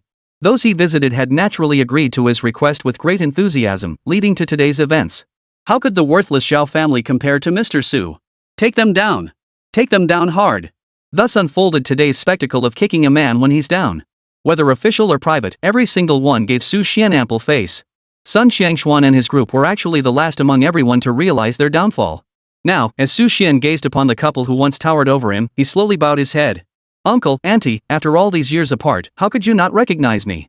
Uncle? Auntie? Hearing this address, Sun Shangshuan's parents trembled visibly, lifting their heads in disbelief. They stared at Su Xian's handsome face, and vaguely, it began to overlap with someone from their memories. Su Xian? You're actually Su Xian. They scrutinized the present-day Su Xian, astonishment filling their hearts. The next moment, Su Xian's words transformed their astonishment into utter despair. Yes, it's me. Uncle and Aunt, you never expected this, did you? That kid you doused with water and beat senseless in your office back then, he's made it. Su Xian stepped before Sun Shangshuan's father. As despair filled the man's eyes, Su Xian slowly grabbed a handful of his hair. Thud. With a sudden burst of force from his right hand, Xuan slammed him hard onto the ground, his voice cold as ice. Back then, it was you, uncle, who told me that in this society, money and status are everything. Now I see you were right. Smack. Simultaneously, he delivered a powerful kick that sent Sun Xiangxuan's mother flying into the wall beside them. Blood trickled slowly down from her ornate jewelry. An auntie's kindness, I'll never forget it for the rest of my life. When Sun Xiangxuan stole my money, you knew it yet shielded him, even slandering me as the thief. I remember every detail. Losing grandma's entire semester's worth of money, yet instead of justice coming, I was humiliated? How could I ever forget the sight of me standing before you, begging for your forgiveness? At that moment, both of them trembled violently, their eyes filled with despair as they looked at Xuan. They never imagined that the Mr. Su everyone spoke of was the very same poor boy they had once bullied and looked down upon? Now this very boy seemed to remember every single thing, every single act of humiliation, and was determined to exact revenge for it all. Uncle was wrong. Uncle apologizes. You were classmates after all, can you show mercy? Auntie truly didn't mean it back then. She just wanted to play a joke on you. They first dragged Sun Xiangxuan, who stood frozen nearby, to Xuan's side. Both knelt before him, banging their heads on the ground like garlic being crushed as they begged for mercy. Thud, thud, thud. All three heads slammed against the ground simultaneously. The dull thuds made everyone involuntarily close their eyes. Soon, the tiles of the KTV floor were stained crimson with blood. Xuan felt the weight of the shackles binding his heart grow lighter and lighter. Time passed, its duration unknown. Sun Xiangxuan and the other two looked at Xuan with utter despair. You, what exactly do you want to spare us? At that moment, Xuan lifted his head and spoke slowly. If I let you go, who will let go of the person I once was? Please. Before the three could finish, countless figures surged into the KTV room. These figures represented various factions, including many debt collectors from rival companies who had immediately begun searching for them upon learning of the company's financial crisis. How did they get here? Seeing the approaching figures, the three fell into utter despair. These three pieces of trash are right here, beat them up. After being beaten up once more, the scene finally quieted down. The real trump card arrived. The police showed up right on schedule. They were here to arrest the two men for certain illegal activities committed by their company. We're done for. The company's ruined, and now the debt collectors are here too. The cops are here too. We're completely finished. Sun Xiangxuan and his family of three knelt where they stood, no longer even thinking of resisting. They knew that the Sun family was no longer in a position to resist. After all, their shady businesses would surely be uncovered if investigated. Amidst the stunned gazes of the crowd, the police captain in his blue uniform approached Xuan and respectfully stated, Mr. Su, leave this to us. We have secured evidence of the Sun family's criminal activities and will proceed according to the law. Only now did the crowd realize just how formidable Xuan truly was. Chaos erupted within the KTV private room as they stared at Sun Xiangxuan and his two companions, collapsed and limp on the floor. Xuan felt the shackles binding his heart suddenly vanish. Watching Sun Xiangxuan's family, his two henchmen, and Wang Mingjie and the others being completely taken away by the police, Xuan gave a slight nod to the police captain, who saluted him respectfully. Amidst the awestruck and stunned gazes of everyone present, today's farce finally drew to a close. Snap! In that instant, Xuan seemed to hear the sound of something shattering. The original host's seemingly sole obsession in this world finally dissipated. Gazing at the boundless expanse of sky, Xuan felt a sense of freedom, as if the entire universe lay open for him to roam. This time, the original host's obsession had been fully fulfilled. The Sun Xiangxuan family would undoubtedly face a future worse than death. Whether it was the original host's experiences or the heinous deeds committed by the Sun Xiangxuan family, Xuan would never let them die easily. Their remaining days must be lived in utter despair. Just as the original host had endured 3 years of perpetual gloom and darkness during high school. Mr. Su, would you mind giving me a ride? A somewhat familiar female voice sounded at Xuan's ear. He glanced at the window of the state-of-the-art vehicle and was surprised to see Lang Ningxuang standing outside. Her eyes were filled with shock, admiration, and a hint of passion. Xuan immediately relented, opening the passenger door. Let's talk in the car. Under the envious gazes of everyone present, Xuan drove his Hongqi state gift vehicle, carrying Lang Ningxuang toward one of his vacant villas. At the villa entrance, Lang Ningxuang looked at Xuan and asked, Care to join me upstairs for a drink? And some conversation? Seeing the hint of teasing in her eyes, Xuan shrugged. If that's the case, then let's chat. In that moment, the tacit understanding between adults was displayed to perfection. A beauty offering herself, wouldn't it be a shame to refuse? 2 hours later, Xuan lit a cigarette and walked over to the massive floor-to-ceiling window. Gazing at the greenery outside, his eyes brimmed with contentment. Today's gains were truly substantial. Not only had he broken the original host's obsession and advanced his cultivation, but he had also savored a beauty of such caliber. This cold Ling Shuang, who had thrown herself at him, her looks and figure were leagues above any woman he'd encountered before. More importantly, she had never experienced anything like this before, which pleased Su Xian immensely. Now, as Su Xian gazed at the sleeping Lung Ningxuan, he smiled. He knew this brief respite had come to an end. He needed to immerse himself in the game once more. Cold Campus Flower. Contact me if you need anything. After leaving this message for Lang Ningxian, he drove straight out of the villa. He headed to another large flat he had purchased in the city center, preparing to re-enter the game. Chapter 128, Mission Assignment. Phew, back. Let's see how things are in the game. Though Su Xian had only been gone for 2 days, a lot had happened in that time. Seeing the minigame still running and the familiar computer screen, he slowly exhaled in relief. If he could complete this game instance, Su Xian's strength would undoubtedly undergo a qualitative leap compared to before. At the very least, he would draw ever closer to that legendary realm of immortals and gods. Have I taken another step closer to becoming an immortal? The thought alone brought Su Xian a sense of joy. If only everyone could help me cultivate. Su Xian suddenly recalled Lang Ningxuan's unusually proactive behavior last night. Unfortunately, Lang Ningxuan was, after all, a living human being. Su Xian simply couldn't bring himself to use her for cultivating the supreme forgetful path. Most importantly, this woman's motives weren't simple either, it was all just a transaction of interests. A faint smile touched Su Xian's lips. He glanced at the computer screen, where Chao Jincha's affection level for him was clearly displayed. Su Xian slowly shook his head. Seems like a virtual girlfriend is still more appealing. In real life, there's a woman who sleeps with you and calls you darling all the time, yet when I check her affection level, it's 0. Isn't this pure transactional? Su Xian wasn't denying the existence of such relationships to him, it was simply a matter of personal choice. But to rely on this path to cultivate the supreme forgetful way? That was nothing short of delusional. Adjusting his posture, Su Xian clicked into the game interface. After all, his cultivation journey couldn't be delayed. This was infinitely more interesting than all that romantic nonsense. The moment he logged in, he noticed Chao Jinse's current cultivation level had reached 79, the peak of the Soul Sage realm. Now was precisely the time to acquire the 8th soul ring. Immediately, Su Xian felt a surge of emotion within. It seemed he had returned at just the right moment, perfect timing. Sure enough, after sitting at the computer for another 20 minutes, Su Xian noticed a related quest prompt appear in the minigame. Ding! Main quest.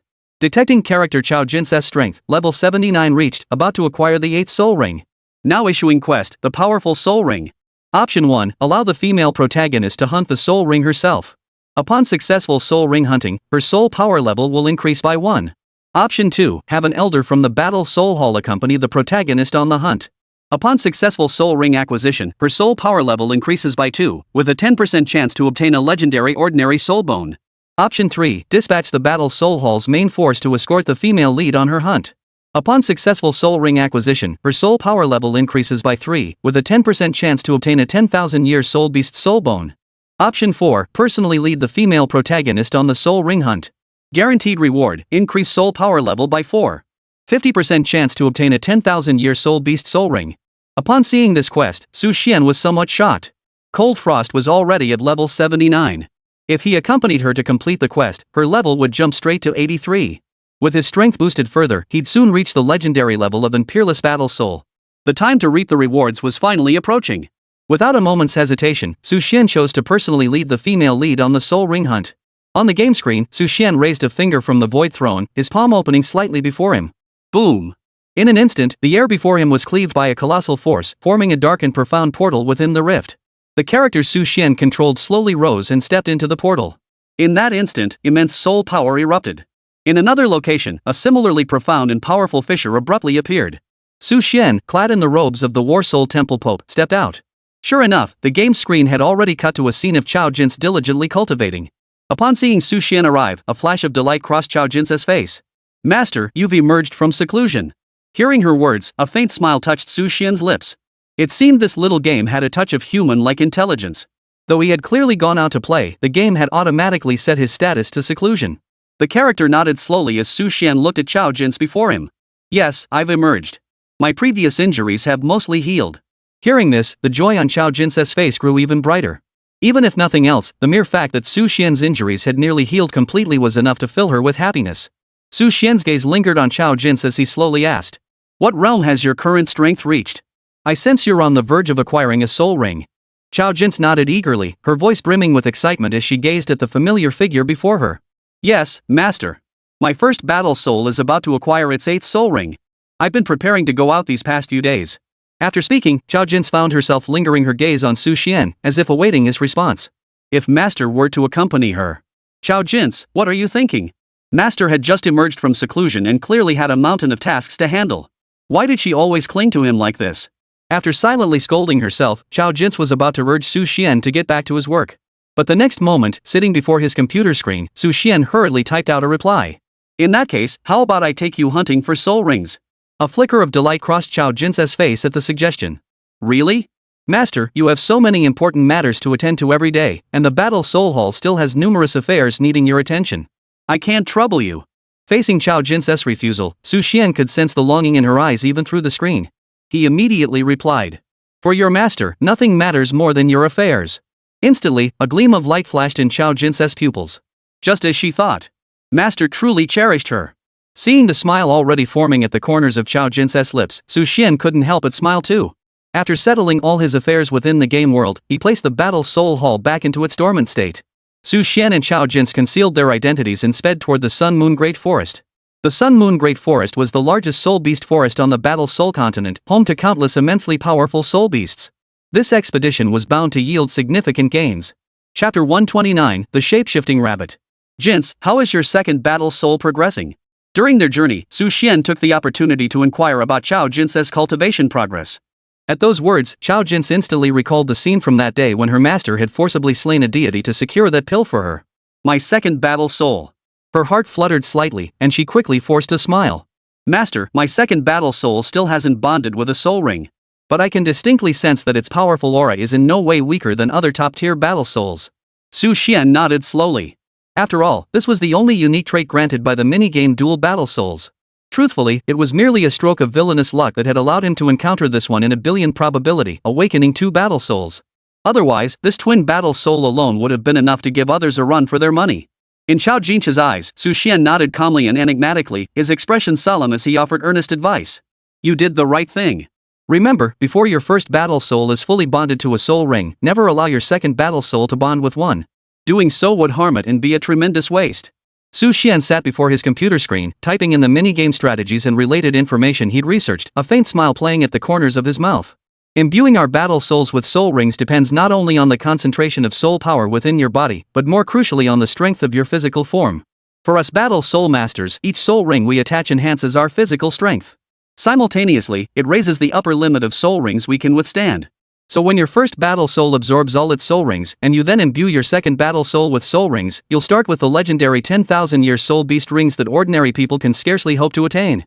At this revelation, a flash of delight crossed Chao Jin's face as she exclaimed excitedly. Master, you truly possess boundless knowledge. That shameless fellow stole your knowledge earlier, claiming to be the strongest in theory. Now I believe you are the strongest in legend. Su Xian ruffled Chao Jin's hair, gave her special instructions about the second soul ring, then led her deep into the Sun Moon Great Forest. This time, he intended to venture deep into the forest, determined to secure an immensely powerful soul ring for Chao Jin's. Yet curiosity gnawed at his heart. When would the third phase of the storyline unfold? And when would that pivotal character he was destined to meet finally appear? After all, this third phase laid a profoundly thick prologue for the ultimate showdown. Within the Sun Moon Great Forest, 2 little rabbits hopped about on the ground, surrounded by thousands upon thousands of their kind. In the distance lay a lake. The scene appeared utterly harmonious, even radiating the beauty of life. Yet this very spot lay at the very heart of the Sun Moon Great Forest. For human battle soul masters, this was the forbidden zone within the forbidden zones of legend. Splash! A thunderous roar of water erupted from the lake and a massive black shadow emerged from its depths. Su Xian gazed and recognized it as a colossal serpent lurking beneath the lake's surface, now surfacing from the depths. Its colossal body stretched hundreds of meters in length, with a girth spanning several meters. Its sheer size was beyond imagination. Mysterious patterns adorned its skin, and its form seemed to shimmer with an eerie, ghostly quality. Most peculiar of all, it bore the head of a bull atop its serpentine body, emanating an aura that was both mysterious and overwhelmingly powerful. Thud! Thud! From the distant depths of the great forest came a tremendous tremor, as if the earth itself shook. A giant ape covered in black bristly hair leapt down from the trees. Despite its massive size, it moved with surprising agility. The 2 formidable soul beasts exchanged a glance and began walking toward the plain. When they reached the 2 rabbits, something utterly unexpected occurred. These 2 formidable soul beasts could actually speak human language. The first to speak was the colossal serpent whose coils nearly obscured the sky. Are you truly resolved to proceed with this? Even though your cultivation has reached 10,000 years, if you transform and lose everything afterward, what exactly are you gaining? The other, the black-maned giant ape, also offered earnest advice. Exactly. You and your daughter have raised countless rabbits and grandrabbits here in the Sun Moon Great Forest. Your daughter alone has given birth to tens of thousands. Can you truly bear to abandon all those descendants? The two soul beasts were addressing none other than the larger of the two rabbits. At that moment, the rabbit appeared no different from any ordinary rabbit. Yet, gazing at the two powerful soul beasts, she spoke slowly. What's there to worry about? We rabbits are famously prolific. Even if I'm gone, my daughter can produce dozens of offspring each time she mates with other rabbits. What's the big deal? Moreover, if I transform into human form and cultivate back to this level, I might even glimpse the legendary path to godhood. Any outsider witnessing this scene would be utterly astonished, for the aura emanating from these three soul beasts was undeniably that of formidable 100,000-year-old soul beasts. The little rabbit, still hopping about happily nearby, lifted its head to look at the two soul beasts. Big hero, second hero, you two just stop trying to talk mom out of it. If she wants to try and become a god, let her go for it. At that moment, the aura emanating from this little rabbit was also that of a powerful 100,000-year-old soul beast.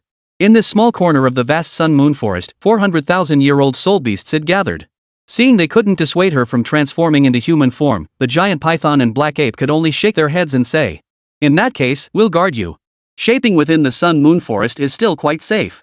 The slightly larger rabbit nodded slowly upon hearing this. She moved behind the little rabbit and gently nudged her forward. Very well. Should I leave this forest after taking human form, I entrust my daughter to your care. After uttering these words, the larger rabbit shook her head, her tone heavy with regret. I never imagined that before my daughter reached the 100,000-year soul beast realm, she bore so many litters of rabbits, yet not a single one showed any talent. It's truly a pity. The two powerful soul beasts nodded in agreement upon hearing this. We will care for her from now on. You may transform with complete peace of mind. This place is absolutely safe. Chapter 130, 100,000-year soul beast takes on 3. Master, what are you doing? This is way too deep. Xiao Jin gasped for breath as she turned her head to look at Su Xian behind her. Su Xian looked at her, a faint smile playing at the corners of his mouth. What? Already can't take it? Instead of putting up a brave front, Xiao Jin nodded. Master, the depths of the Sun Moon Great Forest are still extremely dangerous. We've already ventured far in. According to the records of the Battle Soul Temple, it seems no soul master has ever ventured into such a place. Su Xian nodded in agreement upon hearing Xiao Jin's words.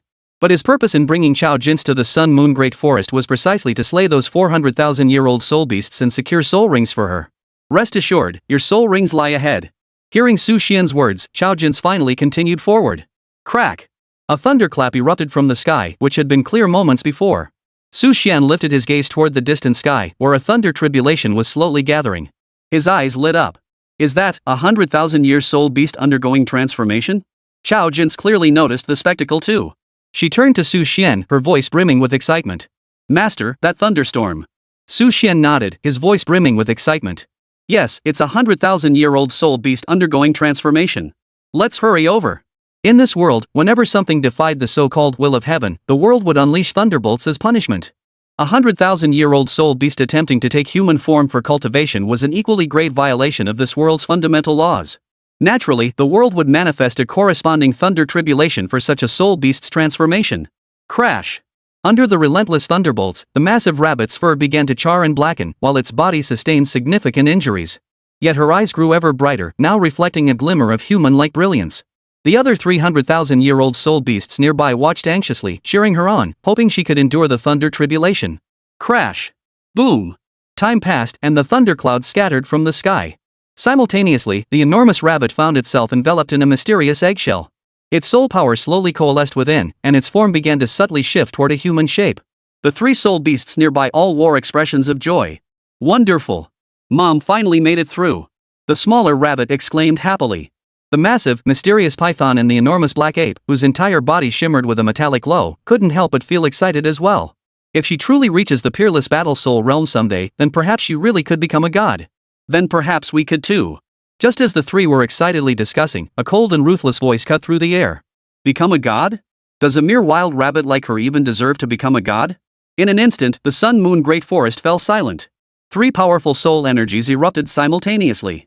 All 3 soul beasts lifted their heads, gazing toward the source of the voice as a bloodthirsty, frenzied aura surged from their bodies. Who's there? Show yourselves. Under the stunned gazes of the 3, a man and a woman slowly stepped forward.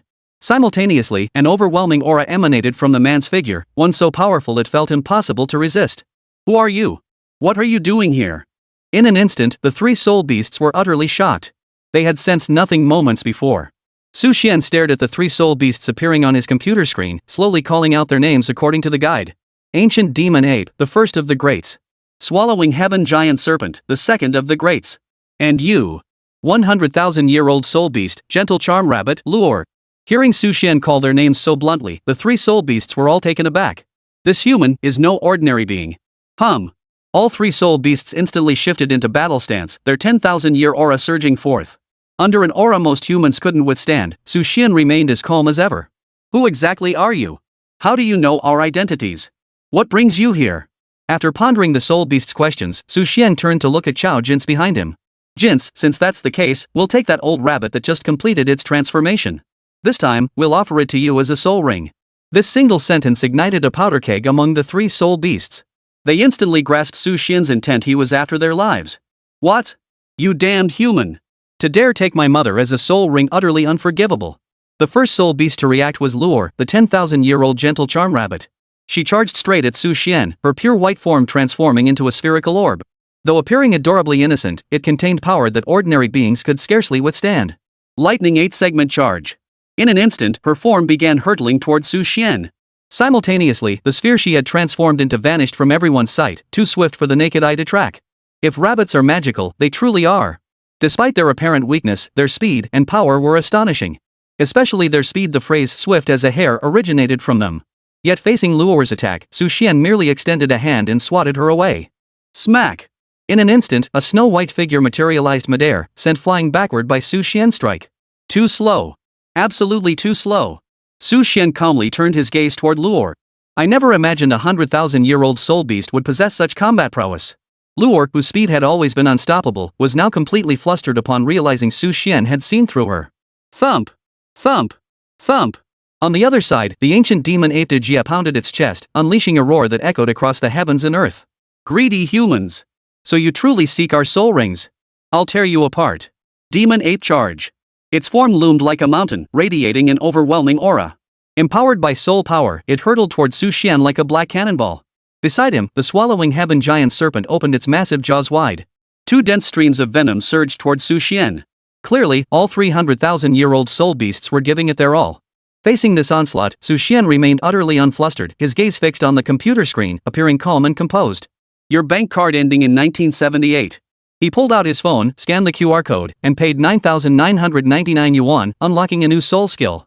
His finger now slowly moved toward the number 6 on the keyboard. Chapter 131, Breaking Free. Absolute Defense. A cold voice accompanied Xuan's palm as it swept lightly through the air before him. Thud. In that instant, it seemed as though the entire world had fallen into a state of stillness. Before the 300,000-year-old soul beasts, Xuan's soul power coalesced into near-tangible form. An overwhelming aura and sensation erupted from before them. An invisible barrier shot skyward, materializing between Xuan and the 300,000-year-old soul beasts. Boom! The formidable soul techniques unleashed by these 300,000-year-old soul beasts dissipated into nothingness the instant they collided with the barrier. Roar! Ah! It hurts! Simultaneously, 3 agonized roars erupted from the mouths of these formidable 100,000-year-old soul beasts. The ancient demon ape was now covered in blood, its arms as thick as water barrels twisted at unnatural angles. The soul energy radiating from its body had noticeably dimmed. Splatter! The colossal swallowing serpent's body was now riddled with wounds corroded by venom. As for the tender enchanted rabbit, it too appeared utterly battered, bearing the marks of severe injury. Behind Xuan, Chao Jin stared at him with eyes aglow. Master, is this your soul skill? Before the computer screen, Xuan stared at the description of this seemingly invincible skill, lost in deep thought. Absolute defense, upon activation, consumes a large amount of soul power to erect an absolute defensive barrier once. Any target attacking you while the barrier is active will suffer equal damage reflected back. If Xuan hadn't misread it, this skill seemed to be a conceptual ability. Any attack directed at him would be blocked by this soul skill, and the damage would be returned in equal measure. No wonder those 300,000-year-old soul beasts were now in such a sorry state. It turned out that at this very moment, they too were bearing the full force of his own attack. Yet one question lingered in his mind. How could he, possessing such a powerful soul skill, have ended up losing to the antagonist later on? This thought inevitably drew Xuan's gaze toward Luo, the tender enchanted rabbit among the 3 soul beasts. This tender enchanted rabbit would become the future villain's ally and wife. She held many valuable assets within her. powerful soul bones, formidable soul skills, and the unique abilities granted by those soul bones. Each of these treasures would be fiercely coveted in the outside world. Considering this, Su Xian no longer desired to target her mother. He concluded that slaughtering this young enchanting rabbit here would likely yield a far better return on investment. First soul skill, Diamond Star Strike. Before the computer screen, Su Xian pressed the number keys. Instantly, Su Xian's expression remained calm as he stared at the in-game screen. He was prepared to slaughter this 100,000-year-old soft-hearted charm rabbit right here and now. Screw what you say, I'll get the soul rings and soul bones first. No! Don't! Two thunderous roars erupted beside the gentle enchanted rabbit. The ancient demon ape and the sky-devouring serpent both charged forward. The 200,000-year-old soul beasts used their massive bodies to shield the gentle charm rabbit from the Diamond Star Strike. But the moment they blocked it, they regretted it. The star Su Xian had condensed with his soul power truly resembled a celestial body in the heavens. The profound mystical power contained within, along with its immense internal force, was far beyond what ordinary soul beasts could withstand or shake. Soul power surged like a sea, swift as arrows. Dense fists rained down like hail, relentlessly pounding the bodies of the two soul beasts. Though nourished by soul power, their bodies, harder than iron and stone, now felt as soft as dough before the sky-filling barrage of stellar fists. Boom! Boom! Each punch that struck the colossal sky-devouring serpent sent its blood and scales flying, while its body trembled and shook with each impact. The ancient demon ape fared slightly better, but as for the gentle enchanted rabbit, protected behind the two colossal soul beasts, it suffered the least injuries among the three. Seeing the cooldown bar for his first skill nearly complete, Su Xian moved his mouse, sliding across the computer screen to check the status of the 300,000-year-old soul beasts. Click! Seeing the three soul beasts' health bars nearly depleted, Su Xian's eyes widened instantly. Holy crap, the character I'm controlling this time is unstoppable. It was well known that even peerless battle souls on this continent would struggle to match these 100,000-year-old soul beasts. Yet before him, they were easier to dispatch than slaughtering chickens or dogs. If Su Xian desired, he need only unleash one more soul skill to instantly transform these three soul beasts into soul rings and soul bones. According to the game data Su Xian had researched, it seemed each of these three soul beasts possessed soul bones. Without further hesitation, Su Xian prepared to strike. But unexpectedly, just as Su Xian pressed the number 2 key on his keyboard, preparing to unleash his second soul skill to annihilate the three soul beasts, the game screen suddenly froze. He noticed that the enormous eggshell had begun to crack. Simultaneously, a figure enveloped in radiant light emerged. Su Xian's eyes widened in astonishment. For stepping out of the game screen was a completely naked woman with a figure just as fiery hot. Her features were also exquisite, even carrying a hint of allure in the corners of her eyes. Interesting. Seems this little game isn't exactly tightly regulated. Su Xian murmured to himself as he sat before the computer. It seemed extremely difficult now to forcibly disrupt the plot and kill this tender, enchanting rabbit, which held immense value for the antagonists. The moment she stepped out, her worried gaze immediately turned toward the 300,000-year-old soul beasts. Dijia, Erjia, Luor, are you three alright? The three soul beasts shook their heads in unison, glaring at Su Xian with grim expressions before speaking. Ro Chanxian, run! This man is after you. The 10,000-year soul beast now called Ro Chanxian, or rather, Ro Chanxian in her human form looked at Su Xian and shook her head bitterly. Who would have thought that a soul beast attempting to take human form would be defying the heavens? Retribution came so swiftly. She watched Su Xian kneel on the ground before speaking. Though I know not why you have come, Ro Chanxian is willing to sacrifice herself to fulfill your wishes. I offer myself as your soul ring and soul bone. I beg you to spare those three. Chapter 132, Absorbing the Soul Ring. Spare them? Gazing at the pitifully vulnerable woman before him, Su Xian felt not the slightest stir of compassion. If his guess was correct, this woman seemed to be the transformed form of another 100,000-year-old tender enchanted rabbit. Over the years, this passionate enchanted rabbit and her daughter Luor had mated with countless male rabbits. Who knows how many spirit beast offspring they'd produced? Calling them 10,000 kills would be an understatement. Su Xian's tastes weren't that heavy. He stared at the delicate figure before him, a cold smile curling his lips. Foolish. If I forcefully slaughter you, those three will die just the same. At that moment, the woman named Ro Chanxian looked at Su Xian, adopting a pitiful expression. If you're willing to spare those three, this humble maiden will submit to your punishment. Under Chao Jinse's faintly worried gaze, Su Xian spoke coldly. How disgusting. You actually tried to seduce me? Ridiculous. With just those words, the worried expression on Chao Jinse's face vanished, replaced instead by a hint of joy. Indeed, Master would never be tempted by such a seductive harlot. Upon hearing Su Xian's words, Ro Chanxian's expression abruptly darkened. She whipped her head around and barked at the three soul beasts behind her. Leave immediately. This man is Su Xian, the Hall Master of the Battle Soul Hall. The strongest warrior on this continent. The three of you won't last long against him. Run. At the mention of Su Xian's name, the three soul beasts trembled visibly. Clearly, a man's reputation precedes him. Even these top-tier soul beasts had heard whispers of the famed human powerhouse. Su Xian turned to look at Ruan Qianshan before him and smiled slowly. What? You know me? Ro Qianshan nodded. Because I've always been fascinated by the human world, I've frequently studied human culture. Naturally, I've heard of you. Su Xian's fingers danced rapidly across the computer keyboard. Since you know about me, don't you think it's rather ridiculous that you let those three escape from me? Facing Su Xian's words, Ro Qianshan shot her daughter a resolute glance before shouting. Run! The three of you run first. I have a way to hold him off. My daughter, I love you. Hearing this, the other enchanting rabbit, Lure, was about to speak when she sensed a powerful surge of soul energy emanating from her mother's location. When she opened her eyes again, she found herself soaring through the air, hurtling toward the distance. The other two soul beasts followed suit. Su Xian lifted his gaze and addressed Ro Qianshan before him. After 100,000 years, these soul beasts transform into human form, only to train anew from ordinary humans into peerless battle souls. Your soul power is only at the 10th level now. I never imagined you possessed such potential? Hearing Su Xian's words, Ro Qianshan's lips curled into a bitter smile. The truly astonishing abilities are yet to come. In the next instant, he felt soul power erupting violently from the woman's body. The surrounding air seemed to be sucked inward. Su Xian's eyes narrowed. Ruan Qianshan was actually going to self-detonate. The three soul beasts already soaring in the sky turned their gaze toward them, their cries filled with despair. No! Don't! Mother! Don't leave me! Simultaneously, they fixed their hate-filled gazes upon Su Xian, as if determined to etch his face into their memories forever. Give up. Even if I die, my soul rings and soul bones will never be yours.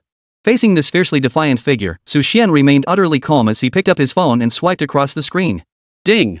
Your agricultural bank card ending in 1978 has successfully processed a payment of 9,999 yuan at 10:23 a.m. The next moment. Space. Freeze. As spatial ripples surged through the air, the entire world froze, including the three soul beasts soaring above. Under their horrified gazes, Su Xian slowly lifted Chao Jin's into his arms. When she reached Ruan Qianshan's side, Su Xian grasped Chao Jin's hand and thrust the razor-sharp blade capable of slicing through iron like mud directly into her body. Thud! The four soul beasts stared in horror at this scene. As space resumed its flow and the explosion echoed, nearly half of the Sun-Moon Great Forest trembled under the force of the impact. In an instant, the Sun-Moon Forest erupted into chaos. Numerous powerful soul beasts fled in panic toward the forest's edges, their eyes fixed in terror upon the aura emanating from behind. This was the aura of a 100,000-year-old soul beast's demise. The three soul beasts in the sky also flew away into the distance as space resumed its flow, leaving behind only a crimson 100,000-year soul ring and two soul bones. Su Xian watched as the soul ring and soul bones were truly left behind. Far from feeling the slightest joy, his brows furrowed deeply. It seemed the designers weren't fools either. Trying to make any major changes before the decisive battle plot began was as difficult as climbing to the heavens. Just like UMO fan last time, and now Lure the enchanting rabbit as well. Master, what is this?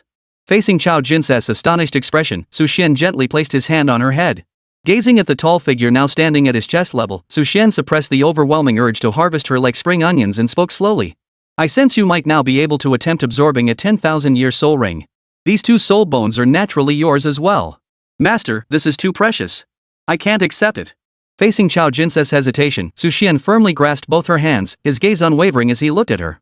To me, you deserve every single beautiful thing in this world. When the time comes, I want your second battle soul's soul rings to be composed entirely of 100,000-year soul rings. As Su Xian spoke, tears welled in Chao Jin's eyes. Ever since her master first intervened to protect her, an inexplicable affection had taken root in her heart. Then, time and again, he had risked his own safety to secure cultivation resources for her. That affection had gradually grown into a towering tree. She understood that no one could ever be more important to her than her master. Ding! Character Chao Jin's affinity towards you has increased to 92 points. Player, keep up the good work. Su Xian glanced at the 2-point increase on the screen, feeling a flicker of joy, though it was fleeting. The later stages always saw slower affection growth, a standard trope of this minigame. Watching Chao Jin's, deeply moved, begin to absorb the soul ring with complete focus, Su Xian shifted his attention away from the game. Suddenly, a call notification popped up on his phone. As he answered, a hearty laugh filled the line. Ha, Mr. Su, it's been quite the challenge getting you to pick up this call. Hearing that voice, an image instantly flashed through Su Xian's mind, an elderly yet incredibly kind-faced man. This was none other than the venerable Mr. Zhao, who had previously served as the bridge and intermediary between Su Xian and the authorities during their official dealings. His other identity was that of a former Grand Secretary of the province. The fact that he was calling Su Xian meant there was another matter requiring their cooperation. Chapter 133, The Invitation. Mr. Zhao, whose given name was Zhao Weigua, lived up to his name, dedicating his entire life to serving the nation. He was the one who overruled objections to facilitate Su Xian's partnership with the authorities.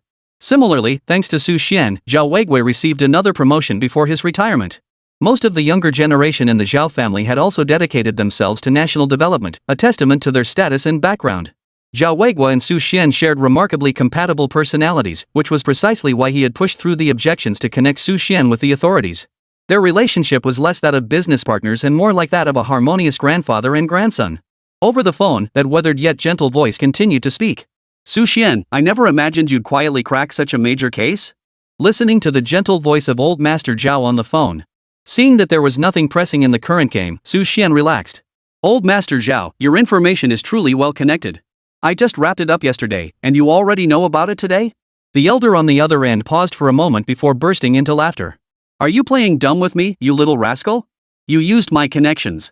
The Sun family is a major clan in this province, with intricate networks. The criminal evidence you have alone wouldn't be enough to take them down. Do you think I don't know that? After saying this, a hint of sadness crept into old Master Zhao's voice on the other end. Su Xian, kid, I've learned everything about your childhood. Why didn't you tell me before?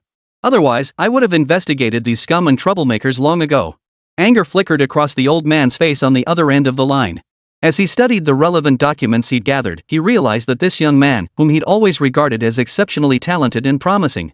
His childhood had been so wretched, yet even in such dire straits, he had fought his way out and achieved his present success. Evidently, Su Xian's abilities and character were both of the highest caliber. It's just a personal matter. If it weren't for the class reunion, I'd have forgotten all about it. It's really nothing worth mentioning. Please don't dwell on it, old man. Feeling that old Master Zhao sounded even angrier than he was on the phone, Su Xian felt a warm surge in his heart. Yet within Zhao Leoi's heart, the turmoil was far from the calm Su Xian felt.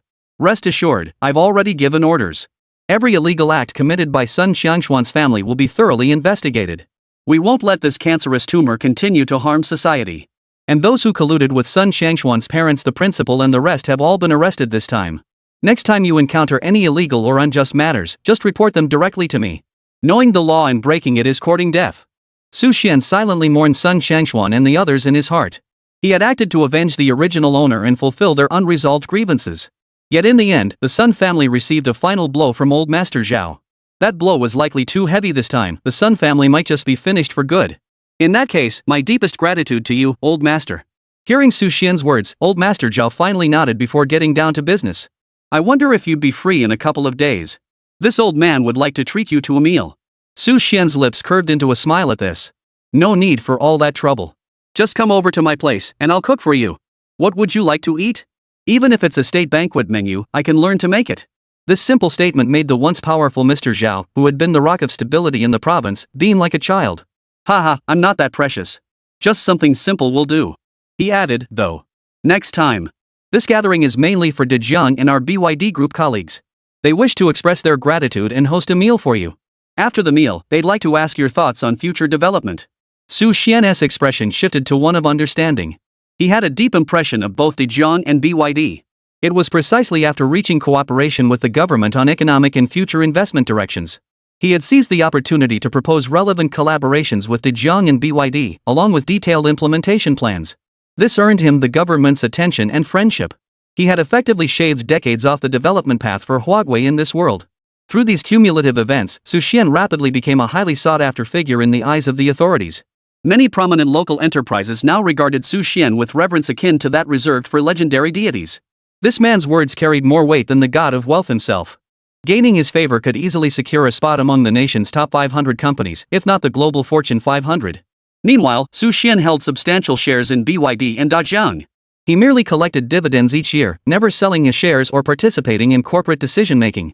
After wrapping up his call with old Master Zhao and setting next Saturday's luncheon, Su Xian addressed other messages on his phone. Like the message from Long Ningxuan. I'm home now. If you miss me, remember to tell me. Reading this cleverly phrased message, Su Xian couldn't help but inwardly admire her maturity. While he felt no romantic affection for her, other forms of connection weren't entirely out of the question. After politely declining several invitations from friends to get foot massages, Su Xian frowned as he turned his attention to the computer screen. In that case, I'll need to finish this game over the next few days. Otherwise, I won't have time for that lunch. Just then, Su Xian watched as the computer screen suddenly went white. What followed was a breathtaking visual spectacle. Waves of blood-red mist swirled around Xiao Jin's. Behind her, 2 battle souls leapt forth simultaneously. One of the battle souls merged with the deep crimson 10,000-year soul ring beneath Xiao Jin's feet. The moment the fusion completed, Su Xian witnessed the Sun Moon Great Forest on the computer screen seeming to undergo some catastrophic, destructive upheaval.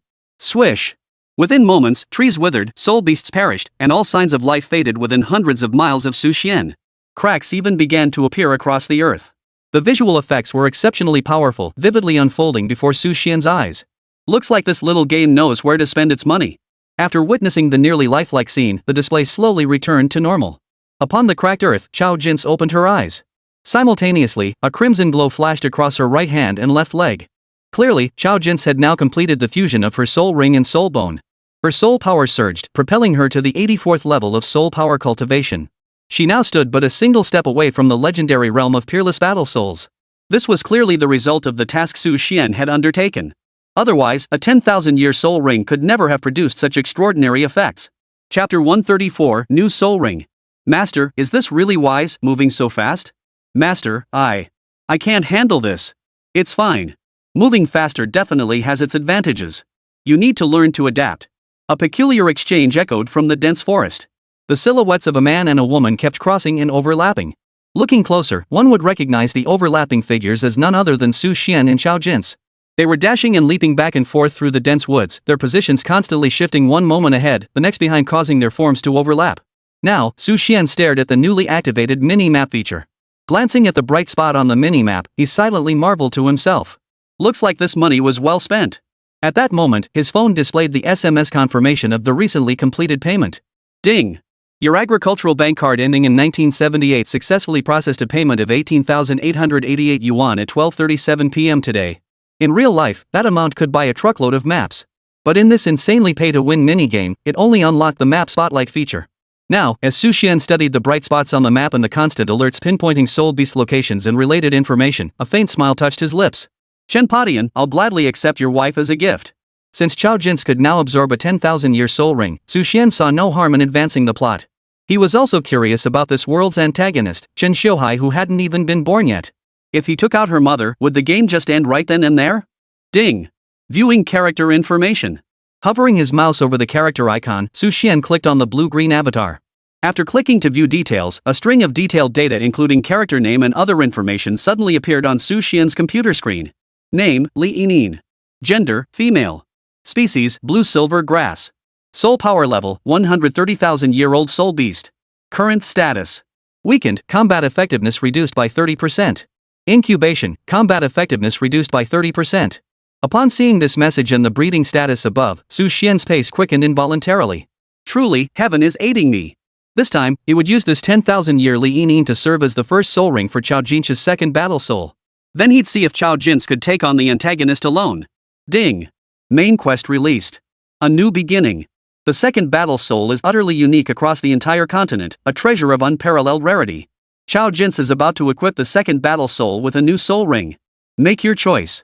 Option 1, refrain from intervening during this mission. Xiao Jin's will fail to obtain the second battle soul ring and may be killed by the combined forces.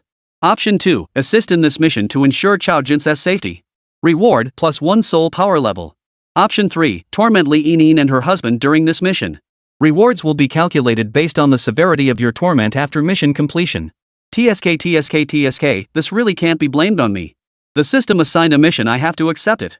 Su Xian stared at the computer screen with a sigh, selecting option 3 without a moment's hesitation. At this moment, he and Xiao Jin's had already reached the deepest part of the unfading Great Forest.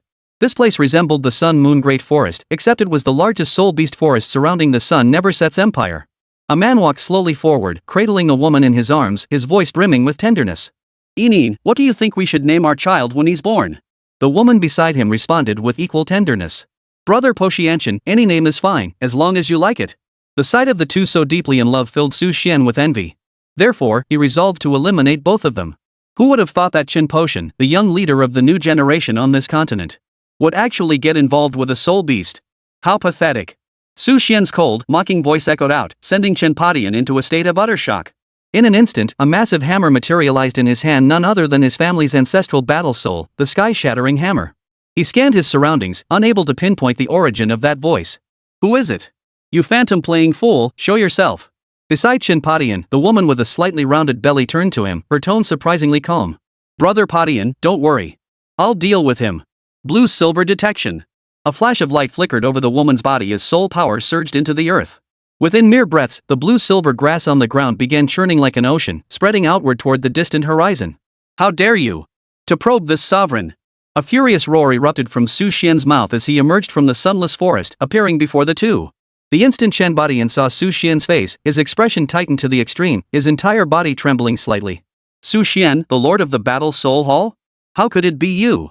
Unlike the 300,000-year-old soul beasts within the Sun Moon Great Forest, though powerful, they possessed no clear understanding of the major factions and power dynamics across this continent.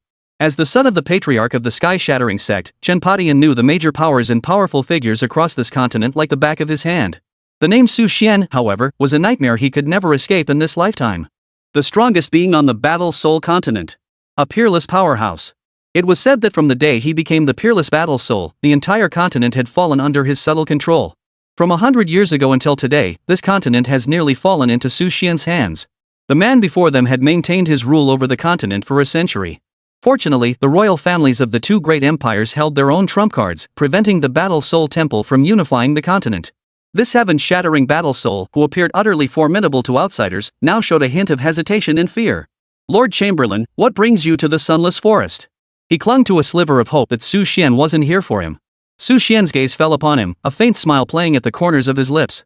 Then, Su Xian fixed his greedy gaze upon his wife, his tone sending a chill down his spine. I came here today for your wife. You. A single sentence was enough to send the sky-shattering Battle Soul into a rage.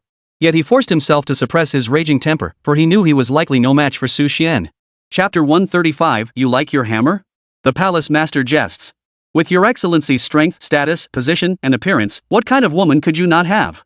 Inin is but a lowly commoner who doesn't even know your excellency. How could I presume to speak thus?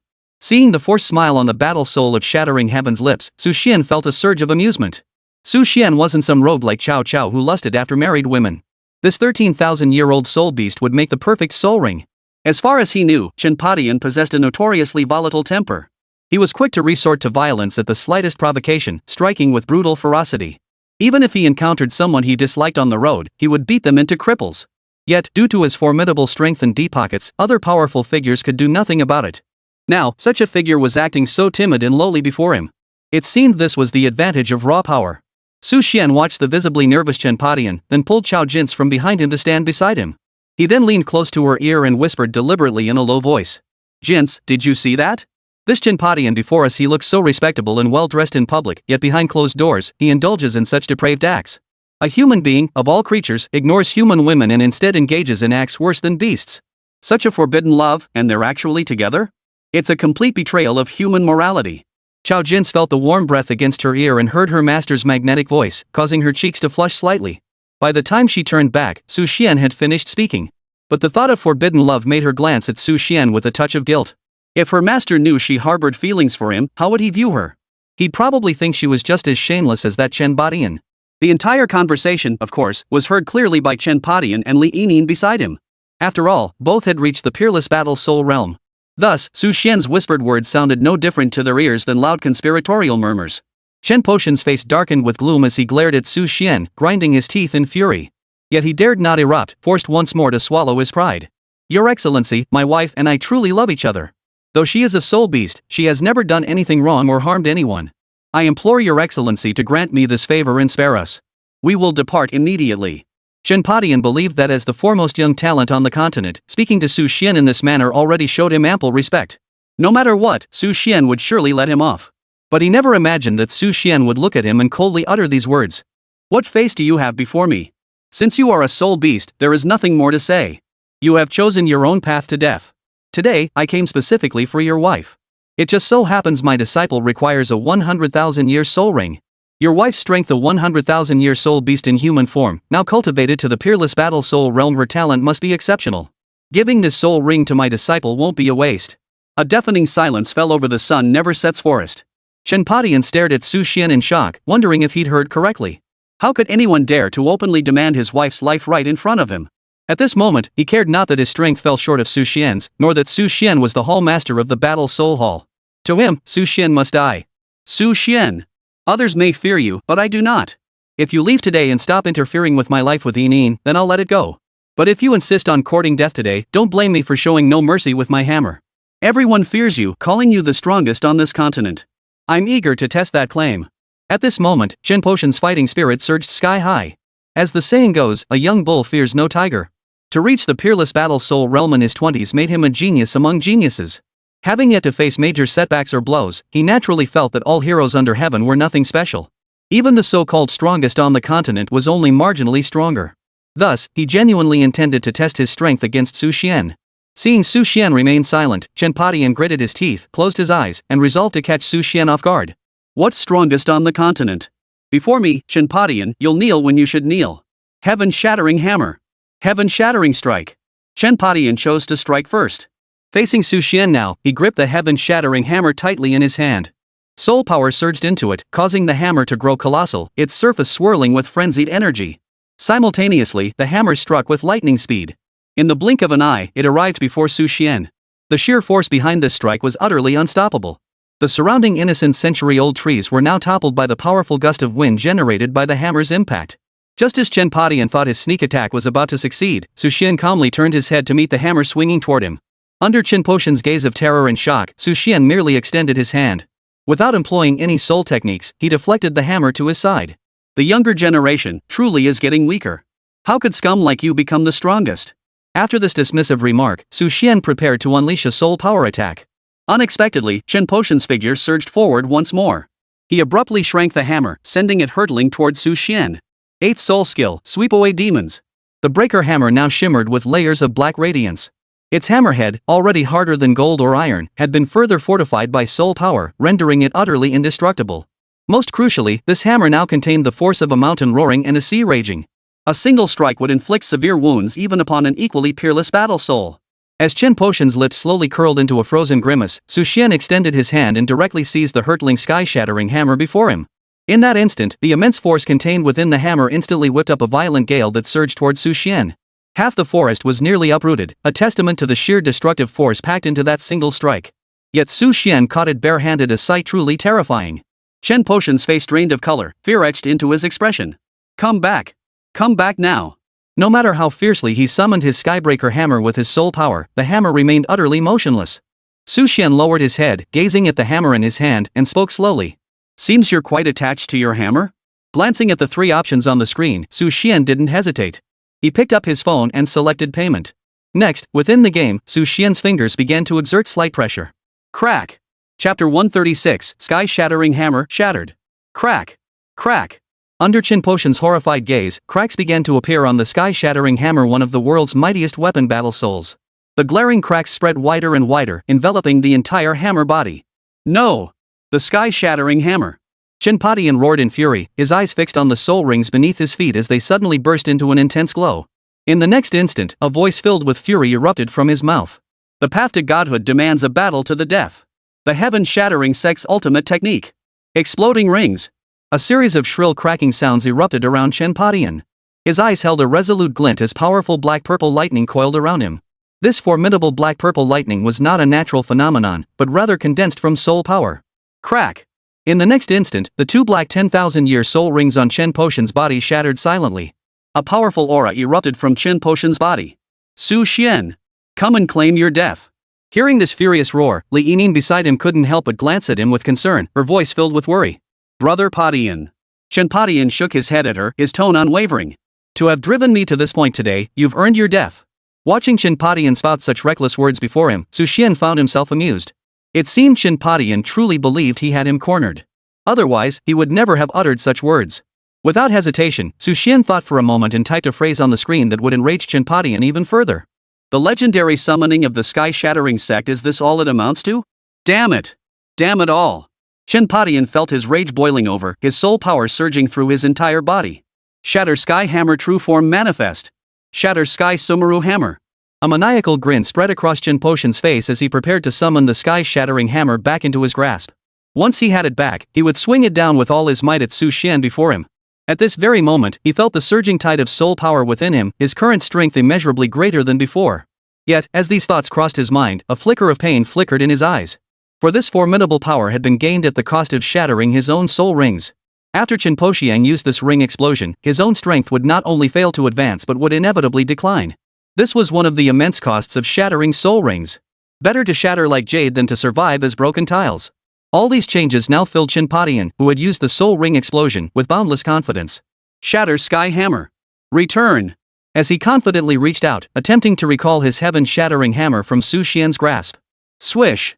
As the soul power within him drained like an ocean, the roaring sounds around him grew even more intense, forming massive whirlwinds. One could only imagine the immense amount of soul power he had absorbed from the Skybreaker hammer. Yet, despite this immense soul power, the sky-shattering hammer in Su Xian's grasp remained utterly unmoved. Huff. Huff. Qin Poxiang suddenly felt an indescribable tightness in his chest. Was something terrible about to happen? Simultaneously, his heart skipped a beat as he glanced toward Su Xian. What followed was a terrifying revelation. After unleashing his exploding ring, the vast sea of soul power failed to make even the slightest ripple before Su Xian. The crimson-purple lightning that perpetually swirled around his sky-shattering hammer failed to inflict any damage on Su Xian's arm. Meanwhile, the cracks on the sky-shattering hammer, which had been painstakingly repaired, were spreading relentlessly. Crack! Crack! Under Qin Poxiang's gaze, filled with despair and shock, Su Xian's palm slowly clenched. The next moment, an intense white light erupted from Su Xian's hand. Even the entire world fell into a momentary silence. Boom! In an instant, a powerful shockwave radiated outward from Su Xian's body.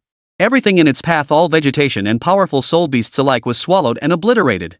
Even Qin Poxiang and Li Yining, far away, could only flee backward in disarray. The blinding white light engulfed an unknown expanse of the sun never sets forest. When the blinding light finally faded, a vast void had been carved out of the sprawling sunset forest. Qin Poxiang stared down in shock, his gaze fixed on the shattered hammer before Su Xian and the scattered metal debris littering the ground. Suddenly, his face turned deathly pale, crimson blood trickling from the corner of his mouth. The once confident eyes of Qin Poxiang were now filled with despair and shock. How could this happen? My battle soul, shattered? It was well known that across this continent, a battle soul was the foundation and lifeline of a battle soul master. In the thousands of years since, there had never been a case of a battle soul being forcibly shattered. If this were the case, then Qin Poxiang, once the Poxiang battle soul, was now nothing more than a broken man.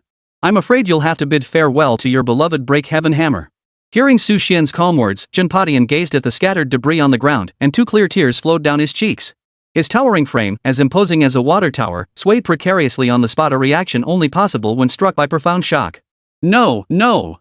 Faced with his despair, Su Xian showed not a shred of pity. Boom! Su Xian stepped forward and delivered a heavy kick directly to Qin Poxiang's face. In an instant, Qin Poxiang's body flew backward, crashing into countless trees before finally coming to a halt. At that moment, he had clearly forgotten his predicament, his mind consumed solely by his broken hammer. My sky-shattering hammer. How could this be? My sky-shattering hammer, actually damaged? He raised his head to glare at Su Xian, a flash of madness in his eyes. I'll make you pay with your life. I'll make you pay with your life. Having lost his soul ring, he could only scramble towards Su Xian like an ordinary person, hands and feet flailing as he lunged forward to grapple with him. As he approached, Su Xian raised his left hand and delivered a heavy slap. Smack! His body was hurled into the air once more, crashing heavily back to the ground. Li Yining, watching from the sidelines, saw this scene unfold. Despair filled her eyes. How could this happen? Even brother Qin Poxiang isn't his match? In the eyes of this 10,000-year-old soul beast, among all the powerful beings she had ever witnessed, Qin Poxiang was the youngest, the strongest, and also the kindest to her. Yet now, before Su Xian, he was utterly insignificant. I'll kill you. Su Xian had already turned his gaze toward Li Yining behind him. Now, hearing Qin Poxiang's roar, his brows instantly furrowed. Fine. If you insist on courting death, then I won't mind making you two lovers meet your end together sooner. Chapter 137, Encounter. Brother Poxiang. Don't. It was Li Yining who stopped Qin Poxiang, clutching his body as tears welled in her eyes. Don't try anymore. You're no match for him, he's far too powerful. To advance further would be courting death. Li Yining had always believed Qin Poxiang possessed formidable strength, yet she never imagined he would prove so utterly helpless against Su Xian. Sharing Li Yining's reaction was Chao Jin's, standing behind Su Xian. Her eyes, as clear as autumn water, sparkled with wonder, ripples spreading from her pupils. Chao Jin gazed at Su Xian's retreating figure, her eyes brimming with admiration. Truly worthy of being my master. He's so incredibly powerful. Truthfully, the moment Chao Jin laid eyes on Qin Poxiang, an inexplicable fear had gripped her. It seemed she genuinely feared this Qin Poxiang, feared that heaven-shattering hammer. But now, seeing Qin Poxiang in such a disheveled state, all her fear vanished. Su Xian turned his head to look at Chao Jin, his tone gentle as he spoke. Jin's, haven't you found the first soul ring for your second battle soul? Chao Jin's looked at the smile on her master's face and glanced at the pair of unfortunate lovebirds beside them. They looked like pitiful victims being bullied by their master as if he were the real villain. Yet not a trace of such emotion stirred within her heart. To her, the world's judgments of right and wrong held no weight. What mattered was that wherever her master was, that was where she wanted to be. Li Yinyin, who had finally managed to stop Chen Padian, slowly exhaled in relief. She turned her gaze toward Chen Padian, her eyes pleading. Brother Padian, please don't go through with this trial. If not for yourself, then for our child. Only then did Chen Padian snap back to reality. Right. The child. He had a child. But now, the enemy was targeting Yinyin. Even when he possessed his battle soul, he hadn't been a match for Su Xian. He couldn't protect Yinyin. Now that his battle soul had been shattered, what use was he? He had to grow stronger. Otherwise, he couldn't protect anything. At that moment, Su Xian noticed the sudden shift in Li Yinin's expression. A mix of sorrow, grief, and relief washed over her as she looked at Chen Padian and spoke slowly.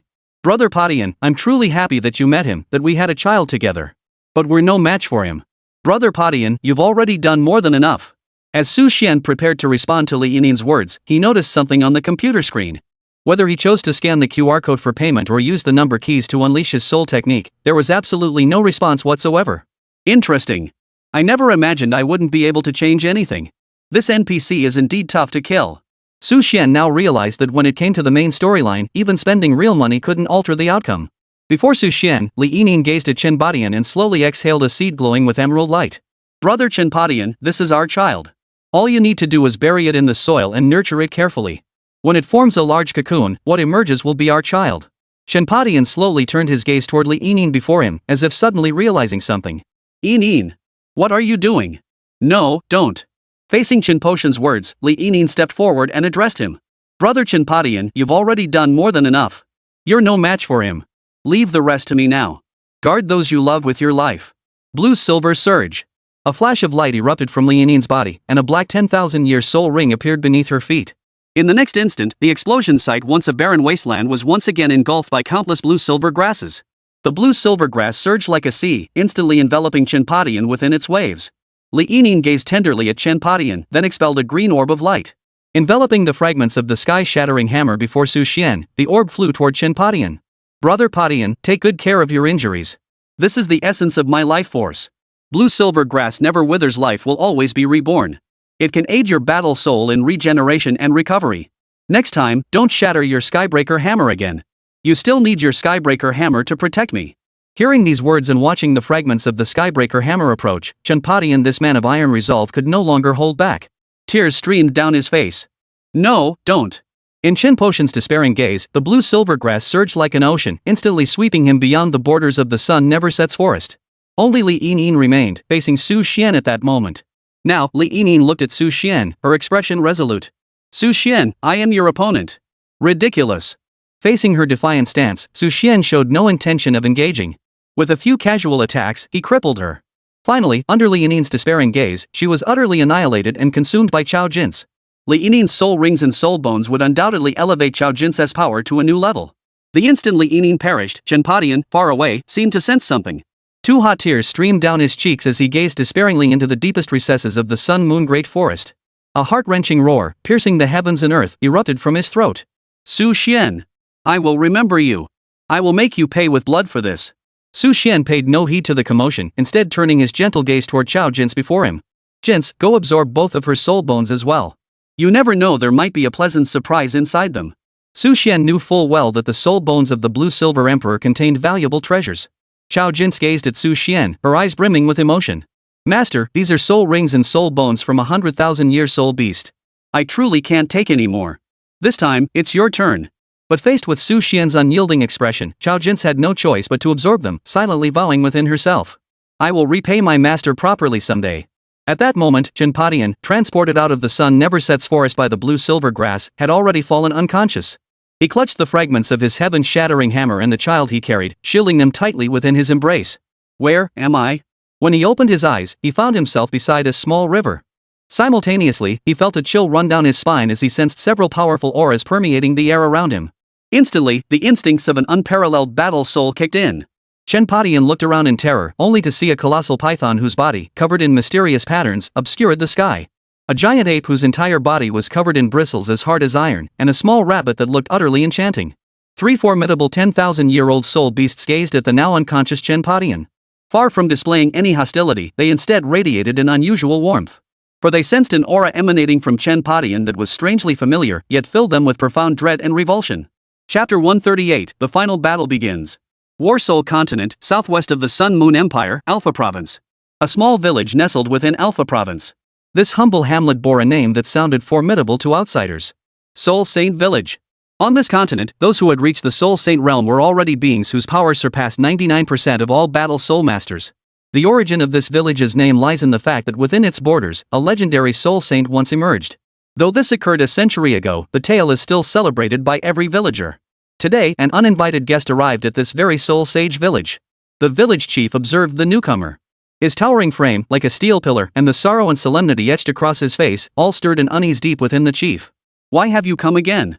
Do you still wish to become a resident of our soul sage village?" The man before him nodded, his tone casual. "Yes. I find Soul Saint Village to be a fine place, scenic and pleasant. Besides, it produced a soul saint."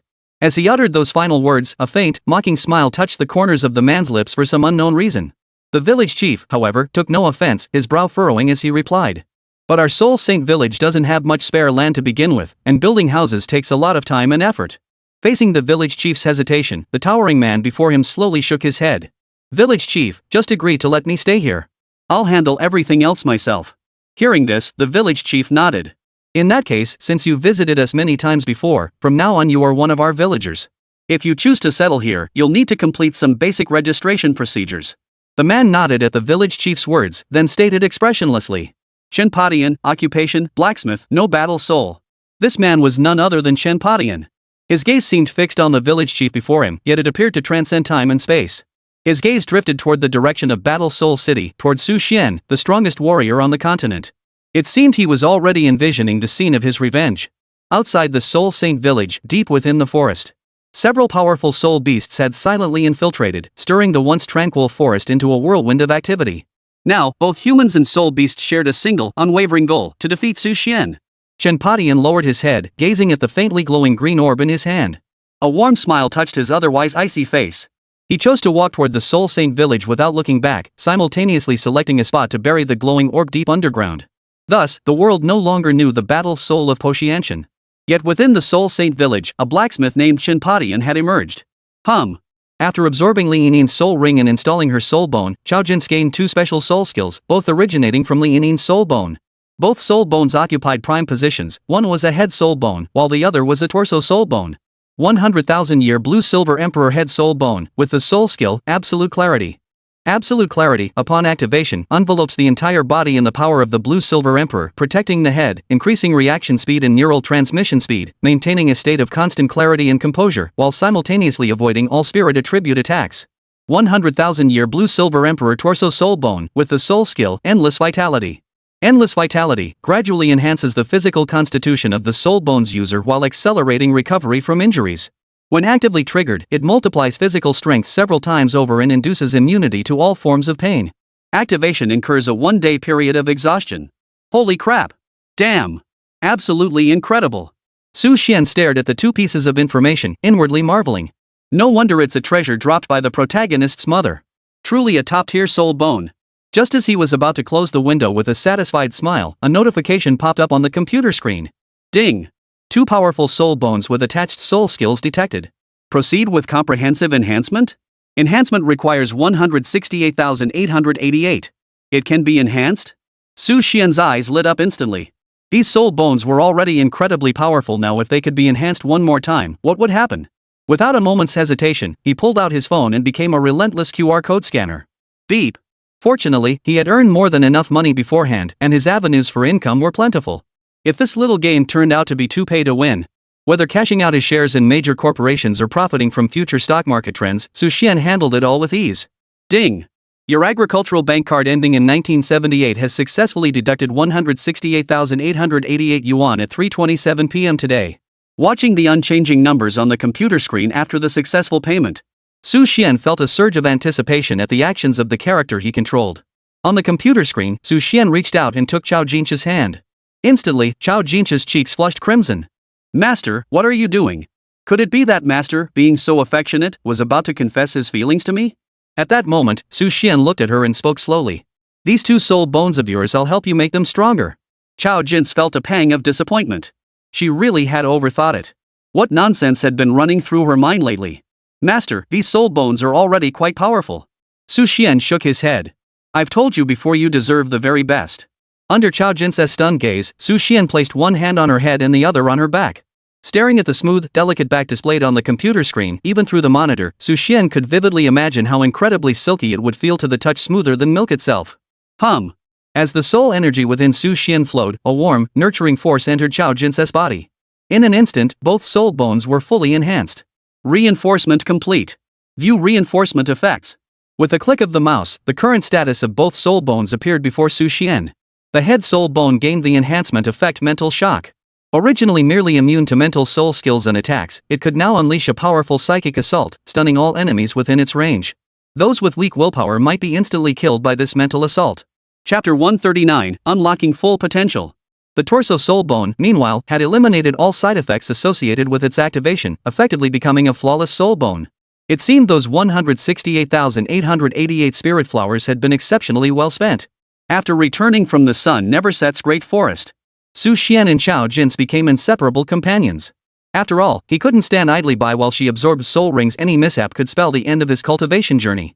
After each soul ring absorption, Chao Jin's cheeks would flush with waves of crimson, her hair slightly disheveled. As the continent's strongest cultivator, Su Xian remained utterly unfazed. Master, I can't do this anymore. I really can't. I'm exhausted. This is the 7th time already. Let's rest for a bit. Chao Jin's pleading voice echoed in Su Xian's ears. He turned his head to look, seeing Chao Jin's soaked clothing on the screen. Even through the display, the sensual sight of her fair skin was unmistakable. Having seen it all before, Su Xian remained utterly unfazed. His hands danced swiftly across the keyboard. No way. How can a young man say he can't? Only 7 times? And you're already giving up? Chao Jin shot Su Xian a glance, her eyes flickering with a hint of resentment. Master, you might be able to endure it, but I truly can't. Only after uttering these words did Chao Jin look at Su Xian with a hint of grievance. Master, you're the strongest being on this continent, and you don't even need to absorb soul rings. The soul power, energy, and physical strength required to absorb soul rings far exceed what it takes to hunt soul beasts. Faced with this scene, Su Xian felt a bit helpless. You little brat. This little girl truly didn't know how good she had it. The strongest warrior in the world is helping her obtain soul rings, and she actually wants to take a break? Su Xian immediately began typing on his keyboard, launching into a full-on PUA session with Chao Jin.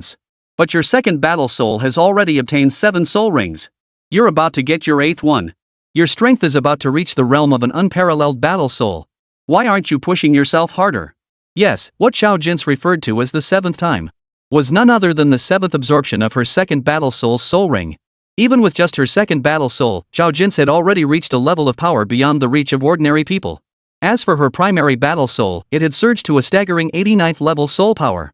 He was but a single step away from the legendary Peerless Battle Soul realm. Just as Su Xian prepared to continue manipulating Chao Jin into joining him to obtain soul rings, Su Xian suddenly noticed his computer screen had changed color. A faint crimson glow enveloped the entire screen. Simultaneously, the character he controlled at the screen center became immobilized. More crucially, a blinding yellow exclamation mark appeared dead center on the screen, as if emphasizing just how critical this matter was. Warning! Warning! The antagonist Chen Xiuhai has descended. Players, prepare yourselves for the final showdown. Warning! Warning! Villain Chen Xiuhai has descended. Players, prepare yourselves for the final showdown. Final showdown countdown, 18 hours. This time, Su Xian actually chuckled. It seemed this dungeon was about to conclude. Had this villain Chen Xiuhai finally descended? He hadn't expected that even after he killed the villain's mother, the villain could still survive? All he could say was, that's how the code was written. Just as this notification appeared on the screen, Su Xian noticed an icon in the upper right corner he'd never seen before. Upon clicking it, a prompt immediately popped up in the game. With the final showdown imminent, all character abilities can now be unlocked. Proceed? Unlocking requires 888,888. Having already spent so much money up to this point, how could Su Xian possibly skimp on this? He grabbed his phone, scanned the QR code, and entered his password with practiced ease. In an instant, an amount beyond the wildest dreams of ordinary people vanished from Su Xian's bank account. But to Su Xian, this sum was nothing more than a drop in the bucket. Ding! Your agricultural bank card ending in 1978 has successfully deducted 888,888 yuan at 5:37 p.m. today. A vast sea of soul power radiated outward from Xuan. His expression remained as impassive as ever, yet beneath it, a hint of sorrow, a thread of rationality, and a spark of anger flickered. It seemed as though every conceivable expression was etched upon Xuan's face, making it utterly impossible to discern his true state of mind. More significantly, a tidal wave of soul power surged like crashing ocean waves. Rumble. The entire Battle Soul City shook as if caught in a raging storm. The heavens and earth seemed to invert. Countless powerful soul masters were thrown off balance, nearly unable to stand. Boom, boom. Rumble. As Xuan's soul power intensified, his physique underwent a transformation. His already robust frame instantly swelled to several times its original size. Beneath that massive muscle lay a power so overwhelming, it left no doubt as to just how terrifying Xuan had become. The next moment, those massive muscles abruptly solidified, making Xuan appear slightly leaner than before. Yet if anyone else glanced at him now, they would find it impossible to look directly at him. More importantly, when Xuan opened his eyes, a golden light burst forth from his pupils. Who would have thought that unlocking everything would grant power of this magnitude? Xuan's voice now resonated like sacred chanting, echoing endlessly within the chamber. A tremendous radiance now emanated from his entire being. His face and body radiated a legendary divine aura. On the computer screen, where the number keys for soul techniques had previously lit up only up to 6, now all keys from 1 to 9 glowed brightly. Even additional skills from external soul bones like QWER had appeared. Only now did Xuan truly grasp why the character he controlled this time was hailed as the mightiest warrior across the entire Battle Soul continent. Before he could even test his newfound power, another surprise awaited him. That same icon from before was still glowing. Click. When Xuan clicked on it again, a message popped up. The path to ascension is now open. The path to divinity has opened. As the game approaches its final stage, the path to divinity will soon open. Completing this path will shatter the limits of your battle soul, allowing you to ascend to legendary godhood. Interesting. Xuan's heart leapt with excitement upon reading this. Chapter 140, The Villain Turns 6. Xuan suddenly realized that the character he controlled was truly formidable. Otherwise, how could he possibly activate this divine ascension path? But whose divine trial is this ascension path, exactly? Across the Battle Soul continent, powerful deities existed, though these gods were still somewhat weaker compared to true gods. Most crucially, whether in life form, combat prowess, or any other aspect, they resembled exceptionally powerful humans more than true deities. Yet even among these deities, factions and divine statuses varied. Take the thunder god Xuan defeated earlier. He was one of the more formidable deities among them. That's why a mere simple avatar of his could push Xuan to the brink of the same desperate situation. The divine inheritances passed down among these deities naturally varied in strength. If his memory served him correctly, the divine inheritance received by Chao Jinsi in this world seemed to lean toward the villainous side. Zhen Xiuhai had actually received the inheritance of two deities at once, and crucially, he had passed both. This was one of the many reasons why the heroine ultimately lost to the antagonist before the final showdown. Accept the path to divinity. After clicking with the mouse, Xuan noticed that the scene before him showed no change whatsoever. Instead, a dynamic QR code appeared, complete with an expiration time displayed below it. Expiration time, 29 to 56. Damn it! Another paywall. Now this pay-to-win feature even has a time limit? Making it seem like I'm begging to spend money? But every gain comes with a cost. If it could accelerate his cultivation of the supreme path of forgetfulness, money would be nothing but a passing cloud. He immediately pulled out his phone and selected the QR code to pay 648,000. The game screen finally shifted. Divine Inheritance, Ascension Avenue. Ascension Avenue, complete the trials of Ascension Avenue to become a deity. That's it? Just like that? He stared at the simple message and the payment confirmation text that had just popped up on his phone. Ding! Your agricultural bank card ending in 1978 successfully processed a payment of 648,000 yuan at 6:11 p.m. today. Xuan was genuinely dumbfounded, feeling as if he'd fallen victim to the legendary telecom scam. Why did it feel like nothing had happened this time? Nothing gained? Anyway, the antagonist hadn't fully developed yet. Before he completed his early game growth, Xuan couldn't alter the predetermined progression of this minigame or the trajectory of fate. In that case, the Shui Hui Forum. Thinking about the game's storyline, Xuan decided to enter the game forum. This minigame was slightly better than the previous one. It had a decent player base, so the forum naturally buzzed with diverse discussions. After reviewing posts related to divine inheritance, Xuan grew even more perplexed. Click. Clicking into the relevant thread, it starkly displayed the villain receiving the divine inheritance. Divine Inheritance, Water God. Water God's Legacy. After completing the 9 trials set by the Water God, wielding the Water God's trident grants access to the Sea God's legacy, transforming one into the legendary Sea God. Divine Inheritance, God of Berserk Warfare. Berserker God Inheritance. After completing the 3 trials of ascension set by the Berserker God, one may receive the Berserker God's inheritance and become the legendary Berserker God. Seeing the divine lineages listed in this post and comparing them to the information that had just popped up on his computer screen, Su Xian's brow furrowed deeply, almost knotting into a tight knot. How could the difference be so stark? His divine inheritance contained neither details about a specific deity nor any divine seat or similar elements. How bizarre is this? But no matter how hard Su Xian searched, he couldn't find any relevant information. Left with no other choice, he could only wait and see. Beyond the forest on the rear mountain of the Soul Sink village, 300,000-year-old soul beasts stared at each other, their eyes heavy with solemnity. The swallowing heaven serpent and the ancient demon ape turned their gaze toward the most petite of the 3, the tenderly enchanting rabbit, whose fur was an unusually soft and delicate pink. Their voices carried a hint of worry. Luor, are you truly certain you wish to follow your mother's path? To transform into human form? We are deeply concerned for you. Yes, your mother faced that tragic fate right after taking human form. Why are you so determined to do the same now? Facing the warnings from the swallowing heaven serpent and the ancient demon ape, the gentle enchanted rabbit shook her head firmly. A resolute gleam flashed in her pink eyes. It's not that I must become human, it's that I must become human to avenge my mother. A clear, enchanting voice rang out from the gentle enchanted rabbit, its tone unwavering, a resolve the other 2 soul beasts could clearly hear. The gentle enchanted rabbit continued to gaze at the 2 soul beasts, her voice unwavering. The limit for us soul beasts is 100,000 years. You 2 are already the most powerful among those who have reached that age. But even you 2 are no match for that Su Xian. No matter how long I live, no matter how much I cultivate, it will be futile. But if I were to transform into human form and cultivate anew to the realm of an peerless battle soul, perhaps I might find a way to deal with that Su Xian. This. The 2 soul beasts exchanged glances, their eyes flickering with profound resignation. Indeed, they never imagined it would come to this. By all logic, a 100,000-year-old soul beast of such formidable power should be unmatched across the entire continent, even by peerless battle souls. Yet now, this freak of nature named Su Xian had emerged, rendering them, 100,000-year-old soul beasts, utterly powerless to resist. Seeing the soul beasts no longer obstructing her, a resolute glint flashed in Luor's eyes. Dajia, Urji, rest assured I have my reasons for this. It just so happens that the Shattering Sky battle soul now shares a common enemy with us. His son certainly won't be an ordinary person. Now that I've just transformed, I can go be his son's childhood sweetheart. With my decade-long experience charming all sorts of male rabbits, I'll have that kid wrapped around my finger in no time. Then I'll become his woman. When all of us unite, dealing with that Su Xian will be much easier. Hearing the enchanting words of the tender-hearted enchantress rabbit, the 2 formidable soul beasts exchanged glances and could only nod in agreement. For the son of the sky-shattering battle soul was already nearly 6 years old. If Luor didn't transform soon, it might be too late. On this continent, the age of battle soul awakening was 6. Chapter 141, The Broken Battle Soul. Player, please control your character to leave this area. Do not disrupt the storyline. Please have your character leave this area immediately. Do not disrupt the storyline. Staring at the red warning on the computer screen, now almost entirely grayed out, a hint of resignation flashed across Su Xian's otherwise serene face. Gulp. Sitting before the screen, Su Xian took a sip from a can of ice-cold cola.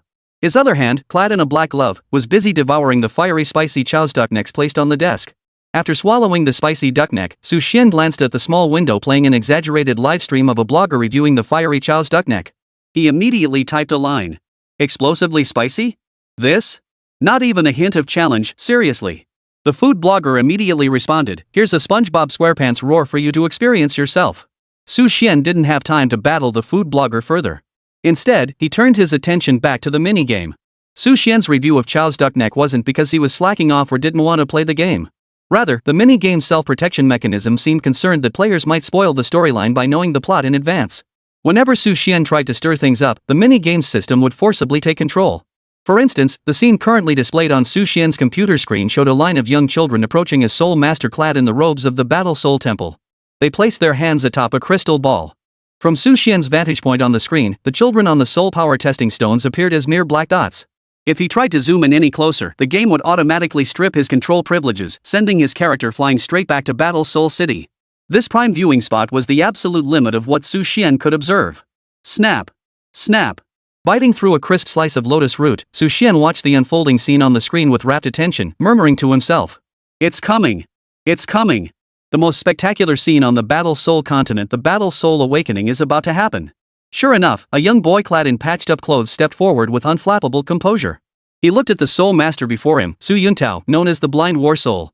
The moment the boy placed his hand on the crystal ball, Su Xian felt as though someone had thrown a flashbang into his screen. Su Xian watched as the screen turned a blinding white. What followed was the classic scene, innate full soul power paired with a worthless battle soul. After witnessing all this, Su Xian returned to Battle Soul City. The moment he manipulated the decision to sit atop Battle Soul City, the corresponding prompts from the minigame began popping up. Ding! Detected that the antagonist has completed Battle Soul Awakening and is about to embark on a Battle Soul Master career. Current mission, Public Enemy of Villains. Public Enemy of Villains, as the Lord of the Battle Soul Temple, you have always been benevolent and compassionate, aiding countless needy souls across the Battle Soul continent. Yet inexplicably, these numerous villains have come to regard you as the so-called villain. Can you tolerate this? Before the final showdown, perform actions befitting a villain. This game will reward you based on the deeds your character commits. Cough, cough, cough. Upon reading this prompt, Su Xian immediately swallowed the fiery hot chow sauce in his mouth. But when he lifted his gaze, a gleam of excitement flashed in his eyes. This game, finally getting interesting. He had assumed his character would remain powerless until the villain Shen Shouhai ascended to godhood. But now it seemed he might have some room for maneuver after all. Within the War Soul Hall, Su Xian, seated upon the supreme throne, slowly rose to his feet, his gaze fixed forward. A savage grin spread across his lips. Do you all think I'm the villain? If that's the case, then wouldn't it be a waste to be falsely accused without doing something a villain ought to do? Snap! He raised his hand slightly, sweeping it lightly before him. The sound of something shattering echoed as it appeared before Su Xian. If one looked up, they would witness a terrifying sight. The space itself had been sliced apart by Su Xian's palm strike. A smile played on Su Xian's lips as he gazed at the spatial fissure before him. With a single step, he stepped through it. When he reappeared, he was already within the Elder Hall of the Battle Soul Temple. Surveying the peerless battle souls revered by the War Soul Hall, Su Xian's lips curved into a smile as he slowly announced news that sent shockwaves through the entire hall. Everyone! The next day, news is earth-shattering as an earthquake spread across the entire Battle Soul continent. The war between the Battle Soul Temple and the Empire of the Eternal Sun, which had barely been halted, was now reigniting for reasons unknown. Most crucially, this time the War Soul Temple seemed to be mobilizing its entire force, as if intent on annihilating the Sun Never Set's empire. You must forever remember your teacher's words, there are no worthless battle souls, only worthless soul masters. Within the Royal Academy of the Sun Never Set's empire, a figure long absent now stood lecturing at the podium. Dressed in white robes and wearing glasses, a faint smile played at the corners of his mouth, giving him the appearance of a distinguished gentleman. Yet, upon closer inspection, one could discern the venom and ferocity lurking beneath his pupils. At that moment, a young boy looked up at the figure on the podium and spoke. But teacher, if that's the case, why do you always tell us it's because your battle soul is too weak that you can't improve? Aren't there useless battle souls? The moment these words left the student's mouth, the figure standing at the lectern, leaning on the railing to project an aura of profound authority, suddenly collapsed. He stiffly turned his head toward the student, his face twitching uncontrollably, his expression slightly unnatural. Well, that's because my battle soul mutated, that's why. His expression instantly smoothed over as if he'd found a plausible excuse. But he hadn't anticipated the student's quick thinking. The student suddenly retorted. But master, even if your battle soul mutated, it's still a battle soul. Surely your battle soul hasn't mutated into a worthless one, has it? A brilliant silence filled the classroom. UMO Fan was stunned. He never imagined that simply coming to teach in the Sun Never Set's empire would lead to a student so thoroughly exposing his defenses. Chapter 142, Back to Square One. Today, either he was a failure, or his battle soul was a failure. Either way, he had to claim one of those titles. Otherwise, he'd be slapping himself in the face. His aura surged as he unleashed his level 29 soul power, glaring at the student with pure malice. Just then, a frantic voice echoed from outside the classroom. Master UMO Fan. It's bad. Master UMO Fan, something terrible has happened. In an instant, the deathly silence within the classroom slowly returned. The young boy who had spoken earlier glanced fearfully at UMO Fan. He never imagined that by merely following his teacher's advice to question more, speculate more, and slightly doubting the other person. Why did the teacher react this way? Had he done something wrong? There are no worthless battle souls, only worthless soul masters. Hadn't the teacher himself said those words? Why was he so furious? At that moment, UMO Fan glared fiercely at the boy, vowing that if given the chance, he would teach him a lesson he wouldn't forget. Why not, tomorrow? Just as this thought crossed his mind, the voice from outside finally reached him. UMO Fan turned to him, his expression calm and composed. Take your time, no need to rush. What is it? Seeing UMO Fan's affected demeanor, the messenger soldier felt like slapping him across the face. But he forced himself to suppress his impatience and addressed UMO Fan. Master UMO Fan, the War Soul Temple has declared war on our Sun Never Set's empire once more. And this time, they claim to have uncovered your whereabouts. They're coming specifically for you, to make you. By the end of his sentence, the soldier's eyes flickered with fear. After all, the man was an honored guest of the Sun Never Sets Empire. Still, he managed to get the words out. For you to wash your neck clean and wait. In that single instant, the image of a reclusive sage that UMO fan had cultivated before his students vanished into thin air. What shocked the students even more was that this so-called theoretically unrivaled master UMO fan now collapsed, his legs giving way as he plopped down onto the ground. His eyes were filled with terror, and he kept repeating, "Impossible. Impossible. Why would he come after me? How could someone of his caliber care about a nobody like me?" After speaking, the soldier saluted and turned to leave. UMO fan frantically glanced at his students, then without a word turned and sprinted toward his residence. He had to flee. He had to escape immediately. He didn't believe he had the strength to stand against Su Xian or the entire Battle Soul Temple. As for where he was fleeing to, he had already made arrangements long ago. Delhi City, adjacent to the Soul Sink village. Delhi City was a rather clever choice. Not only was its location remote, but information flowed in and out with remarkable difficulty. He was certain that if he fled there, he wouldn't attract any attention. And so, UMO fan, who had just been in class moments ago, hastily slung his bag over his shoulder and sprinted toward Delhi City. The look on his face made it seem as though a raging flood or ferocious beast was chasing him. What UMO fan hadn't anticipated was that along his supposedly well-concealed escape route, a figure hovered in the air, gazing down from above at UMO fan, who looked like an ant beneath him. His soul power had nearly solidified into tangible wings, propelling him through the skies with effortless freedom. This man was none other than Su Xian. Watching the direction UMO fan fled, his expression couldn't help but betray a hint of emotion. What an absurd yet wondrous twist of fate. Even after I made so many changes in advance, rewriting so much of the plot, they all ended up gathering together in the end. How interesting. Whether it was the 300,000-year-old soul beasts in the Sun-Moon Forest, the villain's father, or this petty villain UMO fan, every single one of their destinies had been altered by Su Xian. Yet now, they were all tangled together in a strangely intricate web. I look forward to seeing you all challenge me together. Don't disappoint me. With that, Su Xian turned and flew off in another direction. He wasn't actually doing nothing, it was just that this little game setup was bound to culminate in a major climax. Want to watch the spectacle? The mini-game would let him. As for wanting to crush this UMO fan prematurely? That was absolutely out of the question. But Su Xian wasn't in a hurry to crush him just yet. He had new targets and plans in mind. His gaze fell upon the assembled army of Battle Soul Masters from the Battle Soul Temple outside the Sun Never Sets Empire. He nodded slowly. Destroy them. With that, Su Xian flew back to issue the attack order. In an instant, a vast, overwhelming tide of Soul Masters surged toward the Sun Never Sets Empire. Among these warriors, the elite combatants of the Battle Soul Temple possessed fighting prowess that was no less formidable than that of the entire Sun Never Sets Empire. In less than 2 days, the entire Sun Never Sets Empire was annihilated by the War Soul Temple. Their royal capital was utterly conquered. Now, as Su Xian looked at Chao Jin standing shoulder to shoulder with him, a hint of ruthlessness and resolve flickering in her eyes, his tone brimmed with satisfaction. "Jins, you've grown." Chao Jins nodded, meeting Su Xian's gaze. "Master taught me well." Kneeling before them were a man, a woman, and a young boy. The little boy had golden hair and eyes with 2 pupils. Judging by his expression, he seemed utterly bewildered by the current situation. The man and woman were none other than the king and queen of the Empire of the Sun Never Sets. They looked at Su Xian and pleaded loudly. "Your Highness, please spare us. We dare not disobey again." Facing their seemingly pitiful pleas, Su Xian fixed his gaze upon them, his mind already forming a plan. Beyond the computer screen, staring at the interface prompting him to type and speak, Su Xian immediately clicked his mouse to open a lesson on emotional intelligence. After all, his actions serve 2 purposes, accelerating the progress of this little game and boosting his affinity points to aid his cultivation. Wasn't this a golden opportunity? The ground was littered with the corpses of powerful soul masters from the Sun Never Sets Empire. In the distance, numerous other Empire members stared toward this location with terror etched on their faces. Surrounding them stood the War Soul Temple's Soul Masters, their figures straight and upright, their gazes fixed on Su Xian with reverence. Under the gaze of all present, Su Xian slowly spoke to the 2 begging for mercy. "Truth be told, I'm a kind-hearted person and would very much like to spare you." This opening line caused the king and queen's eyes to light up. Could it be that they might escape unscathed? But his next words plunged them straight into an icy abyss. "But the target you attacked violated my sacred taboo." Chapter 143, The Hatred of the Twin-Pupiled Youth. Within the ancestral temple of the Imperial House of the Sun Never Sets Empire. This place was once the most solemn and inviolable sanctuary throughout the entire Sun Never Sets Empire. Yet now, a group of Battle Soul Masters stood within, their expressions casual, showing no regard for the sanctity of the place. Yet when these formidable Soul Masters turned their gaze toward the figure standing there with unyielding pride, their expressions shifted to one of utmost reverence.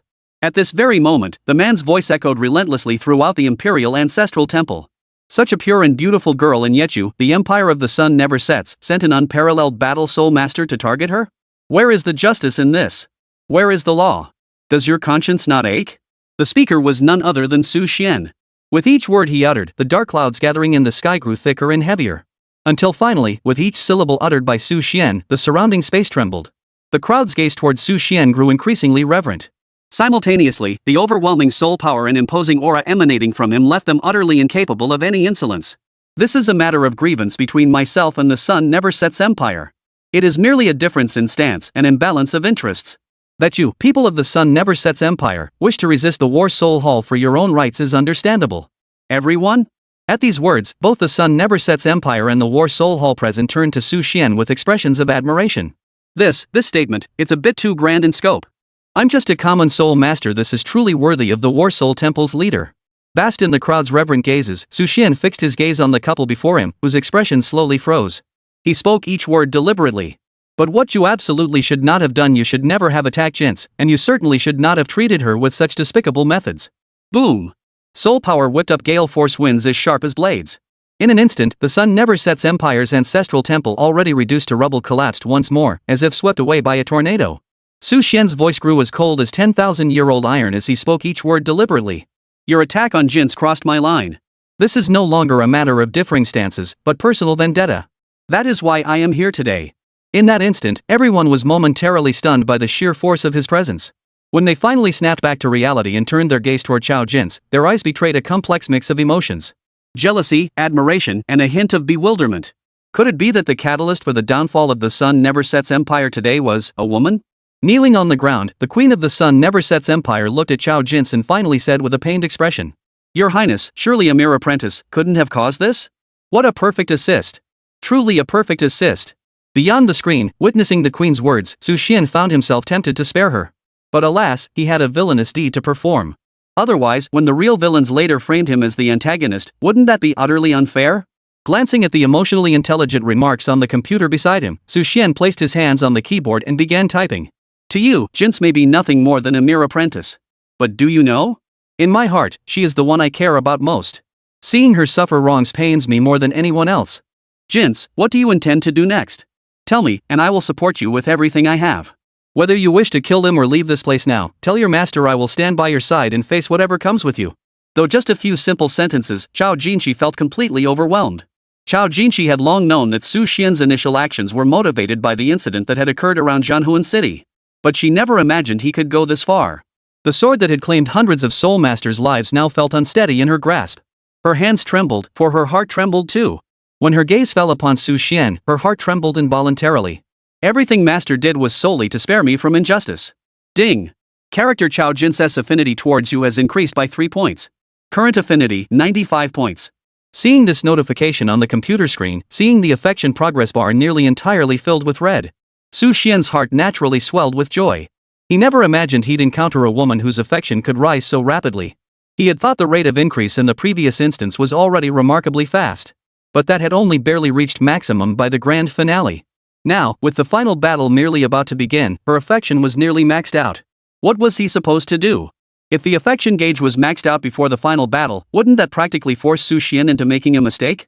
Hearing Su Xian's words, the King and Queen of the Sun Never Sets Empire exchanged glances, their faces turning even paler. They never imagined that their mere greed, their desire to seize Chao Jin's and force her into marriage with their son would lead to such a devastating outcome. They turned to Su Xian, their eyes pleading. Your Highness, we know our sins are grave and we deserve death, but the child is innocent. We wonder if you might spare the child. Before Su Xian could respond to their anxious gazes, Chao Jin looked at him earnestly and spoke. My thoughts align with my master's. Whatever you decide, I will support you wholeheartedly. Lord Chamberlain, do not be soft-hearted. I know you are kind-hearted, but if you do not uproot the weeds, the spring breeze will bring them back to life. The other members of the Battle Soul Hall also stepped forward. Chamberlain, you must not. They are royal bloodline, they must all die here. Amidst their pleas and concerns, Su Xian fixed his gaze upon the boy with the golden hair. He appeared no older than 10, yet his sturdy frame suggested he would grow into a formidable battle soul master. Likewise, he would become part of Chen Xiuhai's villainous faction in the future. Kill him? Not a chance, this little game wouldn't allow it. So, amidst the stunned and bewildered gazes of the others, Su Xian slowly shook his head. Everyone, I understand your points are valid and you're thinking of the Battle Soul Temple's best interests. But this child is truly innocent. No matter how this unfolds, it has nothing to do with him. If he seeks revenge in the future, let him do so. At least for now, his hands are free of any guilt. Hearing Su Xian's words, the War Soul Hall members all fell silent, stunned. The Hall Master is truly magnificent. Such magnanimity leaves us all feeling inadequate. Su Xian waved his hand, signaling to spare the young boy. But before the boy could leave, he turned his head and saw the scene of his parents being struck down by Su Xian. In an instant, his mind was consumed by rage. Su Xian, I will kill you someday. Chapter 144, The Complete Annihilation of the Zhou Clan. No seat? That's more like it. Otherwise, I'm the one helping the poor and suffering people across the continent, constantly fighting for the rights of common soul masters. And now, at the very end, you still treat me like a villain? How utterly unfair. Staring at the close-up of the little boy leaving on the screen before him. The artists behind this little game had clearly poured their heart into capturing that overwhelming fury and gnashing of teeth. Su Xian could even see the boy's fingernails had dug into his palm, tearing the flesh as blood trickled down. Yet on the surface, he feigned utter bewilderment. His eyes, those double pupils, flickered and trembled incessantly, a clear sign of reaching the peak of fury. Press enter to continue. Click. Reading the prompt, Su Xian pressed enter. He paid no heed to the departing figure, instead guiding his character toward another location within the Empire of the Sun Never Sets. Here, a banner both opulent and mysteriously intricate hung high above, bearing the striking image of a cheetah. This was the Zhou family estate, one of the most prominent soul master clans within the Sun Never Sets Empire. The Zhou family stood as the second most powerful clan in the Empire of the Eternal Sun, surpassed only by the Imperial Li family. Similarly, their ties to the Imperial family were exceptionally close. Nearly every generation of empresses was inevitably drawn from the Zhou family. This remained an unwritten rule of the Sun Never Sets Empire. Each generation of imperial princes would each take a woman from the Zhou family as his wife. Once the succession struggle within the imperial family concludes, the Zhou woman becomes the empress of the empire. But if you ask why this is so, the answer is quite simple, or so the designers claim. In theory, on this War Soul continent, the War Soul fusion technique is an extremely rare skill. In fact, it is even rarer than innate full soul power or exceptionally formidable battle souls, making it truly one in a million. Yet within the Zhou family and the Imperial Li family of the Sun Never Sets Empire, it was commonplace. The Netherworld Cheetah is the Zhou family's ancestral battle soul. If it were to encounter the Li family's battle soul, the Golden Tiger, it would be like thunder meeting lightning. Whenever they meet, they inevitably form a unique battle soul fusion technique, unleashing formidable power. The little brat who just ran off is none other than Li Mubai, the prince of the Li family in this generation. He had been betrothed since childhood to a woman of the Zhou family named Zhou Qingqing. As for Zhou Qingqing, she held another identity. She was a member of the villainous alliance. Therefore, Su Xian would never let her off the hook, nor would he spare the Zhou family. We humbly welcome the esteemed War Soul Temple. We humbly welcome the Hall Master's arrival. As Su Xian approached the Zhou family's gate, the scene unfolded before him like a game, and he couldn't help but chuckle. It seems the Zhou family has finally shown some sense. Upon seeing the War Soul Temple's army marching toward them, they immediately knelt obediently to greet them. Your Excellency, we are deeply honored by your gracious visit to our humble abode today. Should you require anything, we shall fulfill your every command, even at the cost of our lives. Seeing even a game character speak so eloquently, Su Xian couldn't help but feel curious. Could it be that the game's designer was actually from Shandong? Otherwise, how could there be so many emotionally intelligent remarks? His gaze lingered on the screen, quickly settling on a spot in the lower right corner. There, a little girl clutched a black kitten, cowering timidly in the corner. I've come here today for one reason only, to wipe out your Zhou family. As Su Xian's final words burst from his lips, the game's visuals abruptly froze. The characters were thrown into chaos. They never imagined they would suddenly face such undeserved calamity. Zhou Qingqing's father turned to the clan members behind him and pleaded with Su Xian. Your Excellency, the affairs of the Sun Never Sets Empire have nothing to do with my Zhou family. Though our family has supplied queens for generations, the actions of those queens are beyond our influence. Zhou's father never imagined he'd get caught in the crossfire like this. How utterly miserable. Watching the game character whine and beg for mercy, Su Xian finally grew weary. Click. He immediately clicked the left mouse button, executing a basic attack. To Su Xian, it was nothing more than a basic attack. Poof. But to the others in the game, it felt like Su Xian stood in place, letting out a cold snort as his soul power flared up and erupted. The Zhou family head, who had just moments ago been kneeling on the ground begging for mercy, was instantly seized by the soul force around his neck and forcibly dragged upward. Boom! In the next instant, a massive shockwave erupted. The Zhou family head's body was hurled like a cannonball into the wall behind him, unable to rise for a long time. So powerful. It must be noted that this Zhou family head possessed formidable strength himself. After all, he had reached the peak of the Soul Sage realm. Yet, before Su Xian, he proved utterly fragile. I kill you because your family has maintained close ties with the imperial family of the never-setting Sun Empire for generations. It is because of them that your Zhou family must suffer all this today. But I'm a merciful man, the children may live. Hearing Su Xian's words, the Zhou family member's eyes darkened abruptly, only to flicker with a faint, insignificant glimmer. Manipulating his in-game character, he approached the little girl on the screen. Su Xian bent down slightly, placing his hand on the child's head before speaking slowly. You must be the little girl betrothed to the prince of the Sun Never Sets Empire, right? By now, Zhou Qingqing understood what was happening. She simply stared at Su Xian with tear-filled eyes. Why did you hurt my mom and dad? You're a bad guy. Su Xian looked at her, his expression equally earnest. Everything I've done was because of your betrothal to Li Mubai. I had no choice. Zhou Qingqing felt an indescribable ache. Why must I marry a man I've never even met? Why wasn't I asked if I wanted to? I don't even have the right to choose my own fate, and now the entire family is being dragged down because of him. Seeing Zhou Qingqing so agitated and distressed, Su Xian thought this must be fate. But he was the antagonist now, this wasn't the time for such reflections. One famous saying on the Battle Soul continent had left an indelible mark on his mind. Those who dare not stir trouble are mediocre. Driven by this absurd motto they held dear, the 7 members of the villain group inexplicably tormented others. Well then, let them taste their own medicine first. He gazed at the despairing little girl before him and spoke slowly. Besides, I've always lived by one principle. The girl remained silent, her gaze fixed blankly ahead. Su Xian paid no heed to whether she heard him or not, continuing to speak to himself. That is, those who dare not stir up trouble are mediocre. As someone stronger than you, indeed, the strongest on the continent, I want to stir up trouble. I want to teach you a lesson. So in that sense, it's perfectly reasonable, right? Chapter 145, Slime Academy. Madness. The entire Battle Soul continent had gone mad. Everyone watched the recent actions of the Battle Soul Temple with expressions of utter bewilderment and curiosity. Over the past few days, the War Soul Temple's major moves have been relentless, each one sending chills down the spine upon deeper reflection. Is Su Xian some kind of demon? This completely overturns his previous persona. First, the War Soul Temple ruthlessly conquered the never-setting Sun Empire, slaughtering their king, queen, and numerous royal family members, all except for the young prince, whom they let escape. Following that, the War Soul Temple slaughtered every member of the Zhou family connected to the Sun Never Sets Empire, again sparing only their youngest daughter. Then came the persecution of the 8 Treasures Glass sect. Nearly the entire sect was wiped out, with only the sect leader's daughter, Sun Ruru, escaping with her life.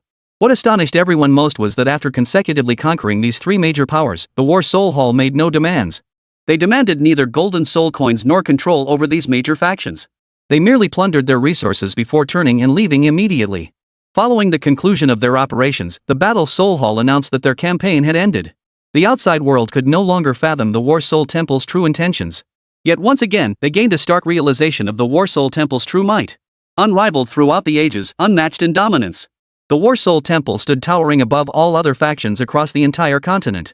Its vast numbers of soul masters and formidable combat prowess had cemented this image in the minds of all. Now, everyone interpreted the War Soul Temple's recent actions as a demonstration of its power to the world. The War Soul Temple was invincible. Otherwise, it would never have committed such an absurd act. What they didn't know was that the War Soul Temple's action stemmed from nothing else. It was purely Su Xian fulfilling his mission. In the last minigame he played, he was completely alone and outnumbered, chased and killed by massive forces throughout the entire game. This time around, he was fighting a battle unlike any he'd ever experienced before. As for Su Xian, the mastermind behind this incident, he was currently reviewing his mission progress. Mission: Villainous Public Enemy. Public enemy of villains, congratulations, you've begun to establish yourself as a public enemy of villains, but it's not enough yet. If you can advance further, you might gain unexpected special equipment.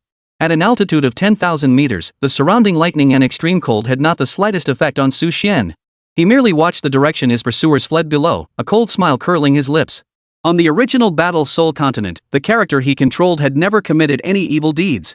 Yet these so-called villains, for some inexplicable reason, regarded themselves as embodiments of justice, viewing the Battle Soul Temple as the very incarnation of evil. They all treated Su Xian and the entire Battle Soul Temple as if he had personally murdered their mothers. But now that Su Xian had actually killed their parents, they all suddenly fell into line. Sometimes, people really are pathetic. After observing their movements, Su Xian vanished from his spot in a flash. His destination was none other than Delhi City. Only the person he sought was still some distance away from Delhi City. Slime Academy? Seeing the crude academy sign and the people inside, a trace of mockery flashed in Su Xian's eyes.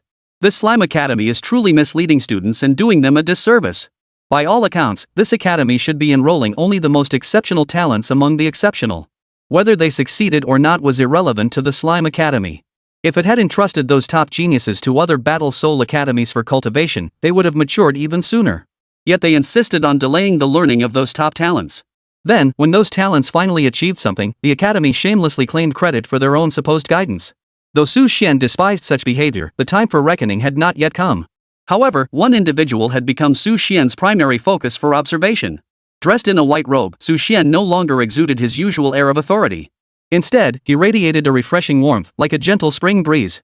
Strolling through the bustling streets of Delhi City, Su Xian observed the throngs of people passing by, a faint smile curving his lips. Who wouldn't love a peaceful city brimming with the warmth of everyday life? Yet as Su Xian passed through an alleyway, his attention was swiftly captured by words appearing on a screen. "Sis, what's that stuff on your hands? It smells so good. Can I touch it?" Su Xian, who had been about to continue onward, paused at the alley entrance, selecting his game character. From within the alley, the little boy's voice kept drifting out. "Sis, can I kiss your hand? Sister, can I lick it? Sis, your hands are the most fragrant and beautiful I've ever seen. Hee hee, little one, how can you speak like that? I thought you were some kind of hooligan." Following the boy's words came the giggles of a woman, amused by his words. Her laughter was crisp and melodious, and one could easily imagine that the owner of such a voice must be a beauty. At that moment, Su Xian's attention wasn't on the woman. He watched the two consecutive exchanges appear on the screen and listened to the boy's voice through his headphones, slowly coming to a realization. If I'm not mistaken, this must be that Lin Hongjun fellow, right? Mini-map. Character search. Use. Seeing the QR code appear above and the countdown below, Su Xian couldn't hold back any longer. This mini-game is such a rip-off. I paid to unlock the mini-map, and now I have to pay extra every single time I use it? What kind of nonsense is that? After a moment of speechlessness, Su Xian naturally had to pay and scan the code. Ding! Your agricultural bank card ending in 1978 has successfully paid 999 yuan at 1:23 p.m. Using the mini-map, Su Xian immediately began checking the character information around him. When he tapped a red dot, the character's details appeared. Name, Lin Hongjun. Age, 8 years old. Gender, male. Battle soul, phoenix rising from the flames. Oomph. So it was you. Su Xian saw this information and a cold smile appeared at the corner of his mouth. When he turned his character's head to look, he saw a chubby face on the screen, twisted into a lecherous and revolting grin.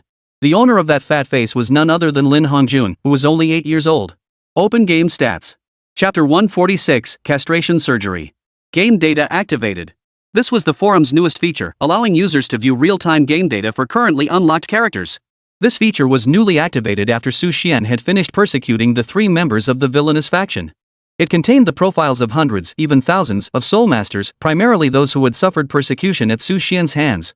Among them, Su Xian indeed found Lin Hongjun's data. Lin Hongjun, Battle Soul, Phoenix reborn in flames. Due to mutations in his battle soul, he gained immense soul power. Yet from a young age, an unusual desire awakened within him, one unheard of in ordinary children. He was drawn to young, beautiful women with attractive figures, harboring an unusually intense desire in certain aspects. To satisfy these urges, he would find ways to get close to various women, then release his desires during their interactions. As he grew older, he began stealing women's clothing and other items to release his long-suppressed desires and thoughts. Eventually, after becoming a soul master and gaining physical strength, he frequently frequented various places of ill repute. To save money, he would conceal his physical condition beforehand, causing lifelong injuries to many women. Even ordinary commoner women lost their lives in these incidents. Reading the game's records, Su Xian's lips curled into a cold smile. Truly a hero born young. This guy's a total pervert and a cheapskate. He never imagined the game's creator could conceive such an absurd plot and development, yet here it was, written in stone. Since that was the case, Su Xian might as well let the story unfold according to his own vision. Staring at the game screen, he saw that lecherous, evil, fat face and the burning desire in its eyes. And that right hand, still tucked in his pocket, doing who knows what. Su Xian murmured to himself, a smirk playing on his lips. Who would have thought a kid like you would already be frequenting those places? And corrupting who knows how many women? Well then, I suppose I'll help you find relief from your troubles. Ah, sister, I have to go now. Sis, I'll come find you again next time. Watching the chubby boy pull his hand out of his pants pocket, he gave her a firm pat with his right hand. The little chubby boy turned away with a satisfied look on his face. Even though it was just a character in a game, anger still flared up in Su Xian's heart. Watching the brat strut back into Slime Academy, he couldn't help but laugh. Since Slime Academy refuses to discipline its own disciples, then as the hall master of the Battle Soul Hall, I shall personally step in to teach them a lesson. With that thought, Su Xian strode directly into a secluded alley within Dari City. Despite its secluded location, the alley was bustling with people at that moment. Judging by their attire and appearance, every single person passing through was undoubtedly wealthy. Standing within the alley were women of striking beauty and figure. Yet, whether in their attire or demeanor, they exuded an undeniable aura of the nightlife. Clearly, this was the place Lin Hongjun would later frequent Delhi's red light district. Thus, the moment Su Xian stepped inside, he drew the attention of all the women present. Heaven be praised, while some handsome men did frequent such places, none possessed the striking looks and refined bearing of Su Xian. Forget about him selecting them later. If they could spend a night with Su Xian, they'd even be willing to pay him themselves. Amidst the delighted gazes of these women, Su Xian spoke up immediately. I need 2 women to accompany me on a trip shortly. Su Xian had come alone, but 3 left with him. As he observed the women behind him slowly shedding their garments, preparing to flirt and entice him, he typed out a matter-of-fact command. Put your clothes back on. Hearing Su Xian's words, the 2 women shot him a resentful glance before reluctantly putting their clothes back on. Sir, if you've chosen us, why make us put our clothes back on? Exactly. Sir, please hurry. Time waits for no one. Seeing the almost devouring glances from the 2, were they really that impatient? Su Xian shook his head with a wry smile before speaking. Tomorrow, I need you to lure a chubby kid over here and bring him to this place. As for the rest, you don't need to worry about it. Once this job is done, I'll take you to another city and give you a settlement fund. Whether you continue this line of work afterward is none of my concern. After hearing Su Xian's words, the 2 women visibly froze. No sleep required, money paid, and guaranteed placement afterward? What kind of perk was this? They studied Su Xian's attire, the intricate patterns adorning his clothes, and the jade pendant at his waist, each item worth a fortune. Clearly, Su Xian wasn't deceiving them. Exchanging a glance, they gritted their teeth and nodded. After all, wasn't money the whole point of this line of work? Now that a faster way to make money presented itself, why wouldn't they take it? Early the next morning, Su Xian watched as the chubby Lin Hongjun once again rushed out of Slime Academy in a fluster. He was scouring the streets, searching for young, attractive women to harass and grope. Su Xian immediately signaled to the 2 women behind him. After the 2 women left, Su Xian clicked on his backpack. He selected an item he had accidentally obtained earlier and clicked to equip it. As the item appeared in Su Xian's hands, its details popped up on the screen. Sharp castration scalpel, a surgical blade specifically designed for castrating newborn piglets in pig farms. Exceptionally sharp, leaving absolutely no trace after castration, effectively preventing boars from entering heat. What a great item! Truly a great item! Gazing at the item in his hand and the Lin Hongjun who was already mesmerized by the 2 women in the distance, Su Xian knew it was time for him to make his move. Lin Hongjun, now gazing at the 2 young, beautiful women before him whose figures were even more stunning than the woman from yesterday, felt a surge of secret delight. How fortunate he was to encounter 2 such stunning women. When the time came to interact with them, he was sure to be thoroughly satisfied. Little did he know, these 2 women were just as intent on making him their prey. Chapter 147. No. Where are you 2 taking me? Lin Hongjun feigned innocence as he followed the 2 women. These 2 women from the pleasure quarters weren't top-tier beauties, but they were certainly above average in looks. Beneath their heavy makeup, their looks were indeed quite decent. The faintly visible black stockings on their legs were enough to stir a man's desires. Though their figures weren't exactly top-tier. To Lin Hongjun at that moment, these 2 women were goddesses from heaven. Now these 2 were saying they wanted to take him to a secluded spot to play a fun game with him. Suddenly, a certain behavior from legend flashed through his mind: pedophilia. Could these 2 be pedophiles? If so, wouldn't today be his lucky day? The mere thought filled Lin Hongjun with anticipation, and before he knew it, his body had already moved ahead of the 2 women. What an eager little thing. Su Xian watched the scene unfold, a cold smile curling his lips. Meanwhile, Zhao Jin's, who had accompanied him, was utterly baffled. Why had her master brought her to this place of ill repute? All these years, she had never seen her master with any other woman. Could it be that he too was seeking someone here? But if he were to seek someone, wouldn't it be wonderful if that someone were her? At this thought, a faint blush spread across Zhao Jin's cheeks. Unaware of Zhao Jin's secret thoughts, Su Xian turned to Lin Hongjun before him and spoke. Very well. Since your battle soul has mutated, leaving you perpetually consumed by heat, I shall help you resolve this once and for all. The 2 women watched Lin Hongjun before them, their eyes unconsciously clouding over with pity. Though they didn't know why the master had sent them to find this sleazy little boy. They knew it couldn't be anything good, especially since he was such a sleazy pervert. An ordinary woman might not have noticed the boy's sleaziness. But as women of the night, they spotted it instantly. The boy was chubby and looked rather cute at first glance. But the lechery and depravity lurking in his eyes were no less than any grown man's, perhaps even worse. The 2 women knew exactly what he was doing with that right hand constantly tucked in his pocket. Nothing. The place is just up ahead. You'll see when we get there. Okay, ladies. Who's going first? Lin Hongjun bounced ahead excitedly, already starting to think about taking off his clothes. The mere thought of it sent a thrill through Lin Hongjun. But when he reached the depths of the alley, he saw nothing at all. Ladies, what's going on? Just as he turned his head to ask, he felt a blow strike his back. Everything went black and he lost consciousness.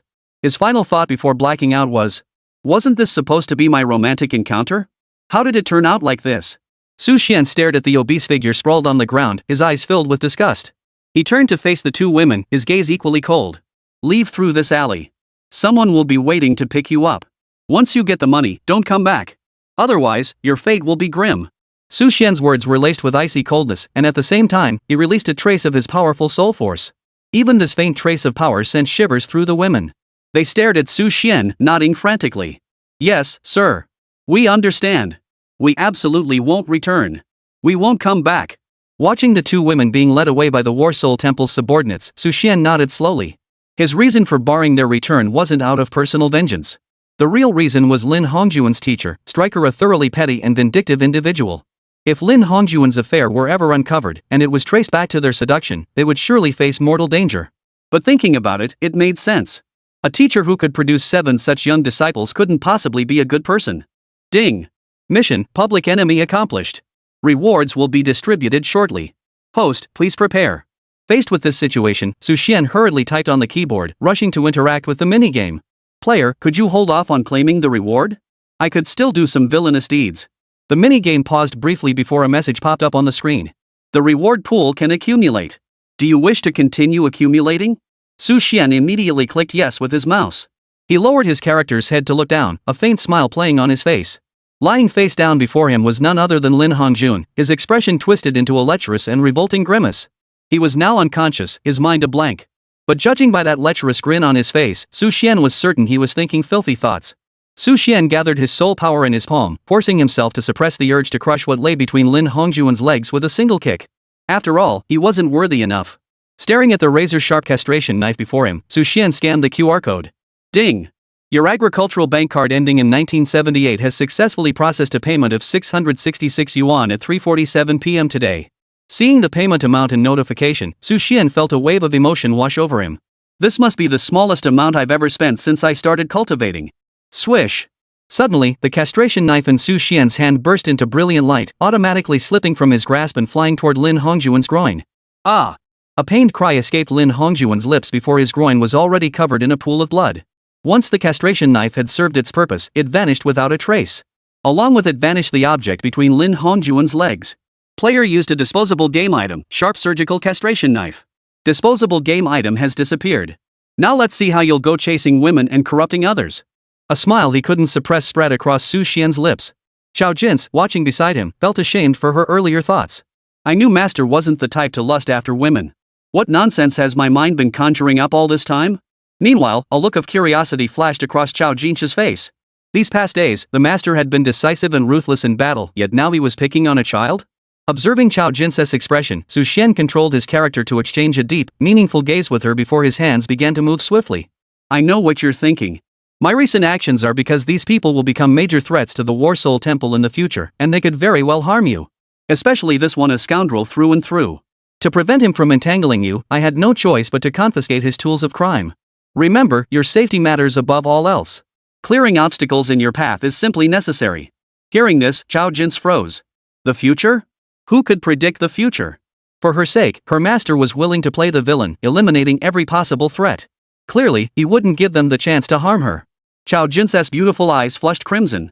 Then, unable to control herself, she threw her arms around Su Xian, her expression filled with heartache for him. Master, next time, let me handle it myself, or let us face it together. I don't want you to bear this alone. Su Xian covered Xiao Jin's eyes and teased, you're all grown up now, yet you still act like a child. As your master, it's my duty to protect you. That filth has been dealt with. Don't look, and don't dwell on it. Observing Xiao Jin's expression, Su Xian knew she'd be utterly touched by his words. Ding! Character Xiao Jin's affinity toward you has increased to 96 points. Player, keep up the good work. Sure enough, her affection was nearing saturation, and the rate of increase was slowing considerably. After exchanging a few more affectionate words, Su Xian and Xiao Jin turned their gaze back to Lin Hongjun. On this Battle Soul continent, the one he despised most was that stinking ladybug, Lin Hongjun. As for Li Mubai, who was somewhat of a kindred spirit, Su Xian wouldn't let him off the hook either, just not yet. Su Xian had used the game item this time for another reason. It functioned as a rule-based weapon. Once castrated, the victim remained permanently incapacitated, with absolutely no chance of recovery. Had Su Xian employed his own methods, whether cutting or crushing, there remained a chance that unforeseen circumstances could cause even slight regrowth. Looking at Lin Hongjun now, the lecherous expression on his face had completely vanished. He couldn't help but sigh inwardly. Another day of doing good deeds. Su Xian surveyed Lin Hongjun, now slumped like a dead dog. Playing the backstabber and messing with someone's head was surprisingly thrilling. As for Lin Hongjun dying? Not a chance. The little game wouldn't let him die. Su Xian knew full well that his living hell was far worse than any death. Chapter 148, The Villains Finally Gather. What's happening to me? Several hours later, Lin Hongjun regained consciousness. Feeling the changes in his body, he clutched his excruciatingly painful groin and let out a roar that split the heavens. No! This little game is glitching again. The voice belonged to Su Xian, who sat cross-legged at his computer desk, watching the story-like minigame unfold on the screen. The game was indeed exceptionally well crafted. The visuals on the screen were stunning, and the plot twists were as gripping as a blockbuster movie. But I'm here to play the game, not watch CG cutscenes. After Su Xian completed the public enemy of villains quest, the game launched into a series of self-narrative sequences. It seemed concerned that Su Xian might continue doing something excessive, preventing the game's storyline from progressing further. In the days that followed, Su Xian experienced numerous memorable scenes. Chen Haixio encountered Luor, who had just taken human form when he was young. A female rabbit who'd slept with who knows how many male rabbits now disguised herself as a little girl to seduce a naturally evil, hypocritical minor villain. Chen Haixio and UMO fans' epic reunion, the most hypocritical master-disciple duo on the Battle Soul continent, had finally come together.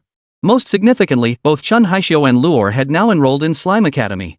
Watching Chen Haixio defeat their Slime Academy's teacher Li Wudi with that so-called special hidden weapon, Su Xian couldn't help but let a smile escape his lips. Secret weapon? More like a handgun. Throughout this mini-game strategy guide, Chen Haixio's projectiles remained in constant use until the very end, proving remarkably effective. A bunch of everyday metals and materials combined together could actually unleash power strong enough to kill a god? The gods of this world were terrifyingly weak. As he laughed, Su Xian's smile slowly froze. Wait a minute. If I recall correctly, my name was among those ambushed by his hidden weapons. Before he could even begin to reflect on himself, Su Xian witnessed an utterly fascinating scene. Among the villains on the Battle Soul continent, Lin Hongjun, once hailed as the phoenix rising from the flames. He was now clutching his thighs, walking toward Chen Haixio and the others in an extremely awkward posture. What truly astonished Su Xian was that Lin Hongjun's current strength now matched Li Mubai's in every way. In fact, there was a faint hint that Lin Hongjun might even surpass Li Mubai. At that moment, Su Xian tapped the mini-map to check information, and Lin Hongjun's current status immediately popped up. Name, Lin Hongjun. Gender, male. Status, Earth Deficiency. Earth Deficiency. Having undergone castration at a young age, he lost the most joyful and precious aspect of manhood, yet gained profound benefits in return. His battle soul now possesses no weaknesses whatsoever, making it a truly perfect mutated battle soul. Ah, this. Su Xian found himself at a loss for words, torn between laughter and tears. He truly didn't know how to evaluate this absurd and ridiculous situation. In a way, the little chubby Lin Hongjun had truly turned misfortune into fortune because of him. Following Lin Hongjun's awkward figure emerged Slime Battle Soul Academy's principal, Strick, accompanied by several academy instructors. Before Striker, it was like a gathering of stars. Li Mubai, the former prince of the Sun Never Sets Empire Zhou Qingqing, who had followed Li Mubai here, Sun Ruru, the former young princess of the Seven Treasures Glass sect. Absolutely not to be missed was Chen Haixio, the ultimate villain from the game, along with Luor, a 10,000-year-old rabbit who had transformed into human form. Then there was Lin Hongjun, who had formed a perfect battle soul after being castrated by Su Xian. And finally, among the numerous villainous factions, the only one who stood in opposition due to differing stances, Wang Yujie, known as the Ham Specialist. Speaking of Wang Yujie, he truly stands out as one of the few sane individuals among all these villain factions. Throughout the entire story, he never did anything truly disgusting. His somewhat lewd soul curse, "I've got a big ham," was merely a necessary prerequisite for activating his soul skill. Surely, as a battle soul master, he wouldn't throw the baby out with the bathwater over this? Thus, not only did Su Xian refrain from targeting Wang Yujie, but the system's list of designated antagonists also excluded his name. From among these 7 future powerhouse antagonists, a figure now quietly stepped forward. Clad in a blue robe and wearing glasses, he appeared utterly pious and righteous. Across the entire Battle Soul continent, he proclaimed himself the legendary, theoretically strongest UMO fan. Thus, the entire Slime Academy assembled, and the villainous legion was fully formed. Within Slime Academy, the villainous group known as the Slime 7 Monsters took their first legendary step. However, due to Su Xian's intervention, the game's storyline now seemed to diverge drastically from its original path. In Su Xian's vision, Principal Striker surveyed the students, then glanced at UMO Fan before slowly asking, "Why have you come to Slime Academy?" The close-ups of each student and their responses on the computer screen made Su Xian feel inexplicably amused. According to the original progression of this War Soul Continent minigame, their answers should have been wildly varied. In fact, one of them was actually forced to come here to suffer. But now, aside from Wang Yujie giving a normal answer, all 6 antagonists stared straight ahead, clenching their teeth and declaring, "Of course it's for revenge." This moment stunned not only the students present but even the slime teacher, who froze in disbelief. They never imagined this class would be filled with individuals harboring such deep-seated grudges. What followed was a series of revelations that left them stunned beyond belief. When they inquired about the reasons, they discovered not only were the students' answers remarkably consistent, but the targets of their vengeance were identical. Chen Haixio stood before the crowd, his teeth clenched as he declared, "My enemy is the strongest being on this continent, Su Xian, the Lord of the Battle Soul Hall." At these words, those around him, Li Mubai, Zhou Qingqing, and others all wore expressions of utter astonishment. "What? You have a grudge against Su Xian too? You too? What a coincidence!" After some discussion and exchange, they all froze in shock, for the target of their vengeance was none other than Su Xian. As they talked, they suddenly uncovered an outrageous truth. It seemed that, aside from Lin Hongjun and Wang Yujie, every single one of these students had been victimized by Su Xian. As for Lin Hongjuan's target for revenge, it was undoubtedly the person who had lured him into that alley and castrated him. Although his abilities had greatly improved as a result, he had lost all male pleasure forever. In fact, he had begun to develop a tendency toward same-sex attraction. Chapter 149, Water God? Lin Hongjun swore he would find the one who framed him and exact brutal revenge, leaving them begging for death. On their very first day as freshmen at Slime Battle Soul Academy, they had already set their future course: overthrow the Battle Soul Hall, defeat Su Xian, begin their revenge. At that very moment, on Su Xian's computer screen, an icon he hadn't seen in ages began to glow, no longer shrouded in darkness. Ding dong! Ding dong! Detected that the villain team has assembled. Officially initiating the Divine Ascension mission. Damn! Finally able to operate it. Su Xian had no time to marvel at the mission's appearance. His full attention was now fixed on his illuminated screen. Who could understand the agony of being forced to sit in front of a computer screen for over an hour, watching a bunch of game characters put on a show for him? Viewing mission, Ascension to Divinity. With such an epic quest, Su Xian wasn't about to pass it up. He'd been wondering why paying such a huge sum hadn't yielded any results. Turns out it was a hidden quest, waiting right here for me. Click. Click. With 2 rapid mouse clicks, a golden border appeared on his computer screen. Within the frame, lines of text began to materialize. Ascending the Divine Stairway, comprising 3 stages. Upon completing all stages, one may ascend to the summit and become a legendary deity. Current Stage 1, obtain the Water God's Ascension Trial. After passing the trial, reject the Water God. Su Xian? Seeing this rather brief text, Su Xian, seated before the computer screen, wore a look of utter confusion. He even doubted his own eyes. How could every character be Chinese, yet when strung together, he couldn't recognize them? Obtain the Water God's Ascension test? I have to pass it. And then reject him? This is ing backwards. I'm already the Water God, why would I need to become your god? 1,000 expletives threatened to erupt from Su Xian's throat, but he forced them back. It's fine. Maybe this Water God is just weak. Exactly. That must be it. Forcing himself to calm down, Su Xian steeled his nerves and clicked to accept the quest. A mysterious and intricate pattern now hung prominently on Su Xian's interface panel. Clicking on it revealed the Deity Ascension Assessment. Let me think, where is this Water God located?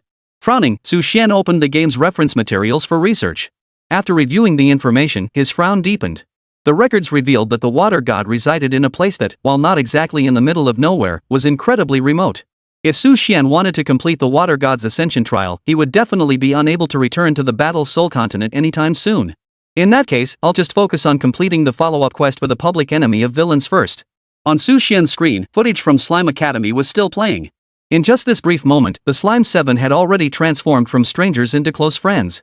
It could only be said that there was a reason these 7 had ended up together. Now, the Slime 7 received some excellent news. 2 of them had ascended to the legendary rank of Soul Revered, requiring them to obtain new soul rings.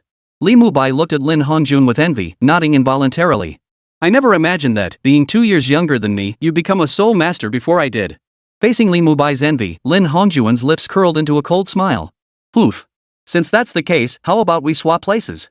Hearing this, Li Mubai's gaze drifted involuntarily toward Lin Hongjun's crotch. As a veteran of Slime Academy, he knew full well about Lin Hongjun's powerful mutated battle soul and its inherent flaw. However, once those flaws were resolved, Lin Hongjun's battle soul became incredibly powerful, though the method used to fix them was rather brutal. What are you looking at, Li Mubai? I asked what you're looking at. The moment Li Mubai's gaze landed on Lin Hongjuan's crotch, it was as if he'd struck a nerve.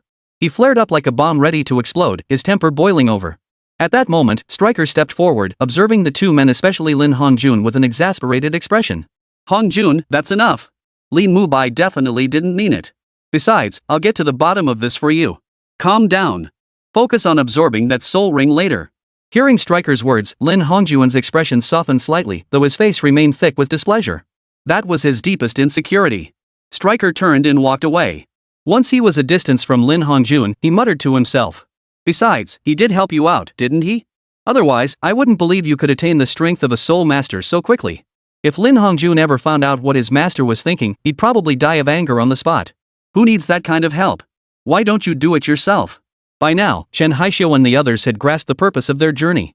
The looks they shot at Lin Hongjun and Li Mubai were thick with envy. How fortunate. You two are already soul reverends. Once your strength grows further, you might even have a chance to take revenge on Su Xian. Li Mubai felt quite pleased upon hearing this. Ha! What's so special about that? I'm sure you two can catch up too. Then we'll defeat that Su Xian together. Yes. Defeat Su Xian. Chen Haishio nodded firmly in agreement. With that, the group departed Slime Academy, setting off toward the Sun Moon Great Forest. Leaving already? Then I'm coming too. Seeing them leave Slime Academy, Su Xian immediately followed suit. However, his destination wasn't entirely the same as the Slime Academies. He headed for another entrance to the Sun Moon Great Forest. You, who the hell are you? Staring at the terrified middle-aged man before him, especially the panic etched across his face, Su Xian smiled faintly, reaching into his robe to pull out a bronze-colored token. Beneath its intricate, mysterious patterns were the three characters, War Soul Hall. Suddenly, the middle-aged man seemed to recall something. He stared at the pitch-black, exquisitely noble robe of the War Soul Hall before him, and at Su Xian's exceptionally handsome yet weathered face. His eyes widened in disbelief as he exclaimed in shock. You're the Lord of the Battle Soul Hall, Lord Su Xian. As the man's gaze shifted from terror to reverence, Su Xian knew instantly that this was yet another devoted admirer. Sure enough, after confirming Su Xian's identity, the middle-aged man immediately began speaking excitedly. I never imagined it would truly be Lord Su Xian. That I could encounter you here. Chapter 150, Meeting Again. The man wore the uniform of a glorious academy instructor. Su Xian fixed his gaze upon him and spoke. I need your help with something right now. Su Xian had expected to need some persuasion, but to his surprise, the man nodded immediately. Lord Su Xian, simply state your request. If it's within my power, I'll fulfill not just 1, but 10 tasks for you. Staring at him in astonishment, Su Xian hadn't expected such an immediate and willing agreement. Meeting Su Xian's gaze, the man began to explain. Lord Su Xian. Lord Su Xian, though I now teach at the Glorious Academy, my family was very poor when I was young. Despite having decent talent, I lack the money to attend those prestigious noble battle soul academies. As he spoke, a tremor of emotion crept into his voice, clearly stirring painful memories.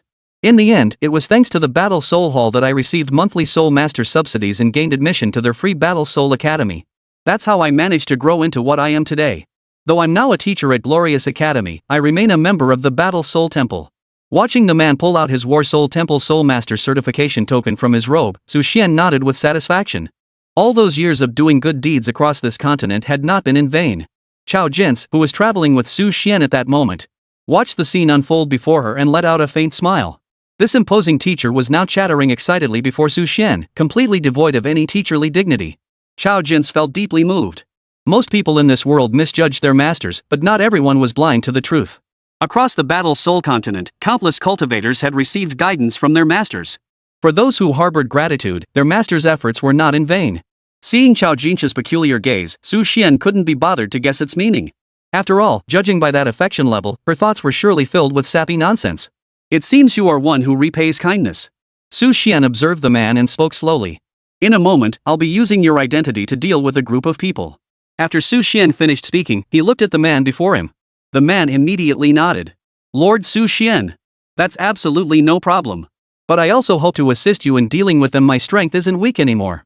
Observing the man's strength, Su Xian nodded slowly. He distinctly remembered this unlucky teacher being defeated by Chen Haishio and his group of students, who had then humiliated him without restraint, a true disgrace among the teaching staff. But now that the man was one of their own from the Battle Soul Hall, Su Xian would never allow such a thing to happen. It's fine. I'll just borrow your identity when the time comes. Just remember not to tell your students. Faced with a situation that could cost him his job at any moment, the man merely stared at Su Xian with fervent eyes, nodding repeatedly without a trace of worry. To him, whoever Lord Su Xian targeted must be the most heinous criminal in the world. A mere job was insignificant if required, he would gladly sacrifice his life for Lord Su Xian. Su Xian sat before his computer screen, his expression oddly twisted as he stared at the suddenly appearing 1000 Illusion Mask experience card. This little game knew how to make things interesting. He'd already been preparing to seek out a support-type peerless battle soul from the Battle Soul Hall to help with his disguise, but this thing before him piqued his curiosity. 1000 Illusion Mask trial card, upon use, allows imitation of any character. Except for Battle Soul Strength and Memories, all other aspects are identical. Price, $99.99. Seeing such a powerful item, Su Xian naturally wanted to purchase it. He immediately typed the command within the game. Can I purchase the equipment, 1000 Illusion Mask? He had assumed he could afford a new piece of gear, but the game responded with a rejection. The 1000 Illusions Mask cannot currently be purchased through normal channels. Please purchase an experience card. After spending 9,999 credits, Su Xian was transformed inside and out, becoming a completely different person though only for this one time. Thus, the students of Glory Academy remained unaware that their teacher had merely stepped away to use the restroom and had already become a different person. The one leading them now was not some ordinary Glorious Academy instructor, but the most powerful being across the entire continent, Su Xian, the Lord of the Battle Soul Hall. We'll rest here tonight. Spotting the small tavern come in before him, Su Xian knew he had arrived at his destination. After ushering the bewildered students inside and arranging their rooms, Su Xian led them downstairs to dine. Clang! The door was kicked open violently as a man built like a tower of iron stormed in. Behind him followed a swarm of people. Among them, Su Xian spotted several familiar faces: Chen Haishou, Luor, Li Mubai. So it really is Slime and his crew? I'll be damned if I don't see how you're going to stir up trouble this time. Facing their arrival, Su Xian recognized them all as soul masters and offered no words, merely nodding briefly across the room. Things had proceeded normally thus far. But when the Slime Academy students settled into their rooms and came down for dinner, things took a turn. In an instant, the once quiet dining hall erupted into the raucous clamor of a bustling market. Big brotherly, your battle soul is so cool. What exactly is your relationship with Qingqing? Luor, let me tell you, this time when we go. Su Xian's brow furrowed slightly. He preferred quiet. This held true both in the game and in real life. At that moment, nearly every corner of the computer screen was filled with the chattering conversations of this group of slime-like students. Not a single one of these students or teachers seemed to give the slightest thought to others' feelings. Truly, harsh lands breed harsh people. Even now, Su Xian was still enduring it.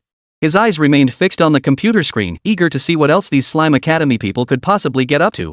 But after only a moment, Su Xian got his answer.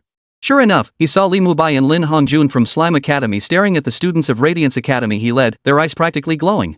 Their targets were none other than two young, beautiful female students from Glorious Academy. It must be said, this little game was indeed well made. Even the two ordinary courtesans from earlier possessed exceptional beauty, and the female students of the Glorious Academy were no different. That was precisely why Li Mubai and Lin Hongjun were acting like such lecherous pigs. Observing Lin Hongjun's demeanor, Su Xian felt a pang of curiosity. Hadn't he been castrated by me? How could he still be like this? Teacher, their stares are terrifying. Before Su Xian could type a response to the pop-up dialog box, a lecherous, infuriating whistle pierced the earbuds he wore. Shoo! When Su Xian frowned and looked over, he discovered it was none other than Li Mubai and Lin Hongjun from Slime Academy who were whistling. As for the rest of the Slime Academy students, not a single one found this behavior objectionable or stepped forward to stop it. The students from Glorious Academy couldn't stand this spectacle. They glared at the Slime Academy crowd with displeasure. What are you doing? Bullying our female classmates? As soul masters, you're acting like street thugs. It's utterly disgraceful. Hearing these words, the seven troublemakers, still merely students, not yet matured into so-called mature forms, quickly reined themselves in. A hint of resentment even flashed across the faces of Lin Hongjun and Li Mubai. It's just looking. It won't hurt us. Exactly.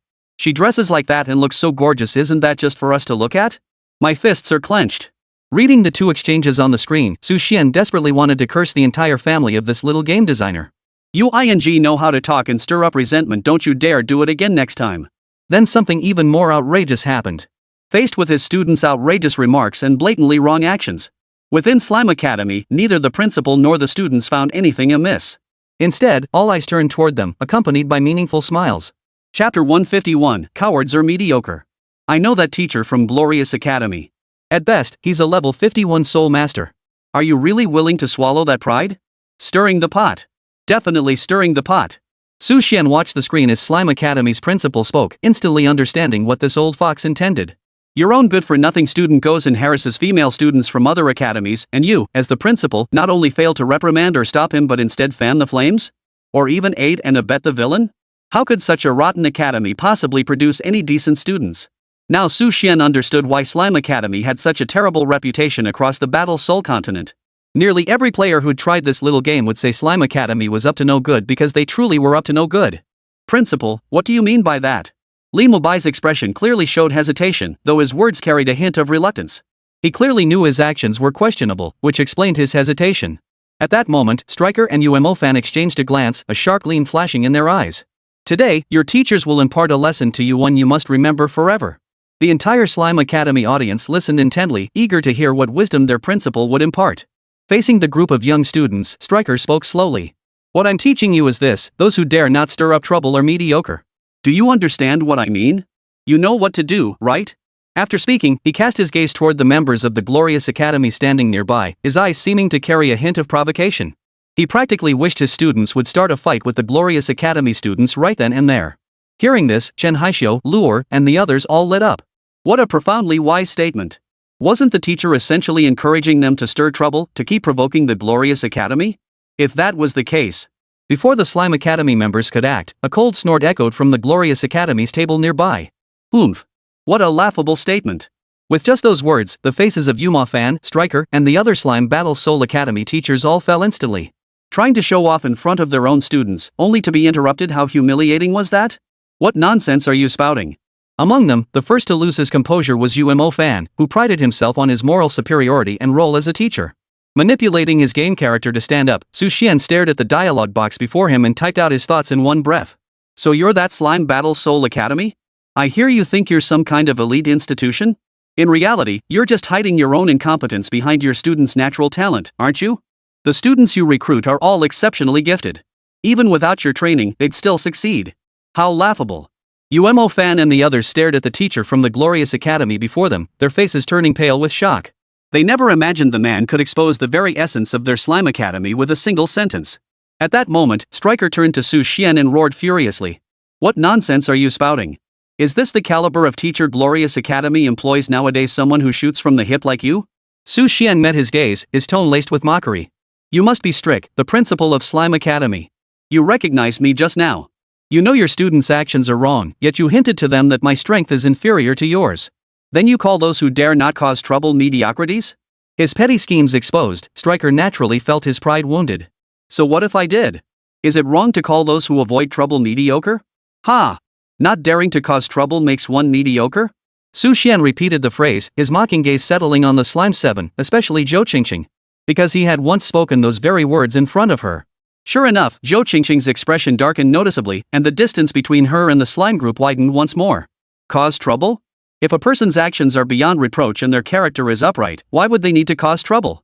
Su Xian's hands danced across the keyboard before the computer screen, moving so swiftly they became mere afterimages. And even if it were about causing trouble, what you're teaching your students is pure bullying, picking on the weak and fearing the strong. At this remark, Chen Haixio and the others froze. They exchanged peculiar glances at Striker. Didn't you tell them to provoke me because you claimed my strength was inferior to yours? If you wanted to stir up trouble to prove you're not mediocre, why didn't you pick a fight with those peerless battle souls? Why didn't you provoke soul masters stronger than you? Why didn't you challenge the battle soul hall? You don't dare make a peep in front of those stronger than you, yet when facing my Glorious Academy, suddenly not stirring up trouble makes you a mediocre talent? You're nothing but a bully who preys on the weak, spouting twisted logic. It's utterly laughable. Each word cut like a blade, piercing the hearts of Striker and his companions. The expressions of Slime Academy's teachers suddenly turned awkward and uncomfortable. For the teacher from the Glorious Academy before them had laid bare the truth and essence of the matter. With their dark little schemes exposed, embarrassment was inevitable.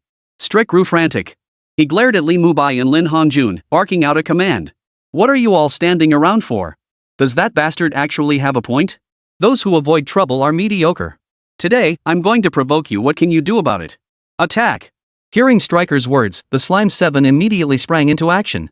They rose from their seats and turned their gaze toward the members of the Glorious Academy. But now they understood the twists and turns of this matter, and their momentum faltered. Yet defiance burned within them. They were determined to teach the Glorious Academy a lesson, so they chose to fight. Seeing this, the students of the Academy of Radiance showed no sign of backing down. They advanced before the Slime Academy members, preparing for battle. At that moment, Striker's cold, sinister, and furious words echoed in Su Xian's ears. Teacher, I see you're quite the wordsmith. There's no need for you to intervene in this battle between students. Though I doubt your strength could match any of our Slime Battle Soul Academy students. But if you insist on getting involved, how about we have a little fun together? Chao Jin's, her identity concealed beneath a black veil and hood gifted by Su Xian, revealed glimpses of her breathtaking beauty. Her eyes beneath the veil fixed on the ferocious Striker before her, silently mourning him for 3 minutes. Challenging the master? That's pure suicide. Looks like the master was playing dumb to catch the tiger. But these guys weren't tigers, they were more like a bunch of stinking bugs. Chapter 152, The Student's Defeat. Fighting Striker? He wasn't even worthy. Su Xian shook his head calmly. Striker, one of the legendary Iron Triad, actually coming to personally deal with an ordinary War Soul Academy instructor? Even if he wins, it won't be a glorious victory, would you agree? Su Xian spoke these words with surprising composure. Upon hearing this, Striker couldn't help but puff out his chest with pride. Listen to that. My name has truly spread far and wide. In that instant, his desire to strike at Su Xian grew noticeably weaker. What he didn't know was that Su Xian's words were merely a ploy to buy time.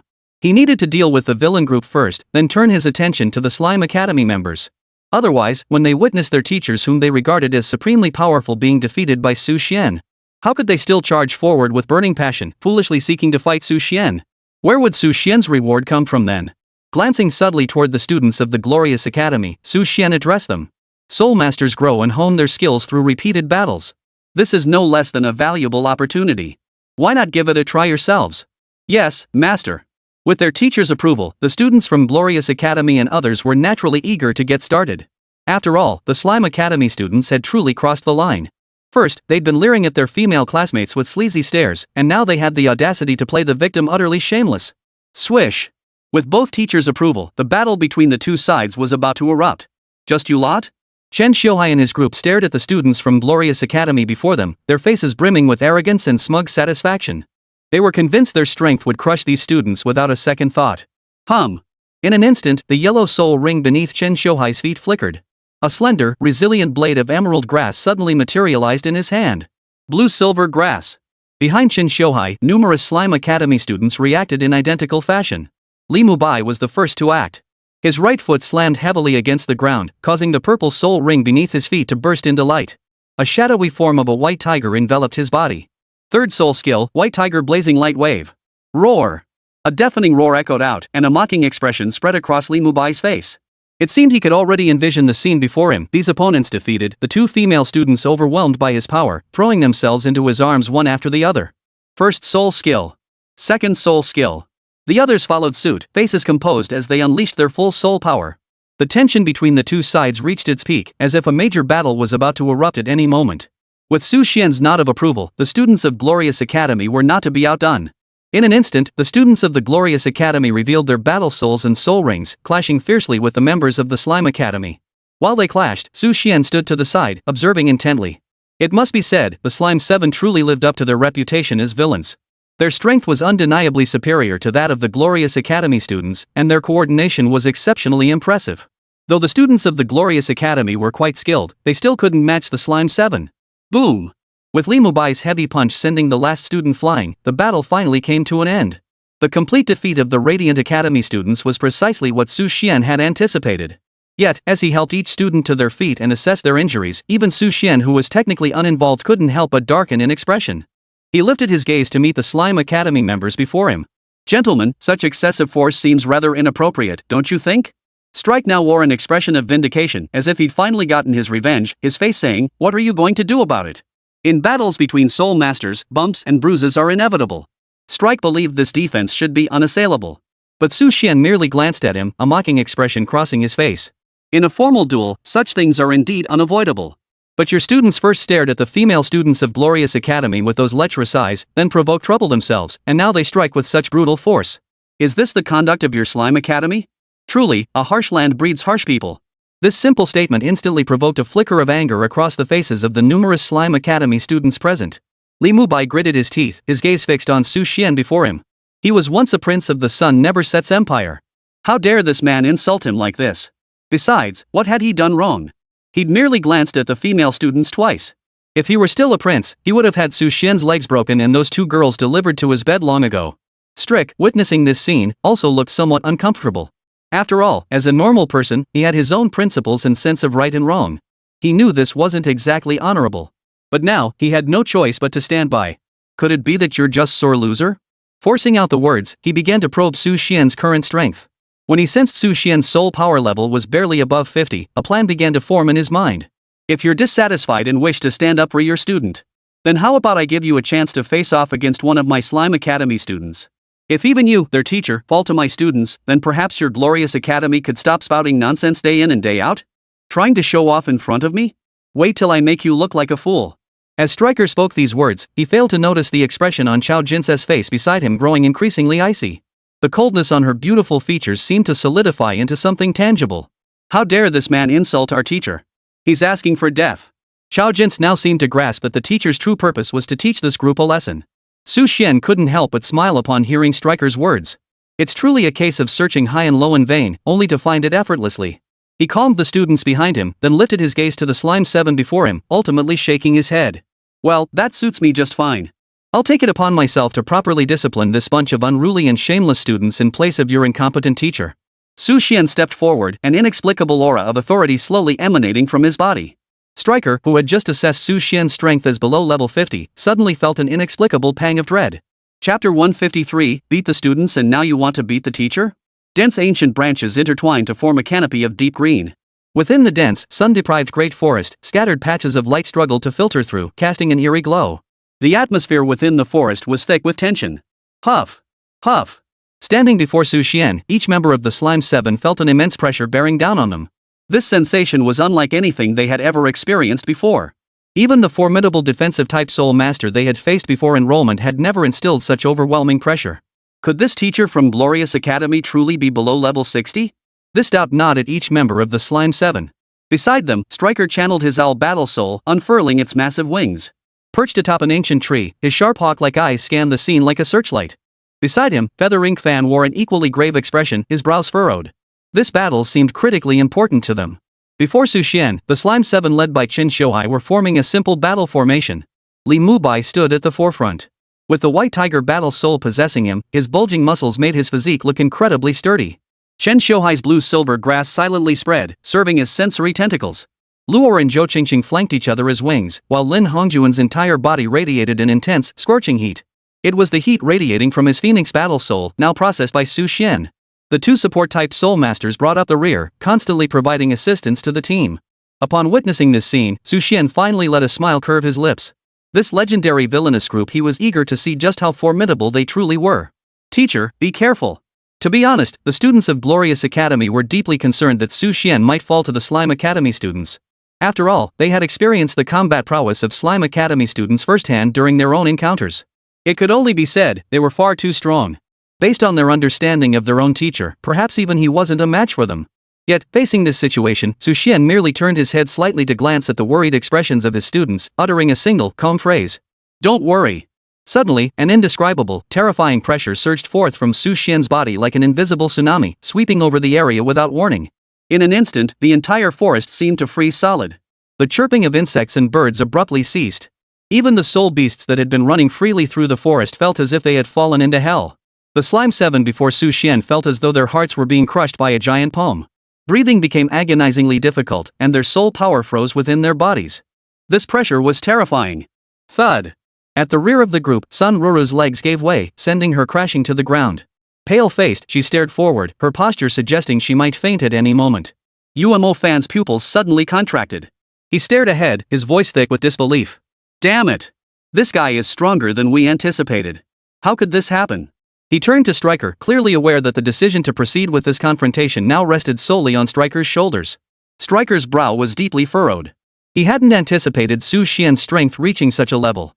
After a moment's thought, he slowly nodded and addressed Umo Fan deliberately. I sense his strength isn't weak, but it's limited. His current aura is slightly weaker than mine. With Stryker backing him up, Umo Fan naturally wanted to proceed with his absurd plan. He immediately turned to Su Xian, a smug expression crossing his face as his voice brimmed with indignation. Who would have thought that as a teacher, you'd still be hiding your true strength when facing a group of students? Before Su Xian could laugh, Zhao Jinse beside him couldn't hold back any longer. Put. That clear, lovely laugh reached every ear present. Even though they couldn't see Zhao Jinse's face, they couldn't help but imagine her as an unparalleled beauty. Now, being mocked by such a beauty, the Slime Academy students couldn't stand it. UMO Fan felt a vague sense of familiarity toward these two individuals, yet he couldn't quite place who they were. He now wore a smug expression, boasting self-promotionally. I am UMO Fan, the master hailed as the strongest in theory across this entire continent. With me here today, you won't defeat my students. After speaking, he shouted fiercely. Everyone, assemble around Chen Xiuhai as your center. Li Mubai, hold the front line. Chen Xiuhai, prepare to control the battlefield. Sun Ruru, activate the enhancement. As for the rest, prepare to launch flanking ambushes. Clearly, this entire sequence of arrangements revolved around Chen Xiuhai. The reason for this arrangement was starkly evident. Chen Xiuhai was his true, direct disciple. As for the others, they were merely his students at best, insignificant supporting characters in the grand scheme of Chen Xiuhai's competition. Surveying the swarm of ants before him, desperately scheming to defeat him, Su Xian's lips curved into a faint smile. His gaze fell upon his newly unlocked soul technique, and suddenly, inspiration struck. He proactively posed a question to the minigame. Are there any records on this continent of soul techniques I've never used before? Su Xian distinctly felt the game's visuals had become sharper. Could it be that after spending so much money, the minigame had started to refine itself? The minigame promptly responded with a prompt. Soul skills never used by the player have no records on this continent. Hearing this, Su Xian's eyes lit up. Although he had used the Thousand Illusion Mask to mimic the appearance of this glorious academy instructor. But whether it was soul power or soul skills, what he was using were still his own.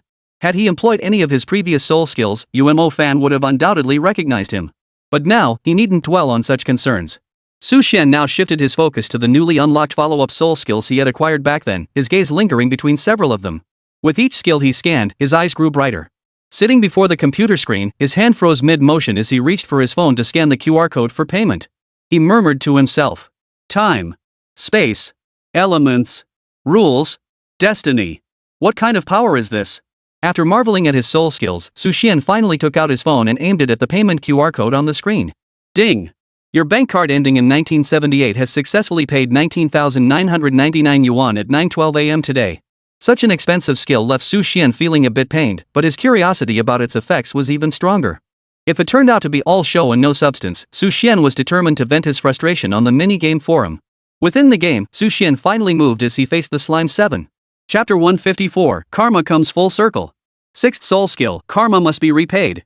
Karma's retribution, harness immense soul power to manipulate the fortune within both your opponent and yourself, causing it to shift. This simple phrase sent shockwaves through Su Xian for a long time. He never imagined such a mind-blowing soul skill could exist in this world. Seated before his computer desk, Su Xian watched his in-game character slowly raise his right hand. Finally, his brows furrowed as he murmured.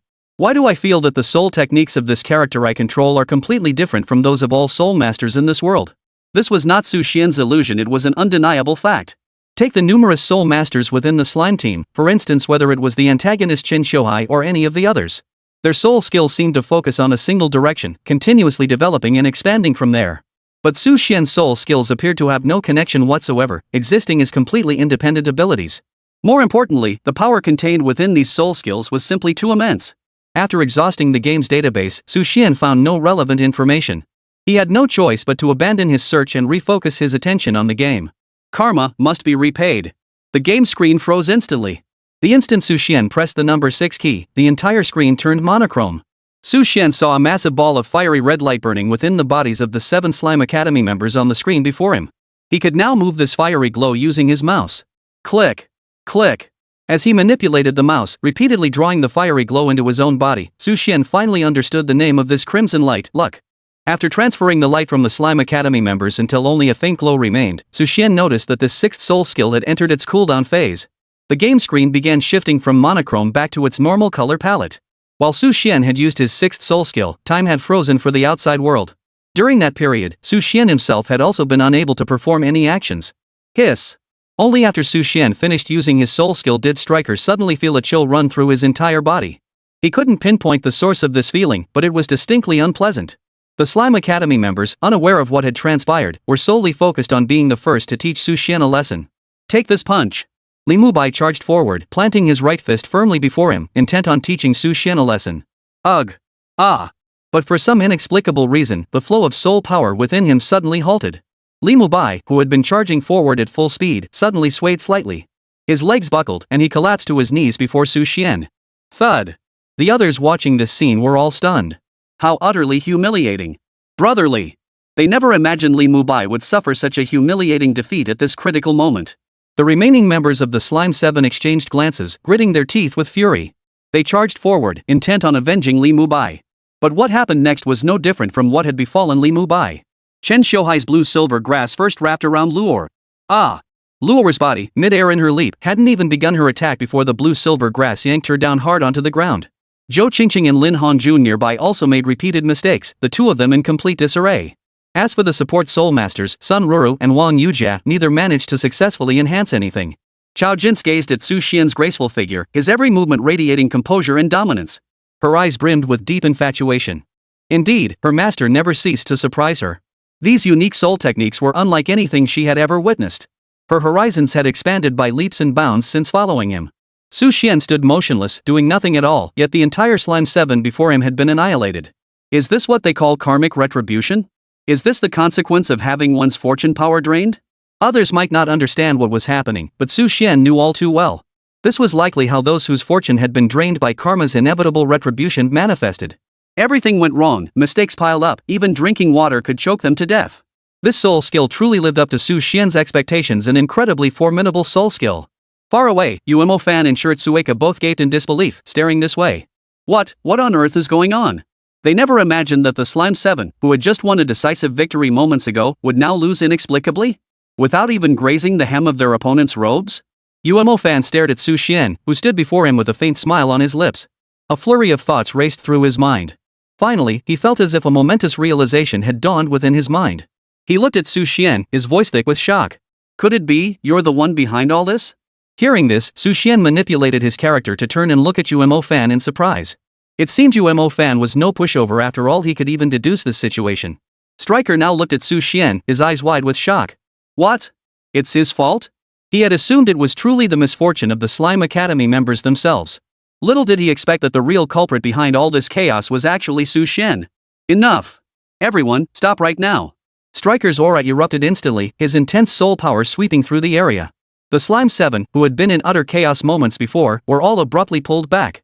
His gaze fixed on Su Xian, his brow furrowed, his voice thick with astonishment. What kind of battle soul is this? And what ability is this? At that moment, Uemo Fan approached the Slime 7 and explained that all this chaos was caused by Su Xian's soul skill. The gazes now fixed upon Su Xian were a whirlwind of emotions: astonishment, fear, curiosity, anger. Behind Su Xian, the students of Glorious Academy stood equally bewildered. When had their teacher ever possessed such power? Wasn't he just an ordinary battle soul master? The Slime Academy crowd now fixed their gaze on Su Xian, their voices brimming with defiance and fury. Damn you, you cowardly rat! Using such underhanded tactics. Exactly. It's nothing but a dirty trick. Even Uemo Fan and Stryker chimed in from the sidelines. You're fighting a bunch of kids and resorting to such tactics? That's downright despicable. Hearing this, Su Xian's expression abruptly changed. He abruptly turned to face the crowd before him and slowly smiled. Underhanded tactics? Could it be because they were simply too weak that I resorted to this method? But if you truly wish to die, I'll grant you that opportunity. Hearing Su Xian's icy tone, the members of Slime Academy couldn't help but tremble inwardly. Yet now, under the watchful eyes of Uemo Fan and Stryker, they could only nod slowly and march forward resolutely. Chapter 155, The Path to Death. Beneath the golden and white robes of the Academy instructor, that face appeared utterly ordinary. In the eyes of the Slime Academy members, it now seemed increasingly mysterious and majestic. Those deep, piercing eyes seemed to hold within them endless ages and countless stars. Though Su Xian did nothing outwardly, a palpable pressure surged from his body, enveloping everything around him. Chen Xiuhai's gaze, tinged with hatred, fixed upon the figure before him. He addressed the crowd behind him. That bastard just made us lose face big time. Are we just going to let this slide? The teachers said that cowards who avoid trouble are mediocre. Today, let's test his strength. Even if we can't beat him, don't we still have the headmaster backing us up? At his words, a flicker of excitement ignited in the eyes of the Slime Academy members. Exactly. Even if they couldn't win, couldn't they turn to Stryker and the others? In an instant, everyone behind Chen Xiuhai was itching to fight. Chao Jin's watched their confident expressions and shook her head. This group was bound to be crying like pigs soon. After all, their master's strength was unfathomable. Even she didn't know what realm he had reached. Chen Xiuhai, his eyes fixed intently on Su Xian, muttered under his breath. You forced me to strike Luor just now, causing her injury. You've already chosen your path to death. Chen Xiuhai hadn't originally planned to use his specially crafted hidden weapons. Exposing them too early offered little advantage. But now, because of Su Xian's actions just now, he decided to give Su Xian a lesson he wouldn't forget. Everyone, assemble. Under Qin Shouhai's command, the Slime Academy members regrouped into a tight formation. 7 figures faced Su Xian, their eyes burning with resolve and fury. Even a lion needs full strength to catch a rabbit. Underestimating the enemy is a cardinal sin in warfare. From here on, give it your all and attack together. With Qin Shouhai's command at the forefront, the group watched as he produced the powerful hidden weapon from the day of the entrance exam, the very one that had injured teacher Li Wuji. Perfect. We're set. The Slime Academy members were all greatly encouraged. They no longer cared that they had provoked the conflict first, nor did they dwell on their own lack of justification. Their eyes burned with fervor as they looked at Su Xian. Su Xian spread his arms wide, a confident expression spreading across his face. He looked at the Slime Academy students before him and spoke slowly. Come on then. Let me see what you trashy students from this trashy academy are really made of. Are cowards just mediocrities? Then I'll let you taste what it feels like to cross me. Hearing Su Xian's words, a look of contempt spread across the faces of the Slime Academy members. This teacher from the Glorious Academy, as Principal Stryker had mentioned, was only around level 50. Yet he dared to be so arrogant it was nothing short of courting death. Now, the Slime Academy members were brimming with fighting spirit. In an instant, they charged forward, ready to give Su Xian a proper fight. But the moment they reached Su Xian, everything changed. Boom! Su Xian hadn't even unleashed a single soul technique. He merely released a fraction of his aura. With a flicker of his thoughts, a colossal surge of soul power crashed down like an invisible hammer. White Tiger. Boom! Li Mubai bore the brunt of the attack. Even with the White Tiger's blazing light wave boosting him. Ugh! Yet even now, such a vast and immense soul force impact still sent a muffled groan escaping his lips. His feet plunged deep into the mud beneath him, and every joint in his body creaked with bone-chilling friction. At the same moment, Qin Shouhai watched the blue-silver grass already streaking toward Su Xian shatter inch by inch under this overwhelming pressure, crumbling into dust. Qin Shouhai stared in horror through his purple extreme demon eyes, only to see a blinding soul power radiance nearly as bright as the sun. The opponent's form was utterly obscured. What? What the hell is this? Luor and Zhou Qingqing attempted a flanking assault. Thud. But the moment their bodies surged forward, they felt as if they'd collided with an invisible steel wall, violently repelled back. Their qi and blood surged violently throughout their bodies. Put. Before Lin Hongjun could fully unleash his phoenix fireline, the force crushed his jaw shut, trapping the flames within his mouth. Instantly, his face contorted with agonized fury. Behind them, Sun Ruru and the others hadn't even managed to gather their soul power before this overwhelming pressure sent them tumbling wildly. Such a terrifying spectacle naturally shocked everyone present. Stryker and Yuma Fan exchanged a glance, their eyes flashing with a hint of unease. Why did this teacher from the Glorious Academy feel so different from what they had imagined? Qin Shouhai lifted his gaze toward Luor, who was flying backward, his eyes instantly filling with a blood-red fury. All rationality vanished from the mind he once considered cool and collected. Slowly, he drew a small wooden box, trembling as he aimed it at Su Xian. A cruel smile twisted his lips. You bastard! How dare you lay a hand on her again? I'll make you pay with your blood. Su Xian watched the enraged Qin Shouhai and sneered, can't beat me, so now you resort to impotent rage? Struck at his core, 1,000 curses raced through Qin Shouhai's mind. Tang Clan's hidden weapon. Die. This small box contained Qin Shouhai's crowning achievement, the Pear Blossom Rain Needles. Even the most powerful soul masters within Slime Academy couldn't withstand this weapon. Just as a flash of madness flickered in Qin Shouhai's eyes, Stryker and Yuma Fan in the distance seemed to recall something. They stared at Qin Shouhai, their mouths agape as they reached out and cried out in alarm. Qin Shouhai! Don't! Their expressions turned bitterly grim, and the look in their eyes toward Su Xian began to shift. Instead of the slightest trace of contempt, they now held an indescribable fear. Their words did nothing to stop Qin Shouhai. Instead, the madness in his eyes deepened, his voice growing icy. Luor is the light of my life. I'll fight to the death to get her back. Everyone present at Slime Academy turned their heads in unison, their eyes filled with hope as they stared at the Pear Blossom Rain Needles in Qin Shouhai's hand. That thing, even teacher Li Wuji couldn't block it. Surely this teacher won't be able to either, right? Click. But as Qin Shouhai slowly pressed the mechanism in his hand, the smug expressions on the Slime Academy crowd vanished abruptly. Put. A torrent of Pear Blossom Rain Needles erupted in an instant, blanketing the area before Su Xian in a sea of silver light. Each slender silver needle flashed with a cold gleam, as if proclaiming the boundless power contained within these tiny weapons. Yet, as the needles approached within 3 feet of Su Xian's body, they all suspended mid-air. They spun incessantly, unable to advance even an inch. Chapter 156, Peerless Battle Soul. Su Xian now fixed his gaze upon Qin Shouhai. Observing the mechanism in Qin Shouhai's hand, he felt a surge of curiosity. So this is the legendary hidden weapon? Though it's child's play, it's somewhat intriguing. Ding! Detected villain Qin Shouhai's hidden weapon, Pear Blossom Rain Needles. Proceed with collection? Ding! Activating quest, Tang Sect Hidden Weapons of Villain Chen Xiuhai. Villain Chen Xiuhai's Tang Sect Hidden Weapons. Collect all Tang Sect Hidden Weapons used by Villain Chen Xiuhai to receive a mysterious reward. Currently collected, 0. Upon seeing this quest, Su Xian immediately clicked the collect button on the screen. In an instant, within the game, Su Xian rolled up his golden and white sleeves. A powerful surge of soul energy erupted, instantly drawing the pear blossom rain needles from Chen Xiuhai's grasp into Su Xian's hand. He then looked down at the small wooden box in his hand. With another wave of his hand, the pear blossom rain needles vanished from Su Xian's grasp. Far away, Chen Xiuhai witnessed this scene and nearly descended into madness. He roared frantically. "Give it back to me! Give it back to me!" Facing Chen Xiuhai's fury, Su Xian casually waved his hand. Instantly, a powerful surge of soul energy unleashed violent gale force winds, sending Chen Xiuhai's body crashing several meters away. He then turned to the group of slimes before him, now sprawled haphazardly on the ground, looking utterly pitiful. He spoke slowly. "Not daring to cause trouble makes you mediocre? When you provoke those stronger than yourselves, you're nothing but a bunch of complete fools. Always picking on those weaker than yourselves, typical bullies who prey on the weak. You." Faced with Su Xian's words, the slime group desperately wanted to retort, but the words stuck in their throats. For in the face of Su Xian's overwhelming power, they were utterly helpless.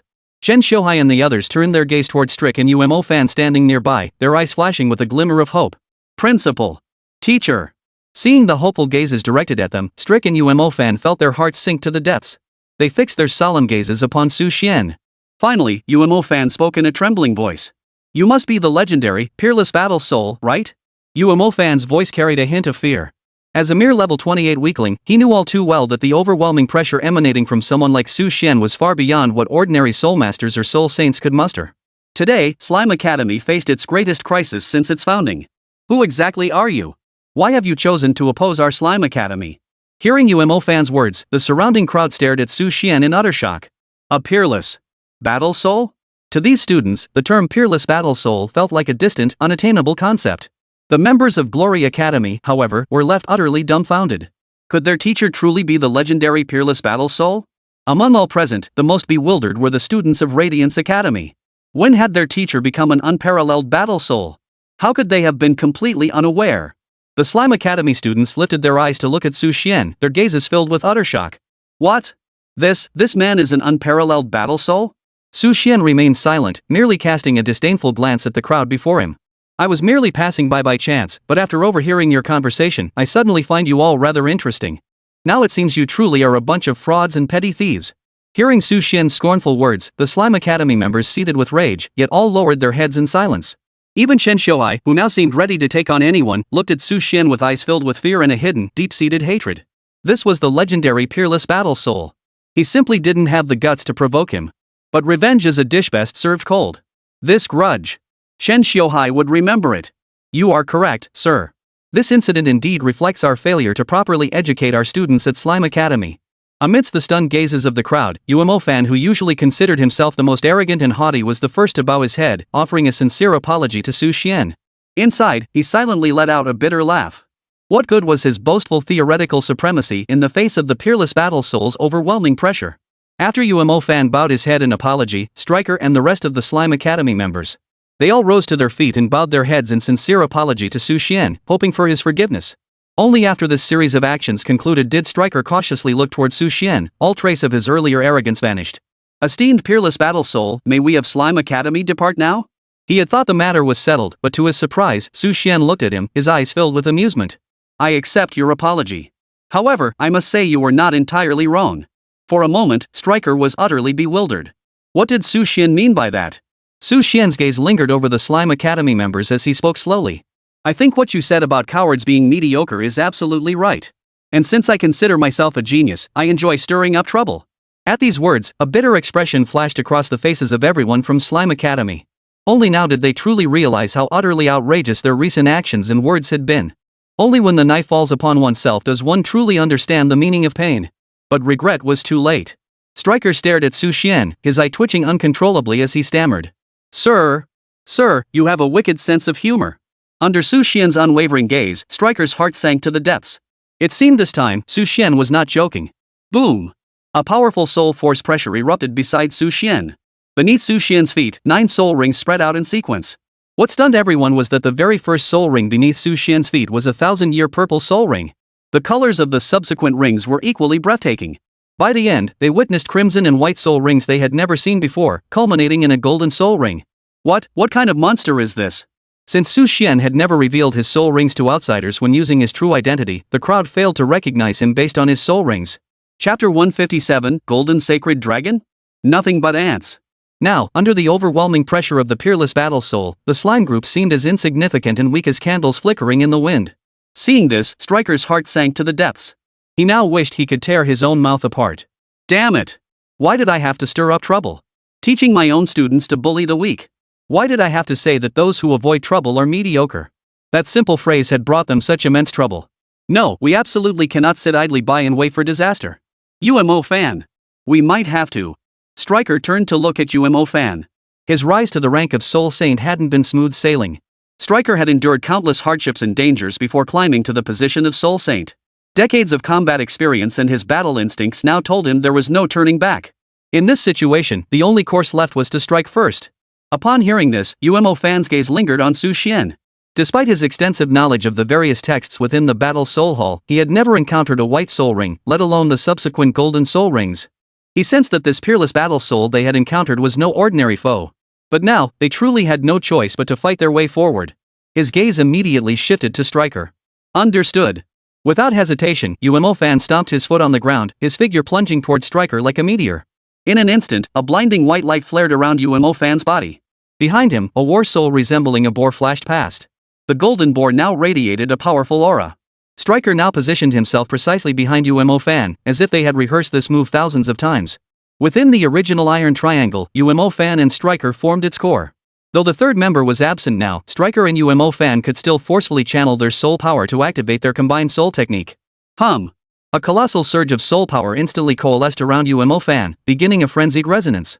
Far away, Chen Xiuhai's eyes suddenly flashed with light. He glanced at the Slime Academy members around him, a look of shared pride flickering in his gaze. Did you see that? That's the true power of our teacher. Though our teacher's power may be low, his knowledge reserves are truly vast. There are no worthless battle souls, only worthless soul masters. Hopefully the principal and the others can defeat this guy this time. Otherwise, we're in real trouble. Chen Xiuhai thought anxiously to himself. Among the Slime Academy crowd, aside from Lin Hongjun, almost no one believed his words.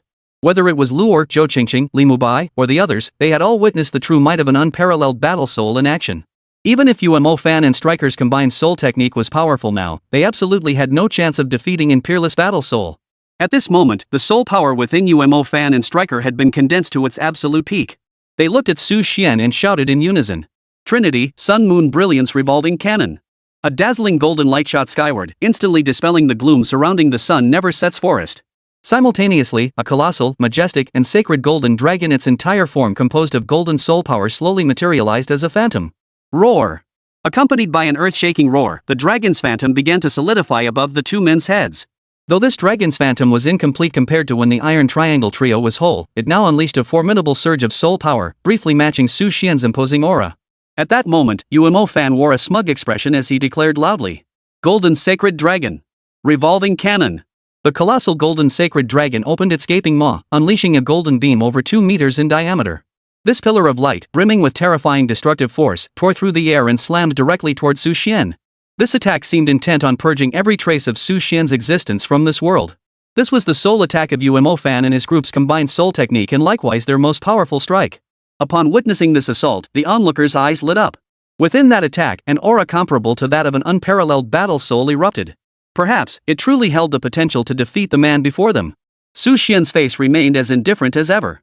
He slowly raised his left hand. 9 soul rings, like 9 black holes devouring time, abruptly rose from beneath Su Xian's feet. The moment the soul rings ignited, the entire battlefield dimmed, filled with a crushing sense of despair. Every heart skipped a beat as all eyes turned to Su Xian, wondering what he would do next. Yet, at that very moment, Su Xian merely extended his hand, slowly reaching out to caress the golden breath hurtling toward him. To the stunned gazes of the crowd, the destructive golden breath of the sacred dragon began to dissolve and dissipate the moment it touched Su Xian's palm. Its volume visibly shrank before their eyes. Its brilliance rapidly dimmed. Su Xian hadn't even shifted his stance, yet the golden dragon's breath had vanished entirely. Su Xian merely raised his hand, lightly touching the breath before him. A calm voice emerged from his lips. Break! The golden sacred dragon breath shattered abruptly. That attack, representing the full might of the Iron Triangle, seemed like child's play before Su Xian. In the next instant, Xuan pointed his finger at the golden sacred dragon. In that instant, UMO fan and strikers' faces drained of color. Their bodies swayed unsteadily where they stood, teetering on the brink of collapse. What a pitiful and laughable bunch of ants. It's time to wake up from your dreams. Next time we meet, I hope you'll make me take you a bit more seriously. Otherwise, you won't be in such a predicament. With that final remark, Xuan vanished abruptly. To Xuan, everyone at Slime Academy seemed no more than a bunch of troublesome bugs in his way. His earlier actions had been nothing more than a casual dismissal. Now, as Xuan vanished, his figure dissolved like ink into water. All that remained was the terrifying aura slowly dissipating from where he stood, along with the Slime Academy members who had narrowly escaped death. That was just too powerful. Xuan now turned his attention to the minigame, selecting to redeem the reward for his previous villain quest. His gaze fell upon Chao Jin's before him. Jin's. Chapter 158, Water God Island. Whoosh! The sea breeze carried its distinctive salty tang, sweeping fiercely across a small island nestled amidst the vast expanse of ocean. Crash! Beside the sheer cliff, dark, raging waves relentlessly pounded the jagged rocks at the edge of the abyss below. Crash! A massive rock was shattered by the frenzied waves, scattering into a sky filled with black rock dust. The air here was thick and heavy, as if one were submerged in the sea. With every breath, the distinct scent of the ocean mingled with an oppressive weight. This was the legendary Forbidden Land Water God Island. The island's core domain lay at the foot of Water God Mountain. Encircling it was a colossal, suffocatingly vast ring-shaped valley. The heart of Water God Island was enveloped within an eerie, dark golden glow. The source of this light was the magnificent Water God Temple, towering within the valley. Were this Water God Temple to appear in the mortal world, it would surely cause all across the Battle Soul continent to exclaim that it rivals a miracle. No. This is a miracle. Within the circular valley now hung an oppressive aura so thick it seemed tangible, warning every soul who dared approach the valley's depths. This was also the fundamental majesty of the Water God Temple, the most basic tested deity imposed upon all who came. Clack! Yet at the valley entrance, a figure stood out starkly against this heavy, grim atmosphere. This figure stood casually, appearing almost frivolous at first glance. Yet, upon closer observation, one could sense an air of dependable steadiness emanating from them. Shrouded in black robes, the face remained hidden, yet the figure's straight spine conveyed a presence far beyond that of a mortal. For the thick, oppressive aura surrounding the area seemed to have no effect whatsoever on him. So this is the legendary Water God Island? It certainly has its unique charm. Before his computer screen, Xuan stared at the scene filled with maxed out special effects, his expression filled with awe. Seems this water god has some real substance. No. More like the game developers have some real substance. The visuals were indeed grand enough. The question was whether the City of Carnage would also feature such maxed out effects? As Xuan pondered, the computer screen began displaying the exclusive animation for Water God Island. Since Xuan hadn't selected the option to conceal his strength upon entering the game, he now radiated an overwhelming aura. The condensed aura radiating from Xuan had already stirred unease among the various deep-sea soul beasts lurking along the outer periphery of Water God Island. Particularly a massive great white shark, having cast a distant glance at Xuan, slowly retreated back into the depths of the ocean. Xuan guided his in-game character forward at a measured pace. The scene on his screen shifted repeatedly. Now, tier upon tier of steps appeared on the screen. Having previewed the game's strategy guides beforehand, Xuan knew this was the mandatory process for entering the Water God's temple within the game. He immediately placed his hands on the keyboard and pressed the W key. He guided his character to advance slowly. Clack! As Xuan's foot touched the sacred white staircase, the azure light of the Water God poured down in an instant. Under this overwhelming radiance, ordinary soul masters would be unable to move an inch, and even powerful soul saints would find it impossible. Yet for Xuan at that moment, the Water God's light seemed no more than a gentle sea breeze. Clack! Clack! Xuan's fingers kept pressing the W key, guiding his in-game character step by step up the staircase. His pace was steady and measured, his demeanor calm and composed. It seemed less like the mandatory climbing test before entering the Water God's hall and more like Xuan was simply taking a leisurely stroll. Just as Xuan's character was about to reach the top of the stairs, a thunderous roar filled with authority erupted. Who dares trespass upon the sacred grounds of Water God Island? Withdraw at once. The screen shifted abruptly. The staircase before Xuan vanished instantly, and the camera angle zoomed wildly upward. Xuan noticed 7 figures materialize abruptly at the staircase's summit, standing like 7 reefs rising from the ocean depths. The 7 sacred pillars guardians of the Water God. 7 peerless battle spirits. Now, they were all on high alert. Each of them could sense the unfathomable aura emanating from Xuan, an aura even more terrifying than that of the Grand Priestess. I see it. The camera angle returned to the normal stair climbing perspective. Xuan did not control his character to continue ascending the remaining steps. Instead, he began to carefully observe the 7 holy pillars guardians of the Water God's Island, as depicted within the game. Su Xian's calm gaze swept over them, finally settling on the stunning figure that had appeared behind the seven. Cobalt blue hair cascaded like a waterfall, while an opulent golden priestess robe accentuated the breathtaking curves of her form. Her face, of unparalleled beauty, bore traces of sanctity and a detached indifference that seemed to look down upon all living things. The most striking feature radiating from her entire being was undoubtedly the divine glow that emanated from her. She was none other than Bai Xie, the current high priestess of Water God Island, one of the three strongest peerless battle souls of this era, and the spokesperson for the Water God. Bai Xie's gaze now rested upon Su Xian. For the first time, ripples stirred across her face, as frozen as ice for 10,000 years. This man is remarkably young. Yet his strength is truly extraordinary. Bai Xie's pupils contracted slightly as she murmured to herself. Even on this battle soul continent, once one ascended to become an peerless battle soul, their appearance would be frozen in time, never aging, forever youthful. Yet among the peerless battle souls of the past, who among them had not been around 40 years old when they finally succeeded in their advancement? Su Xian's current appearance was strikingly youthful. Bai Xie's brows furrowed. She had never seen such a young peerless battle soul, nor anyone who could so effortlessly withstand the water god's light or even make it feel compelled to yield. Had she not held the position of high priestess for nearly a century, Bai Xie might have doubted her own senses. The water god's light had just recoiled. The aura emanating from Su Xian's body was profound as an abyss, carrying a majesty that, while not belonging to the water god, was equally vast and imposing. Simultaneously, Bai Xie sensed her own body subtly yielding to Su Xian, a clear manifestation of fear. Had anyone else heard this, they would have been utterly astonished. For Bai Xie was among the three strongest beings beneath the gods themselves. Yet now, before Su Xian, she felt fear. Chapter 159, The High Priestess, New Developments. This Bai Xie is quite beautiful, resembling the celestial beauty Lu Tianxian. What an icy goddess. Sitting before his computer screen, Su Xian's eyes lit up instantly at the sight of such a woman. Truth be told, this character's portrayal was remarkably successful. Whether in appearance, physique, or backstory, she was in no way inferior to Chao Jin's. Comparing the two, one could only say they were evenly matched. Click.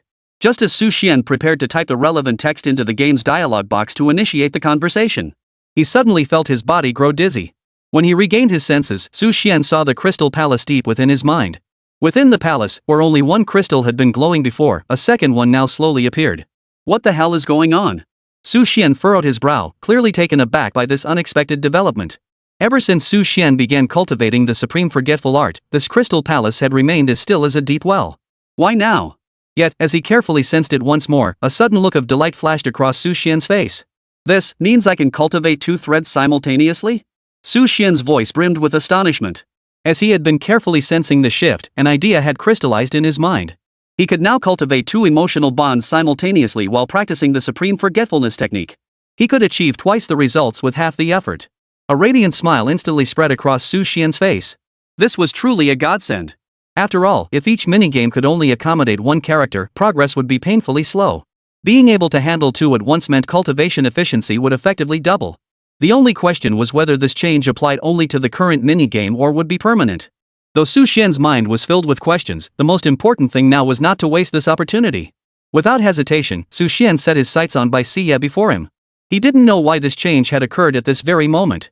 But gazing upon the peerless beauty with her flowing blue hair, Su Xian knew instantly who his next target for boosting affinity would be.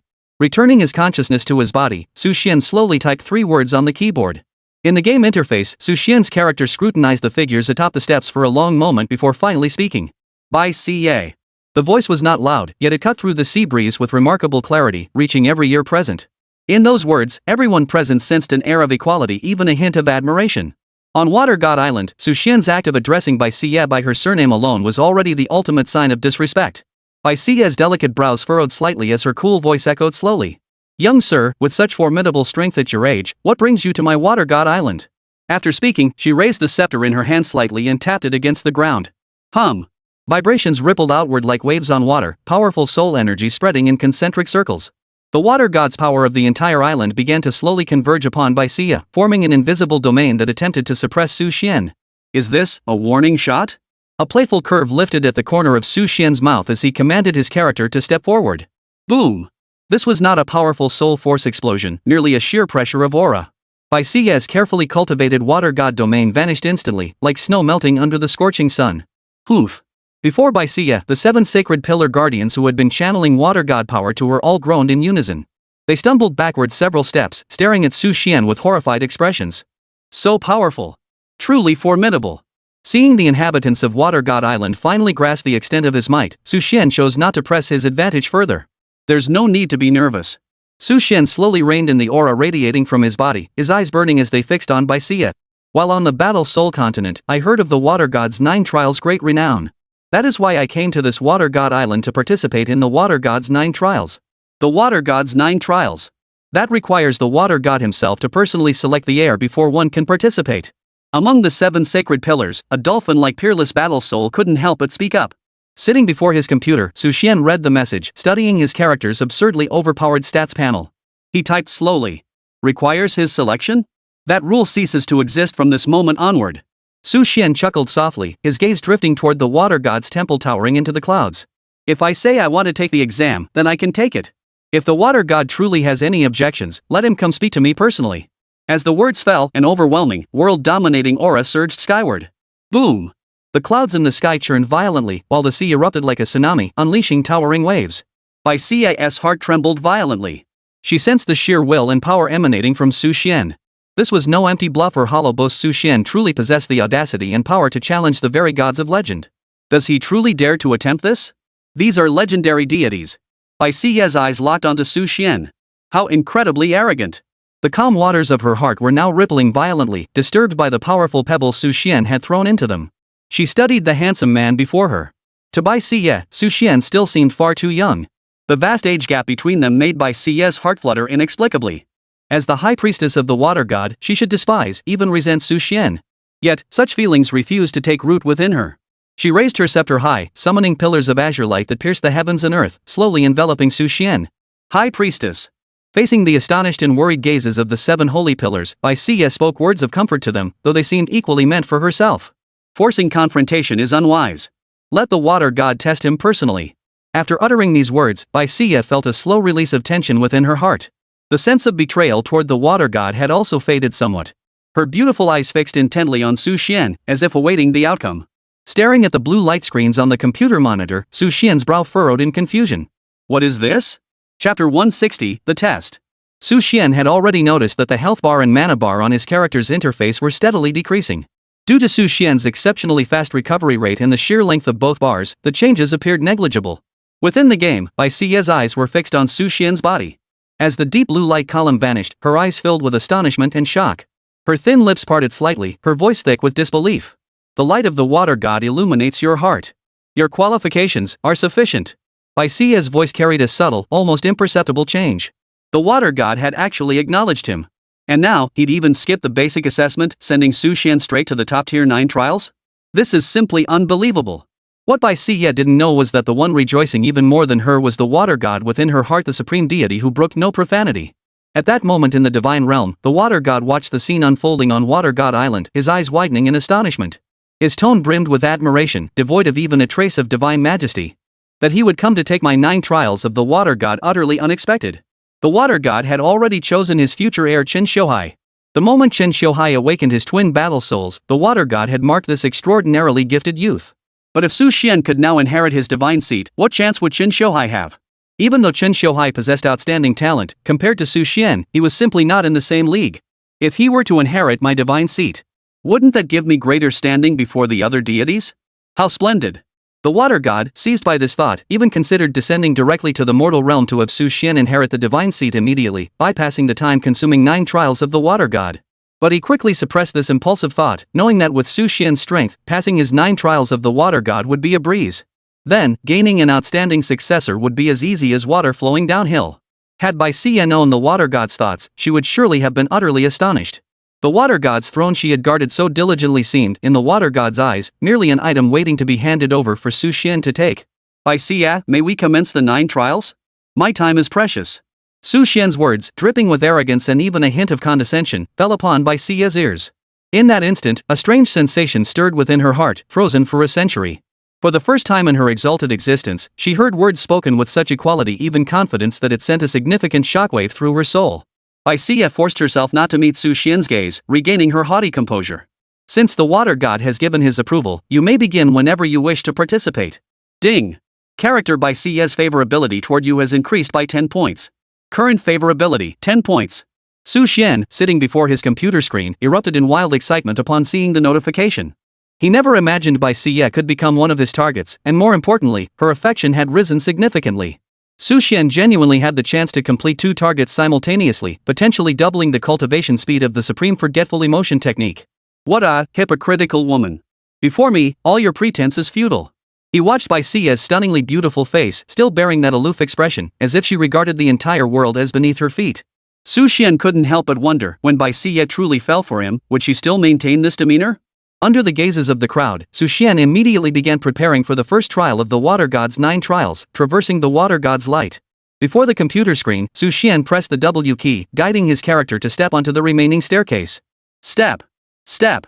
Su Xian seemed less like he was participating in the Water God's 9 trials and more like he was taking a leisurely stroll. When Su Xian reached the end of the Water God's light, the record symbolizing the ultimate limit was shattered effortlessly. Bai Xie's fingers tightened slightly around her scepter. Watching Su Xian's utterly composed demeanor, a storm of emotions surged within her. Yet her words remained defiant. This Water God's light is merely the simplest of trials. Even if you broke the record, it's useless. The remaining tests will still be incredibly harsh. I hope you prepare yourself well. Had Su Xian not seen the close-up of Bai Xie's trembling fingers on the computer screen, he might have truly believed her aloof demeanor. Soon, the second trial of the Water God's 9 trials arrived, breaking through the circular barrier. The 7 sacred pillars of the Water God now stood in different corners, their eyes filled with anger as they stared at Su Xian before them. They exchanged glances, each silently nodding in agreement. Clearly, aside from Bai Xie, everyone harbored resentment toward Su Xian, this intruder who had barged onto Water God Island, completely disregarding both Bai Xie and the Water God himself throughout the ordeal. The second trial presented their chance for retribution. After all, this man before them was far too arrogant. Suddenly, 9 soul rings appeared beneath each of their feet. An overwhelming sense of pressure radiated from their bodies, as if intent on crushing Su Xian. Yet, even within their encircling ranks, Su Xian remained utterly composed, as if he completely ignored their presence. This act of contempt only enraged the guardians of the Water God's 7 sacred pillars further. What are you pretending for? You'll have time to cry later. Battle Soul True Form Manifest. 7th Soul Skill. 9th Soul Skill, Deep Sea Ruin. 8th Soul Skill, Raging Tide. In an instant, all 7 unleashed their most powerful attack soul skills, intent on teaching the arrogant Su Xian a lesson. A single thought echoed in every one of their minds: no matter how formidable your power, you can't possibly be stronger than all 7 of us combined. Boom! Multiple powerful soul skills surged towards Su Xian at lightning speed. It seemed as though they intended to shatter Su Xian beneath this barrage, making him yet another casualty to fall before the Water God's 9 trials. Yet Su Xian remained utterly unflustered. Instead, he moved his mouse cursor over a soul skill icon. He then opened his phone and scanned the QR code to complete the payment. Ding!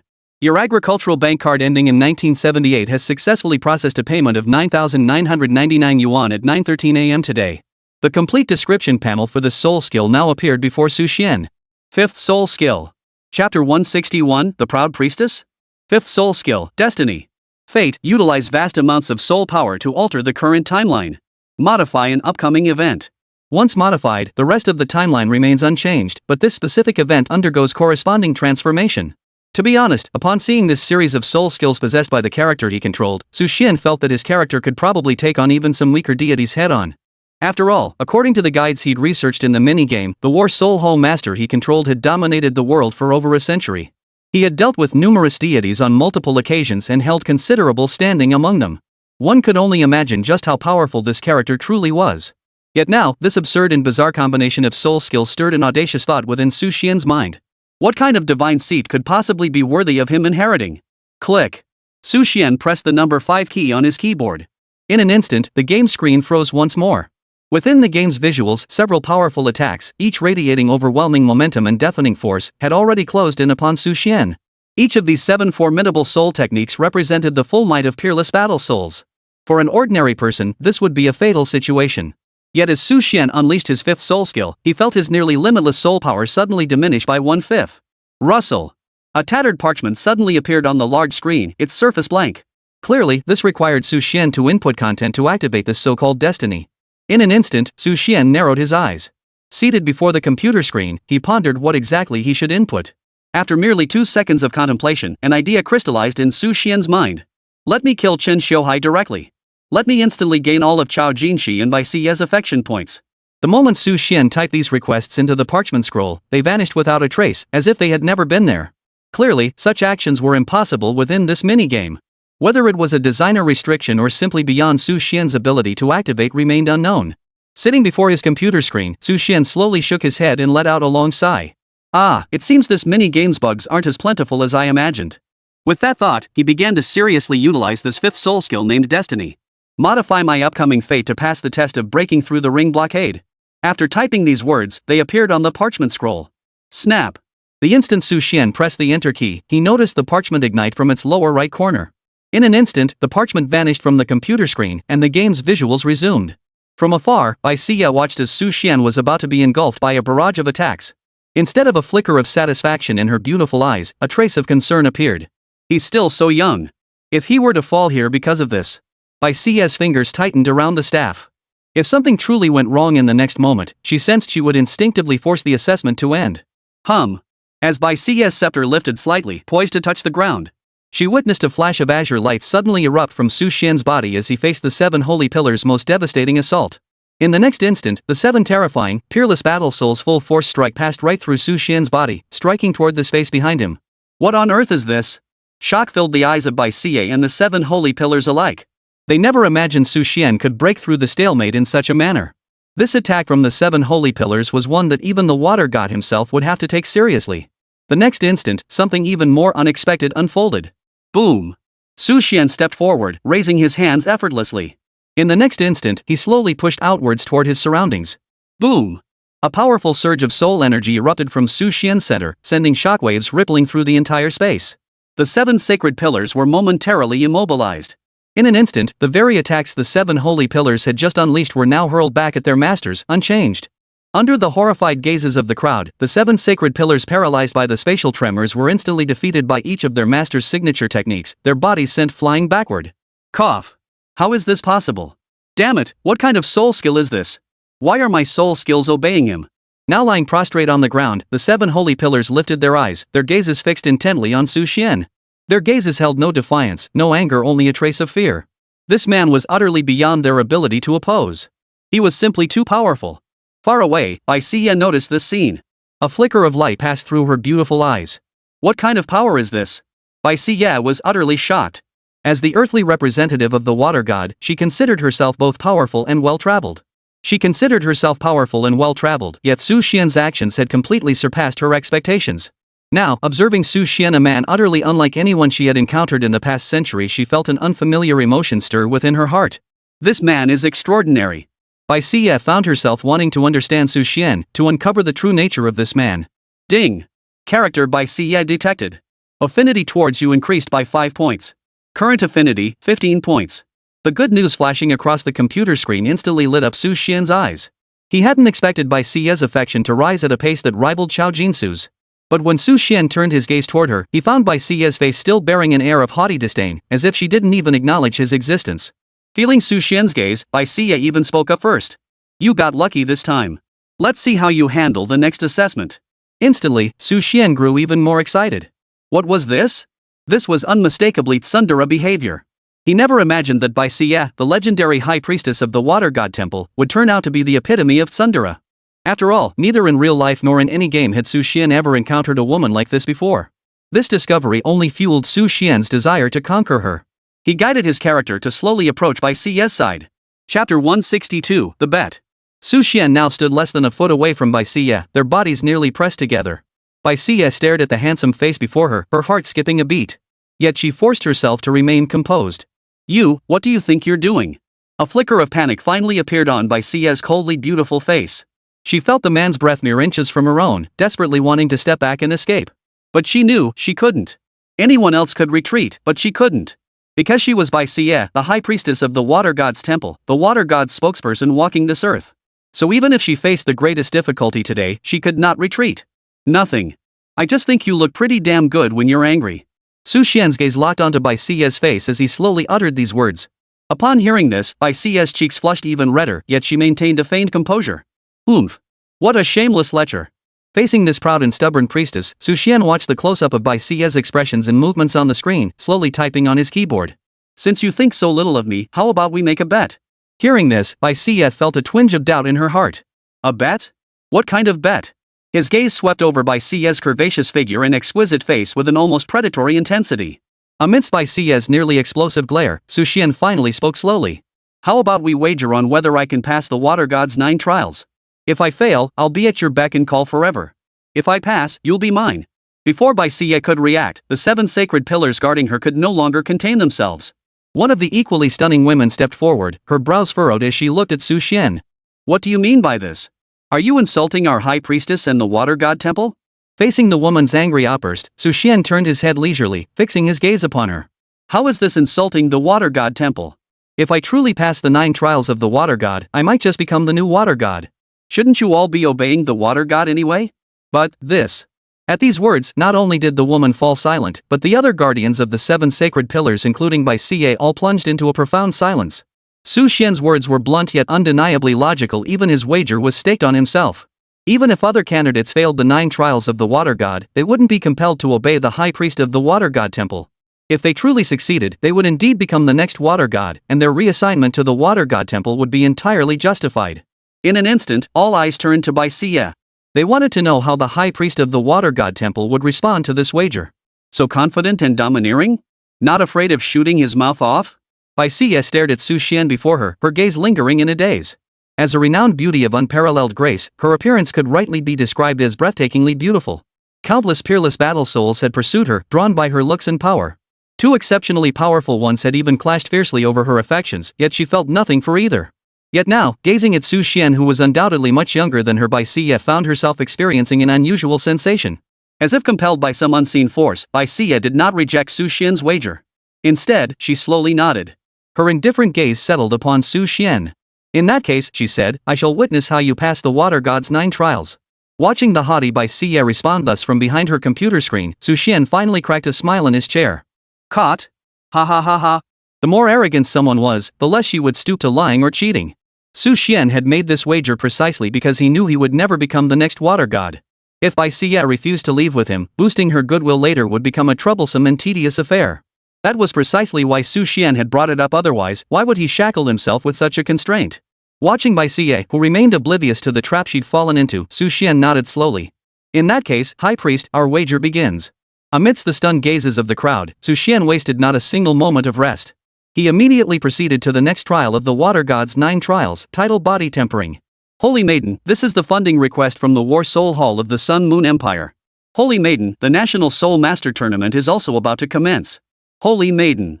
At that moment, a graceful figure sat upon the supreme throne of the War Soul Hall.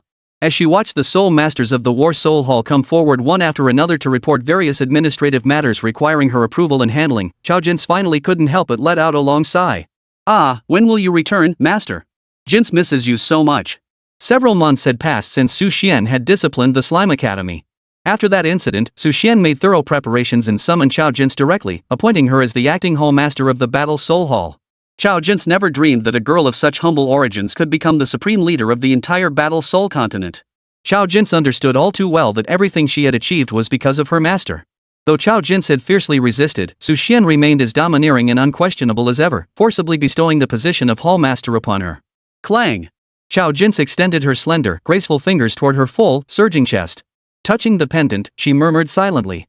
Master, Jins will manage the Battle Soul Hall diligently and await your return. At that moment, the pendant emitted a faint, sacred white glow. This pendant, along with the ring on Chao Jins's hand and the anklet on her foot, were the 3 accessories she had obtained as rewards from the system after completing the Public Enemy of Villains quest. Back then, in the never-setting Sun Forest, Su Xian had handed all 3 items directly to Chao Jins. Each piece was a rare treasure in its own right. Yet when united, they possessed not only the formidable power to enhance the wearer's soul strength and physical prowess, but more crucially, their convergence unlocked something exceedingly rare in this world, the Divine Legacy. Chapter 163, Heart's Desire. At this moment, Chao Jins was already undergoing the inheritance of the God of Love. Back in the never-setting forest, after calling out Chao Jins's name, Su Xian realized that the items he had obtained could actually unlock the legendary divine inheritance. Most crucially, this divine inheritance seemed entirely different from the deity described in the mini-game guide. It appeared that Su Xian's arrival had triggered an additional Public Enemy of Villains quest, leading to this outcome. He handed all 3 legendary great accessories: Pact of Devotion, Sanctuary of True Love, and Eternal Union to Chao Jins before turning his attention to his own Ascension to Divinity questline. Little did he know, the legendary Love God's assessment quest was the epitome of absurdity. Chao Jins was also unaware that Chen Shouhai, the ultimate antagonist in this little game, was quietly leveling up. It seemed that whenever facing Chao Jin's, Chen Xiuhai always possessed unexpectedly good luck in countering effects. Meanwhile, at Slime Academy, every student was itching to compete, their abilities rapidly advancing as they prepared for the upcoming Junior Soul Master Tournament. Across the Battle Soul continent, with Su Xian absent, numerous events unfolded in rapid succession. But none of these events concerned Su Xian. He was currently on Water God Island, undergoing the third trial of the Water God's 9 trials, titled Body Tempering. Crash! Amidst towering waves, Su Xian stood proudly atop a reef, allowing the steel-shattering surges to wash over him. The robe of the War Soul Hall's Hall Master had long since been shed, revealing the perfect physique beneath. Each muscle pulsed with explosive power, yet remained sculpted without appearing exaggerated or bulky. From her vantage point atop the high platform, Bai Xie gazed upon Su Xian's flawless physique, unyielding amidst the raging sea's fury. This blend of powerful beauty and dramatic display caused the High Priestess of the Water Goddess to feel her heartbeat inexplicably quicken. I never imagined he'd be not only so strikingly handsome but also possess such an incredible physique. Crash! Amidst the roar of a towering wave, Su Xian emerged with utter composure, stepping ashore unscathed. Third trial, complete. A droplet of water rolled down Su Xian's muscular chest. Bai Xie instinctively averted her gaze, a faint blush creeping into her ears. Seeing this, Su Xian felt a surge of mischief. He stepped directly in front of Bai Xie, locking eyes with her. He uttered words that made Bai Xie wish she could sink into the ground. If the High Priestess wants to look, just look. Why all the evasiveness? What if I let you see your fill? In that instant, Bai Xie could no longer contain herself. Her cheeks flushed crimson as she glared at Su Xian. You. The words formed on her lips, yet none came out.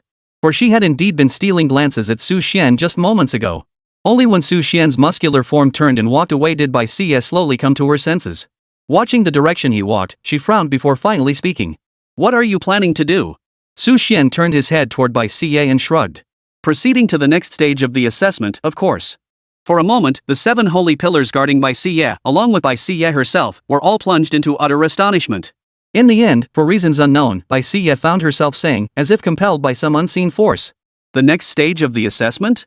You'd be wise to rest properly and adjust your state before proceeding. Otherwise, even with your strength, you might fail the assessment. At these words, the faces of the other 7 holy pillars instinctively paled. For the next trial was called Raging Tide Desolation. Confronting the Deep Sea Whale Shark King. The overwhelming pressure emanating from the Deep Sea Whale Shark King sent shivers down the spines of even these peerless battle souls. That Su Xian was now attempting to tackle these trials consecutively, one couldn't tell whether to call it confidence or overconfidence. It's fine. I have confidence. With that, Su Xian turned without a backward glance and strode toward the edge of Water God Island. It seemed he intended to confront the Deep Sea Whale Shark King head-on. Behind him, Bai Xie, the High Priestess of the Water God, finally couldn't hold back and spoke once more. It's truly formidable. Even I couldn't defeat it by force. You should think carefully before going. For reasons unknown even to herself, Bai Xie found herself stopping Su Xian once more. Logically speaking, the other party had repeatedly challenged the Water God's authority and toyed with her, the High Priestess, on multiple occasions. From any perspective, Bai Xie should be eager for Su Xian to meet his end. Why was she stopping him now? It must be the influence of the Water God. I've become much kinder-hearted. Bai Xie kept reassuring herself internally, but Su Xian turned his head to look at her, a hint of amusement in his tone. Are you concerned about me? In that instant, Bai Xie's right hand trembled so violently she could barely hold the Water God's scepter. She remained silent, only glaring coldly at Su Xian. Finding her reaction dull, he turned away and strode toward the depths of the ocean. Roar! A deafening roar echoed across the heavens and earth, emanating from the distant seas beyond Water God Island. The sheer force of the roar caused the air itself to crack and shatter into layers of fissures. The terrifying pressure emanating from it was enough to send shivers down the spine of any peerless battle soul. Su Xian was currently locked in a fierce struggle with the Deep Sea Whale Shark King at the very center of the most violent whirlpool in these waters. Time passed unnoticed until the dark clouds swirling above the ocean finally began to dissipate and the sea gradually returned to calm. Su Xian, his body covered in countless tiny wounds, now walked slowly toward the shore. As he walked, most of these wounds had already begun to heal. Under the stunned gazes of the crowd, Su Xian produced a massive whale pearl extracted from the Deep Sea Whale Shark King. He tossed it to Bai Xie, who stood on the shore, her eyes filled with worry. You should find this useful. His casual manner made it seem as though it were nothing more than a wild fruit plucked from the roadside. After catching it, Bai Xie looked at Su Xian's fully restored body and his utterly unconcerned smile. What does he mean by this? An unfamiliar flutter spread through her heart. Despite him being so much younger than her, their age gap spanning generations. Yet she found herself profoundly drawn to Su Xian. His power was formidable, but what captivated her even more was his serene composure, a confidence and pride that seemed to emanate from the depths of his very soul. At that moment, Su Xian lifted his head and their gazes locked. An inexplicable, ambiguous feeling suddenly blossomed between them. Chapter 164, The Assessment begins. Water God Island, the Water God's 9 Trials, the Water God Affinity Assessment. Waves of azure light began to wash over the screen. Holy, is it that intense? Staring at the rapidly climbing Water God power progress bar on his character panel, Su Xian's eyes widened in shock. Seated before his computer screen, he lifted a cup of sugary soda, his voice brimming with astonishment. At this rate of Water God affinity growth, accepting the Water God's divine position might actually be feasible. After all, such rapid growth proves that once I become the Water God, my affinity will be exceptionally high, granting access to increasingly powerful divine abilities. On Su Xian's screen, a progress bar surged forward at a rate of 1% per second. Were anyone else on the Battle Soul continent to witness this, their jaws would surely drop. After all, increasing divine affinity was notoriously difficult, each incremental point as hard as climbing to the heavens. Yet Su Xian was now increasing it at such an astonishing rate. In the game interface, Bai Xiye's face now displayed a complex array of emotions. Su Xian's affinity was rising at a pace that defied all reason. It seemed as though the power of the Water God was naturally drawn to him, or perhaps Su Xian was forcibly commanding the Water God's power to align with him. In truth, Bai Xiye had noticed something peculiar long before this. Whenever Su Xian completed one of the trials, the statue of the Water God within the Water God's temple would emit a faint hum, as if conveying the Water God's satisfaction with Su Xian. What Bai Xiye didn't realize was that this wasn't merely the Water God's power beckoning Su Xian, it was the Water God himself, whom she revered as her faith, attempting to curry favor with Su Xian. The Water God also desired Su Xian to become his true successor. After all, Su Xian's reputation was renowned among the deities across the entire continent. Every deity knew the name of this War Soul Hall master who had ruled the mortal realm for a century. Never mind that the Water God's power already feared Su Xian and obeyed his commands. Even if the Water God's power didn't align with Su Xian, the Water God himself would personally intervene, forcing all his divine power into Su Xian's body. This successor was too powerful, too perfect, a green light was absolutely essential. Swish! The moment the Water God affinity assessment concluded, Bai Xiye's form teleported back to the Water God temple. She carefully sensed the related changes within the Water God statue. Sure enough, the statue of the Water God emitted a faint humming sound once more. Standing beside the statue, Bai Xiye could even sense a complex array of emotions emanating from within it. Approval, astonishment, delight, and a hint of apprehension. When Bai Xiye's gaze fell upon Su Xian once more, it was already filled with an indescribably complex emotion. What secrets did this man hold? Having completed the Water God affinity test, Su Xian naturally emerged from his meditative state. He turned his gaze toward Bai Xiye within the Water God's hall. Now, Su Xian stared unabashedly into Bai Xiye's deep, ocean-like eyes, appraising her from head to toe with an almost aggressive admiration.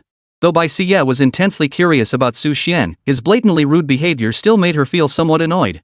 What exactly are you looking at? Please show some restraint, sir. After asking this, Bai Xiye expected Su Xian to deflect the question. But to her surprise, Su Xian's gaze didn't waver at all. It remained fixed on Bai Xiye as he spoke directly. The flowers are in full bloom. To not look would make me seem rather unromantic. In an instant, Bai Xiye's face flushed crimson, her heart churning with a storm of turmoil. She stared at Su Xian before her, unable to recover for a long while. She hadn't expected Su Xian to compliment her so directly. Yet, recalling his confident demeanor during every assessment and his utterly domineering style of action, an indescribable surge of emotion erupted within her. She knew Su Xian truly felt this way, which was why he spoke so plainly. Bai Xiye turned her head away, forcing her gaze off Su Xian, a faint blush spreading across her neck. That's rather rude of you to say. I am, after all, your senior, and there's over 100 years between us. Faced with Bai Xiye's subtle rejection, Su Xian's face broke into a slightly flippant smile. What? Can't I look? We're over 100 years apart now, but that might not be the case in the future. 1,000 years from now, our age gap will be just 1/10. 10,000 years from now, it'll be even less, let alone even further into the future. As Su Xian spoke these words, his gaze remained fixed on Bai Xiye, his expression utterly unruffled, as if stating a simple fact. Bai Xiye was utterly stunned by Su Xian's words. 1,000 years, 10,000 years, 100,000 years.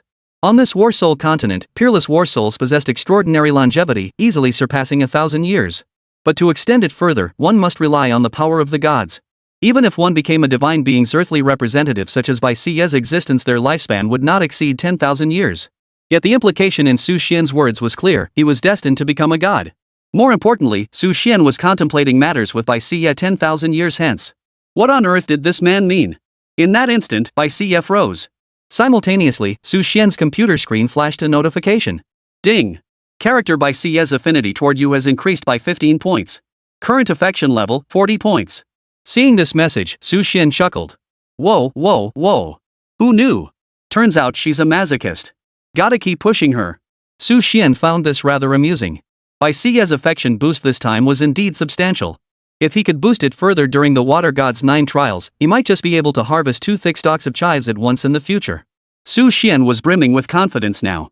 After all, he'd always made time to study the art of conversation and tactics for dealing with girls. Now, he had only 3 words for Bai Xiye, must win. His earlier words had practically laid his cards on the table for Bai Xiye. Su Xian believed Bai Xiye understood his meaning. Since she showed no signs of anger and didn't deliberately distance herself, it proved he had a chance. Without delay, Su Xian embarked on his second crucial mission beyond the Water God's 9 trials to boost Bai Xiye's affection for him. He no longer felt rushed to pass the Water God's 9 trials. Instead, he walked straight up to Bai Xiye, smiled at her, and said, "For the next trial," he suggested, "why don't you explain it to me first?" Chapter 165, What are your demands?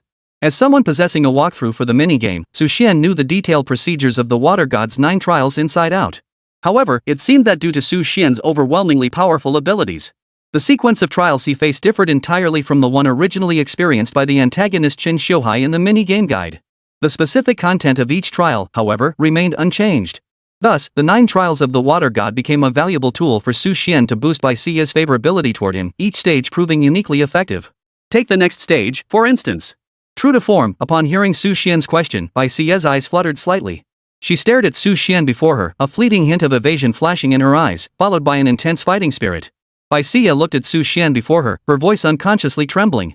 The next stage, ha! The next trial is straightforward, all you need to do is defeat me. At that moment, Bai Xiye suddenly wanted to show Su Xian that she wasn't someone to be underestimated so easily. She was determined to let Su Xian witness her true strength. At this very moment, this woman whose heart had remained as still as an ancient well for a century, as calm as the surface of the sea. Her heart seemed to return to her youth, rare emotions and excitement stirring within her. Yet, faced with Bai Xiye's surging fighting spirit, Su Xian did not choose to accept her challenge. Instead, he calmly approached her side, suddenly turning his head to look at her. A wave of intense heat washed over her fair collarbone. "So it's you I'm fighting? You look quite formidable. Perhaps you could let me pass without a fight?" The warm breath brushed against Bai Xiye's sensitive earlobe, causing her heart to race instantly. Yet she still forced herself to remain composed. Bai Xiye fixed her gaze on Su Xian, her heart trembling violently. For some reason, hearing Su Xian praise her skill, hearing that tone that even carried a hint of entreaty, sent a wave of sweetness through Bai Xiye's heart. Yet even she hadn't realized how deeply Su Xian's words had affected her. Yet she forced her expression to remain stern as she replied earnestly. "That won't do. I am the Water God's representative in the mortal realm. To pass the Water God's 9 trials, you must defeat me at my absolute best. Besides..." Bai Xiye shot Su Xian a sharp glance, her tone tinged with a hint of resentment uncharacteristic of her dignified status. "Besides, with your strength, defeating me should be a piece of cake, shouldn't it?" Bai Xiye knew full well that based on Su Xian's previous extraordinary display in combat prowess, he was far beyond her ability to contend with. Though she, the one from the sky-shattering sect, and another powerful figure were once collectively hailed as the world's 3 greatest peerless battle souls. But compared to Su Xian now, the 3 of them were nothing. Bai Xiye understood Su Xian was joking, so when their gazes met again, a flicker of seriousness passed through his eyes. How should I put this? High EQ conversation? Sitting before his computer screen, Su Xian racked his brain, recalling all those high EQ conversation guides he'd read about chatting with girls. As his thoughts churned, he snapped his fingers. Got it! Clackety-clack. His fingers danced across the keyboard, and a rather clever exchange was already typed out. In that case, if you win later, I'll grant you 1 request. If I win, you grant me 1 request. How about that? This. Bai Xiye hesitated, tempted to refuse. After all, as the high priestess of the Water God Temple, the Water God's trial was sacred and supreme to her. How could it be treated so lightly? But as she looked at Su Xian before her, just as she was about to speak, he abruptly cut her off. Rest assured, it won't be anything too difficult. Just a small request. Faced with Su Xian's words, Bai Xiye slowly nodded. Under the watchful eyes of the 7 holy pillars, the 2 stepped outside the Water God Temple. Their gazes locked as powerful soul energy surged outward from both of them. The surging battle intent radiating from both of them grew increasingly palpable. I lost. Put me down. I can manage on my own. Bai Xiye, currently cradled horizontally in Su Xian's arms, was flushed crimson, her cheeks brimming with embarrassment as she scarcely dared lift her head. Before them, the 7 sacred pillars of the Water God who had previously been filled with hostility toward Su Xian now cast shifting glances at him. Suddenly, as if each had remembered some urgent matter, the 7 holy pillars hastily made excuses and departed one after another. High Priest, I suddenly remembered my soul technique could use some refinement. I'll be off then. High Priest, I haven't collected my clothes yet. I'll go gather them. Hearing these awkward excuses, Bai Xie wanted to stop him, but the image of herself being held in Su Xian's embrace made her slowly close her mouth. If anyone else witnessed this scene, what would become of her dignity as the High Priestess of the Water God? It was precisely during Bai Xie and Su Xian's clash just now, in that split second of genuine combat. Bai Xie finally grasped just how formidable Su Xian truly was. Speed, strength, soul power, soul bone, domain. In every combat-related aspect, Bai Xie had unleashed her full potential. Facing such an unparalleled combat soul, Su Xian seemed to defeat Bai Xie effortlessly, without even using many soul techniques. True to her reputation as a woman of both beauty and power, Bai Xie fought until the very last moment, completely draining her physical strength and all her soul power before finally succumbing to defeat. At that moment, Bai Xie could barely stand. As she plummeted from the sky, she landed directly in Su Xian's arms. Su Xian looked at Bai Xie and spoke in a gentle tone. Don't misunderstand. I'm merely treating your injuries. Su Xian's soul power was indeed saturated with a healing force. Wherever this healing energy touched, all injuries were repaired. This was why Bai Xie hadn't put up a fierce struggle. Seeing her 7 holy pillars swiftly depart, Bai Xie resignedly leaned into Su Xian's embrace. After leaning against him for a moment, she lifted her head to look at Su Xian's face. While pondering how Su Xian could possess such formidable strength, she asked curiously. Since you've defeated me, what exactly is your demand? Chapter 166, Near Completion. As Bai Xie asked this question, she felt an overwhelming sense of unease. She seemed deeply worried that Su Xian might make unreasonable or excessive demands, yet for some reason, a faint glimmer of anticipation flickered within her heart. My demand, you say? Under Bai Xie's gaze, Su Xian extended his hand, gathering soul energy in the air. A golden orb of light appeared in Su Xian's hand. Off-screen, he was scanning a QR code on his phone toward the computer, preparing to make a payment. He opened the game's in-game store interface and selected a bracelet named Heart of the Ocean to purchase. Ding! Your agricultural bank card ending in 1978 successfully processed a payment of 16,888 yuan at 17:13 this afternoon. As he gazed at the blue bracelet in his inventory, a hint of resignation flickered in Su Xian's eyes. TSK, buying stuff in this crappy game doesn't add a single stat. Yes, the reason Su Xian hadn't bought anything for Chao Jinsu earlier wasn't because he was stingy.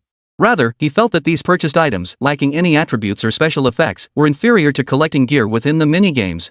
Once collected, Su Xian would simply give Chao Jinsu the gear that combined both power and visual appeal. This explained why Su Xian hadn't previously opened the purchase options. But now, trapped on Water God Island surrounded by endless ocean, he had no choice but to make this decision. The golden light vanished abruptly, revealing the heart of the ocean in Su Xian's hand. So beautiful. What is this? Bai Xie's gaze was instantly captivated by the heart of the ocean. Its silver-blue iridescence struck a deep chord with her aesthetic sensibilities. Why did he suddenly pull this thing out? Bai Xie turned to look at Su Xian, a hint of anticipation stirring within her. Su Xian lifted the heart of the ocean, his gaze fixed on Bai Xie, his tone tinged with a hint of command. Hold out your hand. A flicker of confusion crossed Bai Xie's face. Su Xian looked at her without offering any explanation. Hold out your hand. After hearing Su Xian repeat himself, Bai Xie slowly extended her right hand. Her mind kept warning her. I absolutely don't want what he's offering me. I am simply accepting the consequences of my bet. Had Su Xian known Bai Xie's thoughts, he would have mocked her stubborn pride mercilessly. As he gazed at Bai Xie's fair, slender fingers and delicate wrist, Su Xian seized her hand in one swift motion. Amidst Bai Xie's flustered expression, Su Xian forcefully fastened the ocean heart onto her wrist. This thing looks way better than that scepter. Bai Xie tried to refuse, but as she felt Su Xian's warmth on her palm and wrist, the words that had been on the tip of her tongue were suddenly choked back. Staring at the heart of the ocean on her wrist, Bai Xie's gaze toward Su Xian began to flicker with evasion once more. She kept asking herself internally. Bai Xie, what's wrong with you? Could it be that you intend to betray the water god? Bai Xie realized she had begun anticipating each of Su Xian's trials, eagerly awaiting the new miracles he would create, and even more so, the moments of connection they shared afterward. Su Xian's gaze, directed at her with a hint of amusement and playfulness, stirred unprecedented ripples in Bai Xie's heart, a heart that had lain dormant for a century. Unconsciously, Bai Xie revealed a hint of a little girl's demeanor in Su Xian's presence. Seeing this close-up on his computer screen, Su Xian inwardly declared, "This is in the bag." Ding! Character Bai Xie's affection for you has increased by 10 points. Current affection level, 50 points. Su Xian felt immensely satisfied. Not only had he boosted Bai Xie's affection, but when he had previously slain the deep-sea whale king, he had also obtained 2 pieces of its soul bone. Once he returned to the Battle Soul continent, handing those soul bones to Chao Jin's would simultaneously boost his favor with her, truly killing two birds with one stone. Su Xian had already completed over half of the Water God's 9 trials. What followed was the most grueling test for most others, pulling the Water God's trident from the sea. This trial demanded the trident's recognition. Success here meant standing on the threshold of becoming a water god. Bai Xie now regarded Su Xian with an unusual gaze, while a shadow of gloom began to settle in her heart. If Su Xian passed the 7th trial, then by the 9th trial, she too would fulfill her destiny. For some reason, the original Bai Xie had eagerly anticipated fulfilling her mission. She had believed dying for the water god would be her greatest honor. Yet, after meeting Su Xian, she suddenly sensed there might be other things in this world worth clinging to. This trial of the water god's trident is different from the previous ones. It cannot be overcome by sheer soul power alone. Standing shoulder to shoulder with Su Xian, Bai Xie slowly shared the information she possessed. She didn't know why she felt compelled to help Su Xian, but he turned his head away and took a step forward. His body pressed close to Bai Xie's curvaceous form. If I can pull out the trident, it will be the trident's glory. With those words, Su Xian turned and walked away, leaving Bai Xie staring in stunned silence. Moments later, wielding the golden trident in his hand, Su Xian casually swung it a couple of times as if it were nothing more than a wooden stick. Swish! Swish! In an instant, powerful soul energy rippled out, stirring the waters surrounding the water god's domain. Clearly, Su Xian had successfully drawn the water god's trident, completing this trial. So only 2 trials left now? Su Xian gazed at the newly acquired trident of the water god displayed on the screen, his brows slowly relaxing. Simultaneously thinking to himself, if I hadn't come to take these 9 trials of the water god, wouldn't they have been crafted as a divine ascension test for that brat Shin Xiuhai? For the upcoming 8th trial required 3 conditions. The combat soul must possess 9 soul rings, while also possessing a complete set of soul bones. Upon completing the trial, one could even resurrect a target of their choice. This damn thing, wasn't it practically tailor-made for that villain? But now, well, sorry to say, I meet every single one. Su Xian immediately turned his gaze toward Bai Xie, his eyes flickering with complex emotions. After this trial, the next trial would require Bai Xie to sacrifice her life to activate the 9th trial of the water god assessment, Su Xian becoming the water god. This was precisely what Su Xian had long anticipated, a chance to thoroughly boost Bai Xie's affection for him. Chapter 167, The 8th Trial. We've actually reached the 8th trial? Su Xian now approached the water god's rules with near-dominating ease, treating them as if they were nothing. He effortlessly crossed what ordinary people saw as an insurmountable chasm. Su Xian's formidable power had already been deeply etched into the hearts of every living being on Water God Island. The Water God High Priestess, Bai Xie, gazed at Su Xian with eyes that held an undeniable admiration. The calm waters of Bai Xie's heart, still for a century, now churned with turbulent waves. Each time Su Xian passed a trial, his arrogant and confident demeanor, the aggressive gaze he directed at her, and the unguarded look in his eyes whenever they interacted. All these things caused cracks to form in Bai Xie's long-frozen heart as a divine attendant. At that moment, Su Xian stood at the very heart of the Water God's Island, facing the final trial. Beyond the computer screen, Su Xian watched as Bai Xie's figure on the display began to walk toward him of her own accord. A hint of the expression befitting an ordinary woman finally appeared on her face. He smiled faintly as lines of dialogue began flowing from Bai Xie's mouth. This 8th trial is indeed related to your strength, but there is another crucial condition. Bai Xie's voice unconsciously softened, and Su Xian could clearly hear the change in tone through his headphones. He remained silent, his eyes locked intently on hers, the intensity in his gaze seeming to devour her whole. Bai Xie felt slightly uneasy under Su Xian's gaze, yet she continued to explain. This 8th assessment requires you to possess every single soul bone in your entire body. If you lack any, then no matter how formidable your strength or how powerful your soul rings, it will be of no use. After delivering this sentence, Bai Xie's eyes locked onto Su Xian's. Su Xian looked back at her. This time, he reached out and took her hand in his own, his tone softening slightly. Looking at me so deeply? Could it be you've fallen for me? Bai Xie's gaze shifted away from Su Xian, uncomfortably glancing aside only to realize her hand remained firmly within his grasp. You're talking nonsense. I'm merely the spokesperson for the water god. I hope the water god will have an outstanding successor. As she spoke, Bai Xie's own confidence began to waver, her voice growing increasingly soft. Seeming to grow irritated and embarrassed, she turned to Su Xian with a serious expression. Enough. Stop talking. Since you're ready, let's begin the 8th trial. Su Xian gazed deeply into Bai Xie's eyes and spoke earnestly. Remember the wager between us. Bai Xie was momentarily lost in thought. Bet? What bet? After a moment, Bai Xie recalled that it seemed to be the wager Su Xian had made with her before the assessment began. She shot Su Xian a bitter glance, silently thinking to herself. I'm sorry, I might have to break my promise. For if Su Xian succeeded in completing the water god's 9 trials, Bai Xie would inevitably have to sacrifice her own life. Even if Su Xian gained the water god's divine power, it would be useless then. But Bai Xie had no intention of telling Su Xian any of this. She wanted him to grow stronger, to become the new water god. Even if she herself had no hope of becoming the water god, Bai Xie wished for Su Xian to be the one to ascend to that role. Under the gaze of the 7 sacred pillars and Bai Xie, the will of the water god descended, and a solemn voice began to echo slowly. The 8th trial of the water god's assessment is about to commence. Gather all your soul bones, demonstrate the power of your soul rings, and prove you are worthy to ascend to the position of water god. Bai Xie stood beneath the divine statue, her luxurious golden priestess robe clinging to her curvaceous figure, igniting a surge of passion in those who gazed upon her.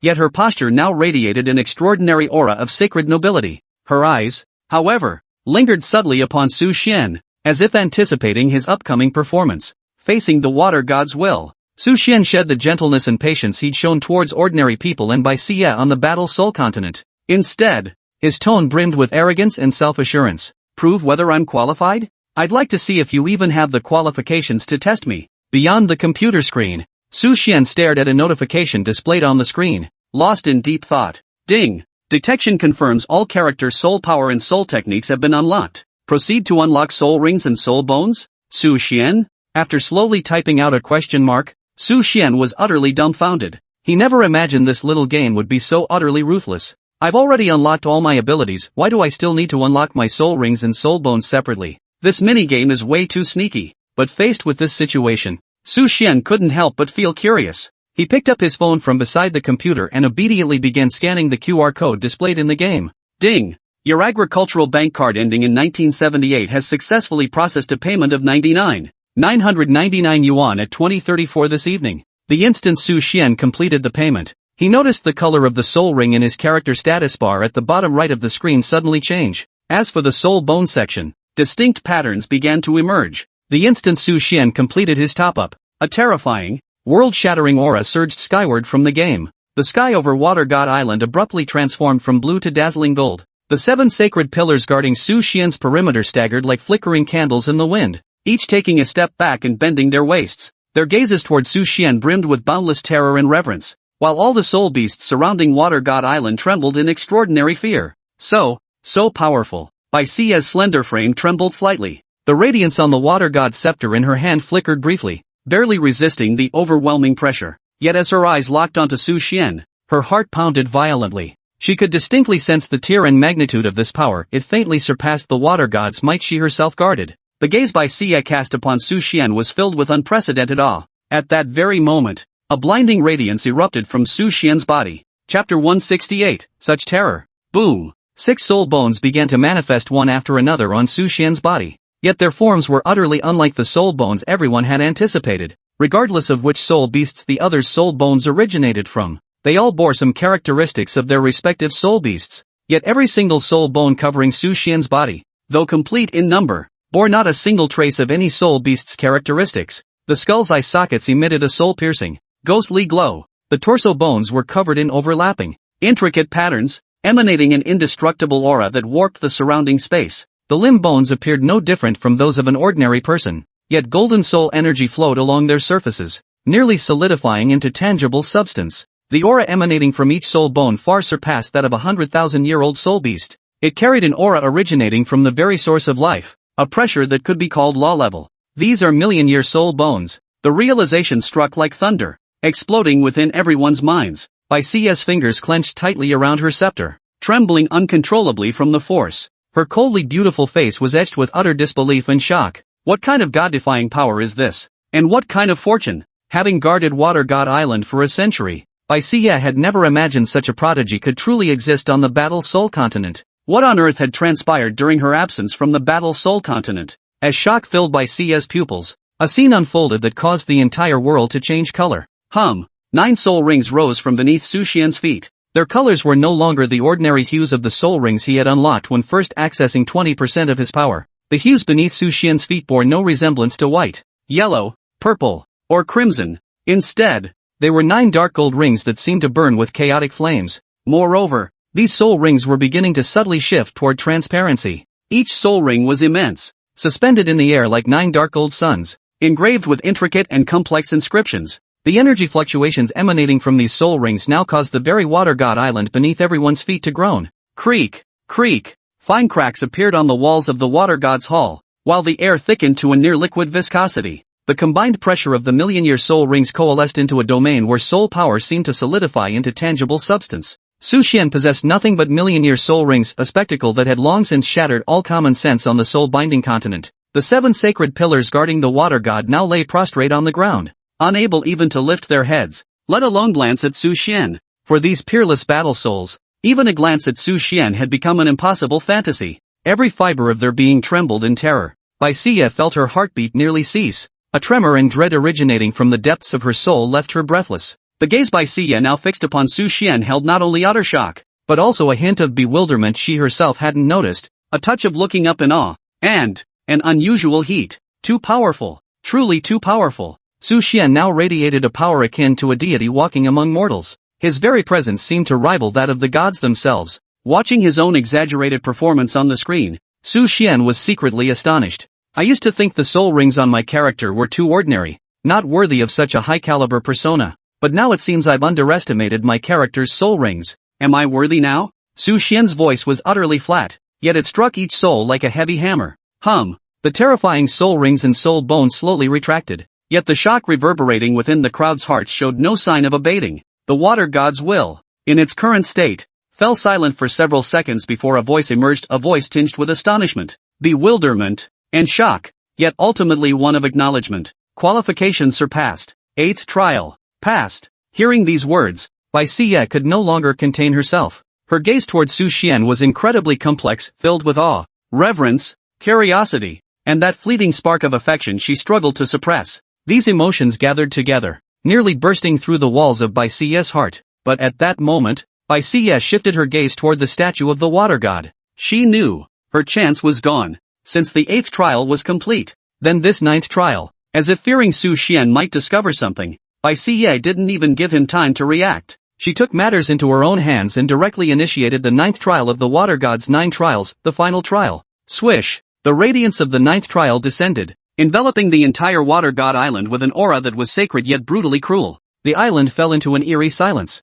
filled with a solemn and mournful atmosphere, as if foretelling the impending tragedy. Bai Xie's face abruptly turned pale and resolute. She straightened her spine, and within her ocean blue eyes, a fleeting, almost imperceptible flicker of sorrow and reluctance passed. Until this moment, she had always believed that becoming the water god's foundational disciple was the greatest honor and fortune of her life. She had strived tirelessly toward this goal, but now, she regretted it. Bai Xie fixed her gaze on Su Xian. A whirlwind of complex emotions swirled within her heart, yet in the end, only a single sigh escaped her lips. Truly, fate is cruel. If only she and Su Xian had met sooner. If she had never come to Water God Island, perhaps everything would have been different. Yet in the end, every trace of regret in her eyes dissolved into a serene acceptance. She knew her destiny, to sacrifice her life, burn her soul into the final key to unlock the Water God's temple, and forge the ultimate path to divinity for the Water God's successor. This was her destiny and glory as the Water God's High Priestess, a role she had guarded for a century. Bai Xie's gaze fell upon Su Xian, her eyes concealing a trace of lingering affection and farewell that even she herself had not noticed. Her lips parted slightly, her voice carrying the unique serenity of a martyr. Su Xian, it's up to you now. Chapter 169, Sacrifice? Dream on. Ding. Character Bai Xie detected performing a sacrifice. Warning, should she complete the sacrifice, she will instantly lose all life force with no possibility of resurrection whatsoever. Interrupt the sacrifice? Before the computer screen, Su Xian fell silent. Damn it, is this even a choice? You're forcing me into a no-win situation. How could I not save Bai Xie? How else would I fulfill my grand plan of cultivating immortality? Interrupt! Interrupt! Interrupt! Su Xian feared his reaction might be too slow, leading to Bai Xie's death in this sacrifice. Without hesitation, he clicked the Interrupt Sacrifice option. Immediately, another payment QR code appeared on the screen. With a headache-inducing frustration, Su Xian began scanning the QR code. Ding! Your agricultural bank card ending in 1978 has successfully paid 16,888 yuan at 22:23 tonight. Su Xian realized this minigame seemed inexpensive early on, but by the later stages, its money-sucking pace rivaled even the previous one. It constantly demanded top-ups, proving to be a trap at every turn. But sacrifice brings reward before the pursuit of cultivation. Money is but a fleeting cloud. After scanning the code, Su Xian immediately reached out and caught Bai Xie's body as it slowly rose into the air. Su Xian, Bai Xie lowered her head to look at Su Xian, her eyes brimming with affection and reluctance. Su Xian, over the centuries, you're the only one among all these people who made me feel truly different. I'm so glad I met you, truly, I am. But now, let go. This is my mission and duty, something I must fulfill. If there is a next life. Bai Xie had completely forgotten the presence of the water god and the guardians of the 7 sacred pillars around her. For her, this was the final moment of her life. Therefore, whatever she wanted to say or do, she would do it all now. Ding! Character Bai Xie's affection for you has increased by 15 points. Current affection, 65 points. Holy crap! How did this happen? Su Xian stared at the screen, watching Bai Xie's affection rating climb steadily, inwardly marveling at the terrifying depths of her emotional deprivation. For over a century, Bai Xie had sealed her heart and locked away her love on this water god's island. Now that someone had broken through her defenses, this was her reaction. The speed of this increase was faster than a rocket. Before Bai Xie's words had even faded, Su Xian's figure had already traversed space, materializing directly before her. His large hand clamped down like a lock, gripping her other wrist with iron-like firmness. Su Xian's strength was so immense that even Bai Xie, an unparalleled battle soul, felt waves of stinging pain radiating from her wrist. More crucially, Su Xian's soul power invaded Bai Xie's body. In an instant, the sacrificial powering within her body was shattered and dispersed. Su Xian's voice now was as cold as 10,000-year-old ice, carrying an authority that crushed all opposition and an unquestionable resolve. Who gave you permission to sacrifice? I won't let you die. Su Xian's eyes, deep as the starry sky, fixed intently on Bai Xie's pupils, which were beginning to show panic. Didn't we make a bet before? That you'd obey me and become mine? Or are you breaking your promise now? The words exploded in Bai Xie's mind. For 100 years, no one had ever dared to speak to Bai Xie with such arrogance, let alone address her in such a manner as if she were Su Xian's personal possession. An indescribable flush of shame and anger surged through her, mingled with a hidden warmth enveloped by such intense possessiveness. In an instant, it shattered Bai Xie's defenses. Staring at Su Xian's handsome, aggressive face mere inches away, Bai Xie found herself momentarily speechless, her heart pounding wildly, but she snapped back to her senses, fixing her gaze on Su Xian once more. Her voice carried both resolve and reluctance. Su Xian, let go. This is the path you must take to become the water god. If I do not sacrifice myself today, you will never be able to unlock the 9th trial of the water god's 9 trials. Let me be the final step on your path to divinity. In the game interface, Bai Xie was earnestly persuading Su Xian. On the computer screen, Su Xian watched as a prompt appeared. Ding! Do you wish to forcibly summon the water god's shrine? Summoning the water god's temple will cost 64,888. At this critical juncture, how could Su Xian possibly hesitate over such a small sum? He immediately scanned the QR code to pay and summon the water god's temple. Now, as Su Xian looked at Bai Xie, his tone was filled with unwavering resolve. If my path to godhood requires your life as a stepping stone, then I'd rather not become a god at all. Besides, what's a mere water god title worth your life? Under the stunned gazes of Bai Xie and the 7 sacred pillars, Su Xian extended his hand, pointing forward. A strand of soul energy that could freeze time gathered at his fingertip. Simultaneously, a black beam shot from his finger toward the water god statue ahead. A mere temple dares to hide its true nature?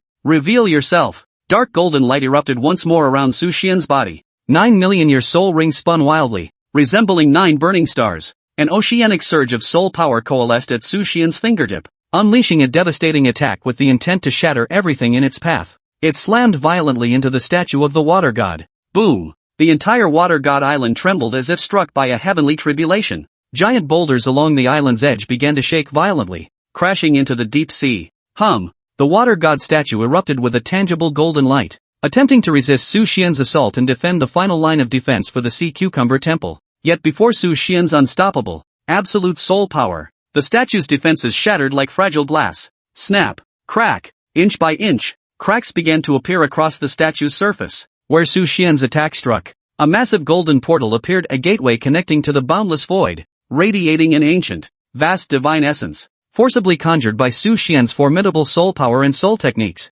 It was ripped from another layer of space and plane, tearing open a gateway. This is the water god's temple. Bai Xie stared in awe at the forcibly opened, dazzlingly golden water god's gate, then abruptly turned to look at the man beside her. Su Xian had risked everything for her, defying divine laws with a mortal body, even desecrating the majesty of the gods to forcibly open the water god's temple. An overwhelming wave of emotion, unlike anything she had ever felt, crashed over her. instantly drowning Bai Xie's century-long resolve. In that instant, the shackles of fate were shattered by Su Xian in the most ruthless manner, though Bai Xie had sworn allegiance to the water god. This man, who dared defy the divine for her sake, compelling even the gods to yield, stirred her stagnant heart with a fiery vitality she had never known. Drip! A single crystal clear, scalding tear slipped uncontrollably down Bai Xie's icy beautiful face. Bai Xie herself couldn't tell if this was liberation, shock, or perhaps the surrender of her heart. Chapter 170, The Assault of the Seven Emotions Trial, Grand Finale.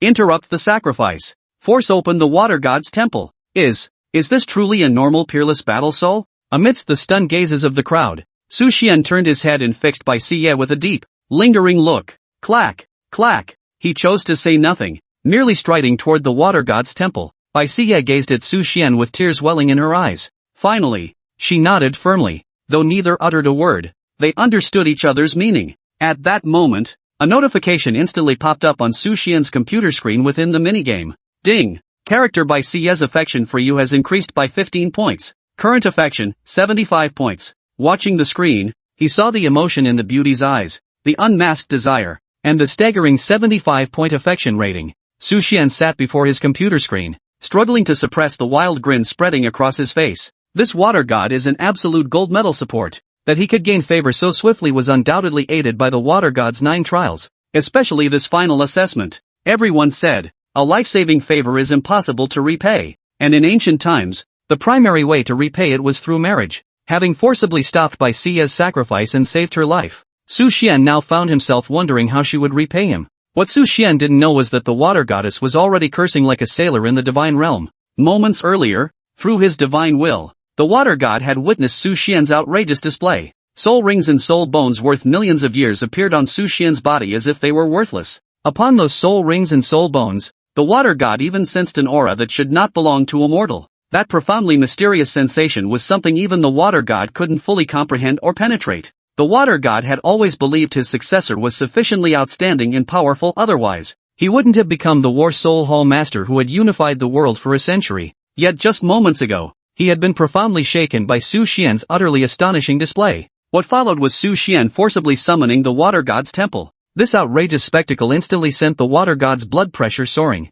What the hell? Dude, I meticulously prepared this trial, and you suddenly pulled a stunt? Do you think I, the water god, have no pride? What shocked the water god most was that even though the protective mechanisms he had set up had activated, they still couldn't withstand Su Xian's overwhelming soul power. At this very moment, the water god had focused all his attention entirely on the water god's 9 trials. He wanted to see what kind of surprises his perfect successor would bring him. At this thought, a satisfied smile spread across the water god's already cheerful face. Yet what the water god did not know was that all his expectations would ultimately be dashed. Indeed, this tale would unfold in a direction he could never have imagined. Clack! Bai Xie walked slowly behind Su Xian, took his hand in hers, and gazed intently at him as she spoke earnestly. This next trial has nothing to do with your strength. What matters most is your character and inner resolve. Relying solely on strength might not be enough to force a breakthrough. Bai Xie trailed off, her words trailing into silence. She sensed that if Su Xian truly intended to break through by force,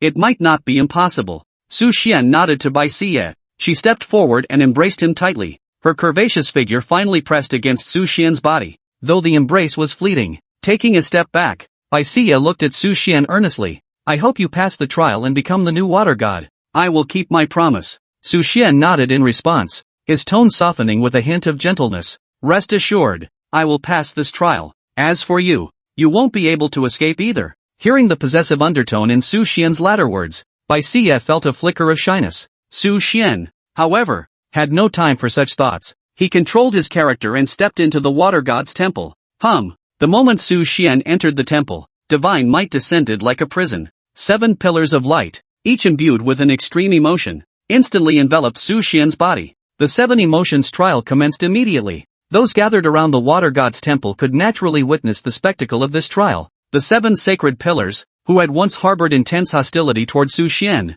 now found themselves fervently hoping he would pass the trial. For it was not merely Su Xian's strength that had won them over, but also the bond between Su Xian and Lady Bai Xie. None of the peerless battle souls present were fools, they all saw it clearly. At this moment, the seahorse battle soul spoke with some confusion. What do you think? Will the high priestess's male companion pass the trial? Beside the seahorse battle soul, Another figure watched the 7 emotions trial unfolding within the water god's temple. His tone tinged with uncertainty. It's hard to say. Sometimes a person's character doesn't align with their strength. You might possess immense power, yet your character and experiences could reveal a glaring flaw, a pitfall many strong individuals inevitably face. As the peerless battle soul spoke, the surrounding peerless battle souls nodded in agreement. Upon hearing this, Bai Xiye's brows furrowed as she cast a worried glance toward Su Xian. To become a legendary deity, one must achieve perfection in every aspect. Even a prodigy like Bai Xiye had once challenged for the position of water god, yet ultimately failed. Now,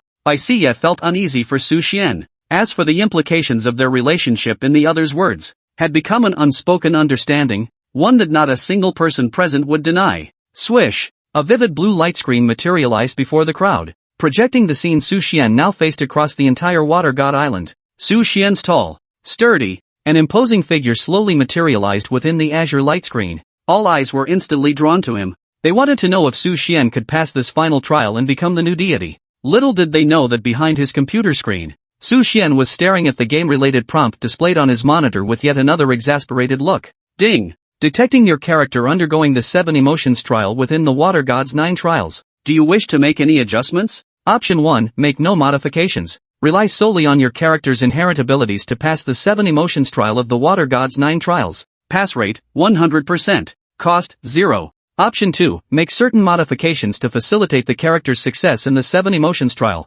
Success rate, 100%. Cost, $99.99. Option 3, freely create relevant scenes and sequences within the water god's 7 star trials to enable your character to pass the 7 emotions trial. Pass rate, 100%. Cost, $999.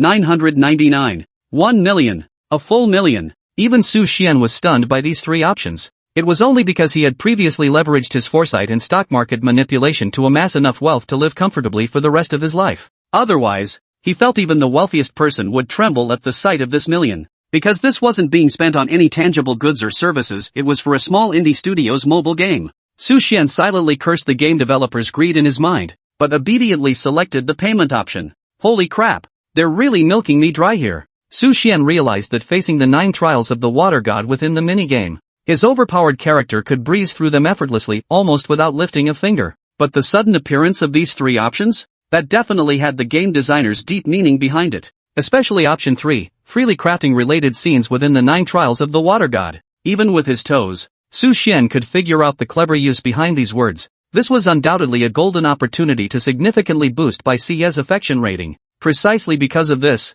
the minigame dared to demand such a high price. Unfortunately, Su Xian was now firmly in their grasp. Ding! Your agricultural bank card ending in 1978 has successfully processed a payment of 999 yuan at 23:13 tonight. Clatter! A water flow sound effect echoed through his headphones, rendered with astonishing realism. It felt as though Su Xian was truly immersed in the ocean, with the blue waves echoing around his ears. It wasn't an exaggeration, the special effects for the money he'd just spent were indeed lavish. A deep blue light screen appeared on Su Xian's display. Inscribed upon it were several large characters. 7 emotions trial, the illusion of joy. The blank expanse of azure light below clearly awaited Su Xian to compose the relevant content. This was what Su Xian had obtained after making his payment. Sitting before his computer screen, Su Xian felt no urgency. He was contemplating how to craft the content to maximize the value of the money he had just spent. Click, click. The mouse clicked and moved incessantly as Su Xian watched countless videos on how to interact with girls and high EQ flirting techniques. Clackety-clack. With a confident look, he closed all browser tabs and stared at the light screen of the minigame before him, beginning to input his own content. By the time Su Xian finished typing, the Water God's 9 Trials, 7 Emotions test had officially commenced within the game's interface. The first illusionary realm to appear before the crowd on Water God Island was the Realm of Joy. Su Xian stood atop the throne of the King of Gods, with all realms bowing in submission. Beside him, Bai Xiye, dressed in the robes of a divine consort, nestled close with a radiant smile. Yet Su Xian's expression remained unnaturally cold, as if this almost intoxicating joy could not sway him in the slightest. This is but a mere illusion. If I wished to become the God King, why would I need such an illusion? The illusion of wrath. The Water God's wrath unleashed a world-ending divine punishment. Water God Island instantly turned to scorched earth. Amidst the divine punishment, Bai Xiye let out agonized cries. Su Xian's eyes now glowed with an icy light. Dare to touch my people? You're asking for death. Even if you are a god, you have no right to do this. As Su Xian's soul power swept through, the illusion shattered abruptly. The subsequent illusions of grief and fear mirrored the first two perfectly. In each illusion, Bai Xiye's figure appeared, as if Su Xian could think of no one else but her amidst all these trials. On Water God Island, the crowd watched Su Xian's actions within these successive illusions, their eyes filled with astonishment. The dolphin battle soul finally couldn't hold back. Good heavens, this Su Xian is truly formidable. His resolve is unshakable. Not a single illusion has managed to confuse him, let alone cause the slightest psychological disturbance. Meanwhile, the seahorse battle soul spoke with a hint of envy in its voice. More importantly, the high priest's presence lingered throughout every illusion he faced. He dared to defy the water god himself for the high priest. The others nodded in agreement, their eyes filled with admiration as they looked at Bai Xiye. Bai Xiye stood frozen in place, staring blankly at the scene unfolding on the light screen before him. His lips murmured softly, "I never imagined you valued me so much." Bai Xiye never imagined that despite their brief time together, she held such significance in Su Xian's heart. In every illusionary realm, Su Xian sacrificed so much for her sake, whether it was love, protection, or even the centuries-long companionship within the illusion of sorrow. Each and every act deeply moved Bai Xiye. Her heart, already melted long ago, now rippled with emotion. Her eyes, once cold as sea water, now rippled with waves, as if 1,000 words were struggling to be spoken. Bai Xiye admitted, her heart was in turmoil. She knew she had fallen for this man, a man so much younger than herself. She had fallen for this man of unparalleled dominance and overwhelming strength, and even more so for this man who was willing to defy the entire world for her sake, forsaking the world itself. Now, for the first time in a century, Bai Xiye's heart, which had been wholly devoted to the water god, finally wavered. Her former identity had merely been the water god's earthly representative. Now, she was becoming her true self, beginning to live for herself. At this moment, Su Xian had already passed the first 6 trials of the 7 emotions trial,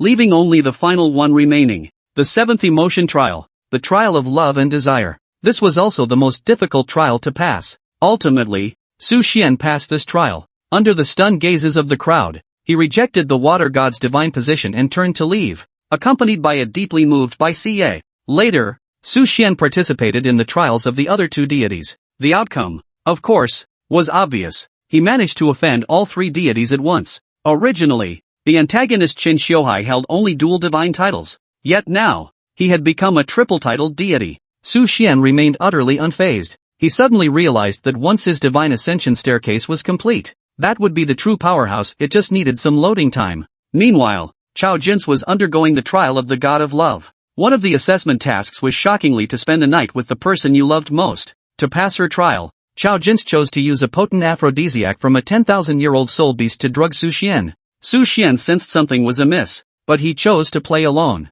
Thus, within the War Soul Temple's secret chamber, Chao Jin defied the heavens and committed the act of a writer mocking their ancestors. Chen Xiuhai, now at the peak of his power, led his slime villain group to confront the Battle Soul Hall. Despite Chao Jin's extraordinary talent, she remained no match for Chen Xiuhai even with Bai Xiye's aid. At the final moment, Su Xian's divine ascension staircase finally completed its loading. Su Xian did not inherit the divine seat of any deity, his divine seat was his very self. It turned out Su Xian was the only peerless genius in the entire history of this continent. He had transformed himself into his own martial soul, refining his soul bones into his very own skeletal structure. This explained why Su Xian's martial soul had never manifested before. His soul techniques were terrifyingly formidable. Destruction, restoration, elements, time, causality, rules, space, creation, reset. Su Xian's 9 soul techniques embodied these 9 extraordinary abilities and domains. This was also why he had been utterly shocked when he first saw his character's soul techniques.